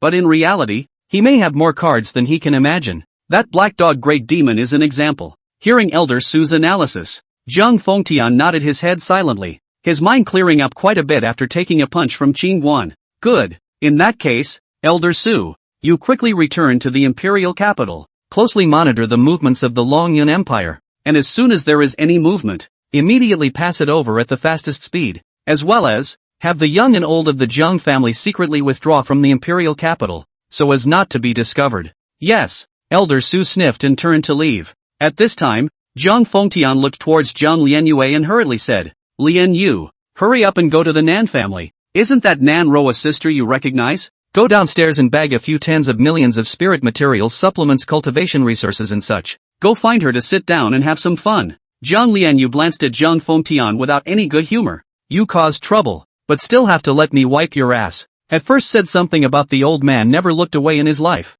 You are still young. Hearing Zhang Lianyu's sarcastic mockery, Zhang Fengtian's old face darkened in anger. Asshole, I'll kill you with one palm. Old codger. Zhang Lianyu disdainfully glanced at Zhang Fengtian and turned to leave. That girl, Zhang Fengtian and angry and laugh. The Ginger family young generation many, only Zhang Lianyue deeply loved him. Smart and clever, do things unconventionally, always let a person surprise. In the Ginger family no one dares to him, no big or small. Only Zhang Lianyue, naughty and clever children will always be favored. Miss. On the other side, Zhang Lianyu had just walked out of the room when a shadow guard suddenly appeared in front of her and then handed her a note. Zhang Lianyu took the note, and when she saw the contents of the note her pretty face chilled. Stand down. Yes. The shadow guard quickly disappeared down the corridor. At this moment, in the South family's cultivation room, after Qingguan and Nan Ro finished cultivating, they all started to cultivate individually. Now, Nan Ro was full of great emperors, full of having children, although she knew it was hard and difficult, but in order to be able to pass on her family's name to Qingguan, the faith in her heart grew like spring shoots growing wildly after the rain, and she began to cultivate frantically. The time flickered 3 days later. During these 3 days, Qingguan made an organized cultivation plan. Every day, he spends 5 hours on the second floor hammering his physical body and practicing divine avoidance. Under the tremendous pressure of the second floor, not only could one effectively strengthen the physical body physique, but practicing divine avoidance at the same time could greatly stimulate the sword power. And the rest of the time he returned to the first floor to cultivate the changing elemental sword technique. Of course once a day he had to observe the little golden man's sword drawing. During these 3 days, Qingguan had opened his orifices to the 48th, and now the spiritual energy stored within his orifices could allow him to perform divine evasion twice. Although Qingguan's sword Dao was only at the Sword King realm, but now if he drained all the spiritual energy within his orifices and then integrated it into the power of chaos, he was confident that he could kill a 6th realm sword exalt with a single stroke of his sword. Stretching his muscles and bones, Qingguan left the little black pagoda and returned to the cultivation room. Realizing that Nan Ro was not there, he walked out of the cultivation room. It just so happens that my stomach is a little hungry, so I'll go back and ask Nanru to cook some dishes. Just after leaving the cultivation room, Shen Xianjing hurriedly ran over. Young warrior Qin, you can come out now. Old me has some things I want to go back to the imperial capital. Shen Xianjing spoke. Qingguan nodded his head. If you have something to do, you can return. I'm a bit busy in the past 2 days. Last time I said I would instruct you in swordplay. I'll instruct you when you're free to come back. Upon hearing this, Shen Xianjing was overjoyed, and he nodded his head hurriedly. Good. I will definitely come back as soon as possible after I'm done with this. After he finished speaking, Shen Xianjing seemed to have something on his mind as he added, Young warrior Qin, can you take a walk with the old man? The old man would like to talk to you about something. Qingguan nodded. Yes. Young warrior Qin, do you know the strength of the Longyun Empire? On the way, Shen Xianjing asked. Qingguan shook his head. I don't know. Do they want to come for revenge? Shen Xianjing nodded his head. They'll definitely send someone to retaliate. This Longyun Empire's relationship is not ordinary. The Stepmother of the Longyun Empire is the personal sister of the Vice President of the Spirit Sword Academy in Central State. The eldest princess is the wife of the Chief Pavilion Master of the Tianbao Pavilion in the Central State, as well as the Imperial Princess of the Longyun Empire, as well as the many talents that have been cultivated over the years have infiltrated the major forces in the Central State. And in the Green State, no one in the Longyun Empire dares to offend. Hearing this, Qingguan smiled faintly. The relationship is quite complicated. Listening to your tone, is Qingzhou afraid of Zhongzhou? Shen Xianjing nodded. The resources of the Central State are far more abundant than the Qing State, and the cultivators there are overall a whole lot stronger than the Qing State, like the Spirit Sword Academy, the Heavenly Treasure Pavilion, and the Cloudlawn sect of the Qing State. The 3 major powers of the upper echelons of the Qing State are all in the Qing State. What is the cultivation level of the most capable cultivator in Central State?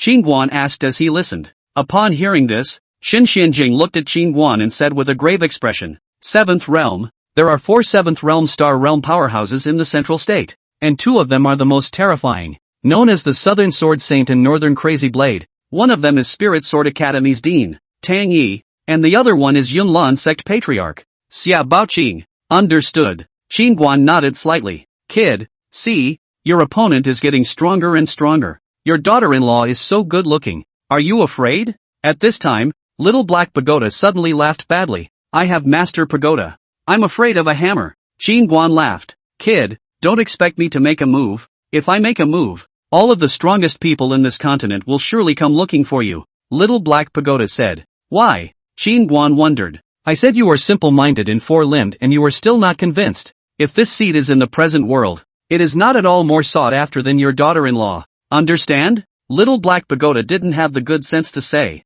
I understand. If anyone dares to hit on my daughter-in-law and Master Tower, I will open the killing gate and kill his entire family, Qin Guan said in a deep voice. At this moment, Shen Xianjing, who was on the side, suddenly said, Don't worry, young warrior Qin. Even if the Central State puts pressure on you, the old man will definitely be on your side. Qin Guan looked at Shen Xianjing and smiled. Aren't you afraid? Shen Xianjing let out a bitter smile. Young warrior Qin, I won't hide it from you. The old immortal is indeed a bit afraid. And this decision was only made after a long consideration. But compared to that Central State, the old immortal feels that young warrior Qin's thighs are thicker. And the old immortal's greatest wish is to become a sword emperor in this life. Even if it means death, the old immortal will have no regrets. Qin Guan patted Shen Xuanjing's shoulder after hearing this. Just for you saying this to me, I'll give you the whole sword emperor high and low. Shen Xuanjing's eyes lit up as he excitedly said, Young warrior Qin, the old man's admiration for you is like a torrential river,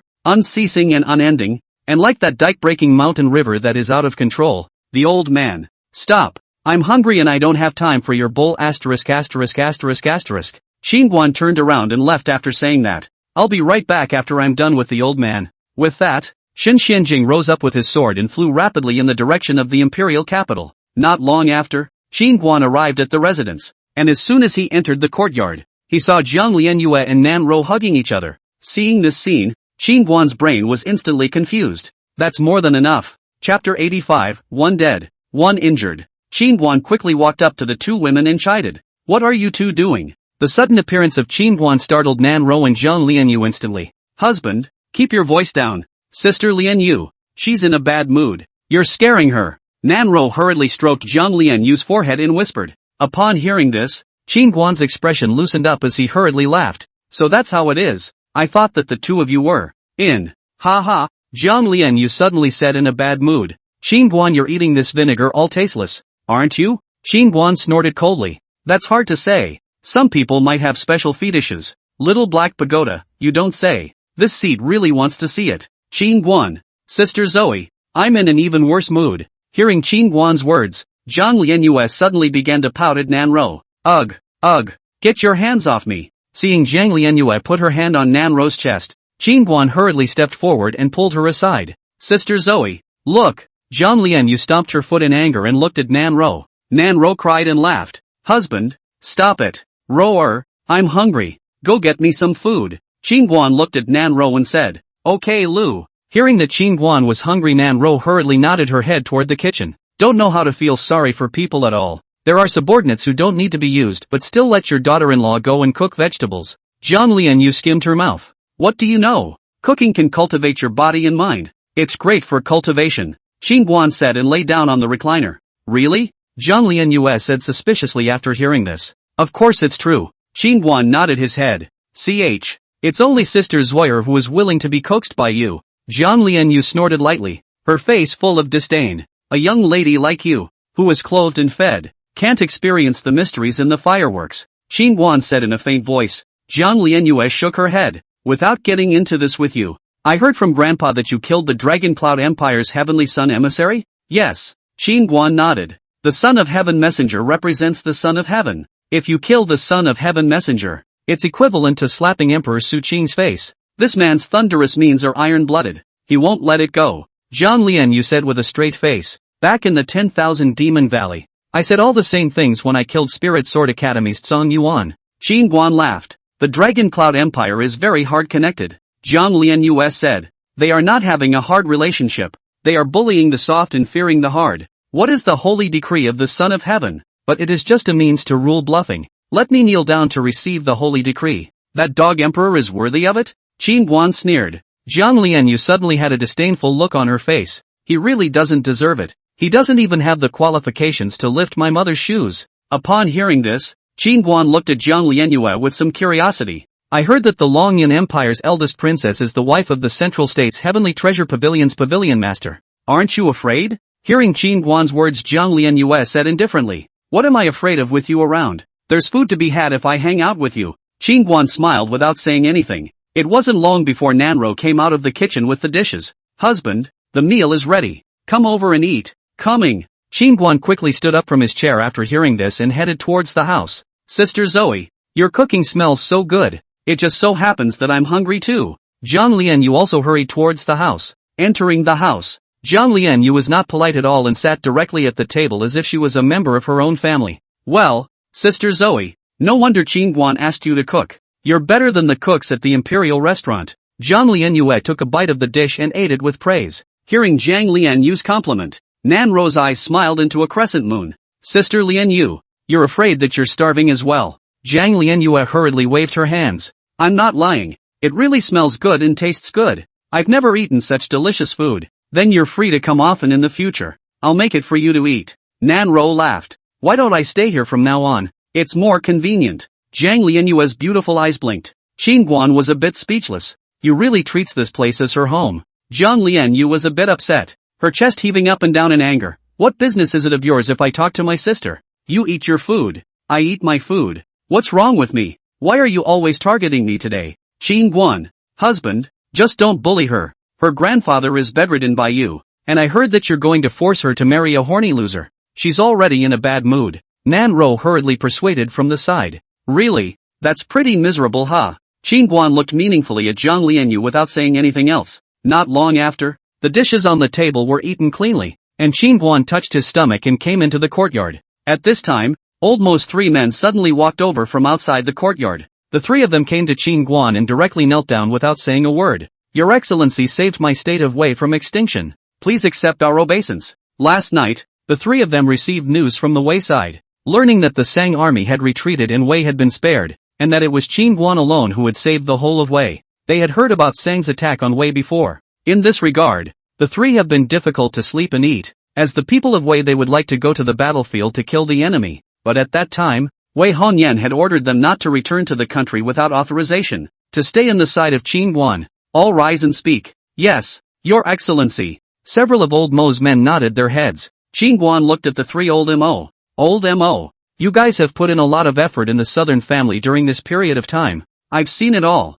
Qin Guan said as he took out 3 Xian rank techniques out of his storage bag. These 3 merit laws I obtained from the Sang people are considered a reward for your time. Old Mo shook his head. My lord, His Highness the Ninth commanded long ago that we are not allowed to accept half of the benefits, and we are on a mission. Don't dilly-dally. Now that your mission is over, you can go back. I almost forgot about this, mainly because I don't want to see you go. Ha ha. Qin Guan tilted his head and smiled, throwing the 3 feats into Old Mo's hands. Thank you, sir. Old Mo knew Qin Guan's temperament, so he didn't push back any further. After taking the gungfu, he arched his hand and added, Your Excellency, the Ninth Highness wrote to us last night, saying that Your Excellency's great kindness to my Wei will definitely be remembered by Wei, and that we were ordered to carry out our mission all the way, and that if Your Excellency kicked us out, the 3 of us wouldn't have to go back to Wei. Old Mo finished and then said after a pause, In addition, Her Highness the Ninth asked my subordinate to bring you a message. She said that she likes the 8 treasure house very much. Hearing Old Mo's words, Qin Guan touched the tip of his nose and opened his mouth to laugh. In that case, you guys can stay. Qin Guan finished and said with a straight face, Wei has just experienced the poison of war and suffered heavy losses. I'll let you guys have a month's vacation. Go to the account office and collect some coins to go back and visit your family. My lord, over at the Dragon Cloud Empire, no harm done. Old Mo was just about to say something when Qin Guan casually waved his hand. Thank you for your understanding, Your Excellency. Then we will leave first. Old Mo and the 3 of them hurriedly bowed to Qin Guan, then turned to leave. It wasn't long after Old Mo and his trio left that Nan Yin got up and arrived at the courtyard. He came to Qin Guan and said with some concern, Qin Guan, The 8 Treasures building site has already taken in all of our previously backlogged goods over the past 2 days. But we previously suppressed the Heavenly Treasure Pavilion and all the major clans in Deer Cloud City. And now no one is willing to do business with us. Saying that the Southern family does things without any room for error and now regrets that it's too late. Now that the Heavenly Treasure Pavilion had reopened, all the major clans in Deer Cloud City were all trying to cooperate with the Heavenly Treasure Pavilion. And the South family had already lost the hearts of the people because of their power. And no one was willing to cooperate with the South family. Qin Guan said indifferently. There was no intention to cooperate with them. Tomorrow we'll go into the 10,000 Demon Valley. There's an abundance of resources in there. It'll be good to open a path in there later. Nan Yunqi nodded. This method is indeed good, but there are many demonic beasts inside the 10,000 Demon Valley, so I'm afraid it won't be easy to open up a business path out, mainly because the demonic beasts are godlike, so security is a big problem. It wasn't that he hadn't thought about this method, Qin Guan said. There were also many family forces in Deer Cloud City that did this in the 10,000 Demon Valley. It's just that over the years as the resources in the periphery have been exploited non-stop, there isn't much oil and water to be gained unless one goes deeper into the 10,000 Demon Valley. But the depths of the 10,000 Demon Valley are too dangerous. And even if one opens up a business path, it will take a lot of manpower and material resources to maintain it, which is a very big price to pay. This one's easy, Qin Guan said as he glanced at the little meddler who was sleeping in the distance. Father-in-law, if you're fine, go and collect more dog urine and dog from Shohei, and when the time comes, put them in the 10,000 Demon Valley, and make sure that no demonic beasts will come near. Nan Yunqi's eyes lit up when he looked at Shohei. This method is wonderful. Into the night. Xingzhou Spirit Sword Academy study room. Bai Wanjian was sitting at the table to take care of business when a middle-aged man in black suddenly appeared in the shadows not far away in a very strange way. Bai Wanjian seemed to have noticed it earlier and was still buried in writing something. I have met Dean Bai. The man in black gave a slight salute. Bai Wanjian lifted his pen and wiped it on the edge of the inkstone and laughed. Department 6. What a rare guest. I have come to inquire about a matter from Dean Bai. The man in black spoke. Say, some time ago, Pei Qian and instructor Hong Wan had gone to the South family of Deer Cloud City. I wonder what the outcome was. The man in black asked. 1 dead and 1 injured. Bai Wanjian said in a deep voice. The dark man in the dark asked again. I wonder by whom? The person behind him. Bai Wanjian said indifferently. Does Dean Bai know who the person behind Qin Guan is? Bai Wanjian shook his head. I don't know. Many thanks to Dean Bai for clearing up the confusion. The man in black turned to leave with a slight bow. The man in black didn't go far before Bai Wanjian suddenly said, Don't you want to ask Qin Guan about the strength of the person behind him? Ha ha, just 1 dead and 1 injured. The man in black tilted his head and smiled after hearing this, and his body quickly disappeared into the darkness. After the man in black left, Bai Wanjian's hand swung, and the brush in his hand was directly inserted into the pillar. Marred, can't you let the old man retire in peace and seclusion? Chapter 86, Bargaining to Fighting. After the people from Department 6 left, a middle-aged man suddenly appeared in the room. Dean, Department 6 has personally come out. It looks like the Longyun Empire is preparing to make a move. Bai Wanjian exasperatedly said. They're only capable of screaming. No,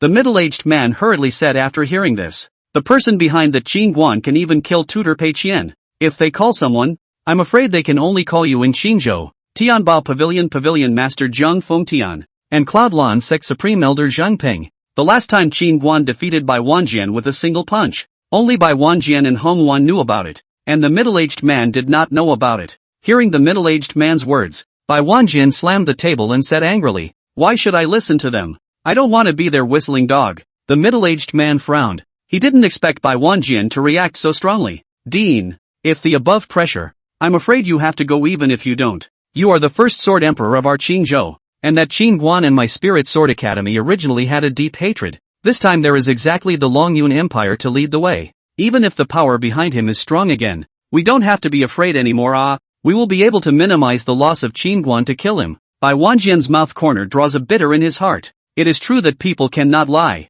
Otherwise they will spread countless lies. He is bitter in his heart. It's not as simple as you think. Bai Wanjian looked at the middle-aged man and said in a deep voice. The middle-aged man was puzzled. Please explain. Dean. Bai Wanjian looked at the middle-aged man. His fists slowly clenched. Solving what confusion? You don't sleep at night? The middle-aged man was first stunned, then immediately bowed and retreated. The mind couldn't help but curse. No wonder they say that this old man is greedy and afraid of death. Even a martial artist is afraid of him. A peak 6th realm sword emperor has actually been cowering all this time. It's really a waste of time. 2 hours later, The Imperial Palace. Inside the Imperial Study, Suqing Emperor hand holding Zhu pen, is quickly reading the Zhangzhang, its short eyebrow slanting insertion, eyes deep and sharp, between the hands and feet to show the Emperor's power. Your Majesty, the matter has been clearly probed. A secret guard quietly appeared in the Imperial Study. Emperor Suqing closed the folders in his hands. Speak. Pei Qian and Hong Wan last time to go to Deer Cloud City South family.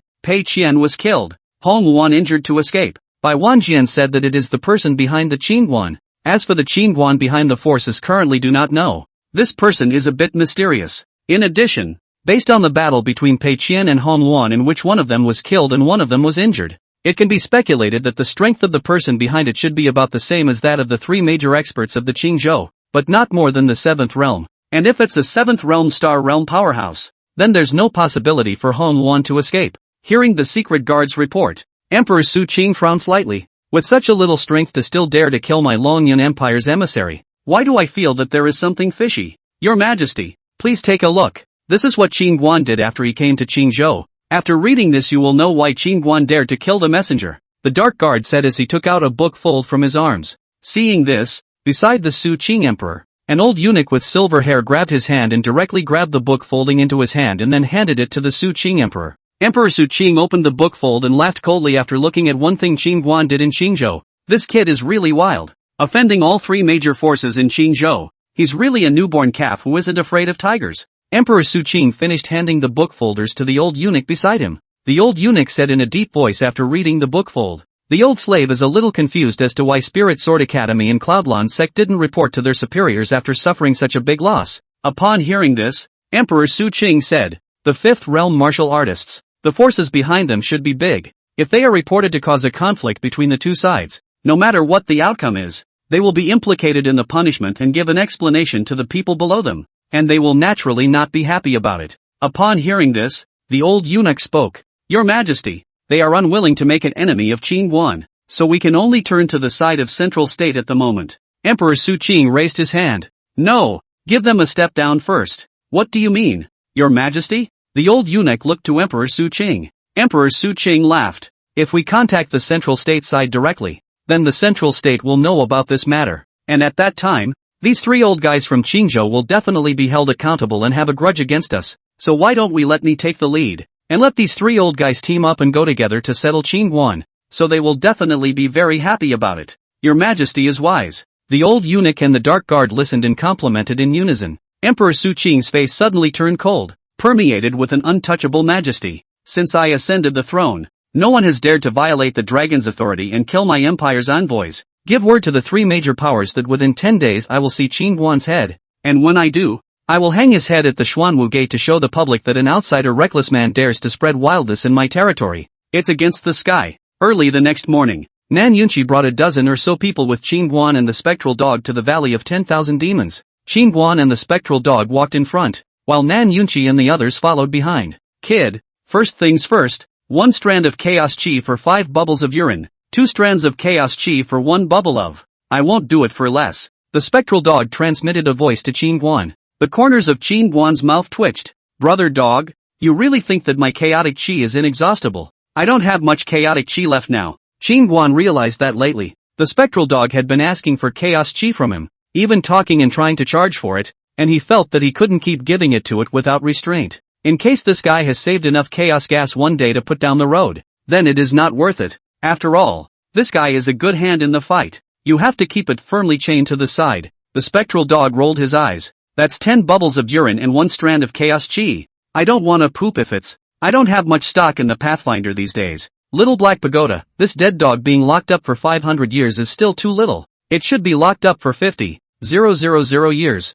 Until it hiccups. Qingguan, can you give a damn? Spectral dog urged. 100 bubbles of urine and 1 strand of chaos chi. Qingguan opened his mouth. Kid, are you speaking human language? The spectral dog's black hair all over his body exploded with anger. 100 pisses, swollen with urine can't even replace a single strand. 90 bubbles then. Qingguan raised his eyebrows. 20 bubbles. Spectral dog murmured. Dog, did not you so cut the price? You this knife down to make people hard to accept. I said 90. You at least first from 70 down. Then I said 75. You said 60. So little by little down to cut can still be acceptable. From the new cut. That makes some sense. The spectral dog nodded, then said, 70 bubbles of urine and a wisp of chaos chi. Deal. Qingguan nodded. Little black tower, haha. Hearing Qingguan say deal, the underworld dog first froze, then suddenly rushed towards Qingguan like a madman, raining death on him. Vile. Human. A man and a dog suddenly fought. Seeing this scene, Nan Yunqi and the others were all shocked. What was the situation? Why was there a fight in a good place? Boom. Boom. Qingguan and the spectral dog fought harder and harder, emitting a horrifying roar, and the entire mountain forest shook violently. Nan Yunqi and the others quickly retreated, directly retreating 100 feet away. A man and a dog were extremely fast, so fast that the crowd could only see two shadows colliding back and forth in the woods. Gradually and finally even the shadows could not be seen, and only a loud noise could be heard. And the energy generated by the loud noise almost shook Nan Yunqi and the others into vomiting blood. They once again frantically backed up. Where have they seen this kind of horrifying fight? Simply destroying the sky and the earth as horrible as this. Not long after, the sounds of the battle were getting farther and farther away. Qingguan and the underworld dogs had fought to the depths of the 10,000 demon valley, and countless demonic beasts were scared to death, and all of them fled in fear. Family master, what the hell is going on? Chen Guanxiang said with a face full of shock.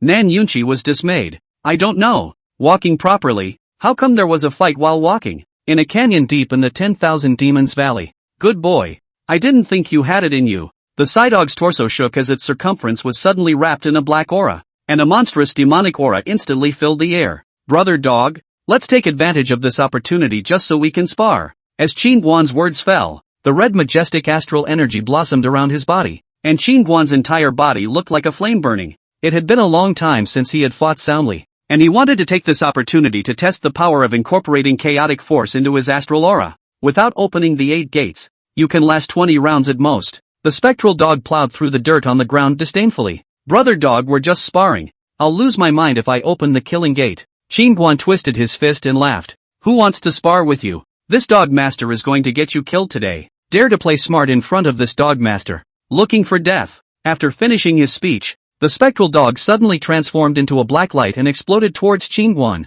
Chapter 87, Making a Fortune. The spectral dog was extremely fast, and its body flew around in the air at breakneck speed, like a bizarre black hole, instantly creating a terrifying suction force. When it appeared in front of Qingguan, Qingguan's body couldn't help but be sucked forward by the suction force that erupted from it. Storm vortex kick. The spectral dog shouted angrily. Its high-speed rotating body suddenly unfolded above Qingguan's head, and in the next moment its hind legs wrapped in terrifying power slammed down on Qingguan's head. Qingguan's right fist fiercely clenched, while the astral energy in his body rapidly surged toward his right arm, and there was also a wisp of white chaos chi mixed in with the red astral energy. The astral energy fused with the chaos chi steeply became even more blood-red and solid. Shake the sky! Qingguan roared and blasted his fist at the back leg of the spectral dog that smashed down. Boom! In the next moment, the fists and legs collided together, instantly erupting a violent energy, and at the same time, the 1,000-foot mountains on both sides of the canyon violently trembled, as if it was a great earthquake.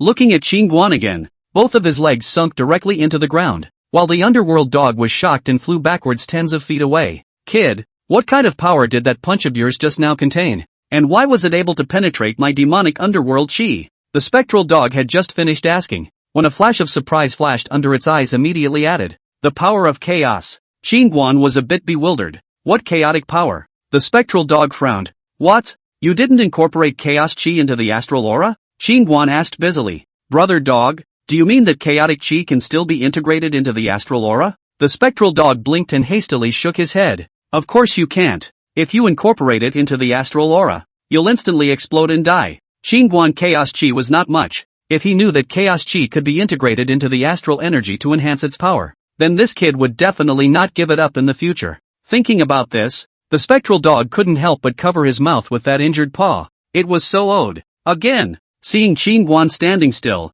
the underworld dog was afraid that he would think of something, and like a rhinoceros, he quickly crashed towards Qingguan. The spectral dog was extremely fast, like a black lightning bolt, and came in front of Qingguan in the blink of an eye. Qingguan's complexion was flabbergasted and he couldn't dodge in time to hastily drive his arm across the room. In the next moment, Qingguan was directly lifted out by a mountainous force. Boom! Qingguan was like a cannonball that had been fired, smashing heavily into the rock wall of the canyon, which was smashed out into a huge depression, with countless deep gullies cracking out densely around it. At this moment's image, Guan was like a bug captured on a spider's web, the corner of his mouth slowly overflowing with a flash of blood red. How's that? Does that stupid dog's power eat it up? The little black tower laughed. Kid, your strength is good, but it's not enough. The little black pagoda had just finished speaking when the distant spectral dog suddenly laughed coldly, a hint of teasing flashing in his eyes. Ha ha, cool. Right at this moment, Guan embedded in the stone suddenly laughed loudly,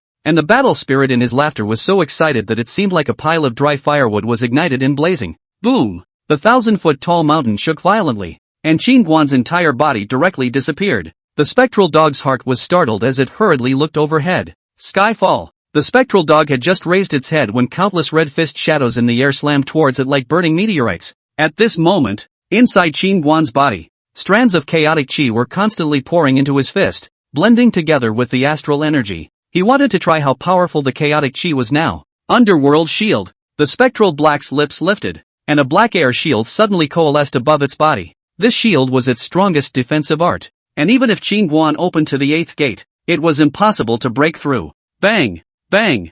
Bang! In the air, Guan's meteorite fists were getting faster and faster, faster and faster, and in an instant, they poured down like a raging wind and rain, incessantly bombarding the black shield of the spectral dog. Feeling that the gas shield is being devoured and obliterated by a strange force, the underworld dog's heart was secretly shocked. His own cultivation of the underworld gas is able to devour all the power. The more attacks, the higher the defense. Why would it be devoured by the kid's power back? Chaos power. This rabbit cub must have incorporated chaos power. At this moment, even if the spectral dog was more innocent, he had thought of this point. Damn it, vile human beings. Just as the underworld shield was about to be broken, the underworld dog's mouth opened, and a large amount of black gas suddenly spewed out of its mouth. The black mist filled and rose, quickly coloring the space around it into pitch black. In the air, seeing the bizarre black aura enveloping towards him, Guan hurriedly stopped and blasted both fists diagonally towards the ground below, utilizing the force of the recoil to quickly get rid of the black mist.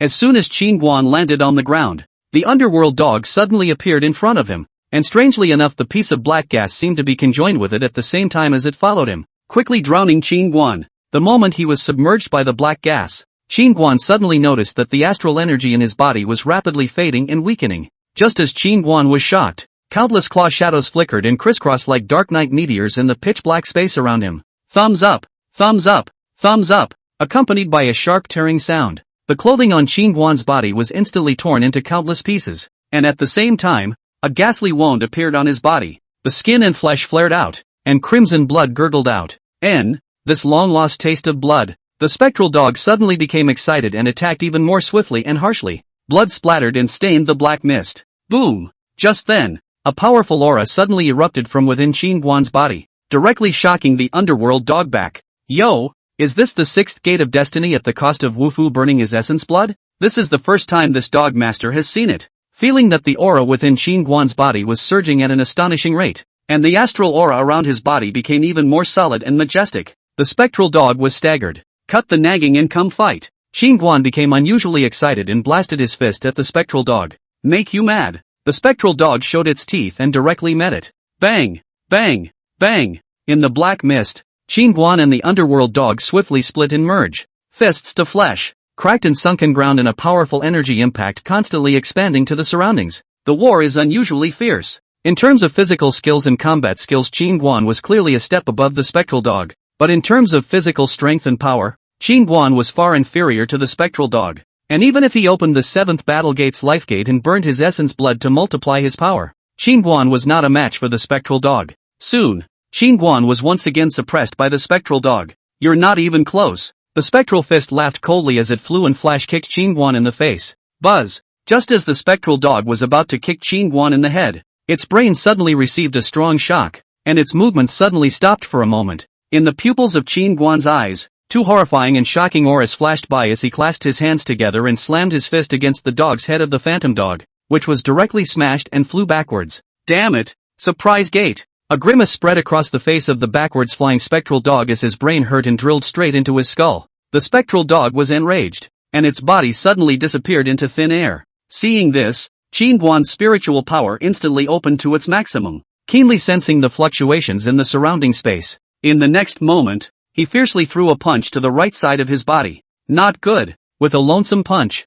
Qin Guanzhong was instantly startled. Stygian dog. Right at this moment, the eerie and icy voice of the underworld dog suddenly sounded behind Qin Guan. Qin Guan's body suddenly leaned back violently, and in the next moment, his entire body was directly kicked out by the spectral dog. Boom! Immediately after that, a 1,000-foot mountain on the right side of the canyon let out a loud bang, and a deep, human-shaped black hole appeared on the rock wall, and Qin Guan was directly kicked into the mountain by the kick that the phantom dog had just given him. It's not going to be a kick in the ass, is it? The spectral dog spat on the ground while looking towards the human-shaped black hole in the mountain. Rumble! The spectral dog had just finished speaking when the mountain suddenly shook violently and collapsed in the next moment. Qin Guan rushed out from the collapsing rubble. Marred! This kid is really resistant to beating. The 8th killing door is not open. The 5th life door can still add a life. The most disgusting thing is the martial artist. Seeing that Qin Guan remained firm, a scowl spread across the spectral dog's face. Stop! Brother dog, I'm convinced.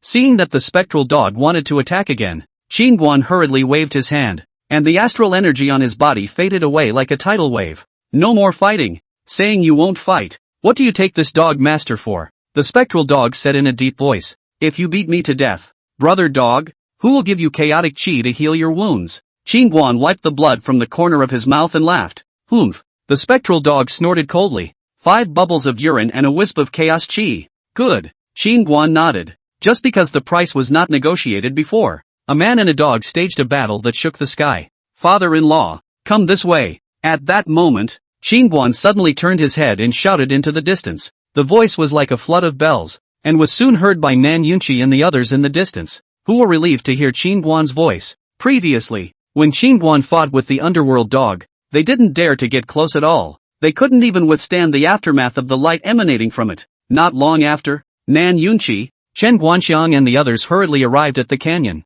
and when they saw the scene in front of them, all of them held their breath, their hearts shaken beyond words. Inside the canyon, the originally towering mountain peaks had collapsed. Huge chunks of rock were scattered all over the place. The earth was sunken, and cracks crisscrossed the land, so deep that it was impossible to see the bottom. They could hardly imagine what kind of a battle had been fought here. Is everything okay, Auntie? Seeing Qin Guan's clothes in tatters and a hideous wound crisscrossing his body, Nan Yunqi hurriedly came to his side and asked. It's fine. Qin Guan waved his hand. Master of the house. Just then, Chen Guanxiang suddenly picked up a black stone on the ground and shouted excitedly. The crowd looked at Chen Guanxiang. Chen Guanxiang's eyes shone brightly, and his hands trembled a little and said, It's ebonite. It's rare ebonite. Gosh, so much ebonite. Our Nan family is rich. Chapter 88, Never Again. Uranium ore. When they heard that it was Wu Tai ore, the people's eyes immediately burst out with a blazing light. Wu Tai ore was a rare ore that was indispensable for casting weapons. Family master, Auntie, if such a large ebonite mine is properly mined, our Nan family will surely make a fortune. Aquan held a stone and laughed. Is the uranium iron ore very valuable? Seeing the crowd's excitement, Qin Guan was curious. Chen Guanxiang hurriedly said, Auntie doesn't know. The weapons forged from ebony ore will be sharper and more resilient. Due to the scarcity, its price has been high, even catching up with the precious spirit stone ore at one time. Weapons forged from the ebonite ore are especially favored by the major empires, and the overall strength of the army will be greatly enhanced if they have a handy weapon on the battlefield. So it is. Qin Guan nodded his head, not realizing that fighting with the underworld dogs before had resulted in a vault coming out of the battle. It was really an unexpected gain. Father-in-law, let's set up a campground with this Wu Tai mine, Qin Guan said as he looked at Nan Yunqi. Nan Yunqi hurriedly nodded his head as he looked at Chen Guanxiang. Elder Chen, do you know how to mine the Wu Tai ore? Although there was such a large ebonite mine, the Nan family didn't have the technology to mine it. Chen Guanxiang shook his head. It's troublesome to mine this Wu iron ore with special care, and the old man won't be able to. That's a bit troublesome. Nan Yunqi mused slightly. At this time, Qin Guan suddenly said, This is not a problem. Look for the 8 treasures building and ask them to provide us with the mining method technology. Yeah, I almost forgot about 8 treasures house. They can definitely solve this. Nan Yunqi hurriedly laughed. Family master, Auntie, if such a large ebonite mine is known by outsiders, it will definitely be red in the eyes. And there's no guarantee that someone will have crooked thoughts, Aquan reminded. Upon hearing this, everyone nodded their heads. This Wu Tai mine was worth a lot of money. No less than a spirit stone mine. If a spirit stone mine was found in Changzhou, all the major forces would often go through a bitter fight to decide the right to exploit it. Now that such a large ebonite mine was found, it would be hard not to let people be moved if the word got out. And in front of the huge benefits, There would always be people who would lose their minds and not want to die. Whoever dares to come and rob us will raid his lair.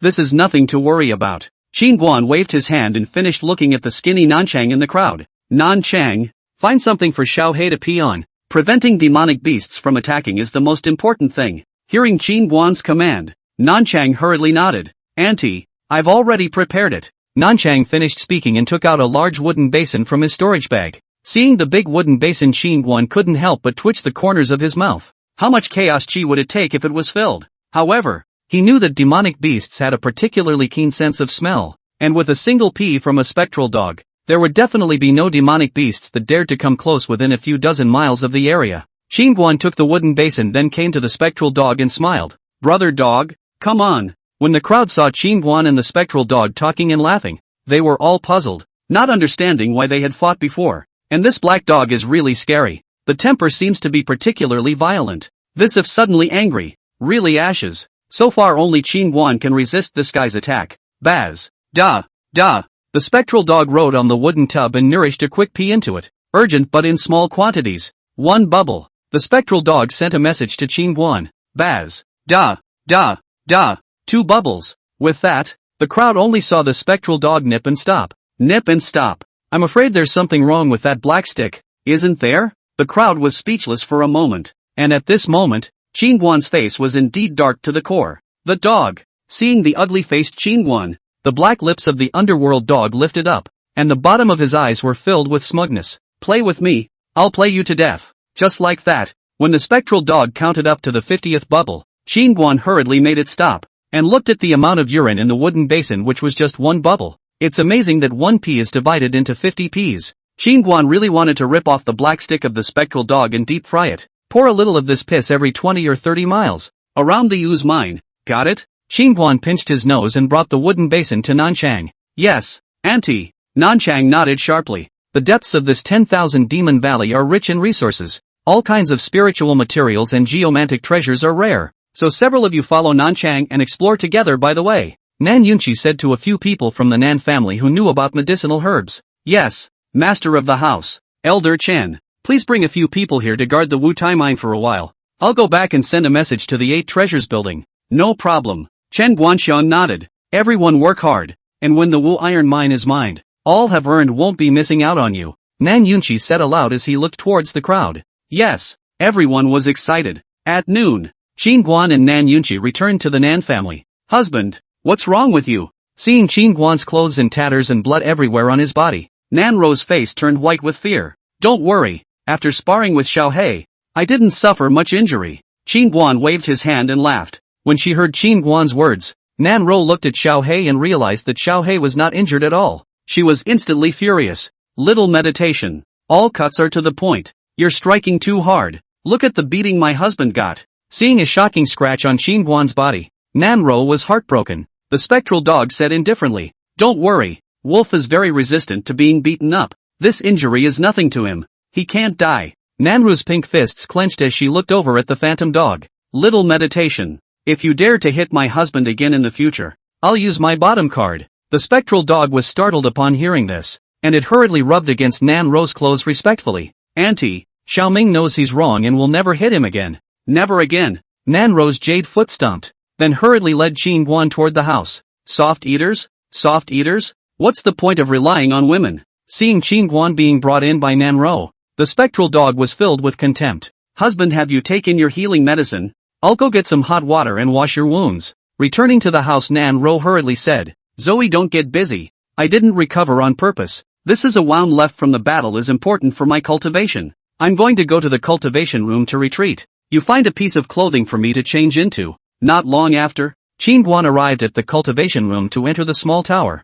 He sat cross-legged, his mind constantly recalling the scene when he fought with the underworld dog. Today's battle with the spectral dog had given him a clear idea of his own power after integrating the chaos force. It had to be said that this chaos force was indeed heaven-defying, and if it wasn't for the addition of chaos force, he was afraid that he wouldn't be able to take advantage of half a point when sparring with the spectral dog's power. There was also that black chi of the spectral dog that could devour power that was particularly terrifying, and if he didn't have the power of chaos to counteract it, I was afraid that his own power would drop drastically. If there was no chaos chi, how would he have coped at that time? Each wound is a battle picture. Qin Guan felt every wound on his body and began to self-reflect after the battle, looking for his shortcomings. At night, the imperial capital's imperial study. Outrageous. Emperor Su Qing's dragon face was furious when he heard the secret guard's report, and he shook the tea on the table over. The underlings on the sidelines were trembling with fear. Originally, Emperor Su Qing thought that as long as he took the lead in the name of his Longyun Empire,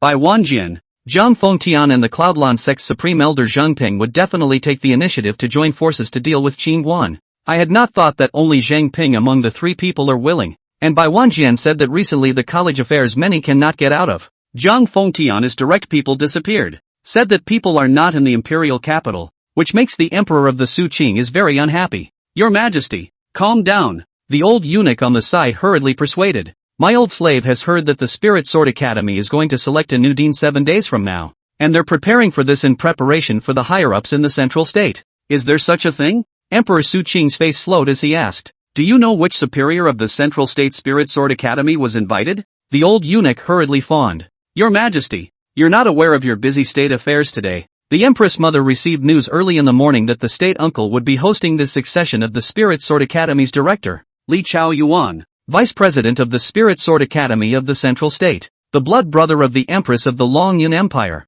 and the uncle of the Longyun Empire. Emperor Su Qing's dragon face was delighted upon hearing this, tilting his head and laughing. No wonder that Bai Wanjian said that he was busy with his official duties, so he was preparing to welcome my great-uncle. Your Majesty, I'm afraid that Bai Wanjian is already having trouble sleeping and eating right now. If the state uncle comes to Qingzhou, that Spirit Sword Academy will definitely not be able to hide the loss it suffered at the hands of Qin Guan. At that time, without your Majesty's saying anything, the state uncle will go to Qin Guan in person to settle the score. Upon hearing this, Emperor Su Qing immediately sneered. Then Bai Wanjian should also be unlucky. At this time, the old eunuch added, Your Majesty, there is also that Zhang Fengtian. Someone did see him leaving the city the other day. He may really not be in the imperial capital, but the people from the Heavenly Treasure Pavilion have sent someone to notify him with fire. Humph, it better be, or else I don't mind passing an oracle to inform the eldest princess. Emperor Su Qing snorted coldly. To say that this Zhang Fengtian should be the one who dared not go against his wishes the most,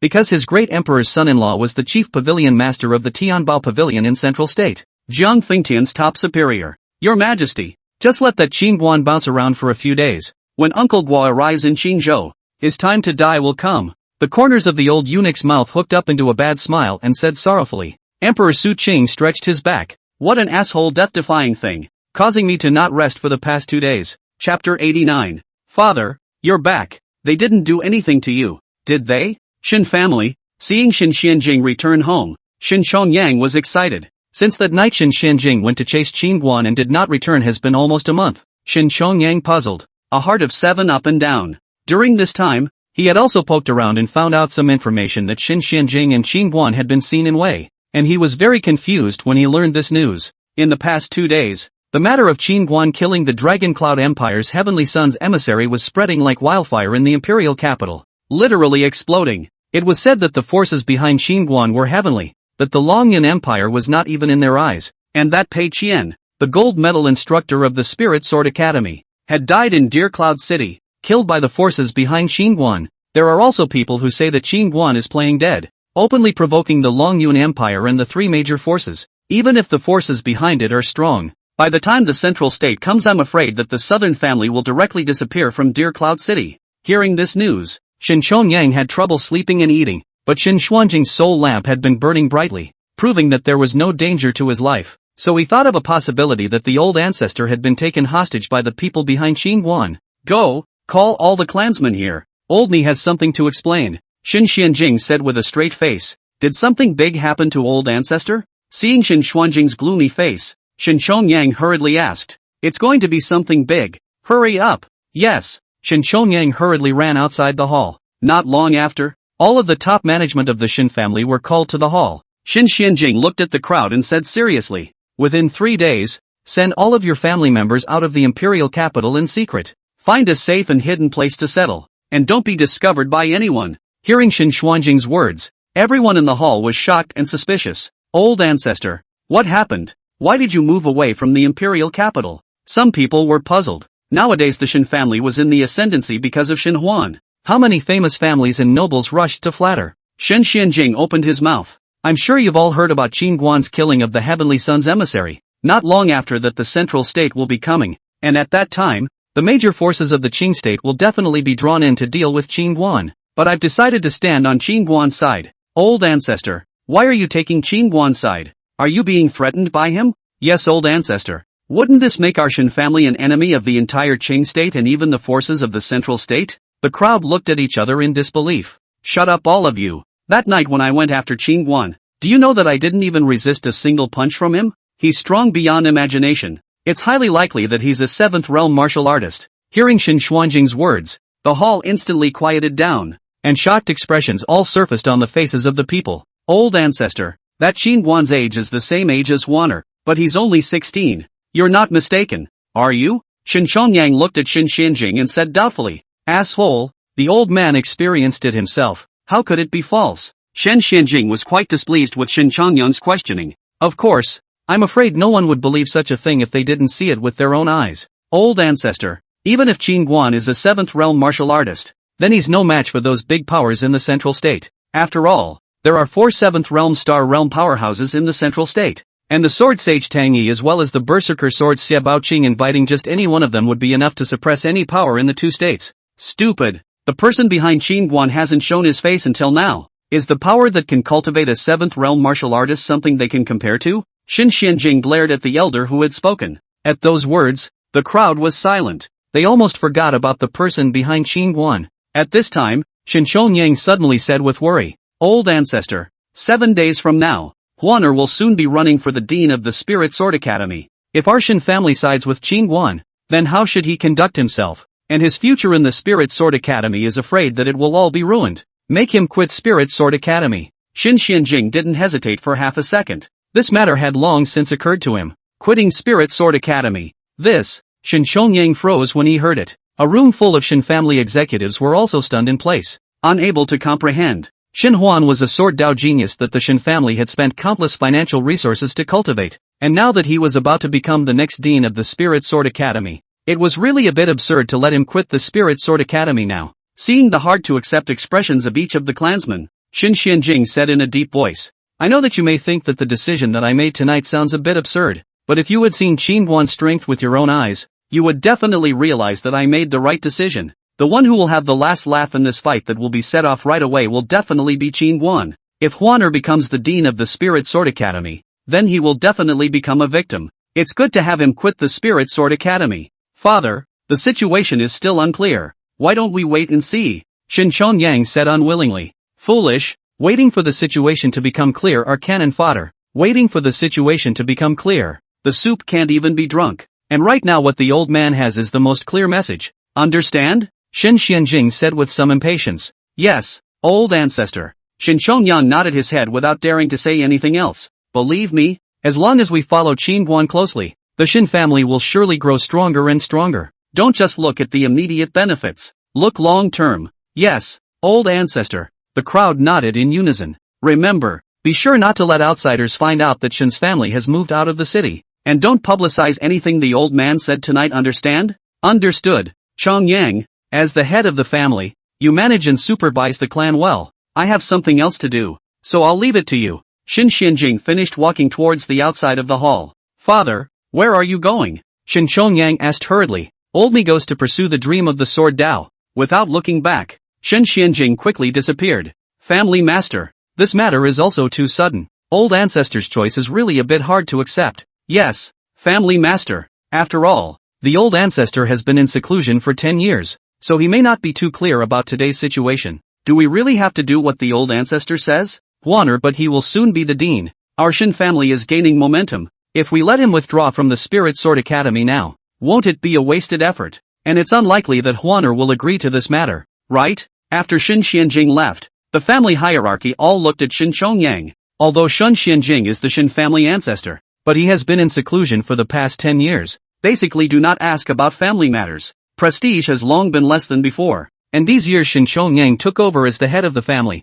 and ran the Shen family very well. And his son Shen Huan is the youngest sword Dao genius in Qingzhou, very likely to become the first sword saint in Qingzhou, with an unlimited future. Shen Chongyang's weight in the hearts of the crowd is now not inferior to the old ancestor Shen Xianjing. Chongyang was silent for a moment and spoke. Since the old ancestor has decided this way, there must be his reasoning. How about this? Let's move our families out first, and don't disclose tonight's events to anyone. In addition, I will pass a message to Warner so that he can get a general idea of the situation. And when we find out that the momentum isn't right, then we'll make a decision again. The crowd nodded their heads after hearing this, feeling that Shinshong Yang was the most prudent to do so, and it was really a bit reckless for the old ancestor to do that. The night sky. Shin Xianjing had a relaxed and cozy face. Now that he had dealt with the family matters, he could finally feel at ease to follow Qingguan to learn the swordway in a big way. The Hall of the South family on the following day. After learning that the Nan family needed the technology to dig and mine the Wu Tai ore, Xiao Shangshan, the owner of the 8 treasures building in the next city, rushed over early in the morning to personally discuss the matter with Nan Yunqi, Southern family master. Regarding the gathering techniques of the Wu Tai mine, I have already sent someone overnight to request that specialists be sent from above to provide support. However, collecting the Wu iron ore will require a specialized apparatus, the split rock spirit axe, something we can't get in Qingzhou and will need to be deployed from the central stateside, so we may have to wait for some time. Xiao Shangshan was a bit embarrassed. Why can't this split rock spirit axe be gotten in Qingzhou? Nan Yunqi said with some surprise. Nan family master doesn't know. There's only one master refiner in the entire Qingzhou who can create this split rock spirit axe, and this master refiner has a good relationship with the Heavenly Treasure Pavilion and doesn't do business with our 8 treasures house. Xiao Shangshan said awkwardly. So it is. Nan Yunqi nodded slightly after hearing that. If that was the case, then the gathering of the Wu Tai ore would have to wait for a month at the very least. Master, it's not good. Just then, young Hongmei ran into the hall in a panic. What are you shouting blindly for?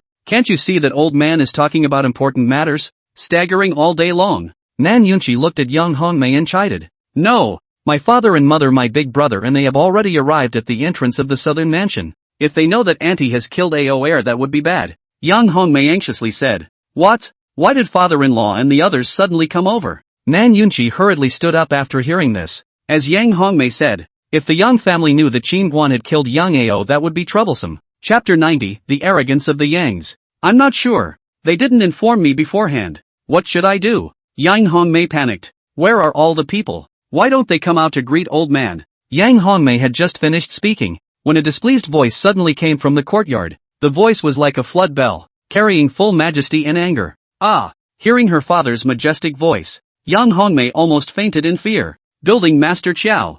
I'm really sorry, old man. Understood. Then I'll take my leave. Feel free to contact me if anything happens. Xiao Shangshan rose and left with a respectful salute. Panic. Calm down. After Xiao Shangshan left, Nan Yunqi pulled young Hongmei, who was about to go limp, to her feet. Master, we can't say it was Auntie who did it even if we beat him to death. Young Hongmei took a deep breath and said urgently. She is not afraid that the Yang family will be unfavorable to Qingguan. She is afraid that she will anger Qingguan later, and Qingguan will kill all the Yang family members. Go out and greet. Nan Yunqi straightened his clothes and hurried towards the hall. Father-in-law, mother-in-law, great-uncle, gentlemen, what brings you here? Nan Yun got up to the courtyard and hurriedly saluted one by one towards the Yang family, pretending to have a surprised look on his face. Father, mother, big brother, why didn't you guys notify me in advance of your arrival, so I could send someone to greet you? Yang Hongmei, red eyes, hurriedly walked to her father and mother. She has not seen her mother's family for 7 or 8 years.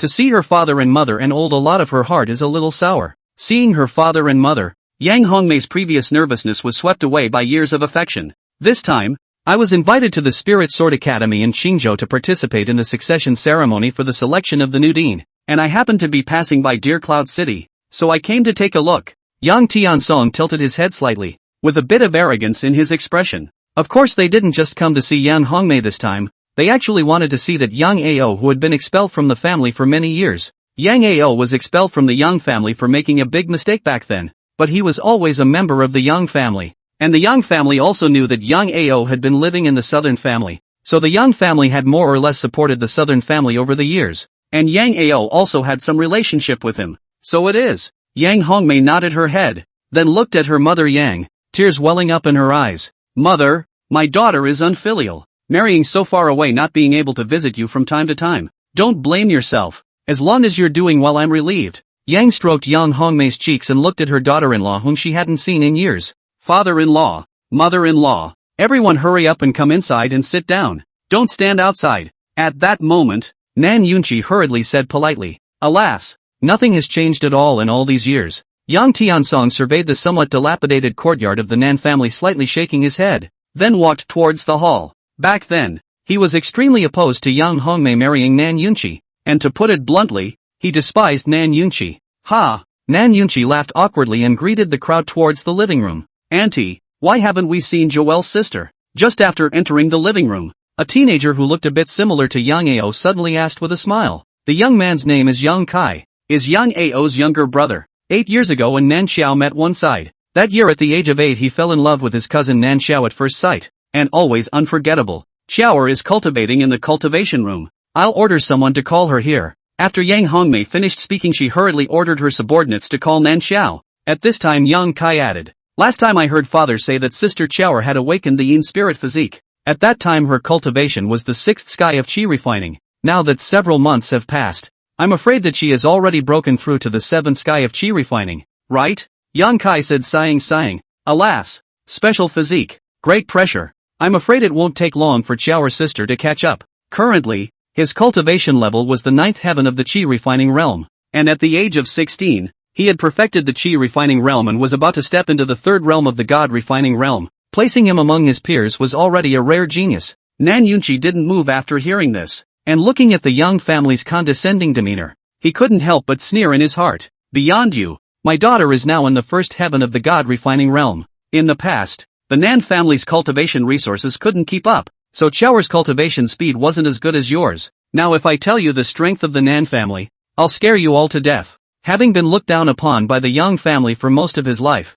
Nan Yunqi had always harbored a breath in his heart. As for Qin Guan killed Yang Ao matter, even if they know it is nothing, this breath Yang family cannot swallow also have to swallow. If you dare to Qin Guan is not polite. He Nan Yunqi surely the first to stand up to defend. Of course, he was not worried that Qin Guan would suffer. He was afraid that if Qin Guan got angry and killed someone it would not end well. Thinking of this, Nan Yunqi suddenly got up and smiled. Fathers-in-law and mothers-in-law, my son-in-law will go and take care of something first, and we'll be right back. Go on. Yang Tiansong sipped a mouthful of tea and said indifferently, brother-in-law looks quite busy. Seeing Nan Yunqi's hurried demeanor, Yang Hongmei's elder brother, Yang Miming, lightly laughed. Upon hearing this, Yang Hongmei nodded her head and smiled. Recently, the Nan family's business has taken off, so he's had a bit more to do.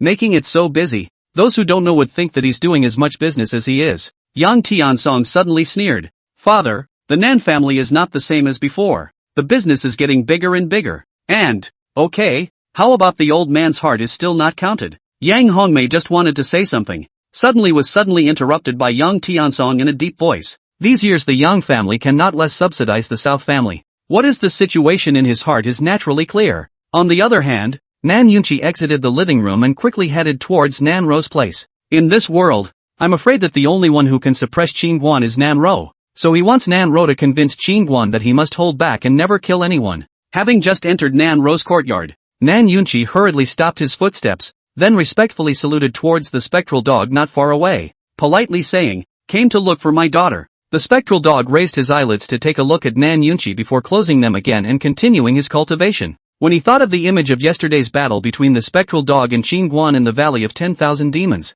Nan Yunqi was chilled to the bone. He had never seen such a horrifying battle in his life. It feels like for so many years, the Deer Cloud City's major clans and forces have been fighting and killing each other like children fighting. You push and I push. Nan Yunqi tiptoed and gently knocked on the door of the room. Dad, is something wrong? Hearing the knock on the door, Nanru, who was busy in the kitchen, came out. Zoe, come on, Dad has something to say to you. Nan Yunqi hastily beckoned. Nanro walked over quickly. What's the matter? So urgent. Husband will be coming out soon from his seclusion. I still have to prepare meals for him. Nan Yunqi hurriedly whispered. Nan Xiao's grandparents are here. With that, Nan Yunqi spoke the thoughts in his heart. Father, I know, Nan Ro said with a straight face after hearing this. Daughter, this matter can all depend on you. Father will go back first. Nan Yunqi finished speaking and hurriedly left the courtyard to return to the living room. It wasn't long before Nanzhou was called into the parlor. Xiaoer, come in and meet your maternal grandparents.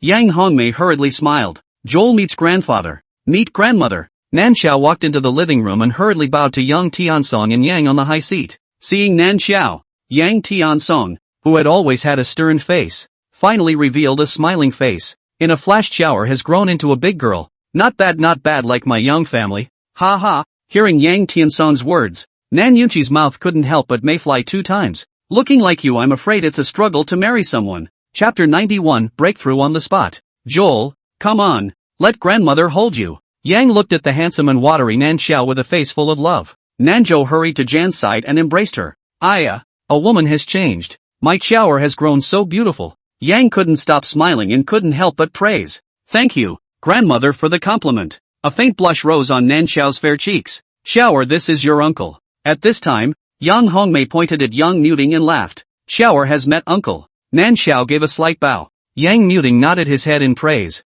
Xiaoer is not only overqualified, but her appearance is also exquisite. Sister Xiaoer, do you still recognize me? I'm your cousin Yang Kai. Right at this moment, Yang Kai, who was on the side, hurriedly introduced himself. Looking at Nan Xiao, who had a curvaceous figure and a stunningly beautiful face in front of him, Yang Kai's eyes went straight. Nan Xiao looked at Yang Kai and found that the other party's eyes were staring straight at her, which made her a little unhappy, but she still smiled slightly and greeted him. Sister Joelle, here. At this time, Yang Kai suddenly took out 5 first-grade Reiki pills and handed them to Nan Xiao. The first-grade Aura Dan was a cultivation elixir of a higher level than the Qi refining powder. One was worth 100,000 gold. And the average family cultivator didn't have enough Qi refining powder to use, let alone the first-grade Aura Dan. No, I have. Nan Xiao was about to say something when Yang Tiansong, who was on the high seat, suddenly laughed. Xiaoer, take it. This is a token of your cousin's appreciation. Don't look at only 5. One is worth 100,000 gold. It's much stronger than the Qi refining scatter that you guys usually can't be bothered to use. I'm afraid that your father hasn't even bought you such an expensive cultivation elixir. Yang Tiansong had a seemingly enthusiastic yet vaguely superior smile on his face, and that tone was as if in his eyes. The South family's heritage was nothing compared to the Yang family. Hearing these words, Nan Xiao's eyebrows knitted slightly, and a wave of displeasure welled up in her heart. Grandfather's words were clearly belittling the Nan family. He might have thought he was doing it out of good intentions, wanting to show off his family's generosity and the preciousness of the elixir, but the contempt that flowed between the lines was really unpleasant. Oh, 100,000 gold a Reiki Dan. A few days ago Qingguan had given her 100 lower-grade spirit stones. 1 lower-grade spirit stone 3 million gold. Enough to buy 30 Reiki Dan. Father, 500,000 gold isn't much. Look at how scared the boy is. Seeing Nan Xiao standing there without saying anything, Yang Muming couldn't help but laugh. He thought that Nan Xiao was shocked by the expensive Reiki Dan. Thinking of this, Yang Muming looked at Nan Yunqi and laughed again. Joel, don't worry about taking it. It won't make your father return the favor. Nan Yunqi had a faint smile on his face then said, Xiaoer, take it, no matter what. It's also a piece of cousin Yang Kai's heart. Thank you, cousin. Hearing his father's words, Nan Xiao reluctantly put away the 5 first-grade Reiki pills. Seeing that Nan Xiao had accepted the pills he had given him, Yang Kai was a little more conspicuous. Sister Xiaoer, do you have the 7th heaven of Qi refining in your current cultivation? I'm currently in the great perfection of Qi refining and will soon break through to the 3rd realm of God refining realm. If there's anything you don't understand in your cultivation, feel free to ask me. Nan Xiao gave a cold snort in her heart before forcing out a smile. No need. There's nothing I don't understand at the moment. Xiaoer, your cousin is quite insightful when it comes to cultivation, so if there's anything you don't know, ask it generously. Don't feel embarrassed. Yang Muming said. Xiaoer, your uncle is right. Cultivation is most avoided behind closed doors. Kair is in a higher realm than you, so letting him instruct you is of great benefit. Yang Tiansong on the high seat stroked his beard, his eyes filled with pride for Yang Kai. Yang Kai was currently the most outstanding descendant of the Yang family, and the Yang family had high hopes for him. Boom! Right at this moment, Nan Xiao's cultivation at the God refining realm suddenly erupted as he looked at Yang Tiansong and laughed. Grandfather, look! I'm at the God refining realm. I don't even need my cousin to instruct me. Noticing that Nan Xiao was actually at the God refining realm cultivation, the hall suddenly went quiet, and the smiles of the Yang family members gradually disappeared, especially Yang Tiansong, whose old face suddenly couldn't hang on. Joel, don't be rude. Seeing that the atmosphere was not right, Nan Yunqi hurriedly glared at Nan Xiao. Nan Xiao was also sensible and quickly gathered her cultivation, then smiled again. Grandfather, your granddaughter is not bad, right? Ha ha, good. Worthy of being my Yang Tiansong's granddaughter. Old me was blind. Yang Tiansong hurriedly stroked his beard and laughed. Worthy of being a spiritual body. Before your mother passed on, the family book also said that you have been stuck in the 6th realm of Qi refining. I didn't expect that this is only a few short months the cultivation actually broke through so fast to reach the God refining realm. At this time, Yang Muting, who had been praising his son, also hurriedly followed and laughed. At the same time, his heart was shocked. This cultivation speed was really unbelievable. And just then, Yang Kai suddenly ate an elixir and sat down in place. When the crowd saw this, they all looked at him in confusion. Kaier, why are you sitting here and practicing up? Get up quickly, Yang said hurriedly when she saw this. Silence. Yan Tiansong's expression was grave. His gaze locked onto Yang Kai in a deep voice. Kaier is about to make a breakthrough. A slight disturbance. Once the Qi refinement realm impacts the God refinement realm and fails, his cultivation will most likely regress, or even go off the deep end. When these words came out, the crowd was instantly silenced, their gazes falling on Yang Kai in unison, their eyes filled with nervousness. After the burning of an incense stick, the aura within Yang Kai's body surged, and then a majestic aura mixed with the power of the divine soul suddenly swept away from Yang Kai's body. It's done! Yang Tiansong's eyes lit up in excitement. Ha ha, good! Yang Muming threw back his head and laughed. His laughter was so bright that the smugness on his face was almost overflowing. At this time, Yang Kai stood up and looked at Nan Xiao. How is Sister Xiaoer? I've also broken through to the God refining realm. It's very simple. Nothing difficult. Nan Xiao hummed softly and didn't say anything, but she was a little surprised in her heart. She didn't expect that this Yang Kai's second realm breakthrough to the third realm would be so easy. Seeing that Nan Xiao seemed unconvinced, Yang Kai added, Sister Xiaoer, we're both at the God refining realm now. How about we spar? Yes. Nan Xiao immediately nodded. This guy was so arrogant. He would definitely make him look good later. The two wanted to spar. The elders on the side did not have the intention to stop. Anyway, it is also idle. Why not see the two genius-level young generation to compete to liven up? Soon, the crowd arrived at the Southern Family Martial Arts stage. At this moment, Yang Muting suddenly barked at Yang Kai. Kaier, pay attention. Don't hurt Sister Xiaoer. Yang Tiansong, who was on the side, also nodded slightly. Kaier, you're practicing a low Xian rank technique. The South family's technique is only a middle yellow rank. You should be careful with your strikes. Don't hurt Xiaoer. Don't worry. Sister Xiaoer is so beautiful, how could I bear to hurt her? Yang Kai answered without taking his eyes off Nan Xiao.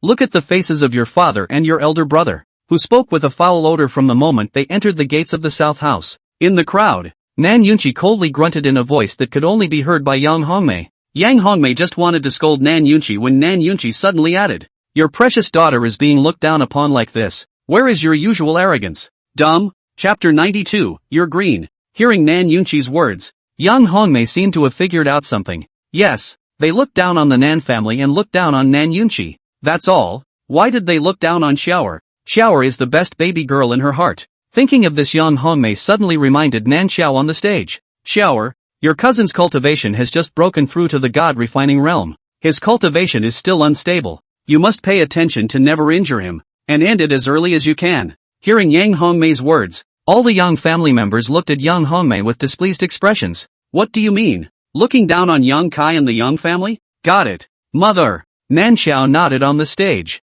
then looked at Yang Kai. Begin. Yang Kai had one hand behind his back, then smiled gentlemanly. Sister Xiaoer, I'll let you make a move. After you. Nan Xiao's eyes instantly turned cold, no longer saying half a sentence. Her long and slender jade-like hand opened up at Yang Kai, followed by a dainty cry that resounded through the martial arts stage. Frosty cold prison. In a flash, she directly executed the strongest move in the ice spirit skill without any reservation. In the next moment, a powerful and chilling cold ice aura surged and erupted from Nan Xiao's circumference. This cold aura was like a beast that had taken off its reins, instantly enveloping the entire martial arts stage with a destructive force. The air was instantly frozen, turning into countless ice shards rustling down in mid-air, and that Yang Kai, who had confidently threatened to make a move, couldn't even react in time before he was directly frozen into an icy man by Nan Xiao's horrifyingly cold qi. Standing there straight and motionless, ice unraveling, without waiting for the crowd to react, Nan Xiao gave another drink, and in an instant all the coldness on the martial arts stage instantly disappeared.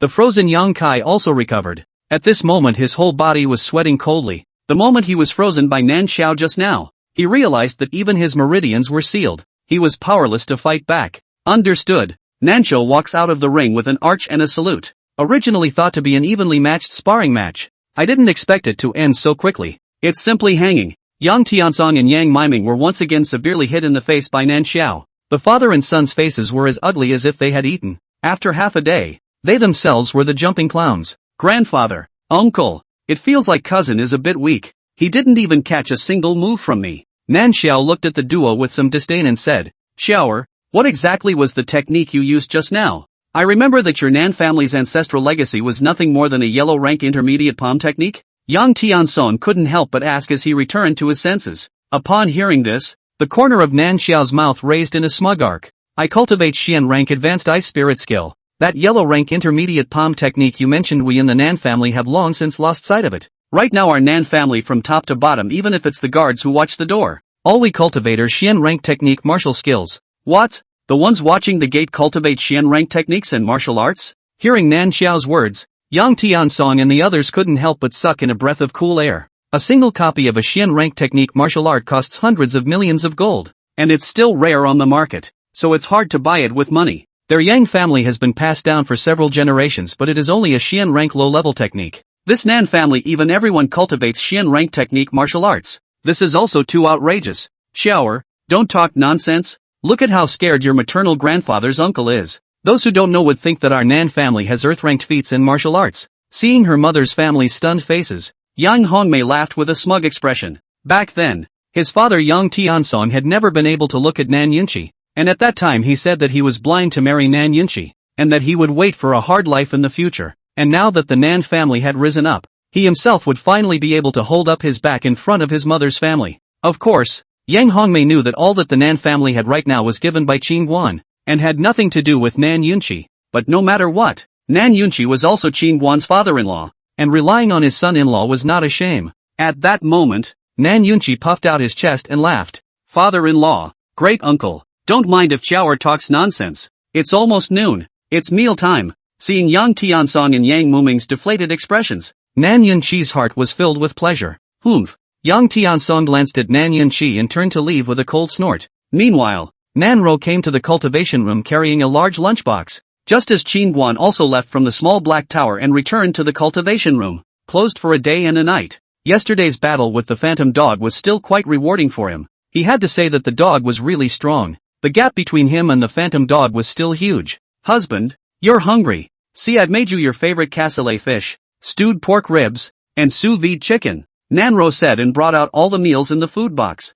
Zoe, go back to the house and we'll eat together. It's not convenient to eat here. Hearing that Qin Guan wanted to go back to the house, Nanro hurriedly laughed. Husband, it's better to eat here. You have to cultivate well, and try to beat little Hay down as soon as possible. That dog is simply too abominable. I'm scared if I can't cure it. Zoe, don't worry. Little meditation, it won't turn against us. You have the bottom card. Give it 100 guts, it wouldn't dare to make a move. Seeing Nanro's face of fear, Qin Guan hurriedly comforted her. No, in this world I only believe in husband. No one else can be relied on. Husband is invincible. I won't allow others to be stronger than husband, Nanro said with a serious face. The Yang family members are still in the Nan family. If the Yang family members know that Qin Guan killed Yang Ao, they will definitely find Qin Guan in trouble. Of course she knew that Qin Guan wouldn't suffer. She was just as afraid as her father that Qin Guan would get angry and kill someone and make things worse. Hearing Nanro's words, Qin Guan smiled happily, as if he had been given a chicken blood shot. Daughter-in-law, don't worry. Your husband will definitely fight all over the world in the future. Protect you and not let anyone bully you. Nanro nodded her head heavily. Husband is invincible. Hurry up and eat. After eating, hurry up and cultivate. Good. Then we'll eat together. I've eaten. I'll watch you eat. Nanru laughed. Good. Qin Guan nodded and began to eat. Not long after, Qin Guan swept away all the meals. Nanro packed up the dishes and smiled. Husband, I'll come back at this time tomorrow to bring you a meal, huh? You have a good time cultivating. Cultivate quickly. I'll leave you alone. Nanro finished cleaning up and closed the door to the cultivation room, then left. Why is this niece feeling weird today? Qin Guan couldn't help but frown after Nanro left. Little Black Pagoda, according to this seat, there must be a demon in a woman's perversity. She lets you stay in the cultivation room to cultivate, and the meals are all eaten here. Obviously she doesn't want you to go out. It's over. Kid, you're being green. Qin Guan, Little Black Pagoda, kid, hurry up and go out to see it. You're a backslider. If you're still being cuckolded, it'll be the biggest injustice seed in this continent. There's no place to cry when it comes time to cry. Master Tai, you don't want to talk nonsense. Zoe is not that kind of person. You are just jealous of us because you see us being in love. You are stirring up trouble to destroy our couple's relationship. Qin Guan left the cultivation room after saying that. Chapter 93, That Kindness. Sister, we were looking all over for you. Nan Ro had just left the cultivation room not long ago when not far away. Nan Xiao and Yang Hongmei suddenly walked over. Yang Hongmei looked around as if she was a thief, then hurriedly whispered, "Ro, is he still in seclusion, auntie?" Nan Ro nodded. "Husband is still cultivating. That's good. That's good." Yang Hongmei let out a sigh of relief after hearing this. "Mother, I think this matter of brother-in-law killing Yang Ao can't be hidden. Sooner or later grandfather and the others will know about it. Why don't we call brother-in-law up now then explain the matter openly is better." Hearing Nan Xiao's words, Yang Hongmei hurriedly scolded. "You're crazy, calling the aunt to go. Do you want him to kill all of your grandparents and your uncle? You're not unaware of your grandparents and your uncle's temperament. If they knew about this Ao thing, would they just let it go? Humph. So what if they don't stop? My brother-in-law can take the heat off them with one punch." Nan Xiao coldly snorted. "You dead girl. No matter what, they are your relatives. You. Yang Hongmei wanted to say, "Why are you turning your elbow outward?" But Nanru was standing next to her, so she didn't say anything. "Let's go. Dinner will be served soon." Yang Hongmei glanced at Nan Xiao and Nan Ro, then turned around and walked towards the dining room. Soon the three left. Not long after a few people left, Qingguan suddenly walked out of the cultivation room. "Master Ta, can you hear what they just said?" Qingguan asked in his mind. "Little Black Tower, I can't, but I can guess." "Guess? Obviously. Your daughter-in-law did something wrong and was afraid that you would find out about it, and then approached your mother-in-law and sister-in-law for help, and your mother-in-law and sister-in-law disagreed and had an argument, and then finally agreed for some reason." Qingguan was speechless. "Master Tower, you are truly a genius. Xiao Haida, what are you waiting for? Don't follow up yet. As the saying goes, catch a thief and take the stolen goods, catch an adulterer and take the double. Don't panic." On the other hand, Yang Hongmei's trio came to the dining room. Nano greeted the Yangs once more then sat down.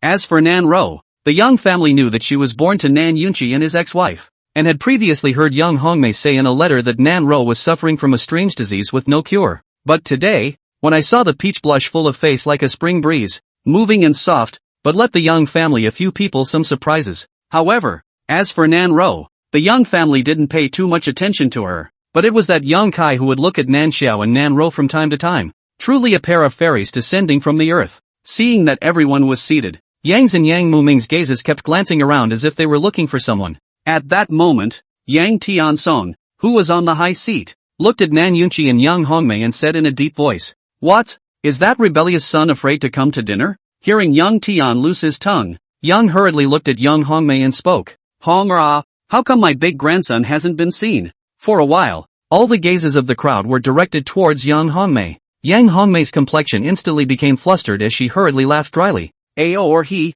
died not long ago." Yang Hongmei was about to say something when Nan Yunqi, who was on the side, suddenly opened his mouth. "What?" Hearing Nan Yunqi's words, Yang Miming suddenly stood up, and Yang even nearly fainted. Yang Tiansong's expression was also violently stunned. His lips trembled as he looked at Nan Yunqi. "Dead? How did he die? Why didn't you tell us?" For a while, the air in the dining room seemed like it had suddenly solidified. Unusually depressing. Yang Hongmei's eyes dodged, and her hand tugged hard on Nan Yunqi's coat under the table. Nan Yunqi ignored it. He felt that there was nothing to hide this matter. Sooner or later, the Yang family would know about it, and taking advantage of Qingguan's absence, so he might as well tell it all. Father-in-law, mother-in-law, great-uncle, 2 months ago. Next, Nan Yunqi started with Qingguan coming to the Nan family to kill Yang Ao's cousin Hulu, and told all about Yang Ao's death one by one. Yang Tiansong's face was as gloomy as water as he looked at Nan Yunqi with deadly fury. "Nan Yunqi,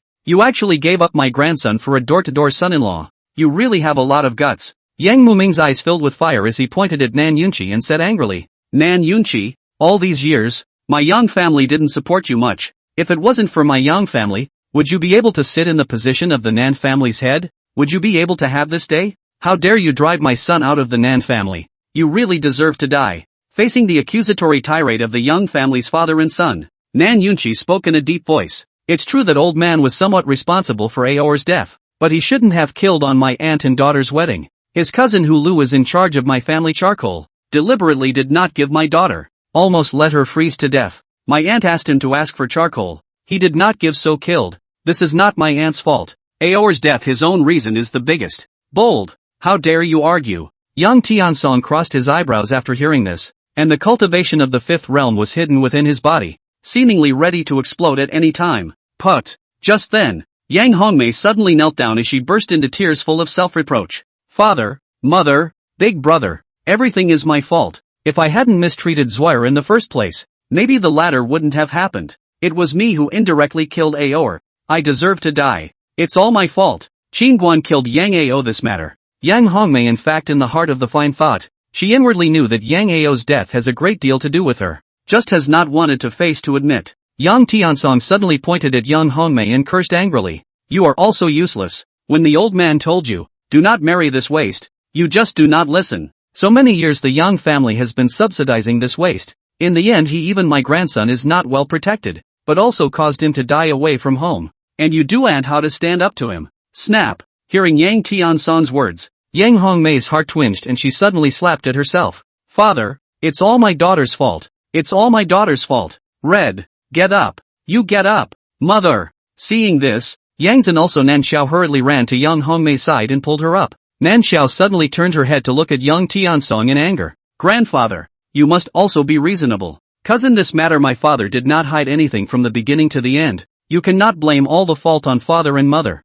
right? Besides cousin he is not right. Brother-in-law sister wedding day he wanted to kill brother-in-law. My father to stop. He wanted to kill my father, and then lost to brother-in-law. He was angry and left the South family to join the Shao family. After that in the 10,000 Demons Valley also want to target my South family. Kill my brother-in-law. My brother-in-law which killed him. If you ask me, his death is all caused by his own ignorance and arrogance. Unbridled. Hearing Nan Xiao's words, Yang Tiansong suddenly raised his palms, and the strong spiritual energy emitted a gust of whistling sound at his fingertips. However, he didn't strike. He was trying to restrain himself. Nan Xiao was after all his own grandson. And she was right. He understood Yang Ao's character in his heart, but he couldn't accept this fact. At this moment, all the members of the Nan family who heard the commotion gathered outside the dining hall, and they heard exactly what happened inside just now. A full Nanchang and other people looked at the expressionless Qingguan. All followed and stood outside without going in. Qingguan also understood Nan Ro's mind.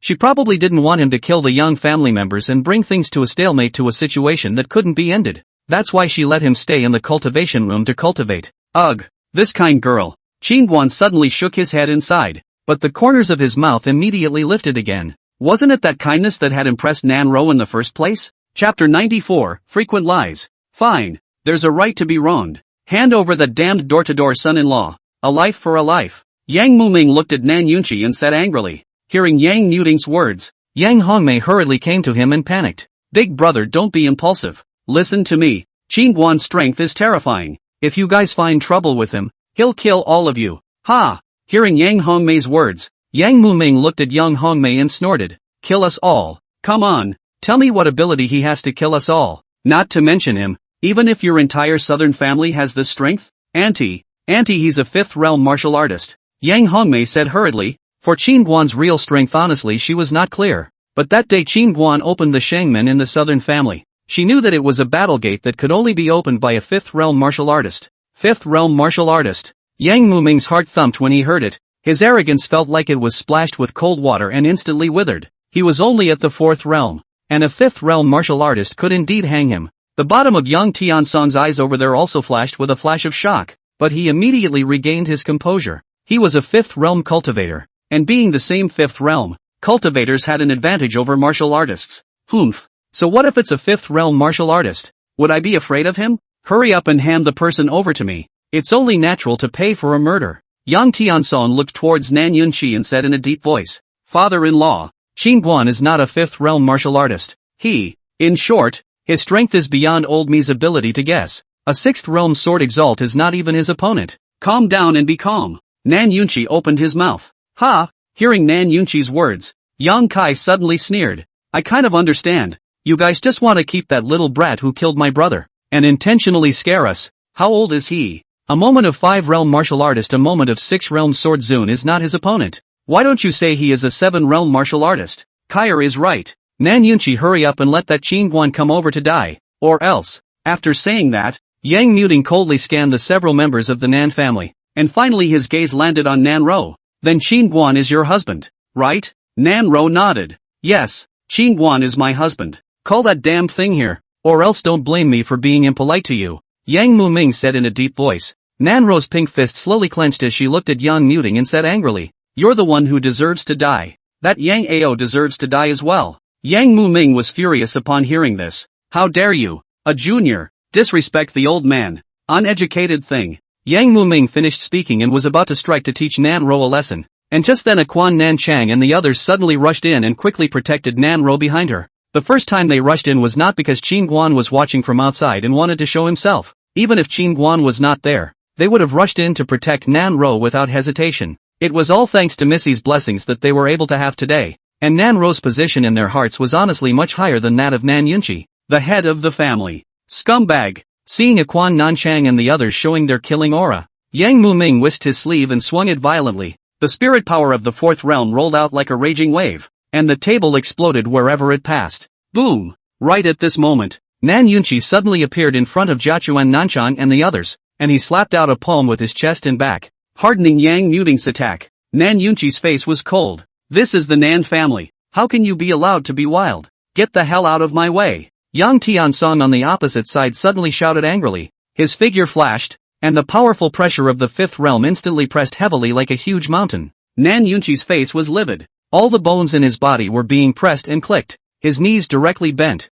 The pressure of the fifth realm was not something he could resist. Yang Tiansong arrived in the blink of an eye, but when he wanted to take a shot at Nan Yunqi, there was a sudden blackness in front of his eyes, and a large hand suddenly clamped down firmly on his withered old face without warning. Yang Tiansong's eyes suddenly shrunk. His heart immediately surged with a fear that he had never felt before. His intuition told him that as long as he dared to move a little bit more, his head was bound to be pinched and exploded. Through the gap between his fingers, a handsome and sunny teenager looked at him as if he were an ant. I'm the door-to-door son-in-law you're looking for. Qin Guan, I heard you wanted to kill me? Qin Guan said and lifted Yang Tiansong up like a chicken. Yang Tiansong atmosphere dare not breathe, which still has the arrogance of here I am the biggest. Qin Guan's strength was far beyond his imagination. He was at least a fifth realm expert, but he was so scared by the other party that he didn't even have the guts to make a move. Auntie, please don't kill my father. Please, it's all my fault. It's all my fault. I'll kneel down for you. Please don't kill my father.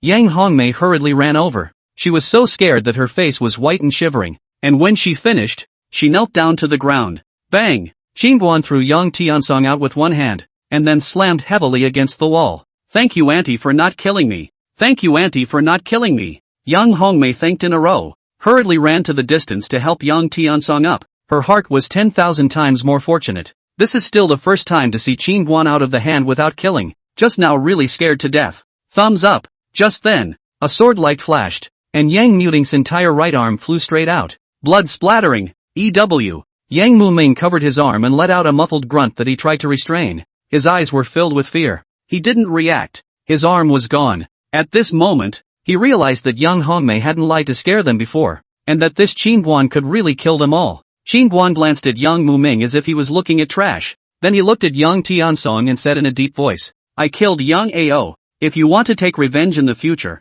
just come to me. A flash of concealment flashed across the bottom of Yang Tiansong's eyes, and a moment later he suddenly said in a deep voice, Young warrior Qin spared our lives just now, and I declare that from now on, my Yang family's enmity with young warrior Qin is written off. This Qin Guan in front of him is so powerful, it would be really stupid to think of taking revenge on him. Yang Ao's revenge should end here. Qin Guan smiled faintly as he suddenly turned his head to look at Nan Yunqi. Father-in-law, just how much money do you owe your father-in-law? From the moment I came to the Nan family I've heard from time to time that you owe money to the Yang family. Hurry up and pay back what you owe people. Hearing Qin Guan's words, the originally depressing atmosphere of the scene suddenly became a bit strange. Some people wanted to laugh but didn't dare to do so. Nan Yunqi's face darkened. Over the years, my father-in-law did support me quite a bit, miscellaneously adding up to an estimated 100 million gold. Qin Guan sighed. So much money. Your father-in-law seems to be treating you well. Is there enough money on the Nan family's account? There's currently more than 80 million gold on the books, but that's all the capital for doing business. If we pay it back the Nan family's capital chain will be broken. Nan Yunqi said with some embarrassment. Roar, help your father pay off the bill. It's really unlike to let people point their noses at you all the time at your age. Qin Guan suddenly looked at Nan Ro and said. Nan Yunqi's face darkened once again, but his heart was warm. Qin Guan always did things straight to the point. Every time he quarreled with Yang Hongmei over the years, Yang Hongmei would always move out of her mother's family to support the subsidy of the South family to say. He was very painful in his heart, but there was nothing he could do, because he did receive no small favor. Father, are 40 spirit stones enough? Nanro said as she took out some spirit stones Qingguan had given her from her storage bag. Enough. Nan Yunqi hurriedly nodded his head. When he saw that Nanro's storage bag still had a bunch of spirit stones in it, a flash of shock flashed across the bottom of his eyes. This girl was really a rich woman. She even had so many spirit stones. Qingguan gave Nan Yunqi a strange look, then pulled Nanro out of the dining room. Seeing Qingguan leave, the crowd was relieved, especially Yang Hongmei. The big stone inside her landed with a bang. Just now when Qingguan suddenly appeared, her whole body panicked at that time. The result was not expected to be just big brother Yang muting broken arm. This result is too unexpected, too perfect. Roar, you can actually explain it to me. On the way, Qingguan opened his mouth. Nanro clutched Qingguan's hand and asked with a smile, "Husband, how did you find out?" Qingguan looked sideways at Nanro and despised. "Your acting skills are also too bad. You haven't lied much since you were a child, right?" Nanro's beautiful eyes blinked. "Husband, do you often lie?" Little Black Tower, the upper beam is not straight and the lower beam is crooked. The little fools brought out by the old fools can be anything decent. Who's talking? Hearing the voice of the Little Black Tower, Nanro was instantly startled, and she hurriedly looked around. "Husband, someone just spoke. Did you hear them?" Qingguan shook his head. "No, I didn't hear anything." Strange. There was clearly a strange voice just now that said something about lulling. "Ah." Nanro was muttering when Qingguan suddenly picked her up with a bad smile and said, "Going to the house or to the cultivation room?" Nanro lightly pounded on Qingguan's chest after hearing this and said shyly, "Go inside. It's more convenient inside." "Yes." Qingguan nodded his head and hugged Nanro as he walked quickly towards his residence. As he walked, he suddenly thought of something.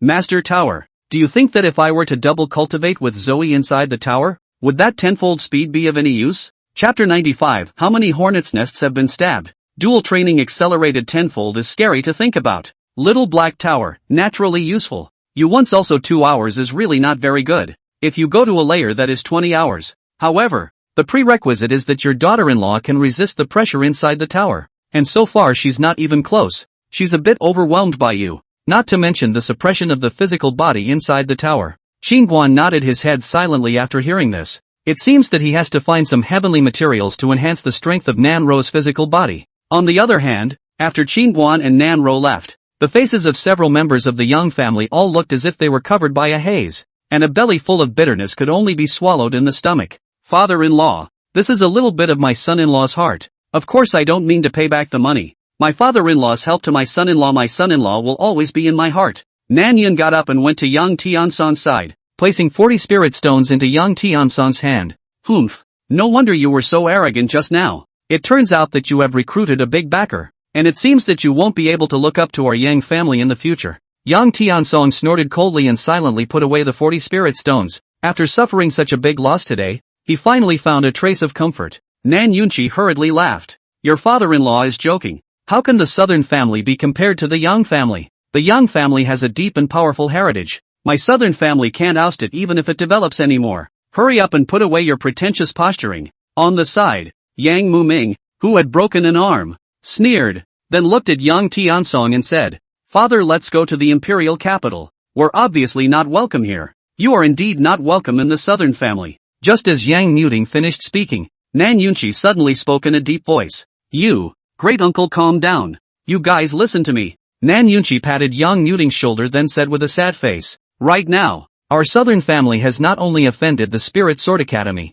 the Cloud Lawn sect, and the Heavenly Treasure Pavilion, but we also killed the Dragon Cloud Empire's Heavenly Sun's emissary a few days ago, and it won't be long before the forces of the entire Qing state and even your central state come to crusade against my southern family." So, upon hearing Nan Yunqi's words, the faces of several members of the Yang family quickly turned from originally angry to shocked, horrified, and incredulous. A small South family in the end, how to mess with so many big forces. Think of all the scalp numb. This in the end is to stab how many hornets' nest. At this time, Yang Hongmei suddenly spoke. "Father, mother, big brother, although what Yunqi said is true, and now the Nan family has enemies all over Qingzhou, but there are more enemies instead, so I don't think there's any pressure. So you guys will actually be fine if you stay here for 2 days. Father, the Spirit Sword Academy Dean's selection is still 6 days away, and this place is several days' journey to the imperial capital, so we'd better hurry up and catch up, right?" Yang Muming said hurriedly. Yang but quickly pulled Yang Tiansong's arm worriedly.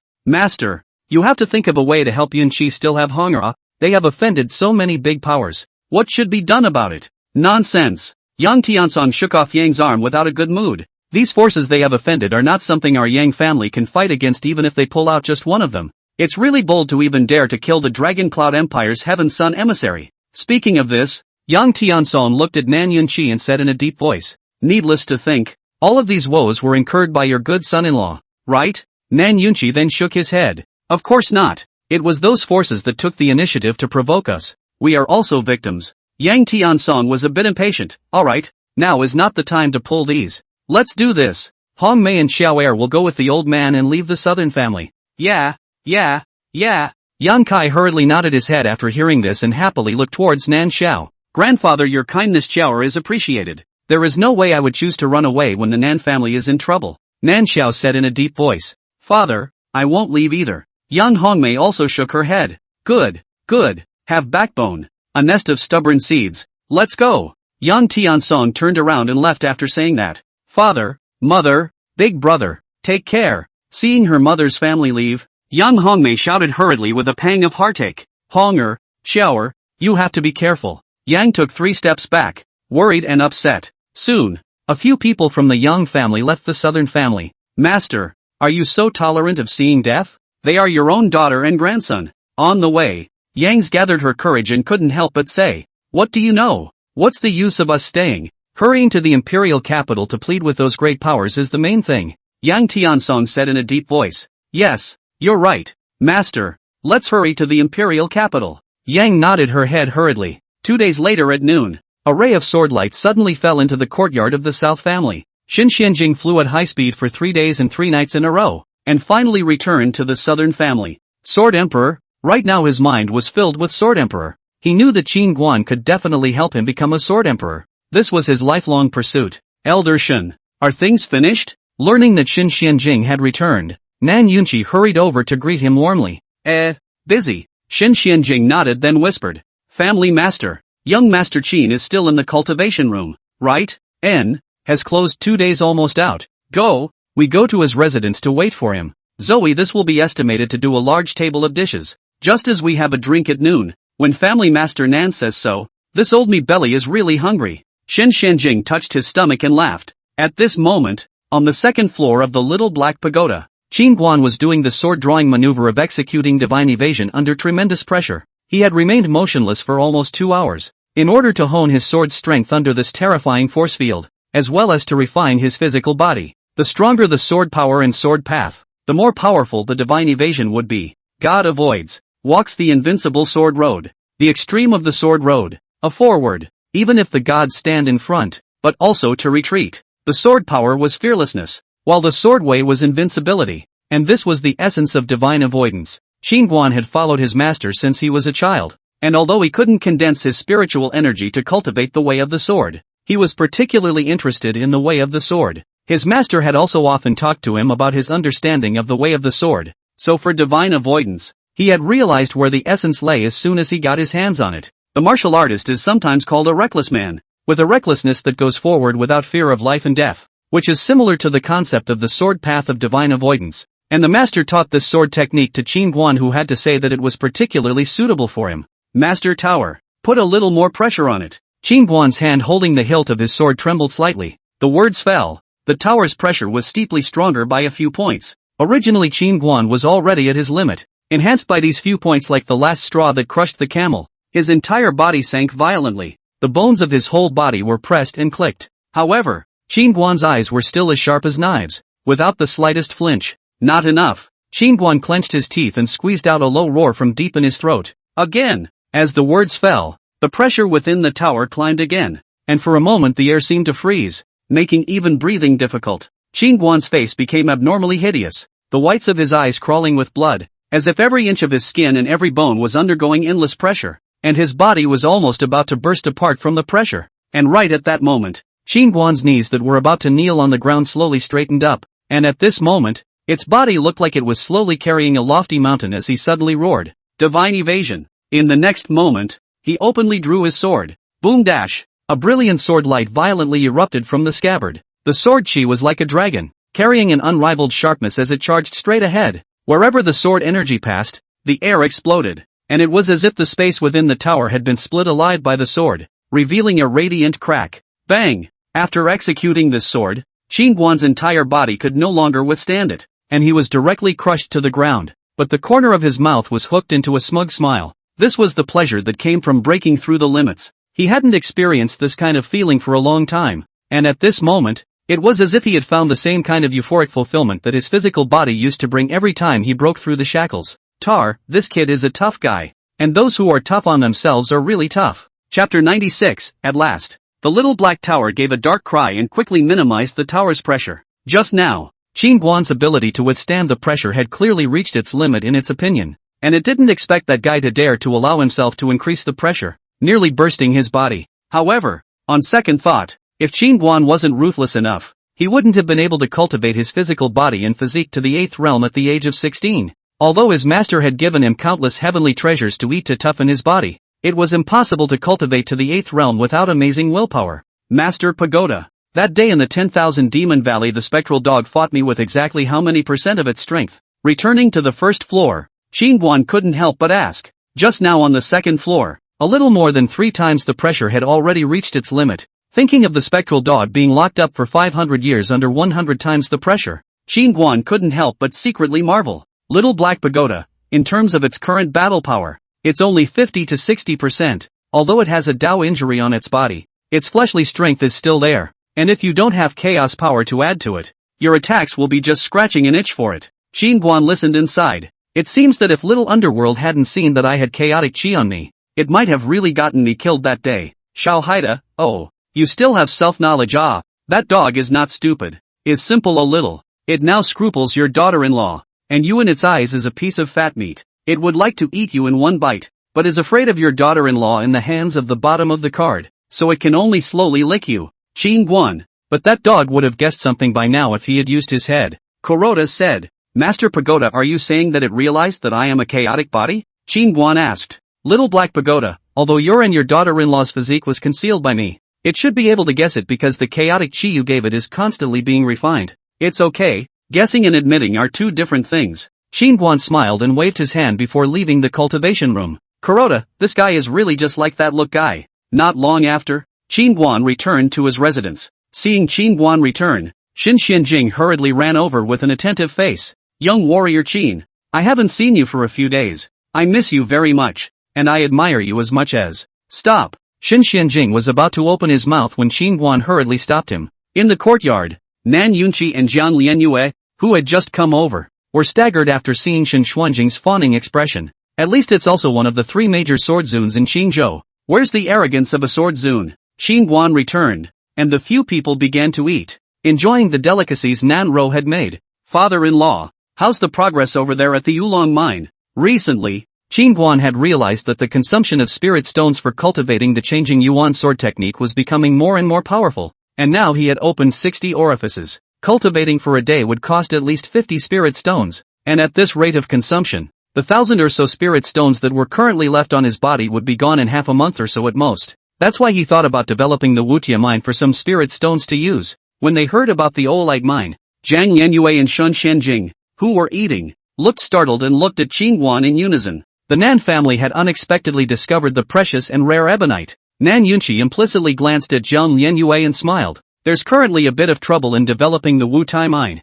so we might have to wait a month. What's the trouble? Waiting for a month? Qin Guan frowned. Nan Yunqi hesitated and smiled. A treasure house's side said that mining the Wu iron mine requires quite a few split rock spirit axes, and there's only one master refiner in Qingzhou who can make split rock spirit axes. And this person doesn't have a good relationship with a treasure house and doesn't do business with them. So a treasure house is going to have to wait for a month to deploy from the Chinese side of the state. Is it going to take that long? From what I understand, there should be teleportation arrays between each state, right? Qin Guan wondered. At this time, Jiang Lianyue suddenly laughed. Teleportation arrays are usually built by big chambers of commerce at great expense, and the only teleportation array from Qingzhou to Central State was built by the Heavenly Treasure Pavilion. And 8 Treasures House and Heavenly Treasure Pavilion have always been in competition. So that teleportation array Heavenly Treasure Pavilion doesn't give 8 Treasures House the use of it. Understood. Qin Guan nodded as he listened. Young warrior Qin, as far as I know, that refiner in Qingzhou who would create the split rock spirit axe has been working with the Heavenly Treasure Pavilion.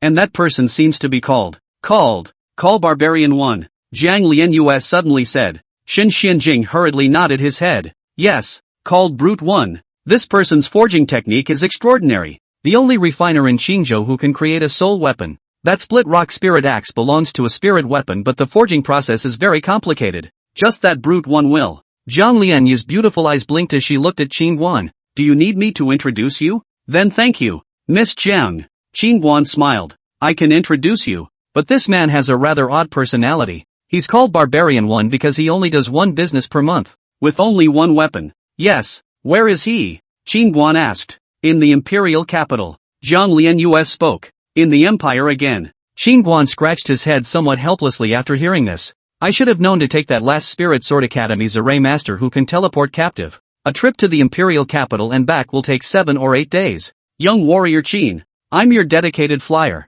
I can take you there, Xin Xianjing hurriedly said. Although he had just come from the imperial capital, if Qingguan went, he would naturally be happy to make another trip to the imperial capital. Qingguan waved his hand in slight contemplation and said, Old Shen, you'll stay in the southern family to guard the vein. I'm relieved to have you here. It's a great honor for me to be trusted by young warrior Qin. Xin Xianjing patted his chest. At this time, Qingguan suddenly took out a note and handed it to Xin Xianjing, saying with a straight face, That day I observed your sword is the combination of rigid and soft road, but you have not fully integrated. Rigid and soft is not a simple addition, but to be just in the soft in the hide just to the extreme. Need to leave a line of flexibility, soft to the extreme. Need to hide 3 points of sharpness, so that the sword can be rounded flawless, attack and defense freely. Xin Xianjing was stunned after hearing this, and his chopsticks that were holding the food stopped in mid-air. Those words of Qingguan's just now seemed like a quick knife, instantly chopping up his cumbersome mind over the years, giving him a sudden sense of epiphany. Little black pagoda, boy, you're really good at pretending, carrying your master's words right over. Ha ha, Master Ta was discovered by you, but his sword path does fit these concepts. Qingguan smiled heatedly in his heart, then added to Xin Xianjing, the note is about the concept of the rigid flexible sword Dao. How much you can comprehend depends on your fortune. Xin Xianjing dabbed and stood up, then suddenly knelt in front of Qingguan as soon as he did so. Many thanks to young warrior Qin for granting me a great opportunity. I can't thank you enough. Finally waiting for the opportunity, in order to pursue the Sword Emperor. He put down his identity and face, and followed Qingguan with his dead skin, and this moment finally paid off. Get up. Don't be too happy. What's on the note isn't yours. Comprehending it is what's yours. Whether or not you can break through to the Sword Emperor is still up to you. Qingguan looked at Xin Xianjing and spoke. Yes, I understand. Xin Xianjing nodded his head and hurriedly put the note away. The duo's conversation had left Nan Yunqi and Zhang Lianyue in awe. Break through to the Sword Emperor? No wonder Xin Xianjing had been following Qingguan in a masculine manner. So it turned out that Qingguan had a way to help him break through to Sword Emperor. Sword Emperor? The Emperor of Swords. The entire Qingzhou could currently only have one Sword Emperor in by Wanjin. So it could be imagined how difficult it was to become a Sword Emperor. And Qingguan was actually able to make Xin Xuanjing's sword Dao break through to Sword Emperor. Qingguan, I cultivate the blade. Hurry up and help me with some pointers as well. Really, it's very important to me now. At this moment, Zhang Lianyu suddenly said with some urgency. Qingguan, the old man cultivates palm techniques. You should at least help your father-in-law to improve. Nan Yunqi also hurriedly said. Qingguan was speechless. I'm not omnipotent. I'm not proficient in sword and palm techniques. Zhang Lianyu skimmed her lips and said unhappily. That's really petty. Nan Yunqi also turned his head away and sipped his mulled wine. Little black towers, let's get you pretending. Qingguan didn't bother. He looked at Nan Ro and smiled. Ro, didn't you want to go to the imperial capital last time? I'll take you there tomorrow. Brother-in-law, I want to go to the imperial capital to play too. Bring your mother-in-law along if you don't mind. Just then, Nan Xiao and Yang Hongmei suddenly walked over. Chapter 97 Go. You must go. Brother-in-law, I've never been to the imperial capital even after growing up. Why don't you bring me along too? Nan Xiao came to Qingguan and said hurriedly. Auntie, 2 days ago my mother's family left in a hurry. I didn't even catch up with them. My mother's health is not good now that she's older. So if we meet this time, we won't necessarily be able to the next time. You bring me along too. I want to go and meet them. Yang Hongmei said suddenly, her eyes reddened and her voice choked a little. The more she thought about the past 2 days, the more difficult it was. That day her father and mother came in a hurry and left in a hurry. The buttocks have not been sitting hot. The rice did not eat a bite, and left with a belly full of gas. Thinking about that day, young Hongmei's heart is very sad. Nonsense. Qin Guan is going to the imperial capital to discuss business. What are you guys doing blindly? Bringing so many people. Can he take care of it? At this moment, Nan Yunqi suddenly glared at young Hongmei and Nan Xiao and chided. Yang Hongmei stomped her foot and gasped. Nan Yunqi, that's not your father, not your mother. Of course you're not worried. I haven't seen them for 7 or 8 years. And it's very likely I won't be able to see them in the future. Can't you be considerate of me, you heartless thing? Whoops. Nan Yunqi took a long breath. This young Hongmei's voice felt tight in his chest as soon as it became shrill. I can remind you that the imperial capital is the capital of the Longyun Empire. Right now there might be a bounty for your aunt's head posted all over the capital. Yang Hongmei, with that little cultivation you have, if you were to encounter Department 6, which specializes in assassination in the Longyun Empire, a single knife would be able to cut off your head. Hearing Nan Yunqi's words, Yang Hongmei's body couldn't help but shiver, her hands subconsciously covering her neck. Father, don't scare mother. Nan Xiao looked at Nan Yunqi in a bad mood and said, originally, mother was thinking of having you send 2 guards with us on a trip to the imperial capital to find grandfather and the others. Originally, the mother and daughter had wanted to find Nan Yunqi to discuss the matter, and after hearing the subordinates say that Nan Yunqi was on Qin Guan's side, the 2 of them looked for him, not realizing that as soon as they came over, they heard Qin Guan say that he was going to take Nan Ro to play in the imperial capital. Scare. Now that our Nan family has enemies all over the place, is old man fed up with scaring you? Nan Yunqi snorted coldly. Sister, say something for us. Seeing that her father would not relent, Nan Xiao hurriedly ran to Nan Ro's side and pulled her arm to beg. Just now, when she heard Qin Guan say that he was going to take Nan Ro to the imperial capital to play, she was now eager to follow along and see the world. Being so pampered by Nan Xiao, Nan Ro looked at Nan Yunqi with some difficulty, and then at Qin Guan. Qin Guan understood Nan Ro's meaning. He looked at Nan Yunqi and smiled. Are you going or not? Father-in-law? What's so fun about the imperial city? Old me won't go there. Besides, old me still has to manage the business of the Nan family. How would I have the time to go? Nan Yunqi said in a deep voice. Also, Qin Guan nodded slightly. Father-in-law, where is the cloud ship that eunuch from the Longyun Empire sat on last time? In the old man's place. Why? Nan Yunqi frowned at Qin Guan, who said indifferently, since you want to go then go along in the cloud ship. Nan Yunqi was a bit worried after hearing this. Is this the right time of the year right now? Qin Guan said as he took a bite of the food. What's there to be afraid of in a small Longyun empire? This time it's just right to go along and knock how hard that emperor's head is, so as not to come looking for trouble every day in the future. At this time, Jiang Lianyu suddenly laughed. Qin Guan, I can remind you that in a few days it happens to be the Spirit Sword Academy Dean Selection Ceremony, and I heard that the one presiding over this time is the Vice Dean of the Spirit Sword Academy of the Central State, Chao Zhengchun, and this person is the state uncle of the Longyun Empire, and the senior management from Tianbao's side of the Central State will also come. In short, this time the Spirit Sword Academy's Dean Selection, the Central State has come with a lot of big and prestigious forces to participate. At this time to go to the imperial capital I think it's better to keep a low profile. Yeah. Hearing Jiang Lianyue's words, Qin Guan's eyes instantly lit up with a bad smile. I just like dealing with rich and powerful people. Go, must go. Jiang Lianyue. The next day dawned with clouds and shadows. A luxurious cloud ship was suspended in midair in the South family compound. Which one of you knows how to drive this cloud ship? Qin Guan asked as he looked at the several women. Nan Ro, Nan Xiao and Yang Hongmei hurriedly shook their heads. This kind of high-class goods they have never sat on, let alone drive. I will. It takes 5 spirit stones to activate it once. I'll drive it. Jiang Lianyu said as she came to Qin Guan's side and held out her hand to ask him for spirit stones. 5 spirit stones. So expensive. Qin Guan took out 5 spirit stones and handed them to Jiang Lianyue. Boom! As the cloud ship started, a majestic wave of air blew in all directions as the cloud ship slowly rose. A few people saw this and hurriedly jumped on it. Seeing the cloud ship, young Hongmei east to look at the west to touch. Laughing, the bottom of the South Yunqi cursed. I do not know what to mutter. The cloud ship was 30 square, not too big and not too small. The living configuration on it was very complete, and there was even a small cultivation room. Guys, sit tight for takeoff. Jiang Lianyu finished speaking. The cloud ship whooshed and flew directly to a height of 100 feet. The speed was not at all inferior to a cultivator's airborne speed. Jiang Lianyue piloted the cloud ship and continued to fly high into the sky until she flew above the clouds before she began to fly towards the imperial capital. Gosh, it really is beautiful. Nan Ro looked at the endless sea of clouds that rolled like waves, her beautiful eyes filled with shock. Nan Xiao and Yang Hongmei were also captivated by the magnificent and beautiful cloudscape in front of them. At this moment, The rising sun in the east slowly rose, golden light haloed the cloud edge. Flat miles of cloud sea dazzling tumbling,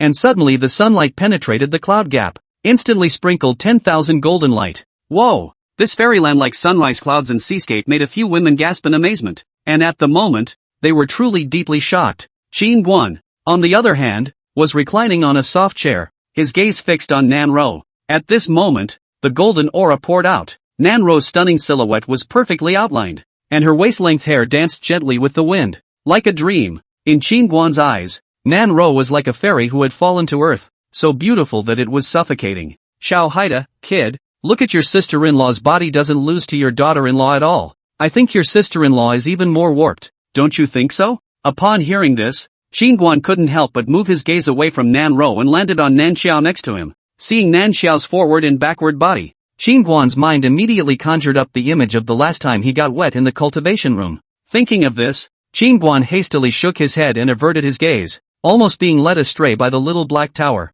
Xiao Haida, to be honest, your mother-in-law is also charming. Looking at its age as less than 40. Right. This age of the woman is like fragrant shochu. The more the aftertaste the sweeter it is. Hearing the little black pagoda's words, Qin Guan's face fleshed out in disgust. Master Pagoda, tell me honestly, was your Dao injury really because of that sword, Kuroda, or what? You're afraid you were beaten for peeping at some woman taking a bath, right? Qin Guan did not have the good sense to say. Kuroda, it's not like I'm interested in you human women. Qin Guan, you're still not interested. You know a lot more than I do. Little Black Tower, if you've seen a lot, you naturally know a lot. What are you muttering about here all by yourself? Just then, Zhang Lianyue suddenly came to Qin Guan's side and wondered. Nothing, humming a tune. Qin Guan smiled faintly. Qin Guan, do you really not understand the Tao of the blade? Zhang Lianyue suddenly asked. Qin Guan shook his head. I haven't done any research on swords. I only like swords. Zhang Lianyue sighed.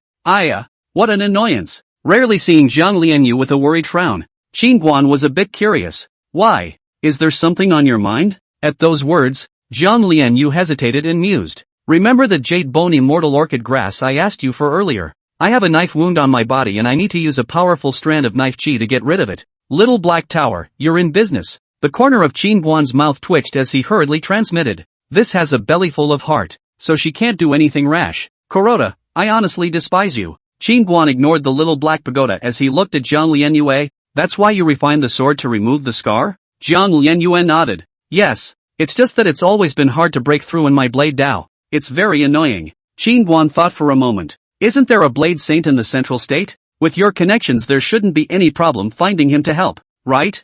Zhang Lianyu blanked Qin Guan. How can a daughter's body be touched by just anyone? Then this is a tough one for you to do. You can only rely on yourself. Qin Guan laughed. If I can get an earth-ranked blade technique for me to practice I should be able to solve it. So if you have an earth-ranked blade technique in the future can you give me a chance to practice it? Zhang Lianyu finished speaking and looked at Qin Guan with her beautiful eyes blinking. Qin Guan skimmed his lips. You pussy has come around in such a big circle. Zhang Lianyu hurriedly said. I know that an earth-ranked blade technique is priceless, and it's a bit much to ask for such a request, but I promise that I'll leave you whatever good things I have in the future. And I've been entrusting people to help you find out about the trace inheritance of the young heavenly reversal. Although Zhang Lianyue had a lot of quirky hard eyes, but she did help a lot all along and never had any malice towards herself. Qin Guan thought about it and opened his mouth. That blade sage in the central state might have a high-level blade technique on him. If you can lure him to my side, when I rob him, the blade technique will be yours. Just how many realms of martial artists are you?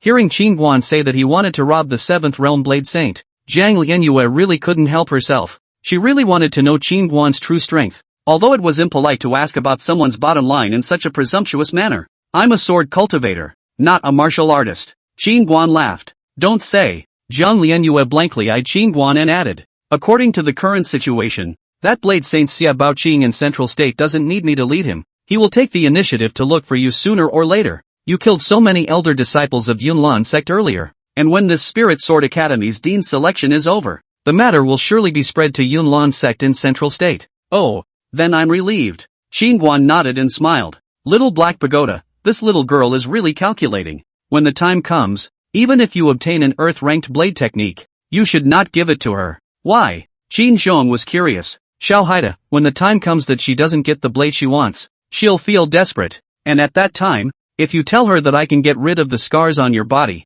she'll surely let you heal her so that she can touch her. Qing 1. Chapter 98. What took you so long? Husband, Lian Yu. You guys come over here, such a beautiful scenery, come over and see it. At this time, Nan Ro, who was not far away, hurriedly shouted. At those words, Qingguan hurriedly got up and walked over. Coming to Nan Ro's side, Qingguan took off his outer robe and draped it over her shoulders. It's windy up here, don't catch a cold. Nan Ro tilted her head to look at Qingguan, a sweet smile on her lips. With you by my side, I don't feel cold even if the wind is strong. Look at the way you guys are so intensely in love. I'm almost swooning from the sweetness from the side. Jiang Lian Yu at the side did not have the good sense to say, Miss Lian Yu, aren't you the one driving the boat? Why did you run out too? Seeing Jiang Lian Yu, Yang Hongmei said with a face of horror, and next to her, Nan Xiao was also scared white. If he fell from such a high place, he'd have to fall to mush. Jiang Lian Yu hurriedly explained, Auntie, don't worry, the cloud ship will fly automatically when it sets its direction.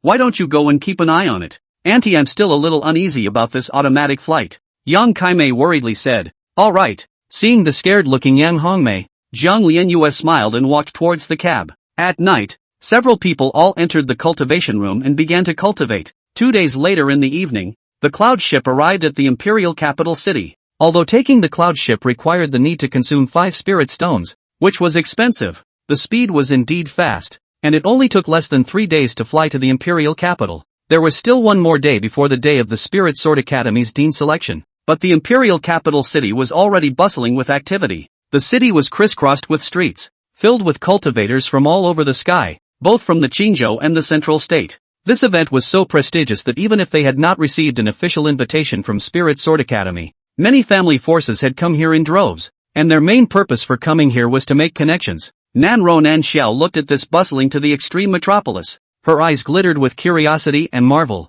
Her eyes kept wandering around, and the contraptions that she usually hadn't seen were everywhere. Being in this prosperous imperial city at the moment, several people were not only curious, but at the same time, they also became a bit formal. Mother, this imperial city is so big and there are so many people. Where are we going to find grandfather and the others? Nan Xiao couldn't help but ask. Yang Hongmei said with some bewilderment. I didn't think there would be so many people. It's not easy to find in a sea of people. Since they were invited to the Spirit Sword Academy, why don't you guys go over to the Spirit Sword Academy tomorrow and you should be able to meet them?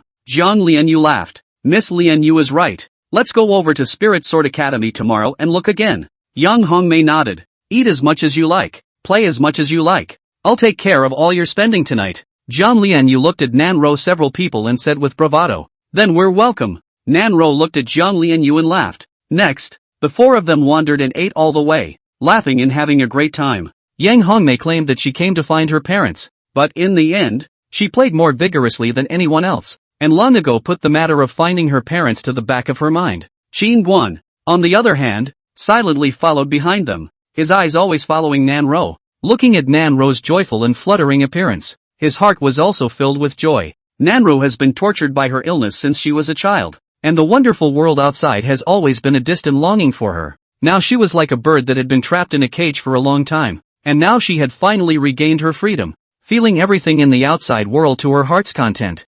TSK, look at those 3 chicks in front. That body temperament, that face, simply the best on earth. Quick, go up and hit on them. At this moment, 2 young men dressed in expensive clothes suddenly passed by Qin Guan with a lewd face. Hey, you two. Qin Guan frowned slightly. What is it? The 2 young men stopped and turned their heads to look at Qin Guan. Get out of here, Qin Guan said in a cold voice. The 2 young men looked Qin Guan up and down. Hey, you little brat. You're full of. Are you in the way of us walking? Over there. Nan Ro and the others who heard the commotion rushed over. So you know them? Seeing this, the taller young man sneered. Upon hearing this, the corner of another young man's mouth hooked up into a bad smile as he first surveyed Nan Ro and the others before looking at Qin Guan. Kid, 1 person eating 4. Can you stand it? The taller young man let out an evil laugh all of a sudden. Let us brothers join in if you don't mind. Ha ha. The tall young man was laughing when a blinding blade light suddenly flashed in front of him. Thumbs up. The taller young man's entire right arm suddenly flew out. Jiang Lianyu chilled her face. The exquisite embroidered spring knife in her hand pointed at the man and said angrily, death-defying thing, dog-eyed and blind, you dare to mess with the old lady? Thumbs up. The young man with the broken arm was just about to say something when a sword light suddenly flashed past his throat, and his entire head flew straight out, blood like a column. It seems destined that he deserves to die. Zhang Lianyu looked at Qin Guan and sighed. You guys? You've got some nerve. The remaining young man looked at Qin Guan and Zhang Lianyu in horror. Do you know who he is? He is. Thumbs up. As the young man was speaking, his voice suddenly came to a screeching halt, and gurgling blood continued to pour out of his throat. Qin Guan put away his sword and looked at the crowd of onlookers and laughed. There is one less of this kind of trash to kill. I'm doing everyone a favor by getting rid of the evils. Everyone should cheer up. Get out of the way. Get out of the way. At this moment, 4 guards in armor suddenly rushed in from a short distance away. The guards of the Dragon Cloud Empire that maintained order. How dare you? Who did this? Looking at the 2 young men lying on the ground, a commander at the head said in a deep voice. I did it. Zhang Lianyu suddenly spoke. So it's Miss Jiang. Seeing Zhang Lianyu, that commander hurriedly came forward and respectfully saluted. These 2 people tried to be rude to me just now and were killed by me. Zhang Lianyu said in a deep voice. That commander's eyes rolled and he hurriedly laughed.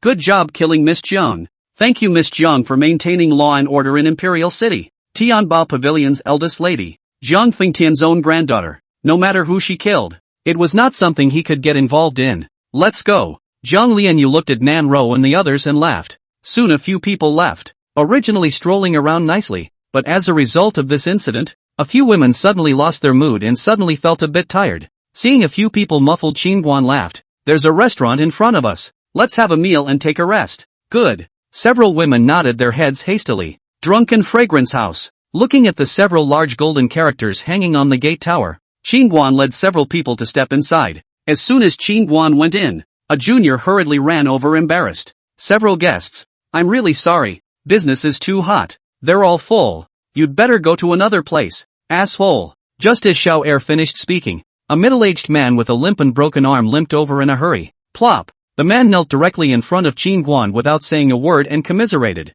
Dongjia, where have you been? Why are you only here now? You said for us not to be afraid, to fight those who dare to make trouble, and if we can't beat them, then write them down and hand them over to you. And we did as you said, and we were almost beaten to death as a result. When Shang Zhuang finished, he was so aggravated that he almost cried out. They didn't know how much they had suffered and how many beatings they had received during this period of time, but they had always stood firm and believed that one day Qin Guan would come back. So tragic. Hearing Shang Zhuang's cries, Qin Guan sympathized a bit too much. Get up and talk. I came this time to avenge you. Look, proprietor. Shang Zhuang hurriedly pulled out a thick pile of paper from his arms. These are the enemies we can't beat. Qin Guan. Chapter 99, Don't Panic. Dongjia. Hearing the conversation between Qin Guan and the middle-aged man, the Nanro sisters and Yang Hongmei on the side were dumbfounded that Qin Guan was the proprietor of this restaurant. These unlucky bastards. Seeing Qin Guan rummaging through the paper in his hand, Zhang Lianyue gloated on the sidelines. On that day, after learning that Qin Guan had offended Shen Huan, and it was rumored that Qin Guan was the proprietor of the Drunken Fragrance House, many family forces in the Imperial City thought of currying favor with the Shen family, and so they came to trouble the Drunken Fragrance House for 3 days. However, since Qin Guan's deed of saving Wei alone had spread to the imperial capital city, all those family forces that had come looking for trouble were too scared to come back. However, in the past few days, they had also heard that Qin Guan had killed the Dragon Cloud Empire's Heavenly Son's emissary and had offended the Dragon Cloud Empire, and some family forces had begun to come looking for trouble again. Owner, in the past 2 days, a superpower has come to help our Drunken Fragrance House. Was it sent by you? Shang Zhuang asked, wiping the tears from the corners of his eyes. Qin Guan shook his head. No. At those words, Shang Zhuang frowned. 2 days ago there were 2 Fifth Realm Masters who brought people to say that they wanted to smash the Drunken Fragrance House, but the result was that a masked man in black gave a sword to all of them to abolish their root cultivation, and they let out a word that whoever dares to come to the Drunken Fragrance House in the future to make trouble will kill without amnesty. And I thought that it was a strong man that you had sent to me. What is that person's cultivation level? Qin Guan was curious. Shang Zhuang shook his head. It's very strong. I am not able to feel any breath. 2 experts of the 5th realm he casually lost with a single sword. If it wasn't for that strong man coming over to relieve himself, these days we are afraid that we won't even be able to do business. Qin Guan nodded his head as he listened, and couldn't help but guess a person in his heart. Didn't think much more about it. Is there no room available upstairs? Yes, of course. The top floor is your exclusive spot. It's usually closed to guests. Shang Zhuang hurriedly nodded his head, then hurriedly limped and led Qin Guan and the others upstairs. Boss, there's no more room upstairs. Seeing Shang Zhuang leading a group of people towards the upper floors, one of the shopkeepers coming down from the upper floors reminded him. Blind your dog's eyes? This is our proprietor. Shang Zhuang scolded fiercely. Ah, I should be damned. I had the eyes to recognize MT. Tai. That junior was so scared after hearing this that he panicked and begged for forgiveness. It's fine. You go about your business. Qin Guan waved his hand as he looked at Shang Zhuang with some displeasure. It's all your own people. You shout a hammer. And from now on be polite to any of the fellows in the store. Yes, yes. Shang Zhuang smiled sarcastically. After hearing Qin Guan's words, the store assistant who had just been scolded couldn't help but feel a warmth in his heart. The proprietor turned out to be so nice. He can't be lazy in the future. Soon, the group arrived at the topmost floor. The spacious and luxurious large flat is arranged in a very elegant and cozy way. With the night view of the whole imperial city outside the window, the view is incomparably wide. And standing here overlooking the prosperous imperial city, one can't help but feel relaxed and happy. How many people keep struggling all their life? Maybe for one day can have the qualification to stand on the top, to see the heart of that belongs to their own world. It's so wonderful to stand here and see the whole imperial capital at night. Look at that tall building. Sister. Nanro's eyes flashed with surprise as she took her sister Nanxiao's hand and said excitedly. Nanzhou nodded her head, her eyes full of wonder and newness at it all. Yan Hongmei also stood in front of the window, her eyes darting back and forth between the luxurious interior and the bustling night scene, shock written all over her face. This is the life of the rich, right? Auntie, is such a large restaurant really yours? Yang Hongmei turned her head a bit incredulous and said. Hearing Yang Hongmei's words, Nanro and Nanxiao as well as Zhang Lian, you could not help but look at Qin Guan as well. It's all very curious. Someone else paid me back. Qin Guan smiled faintly. That being said, he still had a brothel and a boxing ring that he hadn't visited, so he would have to make a trip to collect the money when he was done with his business. A few people listened to the sudden realization. So it is so sent, who shot so generous? The core of the imperial capital location of the big restaurant are willing to send.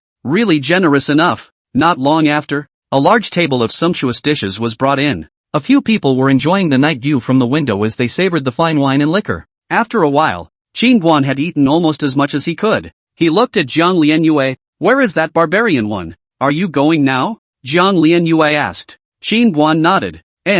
Go now and take me to meet him. Qin Guan finished looking at Nanro and the others. You guys take your time to eat. I'm going to run an errand with Miss Jiang. Husband, pay attention to safety and come back early. Nanro said hurriedly. Good. Qin Guan nodded, then left with Zhang Lianyue. The duo left the drunken fragrance house and made their way west. That barbaric one has an odd character. Even if my grandfather appeared, he didn't give face. 1 month just casting a weapon. You have to have a heart to prepare. This person is not greedy for money and not lustful. No desire is not good to deal with. On the way, Zhang Lianyue reminded. Can't even you manage it? Qin Guan looked toward Zhang Lianyue. Can't get it right. I've tried many methods that don't buy it. Zhang Lianyue shook her head. Is it okay to use force? I'll just forcefully take him captive to Deer Cloud City. Qin Guan joked. Then he might kill himself. Don't think it's impossible. That old man is such a character. Kang Lianyue shrugged. Go take a look. In case he likes me at a glance. Qin Guan laughed. You have heavy tastes. Zhang Lianyue smiled badly. Kuroda, this little girl has a way about her. Qin Guan. On the other hand, at Drunken Fragrance House, not long after Qin Guan and Zhang Lianyue left, a group of expensively dressed guests suddenly came to the restaurant. A luxuriously dressed noblewoman, 2 young girls, and a teenager. The 4 of them had an unassuming demeanor, and looked to be from a famous family. Several honored guests, quickly upstairs please. It just so happens that there is an empty table in the upstairs hall. The store assistant hurriedly went forward with a smile on his face to greet them. Empty table? No private room? The noblewoman in the lead frowned slightly. Sorry, the private rooms are all full. The store assistant apologized. Mother, why don't we just make do for now? This one has a much better environment compared to the ones before. Behind the noblewoman, a teenager said impatiently. Well, have something to eat and rest for a while first. The noblewoman nodded, then headed upstairs. Such a big restaurant. Each floor is filled to the brim. How much money must be earned in a day? Yang Hongmei lamented as she descended the stairs, not realizing that Qin Guan still had such a large portion of property in the imperial capital. As soon as she thought of giving Qin Guan to Nanro personally in the living room of the Nan family, it was hard for her to feel in her heart. And the more Qin Guan became successful and powerful, the more she regretted and felt bad when she thought of her decision at the beginning. Xiaoer is so outstanding. No matter her looks and figure, she doesn't lose to Nanro. And Xiaoer's qualifications are not even comparable to Nanro's girl. How come Qin Guan can't see Xiaoer? Yang Hongmei is every day looking forward to Nan Xiao can marry Qin Guan. Nan Ro must not be her own daughter. People are selfish. Ouch. Yang Hongmei, who was thinking about things in her mind, went downstairs and suddenly collided with the noblewoman who had previously gone upstairs. I'm sorry. Yang Hongmei realized that she had lost her concentration and bumped into someone, and hurriedly apologized towards the other party. Pop. Ungrateful thing. That noblewoman suddenly threw a slap on Yang Hongmei's face. Being a slap in the face, Yang Hongmei was furious, but when she saw the other side of the temperament is not bad, wearing even more luxurious and expensive. A look at the head is not small background tough. Yang Hongmei heart suddenly no bottom. I've already apologized to you. Why are you still hitting people? Yang Hongmei covered her face and looked at the noblewoman. Pop. As soon as Yang Hongmei's words fell, the noblewoman directly gave her another slap. Bitch, how dare you talk back after bumping into this lady? Are you tired of living? That noblewoman's chin lifted slightly. Seeing Yang Hongmei's rustic dress and clothes, her eyes were full of disdain and arrogance. Stop. Who told you to make a move in the drunken fragrance house? Just then, Shang Zhuang hurried over, with 3 brothers with limp legs and broken hands behind him. Upon seeing Shang Zhuang, Yang Hongmei hurriedly complained, it was me who accidentally bumped into her. I've already apologized to her, and I'm still hitting people. What's wrong with beating you? You woman bumped into my mother. Killing you is not even too much. At this time, a young girl behind the noblewoman suddenly scolded. Gentlemen, this store doesn't allow fighting in trouble. So, forget it, it's my fault. Shang Zhuan was about to say something when Yang Hongmei suddenly spoke up and interrupted him. The other party looked like he was not to be messed with. Originally Qin Guan had preconceptions about her. If he got any more big shots for him that would not be good. Yang Hongmei decided to hold back. Stop. Who told you to go? Yang Hongmei was about to prepare to go downstairs when the noblewoman suddenly called out to her, a flash of sinister color in her eyes. Get down from this 3rd floor, and this will be over, or I'll break one of your legs. Yang Hongmei was at a loss for words when she heard this. She panicked and said, you guys don't want to bully people too much. Let me tell you, my auntie is not one to be messed with. Auntie? The proprietor couldn't be this woman's aunt, could he? Shang Zhuang only knew that Yang Hongmei was brought by Qin Guan and did not know about their relationship. Thinking of this, Shang Zhuang hurriedly looked at the noblewoman and said in a deep voice, Ma'am, you're being too aggressive. This is drunken fragrance house. You. Before Shang Zhuang finished speaking, a young girl behind the noblewoman suddenly cursed. You shut up for this young lady. What a piece of trash drunken fragrance house is. If you dare to say another word, believe it or not, we'll tear down this Thai building of yours. Shang Zhuang suddenly shouted angrily. Tramp, a bunch of dog stuff, don't have a pussy face, hurry up and get the hell out of drunken fragrance house. Bang! As soon as Shang Zhuang's words left his mouth, an Xian iron token suddenly flew to his feet and slanted into the wooden floor. When they saw that the Xian iron token was engraved with a big Zhao character, the faces of several people in Shang Zhuang instantly changed greatly. Finished, messed with a hard stump. The Zhao family, the #1 family in the central state, is not only powerful in its own strength, but also has not the usual hard relationship. I heard that the Zhao family's main mother is the northern mad sword Xia Baoqing's own daughter, and this noble woman in front of me can't be the Xia Baoqing's own daughter, can she? Don't panic, our proprietor isn't a dry man. Shang Zhuang hurriedly whispered to calm down the 3 brothers behind him who were somewhat unsteady on their feet. Chapter 100, He Shall Not Be Spared. Brother Zhuang. The opposite side is the Zhao family of the central state. A long-faced man behind Shang Zhuang scorned. At those words, Shang Zhuang hurriedly whispered, what are you afraid of? Before, Miss Tianbao Pavilion was still close to our Dong family. The power behind our Dong family is not necessarily weaker than that Zhao family, and that woman may be the proprietor's mother-in-law. Hold on. If anything happens to her, the proprietor won't spare us. Hold on. Just after Shang Zhuang finished speaking, Yang Hongmei on the stairs suddenly let out a heartbreaking scream. One of her legs was unexpectedly cut down by the noblewoman's son with a knife. Bubbling crimson blood flowed like water straight down the stairs. Seeing this scene, several people from Shangzhuang were so scared that their scalps went numb. Ma'am. Shangzhuang several people hurriedly carried Yang Hongmei to the staircase turning platform there. They did not expect those people to strike so viciously. A bunch of trash. What a bad luck. When my father comes later, I'll stew all of you and feed you to the dogs. Behind the noblewoman, the teenager rubbed the blood from his knife on the stairs in disgust. Shang Zhuang's eyes widened in anger. You guys are really bold. Do it. As the words fell, the 3 people behind him directly rushed towards the noblewoman's few people. Seek death. The teenager's eyes were cold, and the knife in his hand violently swept downwards, the rigid knife chi intercepting and cutting horizontally towards the 3 people who were rushing towards him.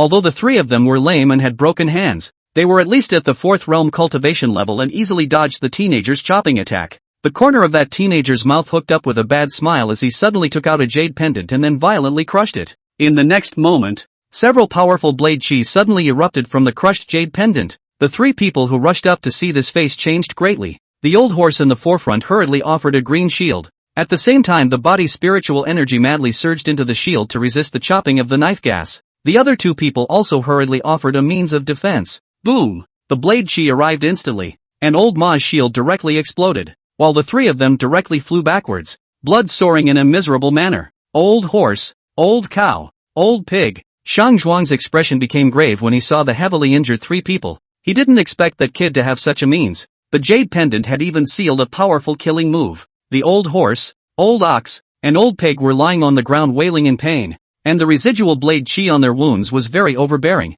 constantly tearing through the wounds. Mother! Just then, Nan Ro and Nan Xiao, who heard the commotion, ran down from upstairs, and when they saw Yang Hongmei's entire leg chopped off, Nan Xiao was so scared that she nearly rolled down the stairs. Nan Ro quickly gave a healing elixir to Yang Hongmei and took it. Mother, who hurt you like this? Nan Xiao said with incomparable anger. It's them. Shang Zhuang pointed at the noblewoman several people on the stairs and said angrily, why are you hurting my mother? Nan Xiao looked at the four men deadpan. What? You're not convinced? A young girl behind the noblewoman sneered. Don't be impulsive. Seeing Nan Xiao wanting to rush up, Shang Zhuang hurriedly pulled her back. Where's the proprietor? Call him. Shang Zhuang looked to Nan Ro hurriedly said. Everywhere in the powerful and noble imperial city, without a strong strength background, can only let people fish and meat slaughter. The other party is the Zhao family in central China. It is no longer they can solve. Must call Qing Guan to come. Hearing Shang Zhuang's words, the teenager on that staircase hurriedly laughed out loud as Yang held the knife in his hand.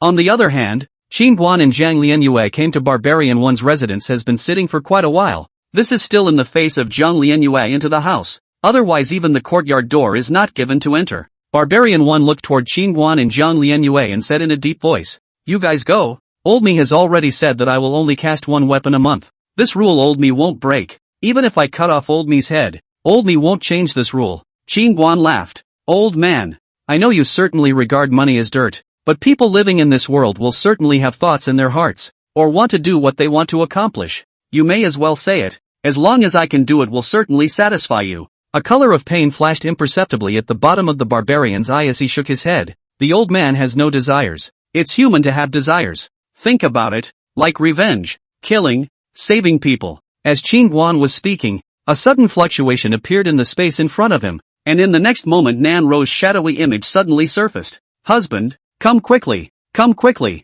Something big has happened. In the image, Nan Ro looked flustered and pale, and there was blood everywhere on her body. What happened? Qing Guan's complexion plummeted and he violently stood up from his seat. In an instant, a monstrous murderous aura that resembled substance instantly enveloped the entire room. Nan Ro gasped sharply, her words tinged with sobs. Mother, her one leg was cut off. After Nan Ro finished speaking, the picture suddenly surfaced with Yang Hongmei lying on the ground in a miserable state, blood staining the ground. Yang Hongmei moaning in pain. Brother-in-law, come and save my mother. She's lost a lot of blood and is about to pass out. Nan Xiao cried out. Don't panic. Where are the other party's people? Have they turned against you? Qing Guan asked hurriedly. They said they're waiting for you at the drunken fragrance house. Nan Ro hurriedly returned. Okay, I'll be right there. Qing Guan finished speaking with a majestic astral energy drenching his entire body, and the whole person directly rose up to the sky. Boom! In the next moment, the entire house was instantly turned into a piece of rubble. Zhang Lianyue and Barbarian One were covered in dust, and the two of them glanced at each other with a stunned expression. Uncle Barbarian, I'll personally come to fix your house some other day, ha? Zhang Lianyue said and hurriedly ran away. Brute One stood there in dismay, his somewhat parched mouth spitting outward crumbs of gray dirt.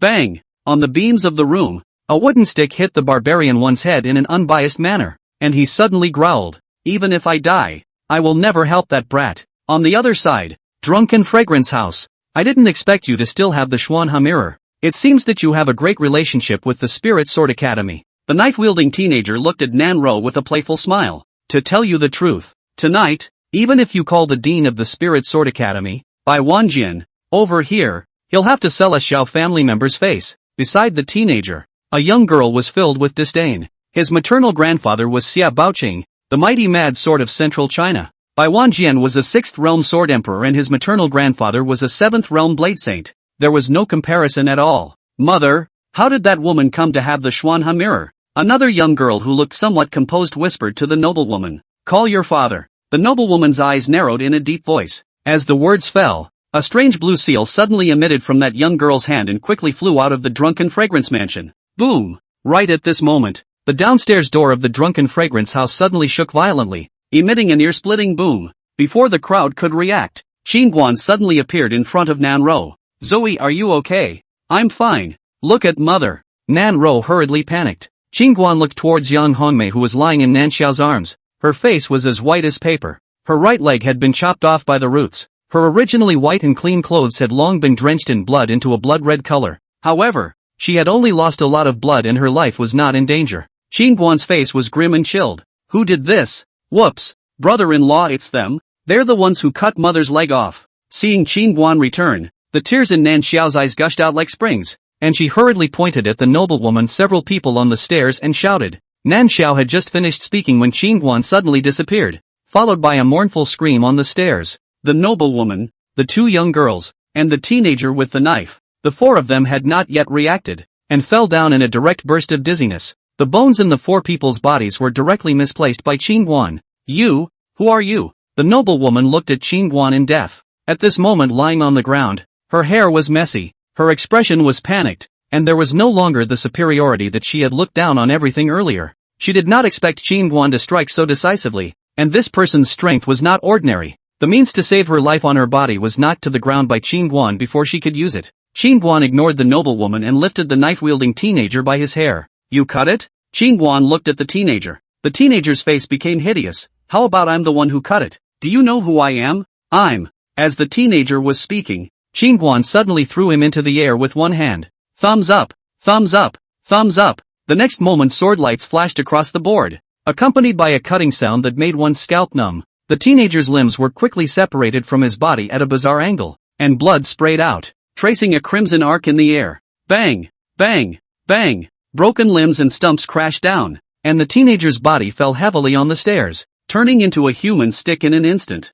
Ah! Ah! The teenager's face twisted in pain, and he let out a miserable scream that was worse than death, resounding throughout the entire restaurant. Ah! Son! Son! Brother! Seeing the teenager hacked into a human stick, the noblewoman and the 2 young girls cried out and crawled to the teenager in panic. The noblewoman hurriedly took out a precious elixir and gave it to the teenager. Cool. Qingguan suddenly smiled and looked at the teenager. The teenager clenched his teeth hard, trembled, and hissed, when my father comes, I'll make your life worse than death. Since you say so, then I'll make your life worse than death. Qingguan shrugged. Right at this moment, there was a sudden commotion downstairs, and a Chinese-robed middle-aged man rushed in with 7 or 8 power-suited guards. The middle-aged man swept his gaze around, and in the next moment suddenly appeared on the stairs. When he saw the miserable appearance of his precious son, the middle-aged man's eyes were wide with anger. Who did this? Who did this? The voice was like a flood bell, shaking the entire drunken fragrance house. The noblewoman's face was livid as she pointed at Qingguan in hysterics. It's him. The Lord must not spare him.